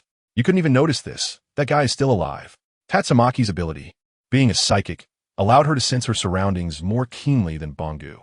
In her perception, although Boros's physical body was destroyed the moment he was attacked, he did not die. He stood in the same spot on the arena, rapidly reconstructing his body at an unbelievable speed. In less than 10 seconds, his body was fully restored. Moreover, in front of the resurrected Boros, everyone felt an even more terrifying aura. Being invincible is truly lonely. Thanks to you, I have become even stronger after my body's restoration. But what does that mean? It only makes me feel even lonelier. Forget it. I was a bit unrealistic to think I could find some joy in battle with you people. Boros's eyes were filled with disappointment. He was very disappointed in the S-Class hero's previous joint attack. He felt they hadn't allowed him to enjoy himself at all. The huge gap between them made the patience he had just gained disappear in an instant. He wanted to quickly finish off these cold dishes to taste the main course. Dark matter breath. In the next moment, a black energy ball appeared between Boros's hands. The energy ball was about the size of a regular basketball, but its density was terrifying. Even the surrounding space began to warp due to the appearance of this energy ball. Boros threw the completed dark matter breath down in the middle of the arena and instantly floated above the arena. Run! As the black energy mass landed, it instantly expanded tenfold and rapidly swelled at a rate of hundreds of times per second. In less than 3 seconds, the energy mass's coverage swallowed the entire arena. Regardless of whether the S-class heroes were fast or slow, except for Tatsumaki, who hurriedly flew into the sky, they were all engulfed by the dark energy mass at that moment. Boom! The sound of the black energy mass expanding and exploding echoed through the heavens, reaching the ears of the staff in the Hero Association building. The violent explosion lasted for a minute before stopping. Although the time was short, the shattered arena floor, with S-class heroes whose fates were unknown, proved just how terrifying the power of that energy mass was. It's over, it's all over, except for Tatsumaki. All the S-class heroes have been wiped out, although it was not confirmed whether those S-class heroes had perished. The staff at the Hero Association clearly lost hope of defeating Boros upon witnessing this scene. Even if Tatsumaki had not fallen in that last strike, she was clearly in a weakened state, visibly injured. What surprised them was that after Boros instantaneously annihilated the vast majority of S-class heroes, he did not immediately begin to wreak havoc. On the contrary, he waved his arm and surprisingly rebuilt a combat arena. Finally, it's your turn. I can sense the immense power hidden within you. But now, I am invincible among the invincible. So let us see you all attack together. Or you want to be my match. In the next moment, Boros pointed at Naruto and Saitama, directly challenging them. This scene surprised both the staff at the association and Naruto and Saitama. The association's staff was shocked that Boros would challenge these two inconspicuous heroes after defeating the S-class heroes. Some of the staff remembered that the bald one among them was a B-class hero nicknamed Bald Cape Guy. And, on the other hand, not a single person could recognize him as an unknown hero. What surprised Naruto and Saitama even more was that Boros dared to challenge both of them at once. They had truly never seen such a strange request in their lives. Chapter 213. One Palm vs. Star-Crushing Roar Cannon. Although Boros was foolish, Naruto and Saitama were unwilling to take advantage of their numbers. Wait a moment. Naruto raised his hand towards Boros and then turned to Saitama beside him. It would be fair to take him on together. How about we decide who will face him first? Naruto asked Saitama for his opinion. This idea was quickly approved by Saitama. No matter what kind of monster he faced, he could now solve it with one punch. If he teamed up with Naruto, who was equally strong, Saitama felt the battle would become dull. Saitama could sense that Boros was different from the previous monsters. Therefore, he wanted to handle this fight alone. All right, Naruto, how do we decide who goes first? Should we have a match between the two of us? Saitama asked curiously, with a hint of anticipation on his face. Naruto shook his head. It was impossible for them to fight each other first. Ignoring the enemy to have a battle between themselves was something that no one, except for the tragic prince of all science, would do. Let's play rock, paper, scissors, best 2 out of 3. After thinking for a moment, Naruto proposed to use rock, paper, scissors to decide who would battle Boros. Oh, that's fine. Saitama nodded in agreement, feeling that it was indeed more reasonable this way. Thus, under the watchful eyes of Tornado in midair and the staff in the Hero Association building in the distance, Naruto and Saitama left the powerful Boros behind and started their rock, paper, scissors duel. Rock, paper, scissors. Rock, paper, scissors.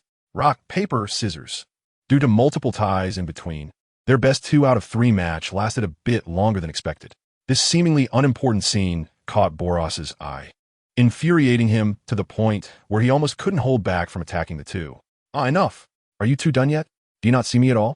Boros shouted angrily, having had enough of their disdain. Boom! In the next moment, a black energy ball of dark matter was thrown out, aimed directly at the two who were still engaged in their final round of rock, paper, scissors. At that moment, both of them had each won 2 rounds, and whoever won the final round would get the chance to face Boros alone. Because of this, both were focused and holding their breath, closely watching each other's micro-expressions, trying to predict what their next move would be in rock, paper, scissors. Their excessive focus caused them to be oblivious to the dark energy ball that Boros had thrown at them.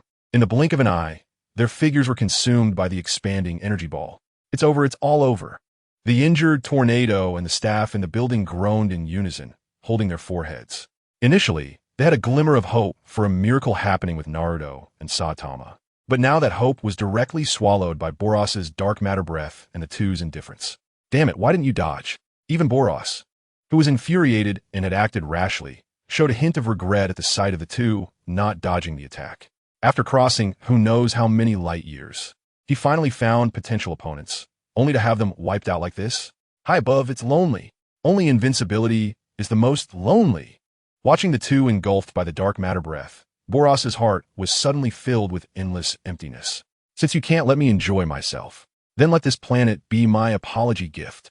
Boros roared madly, his inner emptiness needing to be filled with reckless destruction and annihilation.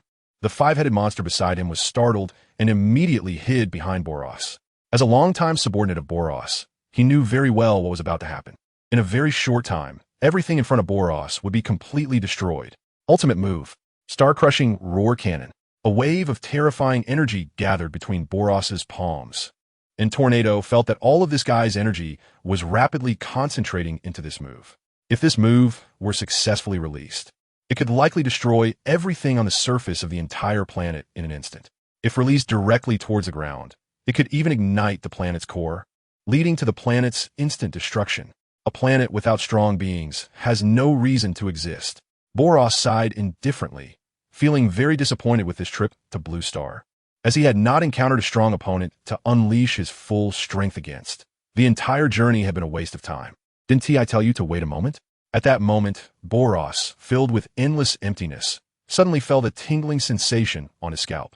A slightly angry voice came from behind him. Another expert?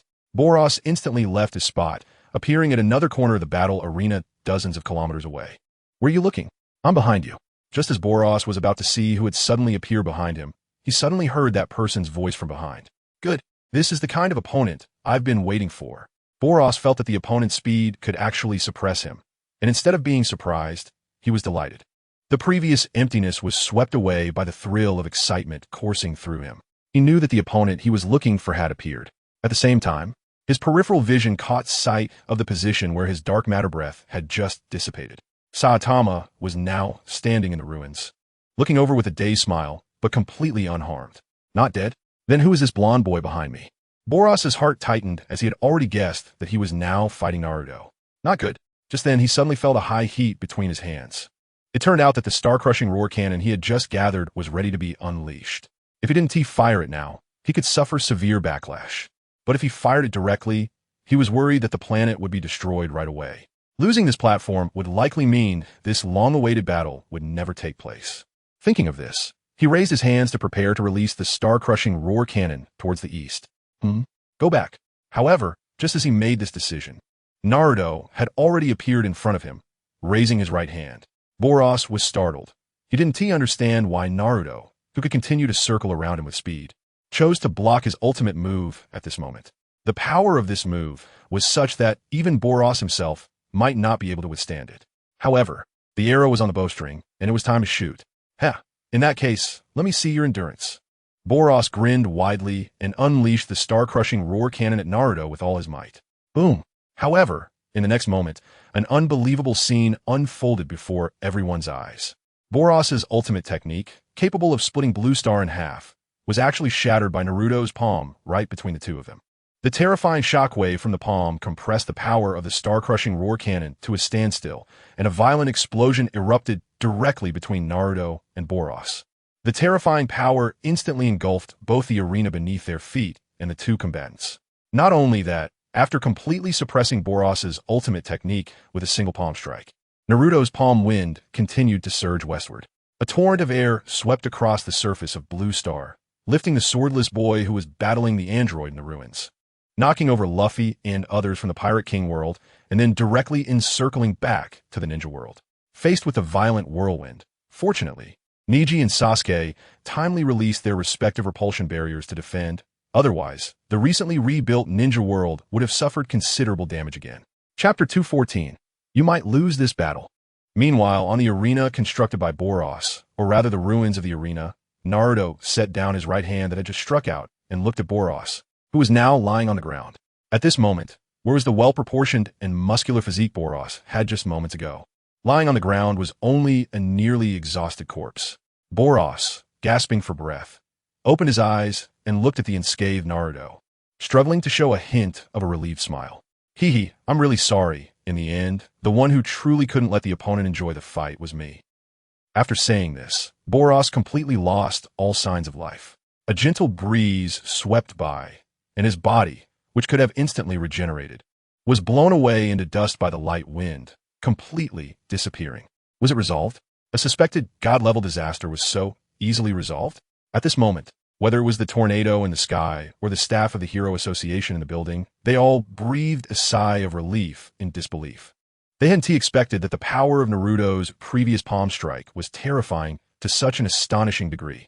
Only Saitama was not overly surprised, because on Boros's spaceship, he had already confirmed Naruto's formidable strength. Such a massive and sturdy spaceship, even he himself, if he didn't take it seriously, wouldn't be able to break it instantly. Naruto, you're really amazing. It seems Genos was right. Your strength is indeed very strong. Saitama looked at Naruto with excitement. Facing Saitama's fighting spirit, Naruto's gaze was also unwavering. Naruto had long been looking forward to the formidable strength of One Punch Man, Saitama.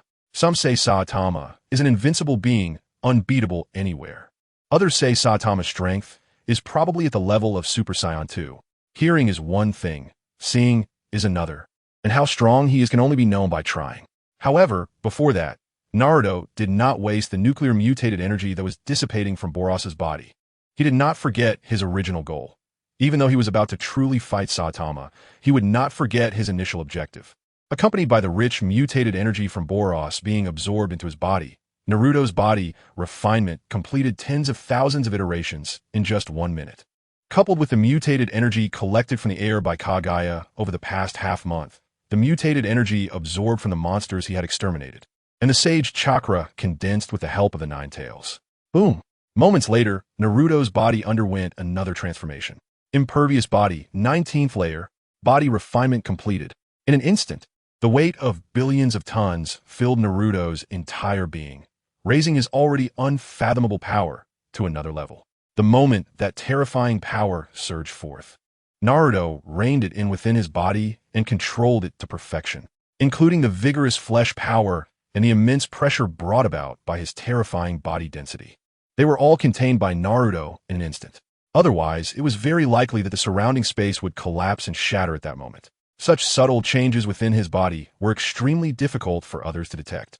However, Saitama's eyes lit up at this moment. He could sense that Naruto's physical strength seemed to have increased once again. The original Naruto, standing before him, only stirred his fighting spirit. The current Naruto, merely standing there, already vaguely made him feel a sense of pressure. Naruto, you've gotten stronger again. Saitama's eyes burned with intense fighting spirit. That fighting spirit was something Saitama had felt before he had reached this level of strength. No, even before he had become this strong, he had never felt such a surge of fighting spirit. Naruto sensed Saitama's fighting spirit, which could almost scorch the void, and nodded. Sorry, I accidentally broke through again. You might lose this battle. Naruto didn't boast. Before his breakthrough, he was still somewhat uncertain about the outcome of his battle with Saitama. But now, while he couldn't say he would definitely win, his chances had increased significantly. The same fighting spirit was released, and the tornado in the sky observed the scene before it, feeling as though the air between the two was like two streams of intensely hot magma colliding. Go for it, Master. The Master is invincible. At this time, Kaguya also wisely left Naruto's shoulder to avoid delaying the impending battle between Naruto and Saitama. She spun in the air and flew over to Saitama's side. What are you dawdling for? Quickly help me send those who are still alive away. The Master is about to fight. Kaguya urged the nearby tornado to help use her psychic powers to assist in clearing the battlefield. It must be said that the physical strength or self-preservation methods of the S-class heroes were quite good, although these guys were instantly defeated by Boros' dark matter breath. Most of them still had a breath left and didn't die immediately. The only unfortunate one was the Vestige, who initially became the target and lost combatability, then was affected by the dark matter breath, leading to his demise. I don't need you to remind me. I just wanted to watch their battle.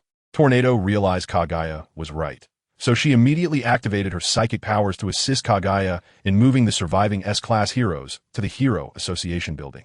Upon seeing this, the staff in the building quickly arranged for a large number of medical personnel to provide rescue and recovery treatment. The battlefield was cleared, so shall we begin? Saitama glanced around at the ruins, and in this already formed and open battlefield, it was perfect for both of them to exhibit their skills. Alright, but before that, there's one guy I need to deal with. Naruto nodded in agreement.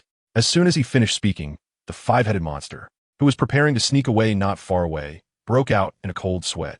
Just as he was about to turn and see if he was the one Naruto intended to deal with, a fist appeared in his line of sight. Poof!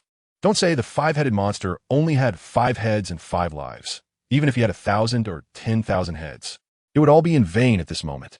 Accompanied by the immense force from the fist, the 5 life cores hidden in various parts of his body simultaneously exploded. His entire body exploded on the spot in an instant. In this world, there would no longer be a trace of him, as if he had never come to this planet. Alright, let us get started, Mr. Saitama. Alright, Naruto, I'm going to make my move. Knowing Naruto's strength, Saitama didn't hold back and directly unleashed a series of normal punches. In an instant, everything else in Naruto's view disappeared, leaving only a torrent of overwhelming fist shadows. So strong. At this moment, Naruto faced his strongest opponent yet. Chapter 215, The Duel Between the Invincible. Faced with the overwhelming fist shadows, Naruto did not retreat in the slightest and quickly swung his own fists in response. Bang, bang, bang, bang, bang, bang. In an instant, more shadows of fists appeared, directly covering the shadows of punches that Saitama had thrown. In Saitama's vision, he could see that not only was every punch of his being repelled by Naruto's fists, but there were also countless more fists coming at him like a dark cloud. At this moment, he was completely certain that Naruto was the true powerhouse he had been waiting for. He had dreamed countless times about this battle in his sleep. Unfortunately, the opponents he dreamed of were either non-existent or, even if they did exist, they turned out to be like the Underground King. The Underground King in his dreams was strong enough to break through his defenses, but the one he encountered in reality was weak, surrendering instantly in front of him. Only Naruto was able to easily handle his continuous normal punches. Thinking of this, a hint of excitement appeared on Saitama's face. He knew it was time to get serious. A serious punch. Boom! Facing the overwhelming shadows of Naruto's fists, Saitama instantly gathered his power, turned his body, and threw a punch. Boom! The furious serious punch directly scattered the fists that Naruto had thrown at him. This was great, seeing the excitement and seriousness on Saitama's face. Naruto grinned and charged up for a punch. Bang! The moment their serious punches collided, the entire city shook violently. It felt as if a magnitude 9 earthquake had suddenly erupted with the surface as its epicenter. But at the instant their fists separated, a terrifying shockwave spread rapidly from the point of their confrontation, like ripples throughout the entire city. In an instant, the city, which had been reduced to ruins from the bombardment of the cosmic battleship, was crushed into fine powder by this wave of shock. Only the Hero Association's building managed to hold on after shaking violently for a few minutes. In that moment, the Hero Association building, which once stood in the center of the city, was now towering in the midst of a desert. The original city had already turned into a wasteland due to the continuous destruction and battles. However, this immense power was merely a prelude to the battle between the two. The next moment, a more intense fight unfolded. The bodies of the two flashed like streaks of light in the eyes of ordinary people, continuously darting across various distances and heights. Each flash was a direct confrontation of their fists hitting flesh. Explosions of sound followed one after another, with terrifying shocks continuing without pause. After a fierce battle lasting 5 minutes, both of them stared at each other with excitement on their faces. Pain! Saitama's cape and yellow bodysuit had been ripped to shreds in the battle, revealing his strong and well-proportioned physique. Naruto's ceremonial robe and upper garment had also been destroyed, exposing his rock-solid chest and defined 8-pack abs. Haha, this is truly exhilarating. The final move to determine the victor. Naruto laughed heartily. After fighting weak ninjas for so long, this time was indeed the most enjoyable battle for him. The clash of bodies, the vigorous masculine energy clashing. This was the true hot-blooded showdown between men. However, he knew that continuing the fight with their strengths would no longer be a sparring match, but rather destruction and devastation. The final move to decide the winner. It would both meet the criteria of a spar and satisfy their surging bloodlust. Good.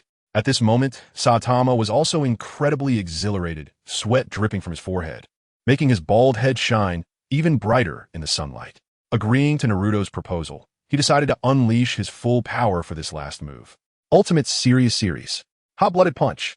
This punch he had never used before, because up until now, no opponent had required him to use such a punch, nor had any opponent been worthy of him using it. But he knew Naruto was worthy. In that instant, everyone hiding in the Hero Association building to watch the battle felt a moment of daze. Although Saitama's punch was not aimed at them, they vaguely saw a vivid red character for death in their minds. What a murderous aura. At this moment, no one dared to question Saitama's strength. Not even those high-ranking S-class heroes who had just been revived. It's the teacher fighting. Help me up. I want to see. Genos, with the help of a nurse, struggled to get up, step by step moving toward the viewing window of the Hero Association building. The viewing window of the association was different from ordinary viewing platforms. The glass above was not only extremely strong, but also had a certain telescopic function. Even at a distance, it allowed people to see the battle clearly. Not only the staff of the Hero Association, but even Kaguya and Tornado, who had just transferred the injured, were also watching the battle together. As Genos barely managed to peek through a viewing window, he saw Saitama unleash this terrifying punch. Feeling the horror of this punch, he couldn't imagine what kind of opponent in the world could withstand it. With a sympathetic gaze, he shifted his focus to Saitama's opponent. Saitama's opponent was Naruto. At this moment, Naruto had also decided on his final move. However, for this move, he neither threw a punch, nor a palm strike, nor did he kick. In the incredulous gazes of everyone, Naruto simply took a step forward towards Saitama without any defense. Oh my god, is he crazy? The same thought flashed through everyone's minds. Even Kaguya couldn't help but narrow her pupils and clench her small fist. Everyone present considered every possible way for Naruto to respond to Saitama's punch, but they never expected that he would act so recklessly. However, no matter what the onlookers thought, the clash between the two would not pause for a moment. Saitama also saw Naruto's response, but the punch he was throwing now was powered with all his strength. Even he himself couldn't control it with ease. Once he threw the punch, it was only about striking the target directly and solidly. But after a brief moment of surprise, he wasn't worried about Naruto. Instead, a hint of realization appeared on his face. So that's how it is? I understand now. Only Saitama, who was at the forefront, could feel the overwhelming density of Naruto's body at this moment. In this last move, Naruto was releasing his terrifying body density and abnormal physical strength. In an instant, the space around Naruto's body collapsed. When Saitama's fist struck Naruto's body, a terrifying recoil force surged back into his own body. Crack! In an instant, his arm fractured under the unbearable recoil force of his hot-blooded punch. It turned out that Naruto's body was the most powerful weapon in the world. Compared to the punch attacks enhanced by his formidable physical fitness, Naruto's body defense was even more terrifying. I lost. In an instant, the clouds dispersed and the rain ceased. Saitama openly admitted his defeat. However, Naruto grinned and shook his head. No, you did not lose, at least not to me. Because what injured you was the terrifying force of your own final punch. In terms of the terrifying attack power of a punch, I did not surpass you. Naruto knew his situation. In the eyes of others, his attack power was extremely terrifying. But in reality, he was a high defense, low attack type, while Saitama was a balanced type of offense and defense.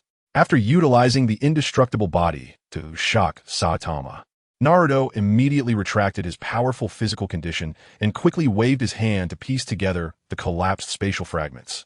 Chapter 216. Is this what you call a god? Who? Saitama let out a long breath. It felt great. The battle process was exhilarating. As for the final outcome, it wasn't important. Saitama felt an unprecedented sense of ease. Stretching out his arms, Saitama laid down on the sandy ground, forming a character. He could feel that his emotions, which had gradually faded with his increasing invincibility, had somewhat recovered after this battle. The long-lost passion and excitement filled his heart, lingering for a long time. Seeing this scene, Naruto also showed a knowing smile. He could relate to Saitama's current feelings. This battle was the first time he actively used his powerful defensive capabilities. In the past, no opponent had qualified to make him unleash his terrifying physical prowess. One could say this battle satisfied not only Saitama, but also Naruto himself. Is it over? In the Hero Association building, everyone confirmed that the battle had ended when they saw both of them stop fighting. The terror of Boros had already left everyone in disbelief. Now, the terrifying power unleashed by Naruto and Saitama in this battle further showed them what it meant that there are greater powers beyond. Among the people present, no one dared to question the strength of Naruto and Saitama anymore. Upon checking the information, the higher-ups of the Hero Association learned that Saitama was still just a B-rank hero, and they couldn't help but want to unleash their anger on the investigators below. They wanted to ask how the association's intelligence gathering worked. For a hero as powerful as Saitama, the association hadn't even obtained accurate information about him before this battle. If they had known Saitama was this strong, they would have arranged for him to become an S-rank hero long ago. Boros was someone even Tornado and many S-rank heroes couldn't contend with. Yet, Saitama could battle fiercely with Naruto, who could instantly kill Boros. An S-rank hero. Saitama must become an S-rank hero, and he could choose his ranking, even if he wanted to be ranked first. They were indeed angry. But the higher-ups of the Hero Association also knew that getting angry about what had already happened was pointless. So they immediately issued orders for the mid-level staff in the Hero Association to quickly arrange for Saitama's hero ranking and promotion. Not only that, but they also set their sights on Naruto. According to their intelligence, Naruto had not yet joined the Hero Association as a professional hero. If they could pull him into the association, they wouldn't have to worry even if they encountered another disaster of the suspected godly level next time. What dirty thing. However, at that moment, Naruto's powerful mental strength suddenly sensed an anomaly not far away. Without any hesitation, Naruto instantly took action. Boom! Because it was an anomaly detected by his mental power and the opponent was in a hidden state, Naruto's punch directly contained the fluctuation of his mental power. In an instant, a gray figure was struck out of the void by Naruto. A figure even more abstract than Black Zetsu appeared before everyone. The gray figure, aside from barely being recognizable as a humanoid, had no facial features or hair, just a dull gray mass. Don't be fooled by its simple appearance. Its strength was anything but simple. The moment it was struck into visibility by Naruto's punch, it immediately emitted a high-frequency shockwave. This shockwave had no attacking effect, but could spread across several nearby cities in a very short time. Calling someone? Naruto guessed its intention, but lacked the patience to wait for the person to arrive. Grabbing the gray figure by the neck, Naruto prepared to swing it around and smash it. Feeling the threat of being captured, the gray figure instantly released a powerful psychic barrier around its body. The barrier was as hard as a spatial wall. However, it never expected that the spatial wall in front of Naruto was like paper. Iron Hand, ruthless! Naruto's outstretched palm easily pierced through the barrier surrounding it, tightly gripping its neck. Bang, bang, bang, bang, bang. Following, there was an uncut, dynamic scene of the Hulk, wildly swinging the trickster god Loki. A god? Let go of the god. Moments later, the gray figure, relying on its commendable vitality, barely survived under Naruto's relentless attacks. In just that brief time, a middle-aged man in a tattered cloak, looking somewhat disheveled, flew over. As he approached, he shouted for Naruto to stop. But Naruto clearly wouldn't listen to him. A god? This thing, how could it even be called a god? Naruto, feeling the rich nuclear mutation energy within the gray figure, confirmed that it was a highly concentrated entity of mutation energy in this world area. The vast majority of the monster abilities should stem from it or its subordinates. Wandering Emperor, wait for me. How can I miss out on helping the god deal with enemies? Me too. Me too. In an instant, powerful dragon-level monsters rushed in one after another, as if Naruto had suddenly poked a monster's nest. The ugly monster president, with an extremely hideous face, was a low-tier dragon-level monster, fiercely strong in both power and speed. Gums, a dragon-level monster with only a large mouth and big teeth as facial features, possessed a strong devouring ability. Hero, a dragon-level monster mutated from a top martial artist after consuming monster cells, had his strength and speed dramatically increased by combining his learned martial arts with monsterization, enough to instantly kill low-tier dragon-level monsters. However, no matter how many of these guys came, they were utterly useless against Naruto and Saitama, who was now ready to fight. In fact, their gathering made it much easier for Naruto to achieve his goals. How dare you disrespect the god who granted us power? The Monster Association will not let you go. In the next moment, a giant centipede and a massive monster with snake-headed hair arrived at the scene, namely Elder Centipede and Monster King Big Snake. At this moment, the words were shouted by the advisor monster with bright eyes on Monster King's shoulder. This wasn't just casual talk, as the monster cells provided to the Monster Association were produced based on instructions obtained from the god.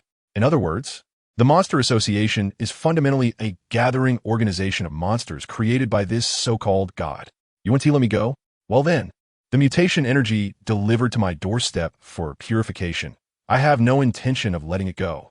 Naruto was not the least bit intimidated by their numbers. On the contrary, he was delighted that these guys had all voluntarily come to him. Boom! Capture the leader first.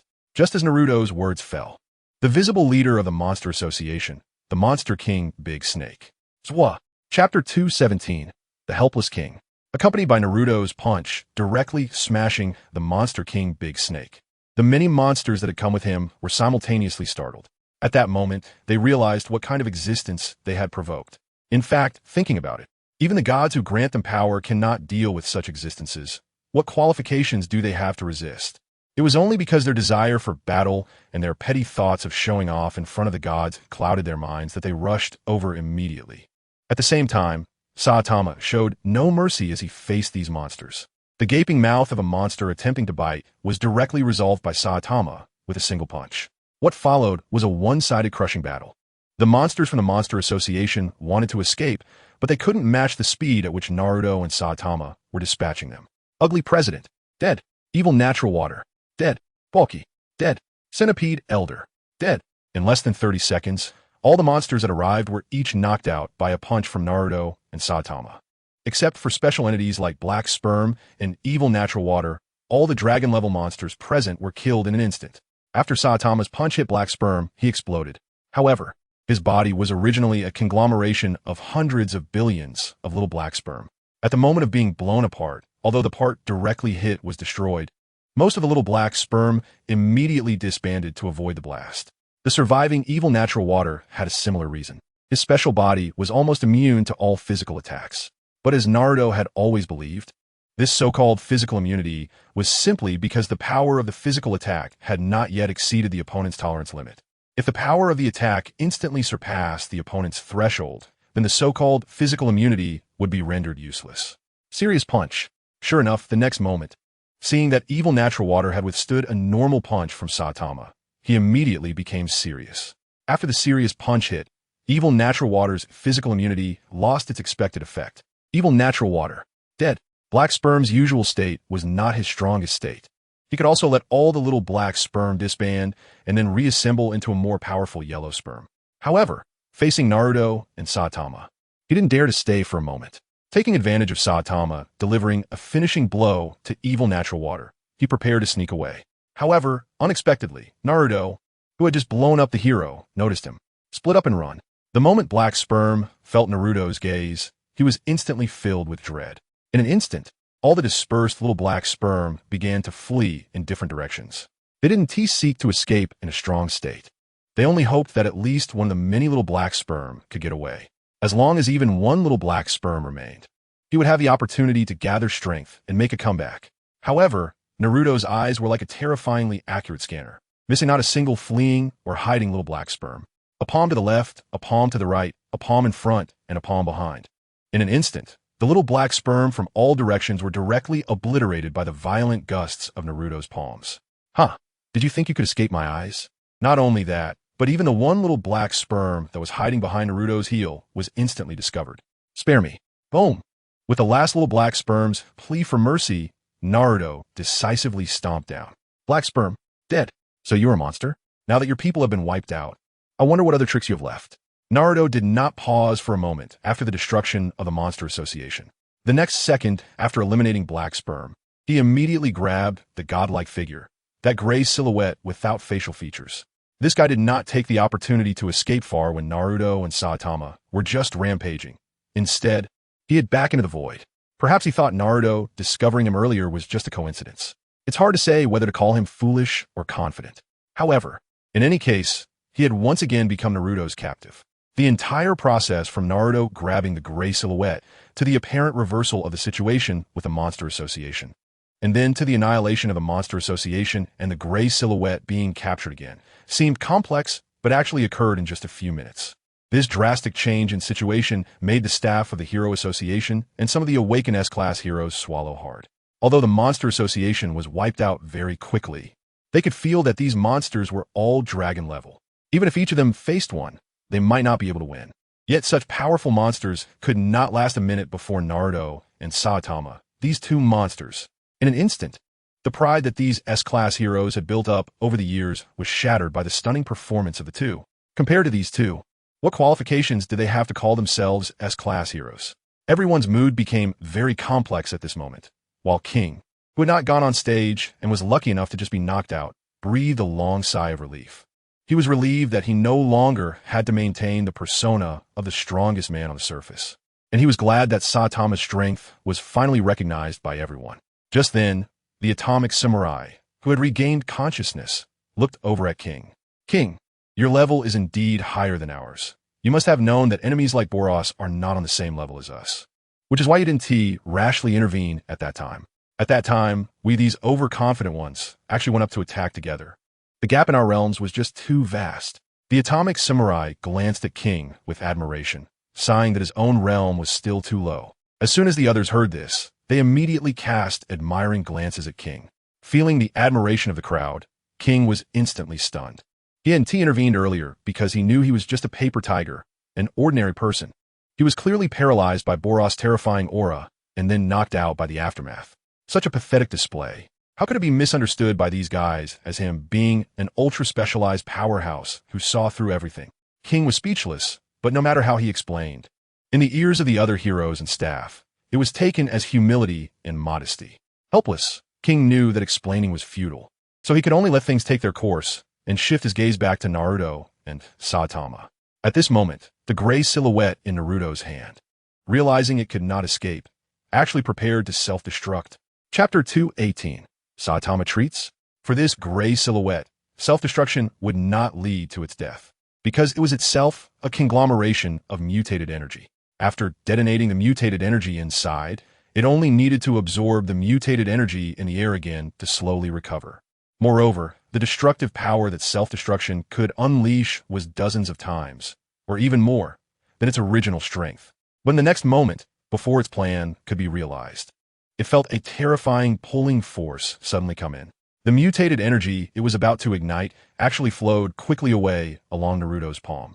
It couldn't speak and hadn't spoken before. But at this moment, it had no choice but to use telepathy to plead with Naruto. Stop now. Let me go. However, such pleas had no effect on Naruto.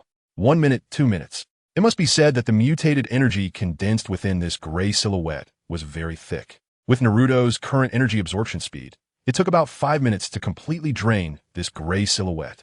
For the gray and withered figure, Naruto casually clapped his hands, instantly causing him to vanish into thin air. Inside him, the body tempering rapidly underwent nearly 1,000,000 iterations. The 20-fold indestructible body. The body tempering has reached its peak. A power level equivalent to hundreds of billions of tons was condensed within Naruto, making him seem like a terrifying black hole. He did not know how strong he was now, but he knew that he could easily kill hundreds of his pre-breakthrough selves. However, the more he broke through, the more adept he became at mastering his own power, able to control it with ease.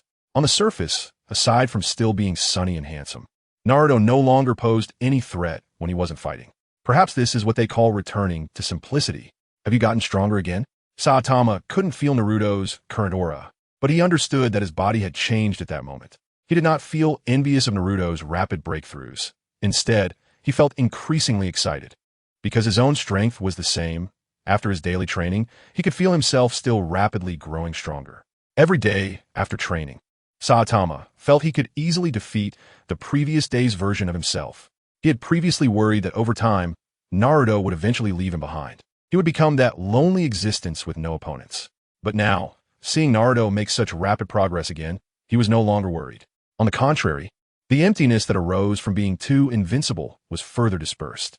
In its place was the motivation and passion to continue training and getting stronger. In the face of someone like Naruto, if he lacked the drive to keep getting stronger, then the one being left behind would be him, Saitama. At that moment, Naruto was the only special existence in Saitama's eyes. Naruto, come over to my house for a visit. I just received my B-rank hero subsidy from the Hero Association a few days ago, so I could buy some good food. If Genos were here, he would surely be surprised by Saitama's invitation, because he had never seen Saitama take the initiative to invite someone over, even as his disciple. Genos would just show up uninvited and stay at Saitama's home. Naruto, who was familiar with Saitama's personality, was also taken aback. It wasn't that Saitama was stingy or cheap, but given his financially tight situation, he had to be frugal and avoid hosting guests. Yet in such a frugal living condition, Saitama actually invited him over. This made Naruto realize that Saitama genuinely recognized him as a friend. Naruto gladly accepted Saitama's gesture of goodwill and invitation. At Saitama's home, an hour later, Naruto held a cup of cheap red tea brewed with hot water by Saitama, looking at a plate of fries between them with a wry smile in his heart. He should have expected this. Saitama's hospitality would inevitably be something unique. Please enjoy. Although the food was sparse, Saitama's manners were not lacking. He politely gestured towards the plate, signaling Naruto to start eating first. Fortunately, Naruto knew that fries were already considered a rare luxury for Saitama, especially since Saitama didn't even keep the longest fry for himself, which showed his sincerity in hosting. Naruto had no particular preference for fries, so he didn't take what others loved. He simply picked a slightly shorter fry to start with. Although Saitama's expression changed subtly, Naruto could still clearly perceive it. When Naruto chose a short fry, Saitama indeed sighed in relief. After a satisfying meal for both, Saitama asked Naruto to wait a moment and then rummaged through a box in the corner of his room. I'm giving you this set. It was originally meant to be a spare, and I haven't worn it yet, so don't be picky, Saitama said, displaying a yellow bodysuit identical to the one he usually wore during hero activities in front of Naruto. You can just use a piece of white cloth as a cape since I only have one real cape. The others are just old tablecloths I use as substitutes. Saitama's expression was sincere, clearly presenting something he considered very important to Naruto. Upon hearing this, Naruto happily accepted Saitama's gift and then shifted his gaze, thinking of his own return gift. In the spirit of reciprocity, Saitama, since you consider me a good friend, I also have a gift for you. Saying this, Naruto reached into another space. The next moment, a set of green bodysuit full of Konoha style appeared in Naruto's hands. Upon seeing the green bodysuit, Saitama's eyes immediately lit up, and he happily took it. Wow, this fabric, this elasticity, this durability, Naruto, the quality of your bodysuit is much better than mine. Saitama did not expect that besides being strong, Naruto was unexpectedly a bodysuit enthusiast. Although the colors were different, Naruto's bodysuit was clearly more expensive than his. Oh, and there's this, if you don't mind. You can use them as spare capes. Saying this, Naruto reached into another space again, and a pile of capes appeared in his hands. Orange divine robes with the 5th generation's white and red embroidered cape on the back. These capes were all spare ones Naruto kept, but he had many, and he had dozens stored in the other space. Now giving a few to Saitama was certainly much better than him using tablecloths as spare capes. Wow, these capes are all real capes, and the fabric is so smooth and durable, Saitama exclaimed, unable to part with the capes. He immediately put on the green bodysuit Naruto gave him and draped the 5th generation cape over it to look in the mirror. Nice, I look much more spirited. Saitama looked at himself in the mirror, feeling like he had struck gold, and happily gave a thumbs up to his reflection. Seeing Saitama like this, Naruto almost burst out laughing. Fortunately, he was also a professional at holding in laughter, smoothly using his usual sunny, goofy smile to get through it. It wasn't that he thought Saitama looked particularly odd at that moment. It was just that when Might Guy and Lee wore that bodysuit, what sparkled were their smiling teeth. But when Saitama put it on, what sparkled was his shiny bald head. The reason Saitama felt he looked much more spirited might also be due to his head shining a lot more. Chapter 219, Different World Regions of course. Naruto would not directly say this speculation. After all, the topic of not having hair was a sensitive area for Saitama, and stepping on it would cause an explosion. In the following days, Naruto and Kaguya temporarily stayed at Saitama's house. Of course, to avoid worsening Saitama's already tight living situation, Naruto paid him living expenses. The currency in Konoha and Saitama's area was different, but gold seemed to be universally accepted across various world regions. Just taking out a small gold bar made Saitama so happy he could hardly contain himself. After a few days of cleaning, the red dots that had appeared on Naruto's compass were no longer inside the compass but appeared around its edge. This was not because Naruto had defeated all the monsters in this world. According to Naruto's observation, the monsters that appeared as red dots on the compass were basically above the demon level and were among the stronger ones in that category. The red dots no longer appear inside the compass, indicating that the near dragon level or above monsters present in this world area have been dealt with by Naruto. As for the lower level monsters, there are simply too many and too dispersed, and the amount of nuclear pollution mutation energy within them is minimal. So Naruto has not included them in his extermination plan for now. His priority is to eliminate the beings displayed on the compass, as those creatures have a higher concentration of nuclear pollution mutation energy within them. Are you leaving so soon? Can't you stay a few more days? Saitama felt a bit reluctant when he heard Naruto was about to leave. Over the past few days, the two had trained together, discussed their suits, shared meals and accommodations, and exchanged insights on their growth secrets, leaving no topic untouched. Especially since Naruto wasn't just a freeloader. He genuinely compensated them with rewards far exceeding their living expenses. Meanwhile, Genos had returned to Saitama's home after repairing and enhancing his body, and with Saitama's consent, he sought Naruto's advice on how to become stronger. The concepts about the importance of absolute power that Naruto imparted made Genos feel greatly enlightened. Therefore, at this moment, facing Naruto's departure, he felt just as reluctant as Saitama. Cough. I'm just leaving to take care of some matters. Who knows, I might be back soon. After all, as you know, tearing through space to travel back and forth is something I can do easily. I don't know how long it will take to resolve this issue, but it's possible I'll finish quickly and return. Naruto patted Saitama and Genos on the shoulders, indicating the necessity of his departure. Seeing that Naruto had made his decision, Saitama no longer insisted and readily bid farewell to Naruto with Genos. After saying goodbye, Naruto didn't use ordinary means of movement. Instead, he turned and stepped through the spatial passage. In the next moment, his figure appeared at the edge of the One Punch Man world area. Before him lay a city world area even further west than the One Punch Man world. Passing through a vast area resembling a city ruin, Naruto entered this new world area. As soon as he entered, he felt a heaviness all around him. The air was thick with concentrated nuclear pollution mutation energy. Even the space here was tainted by the mutation energy, making it significantly more solid than in other world areas. However, despite the sturdiness of this world, what lay before Naruto was still a landscape of ruins. Rubble piled high, abandoned cars littered the ground, and various bizarre flying vehicle wrecks were scattered about. From the traces of these ruins, Naruto could tell that the technology of this world area was far more advanced than those of the previous ones he had visited. Yet, for some unknown reason, this world had almost fallen to the brink of apocalypse. The already advanced modern technology had suffered heavy blows in this devastation. Shaking his head, Naruto didn't dwell too much on the analysis of the situation. Regardless of the world area, or what had happened, as long as he had sufficient power, there was nothing to worry about. Feeling the dense mutation energy around him, Naruto, as per his usual practice, had Kaguya assist in gathering it first. He then looked back at the compass. At this moment, the red dots that had previously been displayed at the edge were now showing normally inside the compass. Oh, seeing the two red dots appearing now, a hint of surprise crossed Naruto's face. The brightness of these two dots displayed inside the compass was even higher than when Boros had appeared. The brightness of the red dots represented the concentration of mutation energy within. Although a higher concentration of mutation energy did not necessarily mean the enemy was stronger, there was generally a positive correlation between the two. Thinking of this, Naruto felt increasingly that the enemies in this world area might not be simple. Especially upon seeing the familiar wrecks of flying vehicles by the roadside, his eyes widened slightly.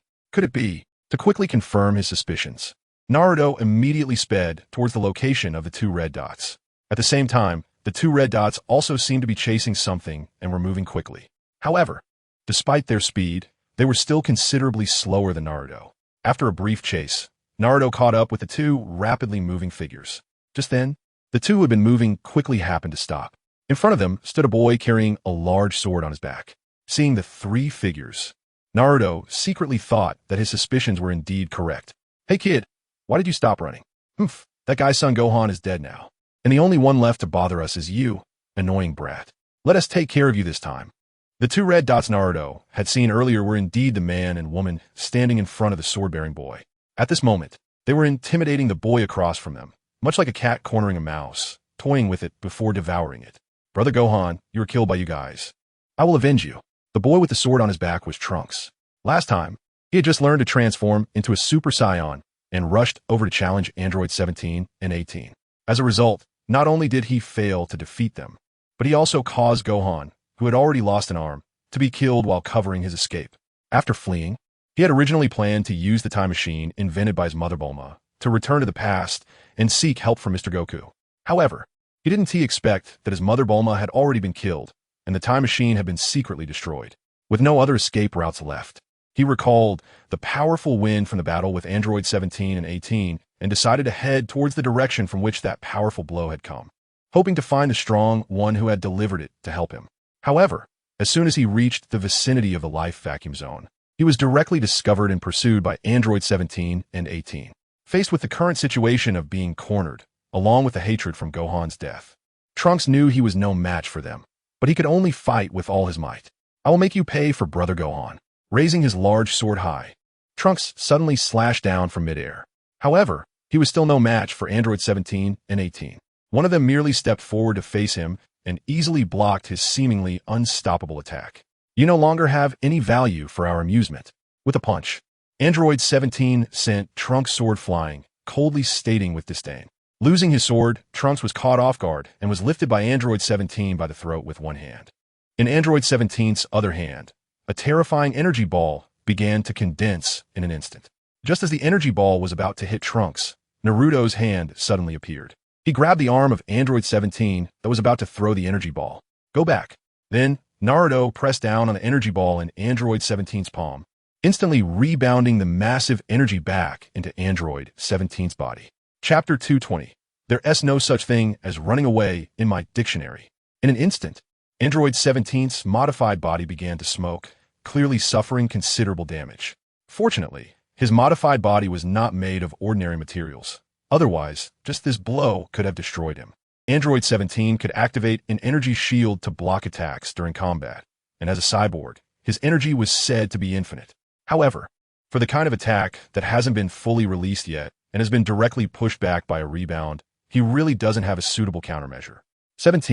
18, who was nearby, exclaimed in surprise when she saw 17 being attacked, because Naruto's speed just now was incredibly fast, so fast that both she and 17 didn't notice.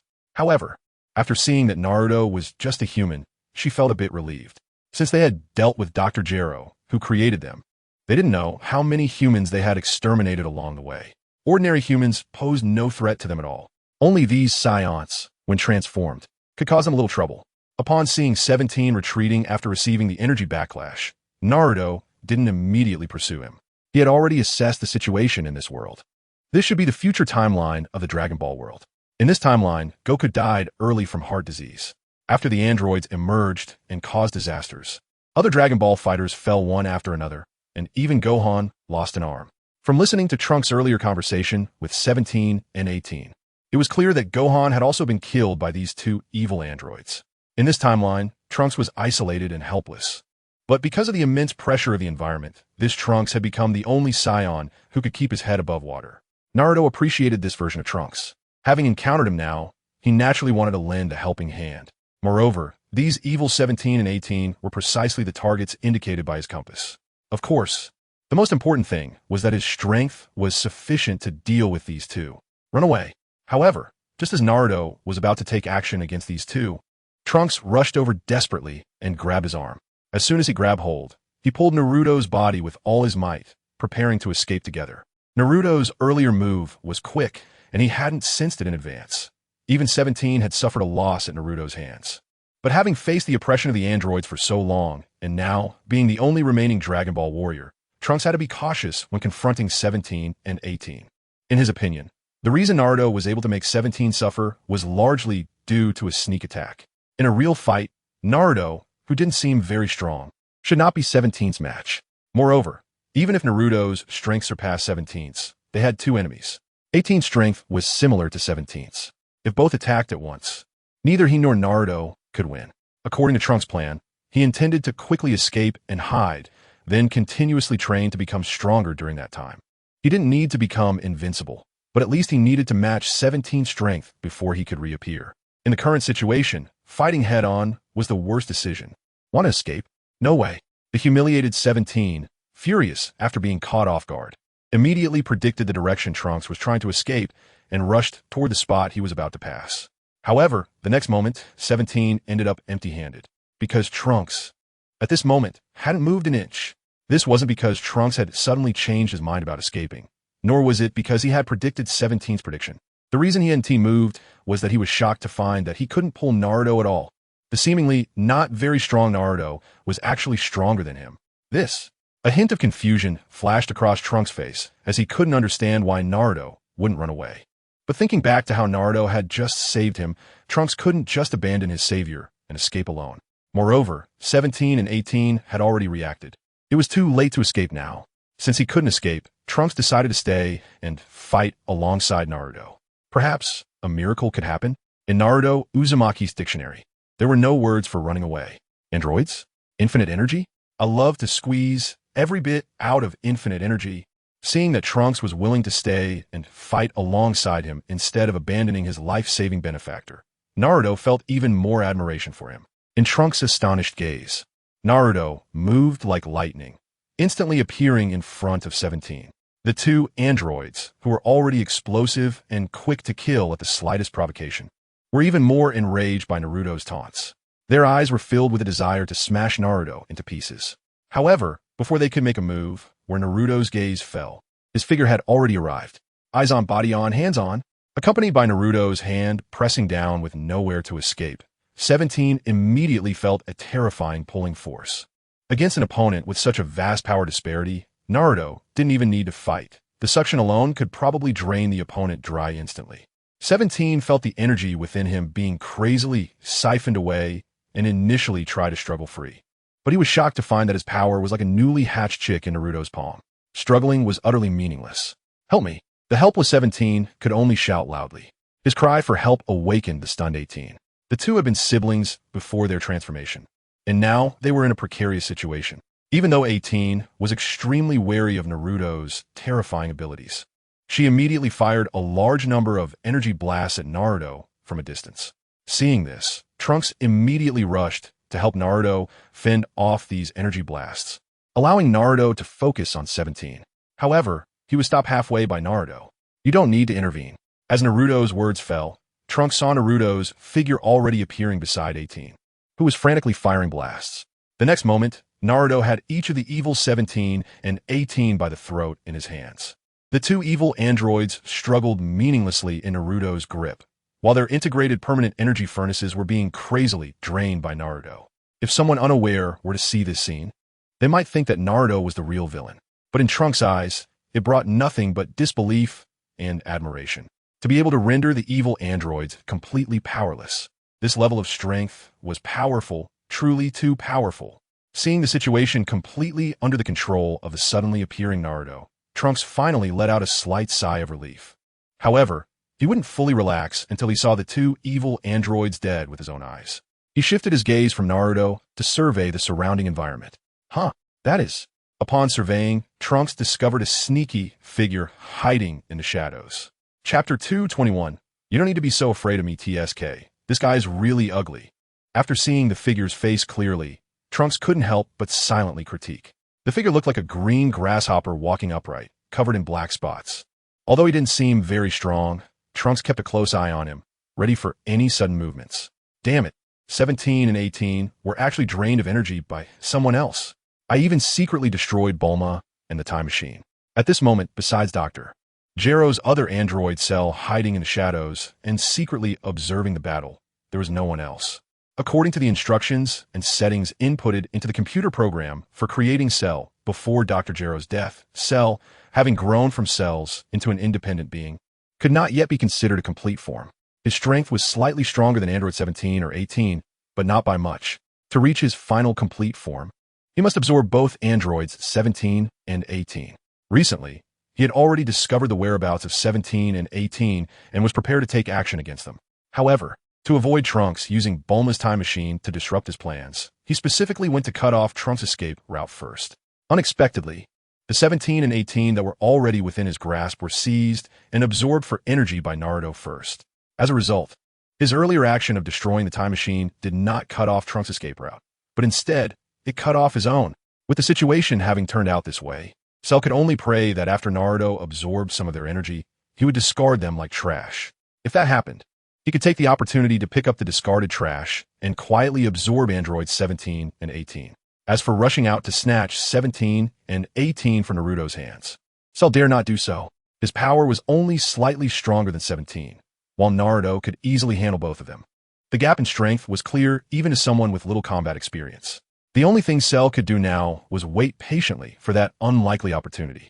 At the same time, he was very curious about Naruto's identity. Such a powerful expert had never appeared in the previous data, as if he had suddenly emerged from some corner. After all, Cell's body was implanted with a large amount of biological information from powerful beings of Blue Star and could even use their various special moves. He was well aware of those powerful beings that had appeared on Blue Star. Yet this terrifying blonde youth before him had no impression in his memory data. It seemed Dr. Jiro's database was still not comprehensive enough to have overlooked such a powerful being. Cell sighed, feeling that he had suffered a loss due to the information gap. Otherwise, he would have acted first, immediately seeking an opportunity to absorb the two after discovering androids 17 and 18. If that had been the case, he wouldn't have to leave things to chance now. Time passed second by second. It must be said that the energy within androids 17 and 18 was indeed terrifying. It was even more astonishing than the energy contained in the Ten Tails. Naruto didn't know how Dr. Jiro had created such powerful androids, or how he had given them so much energy. Of course, while the energy within 17 and 18 was claimed to be infinite, true infinity did not exist. Even if it did exist, it couldn't manifest in just two androids. After absorbing energy for a full 10 minutes, Naruto had drained the permanent energy reactors of both 17 and 18 completely dry. The two, having had their energy drained, fell into an automatic sleep state, unable even to execute the self-destruct attack they had just attempted. The horror of the permanent energy reactor lies in the fact that after the energy is exhausted, it can still absorb energy from the surroundings to replenish itself. This replenishment speed is not slow, and combined with the enormous energy it possesses, it is indeed considered infinite in general situations. However, for Naruto, their energy was far from infinite. At the moment their energy was completely drained, Naruto showed no hesitation and immediately exerted force with both hands, crushing their bodies simultaneously. Although the speed of the permanent energy reactor's energy recovery was not slow, it was trivial for Naruto. Since his own energy recovery speed far exceeded that of the permanent energy reactor, there was no point in leaving anything behind. Watching his androids 17 and 18 exploded into nothingness, Cell, hiding in the shadows, let out a helpless sigh, internally lamenting the waste. With things having come to this point, he knew he had lost the possibility of becoming complete through normal means. Continuing to stay would only increase his risk of exposure, so it was better to leave quickly and make other plans. He couldn't believe that without 17 and 18, there were no other ways to become complete. After all, besides 17 and 18, there were others he could absorb. With this thought, just as Cell was about to turn and leave, he glanced back in Naruto's direction. Without 17 and 18, he directly changed his target for absorption to Naruto. He believed that as long as he had the opportunity to absorb Naruto, becoming complete would be even easier. It was even possible to surpass the complete form that Dr. Jiro had anticipated.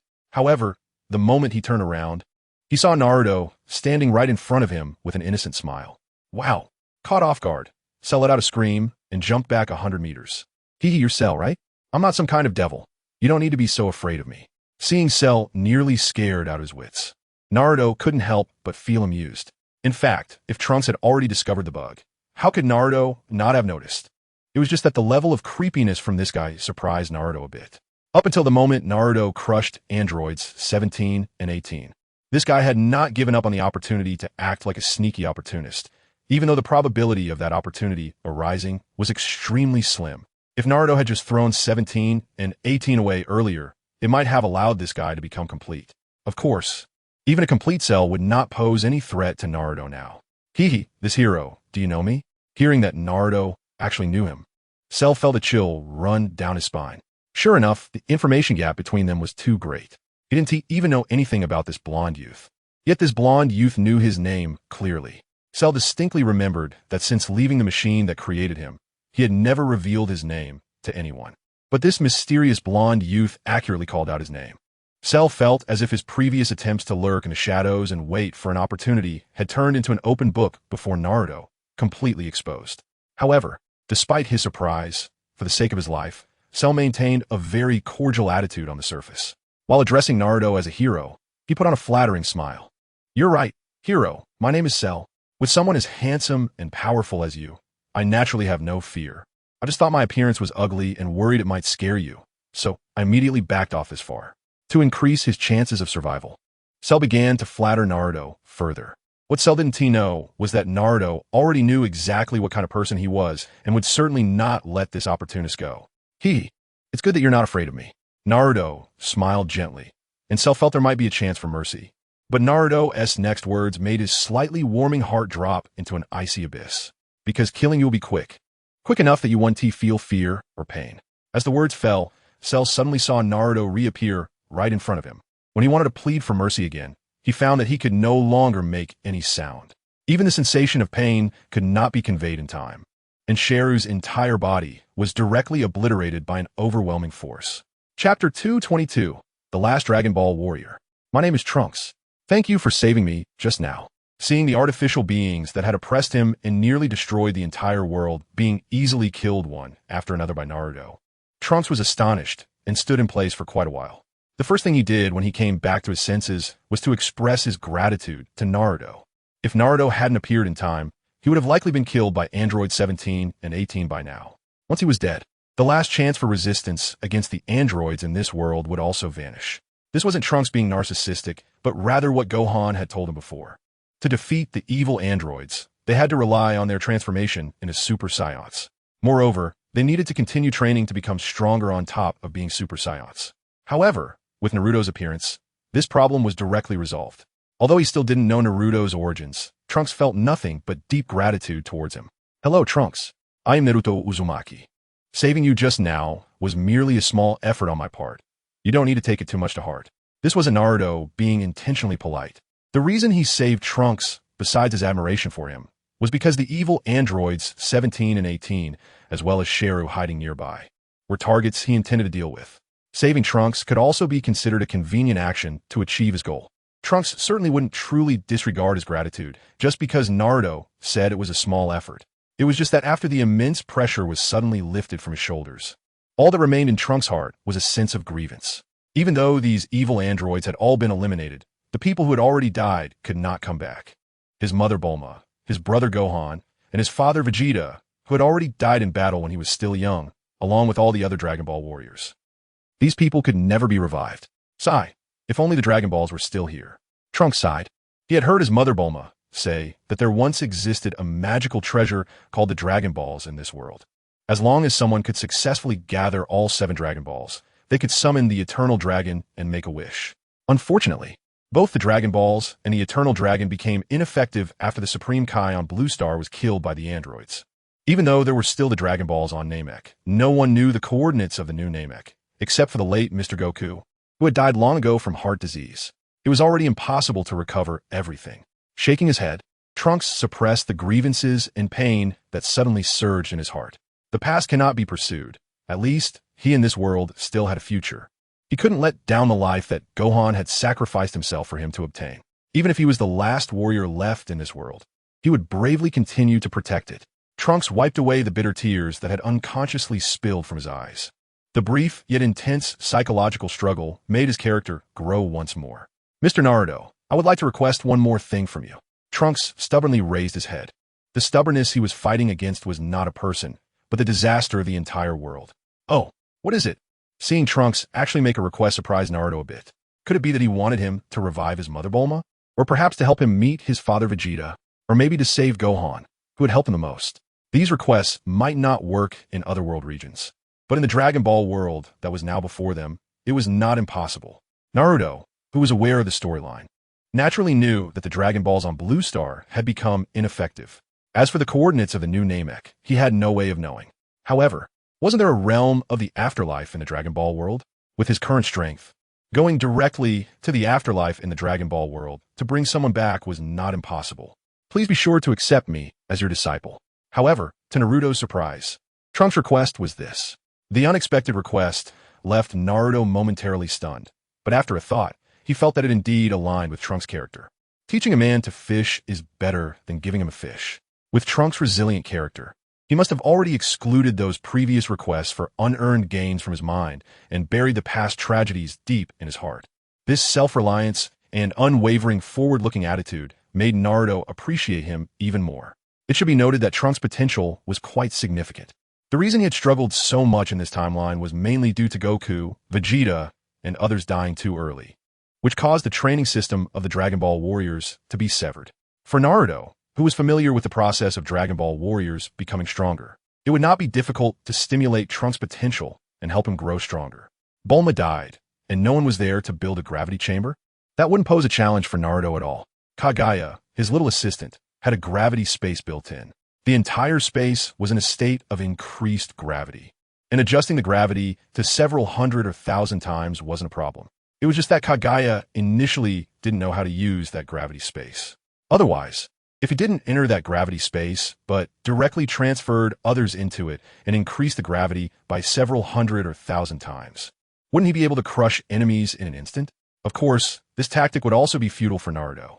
After all, even if the gravity was increased several hundred or thousand times, it would have negligible effects on Naruto's physical strength. Now, using this ability not to fight, but as a natural training room was far more appealing than a man-made gravity chamber.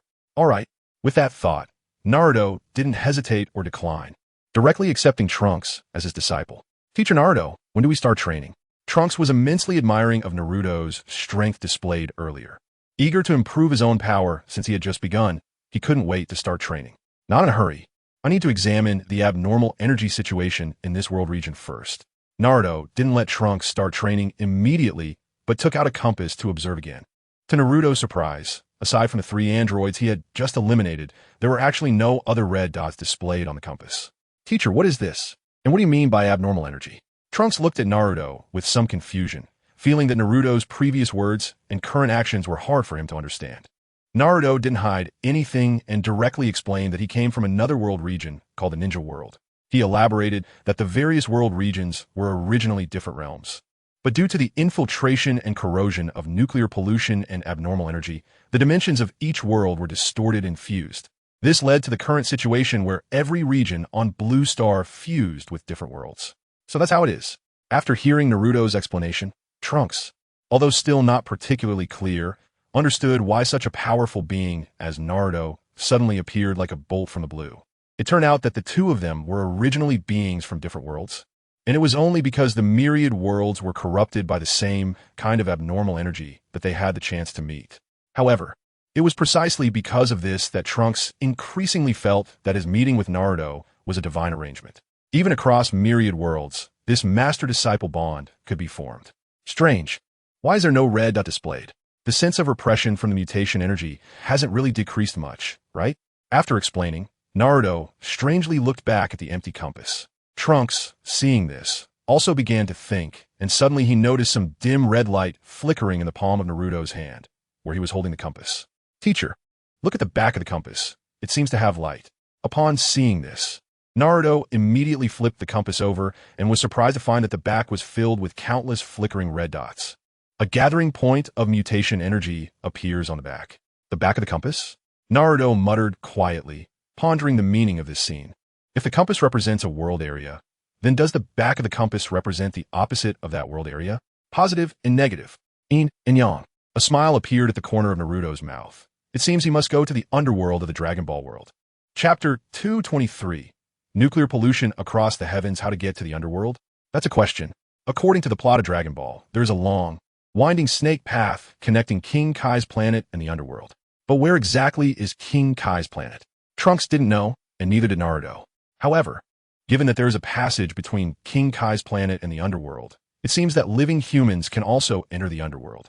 After all, King Kai's planet exists in the realm of the living in the Dragon Ball world. Even a higher-level King Kai's planet is a planet where living people exist.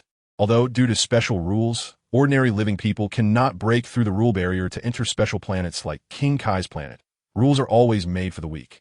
No matter how strong the rule barrier is, in the face of absolute power, it is merely a veil that invites rejection. For Naruto, what remains now is to find the entrance to the underworld. Thinking of this, Naruto immediately expanded his spiritual wave to the maximum range. After a series of breakthroughs during this time, Naruto's spiritual strength surged to an unimaginable level. Found it. Seems like there's still time. Receiving feedback from his spiritual perception, a sly smile appeared on Naruto's face. Teacher, what did you find? Trunks asked, curious about Naruto's expression.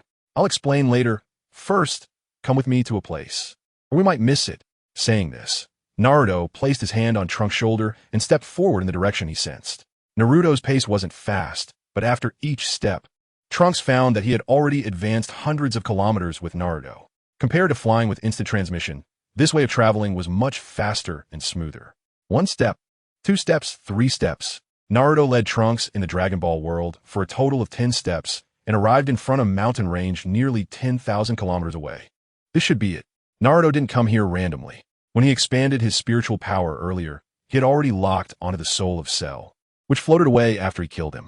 Having lost his body, Cell's combat power was greatly restricted, and from the moment he died, he was being pulled away by a special rule force. As for where it was drifting to, the answer was very clear. Before Cell's soul could float into the underworld, Naruto tracked it to the mountain range in front of him. Just at that moment, as Cell's soul approached the foot of the mountain, it suddenly disappeared from Naruto's spiritual perception. This indicated that the entrance to the underworld was right in front of them. There really exists such a place in the world? Why have I never noticed it before?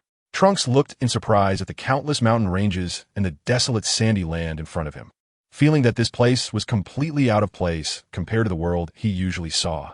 Hehe, because this is the intersection of the yin and yang realms. How would you know of its existence if you haven't died before? Even I just found this place by following someone else's soul. Naruto chuckled at Trunks' astonishment, unfazed. Yin and yang? Trunks' eyes widened. At that moment, he began to suspect Naruto's destination. Teacher, are you really going to take me into the underworld? Trunks incredulously voiced his guess. What do you mean by breaking into the underworld? We're just going to visit the underworld and see if there are any friends we can bring back. Naruto replied, stating that their business as strong beings could hardly be called breaking into the underworld. It was clearly a family visit. Bringing someone back from the underworld? Hiss. Such a crazy thing. Even if Trunks could transform into a Super Saiyan, he had never thought about it. Could such a thing really be done? In less than half a day after meeting Naruto, Trunks felt as though his worldview was constantly being refreshed. The expanding horizons made him feel that before meeting Naruto, he was simply a frog at the bottom of a well. Don't worry, with the teacher here, nothing will go wrong. Seeing Trunks' incredulous and shocked expression, Naruto smiled and patted his chest to reassure him. At this point, there was no choice but to trust Naruto. Trunks swallowed hard, trying to calm his emotions. Although he still felt that this was impossible, he chose to trust Naruto unconditionally. Okay, teacher, I believe you. That's right. Let me first open the rule barrier here. It should be these mountains, right? While chatting with Trunks, Naruto had been carefully observing and pondering the mountains in front of him for quite some time. Finally, he determined that the sudden appearance of so many mountains was indeed a very strange occurrence. And strange things are inherently the most suspicious. With about 70 to 80% confidence in his judgment, Naruto no longer hesitated. Clenching his fist, turning around, and gathering energy. After a smooth series of actions, Naruto threw a powerful punch. In an instant, Trunks saw that the countless mountains did not directly suffer an attack. Instead, a wave of invisible barriers erupted violently in the air. Crack! Before the shockwave could last long, the barrier in space shattered like smashed tempered glass, breaking into countless tiny fragments. At the moment the spatial barrier shattered, Trunks saw the thousands of mountains before them instantly disappear. Reappearing in front of the two was a long, winding passage. The length of the passage was astonishing, and it was intricately hidden in the distant mist, making it impossible to see the end at a glance. However, the appearance of such a road indicated that Naruto's guess was correct. A snake path? It seems that besides King Kai's planet and the underworld, there are also connections between the realm of the living and the underworld, and even between the underworld and other planets. Without hesitation, Naruto led Trunks onto the snake path. As they approached a position nearly obscured by the mist, Cell's soul, along with many other souls that died around the same time, slowly moved along the snake path. Seeing this scene, Naruto did not choose to wait for Cell to lead the way. Instead, he directly accelerated past them with Trunks. In less than half a day's time, the two had already reached the end of this segment of the snake path.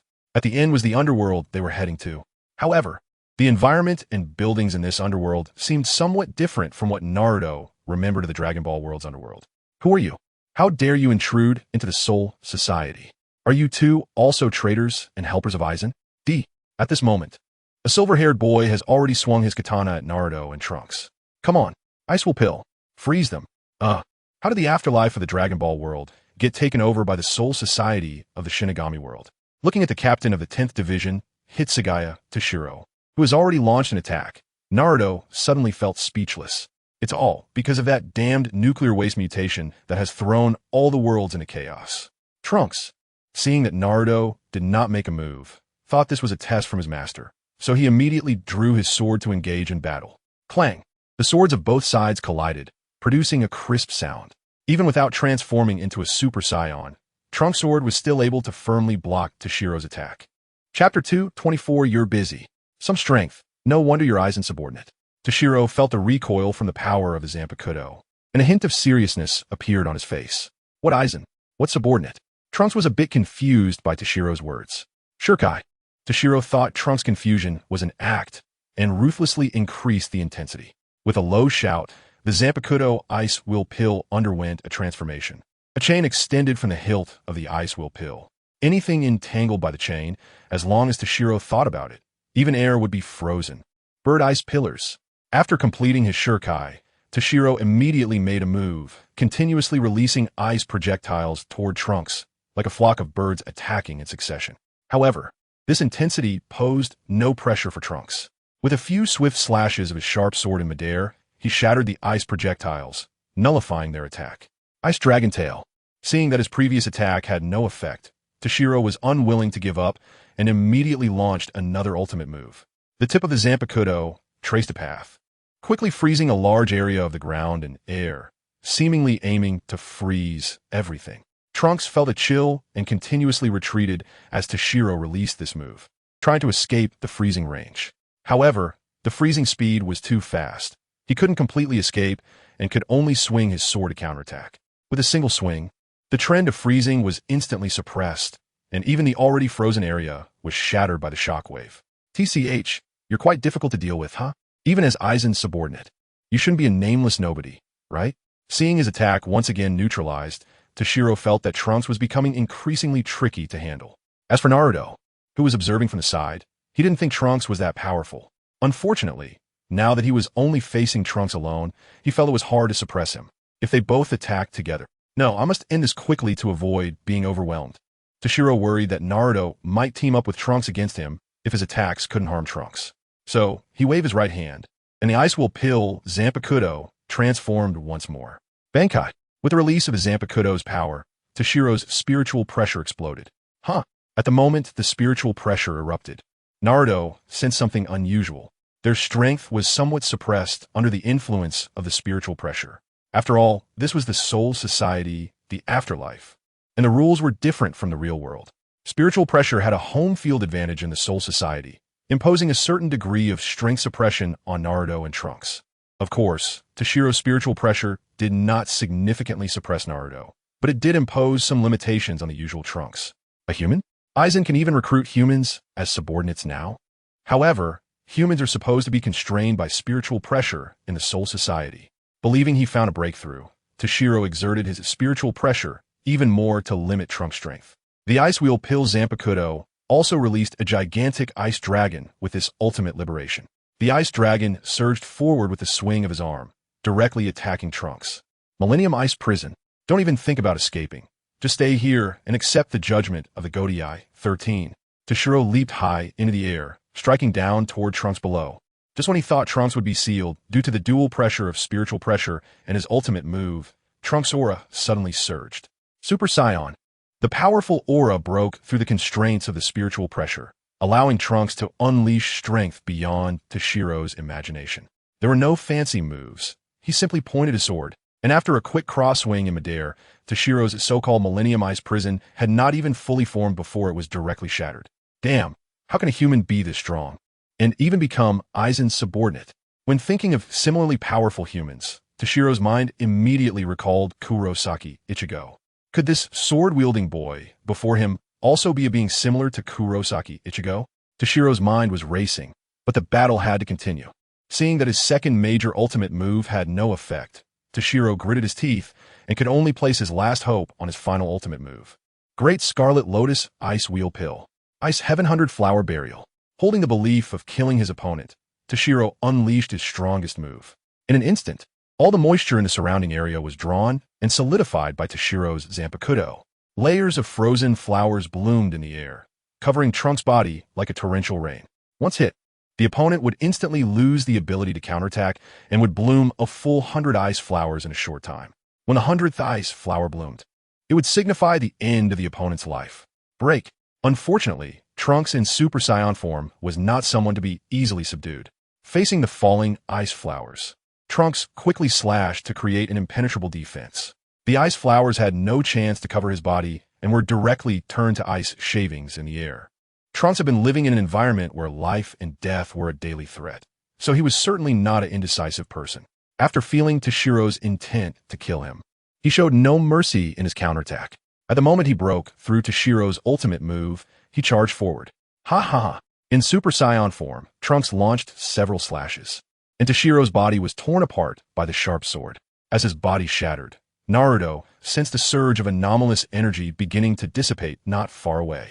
Reaching out, he absorbed that anomalous energy into his body. It seems that this afterlife, like the previous world of One Piece, has seen most people corrupted by anomalous energy.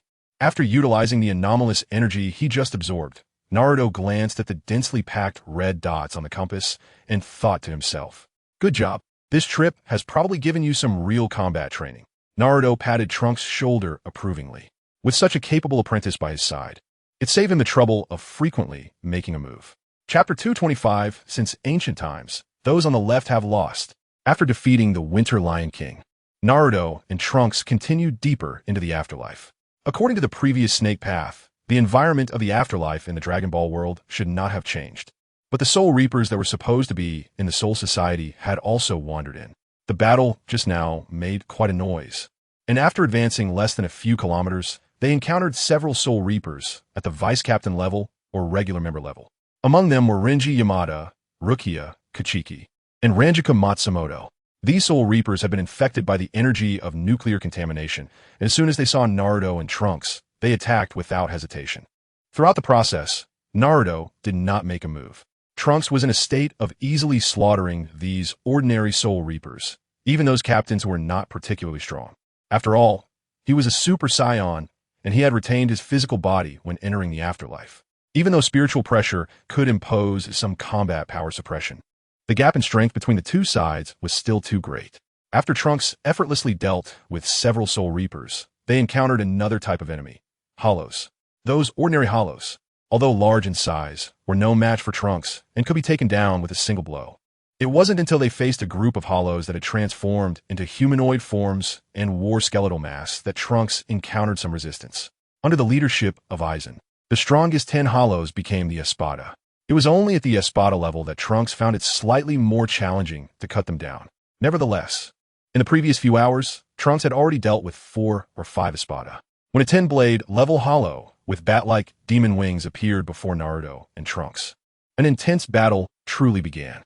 Espada number 4, Ulquiorra, state your name. I do not kill nameless beings.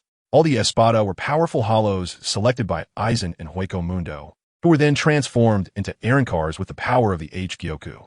During the process of becoming an Arankar, these powerful Hollows would gain a human-like form and face, along with a significant increase in strength.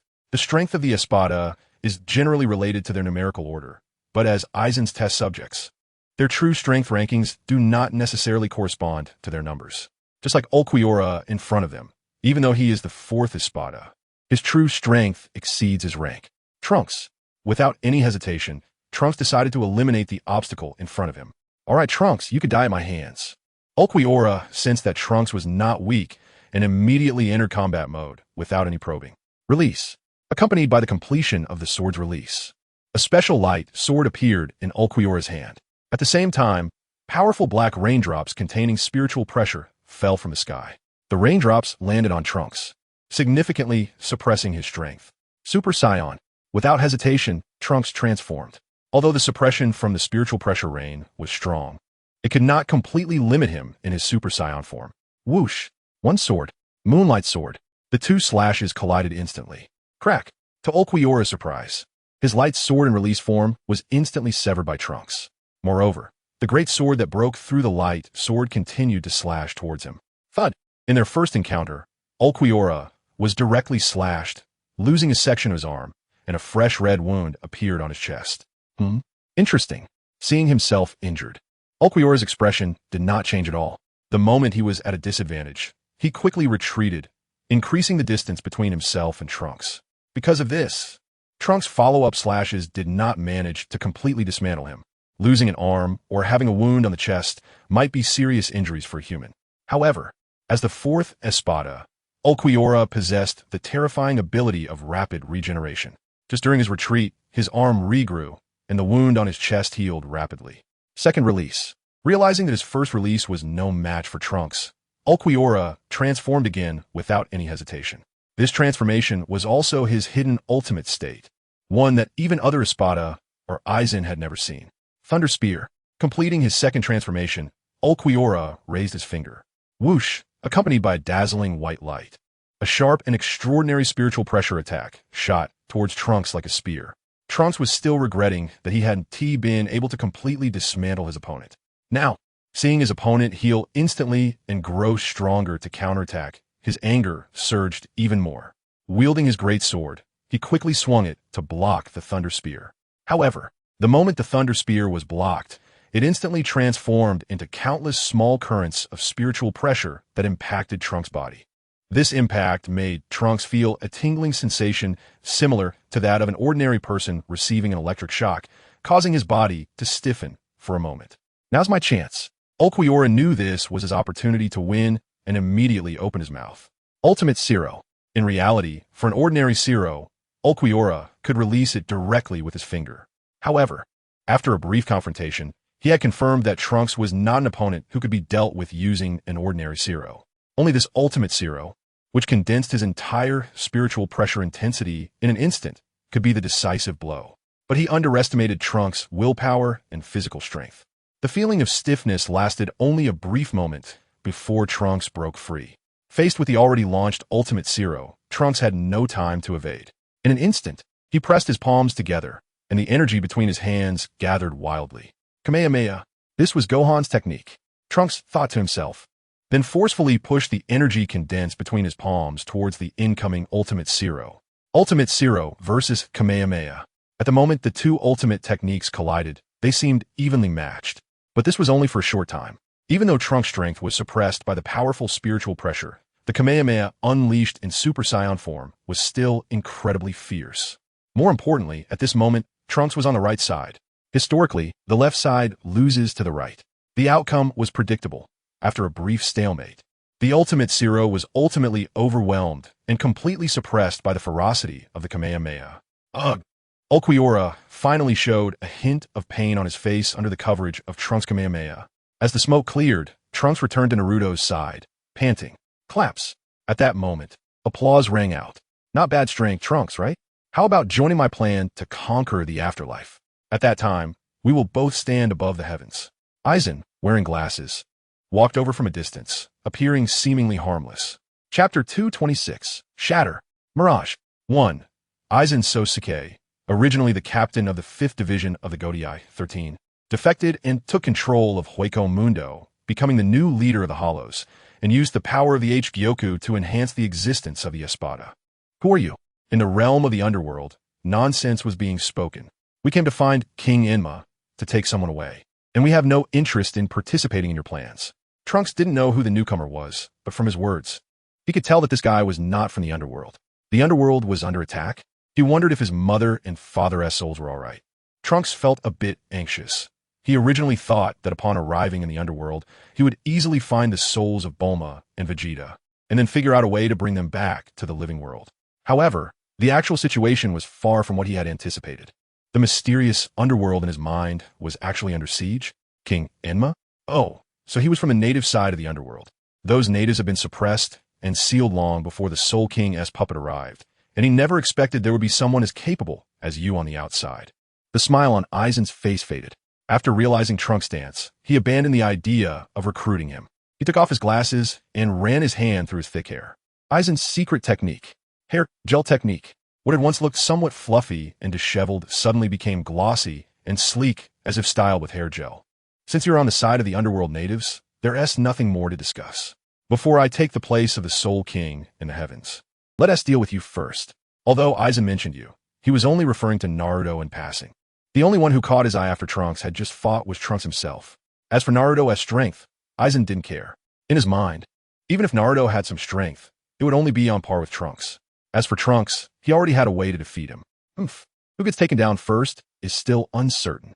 Trunks felt a bit speechless. It was battles one after another without giving him a moment to rest. Having just used the Kamehameha, Trunks was feeling quite drained. Looking at the mysterious Aizen before him, he felt that this would be a tough battle. However, this time he was not fighting alone. Thinking of Naruto beside him made Trunks feel much more secure. Let us fight. Not one to hesitate when it came to action, Trunks decided to take the initiative. Transforming into Super Saiyan, Trunks lifted his great sword and looked at Aizen. Boom! Spiritual pressure erupted. As Aizen released his spiritual pressure, the surrounding space seemed to tremble slightly. As Trunks dove down, he suddenly felt a weight on his body, almost causing him to crash to the ground. Fortunately, he stopped his dive in time and regained his normal stance, preventing himself from being crushed. Even so, Trunks' expression was somewhat grim. The two had not officially engaged in combat. But just from the overwhelming spiritual pressure, Trunks realized that this enemy was not comparable to the previous ones. After a moment, Trunks slightly adapted to Aizen's spiritual pressure and accelerated towards him again. However, compared to before, his speed was inevitably much slower. There was no way around it. The crisis with the androids had erupted early, and Vegeta and the others had died long ago. Trunks hadn't experienced training in the gravity room during his childhood. At the moment Aizen released his spiritual pressure, it was as if the gravity in the surrounding area had suddenly increased by several times, or even hundreds of times. With Aizen's powerful spiritual pressure, the gravity that had just erupted around Trunks was at least over 100 times stronger. The reason Trunks had been crushed immediately was also thanks to his early transformation into Super Saiyan. Otherwise, he might not even have had the chance to transform. Naruto watched the scene before him, inwardly sighing. Although this future timeline's Trunks was resilient and decisive, his martial arts foundation was still lacking. The battle had just begun, but Naruto already envisioned the outcome. It was time for him to make his move. Sure enough, just as Naruto was thinking this, Aizen had already thrust his Zanpakuto into the ground. Shatter, Mirror Flower, Water Moon. In an instant, a wave of invisible, powerful spiritual energy swept out. Trunks found himself stunned, standing less than 3 meters away from Aizen. At this distance, he was already within Aizen's attack range. Instead of attacking Trunks, Aizen used the illusionary hypnosis ability of Mirror Flower, Water Moon to redirect Trunks' target to Naruto, who had yet to make a move since arriving in the underworld. This was also Aizen's test. He did not regard Naruto's strength highly, but he did not allow himself the possibility of underestimating his opponent. So even while looking down on Naruto, he still wanted to use Trunks to test him. At the same time, Trunks, who was charging at Naruto, found himself continuing to attack Aizen. As he swung his great sword down, Aizen still did not move. Crack! Wake up! Accompanied by a somewhat familiar low shout, Trunks saw the entire world suddenly shatter inch by inch, and he instantly broke free from the illusion of Mirror Flower, Water Moon. Seeing his sword now caught between Naruto's fingers, Trunks immediately realized what had just happened. I'm sorry, Naruto-sensei, I was caught in that guy's illusion. I understand. You did well. Just rest and recover your strength. I'll handle the rest of the battle. Naruto raised his hand to stop Trunks from continuing to explain. He understood what had just happened. Aizen Zanpakuto's Shurikai was indeed powerful, but it had no effect in front of Naruto. The Soul Reapers were strong in terms of spiritual power, and Aizen was one of the best among them. However, even so, in the face of Naruto's astronomical level of spiritual intensity, Aizen's Mirror Flower, Water Moon's spiritual attack was nothing more than an ant shaking a tree, overestimating itself. The sad thing was that Aizen did not realize the caliber of opponent he was facing. Strength, spirit, physical intensity, speed, reaction, agility. He was being crushed in every aspect. Aizen could not fathom that there was such a terrifying individual in this world. Thus, he made his move, smiling with a hint of interest. A teacher? It seems your strength is quite a bit stronger than this boy, just now. I admit I underestimated you, but you have no idea what kind of opponent you are facing. The outcome has long been predetermined. Whoever of you two makes a move, victory is already lying at my feet. Bakud numero 90. Black Coffin. Without incantation, the attack was released, catching everyone off guard. In Aizen's eyes, which were filled with confidence, a black shadow coalesced into a coffin that instantly enveloped Naruto.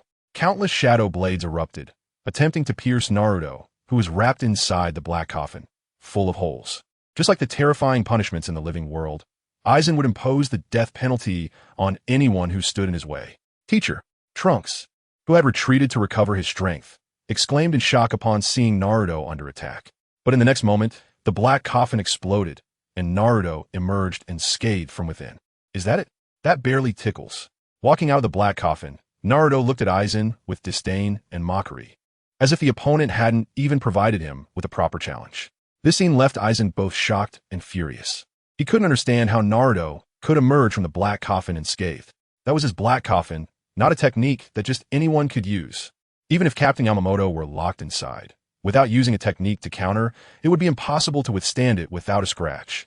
More importantly, he saw mockery and disdain on Naruto's face. Unforgivable. This guy must be eliminated.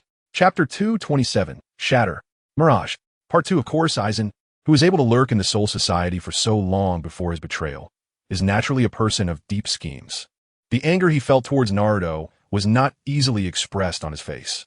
Good, this kind of battle is slightly interesting. Aizen spoke, but he had already launched an attack again. Heido 99, Gori Tenmetsu. Aizen's already massive spiritual pressure condensed and released again, manifesting as a giant dragon that pressed down towards Naruto. Seeing Naruto still unmoving and being hit by the giant dragon, Aizen felt a sense of foreboding. Sure enough, after the attack of Gori Tenmetsu ended, Naruto was completely unharmed. This powerful display finally moved Aizen slightly. Do you think this is all my strength? No. The real battle has just begun. In the next moment, Trunks saw Aizen suddenly tear open the collar of his chest. A glass ball that looked somewhat extraordinary was actually embedded in his chest. Come and see the power that surpasses a Soul Reaper. The second fusion state of H-Gyoku. Aizen's body underwent a visible transformation in an instant. The human form he once had now turned into a humanoid pupil-like monster covered in milky white. Trunks could feel that the oppressive feeling of Aizen's spiritual pressure was much stronger than before. What a terrifying guy, Trunks thought to himself. At the same time, after Aizen obsessively felt his current powerful strength, his gaze instantly locked onto Naruto. Sword pressure. Floating in mid-air, Aizen swung his Zanpakuto, and an unimaginable, materialized spiritual pressure slashed down towards Naruto below. The powerful destructive force even caused the surrounding space to tremble. However, when this sword pressure struck Naruto, it was like a drop of water falling into the ocean, causing no ripples at all. Still useless? An incredulous Aizen consecutively slashed out dozens of sword pressures. Throughout the entire process, Naruto remained completely unmoving, but always emerged unscathed. He did not understand why Naruto did not move, but he felt deeply humiliated by the fact that Naruto was always unharmed. After confirming that the second fusion state of H-Gyoku was still ineffective against Naruto, Aizen's desire for powerful strength once again stimulated the evolution of H-Gyoku's fusion, accompanied by the further evolution of the fusion state. Aizen's head emerged from a milky white humanoid pupa, the third fusion state. At this moment, H-Gyoku had become a part of Aizen's body, and the terrifying spiritual pressure had reached a level where any ordinary person who approached would be crushed instantly. Haha, good. Your tenacity has stimulated the fusion evolution of H-Gyoku. The more tenacious you are, the more my power will increase, making me naturally invincible. With me like this, what do you have to fight against? The evolved Aizen had lost his original elegance and coldness. The extremely inflated power made him gradually become arrogant. Super spiritual pressure wall. Aizen's eyes gleamed with white light, and with a smug smile, he stepped closer towards Naruto. This time, he did not disdain to attack. He intended to crush Naruto's body directly with his terrifying spiritual pressure. As Aizen approached, Trunks furrowed his brow, having to muster some energy to resist the crushing pressure of this terrifying spiritual pressure. Looking at Naruto, he couldn't help but worry for him. However, Naruto remained still as if he was immobilized. But as Aizen continued to approach step by step, Naruto's body strength gradually began to be released. Crack! When the distance between the two was less than 5 meters, Aizen's expression changed. His super spiritual pressure wall was actually crushed by the slight release of Naruto's body strength. Realizing this, Aizen immediately retreated, aware that even in this form, there was still a huge gap in strength compared to Naruto.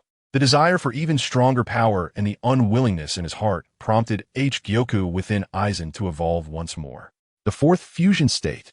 After completing this evolution of H-Gyoku's fusion, Aizen completely broke free from his cocoon and transformed into a higher life form that surpassed the Soul Reaper category.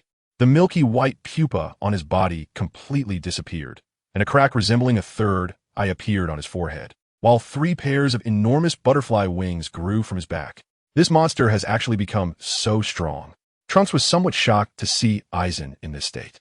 Faced with Aizen in this state, under the suppression of his terrifying spiritual pressure, Trunks felt that even if he didn't fall for the mirage, he would probably still find it very difficult to defeat him. At this moment, Aizen's spiritual pressure, slashing power, speed, defense, and recovery ability had all achieved a qualitative leap compared to before. The Zanpakuto in his right hand had completely fused with his arm. Hehe, 63. Hokage. A blast filled with lightning suddenly appeared beside Naruto, directly engulfing his body in dazzling flames and thick smoke. Although it was only Hehe, 63, the power unleashed by Aizen in his current state was several times stronger than that of Hehe, 99 before. Aizen believed that with his now qualitatively transformed power, just a slight attack like this would seriously injure Naruto. He even worried that Naruto might be directly killed in the explosion. If that happened, his revenge would not be satisfying enough. However, as the smoke dissipated, the result was still the same as before. Unharmed. Unharmed. Why is he still unharmed? Aizen could not accept this fact, and his body transformed into a white light, instantly disappearing from the spot. The next moment he reappeared, he was already in front of Naruto. Aizen frantically swung the Zanpakuto, fused with his right hand at Naruto's body, but he couldn't even tear his clothes. Impossible. Absolutely impossible. He couldn't believe that the gap in strength between himself and this blonde youth was so vast. Where did this guy come from? The intense unwillingness and emotional turmoil caused Gyoku within him to further fuse and evolve. Aizen felt that his power had become even stronger on top of already surpassing the Soul Reaper category. And this would be his invincible final fusion state. The true immortal god. Haha, in front of such me, young man, you have no chance of winning at all. With the further evolution of Gyoku's fusion, Aizen had completely lost his original human form, and his current appearance was very close to that of a hollow. However, his spiritual pressure was much stronger than both Soul Reapers and Hollow's super radiant destruction. Sixfold. Ultra-dense spiritual pressure was released from the skulls growing from Aizen's 3 pairs of butterfly wings. Moreover, it was 6 simultaneous blasts. The terrifying spiritual pressure explosion once again engulfed Naruto's figure, and the evolved Aizen showed no hesitation, directly unleashing his strongest move in his final fusion state. He believed that under this move, Naruto would definitely be obliterated to nothing. The terrifying spiritual pressure explosion lasted for a full 5 minutes. Finally, as all the surrounding buildings were destroyed and the thick smoke gradually cleared, the figure that Aizen found extremely humiliating had already vanished. Ha ha, he's dead, finally dead. Indeed, in this state, I am invincible. Transformed into a monstrous form, Aizen laughed heartily, releasing the humiliation and oppression that Naruto had brought him during the earlier encounter. Teacher. Trunks looked around anxiously, trying to find Naruto's figure, only to discover that Naruto's body and even his presence had completely vanished. Haha, no need to rush. I've already taken care of your teacher, and now it's your turn. Aizen laughed heartily, feeling ecstatic at this moment. However, just then, a voice with a hint of mockery echoed from the void. The tone and content of the inquiry were all too familiar to Aizen. What made you think I didn't use Kyoka's Suigetsu? Crack. In the next moment, under the gazes of Aizen and Trunks, the entire world shattered like a mirror, and Naruto's figure appeared unscathed in its original place. How is this possible?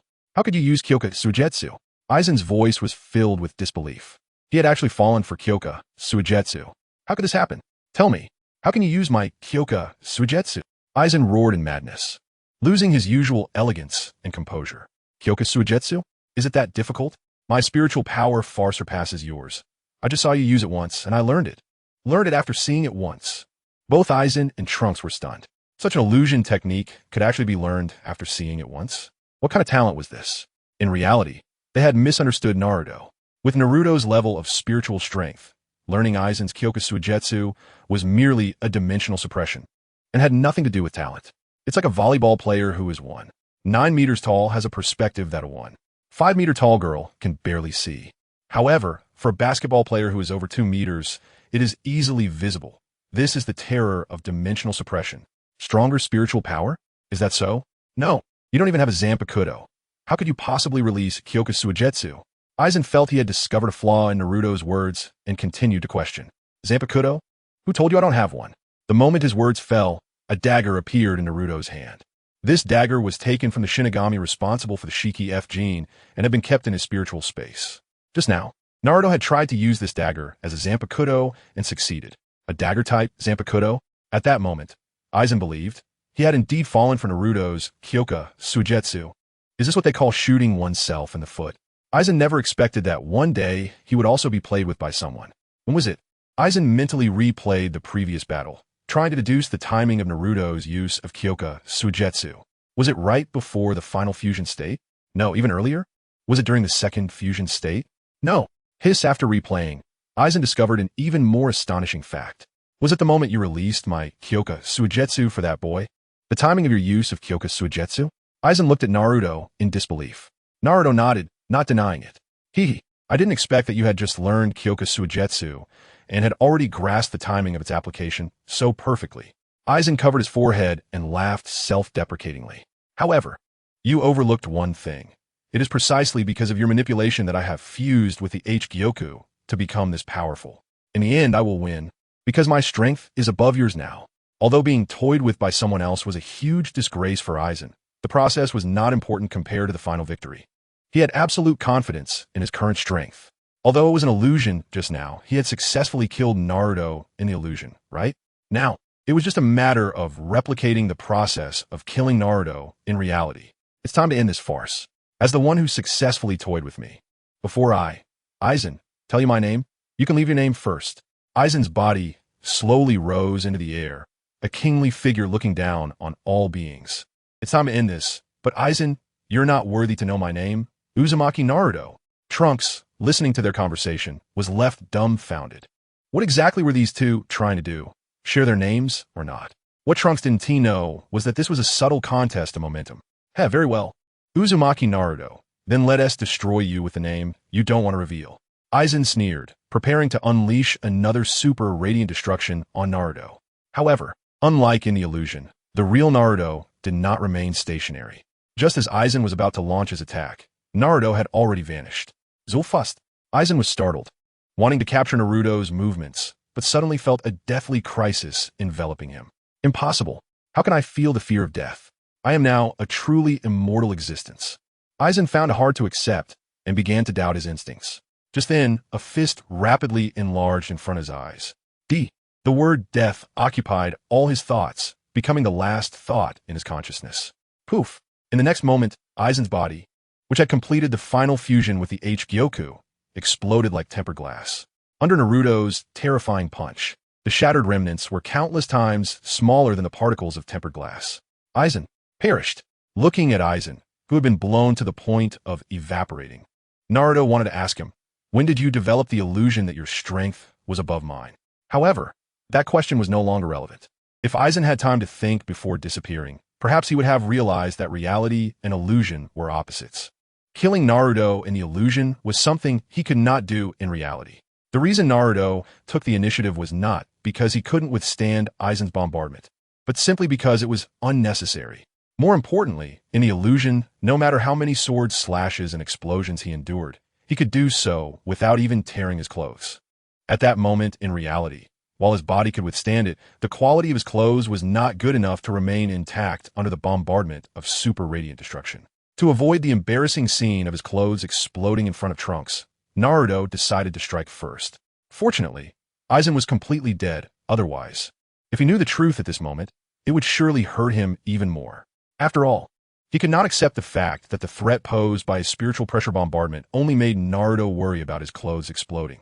Dying quickly has its advantages. In this regard, Naruto has always been very merciful to his enemies. If he could blow someone up with one punch, he wouldn't deliberately hold back 2 or 3 punches to torment his opponent. Killing with intent is just a momentary whim of Naruto when he saw Aizen's mirage, and then a deliberate careless action. Chapter 229. Defense cannot attack? Let's go. Keep moving forward. After defeating Aizen, Naruto saw Trunks still standing there in shock and smiled to remind him. All right, teacher. Trunks immediately followed. After the battle, just now, he realized that he had overestimated Naruto in his mind, yet he still underestimated him by a long shot. In Aizen's final fusion state, under that terrifying spiritual pressure, Trunks felt he was not a match. But such a powerful being, Naruto could play with him as if he were nothing. It was beyond terrifying. It was simply horrifying. Seeing Trunks catch up, Naruto nodded in satisfaction and continued moving forward while refining his body. At the moment, Aizen was shattered. The dense mutated energy was directly absorbed into Naruto's body before it could dissipate. The massive mutated energy allowed Naruto to complete another 1,000,000 refinements within minutes. Of course, with his current strength, 1,000,000 refinements alone wouldn't be enough to break through. On the way, Naruto and Trunks encountered quite a few Shinigami and Hollows again. According to the previous practice, Naruto did not take action against these minor enemies, but directly left them for the recovering Trunks to deal with. Finally, after passing through a vast open area, buildings reappeared in their view. The buildings were an ancient-style city. In the middle of the city gate hung a plaque. The plaque bore the 3 golden characters Spirit King Palace. On either side of the gate, there were a squad of Shinigami and a squad of Espada guarding it. Seeing this, Trunks was about to clear the way for Naruto again, but was stopped by Naruto. Naruto glanced at the Shinigami and Espada guarding on both sides, knowing they were not weak, so he didn't want to waste Trunks' time. Boom! With a punch thrown from a distance, the violent punch wind swept over. The city gate shattered. The city walls collapsed, and the guards on both sides were instantly caught in the punch wind and shredded. Most of these former powerful beings didn't even have time to react before they were directly annihilated. Only one Hollow barely survived. Naruto saw that this was Yami, the 10th Espada who could actually break through to the 0 Espada. This guy was indeed tougher than the other Espada, which is why he managed to survive the punch wind. Seeing there was a survivor, Naruto, adhering to his good habit of not wasting, grabbed Yami to ask questions. This city used to be called Hell Palace, right? Why is it now called Spirit King Palace? Yami opened his eyes slightly at the words and weakly replied, "This place used to be called Hell Palace, and later it was called Spirit King Palace." Nonsense. What use are you? Naruto slammed his palm down, exploding Yami and sending him on his way to a quicker death. Although he didn't get a clear answer, Naruto at least confirmed that this place was indeed originally Hell Palace. Up until now, he and Trunks had not found the souls of Goku and the others. To unravel this mystery, this place was the key point. Inside the vast Spirit King Palace, at this moment, it seemed there weren't many people. Naruto and Trunks continued to walk for 2 or 3 minutes without encountering anyone. Boom! At that moment, a violent explosion suddenly erupted. Naruto and Trunks felt the temperature around them rise to a terrifying degree. Bunki, Sanka no Tachi, Sanka no Tachi. The world turns to ash. A terrifying flame carrying the momentum of burning everything and scorching heat slashed upwards from deep within the Spirit King Palace. In the sky, a figure wrapped in a tattered black cloak appeared. Hehe, old man Yamamoto. I've been waiting for this moment. Star-Cross. The figure in the sky revealed a star-shaped emblem on his chest, which exploded with dazzling light. The next moment, the Bankai of Zanka no Tachi and the flames released were directly stripped away. Now it's my turn. Die under your own Bankai. The cross of destruction. The world turns to ash. Yamamoto Jinryusai Shigekuni, who had lost his Bankai, was reduced to ashes in the burning flames. As long as I take down Aizen, the entire underworld will be mine. Yawatch laughed heartily after solving his past worries. Huh, Aizen is already gone? Yawatch activated his omniscience and suddenly realized that Aizen had actually died, having absorbed the Spirit King. He originally planned to eliminate Old Man Yamamoto first, and then get rid of Aizen. He never expected Aizen to be gone so soon. Who is it? The next moment, Aizen's gaze locked onto Naruto. He saw the scene of Naruto killing Aizen. Just then, another figure rushed out from the damaged buildings of the Spirit King Palace. Yawatch, I won't let you succeed. Final Getsuga, Tensho. A crescent-shaped slash was unleashed from that figure's hand, mercilessly attacking Yawatch. Useless, Ichigo, I am omniscient and omnipotent now. You have no chance against me. Yawatch raised his hand. In a gigantic bow, an arrow appeared above his head. The great bow. Boom, boom, boom. The moment the bow and arrow appeared, it instantly fired 3 arrows of light, which shattered Ichigo's Getsuga Tensho in an explosion. The immense impact sent Ichigo Kurosaki flying. Damn it. Is there no one who can stop him? Ichigo clenched his fists, lamenting his insufficient power. Just as he gritted his teeth and tried to push his potential for a stronger attack, a voice came from the other side in the distance. Playing in someone else's territory with a 3 kingdoms farce. This nonsense should come to an end, right? The underworld should belong to King Enma. When did it become the domain of the Spirit King and you guys? The moment Naruto spoke, he had already jumped up, holding the Shinigami dagger. Open your eyes. Yhwach had just seen the scene of Naruto killing Aizen and did not dare to be negligent.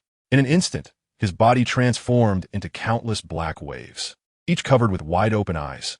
This eerie sight sent chills down the spines of Ichigo and Trunks on either side. Fortunately, neither of them had a phobia of clusters. Otherwise, they might not have been able to continue watching. In a state of open eyes, Yhwach was omniscient and omnipotent, with significantly enhanced power and immunity. Standing invincible from start. Is your strongest ability strength? No. Is it speed? No. Is it defense? Your strongest ability is actually defense. Yhwach was astonished, quickly analyzing Naruto's strongest ability through his omniscience. If Naruto's strongest power was a specific move or a form of attack, he would have ways to evade or neutralize it through his omniscience. But Naruto's strongest ability turned out to be his defense, his terrifying physical strength. He could avoid all imaginable damage, but could he evade someone else's defense? He couldn't do it. Just as Yhwach was astonished, Naruto had already arrived in front of him, swinging the Shinigami dagger. This dagger? Seeing the dagger in Naruto's hand, Yhwach's gaze flickered. He could feel the uniqueness of this dagger. Sizzle. The body that was almost immune to all attacks was easily sliced open by the slightest stroke of this dagger. Yhwach didn't know that this dagger was the one the Shinigami, who sealed the corpse demon, used to gut himself, enhanced with a special buff.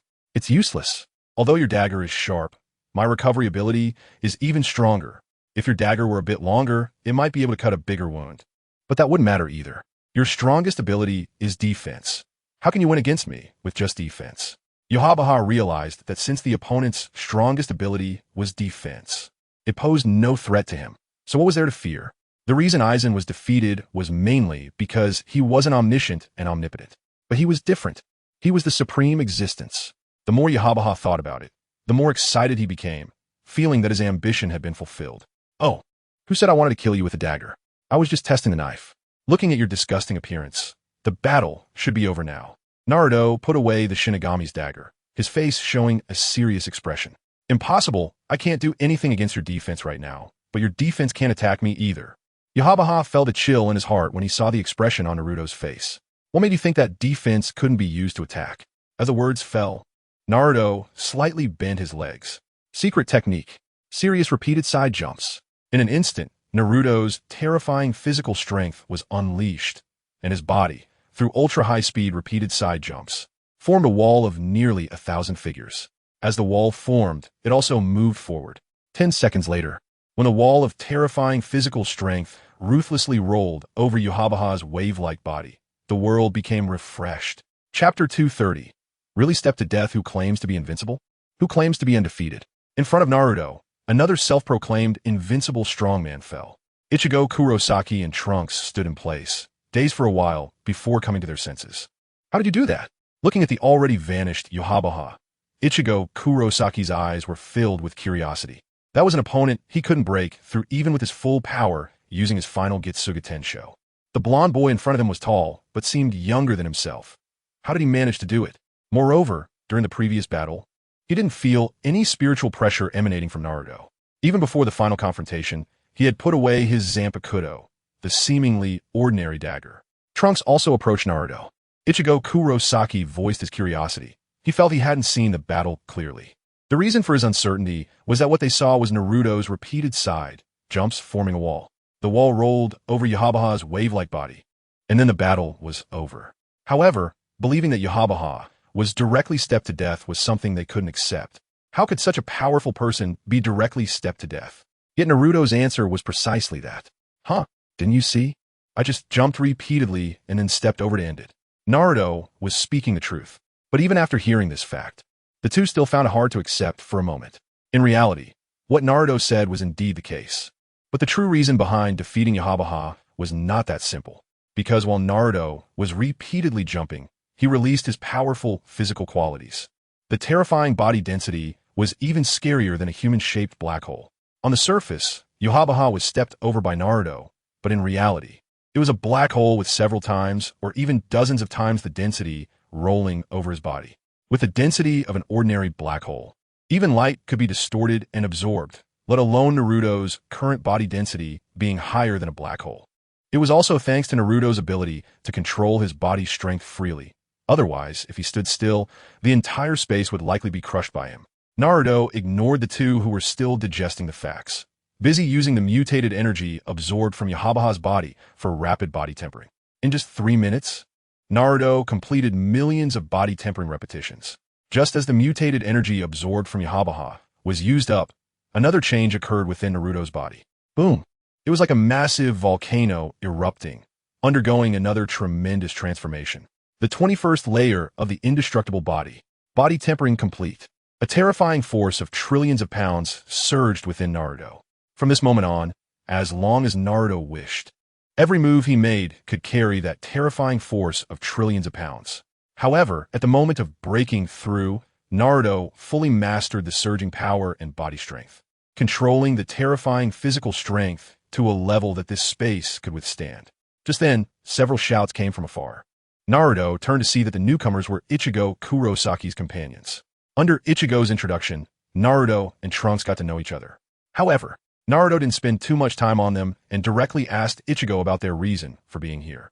After listening to Ichigo and his companions' explanations, Naruto finally understood that their appearance here was somewhat different from the previous world regions. In the previous world regions, the tasks corresponding to the world and the world map merged with the world where the ninja realm was located. However, the people in the Soul Society, influenced by the mutated energy, merely had their characters transferred to the underworld. Moreover, at the moment they came over, the Soul King's palace was in a state of suppressing the King of Hell's Hall. It wasn't the Soul King actively suppressing the King of Hell. Naruto nodded upon hearing this. He was still puzzled that there should be many experts in the King of Hell's Hall.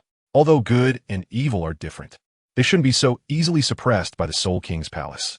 Now it seems to be a rule-based suppression brought by the mutated energy. In the face of the distorted rules of the mutated energy, the experts of the underworld probably didn't even experience a battle before being directly suppressed. So that's how it is.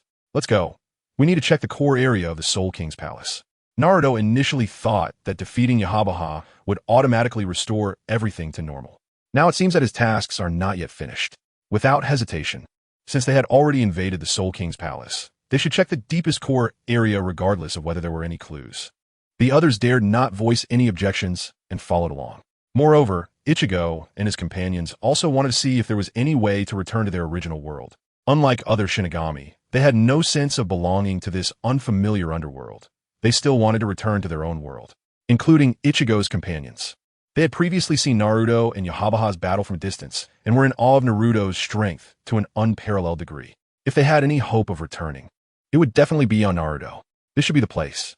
Soon after, the group arrived in front of a grand hall at the deepest part of the Soul King's palace. The plaque read between the thrones, and beside it stood a dismantled sign that said King of Hell's Office. It's a barrier. High intensity. Mr. Naruto, let me try. Orihime Inoue, who was behind Ichigo, stepped forward, wanting to use her shield abilities to see if she could break through the barrier. But Naruto walked over without stopping. Crack! At the moment Naruto walked through the barrier, it shattered under the pressure of his physical strength. Inoue Orihime stood in shock. Come on, Orihime. Naruto doesn't need our help. Ishida Yuryu patted Orihime's shoulder and followed Naruto inside with Trunks. It seems that this container is what was suppressing the underworld. It should have been filled with altered energy, but it seems that Yawatch had absorbed it previously. Even if we don't intervene, this container will lose its suppressive power after a while due to the energy being drained. However, since we are here, let's expedite this moment. With that, Naruto punched the nearly 2-meter-tall cylindrical container in front of him. The container instantly exploded, and the entire Soul King's palace shook violently at the same time. Mr. Naruto, see you again if fate allows. Amidst the tremors, Ichigo and the others felt a familiar pulling force. It was this power that brought them to this strange underworld. All right, see you again if fate allows. Naruto waved in response. Once the shaking of the Soul King's palace calmed down, the surroundings had changed completely. A massive figure, like a small mountain, appeared before them. Finally out, did you solve this problem? The freed King Enma greedily inhaled the surrounding air, like a powerful hurricane.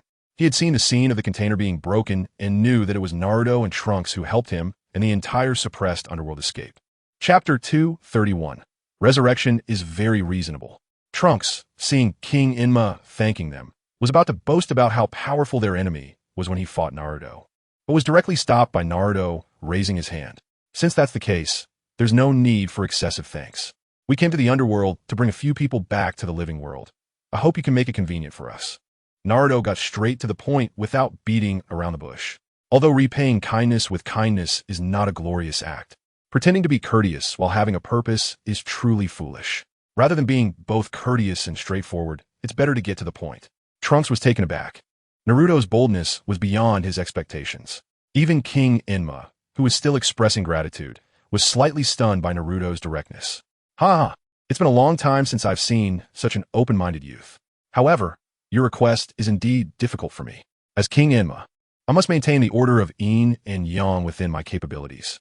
Allowing people to casually return from the underworld to the living world is something I will never agree to, even if people consider me ungrateful. Order is order. King Enma spoke with righteous indignation, his expression leaving no room for doubt. Seeing King Enma refuse so decisively, Trunks felt somewhat dissatisfied for Naruto.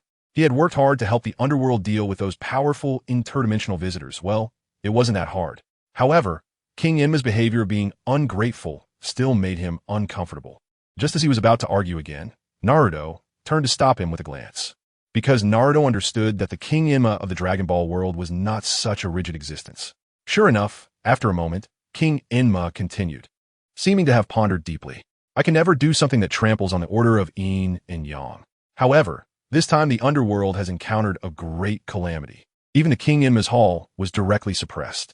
During the underworld's counterattack and restoration of order, the roster in the adjacent data room was lost. And it is very reasonable for a few souls to take advantage of the chaos to return to the living world. At this point, King Enma deliberately straightened his face and looked at Naruto and Trunks. All right, I've just regained my freedom, and my body is very tired. I need to sleep for a while before dealing with the chaos outside, so I won't see you off. Young people, take care. Under King Enma's dismissal, Naruto left the King Enma's office with a disgruntled Trunks. Master, this King Enma is too unkind. You clearly saved the entire underworld. Yet he keeps talking about yin and yang order. If it weren't for your intervention, the underworld would still be in chaos. Trunks grew angrier the more he thought about it, feeling that Naruto and he had been treated unfairly. Trunks, don't you understand? King Enma just said that the underworld is still in chaos. If souls take advantage of the confusion to return to the living world, it is very reasonable. A hint of a smile appeared at the corner of Naruto's mouth. Master, you mean? Trunks' eyes lit up upon hearing this, looking around. The underworld had just been liberated from suppression, yet there was no sign of chaos. It was clearly King Enma tacitly allowing them to take people away. Realizing this, Trunks understood King Enma's intentions and silently admired him. However, with such a vast underworld, where should they go to find his mother and the other souls? Just as Trunks understood King Enma's tacit approval, he fell into worry again. Next door, Naruto had already set a target and directly led Trunks into the data room next to the King Enma's office. Following Naruto into the data room, Trunks only then realized what had been hinted at in King Enma's seemingly unkind words. The two did not actually take the roster in the data room, causing data loss, but instead began to browse and search through the rosters on the shelves. Soon, they found a series of rosters recording the beings living on Blue Star. Regardless of which planet the beings originally came from, as long as they had settled on a planet for more than 10 years, or were born on that planet for less than 10 years, they could all be found here. Beside Naruto, Kaguya was also helping to search. Just as Naruto and the others found the names of the Dragon Ball warriors, Kaguya also found the names of the ninja world. Without hesitation, Naruto instructed Trunks to cross out the names of Goku and the other Dragon Ball warriors from the roster. This way, these fallen Dragon Ball warriors would be able to be reborn, even becoming immortal beings. Of course, this immortality meant they would not die from aging or disease. If they were killed in battle by absolute power, it would still be equally dangerous. Just as Trunks was crossing out the names of Bulma, Gohan, Vegeta, Goku, and others one by one, Naruto approached Kaguya. After glancing through the names in the roster, Naruto picked up a pen. Uchiha Sasuke, Hyuga Hinata, Jiraiya, Hyuga Neji. After hesitating for a moment, Naruto also crossed out the names of Minato Namikaze and Kushina Uzumaki. Although at the time, in the spiritual space, they had rejected Naruto's proposal to use Edo Tensei or reincarnation to resurrect them. After some thought, Naruto felt that they were still worried about the potential side effects of the resurrection ninjutsu, so they were unwilling to let him use it. Even though he had explained that the side effects were negligible for his strength, he still couldn't persuade them. Their reaction was like that of parents in a poor family who rarely get to eat meat, telling their children they don't like meat. Are they inherently averse to meat? No, they just wanted to save the rare delicacy for their children. Did Minato and Kushina really not want to be resurrected? No, they were just worried that the side effects would harm Naruto. But now the life and death roster is right in front of us, and resurrection is simply a green, natural, and pollution-free matter. To put it bluntly, although the order of yin and yang is important, this world will not undergo any significant changes just because the Watergate couple has been resurrected. Just as Naruto crossed out the names of the Watergate couple, their souls instantly reacted.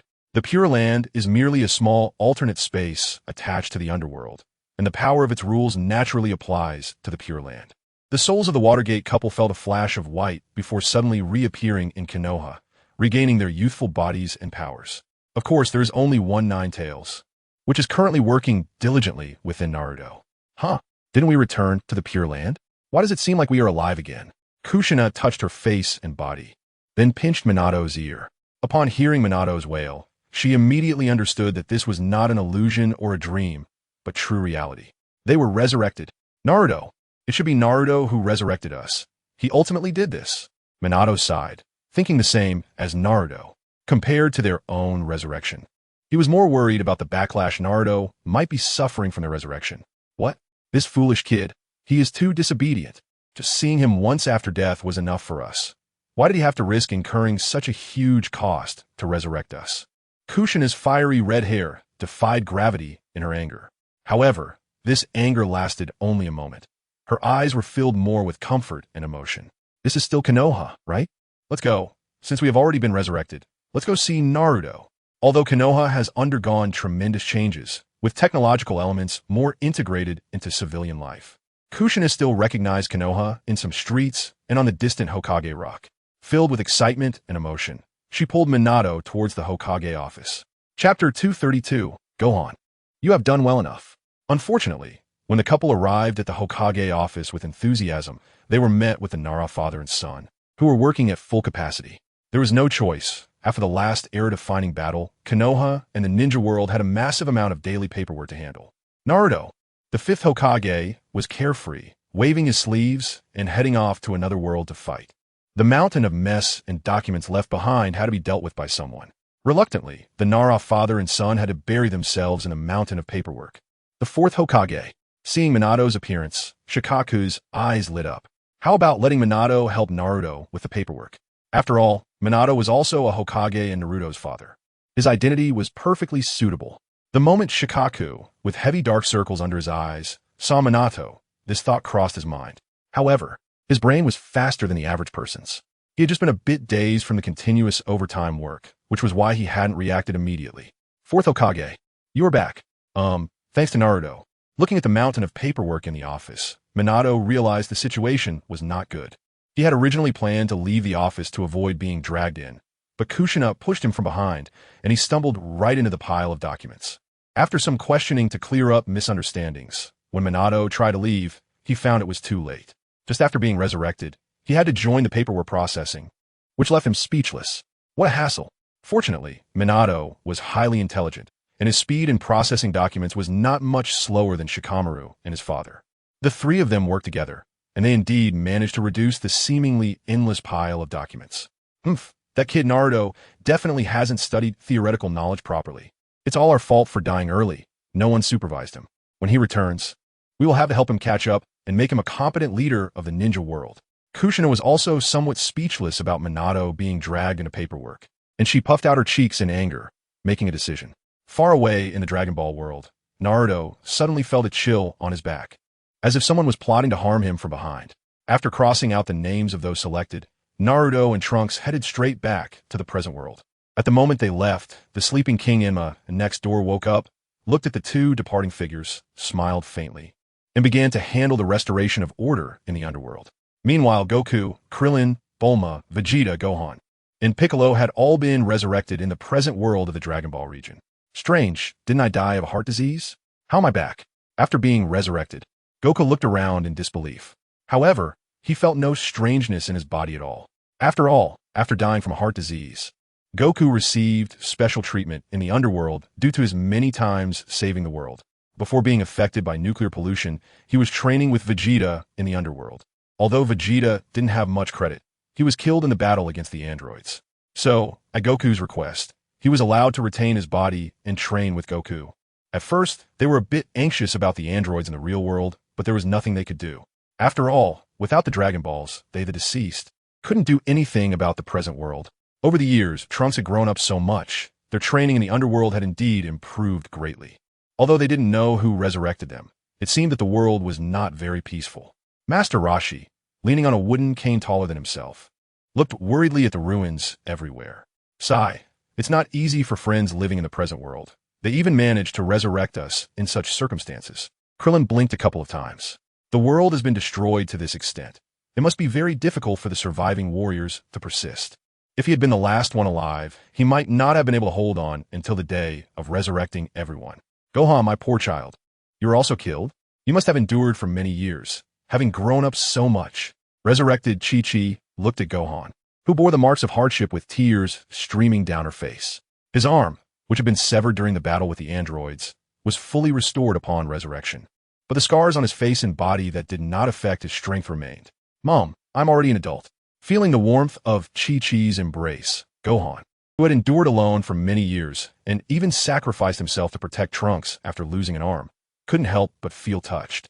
I am sorry, Mom, for not becoming the scholar you hoped I would be. After experiencing hardship and the trials of battle, Gohan could no longer cuddle up to his mother like he did when he was young, even though he found this long-lost embrace warm. Looking at his young mother and father, then at his weathered self, he sighed but had no regrets. No, Gohan, my child, you have done well enough. I no longer want you to become a scholar. From now on, do whatever you want, just follow your own heart. I won't stop you anymore. Upon hearing Gohan's response, Chi-Chi's tears flowed even more, drawing Goku, who was not far away, to come over, feeling moved. Gohan, you have done very well. It's all my fault for losing to that viral heart disease. You have suffered. Wukong patted Gohan's shoulder in acknowledgement, feeling his aura. His foundation was not solid. One could even say it was poor. However, the temperament and the restrained gaze he possessed were already as steady as that of Wukong, a battle-hardened warrior. In this timeline, Gohan did not become a scholar, but had already become an excellent warrior who had faced numerous battles. Father. Receiving acknowledgement from his father, Gohan, who had not shed a tear for many years, finally could not hold back his tears of grievance and excitement. All those years, he had truly endured a lot. After most of the Dragon Ball warriors died, during the blank period until Trunks grew up and could transform into a Super Saiyan, it was Gohan who struggled alone. Fortunately, everyone had been revived now, and Gohan knew that Trunks had not let him down. Thinking of this, he told everyone present about what had happened from their deaths to his own, and speculated that the one who revived everyone must be Trunks. So that's how it was. Upon hearing this, everyone understood that the battle continued for so long after their deaths. No wonder the entire world had become so damaged. Regarding Gohan, the elders also looked at him with approving gazes. Even the proud Vegeta had to admit at this moment that Goku's child had indeed done well. However, after praising Gohan, he could not help but add a comment. My son Trunks is not bad either. He fought until the end. However, there was one question that puzzled them. Piccolo had died, Dandy had also died, and the Dragon Balls were ineffective. So how did Trunks manage to revive them after defeating the androids? Just as they were confused about this question, the space in front of them began to ripple. The next moment, Naruto and Trunks appeared directly before everyone. Chapter 233. The Three Wishes of the Dragon God Gohan. Trunks, upon returning, saw Gohan first. After all, Gohan had sacrificed himself to save him, and he was both a teacher and an older brother figure. You did it. Gohan, who had gained the recognition of everyone, now acknowledged Trunks as well. Then came a scene of mutual recognition. When Vegeta finally awkwardly confirmed one statement from Trunks, everyone shifted their focus back to their method of resurrection. Gohan, actually, in the end, I didn't defeat those evil androids by myself. When I was cornered by Android 17 and 18, Naruto-sensei appeared. Trunks recounted the battle that happened after he met Naruto and how they retrieved the others from the underworld. Upon learning this truth, everyone looked at Naruto with gratitude. After a warm round of thanks, everyone spent an hour gathering the Dragon Balls on Blue Star. With the 7 Dragon Balls placed before them, Trunks made the wishes on behalf of everyone. Come forth, Dragon God. Indeed, the legendary events were true. after gathering the 7 Dragon Balls, one could summon the Dragon God and fulfill 3 wishes. For the first wish, Trunks wished on behalf of everyone to restore Blue Star to its state before the androids appeared. For the second wish, Trunks wished on behalf of everyone to revive all the humans killed by the androids on Blue Star. After this wish was granted, everyone hesitated over what to wish for as the third wish. Aside from restoring Blue Star and the humans of the Dragon Ball world, they could not think of any other wishes. As for some trivial personal wishes, they were naturally vetoed as soon as they were proposed. For example, Master Roshi wanted endless magazines of beautiful women, and Yachirobe wanted endless big fish and meat. In the end, everyone turned their gaze to Naruto. As the great benefactor who saved them, they decided to give Naruto the opportunity for the third wish. Naruto hesitated for a moment. In fact, he also wanted to wish for a life of leisure, but for his strength, that was not difficult to achieve. After thinking it over, he realized that he could almost do anything with his current strength. The only thing that mattered to him was the spread of this unknown abnormal energy. With this in mind, he decided to try using the Dragon Balls to directly clean up this nuclear waste abnormal energy. In that case, he wouldn't have to run from one world region to another. However, after he made his wish, the Dragon God in the sky flickered a few times, ultimately giving a response that exceeded its capabilities. Exceeding the capabilities of the Blue Star's deity, Naruto thought about it. Although the Dragon Balls were magical, they were not omnipotent. Otherwise, there wouldn't be various grades of Dragon Balls. Realizing this, he knew that to completely resolve the issue of abnormal energy, he would ultimately have to rely on his own strength. So he changed his wish. Instead of asking the Dragon God to directly clean up the nuclear waste abnormal energy, he asked the Dragon God to provide clues for completely cleaning the abnormal energy. Upon hearing Naruto's revised wish, the Dragon God flickered again. Watching the Dragon God flicker for a full 10 seconds without a response, everyone felt a bit anxious, worried that the Dragon God couldn't meet Naruto's request. Dandy, who had modified the Blue Star Dragon Balls, nervously twirled his fingers, equally tense. In fact, the scope of the deity's abilities referred to by the Dragon Balls is sometimes not even known to the deity himself. Because this scope of ability combines Dandy's role as a deity and the authority of the position of the Blue Star deity. Respectful Naruto-sama, the result has come out. Fortunately, after waiting another 10 seconds, the flickering of the Dragon God finally stopped and brought everyone the answer they hoped for. Upon seeing this, Naruto became interested and curiously looked at the Dragon God. The Dragon God respectfully provided Naruto with clues, although they were not very specific. They did inform Naruto and everyone of the way to solve the root of the problem. The root of a nuclear waste abnormal energy problem was as Naruto had expected. Not in this dimensional level, but in a higher dimensional level. To solve this problem, one must first become the strongest in this dimensional level and then find the spatial barrier between dimensions so that one's power can interfere with the higher dimension and resolve the root of the problem. The strongest in the dimensional level? This was something Naruto had not considered before, but now it could be treated as a small goal. After all, although the abnormal energy did not affect him, it would make this world strange. To restore everything to normal, Naruto felt that this goal still needed to be achieved. The Dragon God, after fulfilling the 3 wishes, respectfully took his leave from Naruto and disappeared, transforming into 7 stone balls scattered across various corners of Blue Star. After hearing the Dragon God's previous response, Vegeta also became excited. The strongest in the dimensional level? Heh, Naruto, although you are strong, this title of the strongest will not be easily given to you by me, Prince Vegeta, and Kakarot. You compete with me too. Of course, no matter who among the 3 of us obtains the title of the strongest, we must help Naruto solve this abnormal energy problem, understand? While preparing to compete, Vegeta also did not forget to involve Goku. It was rare to be revived and to have the peak state of his body.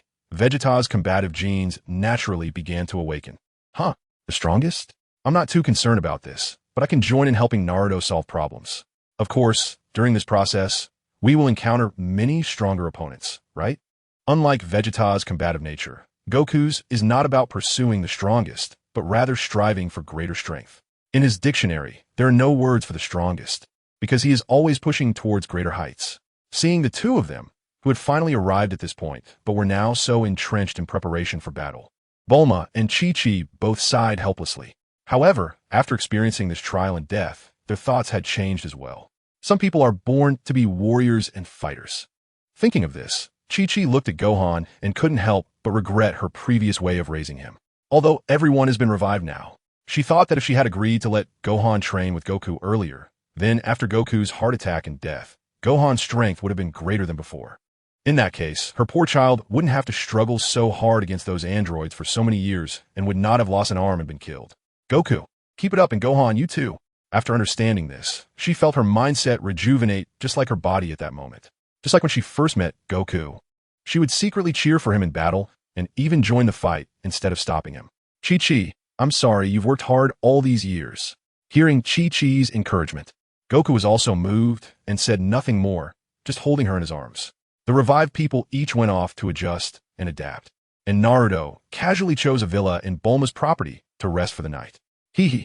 That night, the ground of Baozi Mountain shook all night, and a little life that would later be named Son Goten quietly arrived. Chapter 234, Super Saiyan Vegeta. In the Heavenly Temple, in the Room of Spirit and Time. Naruto, Goku, Vegeta, Gohan, Trunks, along with Piccolo and Tien Shinhan, were all inside. According to the rules of the Room of Spirit and Time, only 2 people can enter a time.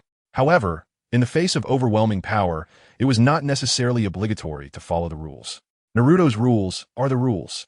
The entrance to the Room of Spirit and Time would automatically close after 2 people entered. However, after this door closed, Naruto immediately opened it again. Under Naruto's rules, all the Dragon Ball warriors swiftly entered the Room of Spirit and Time, with no limit on the number of people. So, everyone can train to their heart's content. Because King Emma has crossed off all the names of the Dragon Ball warriors and their families from the Book of Life and Death, they would not die due to lifespan limits or illness. Without the limitation of lifespan, isn't this Room of Spirit and Time just a playground? The flow of time inside the Room of Spirit and Time is faster than outside. 1 year inside equals only 1 day outside. In normal circumstances, with the average lifespan of a blue star person being 100 years, they wouldn't dare to use it too much even with the Room of Spirit and Time. But now, all the Dragon Ball warriors are immortal, and each of them has a considerable talent among blue star people. So naturally, everyone entered the Room of Spirit and Time. No one wants to become stronger. Even Yamcha, who has been a slacker in the later stages, is full of fighting spirit at this moment, harboring the ambition to become the god of tea. Krillin is even more motivated. Without the limit of lifespan, he feels as if he has returned to the state of training with Goku as a child. Even though Goku's strength is far above his now, he still has plenty of time. More importantly, Krillin discovered something. Apart from Yamcha, he has the highest mortality rate in every battle, clearly having an unlimited lifespan. If he were to be killed by an enemy due to insufficient strength in battle, then he could only blame himself. He does not want to sacrifice himself again. As everyone trained vigorously, they increasingly felt grateful to Naruto and Trunks. After everyone had been training in the Room of Spirit and Time for over a month, Vegeta smirked and walked towards Naruto. Naruto, your strength is impressive, but Kakarot and I haven't been idle in the underworld for all these years. Let's have a battle and see if your strength can match that of us Saiyans. Vegeta's words were filled with obvious provocation. Although Goku also felt like competing with Naruto, he thought Vegeta's remarks were a bit excessive, so he immediately stopped him. Vegeta, knowing Vegeta's personality, Naruto was not bothered by his provocation at this moment. He understood that the other party meant no harm. He simply wanted to defeat him or be defeated by him. However, this multiple choice question now had only one option left: Vegeta being defeated by himself. If Vegeta had challenged him before entering the Room of Spirit and Time, he might have been able to hold out for a bit against Naruto. But now, after over a month of training in the Room of Spirit and Time, Naruto's body refinement had once again broken through. The 22nd level of the indestructible body, mastery of body refinement, with a foundation of trillions of pounds of strength. Naruto no longer knew what level his punch could reach. Vegeta's provocation was just right for him to test his current strength. Hehe, it's all good. We've trained for over a month, and it's beneficial for everyone to spar a bit and improve our training efficiency. Vegeta, you're challenging me now. You should have fully grasped your training results from the underworld and the real world, right? Naruto said with a faint smile to Goku, indicating that it was no big deal, then looked at Vegeta in front of him. Vegeta was taken aback. He didn't expect Naruto to guess his thoughts. The reason he hadn't challenged Naruto on the first day of entering the Room of Spirit and Time was that he was adapting to his power. The environment in the underworld is different from the real world. After staying in the underworld for over 10 to 20 years, of course, they needed to familiarize themselves when returning to the real world. No wonder he was the one who revived us. That's right. Only when one fully masters their own power is it the best time to challenge. Vegeta did not deny this. His eyes filled with burning fighting spirit. That makes sense. Then let's begin. The space inside the room of spirit and time is more solid than outside. Naruto nodded, agreeing with Vegeta's statement. Although for him now, fully mastering his own strength is as simple as breathing, it is indeed something that needs to be done before battle. Hehe, don't worry. My strength will not disappoint you. Huh. After saying that, Vegeta roared, directly transforming into a Super Saiyan. Whoosh. The speed of Super Saiyan Vegeta is extremely fast, and his power is immense, like a golden light instantly rushing towards Naruto. Kaguya, who was floating nearby, looked at Vegeta's actions and was secretly astonished. She initially thought that Trunks transforming into a Super Saiyan was already strong enough, but she didn't expect Vegeta's strength after transformation to far surpass Trunks. This is not surprising, as Trunks' foundation is nowhere near as solid as Vegeta and Goku's. However, after becoming Naruto's disciple, Trunks has been rapidly strengthening his foundation. Unlike everyone else training in the room of spirit and time, Trunks and Gohan are currently enduring hundreds or thousands of times gravity in Kaguya's gravity chamber to solidify their foundations and improve their normal combat power. Because Kaguya is also in the room of spirit and time, their flow rate is consistent with that inside the room. However, regardless of which Super Saiyan is placed in the ninja world, they're all beings that sweep through the ninja world, being one man beneath thousands. Kaguya felt that she was no match for a Super Saiyan at all. Even the entire Akatsuki clan, which she feared, would be nothing but a pile of trash in front of a Super Saiyan. Fortunately, even a Super Saiyan could not compare to her own master. Watching the scene unfold before her, Kaguya was increasingly glad that she had clung tightly to Naruto's leg and secretly praised her own cleverness. Slap! Just as Vegeta rapidly approached Naruto, Naruto had already extended a hand and slapped downwards. With that slap, he sent Vegeta crashing to the ground in front of him. Impossible. How could there be such a huge gap? I'm a fast Vegeta. Although it was just a spar, being knocked down by Naruto felt incredibly humiliating and infuriating to Vegeta. He was enraged. Without the energy to continue the previous probing, Vegeta transformed again. Accompanied by an even louder roar, lightning crackled around Vegeta, and his aura and oppressive presence became much stronger than before. Super Saiyan 2. And it wasn't just a recently achieved Super Saiyan 2 state. It seemed that during the more than 10 years in the underworld, Vegeta had indeed not been slacking off. Although everyone was shocked by Vegeta's earlier defeat, the Super Saiyan 2 Vegeta was indeed very strong. Strong enough to shock Piccolo's face green. Strong enough to make Krillin's bald head reflect light. However, even with such strength, when Vegeta roared and charged at Naruto again, slap! With another slap, the familiar fast Vegeta appeared before everyone once more. The Super Saiyan 2 Vegeta lay heavily on the ground, leaving a clear human-shaped imprint on the floor of the hyperbolic time chamber. Chapter 235. One slap. One slap. Another slap. Vegeta lay on the ground for a long time, and the onlookers were somewhat breathless at the scene before them. To them, the seemingly terrifyingly powerful Vegeta, who was clearly in a Super Saiyan 2 state, was still knocked down by Naruto with one slap. At this rate, what level of power did Naruto actually possess? Is he still a human for Blue Star? Could the upper limit of Blue Star humans be this high? For a moment, Krillin and Yamcha, along with other Blue Star humans, were both shocked and delighted. Hee, ha ha. Finally, after lying on the ground, Vegeta began to move. He slowly got up from the ground, wiped the blood from the corner of his mouth, and his face was filled with a nearly twisted excitement. In his wild laughter, his fists were tightly clenched, and his aura erupted and intensified once again. Good. This is how it should be interesting. I thought I wouldn't have a chance to use this state in the next fight, but now it seems that I must use all my strength to force out your power, Naruto. As Vegeta spoke, his aura had increased by a full 50%, and this increase was still ongoing. Full power? He says he will now go all out? Wasn't that just now not Vegeta's full power? Everyone, except for Goku, was once again deeply shocked. But this was understandable. In the underworld, there were only Goku and Vegeta who retained their physical bodies for training. Over the past decade, both of their powers had been continuously increasing. In comparison, except for Piccolo, who could still meditate and train in the underworld, the other Dragon Ball warriors had effectively fallen behind by over a decade in training time. Fortunately, they still had a chance because of their infinite lifespan and the hyperbolic time chamber. As long as they weren't killed, This decade of lag could be disregarded in the face of their infinite lifespans. According to the rules of power levels and battle cries in the Dragon Ball world, Vegeta's roar became even fiercer. After shouting for over 10 seconds, Vegeta completed his transformation again. He surpassed the form of a Super Saiyan, reaching Super Saiyan 3. This state of Vegeta had not appeared in the original Dragon Ball world. However, due to the differences in the future time-space world, Vegeta had trained in the underworld with Goku for these past 10 years.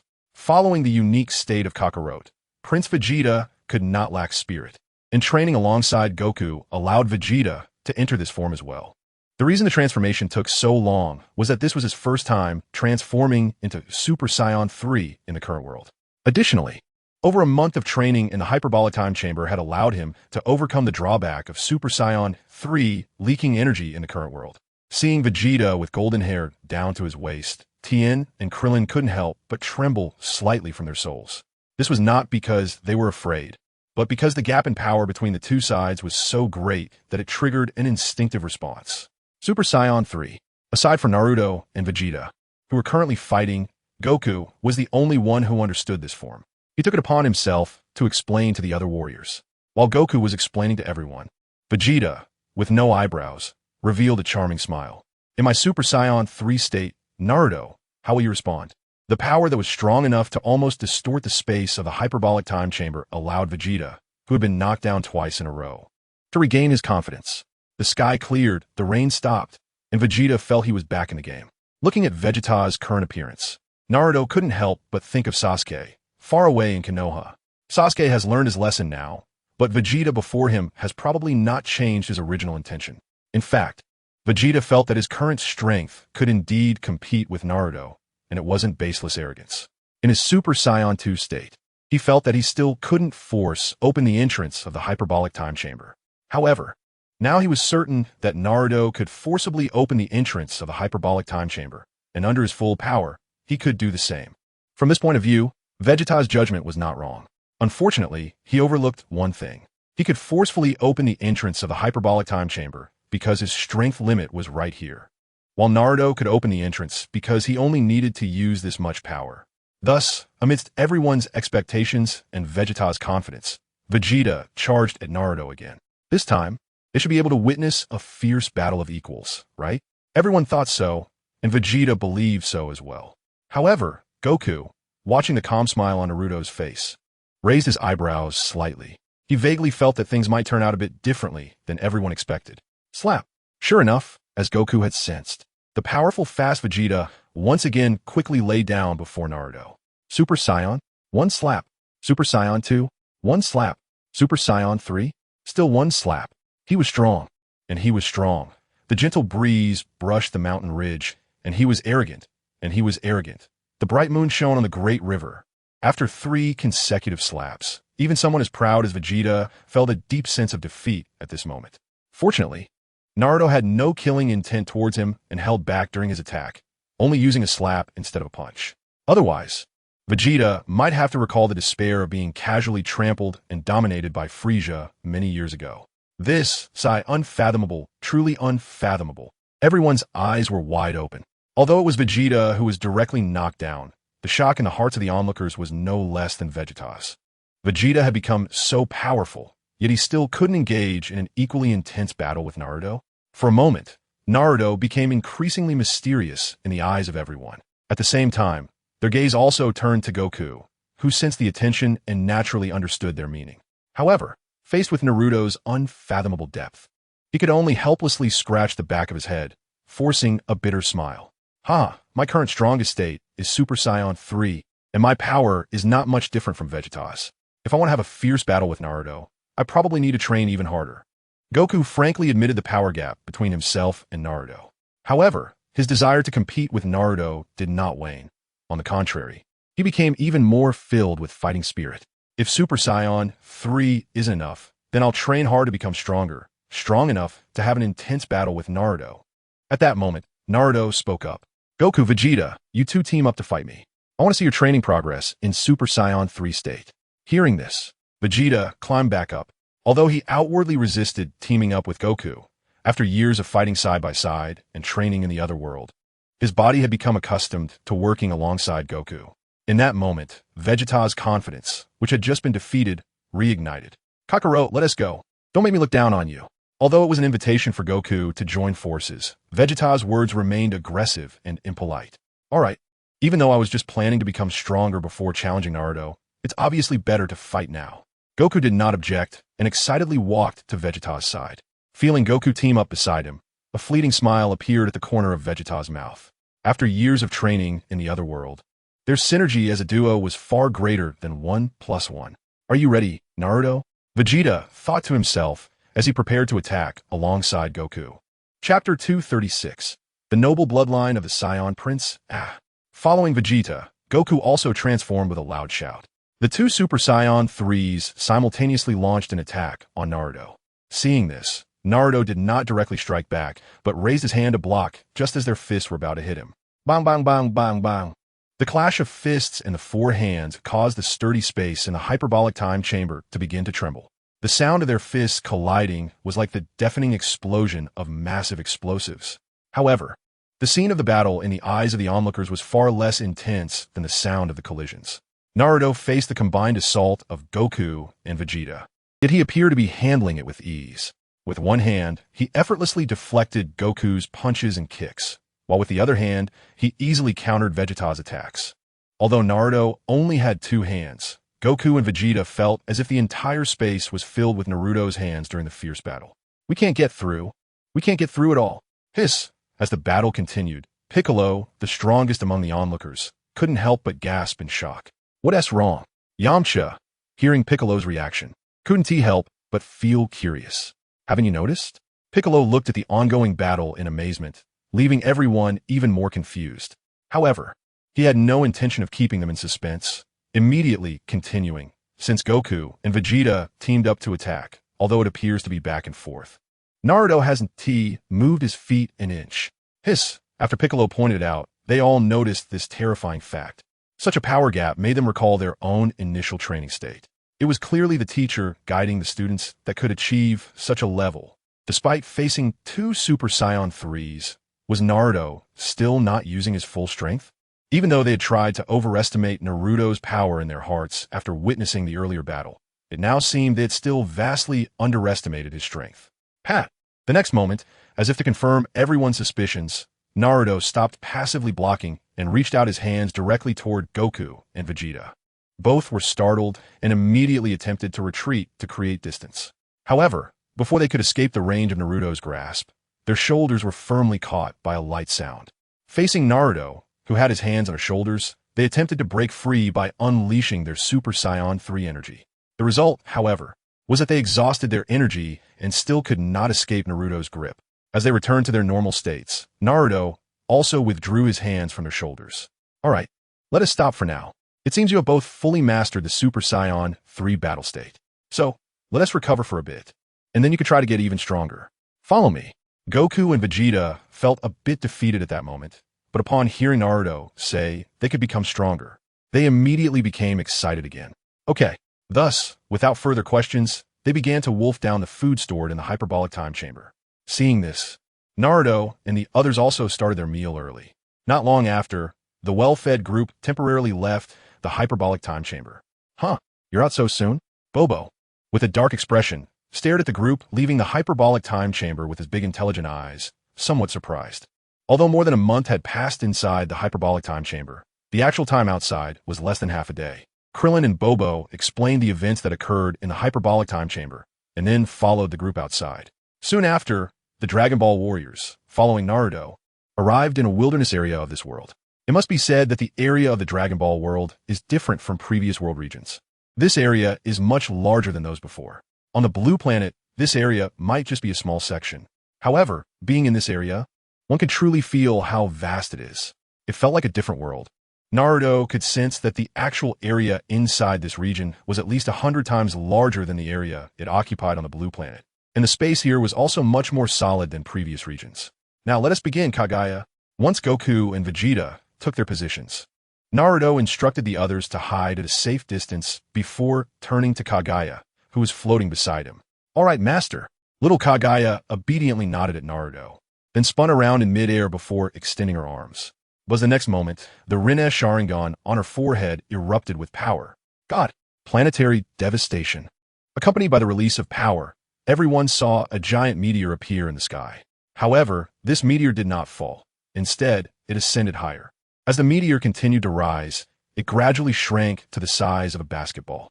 On the surface of this sphere, sunlight reflected and refracted, just like the moon that had been shattered earlier. From the moment the meteor appeared, everyone fixated on its changes, including Goku and Vegeta. As they observed the meteor's state becoming increasingly like the moon, they vaguely guessed that Naruto intended for them to transform into their great ape forms. However, they thought to themselves that the great ape transformation was only effective before a Super Saiyan's normal state, right? Even though this form allows them to achieve a tenfold increase in strength under normal conditions, this boost is still not as significant as that of Super Saiyan. They felt a bit puzzled, but out of trust in Naruto, the two did not ask further questions. At that moment, as they continued to stare at the meteor, they received a special wave of light, and their primal instincts were instantly triggered. A roar. Goku's consciousness gradually faded away with the rampage of his body. But Vegeta was different in this regard. His proud Saiyan Prince heritage finally played its due role at this moment. Unlike Goku, who lost all rationality upon transforming into a great ape, Vegeta remained aware while filled with rage. Unfortunately, he did not realize that sometimes being confused is better than being clear-headed. At least when being beaten, a person who is not fully aware will not remember how badly they were hurt. Seeing that both of them had transformed into golden great apes, Naruto decided to move on to the next step of his plan, using his fists to force them to calm down from their great ape state and complete their transformation. In simpler terms, he intended to beat the primal instincts out of these two great apes. Bang, bang, bang, bang, bang. Facing the tough-skinned great apes, Naruto did not hold back as he had before, unleashing a third of his power to indiscriminately pummel the two great apes. This beating was nothing short of brutal. Goku's great ape form was somewhat better, just mindlessly taking the hits. However, Vegeta's great ape was in a worse situation, screaming in agony louder than ever. How loud, you ask? That would depend on how noble his Saiyan Prince bloodline truly is. In the distance, Piccolo was so frightened by Vegeta's cries that his face turned green, while Tien was so scared that he almost covered all three of his eyes. Krillin, Yamcha, and Den were even more frightened, closing their eyes and using their hands to block their ears. Chapter 237, Super Saiyan 4. Bang, bang, bang, bang, bang. With these two tough-skinned punching bags around, Naruto had a good chance to stretch his muscles after breaking through once again. The fierce beating lasted a full 3 minutes.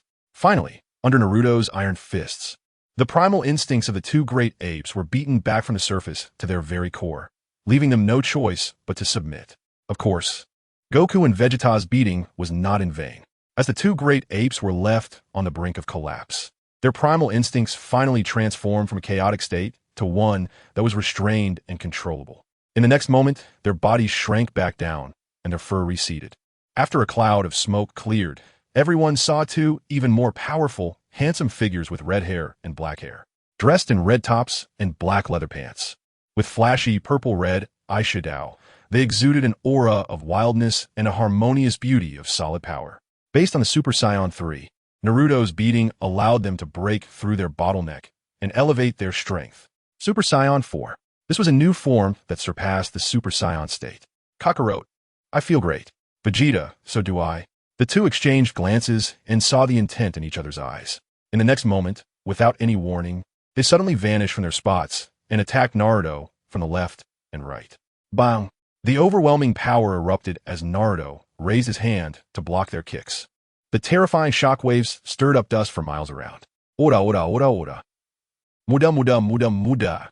With their power greatly increased, Goku and Vegeta unexpectedly declared war on Naruto. They wanted to test how far their current strength could go against them. Bring it on. Naruto felt a surge of excitement as he faced their frenzied attacks. This time he began to move, in response to their punches and kicks. He lifted his legs to kick back. For a moment, the three figures became flashing meteors in the sky. Just moments ago, they had burst forth, and the next moment, they were already colliding in the distance. Ha ha! This is exhilarating, Goku shouted excitedly. Oomph. Vegeta's attacks were somewhat fueled by personal resentment. After all, he vividly remembered the earlier beating he took. However, he also recognized that Naruto had helped them achieve their power breakthrough. What frustrated him was that this time, even though Naruto responded much more actively to their attacks than before, he still seemed to handle it effortlessly. Vegeta could sense that none of his attacks had managed to break through Naruto's defenses. Damn it, how strong can this guy be? Vegeta cursed inwardly. Even after breaking through to Super Saiyan 4, he still could not defeat Naruto. Thankfully, he was no longer in a position to be knocked down in one hit. However, in the next moment, Naruto calmly spoke. All right, it's about time to end this. Then, Vegeta saw Naruto's gaze sharpen. Serious palm. Slap. Slap. With a powerful palm strike from Naruto hitting both Goku and Vegeta, their bodies instantly transformed into two red meteors falling toward the ground as if they were under the pressure of the world's rules. The hard ground could not withstand their impact, creating two massive craters several hundred meters deep. Fortunately, in their Super Saiyan 4 state, their body strength was several times greater than that of their previous Super Saiyan forms. A few seconds later, they shook their heads, slightly dazed from Naruto's powerful slap, and excitedly flew out of the craters they had created. It seems our strength still has a long way to go, Goku remarked, looking at a similarly disheveled Vegeta with a sense of wonder. However, due to the explosive increase in power after transforming into Super Saiyan 4, their confidence was not too shaken this time. The breakthrough allowed them to see even broader possibilities for themselves. At this moment, Vegeta was completely drained of his anger. The fury he had for being beaten as a great ape had not been released through retaliation, but instead had dissipated after being beaten again. What could he do? No matter how noble his head was, he had to bow down temporarily in the face of absolute power. Will the crown fall? If it does, then I'll just pick it up after I get stronger. Vegeta thought to himself, sharing a similar desire to grow stronger as Goku. After this little interlude, including Goku and Vegeta, everyone returned to the room of spirit and time and worked even harder in their training.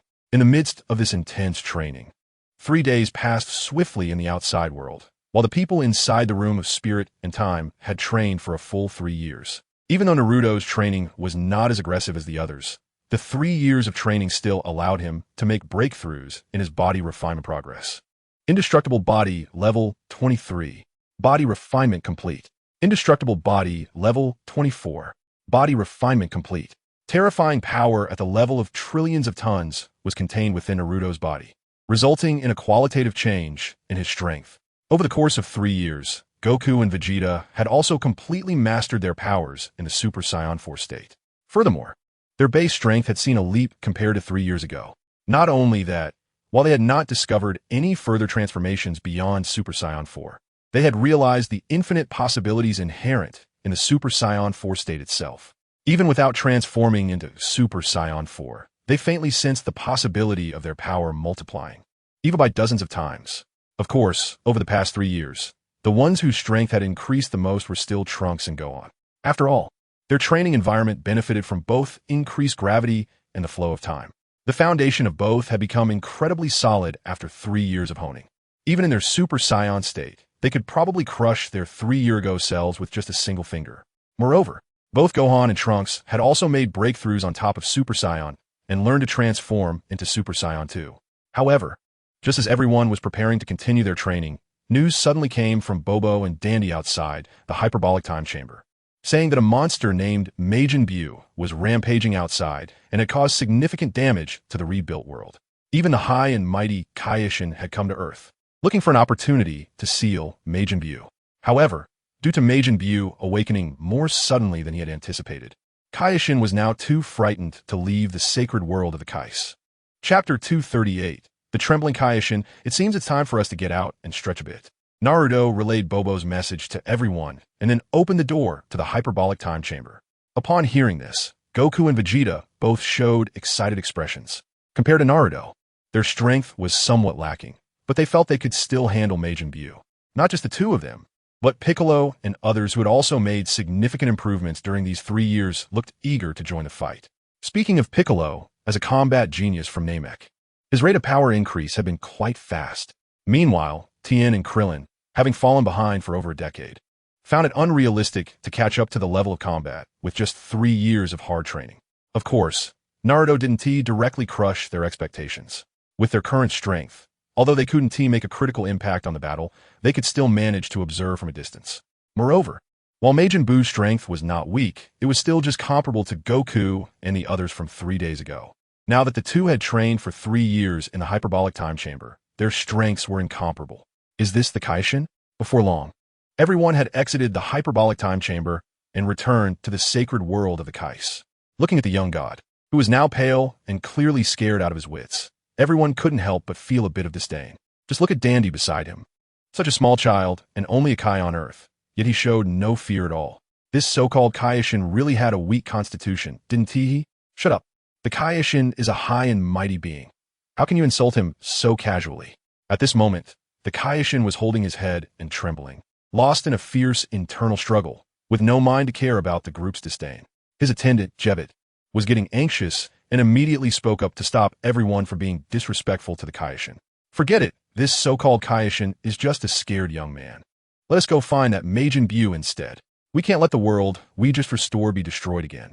Yamcha urged impatiently. Before he died and was revived, he had realized the gap between him and Goku, leading him to slack off for a long time, causing his strength to stagnate or even regress. However, after being revived and learning he had infinite lifespan, he regained the strong heart of a talented warrior. Over these 3 years, he felt his strength had greatly increased and was eager to test his current power against an enemy. Didn't he know how strong Majin Buu was? But if he was at the level of the earlier androids, while he might not win, he felt he could at least hold his own for a bit. Yeah, let S go. Who cares about the Kaishin? Let us deal with Majin Buu first. Vegeta, being impatient, was like a powder keg ready to explode at the slightest spark. Naturally, no one opposed, and they all ignored the trembling Kaishin and Jebit, heading towards the exit of the sacred world of the Kais. Wait, don't go. You have no idea how powerful Majin Buu is. If you rush in, you'll definitely be killed. While your courage is admirable, it would be a shame to foolishly seek death. Seeing everyone ready to confront Majin Buu, the trembling Kaishin suddenly rushed over, arms wide open to block their path. You coward! Don't hinder us, otherwise I want to hold back. Vegeta saw the Kaishin getting in the way and instantly transformed into Super Saiyan 2. Terrifying lightning erupted around him, and as the arcs of electricity crackled, his violent aura caused the Kaishin to stumble back. Luckily, Jebit immediately supported him, otherwise, he would have been knocked over by Vegeta's sudden burst of energy. So strong, the Kaishin was secretly shocked. He himself had Super Saiyan 2 level power, but compared to Vegeta's erupted aura, he was still somewhat lacking. If this is the power level, not enough. Sai, I admit you are strong, but this level of power is still not enough compared to Majin Buu. A glimmer of hope appeared on the Kaishin's face, but quickly vanished. To him, Goku and Vegeta didn't understand the horror of Majin Buu. His strength wasn't just about raw power. He also had terrifying abilities like absorption, assimilation, and transformation beams. However, he didn't realize that his words not only failed to scare Goku and Vegeta, but instead excited them even more. Oh, stronger than Super Saiyan 2? Seems like this Majin Buu might be interesting after all. Vegeta's interest only grew, and he became even more eager for the battle against Majin Buu. Although he had come out this time to eliminate an enemy, if the enemy were too weak, it would be boring. Don't worry, Kaishin, we can handle it. Let us go. Naruto spoke to the Kaishin at this moment. Although his tone was much friendlier than Vegeta and Yamcha's earlier, to everyone else, it was equivalent to issuing a command to act. Seeing Naruto speak, everyone completely ignored the Kaishin and Jebit standing to the side and prepared to set off to confront Majin Buu. Wait, let Jebit and I take you there. He can use instant transmission. The Kaishin, seeing his attempts to persuade were in vain, after a brief moment of hesitation, gritted his teeth and made up his mind. Rather than letting Naruto and the others walk into death, he thought he could at least provide some information if he went with them. No need. However, to his surprise, Naruto directly refused him. The next moment, a spatial portal opened in front of Naruto, and the group entered the portal and vanished from the sacred world of the Kais in the blink of an eye. He can control space?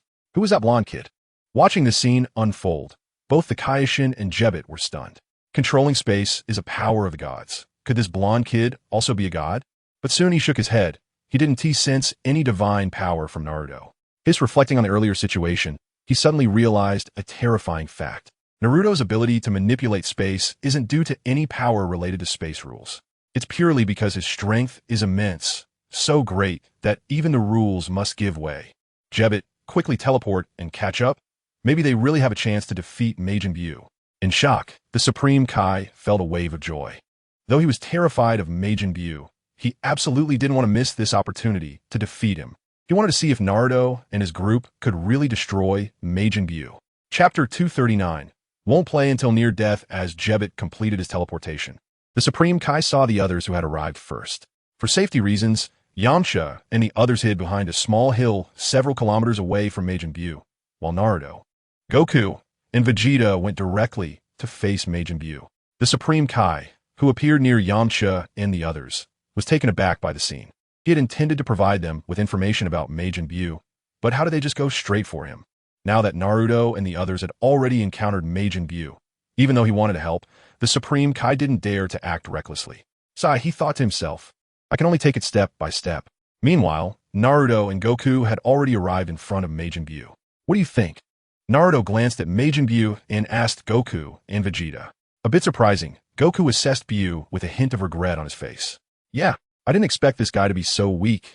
Vegeta's response was even more direct. His hopes for a fierce battle seemed to be dashed. Trunks and Gohan remained silent.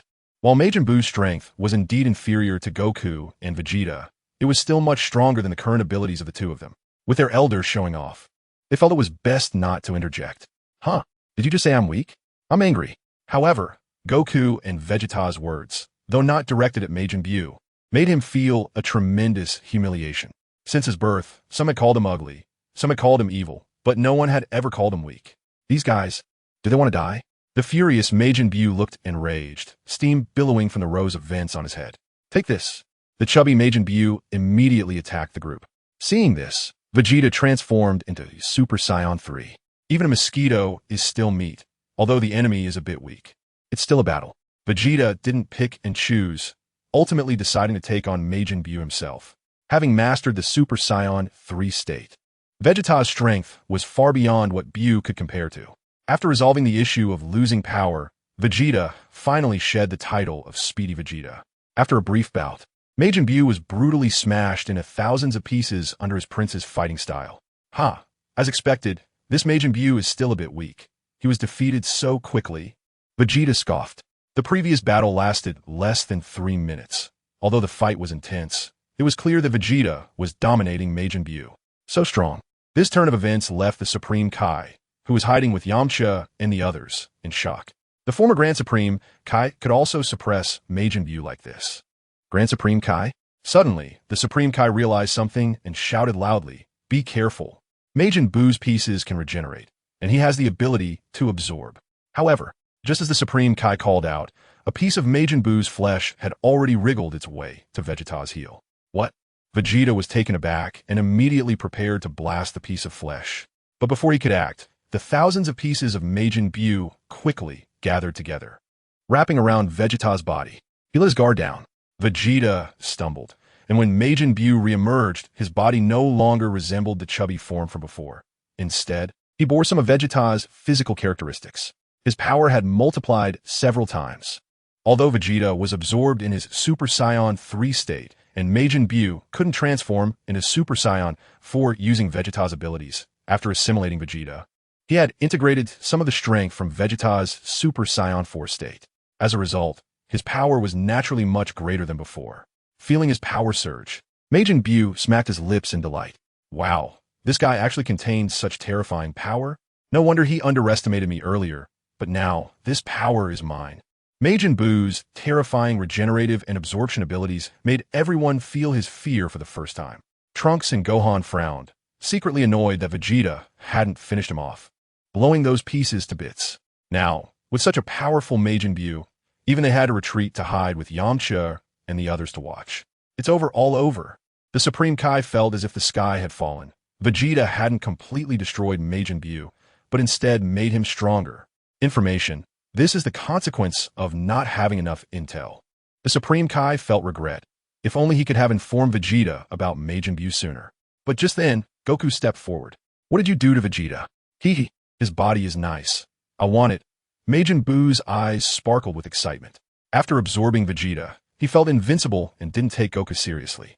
Goku wasted no time and transformed into Super Saiyan 4. He might not know the principles behind Majin Buu's absorption, but he understood that he needed time to digest food. If he was quick enough, Perhaps Vegeta hadn't been fully digested yet. Super Saiyan 4 Goku launched his attack. Dragon Fist. Explode. A terrifying punch, filled with power that could pierce the heavens, struck Majin Buu. Another expert? Majin Buu clearly hadn't expected someone among them to be on par with Vegeta. Feeling the terror of Goku's punch, he voluntarily disintegrated, transforming into thousands of tiny pieces of flesh. Some of those pieces, unfortunately, were directly annihilated by Goku's Dragon Fist. But most of the remaining ones were unharmed and reformed elsewhere. Damn it, Goku could feel that, although his strength still surpassed Majin Buu. It was very difficult to completely annihilate him with his terrifying regenerative capabilities. The gap in strength between them was so vast that only a significant disparity could allow for Majin Buu's complete destruction. Sai, let me handle this. Naruto hadn't expected Vegeta's failure either. After all, Majin Buu was originally only at the Super Saiyan 3 level. Yet Vegeta not only failed to eliminate Majin Buu, but instead gave him a power-boosting buff, resulting in what was once a favorable battle situation descending into the brink of annihilation. The Dragon Ball warriors, although strong, seemed not so invincible. Rather, they carried the unfortunate aura of not playing until they were nearly dead. Ryukong felt a bit awkward as he scratched his head upon hearing that Naruto wanted to take action himself. Although he believed there was still a chance to resolve the battle, he found it somewhat speechless that such a favorable situation had turned out like this. On the opposite side, Majin Buu looked at Naruto, seemingly ready to strike, and felt a bit puzzled. He could still sense the powerful aura from Ryukong and Vegeta, but he didn't feel anything special from Naruto. If he had a battle power tester produced by Frieza's group, he might see that Naruto's power index was only 5. However, his confusion had nothing to do with Naruto. Naruto wasn't joking around. The moment he moved from his spot, he was already in front of Majin Buu. Secret technique. Continuous punches. Chapter 240. Punching until he's nauseous. Secret technique. Continuous punches. Bang, bang, bang, bang. In the next moment, Majin Buu was subjected to a series of relentless punches from Naruto. The terrifying fist carried immense power, striking Majin Buu again and again. The speed was so fast, and the continuity of the punches left Majin Buu with no chance to even attempt to self-destruct. Not only that, but each punch was perfectly controlled by Naruto, allowing him to beat Majin Buu without giving him a chance to fight back, yet not directly exploding him. After all, Vegeta was still inside Majin Buu, and out of consideration for his safety, Naruto didn't blow him up outright. The sound of fists hitting flesh, Majin Buu's cries of anguish. For a moment, the two sounds mixed rhythmically, leaving the Supreme Kai and Jebbit dumbfounded from afar. Strong, incredibly strong. He had never seen Majin Buu being beaten so thoroughly that he couldn't even self-destruct. When Naruto opened the space portal earlier, he sensed that Naruto was extraordinary. However, after Vegeta took action, he subconsciously considered Vegeta to be the strongest among them. When Ryukong unleashed his Dragon Fist just now, he thought the strongest was Ryukong. Now it seemed that while Ryukong and Vegeta were indeed powerful, they were still somewhat inferior compared to Naruto. Even though Naruto had continuously punched Buu so many times, the entire process lasted less than 5 seconds. Ugh! Finally, after being continuously beaten, Majin Buu let out a stifled cry and then vomited. Accompanying the sound of his vomiting, Vegeta, who had just been swallowed, was directly expelled from Majin Buu. Everyone was shocked by the scene before them. Majin Buu, so powerful, was actually forced to vomit by Naruto. Incredible. However, what was even more incredible was yet to come. Upon seeing Vegeta being spat out, Naruto knew his plan had been successfully accomplished. Following that, he momentarily paused his punches, and in one fluid motion, he turned and unleashed a powerful punch. Majin Buu thought he could finally escape Naruto's relentless assault. Instead, he was enveloped by an overwhelming sense of fear of death. Majin Buu had never thought about the concept of death, but in that moment, his instincts and body's reflexes made him truly feel what it was like to face death. Boom! With one punch from Naruto, Majin Buu's body exploded. However, this time, there was no residual flesh left. Under the terrifying power unleashed from Naruto's fist, his body was crushed down to the cork level, with no chance of recovery whatsoever. At the moment of the explosion, the anomalous energy within him was also extracted by Naruto, accelerating the enhancement of his body. Dead? Majin Buu just died like this? The Supreme Kai looked in disbelief at the spot where Buu had just stood, now completely empty. Furthermore, there were no remnants of flesh or any suspicious gas around. More importantly, Majin Buu's energy had truly vanished completely. How'd he do that? The Supreme Kai's mind was filled with questions. To him, Majin Buu was an immortal being. Even though he had hoped Naruto would defeat Majin Buu, he expected the outcome to be just sealing him away again. Yet now, Naruto had directly solved the problem in a more permanent manner.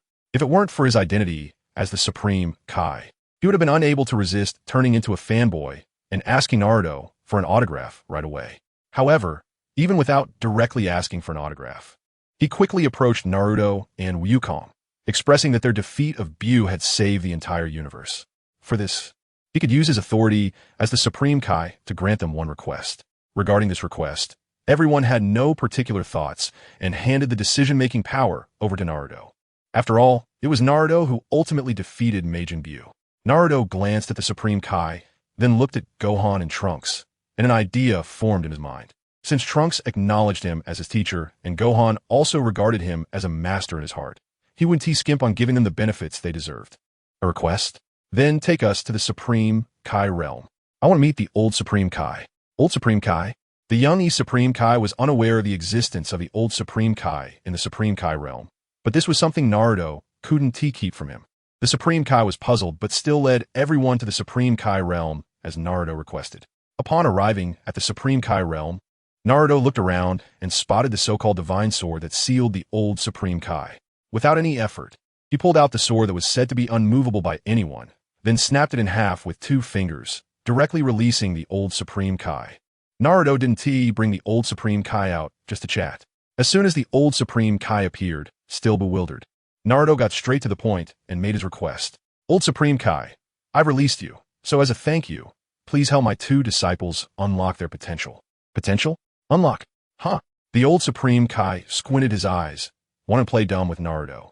However, Naruto wasn't buying it at all. He cracked his knuckles, making a cracking sound, and a hint of excitement appeared on his face. Old Supreme Kai, you're old and have a poor memory, but don't force me to explain to you and help you recover your memory. The old Supreme Kai was taken aback. Apart from the god of destruction, Beerus, no one had ever dared to threaten him. This kid, doesn't he know how to respect his elders? Just bring some beautiful magazines to pay respects, and he would agree. However, in the next moment, he realized that his usual rules didn't apply in front of Naruto. To avoid physical pain, he had to follow Naruto's rules here. No beautiful magazines? Fist will do. Feeling Naruto's physical strength gradually releasing and the surrounding aura becoming increasingly terrifying, the old Supreme Kai immediately complied. Oh, it's unlocking potential. I really have a poor memory. I remember now. I remember. I'll help your disciples unlock their potential right away. Compared to the young Supreme Kai, the old Supreme Kai was much more pragmatic. Without waiting for Naruto to use the grand memory restoration technique, he automatically recalled how to help others unlock their potential. Seeing this, Naruto was quite satisfied and patted the old Supreme Kai on the shoulder, leaving Gohan and Trunks in the Supreme Kai realm. As for himself and the others, they immediately returned to the Heavenly Palace and entered the hyperbolic time chamber to train. After the battle with Majin Buu, the desire to become stronger was incredibly intense for everyone, whether it was Goku, who was already stronger than Majin Buu, or Piccolo and others who were weaker.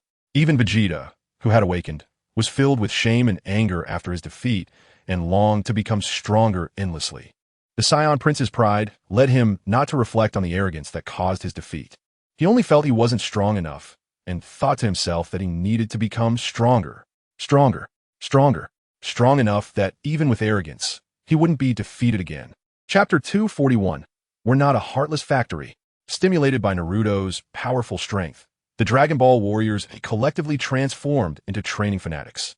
In the Dragon Ball world, 10 days passed in the blink of an eye, while in the hyperbolic time chamber, it was a full 10 years. Everyone trained in the hyperbolic time chamber for a whole 10 years. During this time, aside from periodically coming out to replenish food supplies, they never left the chamber, even for a moment. Even Gohan and Trunks, who spent 2 days developing their potential in the Kaishin realm, entered the hyperbolic time chamber and trained for a full 8 years upon returning. Although they trained for 2 years less than the others, the power boost from the old Kaishin's potential development was no less significant than 2 years of hard work. Unlike Goku and Vegeta, Gohan and Trunks found their own paths. Their Super Saiyan transformations remained at Super Saiyan 2, but after that, they attained a new state. It appeared to be a normal state, but in reality, It was a mysterious state, even stronger than Super Saiyan 3. Mysterious Gohan, mysterious Trunks. Based on this, the two of them trained hard in the hyperbolic time chamber for 8 years. And their strength surprisingly reached a level where they could match Goku and Vegeta in their Super Saiyan 4 forms. However, this was only Goku and Vegeta in their normal Super Saiyan 4 states. After 10 years of intense training, the two not only completely mastered the Super Saiyan 4 form, allowing them to maintain the transformation for a longer time, but also uncovered greater possibilities within the Super Saiyan 4 state. Ultra Full Power Super Saiyan 4. As their momentum surged again, Gohan and Trunks, who had been on par with Goku and Vegeta, fell behind. Before long, the outcome was clear. Wow, Mr. Goku and Dad, you guys are amazing. Trunks couldn't help but exclaim. That brat thinks he can catch up to us. Impossible. Vegeta heard Trunks' admiration, and, though he felt pleased inside, his words remained arrogant. It's a pity that even though we've uncovered the possibilities of Super Saiyan 4, we still can't see Naruto's full strength. Goku chuckled in response, but quickly looked toward Naruto, not far away. He and Vegeta often teamed up to fight Naruto, and they couldn't even claim a victory, let alone gain the upper hand. In fact, the more they fought, the more they felt that Naruto's strength was unfathomable.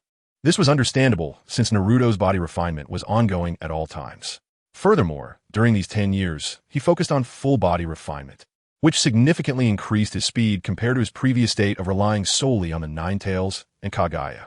Even though the breakthrough of the indestructible body's refinement became increasingly difficult, Naruto still made continuous breakthroughs during the 10 years in the hyperbolic time chamber, which equated to 10 days in the outside world. Indestructible body, level 25. Refinement completed. Indestructible body, level 26. Refinement completed. Indestructible body, level 27. Refinement completed. Trillions of tons of power. Never mind, there's no need to elaborate. When power reaches such a level, the specifics of force become meaningless. If one had to describe it, perhaps only the concept of rules could be used for comparison. If the rules of the world were a rope, then with Naruto's current terrifying strength, he could easily manipulate and reshape that rope. He could stretch it for jump rope or twist it into intricate patterns between his hands. He could do as he pleased, unrestricted.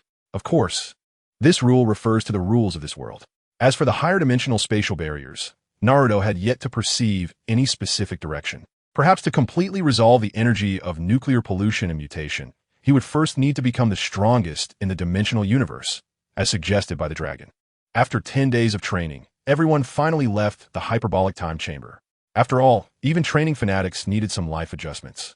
They returned to their homes, each looking for their respective families.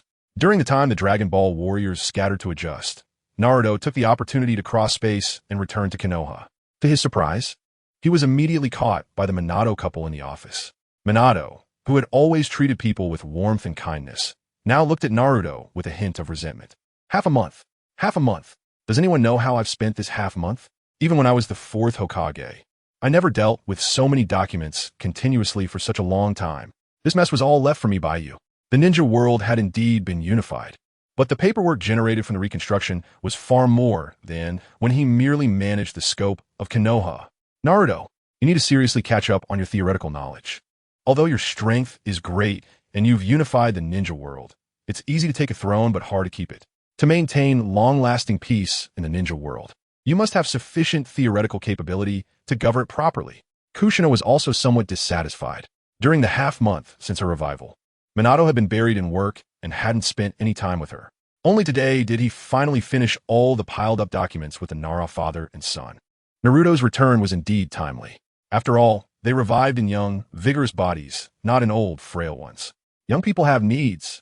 To avoid affecting their marital relationship, Kushina decided she had to take strong measures to make Naruto take responsibility for handling the documents. Otherwise, once or twice might be acceptable, but if it continued like this, she couldn't bear the taste of living like a widow. Naruto thought that after reviving Minato and Kushina, their reunion would be filled with warmth and happiness as before. However, he didn't expect that the couple had developed quite a bit of resentment over the paperwork issue during the half-month since his revival. Thinking of this, Naruto pondered for a moment. He definitely wouldn't catch up on the Will of Fire. That was just nonsense. However, these daily documents indeed needed someone to handle them. Minato and Kushina, along with the Nara father and son, thought Naruto was silent because he was unwilling. Kushina immediately prepared to reason with him emotionally. But Naruto spoke up with a strange expression first. If you can't handle it all, haven't you considered hiring more people? We're not a heartless factory, trying to cut costs and increase efficiency. Do we really need to stretch one person to do the work of 8? The ninja world is unified. The income from a lightning train is increasing, and the common people are thriving together. We're not short on funds or talent. If there aren't enough people to handle the documents, why not hire more? In an instant, Minato, Kushina, and the Nara father and son were left speechless. Soon after, the trivial paperwork that had suffocated the Nara family and the Minato couple for half a month was easily resolved with Naruto's light-hearted ninja world office secretary recruitment announcement. Chapter 242, The Little Wife of the Weasel God in the Ninja World. Recruiting as secretary for the Ninja World office is a first. And since it was directly announced by the headquarters of the Ninja World Alliance, it attracted a lot of attention. So much so that it directly overshadowed the marriage announcement that Sasuke had set up for Itachi Uchiha. Within just one day, thousands of people signed up to become secretaries for the Ninja World office, and each of them had some skills. Naruto didn't sift through the candidates alone, as they would be assisting Nara Shukaku and his son after being hired. Therefore, Naruto brought the Minato couple and the Nara father-son duo together during the recruitment process. After a careful selection, the Nara duo added 5 secretaries to assist them. With the help of these 5 individuals, many trivial but not particularly important tasks could be delegated to them. After they handled these tasks, only the very tricky and significant matters would flow to Naruto for processing, such as signs of another ninja world war breaking out. However, under Naruto's leadership, this situation was unlikely to occur again. Having resolved the office issue, Naruto also gave the Nara father and son an extra reward. After all, he had been away for considerable time, and their overtime work in handling documents deserve recognition for both their contributions and hard work. Speaking of Sasuke's marriage announcement for Itachi, after reuniting with the Minato couple, Naruto had a meal with Sasuke, Neji, Lee, Hinata, and others. During the meal, Naruto was surprised to learn that Sasuke's revenge plan against Itachi was progressing very smoothly. With great rewards come brave women. After a period of absence, aside from the 6 normal pregnant sisters-in-law, Sasuke also had 4 extraordinary sisters-in-law. These extraordinary sisters were not just carrying one child. One was pregnant with triplets, another with quintuplets. And the most astonishing was confirmed by the Konoha hospital to be expecting 9 children. Facing such facts, Naruto felt a bit dazed. 9 children in one pregnancy? That is comparable to some female protagonists in novels. The title would be 9 children in one pregnancy, after rebirth. I tear up the marriage announcement and become the little wife of the Weasel God, shaking his head to rid himself of the wild thoughts in his mind. Naruto couldn't help but admire Itachi Uchiha's physical prowess. After all, to untie the bell, one must tie it. A person capable of exterminating a clan can also bear the hope of revitalizing it. This can also be considered a case of breaking to establish. Most of the original Uchiha clan ninjas were headstrong and arrogant. Even without Itachi's intervention, their extermination would have been a matter of time. Now that those Uchiha ninjas have all been eradicated, the newly born ninjas will likely grow up in a different environment and won't be like before. Of course, it will take a long time to see how many children are born and when they actually arrive. After wandering around Konoha and confirming that everything was well in the ninja world, Naruto didn't linger and opened a portal back to the Dragon Ball world. As soon as he returned to the Sacred Realm, he saw that Goku and the others had already returned ahead of him, clearly ready to continue their intense training. The training in the hyperbolic time chamber, where 1 year equals 1 day in the outside world, was quite appealing, and Naruto could understand their situation. However, just as he was about to open the entrance to the hyperbolic time chamber, his powerful mental energy suddenly detected an anomaly in the Dragon Ball world. A look of surprise appeared on Naruto's face. At the same time, Goku and the others, who could sense energy, also noticed the change.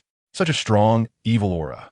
It seems we need to resolve these issues before continuing our training, Goku said with slight regret, but there was still a hint of excitement in his eyes regarding the battle. Vegeta, on the other hand, exhibited a more evident warlike demeanor. Last time he was tricked in the fight against Majin Buu, and now that his strength had increased significantly, he was waiting for an opportunity to redeem himself. Now a new enemy had appeared. This was just what he wished for. It's not beneficial to train without fighting. It's perfect to test our current strength. Vegeta, visibly excited, clenched his fists, his body clearly entering a state of readiness for battle. There was more than one enemy this time, So, to resolve the threats quickly, they divided into 4 teams. Naruto, Goku, and Vegeta each formed a team, while Gohan and Trunks led the others in another team. Sensing 7 different powerful energy fluctuations, Naruto had already begun to speculate about the enemies they were facing.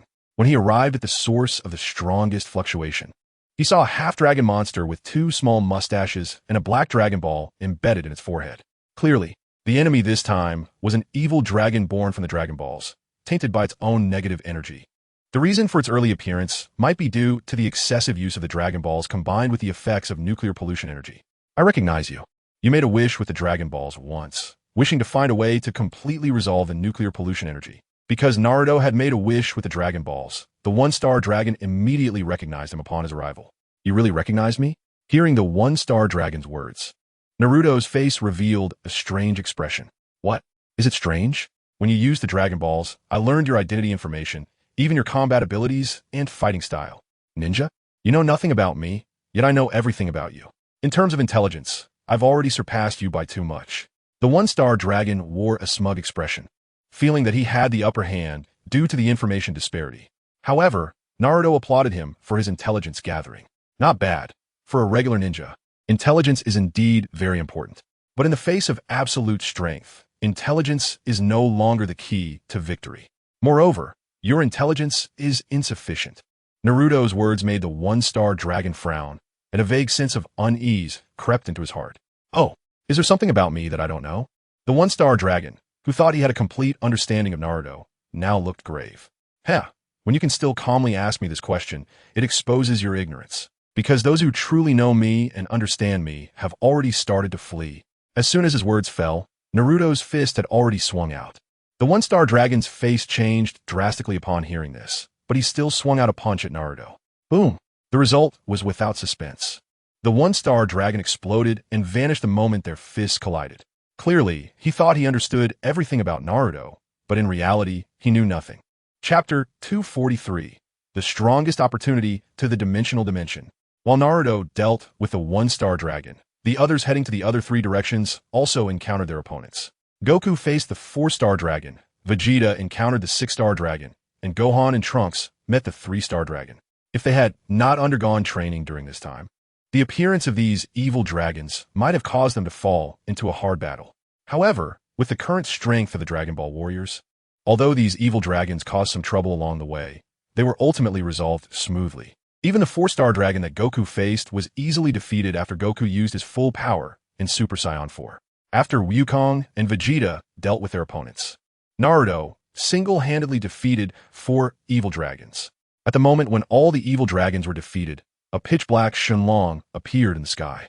However, as soon as it appeared, the black color began to dissipate quickly, ultimately revealing its original blue form. Thank you for your help. It allowed me to restore my true form. As a token of gratitude, the massive blue Shenlong paused before directly looking at Naruto. In the next moment, a burst of golden light erupted from the blue Shenlong. Do you want to become the strongest in the dimensional realm? All right, I will give you this opportunity. Whether you can truly achieve the strongest status depends on your own strength. The golden light surrounding the blue Shenlong grew brighter, eventually enveloping the entire world in dazzling gold. After the golden light faded, the purified Shenlong had disappeared. What has happened? Krillin scratched his bald head in confusion. He didn't quite understand what the Shenlong had said. It seems like it offered us an opportunity to compete for the title of the strongest in the dimensional realm. Piccolo, as the intellectual among the Dragon Ball warriors, made his analysis.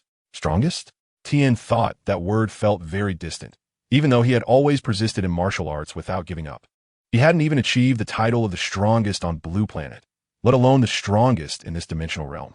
However, with the opportunity right in front of him, he definitely didn't want to miss it. A vague opportunity. Who knows how to participate? I should just continue training.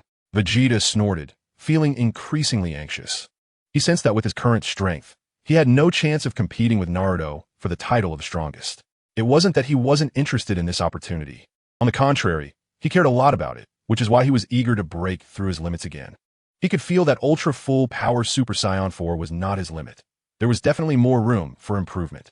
Just as everyone was pondering the opportunity mentioned by the Shenlong, 2 figures suddenly appeared in the God of Destruction's temple, right before them.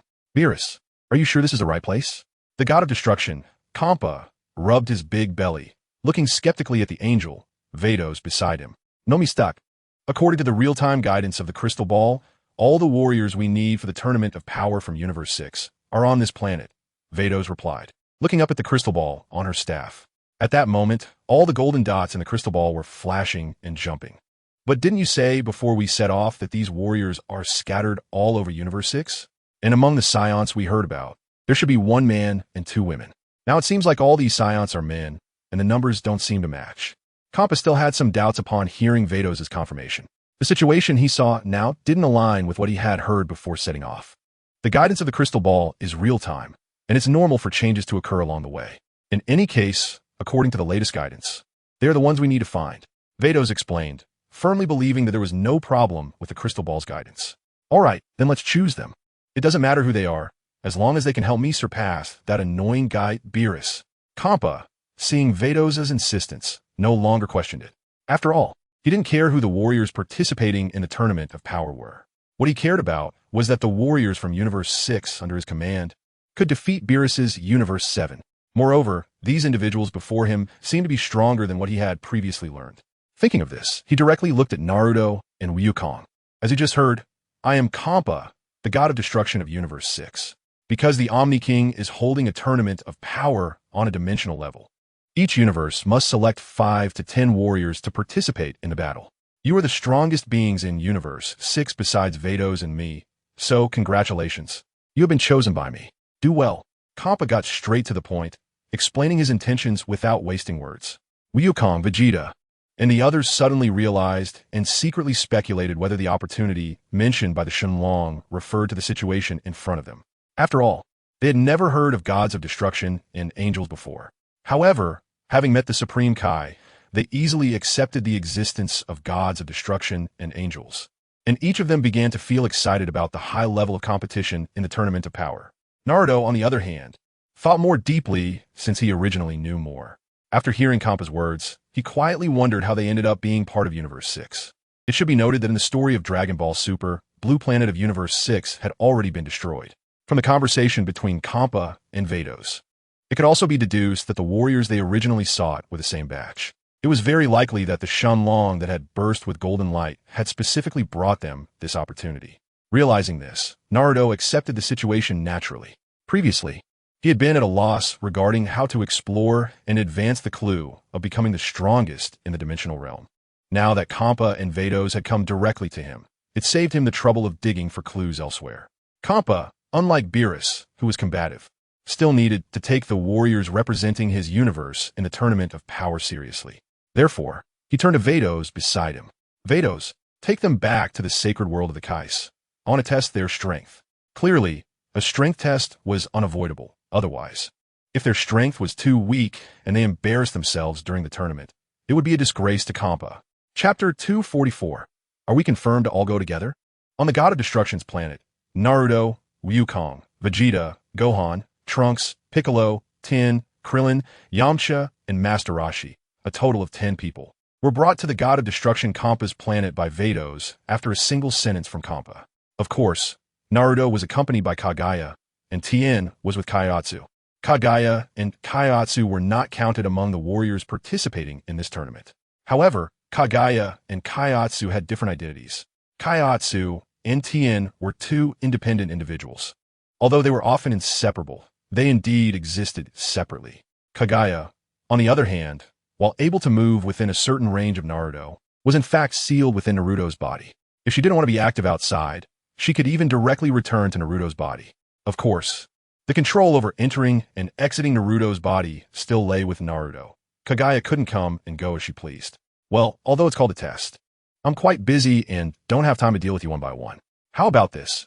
You all go together, and I'll see what you can do. In Kompa's view, if it weren't for the Omni King's prohibition, he would have personally joined the Tournament of Power. Although he couldn't defeat Beerus, he was still. Suddenly, he remembered that he hadn't done any combat training for a long time. Even if he did join the fight with other gods of destruction, he would likely end up being at the bottom. Upon realizing this, Kompa, who originally felt a bit regretful about the Grand Zeno's decision to let other warriors represent the universe at the Power Tournament, began to feel fortunate that the god of destruction did not have to personally fight. However, in his mind, no matter how strong the warriors from other universes were. They could never surpass him, the god of destruction. He just hoped that the warriors from other universes were weaker than the ones in front of him. Just as Kampa was lost in thought, the expressions of the people from Blue Star were somewhat strange. Tien and Krillin looked towards Naruto, Goku, and Vegeta. Yamcha couldn't help but laugh out loud, unable to resist asking the god of destruction Kampa, "Shall we all attack together? Lord God of Destruction, are you serious?" Kampa narrowed his eyes, feeling underestimated. "Talkative, do you want to be destroyed?" As he spoke, a pitch-black energy sphere appeared in the palm of his hand. The energy sphere wasn't particularly powerful, but everyone could feel its terrifying destructive power. This was the unique divine power of the god of destruction, a force as powerful as the rules themselves. As long as it was within the constraints of the world's rules, there was nothing that could not be destroyed. Seeing this scene, Yamcha immediately stopped smiling, and Tien and Krillin's expressions turned grave. In contrast to them, Goku and Vegeta showed a hint of excitement. Only Naruto's face still bore the smile that had not changed much from the beginning until now. "Naruto-sensei?" Trunks and Gohan glanced at Naruto, who nodded in response. Without hesitation, Trunks launched an attack. "Since that's the case, we won't be polite." With that, he erupted with full power and swung the large sword he had drawn from his back towards Kampa. The idea was to act first and not waste time talking. Whoosh! Kampa didn't expect Trunks' sudden attack and the speed at which he moved. Unlike Goku and the others, Trunks didn't gradually reveal his strength from the Super Saiyan state. He went all out from the beginning, having trained hard for 8 years in the room of spirit and time from a mysterious state. Trunks' power was comparable to Super Saiyan 4. His speed, strength, agility, and reaction were nearly impeccable. Kampa, who had been neglecting his training and was somewhat careless, broke out in a cold sweat, barehanded against a sharp blade. When he raised his hands to block Trunks' incoming strike, the blade was already less than 5 centimeters away from him. Given the toughness of the large sword, even if it hit, it wouldn't break his defense. However, if he was hit right after boasting, it would be quite embarrassing for him as a god of destruction. Thinking this, Kampa released his god of destruction power between his hands that were clamping the large sword. Crack! In the next moment, the sturdy sword was crushed and disappeared under the god of destruction's power. Looking at the vanished sword, Kampa felt satisfied, as if he had regained a bit of face as a god of destruction. However, Vados frowned. She felt that Kampa relied too much on his god of destruction power. He was forced to use it just because a single warrior attacked. Kampa didn't think about this at this moment. He only wanted to avoid losing face in front of these warriors. However, before he could celebrate, another powerful attack came rushing towards him. Gohan, who had grown up in the future timeline, was not someone to joke around with either. He struck hard right away. Similarly, having trained for 8 years in the room of spirit and time, Gohan's kick came in fiercely, startling Kampa into hurriedly turning around to block. Bang! The powerful kick made Kampa's strong arm feel slightly numb. Damn it, these warriors are a bit too strong. Kampa suppressed the soreness in his arm and retaliated with a punch to push Gohan back. Although he valued his face, he wouldn't use his god of destruction power against Gohan's body. After all, the stronger the warriors were, the better his universe would perform in the power tournament. He couldn't allow them to be ruined by his own god of destruction power before even stepping onto the stage. Just as he prepared to take advantage of the moment to evaluate and praise the strength of Trunks and Gohan, Goku and Vegeta also made their move not far away. Initially, they planned to start from Super Saiyan and gradually test Kampa's strength. However, seeing Trunks and Gohan go all out right away, they felt it wasn't appropriate to hold back. Super Saiyan 4. Before Kampa could comment, Goku and Vegeta transformed into Super Saiyan 4 and joined the battle. Trunks and Gohan, adjusting their bodies as they were sent flying back, immediately launched a counterattack without hesitation. A powerful force, not less than Super Saiyan 4, came from around Kampa's body all at once. 2 fists could not match 4 hands. Kampa, caught off guard, took a kick from Goku to his backside, causing him to spin in the air. Although with Kampa's strength, he quickly adjusted his body and avoided any embarrassing situations. He looked at Goku and the others, and then at Naruto and the others who had yet to make a move. He couldn't help but estimate in his heart. Now, with just 4 people, he was already a bit flustered. If the other 6 also had the strength of these 4, he might really be in trouble today. Thinking this, Kampa quickly waved his hand at everyone while he was momentarily out of combat. No more fighting, no more fighting. Your strength is passable, but it should be enough to participate in the power tournament. After saying this, Kampa didn't give Goku and the others, who were full of fighting spirit, a chance to refute and directly turned to Vados, who was watching not far away. Vados, let's go. Chapter 245. Kampa's joy turns to sorrow. Vados noticed the god of destruction, Kampa's embarrassment, and, at this moment, certainly wouldn't undermine him. Nodding at Kampa, the next moment, everyone was enveloped in a transparent light shield and flew towards an unknown space. Before long, they reached the edge of Universe 6 and easily passed through. Behind them, a bubble appeared, representing the Universe 6 they were in. Along the way, Vados explained the concept of the 10 parallel universes to the curious Goku and others. Naruto, meanwhile, was secretly guessing that winning the championship in this power tournament should allow them to achieve the goal of being the strongest in the dimensional realm. This way, the nuclear waste mutation energy that was spreading and causing unrest in his ninja alliance should also be completely resolved. As Naruto pondered, everyone had already arrived at the special space where the power tournament was held. In the special space, a super strong arena built by angels and gods of destruction quietly floated within. Clearly, this arena was the venue for the power tournament. Kampa, you just arrived now. Are you worried that your warriors will lose too badly, so you hesitated to come over? As soon as they flew to the stands around the arena, before they could even head to Universe Success stand area, they heard a voice from not far ahead that was utterly unreserved in its mockery. What? Beerus, you annoying guy. But this time I won't argue with you, because my warriors are very strong. Kampa heard Beerus taunt. In the past, he would have directly retorted, but this time he didn't do so. Because this time the focus is on the power tournament, he believes that with the strength of the warriors he has gathered, they will definitely achieve a good ranking that surpasses the 7th universe where Beerus is. Oh, seeing Kampa so confident, even to the point of not caring about being mocked to his face, Beerus was a bit surprised at that moment. He wanted to see what kind of warriors Kampa had brought this time to make him so confident. Goku? And Vegeta? When he looked over, his eyes nearly popped out in shock. After all, he regarded Goku and Vegeta as his ace warriors in the 7th universe. Now Kampa actually has a Goku and a Vegeta as well. You guy, Goku and Vegeta are not even from your 6th universe, right? The last time you selected warriors to compete with us, wasn't he that killer hit? Why did you change the participants? Beerus glared at Kampa, feeling that his twin brother was plagiarizing and blatantly cheating. Hehe, I just followed the guidance of the crystal ball. If the guidance of the crystal ball changed suddenly, what can I do? Vados, don't you think so? Kampa spread his hands, clearly acting like a rogue who wouldn't listen to reason. Yes, Lord Kampa. Vados replied to Kampa, then turned to Beerus and his attendant Whis, explaining the sudden change in their crystal ball's guidance. The guiding power of the crystal ball was bestowed by the Omni King and the Grand Priest, and the one who could temporarily change this guiding power would be the Dragon God Salam. Whis stroked his chin and made a highly probable guess. Dragon God Salam? Upon hearing this name, Beerus couldn't help but show a hint of awe. Although the Dragon God does not directly manage the entire universe like the Omni King and the Grand Priest, his status and power are no less than the two. But even so, this should be considered cheating on Kampa's part. Beerus sought help from Whis. However, Whis shook his head. Lord Beerus, according to the rules, Lord Kampa hasn't cheated because he has been looking for warriors entirely according to the crystal ball's guidance. The change in the crystal ball's guidance has nothing to do with Lord Kampa. Whis explained meticulously. Hehe, Beerus, did you hear that? Is it only allowed for you to have Goku and Vegeta? Besides, my other warriors are different from yours. TSK, look at your warriors. You even brought that old man to make up the numbers? Kampa took advantage and further mocked Beerus by pointing at Master Roshi in Beerus's team. Damn it, if you have the ability, come down and fight me one-on-one. Beerus was furious. At that moment, he didn't care about the power tournament. He just wanted to teach that detestable fatso Kampa a good lesson. Although they were twin brothers, Beerus's strength was not the same as the weak Kampa among the destroyers. He could rank among the top 3 in terms of destroyer power. Only a fool would fight you. Do you dare disobey the Omni King's orders? Let the warriors fight for our universe instead.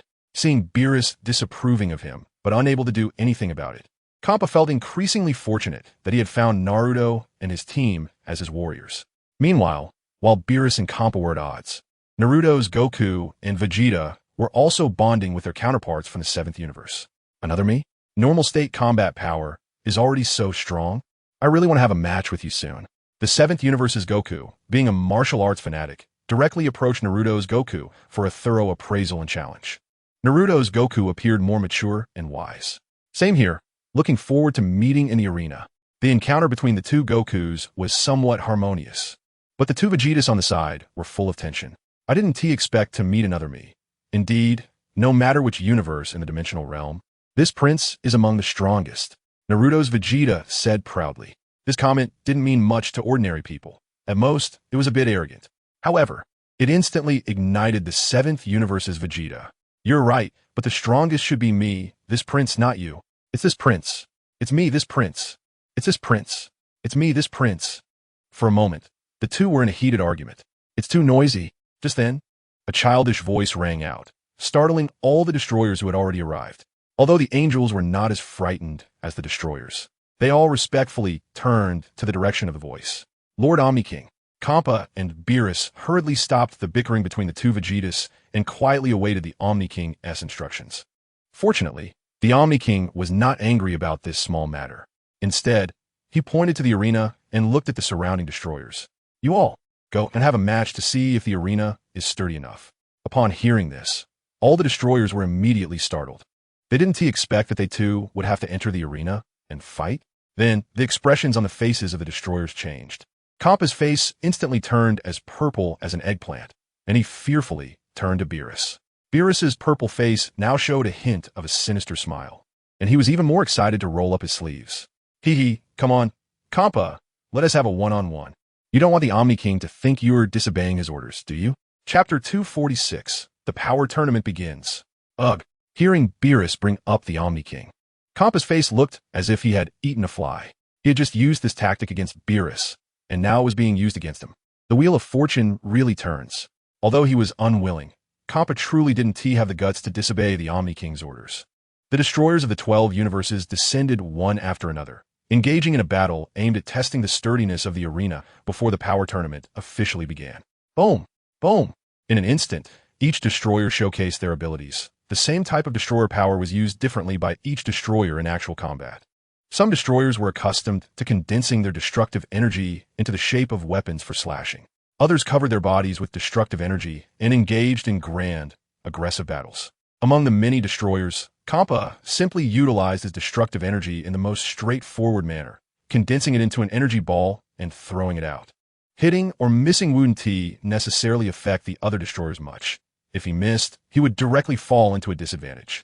This was no surprise, as he was usually too lazy, never spending much time training his combat skills, nor had he ever thought about how to further develop and use his destructive energy. As the chaotic battle ensued, due to personal grudges, Kampa was quickly beaten up by Beerus. After a heated battle, many destroyers were knocked out of the arena, leaving only 4 or 5 destroyers remaining on the field, just as Beerus was about to kick Kampa out of the arena and defeat the other destroyers. The Grand Priest called for a halt to their fight. It seemed that the sturdiness of the arena was indeed quite good, as it could withstand such a long time of battles, even at the level of destroyers. All right, all the gods of destruction, please return to your respective viewing areas in your universes. The Dimensional Dimension Universal Power Tournament will commence in 30 minutes. With the announcement from the Grand Priest, whether they had already been knocked off the stage or were still standing on it, all the gods of destruction returned to their respective areas. At this moment, Kampa looked battered and bruised, clearly having taken quite a beating from Beerus. However, being a god of destruction himself, even though his strength was inferior to Beerus, it wasn't so easy for him to be killed. After all, they were twin brothers, and Beerus didn't truly go all out. But the anger from being beaten up was something Kampa held on to. He wouldn't be satisfied unless he found a way to take revenge. Wanted to take revenge personally?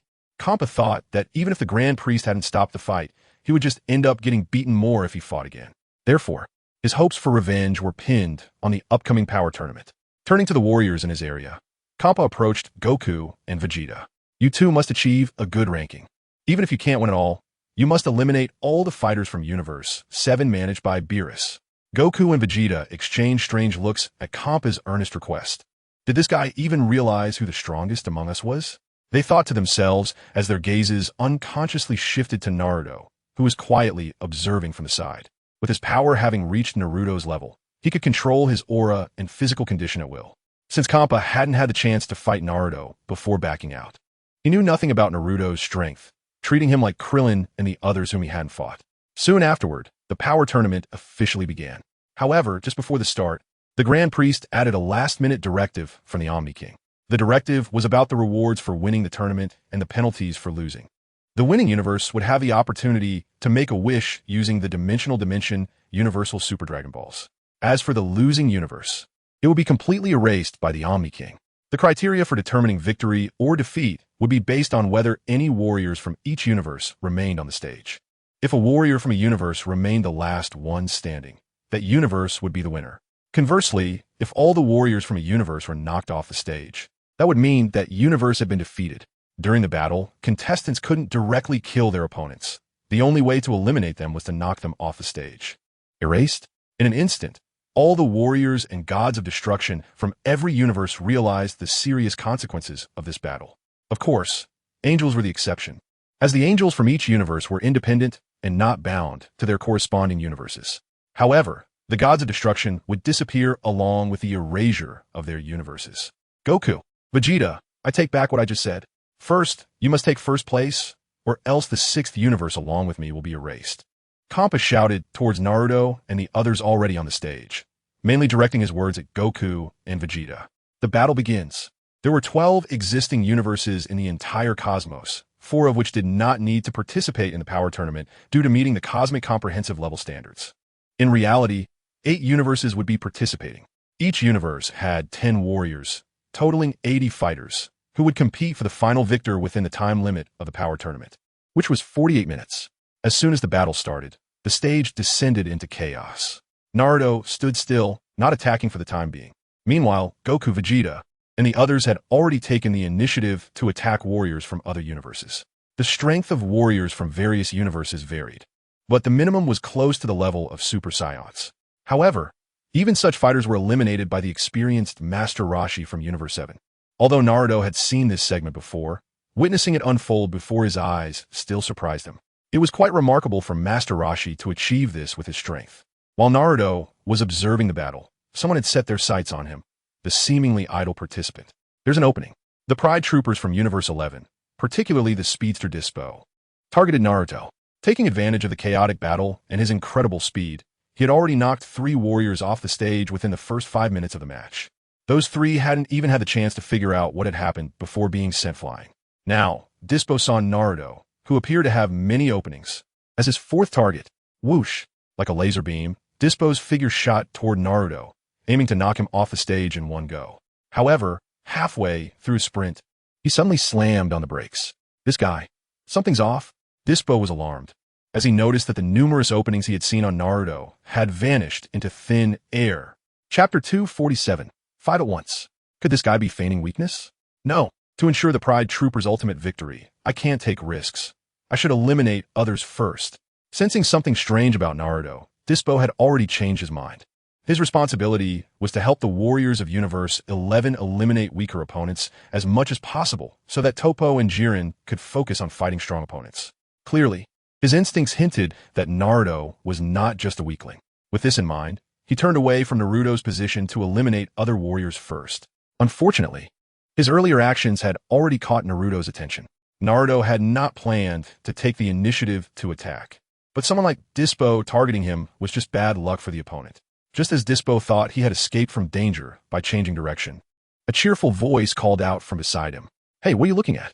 Dispo turned in terror, realizing that his prideful speed was actually being matched, and the one keeping up with him was the seemingly rookie he had just targeted, who was actually quite peculiar.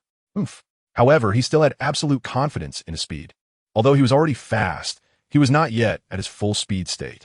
With this in mind, he ignored Naruto's question, snorted coldly, and increased his speed. At that moment, his speed was half again faster than before. He thought that at this speed, Naruto definitely wouldn't be able to catch up with him. Hey, I'm asking you a question. What's your name? Why aren't you answering? That's very rude. To Dispo's surprise, Naruto's voice came again from beside him. Looking at Naruto's expression, he showed no signs of exertion at all. This guy. Dispo was horrified, beads of sweat already beginning to form on his forehead. However, before the sweat could even flow, it evaporated in the rush of air from his high-speed run. Full acceleration. Dispo gritted his teeth. Naruto's presence had forced him to activate his full speed state. This speed, even Jiren, the strongest of the Pride Troopers, had praised before. He didn't believe that Naruto's speed could keep up with him now.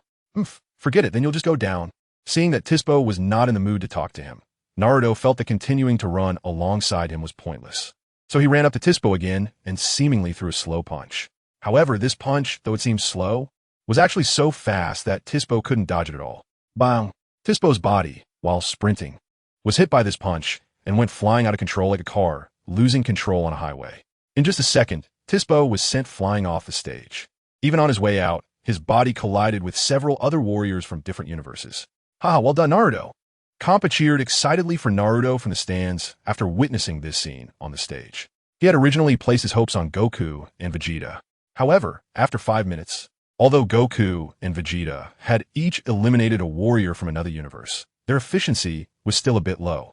Unlike Naruto, who, when he made a move, directly took out 5 people. Moreover, seeing Naruto's earlier performance, Kampa realized that Naruto's strength might be above his expectations. As for whether he could compare with Goku and Vegeta, he was still uncertain at this moment. Of course, while some rejoiced, others were distressed. Not to mention Tispo's Universe 11. The other 4 warriors affected were furious. Kampa, tell your universe's warriors to be more careful. They were clearly fighting Universe 11. How did they manage to knock down our warriors from Universe 7? Beerus looked at Master Roshi and Krillin, who had been knocked off by Tispo, and felt extremely frustrated. Just a moment ago, he praised these 2 bald heads for doing well, yet they got eliminated due to someone else's battle. It was truly the most embarrassing way to be eliminated. Hehe, that's because your universe's warriors are too weak. Even this old man and little bald head can compete, and them eliminating several people was already good luck. Kampa had a smug look on his face, completely unconcerned about Beerus's protests. What old man, what little bald head? Didn't your universe also send them to compete? Beerus retorted, unwilling to be outdone, and pointed at Krillin in the 6th universe's team in response to Kampa mentioning him. Haha, our old man and little bald head are different from yours. Even if they're the same old man and little bald head, our strength is. Kampa scoffed at Beerus's rebuttal. Master Roshi and Krillin from his team were still fighting on the stage. What qualification did the opponent have to refute him? However, as soon as he finished speaking, Krillin was directly knocked down by the 2nd universe's girl team. Huh, can't this guy hold on a little longer? Watching Krillin get eliminated at this critical moment, when Beerus was watching and ready to retort, Kampa immediately lost his composure. The good mood and smile on his face vanished in an instant. However, smiles don't disappear, they just shift. Just a moment ago, Beerus, who was furious, felt much better when he saw that Krillin from Kampa's side was also eliminated. Moreover, besides Krillin, Yamcha, Teen Shinhan, and Master Roshi from Universe 6 were also knocked down around the same time. In an instant, 4 people were eliminated, and this sudden situation left Kampa with no desire to continue arguing with Beerus. What's going on? Vados, did the crystal ball choose the wrong people? Shouldn't these guys' strengths be similar to Goku and Vegeta's? How could there be such a big difference? Kampa, unable to accept the scene before him, turned to Vados for answers. Lord Kampa, neither the crystal ball nor I have ever said that their strengths are all similar. Vados calmly reminded Kampa. Just a reminder, their strengths were all personally tested by you. However, at that time, you seemed a bit careless and could only test 4 people before getting flustered and unable to continue. Vados pointed out that the conclusion that the strengths of the 10 were similar was one he reached after testing. Kampa naturally remembered this, but at that time, wasn't he on the verge of being overwhelmed by Goku and the others? So he was eager to find a way out? Remembering this, he didn't blame anyone for the current situation. Now, he could only hope that the remaining 6 on the stage would perform well. Chapter 248. Are we here to fight or to take a stroll? Naruto's act of eliminating 5 warriors from various universes seemed to serve as a signal. Suddenly, the battles on the stage became intense. The warriors from various universes, who had originally been testing the waters, all brought out their full strength. Some transformed, some fused, and others took advantage of the increasingly complex terrain created by the cracked ground at the corners of the stage. On Naruto's side, Gohan and Trunks each eliminated 1 person before targeting Android 17 and Android 18 from Universe 1. They hadn't been able to deal with the androids from the future because their strength wasn't enough at that time. Now, their strengths had drastically improved, and seeing their enemies again made them particularly eager for revenge. If it weren't for the tournament rules prohibiting the killing of other competitors, they would have wanted to tear Android 17 and 18 to shreds. After all, they had suffered too much over the years, and all the suffering stemmed from these 2 androids. Get ready. I and Gohan will personally send you off the stage. Trunks shouted angrily at Android 18, his tone filled with hatred.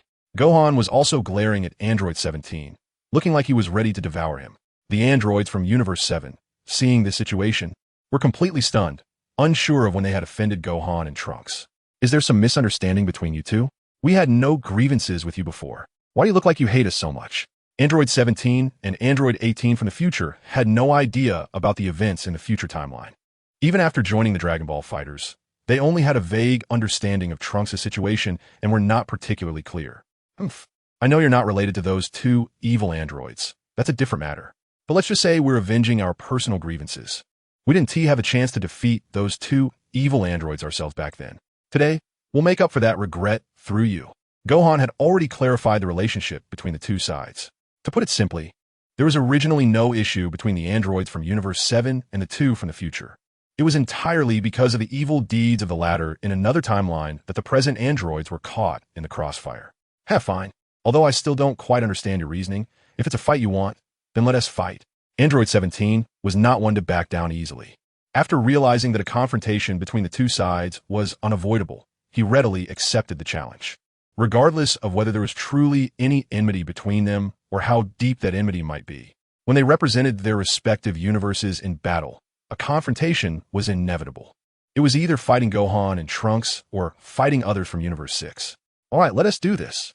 It seems you are indeed a bit different from those two evil guys. But, I'm sorry. Gohan said sorry before directly entering his mystic form.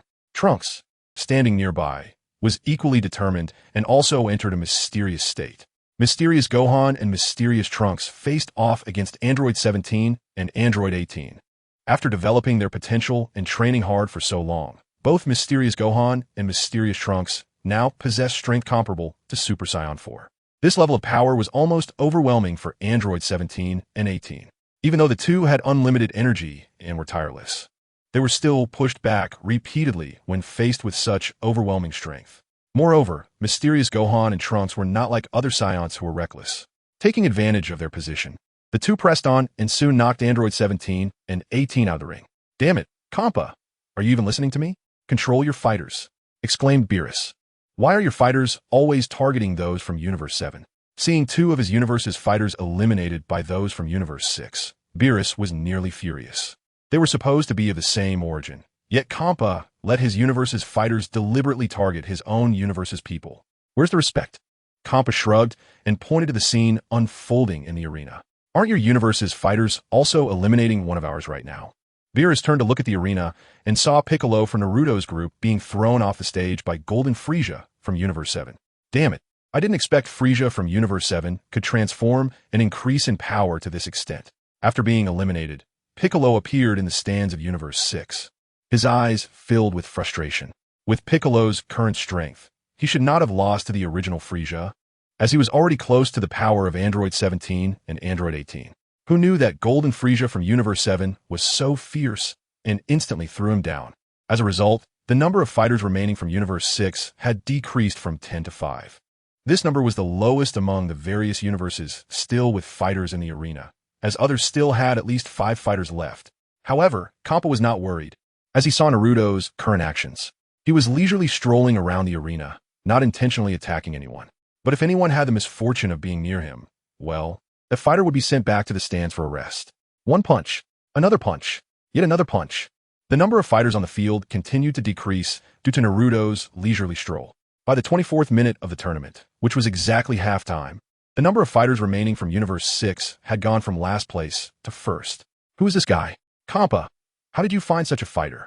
Beerus and Kampa had been watching Naruto's fight since Piccolo was eliminated. He seemed not to be there to fight, but rather to stroll around.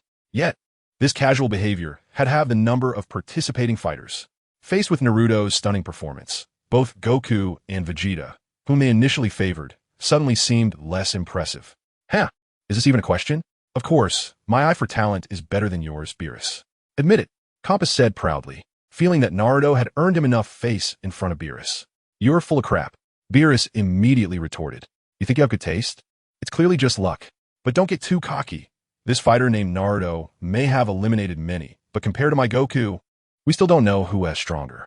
After all, the tournament is not about the number of eliminations, but who stands on the stage last. Maybe Naruto is just clearing the way for Goku by eliminating those extra obstacles. Beerus argued back, making Kampa's face turn purple with anger. I won't waste my breath with you. The one who will laugh last will definitely be our Universe 6. Chapter 249, Wildness versus Divinity. The situation on the arena changed rapidly. Although the number of remaining fighters had decreased significantly, those still on the stage were all experts. Naruto's casual sweep made Beerus somewhat worried, uncertain if Goku from Universe 7 could ultimately defeat Naruto. The other gods of destruction from various universes were also quite resentful of Naruto's indiscriminate elimination of opponents. However, the god of destruction and the Supreme Kai from Universe 11 were not overly concerned about Naruto's actions. They believed that regardless of how strong the opponents were, the final victory would belong to their universe's contestants. After all, their universe had two gods of destruction-level fighters and others who surpassed that strength. In Universe 11, the proud team members Jiren and Toppo had not made a move until the weaker fighters on the arena had been mostly cleared away. Only then did Toppo stand up from beside Jiren. I'll go test the strength of the other contestants.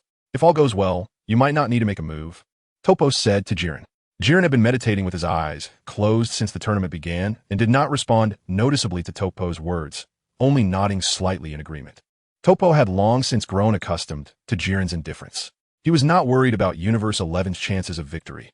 Rather, he hoped to end the battle quickly so that Jiren wouldn't have to intervene. Scanning the battlefield, his gaze fell on Naruto, not for any other reason, but because Naruto had single-handedly eliminated 5 fighters from their Universe 11. Toppo thought that since he wanted to end the battle for Jiren, he should start by defeating the strongest opponent. While Goku and the others also performed well, they paled in comparison to Naruto, who had eliminated dozens of fighters from the universe. Without hesitation, Toppo charged straight towards Naruto. At the same time, Goku and Vegeta from Universe 6 and Universe 7 stood facing each other. You're strong. You're not weak either. Want to fight? Oh, let's do it. After a brief exchange of mutual respect between the two Gokus, a chaotic battle began with all 4 fighters. Both sides were pure-blooded Saiyans, so they naturally could not go all out immediately. They transformed into Super Saiyan 2 as a testing battle form.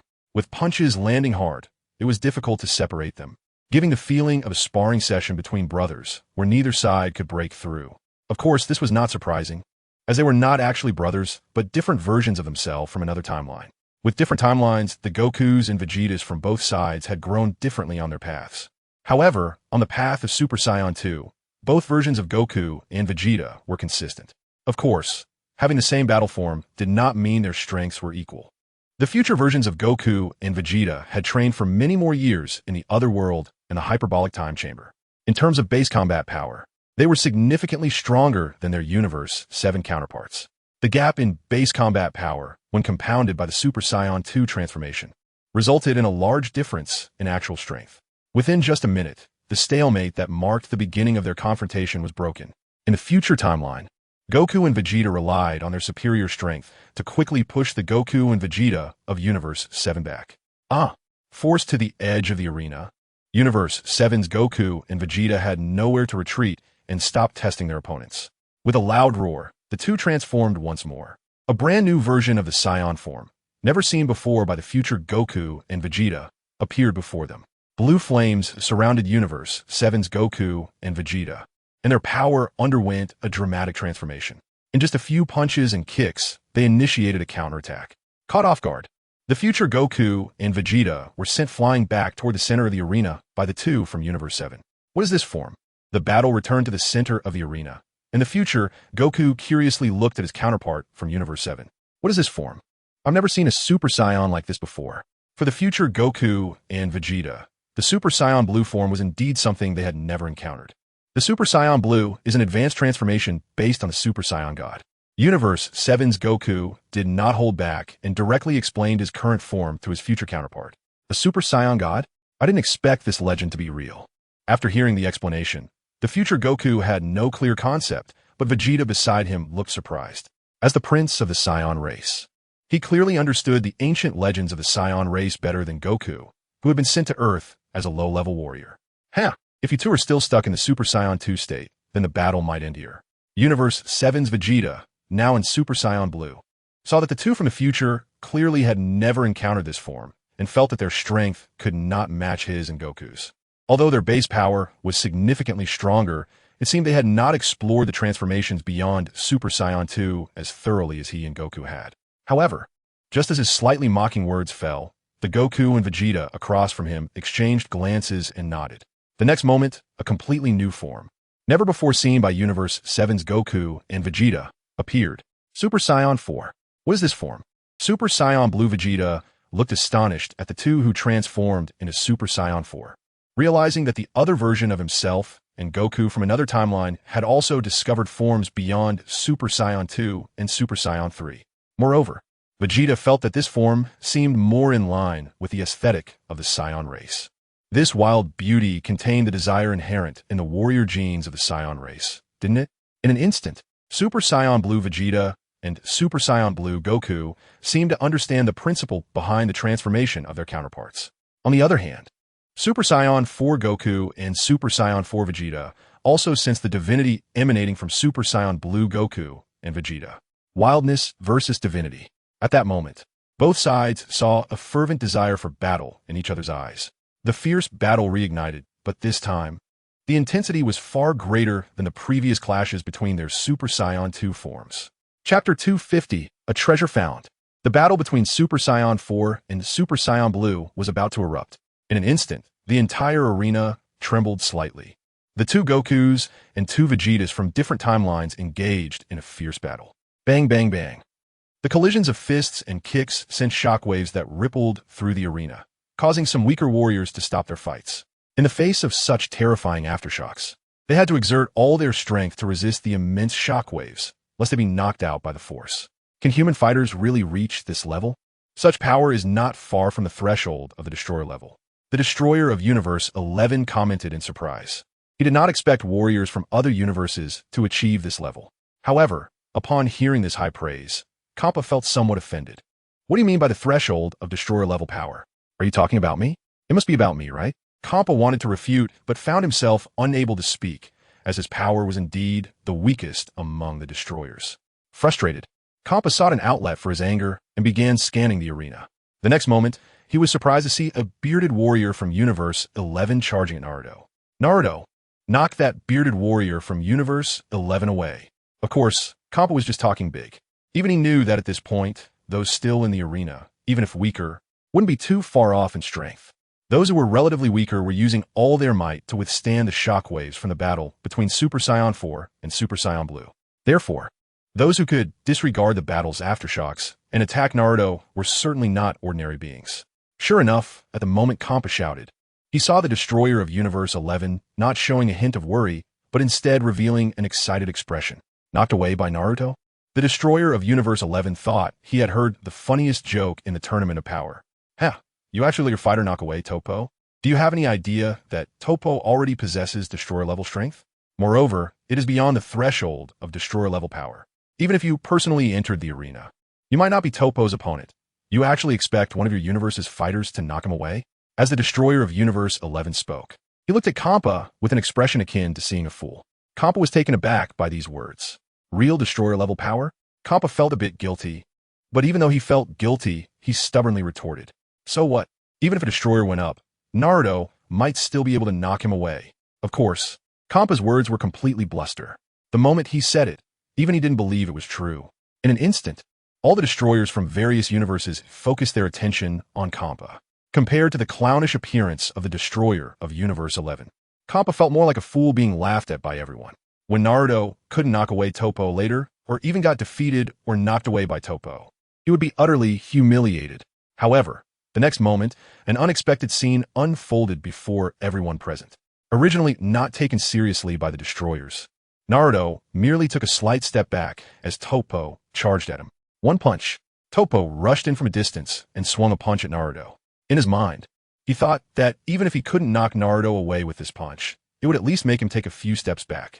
However, as he got closer to Naruto, an overwhelming sense of oppression washed over him.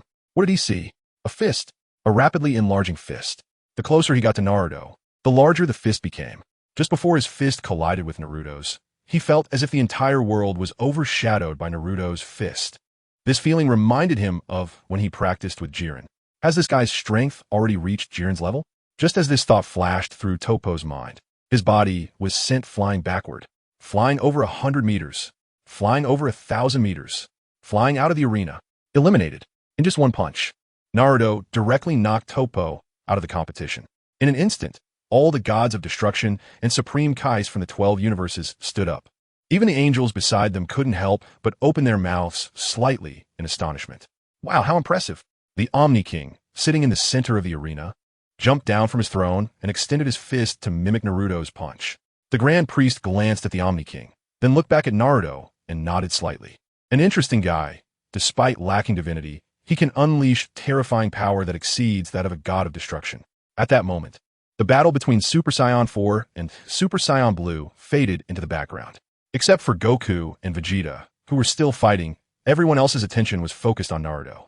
The gods of destruction collectively gasped. Just moments ago, Kampa was seen as a clown, but now he transformed into an object of envy for the other gods of destruction. Well done, Naruto! Kampa felt the highs and lows of life, truly exhilarating. Thanks to Naruto, he was saved from being erased from the god of destruction community. Praise Naruto! Thank you, Naruto! Even the 4 gods of destruction from universes that didn't need to participate in the power tournament looked at Kampa with a hint of envy. The overall strength evaluation of their universes far exceeded that of others. But in terms of top-tier combat power, they were about on par with Toppo. Even if there were those stronger than Toppo, they couldn't be too much stronger. There was no one capable of knocking Toppo out with a single punch like Naruto did. None. At least in their current impressions, there was not a single one.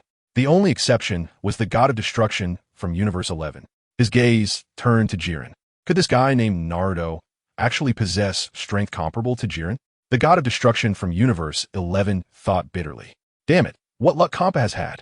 At that moment, both the god of destruction from Universe 11 and Beerus felt a sense of injustice in their hearts. Lord Kampa, you really hit the jackpot this time. A hint of joy appeared on Beerus's face. Although Kampa was lazy and incompetent as a god of destruction, they had worked together for so many years. If Kampa could avoid being erased by the Omni King, she would be pleased to see it. Besides, she didn't want to be put into a dormant state due to the cessation of her work skills. Although angels wouldn't be erased along with the universe, they would enter dormancy after their corresponding god of destruction disappeared, only to awaken again when a new god of destruction appeared that required their assistance and guidance. Thanks to the sudden change in the guidance of the crystal ball, Kampa felt immensely proud, relieved that he hadn't gone against the crystal ball's guidance back then. At the same time, Jiren, who had been meditating with his eyes closed, suddenly opened them and quickly stood up the moment Toppo was knocked away by Naruto. His Chuo-like eyes were fixed on Naruto, as if the only person left on the stage worthy of his gaze was Naruto. Chapter 251, Fierce Battle, Continuous Limit Breakthroughs. You have the right to be my opponent. Standing up, Jiren stared intently at Naruto, rarely speaking. The eliminated members of the Pride Troopers and the God of Destruction from Universe 11 were stunned by the scene. It was the first time they had seen Jiren actively seek out someone for a battle. They thought an epic battle was about to begin. However, to their surprise, Naruto ignored Jiren's challenge, as if he didn't regard Jiren at all. Golden Frieza? Just now you eliminated our Piccolo, so prepare for my fight. Not only that, Naruto walked over to the lurking Golden Frieza at the edge. Naruto's sudden challenge left Golden Frieza a bit bewildered. In his plan, he thought that as long as he kept a low profile, he wouldn't be noticed so early. After all, even though he had eliminated a few contestants, they were all relatively weaker opponents.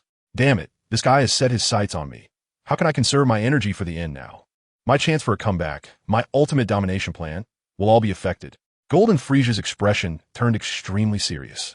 All his pre-planned battle strategies were about to be declared bankrupt because Naruto had focused on him. He had just seen Naruto's power clearly. Jiren had hardly made a move before, but just from his appearance, he seemed like a formidable opponent. When he saw Jiren actively challenge Naruto earlier, Golden Frieza had been secretly delighted, thinking that if Naruto and Jiren fought to a standstill, and if Goku and Vegeta also fought each other, all those who might be stronger than him or on par with him would exhaust a lot of energy. That way, he could unleash his reserved strength for the final victory. But now he found himself targeted first. How could he notice me? Could it really be because I eliminated Piccolo? That reason seems a bit flimsy, as there are others who have eliminated warriors from Naruto's universe. Not just me, Frieza, but at this point, there is no way to make him concede or avoid the fight. Naruto, to be able to become this king's opponent is your honor. Since you sincerely requested to fight me, I will graciously grant you that. Saying this, Frieza transformed into his golden state. Golden Frieza's power was comparable to Super Saiyan Blue, and his strength was formidable. Get lost. However, As soon as he transformed, Jiren, who had been ignored by Naruto, stepped forward. So fast. Hearing the insult, Golden Frieza tried to evade, only to find that he couldn't even dodge a single surprise attack from Jiren. Bang! The golden body was heavily struck away, crashing into a piece of the arena that had been shattered during the battle between Super Saiyan 4 and a Super Saiyan Blue. How is this possible? This king's attack. He couldn't even react. Jiren's expression remained calm, but internally, he seemed to be irritated by Naruto's earlier actions. So after knocking Golden Frieza away, he wasn't satisfied and immediately followed up with a series of relentless blows to the embedded Golden Frieza in the arena. Golden Frieza's screams echoed throughout the tournament of Power Arena, drawing the attention of the remaining fighters. Among them, several relatively weaker fighters were distracted and were directly knocked away by the shockwaves from the ongoing battles. As a result, they were quickly eliminated by their opponents, taking advantage of the situation. Besides these extremely special accidental situations, there were also fighters who used this moment to launch sneak attacks on their opponents. After a round of chaotic fighting, the number of people left in the arena was halved, leaving only a little over 10. Among the 8 universes, 3 had already been completely wiped out. In an instant, the remaining 5 fighters from Universe 6, which had been the last in the middle of the pack, became the overwhelming leaders. And this tournament of power had only 15 minutes left. At the same time that Golden Frieza was being relentlessly beaten, the battle between Super Saiyan 4 and Super Saiyan Blue also reached a fever pitch, based on the power boost from their base forms. Super Saiyan Blue should surpass Super Saiyan 4. The problem lies in the fact that the base combat power of the two Gokus and Vegetas from different timelines is inherently different. Although Super Saiyan 4's boost isn't as strong as Super Saiyan Blue's, Super Saiyan 4 Goku and Vegeta's base combat power is simply higher. Moreover, the Goku and Vegeta from a future timeline are not using the ordinary Super Saiyan 4 state at this moment, but rather the Super Saiyan 4 limit break. The battle is fierce and evenly matched, as both sides seem to absorb the essence of each other's transformation forms during the fight. The energy emanating from the 4 of them not only does not weaken with the consumption of stamina, but instead becomes even more powerful. Super Saiyan Blue Goku has realized from the Super Saiyan 4 transformation that even upon stepping into the realm of gods, one cannot overlook the purest fighting instincts within. Super Saiyan Blue Vegeta has understood from the Super Saiyan 4 form how to incorporate the most primal wildness of the Saiyan bloodline into the realm of gods. In an instant, the Ultra Instinct of Goku from Universe 7 and the Super Saiyan Blue mode of Vegeta are taking shape. A terrifying aura instantly overwhelms the entire arena. They are actually breaking through again in the midst of battle. This power has completely entered the level of a god of destruction. Even Goku's Ultra Instinct is a state that even the gods of destruction cannot fully master.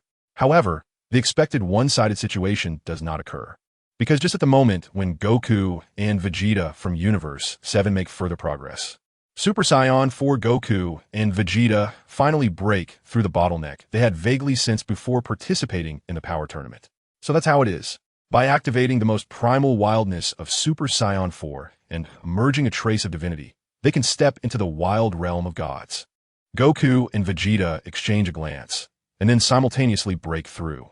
Compared to Goku and Vegeta of Universe 7 who take different paths, the Goku and Vegeta from the future timeline seem to have a better synergy, breaking through the bottleneck simultaneously into the same new realm. Super Saiyan 4 Limit Break. What kind of form is this? Feeling the terrifying aura that has erupted at this moment, the gods of destruction are even more astonished. They can at least analyze the Ultra Instinct in Blue mode. But this form before them, they have never even seen before. Beerus, who once fought against Goku's Super Saiyan God form from Universe 7, changes his expression. Could this be the true legendary Super Saiyan God? Beerus swallows hard. If this Super Saiyan in this form is truly the legendary Super Saiyan God, then perhaps his dream is real, because he can feel that this level of power is worth him going all out to fight. Chapter 252. Let's all go together. The Ultra Instinct and Super Saiyan 4 Limit Break forms appear successively. The intensity of the battle on the arena instantly escalates to another level. Some relatively weaker fighters who are still trying to stay in the arena are directly blown away by the terrifying aura erupted by Goku, Vegeta, and the others. The number of remaining warriors on the arena instantly decreases by a third. With 10 minutes left until the power tournament ends, only 9 people remain on the arena. Excluding the Golden Frieza, who has been taking a beating since earlier, only Naruto, Jiren, and Goku, Gohan, and others are left. However, under these circumstances, even the mysterious Gohan and mysterious Trunks, who possess Super Saiyan 4 level strength, can no longer intervene in the upcoming battle. The difference between them and Golden Frieza at this moment is that Golden Frieza is taking a beating, while they are not. Have they already become this strong? Damn, I'm still too weak. Teacher Naruto, it's all up to you now. Trunks and Gohan, feeling the current level of the battle, clearly assess their positioning. They are not arrogant like Golden Frieza and are not blinded by their own power. Meanwhile, Golden Frieza, who has been taking a beating, has finally gotten a moment of respite due to the consecutive breakthroughs of Goku and Vegeta. Jiren's fury has dissipated, or rather, his attention has shifted back to Goku and Vegeta. Stopping his attack on Frieza, Jiren glances at Naruto. Wait until I defeat everyone here, then I'll battle you. Jiren is not one for many words. As soon as he finishes speaking, he steps directly into the fray of Goku and Vegeta. With just one step, he has already reached the center among the four. Let's all go together. In order to have a quick battle with Naruto, the proud Jiren directly challenges both Goku and Vegeta from the two timelines simultaneously. Frieza digs himself out from beneath thick slabs and rocks, breathing heavily. During those few minutes, just now, he really thought he was going to be beaten to death by Jiren. Fortunately, this guy has now walked away, and even foolishly challenged for it once. As for himself, Gohan, and Trunks, Jiren doesn't even regard them as threats. Thinking of this, a smirk appears on Frieza's face. He believes his sneaky plan can proceed as usual. However, he has forgotten one thing. Although Jiren has temporarily let him off, Naruto has not. What are you laughing at? Naruto's voice suddenly comes from behind Frieza. Wah! Frieza is so startled that he screams, and as he shouts, he quickly turns around and transforms back into his Golden Frieza form. Although Frieza knows that in this form, he is still no match for Naruto or Jiren. At least he is more durable. However, Naruto does not intend to come to fight him. He is here to eliminate him directly. Boom! A heavy punch lands squarely on the unprepared chest of Golden Frieza, sending his body flying off the arena in an instant. With that, the number of remaining competitors in the arena is down to just 8. 5 from Universe 6, 2 from Universe 7, and 1 from Universe 11. Naruto scans the arena and sees that there are no other competitors left on the battered stage, so he steps forward as well. Whoosh! In the next moment, Naruto's figure appears in the fray of Jiren and the other 5. No need to complicate things, time is short. Let's decide the final victor directly. You 5, along with Gohan and Trunks, come meet together.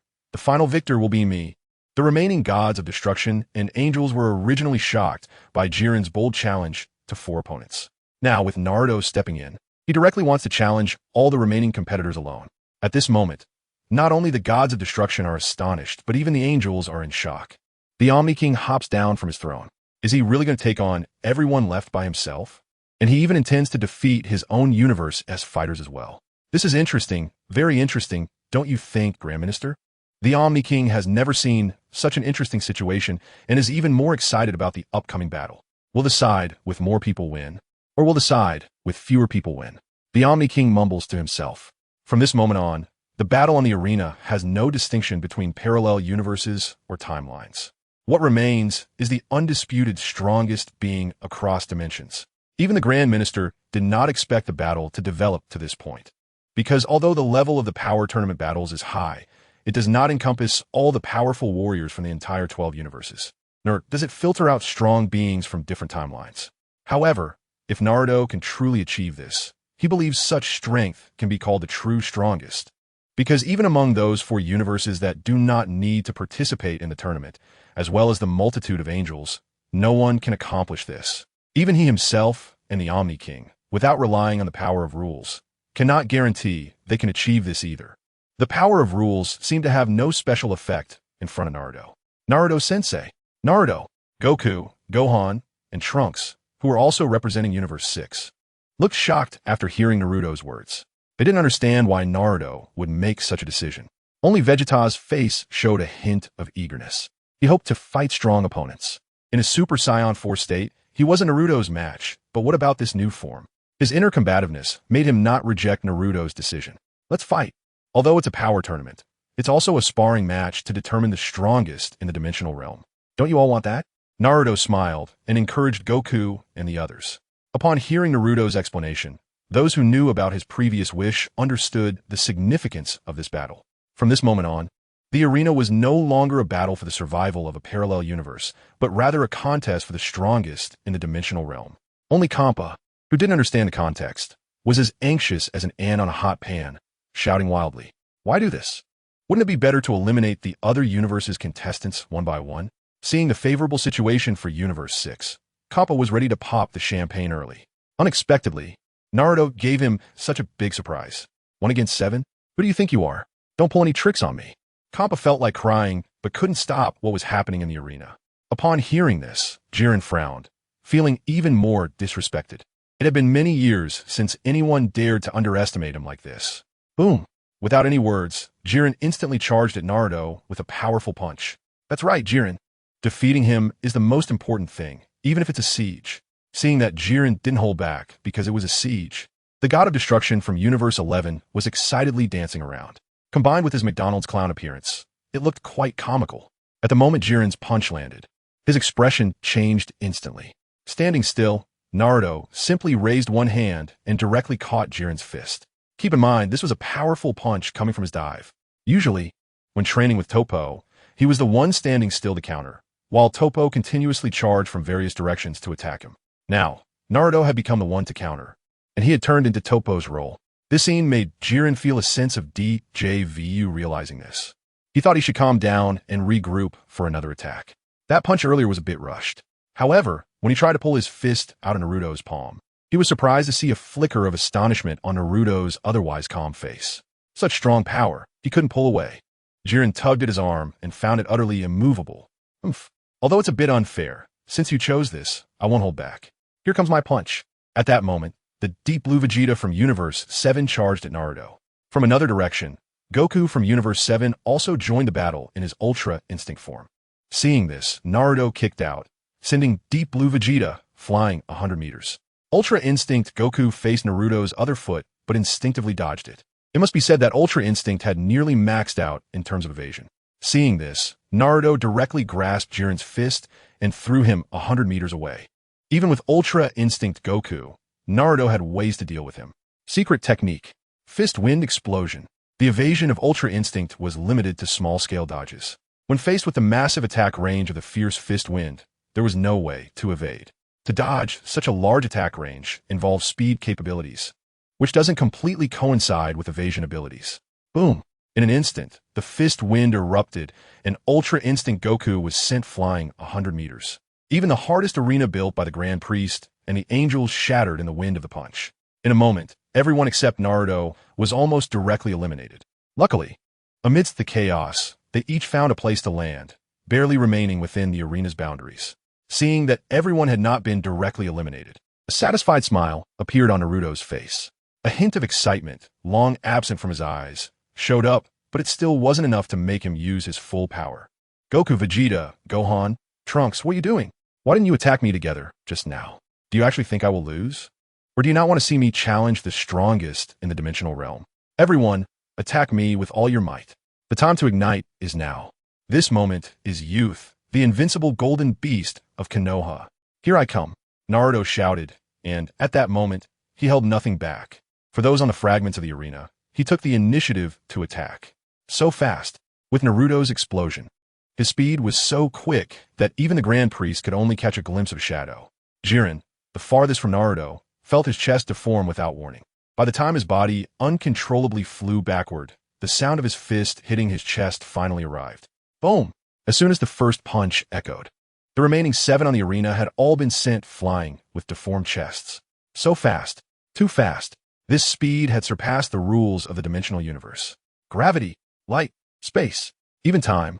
At this moment, all the rules of the dimensional universe seemed to lose their meaning against Naruto's full explosion. His figure resembled a high-density black hole, impossible to locate yet omnipresent. Each flash brought a collision that transcended the limits of rules. Fortunately, the remaining 7 on the arena had all physically trained to the limits of parallel universe dimensions. Otherwise, just this seemingly light punch could have crushed them into the smallest particles in the universe. So strong, the 7 originally on the arena hadn't even reacted and were already directly blasted off the stage. The ultimate victor was born, the strongest in the dimensional realm, Uzumaki Naruto. At this moment, there was no doubt about it. Even the talkative Kampa, after witnessing the battle that lasted less than a moment, directly shut his mouth. This time, he had hit the jackpot, but this prize was a bit too much. Zeno, Grand Priest, can you announce the results now? Naruto said without any nonsense. Just a moment ago, he had explosively fought a battle after a long time. Although he had temporarily held back some power when hitting the 7 of them, the youthful passion and excitement left him with an aftertaste. It was about time to go back to Konoha to see everyone in the meat modification department. As Naruto had this thought, Zeno excitedly did a backflip on the spot. Wonderful, so wonderful. This battle was so interesting. I never expected, Naruto, you would have this speed and power I've never seen before. This conference is yours. You have won the 7 Super Dragon Balls, and you can use them. Just as the Omni King finished speaking, the Grand Priest had already raised his hand and sent the 7 Dragon Balls to Naruto. Come out. Naruto placed the Dragon Balls in front of him and stomped his foot. The Super Dragon Balls instantly trembled, and even though Naruto was not speaking the divine language, the Super Shinran still appeared before Naruto with understanding. This Super Dragon Ball clearly could understand various languages, yet insisted on others using the divine language to make wishes. Now, it was in front of Naruto and dared not make any demands. Distinguished strongest being of the dimensional universe, I am pleased to serve you. You may make one wish, and I will do my utmost to fulfill it. The Super Shinran sensed a power in Naruto that was even more terrifying than that of the dragon god Salama. This power made it tremble from the depths of its being, and it dared not defy Naruto's request in the slightest. Very well. My wish is to have 2 more wishes, Naruto said without hesitation. My lord, this isn't appropriate. The Super Shinran stammered, tried to explain politely. Boom! Naruto's gaze sharpened, and a terrifying fist wind swept down from above the Super Shinran, cutting away most of its mane. Now, is it appropriate? Naruto spoke again. Appropriate, appropriate. Definitely appropriate. My lord, feel free to say it. Don't mention just 2. Even if it's 3, 10, or 100. I will do my best to satisfy you. The feeling of brushing past death was far more thrilling than actual death. At this moment, the Super Shinran also realized that it was merely a worker created by the dragon god Salama. So why should it risk its life here? That's more like it. I don't want more. Just 2 wishes is enough. Naruto wasn't unreasonable. He preferred to win people over with virtue in most situations. Saying he wanted 2 meant just that. Chapter 254, One Punch. All right. As you wish, please state your wish.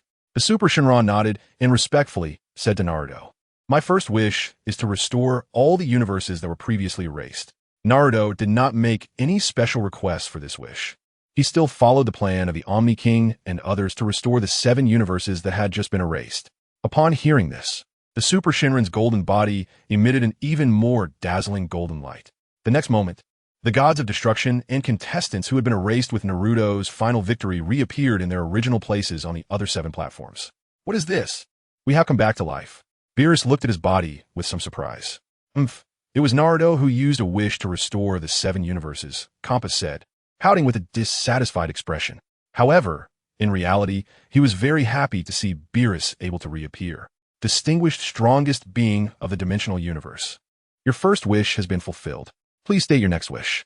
The Super Shinran lowered its posture, never having served a wishmaker so well before. Seeing its good attitude, Naruto nodded in satisfaction. My second wish is for you to help me find the spatial barrier between the dimensional universes. Looming, following the clues provided by the Blue Star Dragon, inquired about the dimensional spatial barrier from the Super Shinran.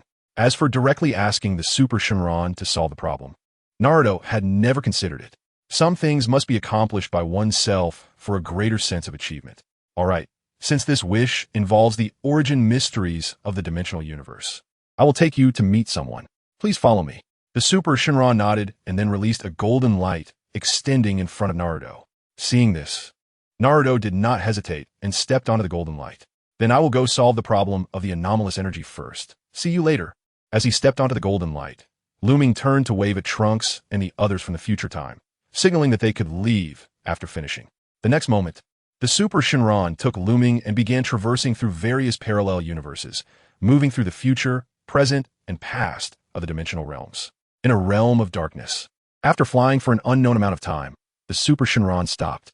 This is it, esteemed strongest being of the dimensional universe. Upon hearing this, Looming stepped off the golden light and saw a small round sphere. This sphere should be the core of the dimensional universe, and on one side of the core, A layer of milky white barrier flickered in and out of existence. This looked a bit different from the spatial barrier I saw before. Naruto curiously asked the Super Shinron.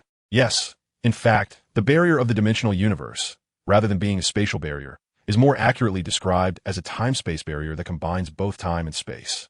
To transcend the barrier of the dimensional universe, one must transcend the time and space of this dimensional universe, the Super Shinron patiently explained to Naruto. It already understood Naruto's goal was to break through the time-space barrier of the dimensional universe to interfere with higher dimensional universes. This posed considerable risks to their dimensional existence. Yet it dared not stop him at this moment. In other words, merely possessing power that transcended space was not enough. Naruto pondered slightly. He did not have a clear concept of the limits of his current strength. Space, it certainly could not confine him. As for time, let us try with a punch. With that thought, Naruto began to gather power. Serious punch. Boom. Under Naruto's punch, the time-space barrier of the dimensional universe was directly smashed open, creating a large hole. Huh, that was surprisingly easy. Naruto thought he might not be able to break through this time-space barrier, even with all his strength. He had already prepared to absorb some surrounding anomalous energy to break through his indestructible body and then try again. However, the reality proved that it was unnecessary to go through such trouble. The Super Shinron, witnessing Naruto's punch shattering the time-space barrier, was also shocked with its mouth agape. At the same time, it secretly rejoiced at being wise to recognize talent. Otherwise, it might have already perished in the line of duty. With the shattering of the time-space barrier, enormous turbulence formed between the different dimensions of the universe. The core-contaminated anomalous energy, which had only been slowly seeping into this dimensional universe, began to surge wildly. Not good, my lord. If all this anomalous energy flows incompletely, the lives of all realms in the entire dimensional universe may undergo mutations. The Super Shinron quickly reminded, looking at the overwhelming surge of core-contaminated anomalous energy. Mutations? Naruto recalled the living dead he had seen when he went to the pirate world area. If everyone turned into that, it would be far too boring. With this thought, Naruto did not hesitate. His body stood at the gaping hole where the time-space barrier had been broken, and his indestructible body began to operate wildly. Not only was he rapidly absorbing this core-contaminated anomalous energy, but Kaguya was also using the power of the 10 tails within Naruto to help speed up the absorption. Though the 9 tails could not absorb the core-contaminated anomalous energy, it was also doing its utmost to provide Naruto with mental support at this time. One man stands against the tide. The surging core-contaminated anomalous energy was directly processed by Naruto's absorption, and in an instant, there was hardly any left to flow into the realms of this dimensional universe. Indestructible body, 28th level. Body tempering has reached perfection. The indestructible body, the 29th level. The body refinement has reached perfection. The indestructible body, the 30th level. The body refinement has reached perfection. An unimaginable amount of superdimensional power, equivalent to quintillions of pounds, is condensed within Naruto's body. If Naruto wished at this moment, he could destroy the dimensional space he is currently in with just a single punch. Of course, Naruto has grown fond of this dimensional space and would not easily destroy it. While absorbing all the incoming nuclear waste mutation energy, Lu Ming has already found the source of this mutated energy. It is time to eliminate this tumor that harms all realms. Naruto looks calmly at the high-dimensional world, separated by countless layers of space and time. One punch. This punch seems to come from an ancient existence, appearing out of nowhere. In the high-dimensional universe, Blue Star. In the country of scripts, the people on the island are desperately discharging nuclear wastewater when suddenly, a massive shadow of a fist descends from the sky. The fist shadow quickly grows from small to large, and the officials on the island, who are raising their glasses of nuclear wastewater to toast in front of the camera, suddenly have their minds filled with a bright red character for death. At that moment, Patrick stood up from the island, towering into the clouds. A terrifying mushroom cloud instantly erased the entire island, along with the nuclear wastewater on it. The high-dimensional universe is purified. The dimensional realm, where Naruto is, along with all realms, is also purified amidst a dazzling golden light of tranquility. Chapter 255, Small Goal. Achieved. Finale, Small Goal. Achieved. In Naruto's line of sight, the nuclear waste mutation energy has completely dissipated. The source of the mutation that caused the dimensional realm of the ninja world has also been completely resolved with Naruto's recent punch. The super divine dragon witnessed Naruto's punch. In fact, before Naruto threw the punch, he was not optimistic about Naruto's interference with the high-dimensional universe due to the vast differences between high and low dimensions. Even the strongest being in a low-dimensional realm would have their immense power significantly reduced upon interfering with a high-dimensional universe. The reduction is terrifying. Original power could be diminished to a billionth, or even less. Under such a terrifying reduction, even if one could destroy a single universe with one punch in a low-dimensional realm, they might not be able to destroy a city in a high-dimensional universe with the same punch. According to the Super Divine Dragon's initial estimate, Naruto's punch could blow up a small city, which would be worthy of the title of the strongest in the dimensional realm. However, what shocked it was that Naruto casually punched and directly obliterated a relatively large island in the high-dimensional universe. Seeing Naruto's relaxed expression, it was clear that this was far from his full power. This guy is simply a monster. The Super Divine Dragon marveled internally, unable to imagine the extent of Naruto's power when he truly exerted himself. Could it be that just one punch could destroy the entire universe, including all realms? Although the Omni King also has the ability to reset the entire universe, he relies on the power of rules granted by the will of the entire universe. However, what Naruto relies on is not divine power or rule power, but pure strength, the purest power. At this moment, the Super Divine Dragon suddenly realized that Naruto is not merely the strongest in the dimensional realm. No wonder he could easily break through the barriers of space and time. It turns out he has transcended not only the rules of space, but also the rules of time. He is not just the strongest in this time period's dimensional realm, but the strongest across the entire dimensional universe, in the past, present, and future. Thinking of this, the Super Divine Dragon became even more respectful. Although Naruto's wish has been fulfilled, it still did not dare to disappear on its own. It waited patiently for Naruto to withdraw his gaze from the high-dimensional universe.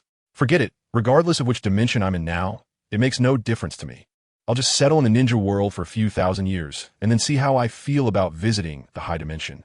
Naruto muttered to himself, the slight conflict on his face disappearing. He waved his hand, and the damaged dimensional time-space barrier restored to its original state. Time reversal? With pure ultimate power? He directly reverted the time state on the time-space barrier back to its pre-damaged condition. Outsiders watch the excitement, while insiders see the method. Don't be fooled by how simple Naruto's wave of his hand looked. The Super Divine Dragon clearly saw the principle behind it. This method is astonishing. My lord, how did you do it? The Super Divine Dragon curiously asked. Relying on the divine power of Dragon God Salama, the Super Divine Dragon should be omniscient and omnipotent. However, at this moment, it had a slight doubt about Naruto's method. Huh? What? Are you talking about restoring the time-space barrier? Naruto was slightly taken aback, then realized that the Super Divine Dragon was asking about his repair of the time-space barrier. In fact, I was just trying out. Since I broke this barrier, it would be best if I could fix it myself. I didn't expect it to succeed on the first try. I thought, reversing the river with my power is not a difficult task, and everyone usually talks about the river of time, so it's a river too. So, I just tried to wave my hand to reverse the waters of the river of time, and unexpectedly, it worked with just a wave. It felt pretty simple. Naruto scratched the back of his head, revealing a proud, silly smile. He admitted that he was just experimenting earlier, but he didn't expect to accomplish it so easily. Pretty simple? Heh, as long as you're happy. The Super Divine Dragon was left speechless. My lord, do you have any other wishes? Although it was agreed upon to grant 2 wishes, the Super Divine Dragon didn't mind Naruto changing his mind and granting 1, 2, or even hundreds of wishes. Wishes? Naruto rubbed his chin and then shook his head. I have no wishes, just goals. As for goals, Hehe, I've already accomplished them with my own strength. The Super Divine Dragon understood. With Naruto as current strength, nothing in the dimensional universe could be considered a wish for him. Just small goals he wanted to achieve, or didn't he want to achieve. Let's go back. I've been out for quite a while, and it's time to return to the ninja world. Naruto smiled and patted the Super Divine Dragon's head, signaling it that it could disappear on its own. Then, he turned around and pointed at the void with his finger. The next moment, a passage that traversed countless times and spaces appeared before him. Naruto stepped in and vanished into the distance. The Super Divine Dragon's massive body quietly hovered before the passage, waiting for it to close completely before slowly transforming back into 7 dragon balls the size of planets and disappearing. Meanwhile, Naruto had already stepped out from the other end of the space. This was the first time opening the passage of the myriad realms, and his timing was slightly off. The moment he emerged from the passage, Naruto realized that the time he had positioned was slightly different from what he had in mind. Just as he hesitated whether to adjust it back, a noticeably grown Hinata appeared before him. Forget it. It's only a difference of 2.5 years. This timing is just right. Looking at Sakura beside Hinata, it was clear that time would always reveal all lies. Kakashi-sensei's once kind lie had been exposed with the passage of time. Not all bread will gradually get bigger after the test of time. Naruto, you're back. In Hinata's eyes at this moment, Naruto reappeared after 2.5 years of silence. After a long separation, she could no longer control the longing and love in her heart. At this moment, she dared not be shy anymore because she was worried that in the next moment, Naruto would disappear from her sight again. So, this introverted girl did something braver than any other girl at this moment. She rushed forward, tightly hugged Naruto, and poured out her love for him without reservation. Coach, I report Hinata. She collided with the ball, and it was a straight shot. Naruto shouted in his heart. However, why would he need to resist such happiness? Would a woman only affect the speed at which I draw my sword? Sore, I'm throwing punches. And in the next 3 short minutes, the news of Naruto's return spread throughout the entire Konoha. Within 10 minutes, the news of Naruto's return spread across the entire ninja world. A welcome celebration for the entire ninja world was held that afternoon in Konoha. Sasuke, Niji Lee, Shikamaru, and other Konoha strong, the Minato couple, Irika, Might Guy, Kakashi, Jiraiya, Tsunade, Turmime, Ain's old gown, and the surviving retired Hokages. Everyone rushed over. Naruto did not expect that just a slight adjustment in timing would lead to such a grand welcome. In this warm atmosphere, Naruto felt a sense of warmth, a feeling of home. The myriad worlds had returned to normal, and the ninja world had reverted to its somewhat overly small map. Although the ninja world was small, there were still many affairs. The next day, Naruto returned to the office of the leader of the Ninja Alliance and was once again bombarded by the Nara father and son. The previous issue of being overwhelmed with paperwork had been resolved by Naruto's recruitment announcement. However, the Nara father and son were not the leaders, and some particularly significant matters still had to wait for Naruto, the leader, to make the final decision. With the leader disappearing for 2.5 years, many significant issues had accumulated. Regarding these major matters that needed a decision, Naruto did not shirk, as there were not many. In the past 2.5 years, the Uchiha clan had seen its newborn population exceed 100.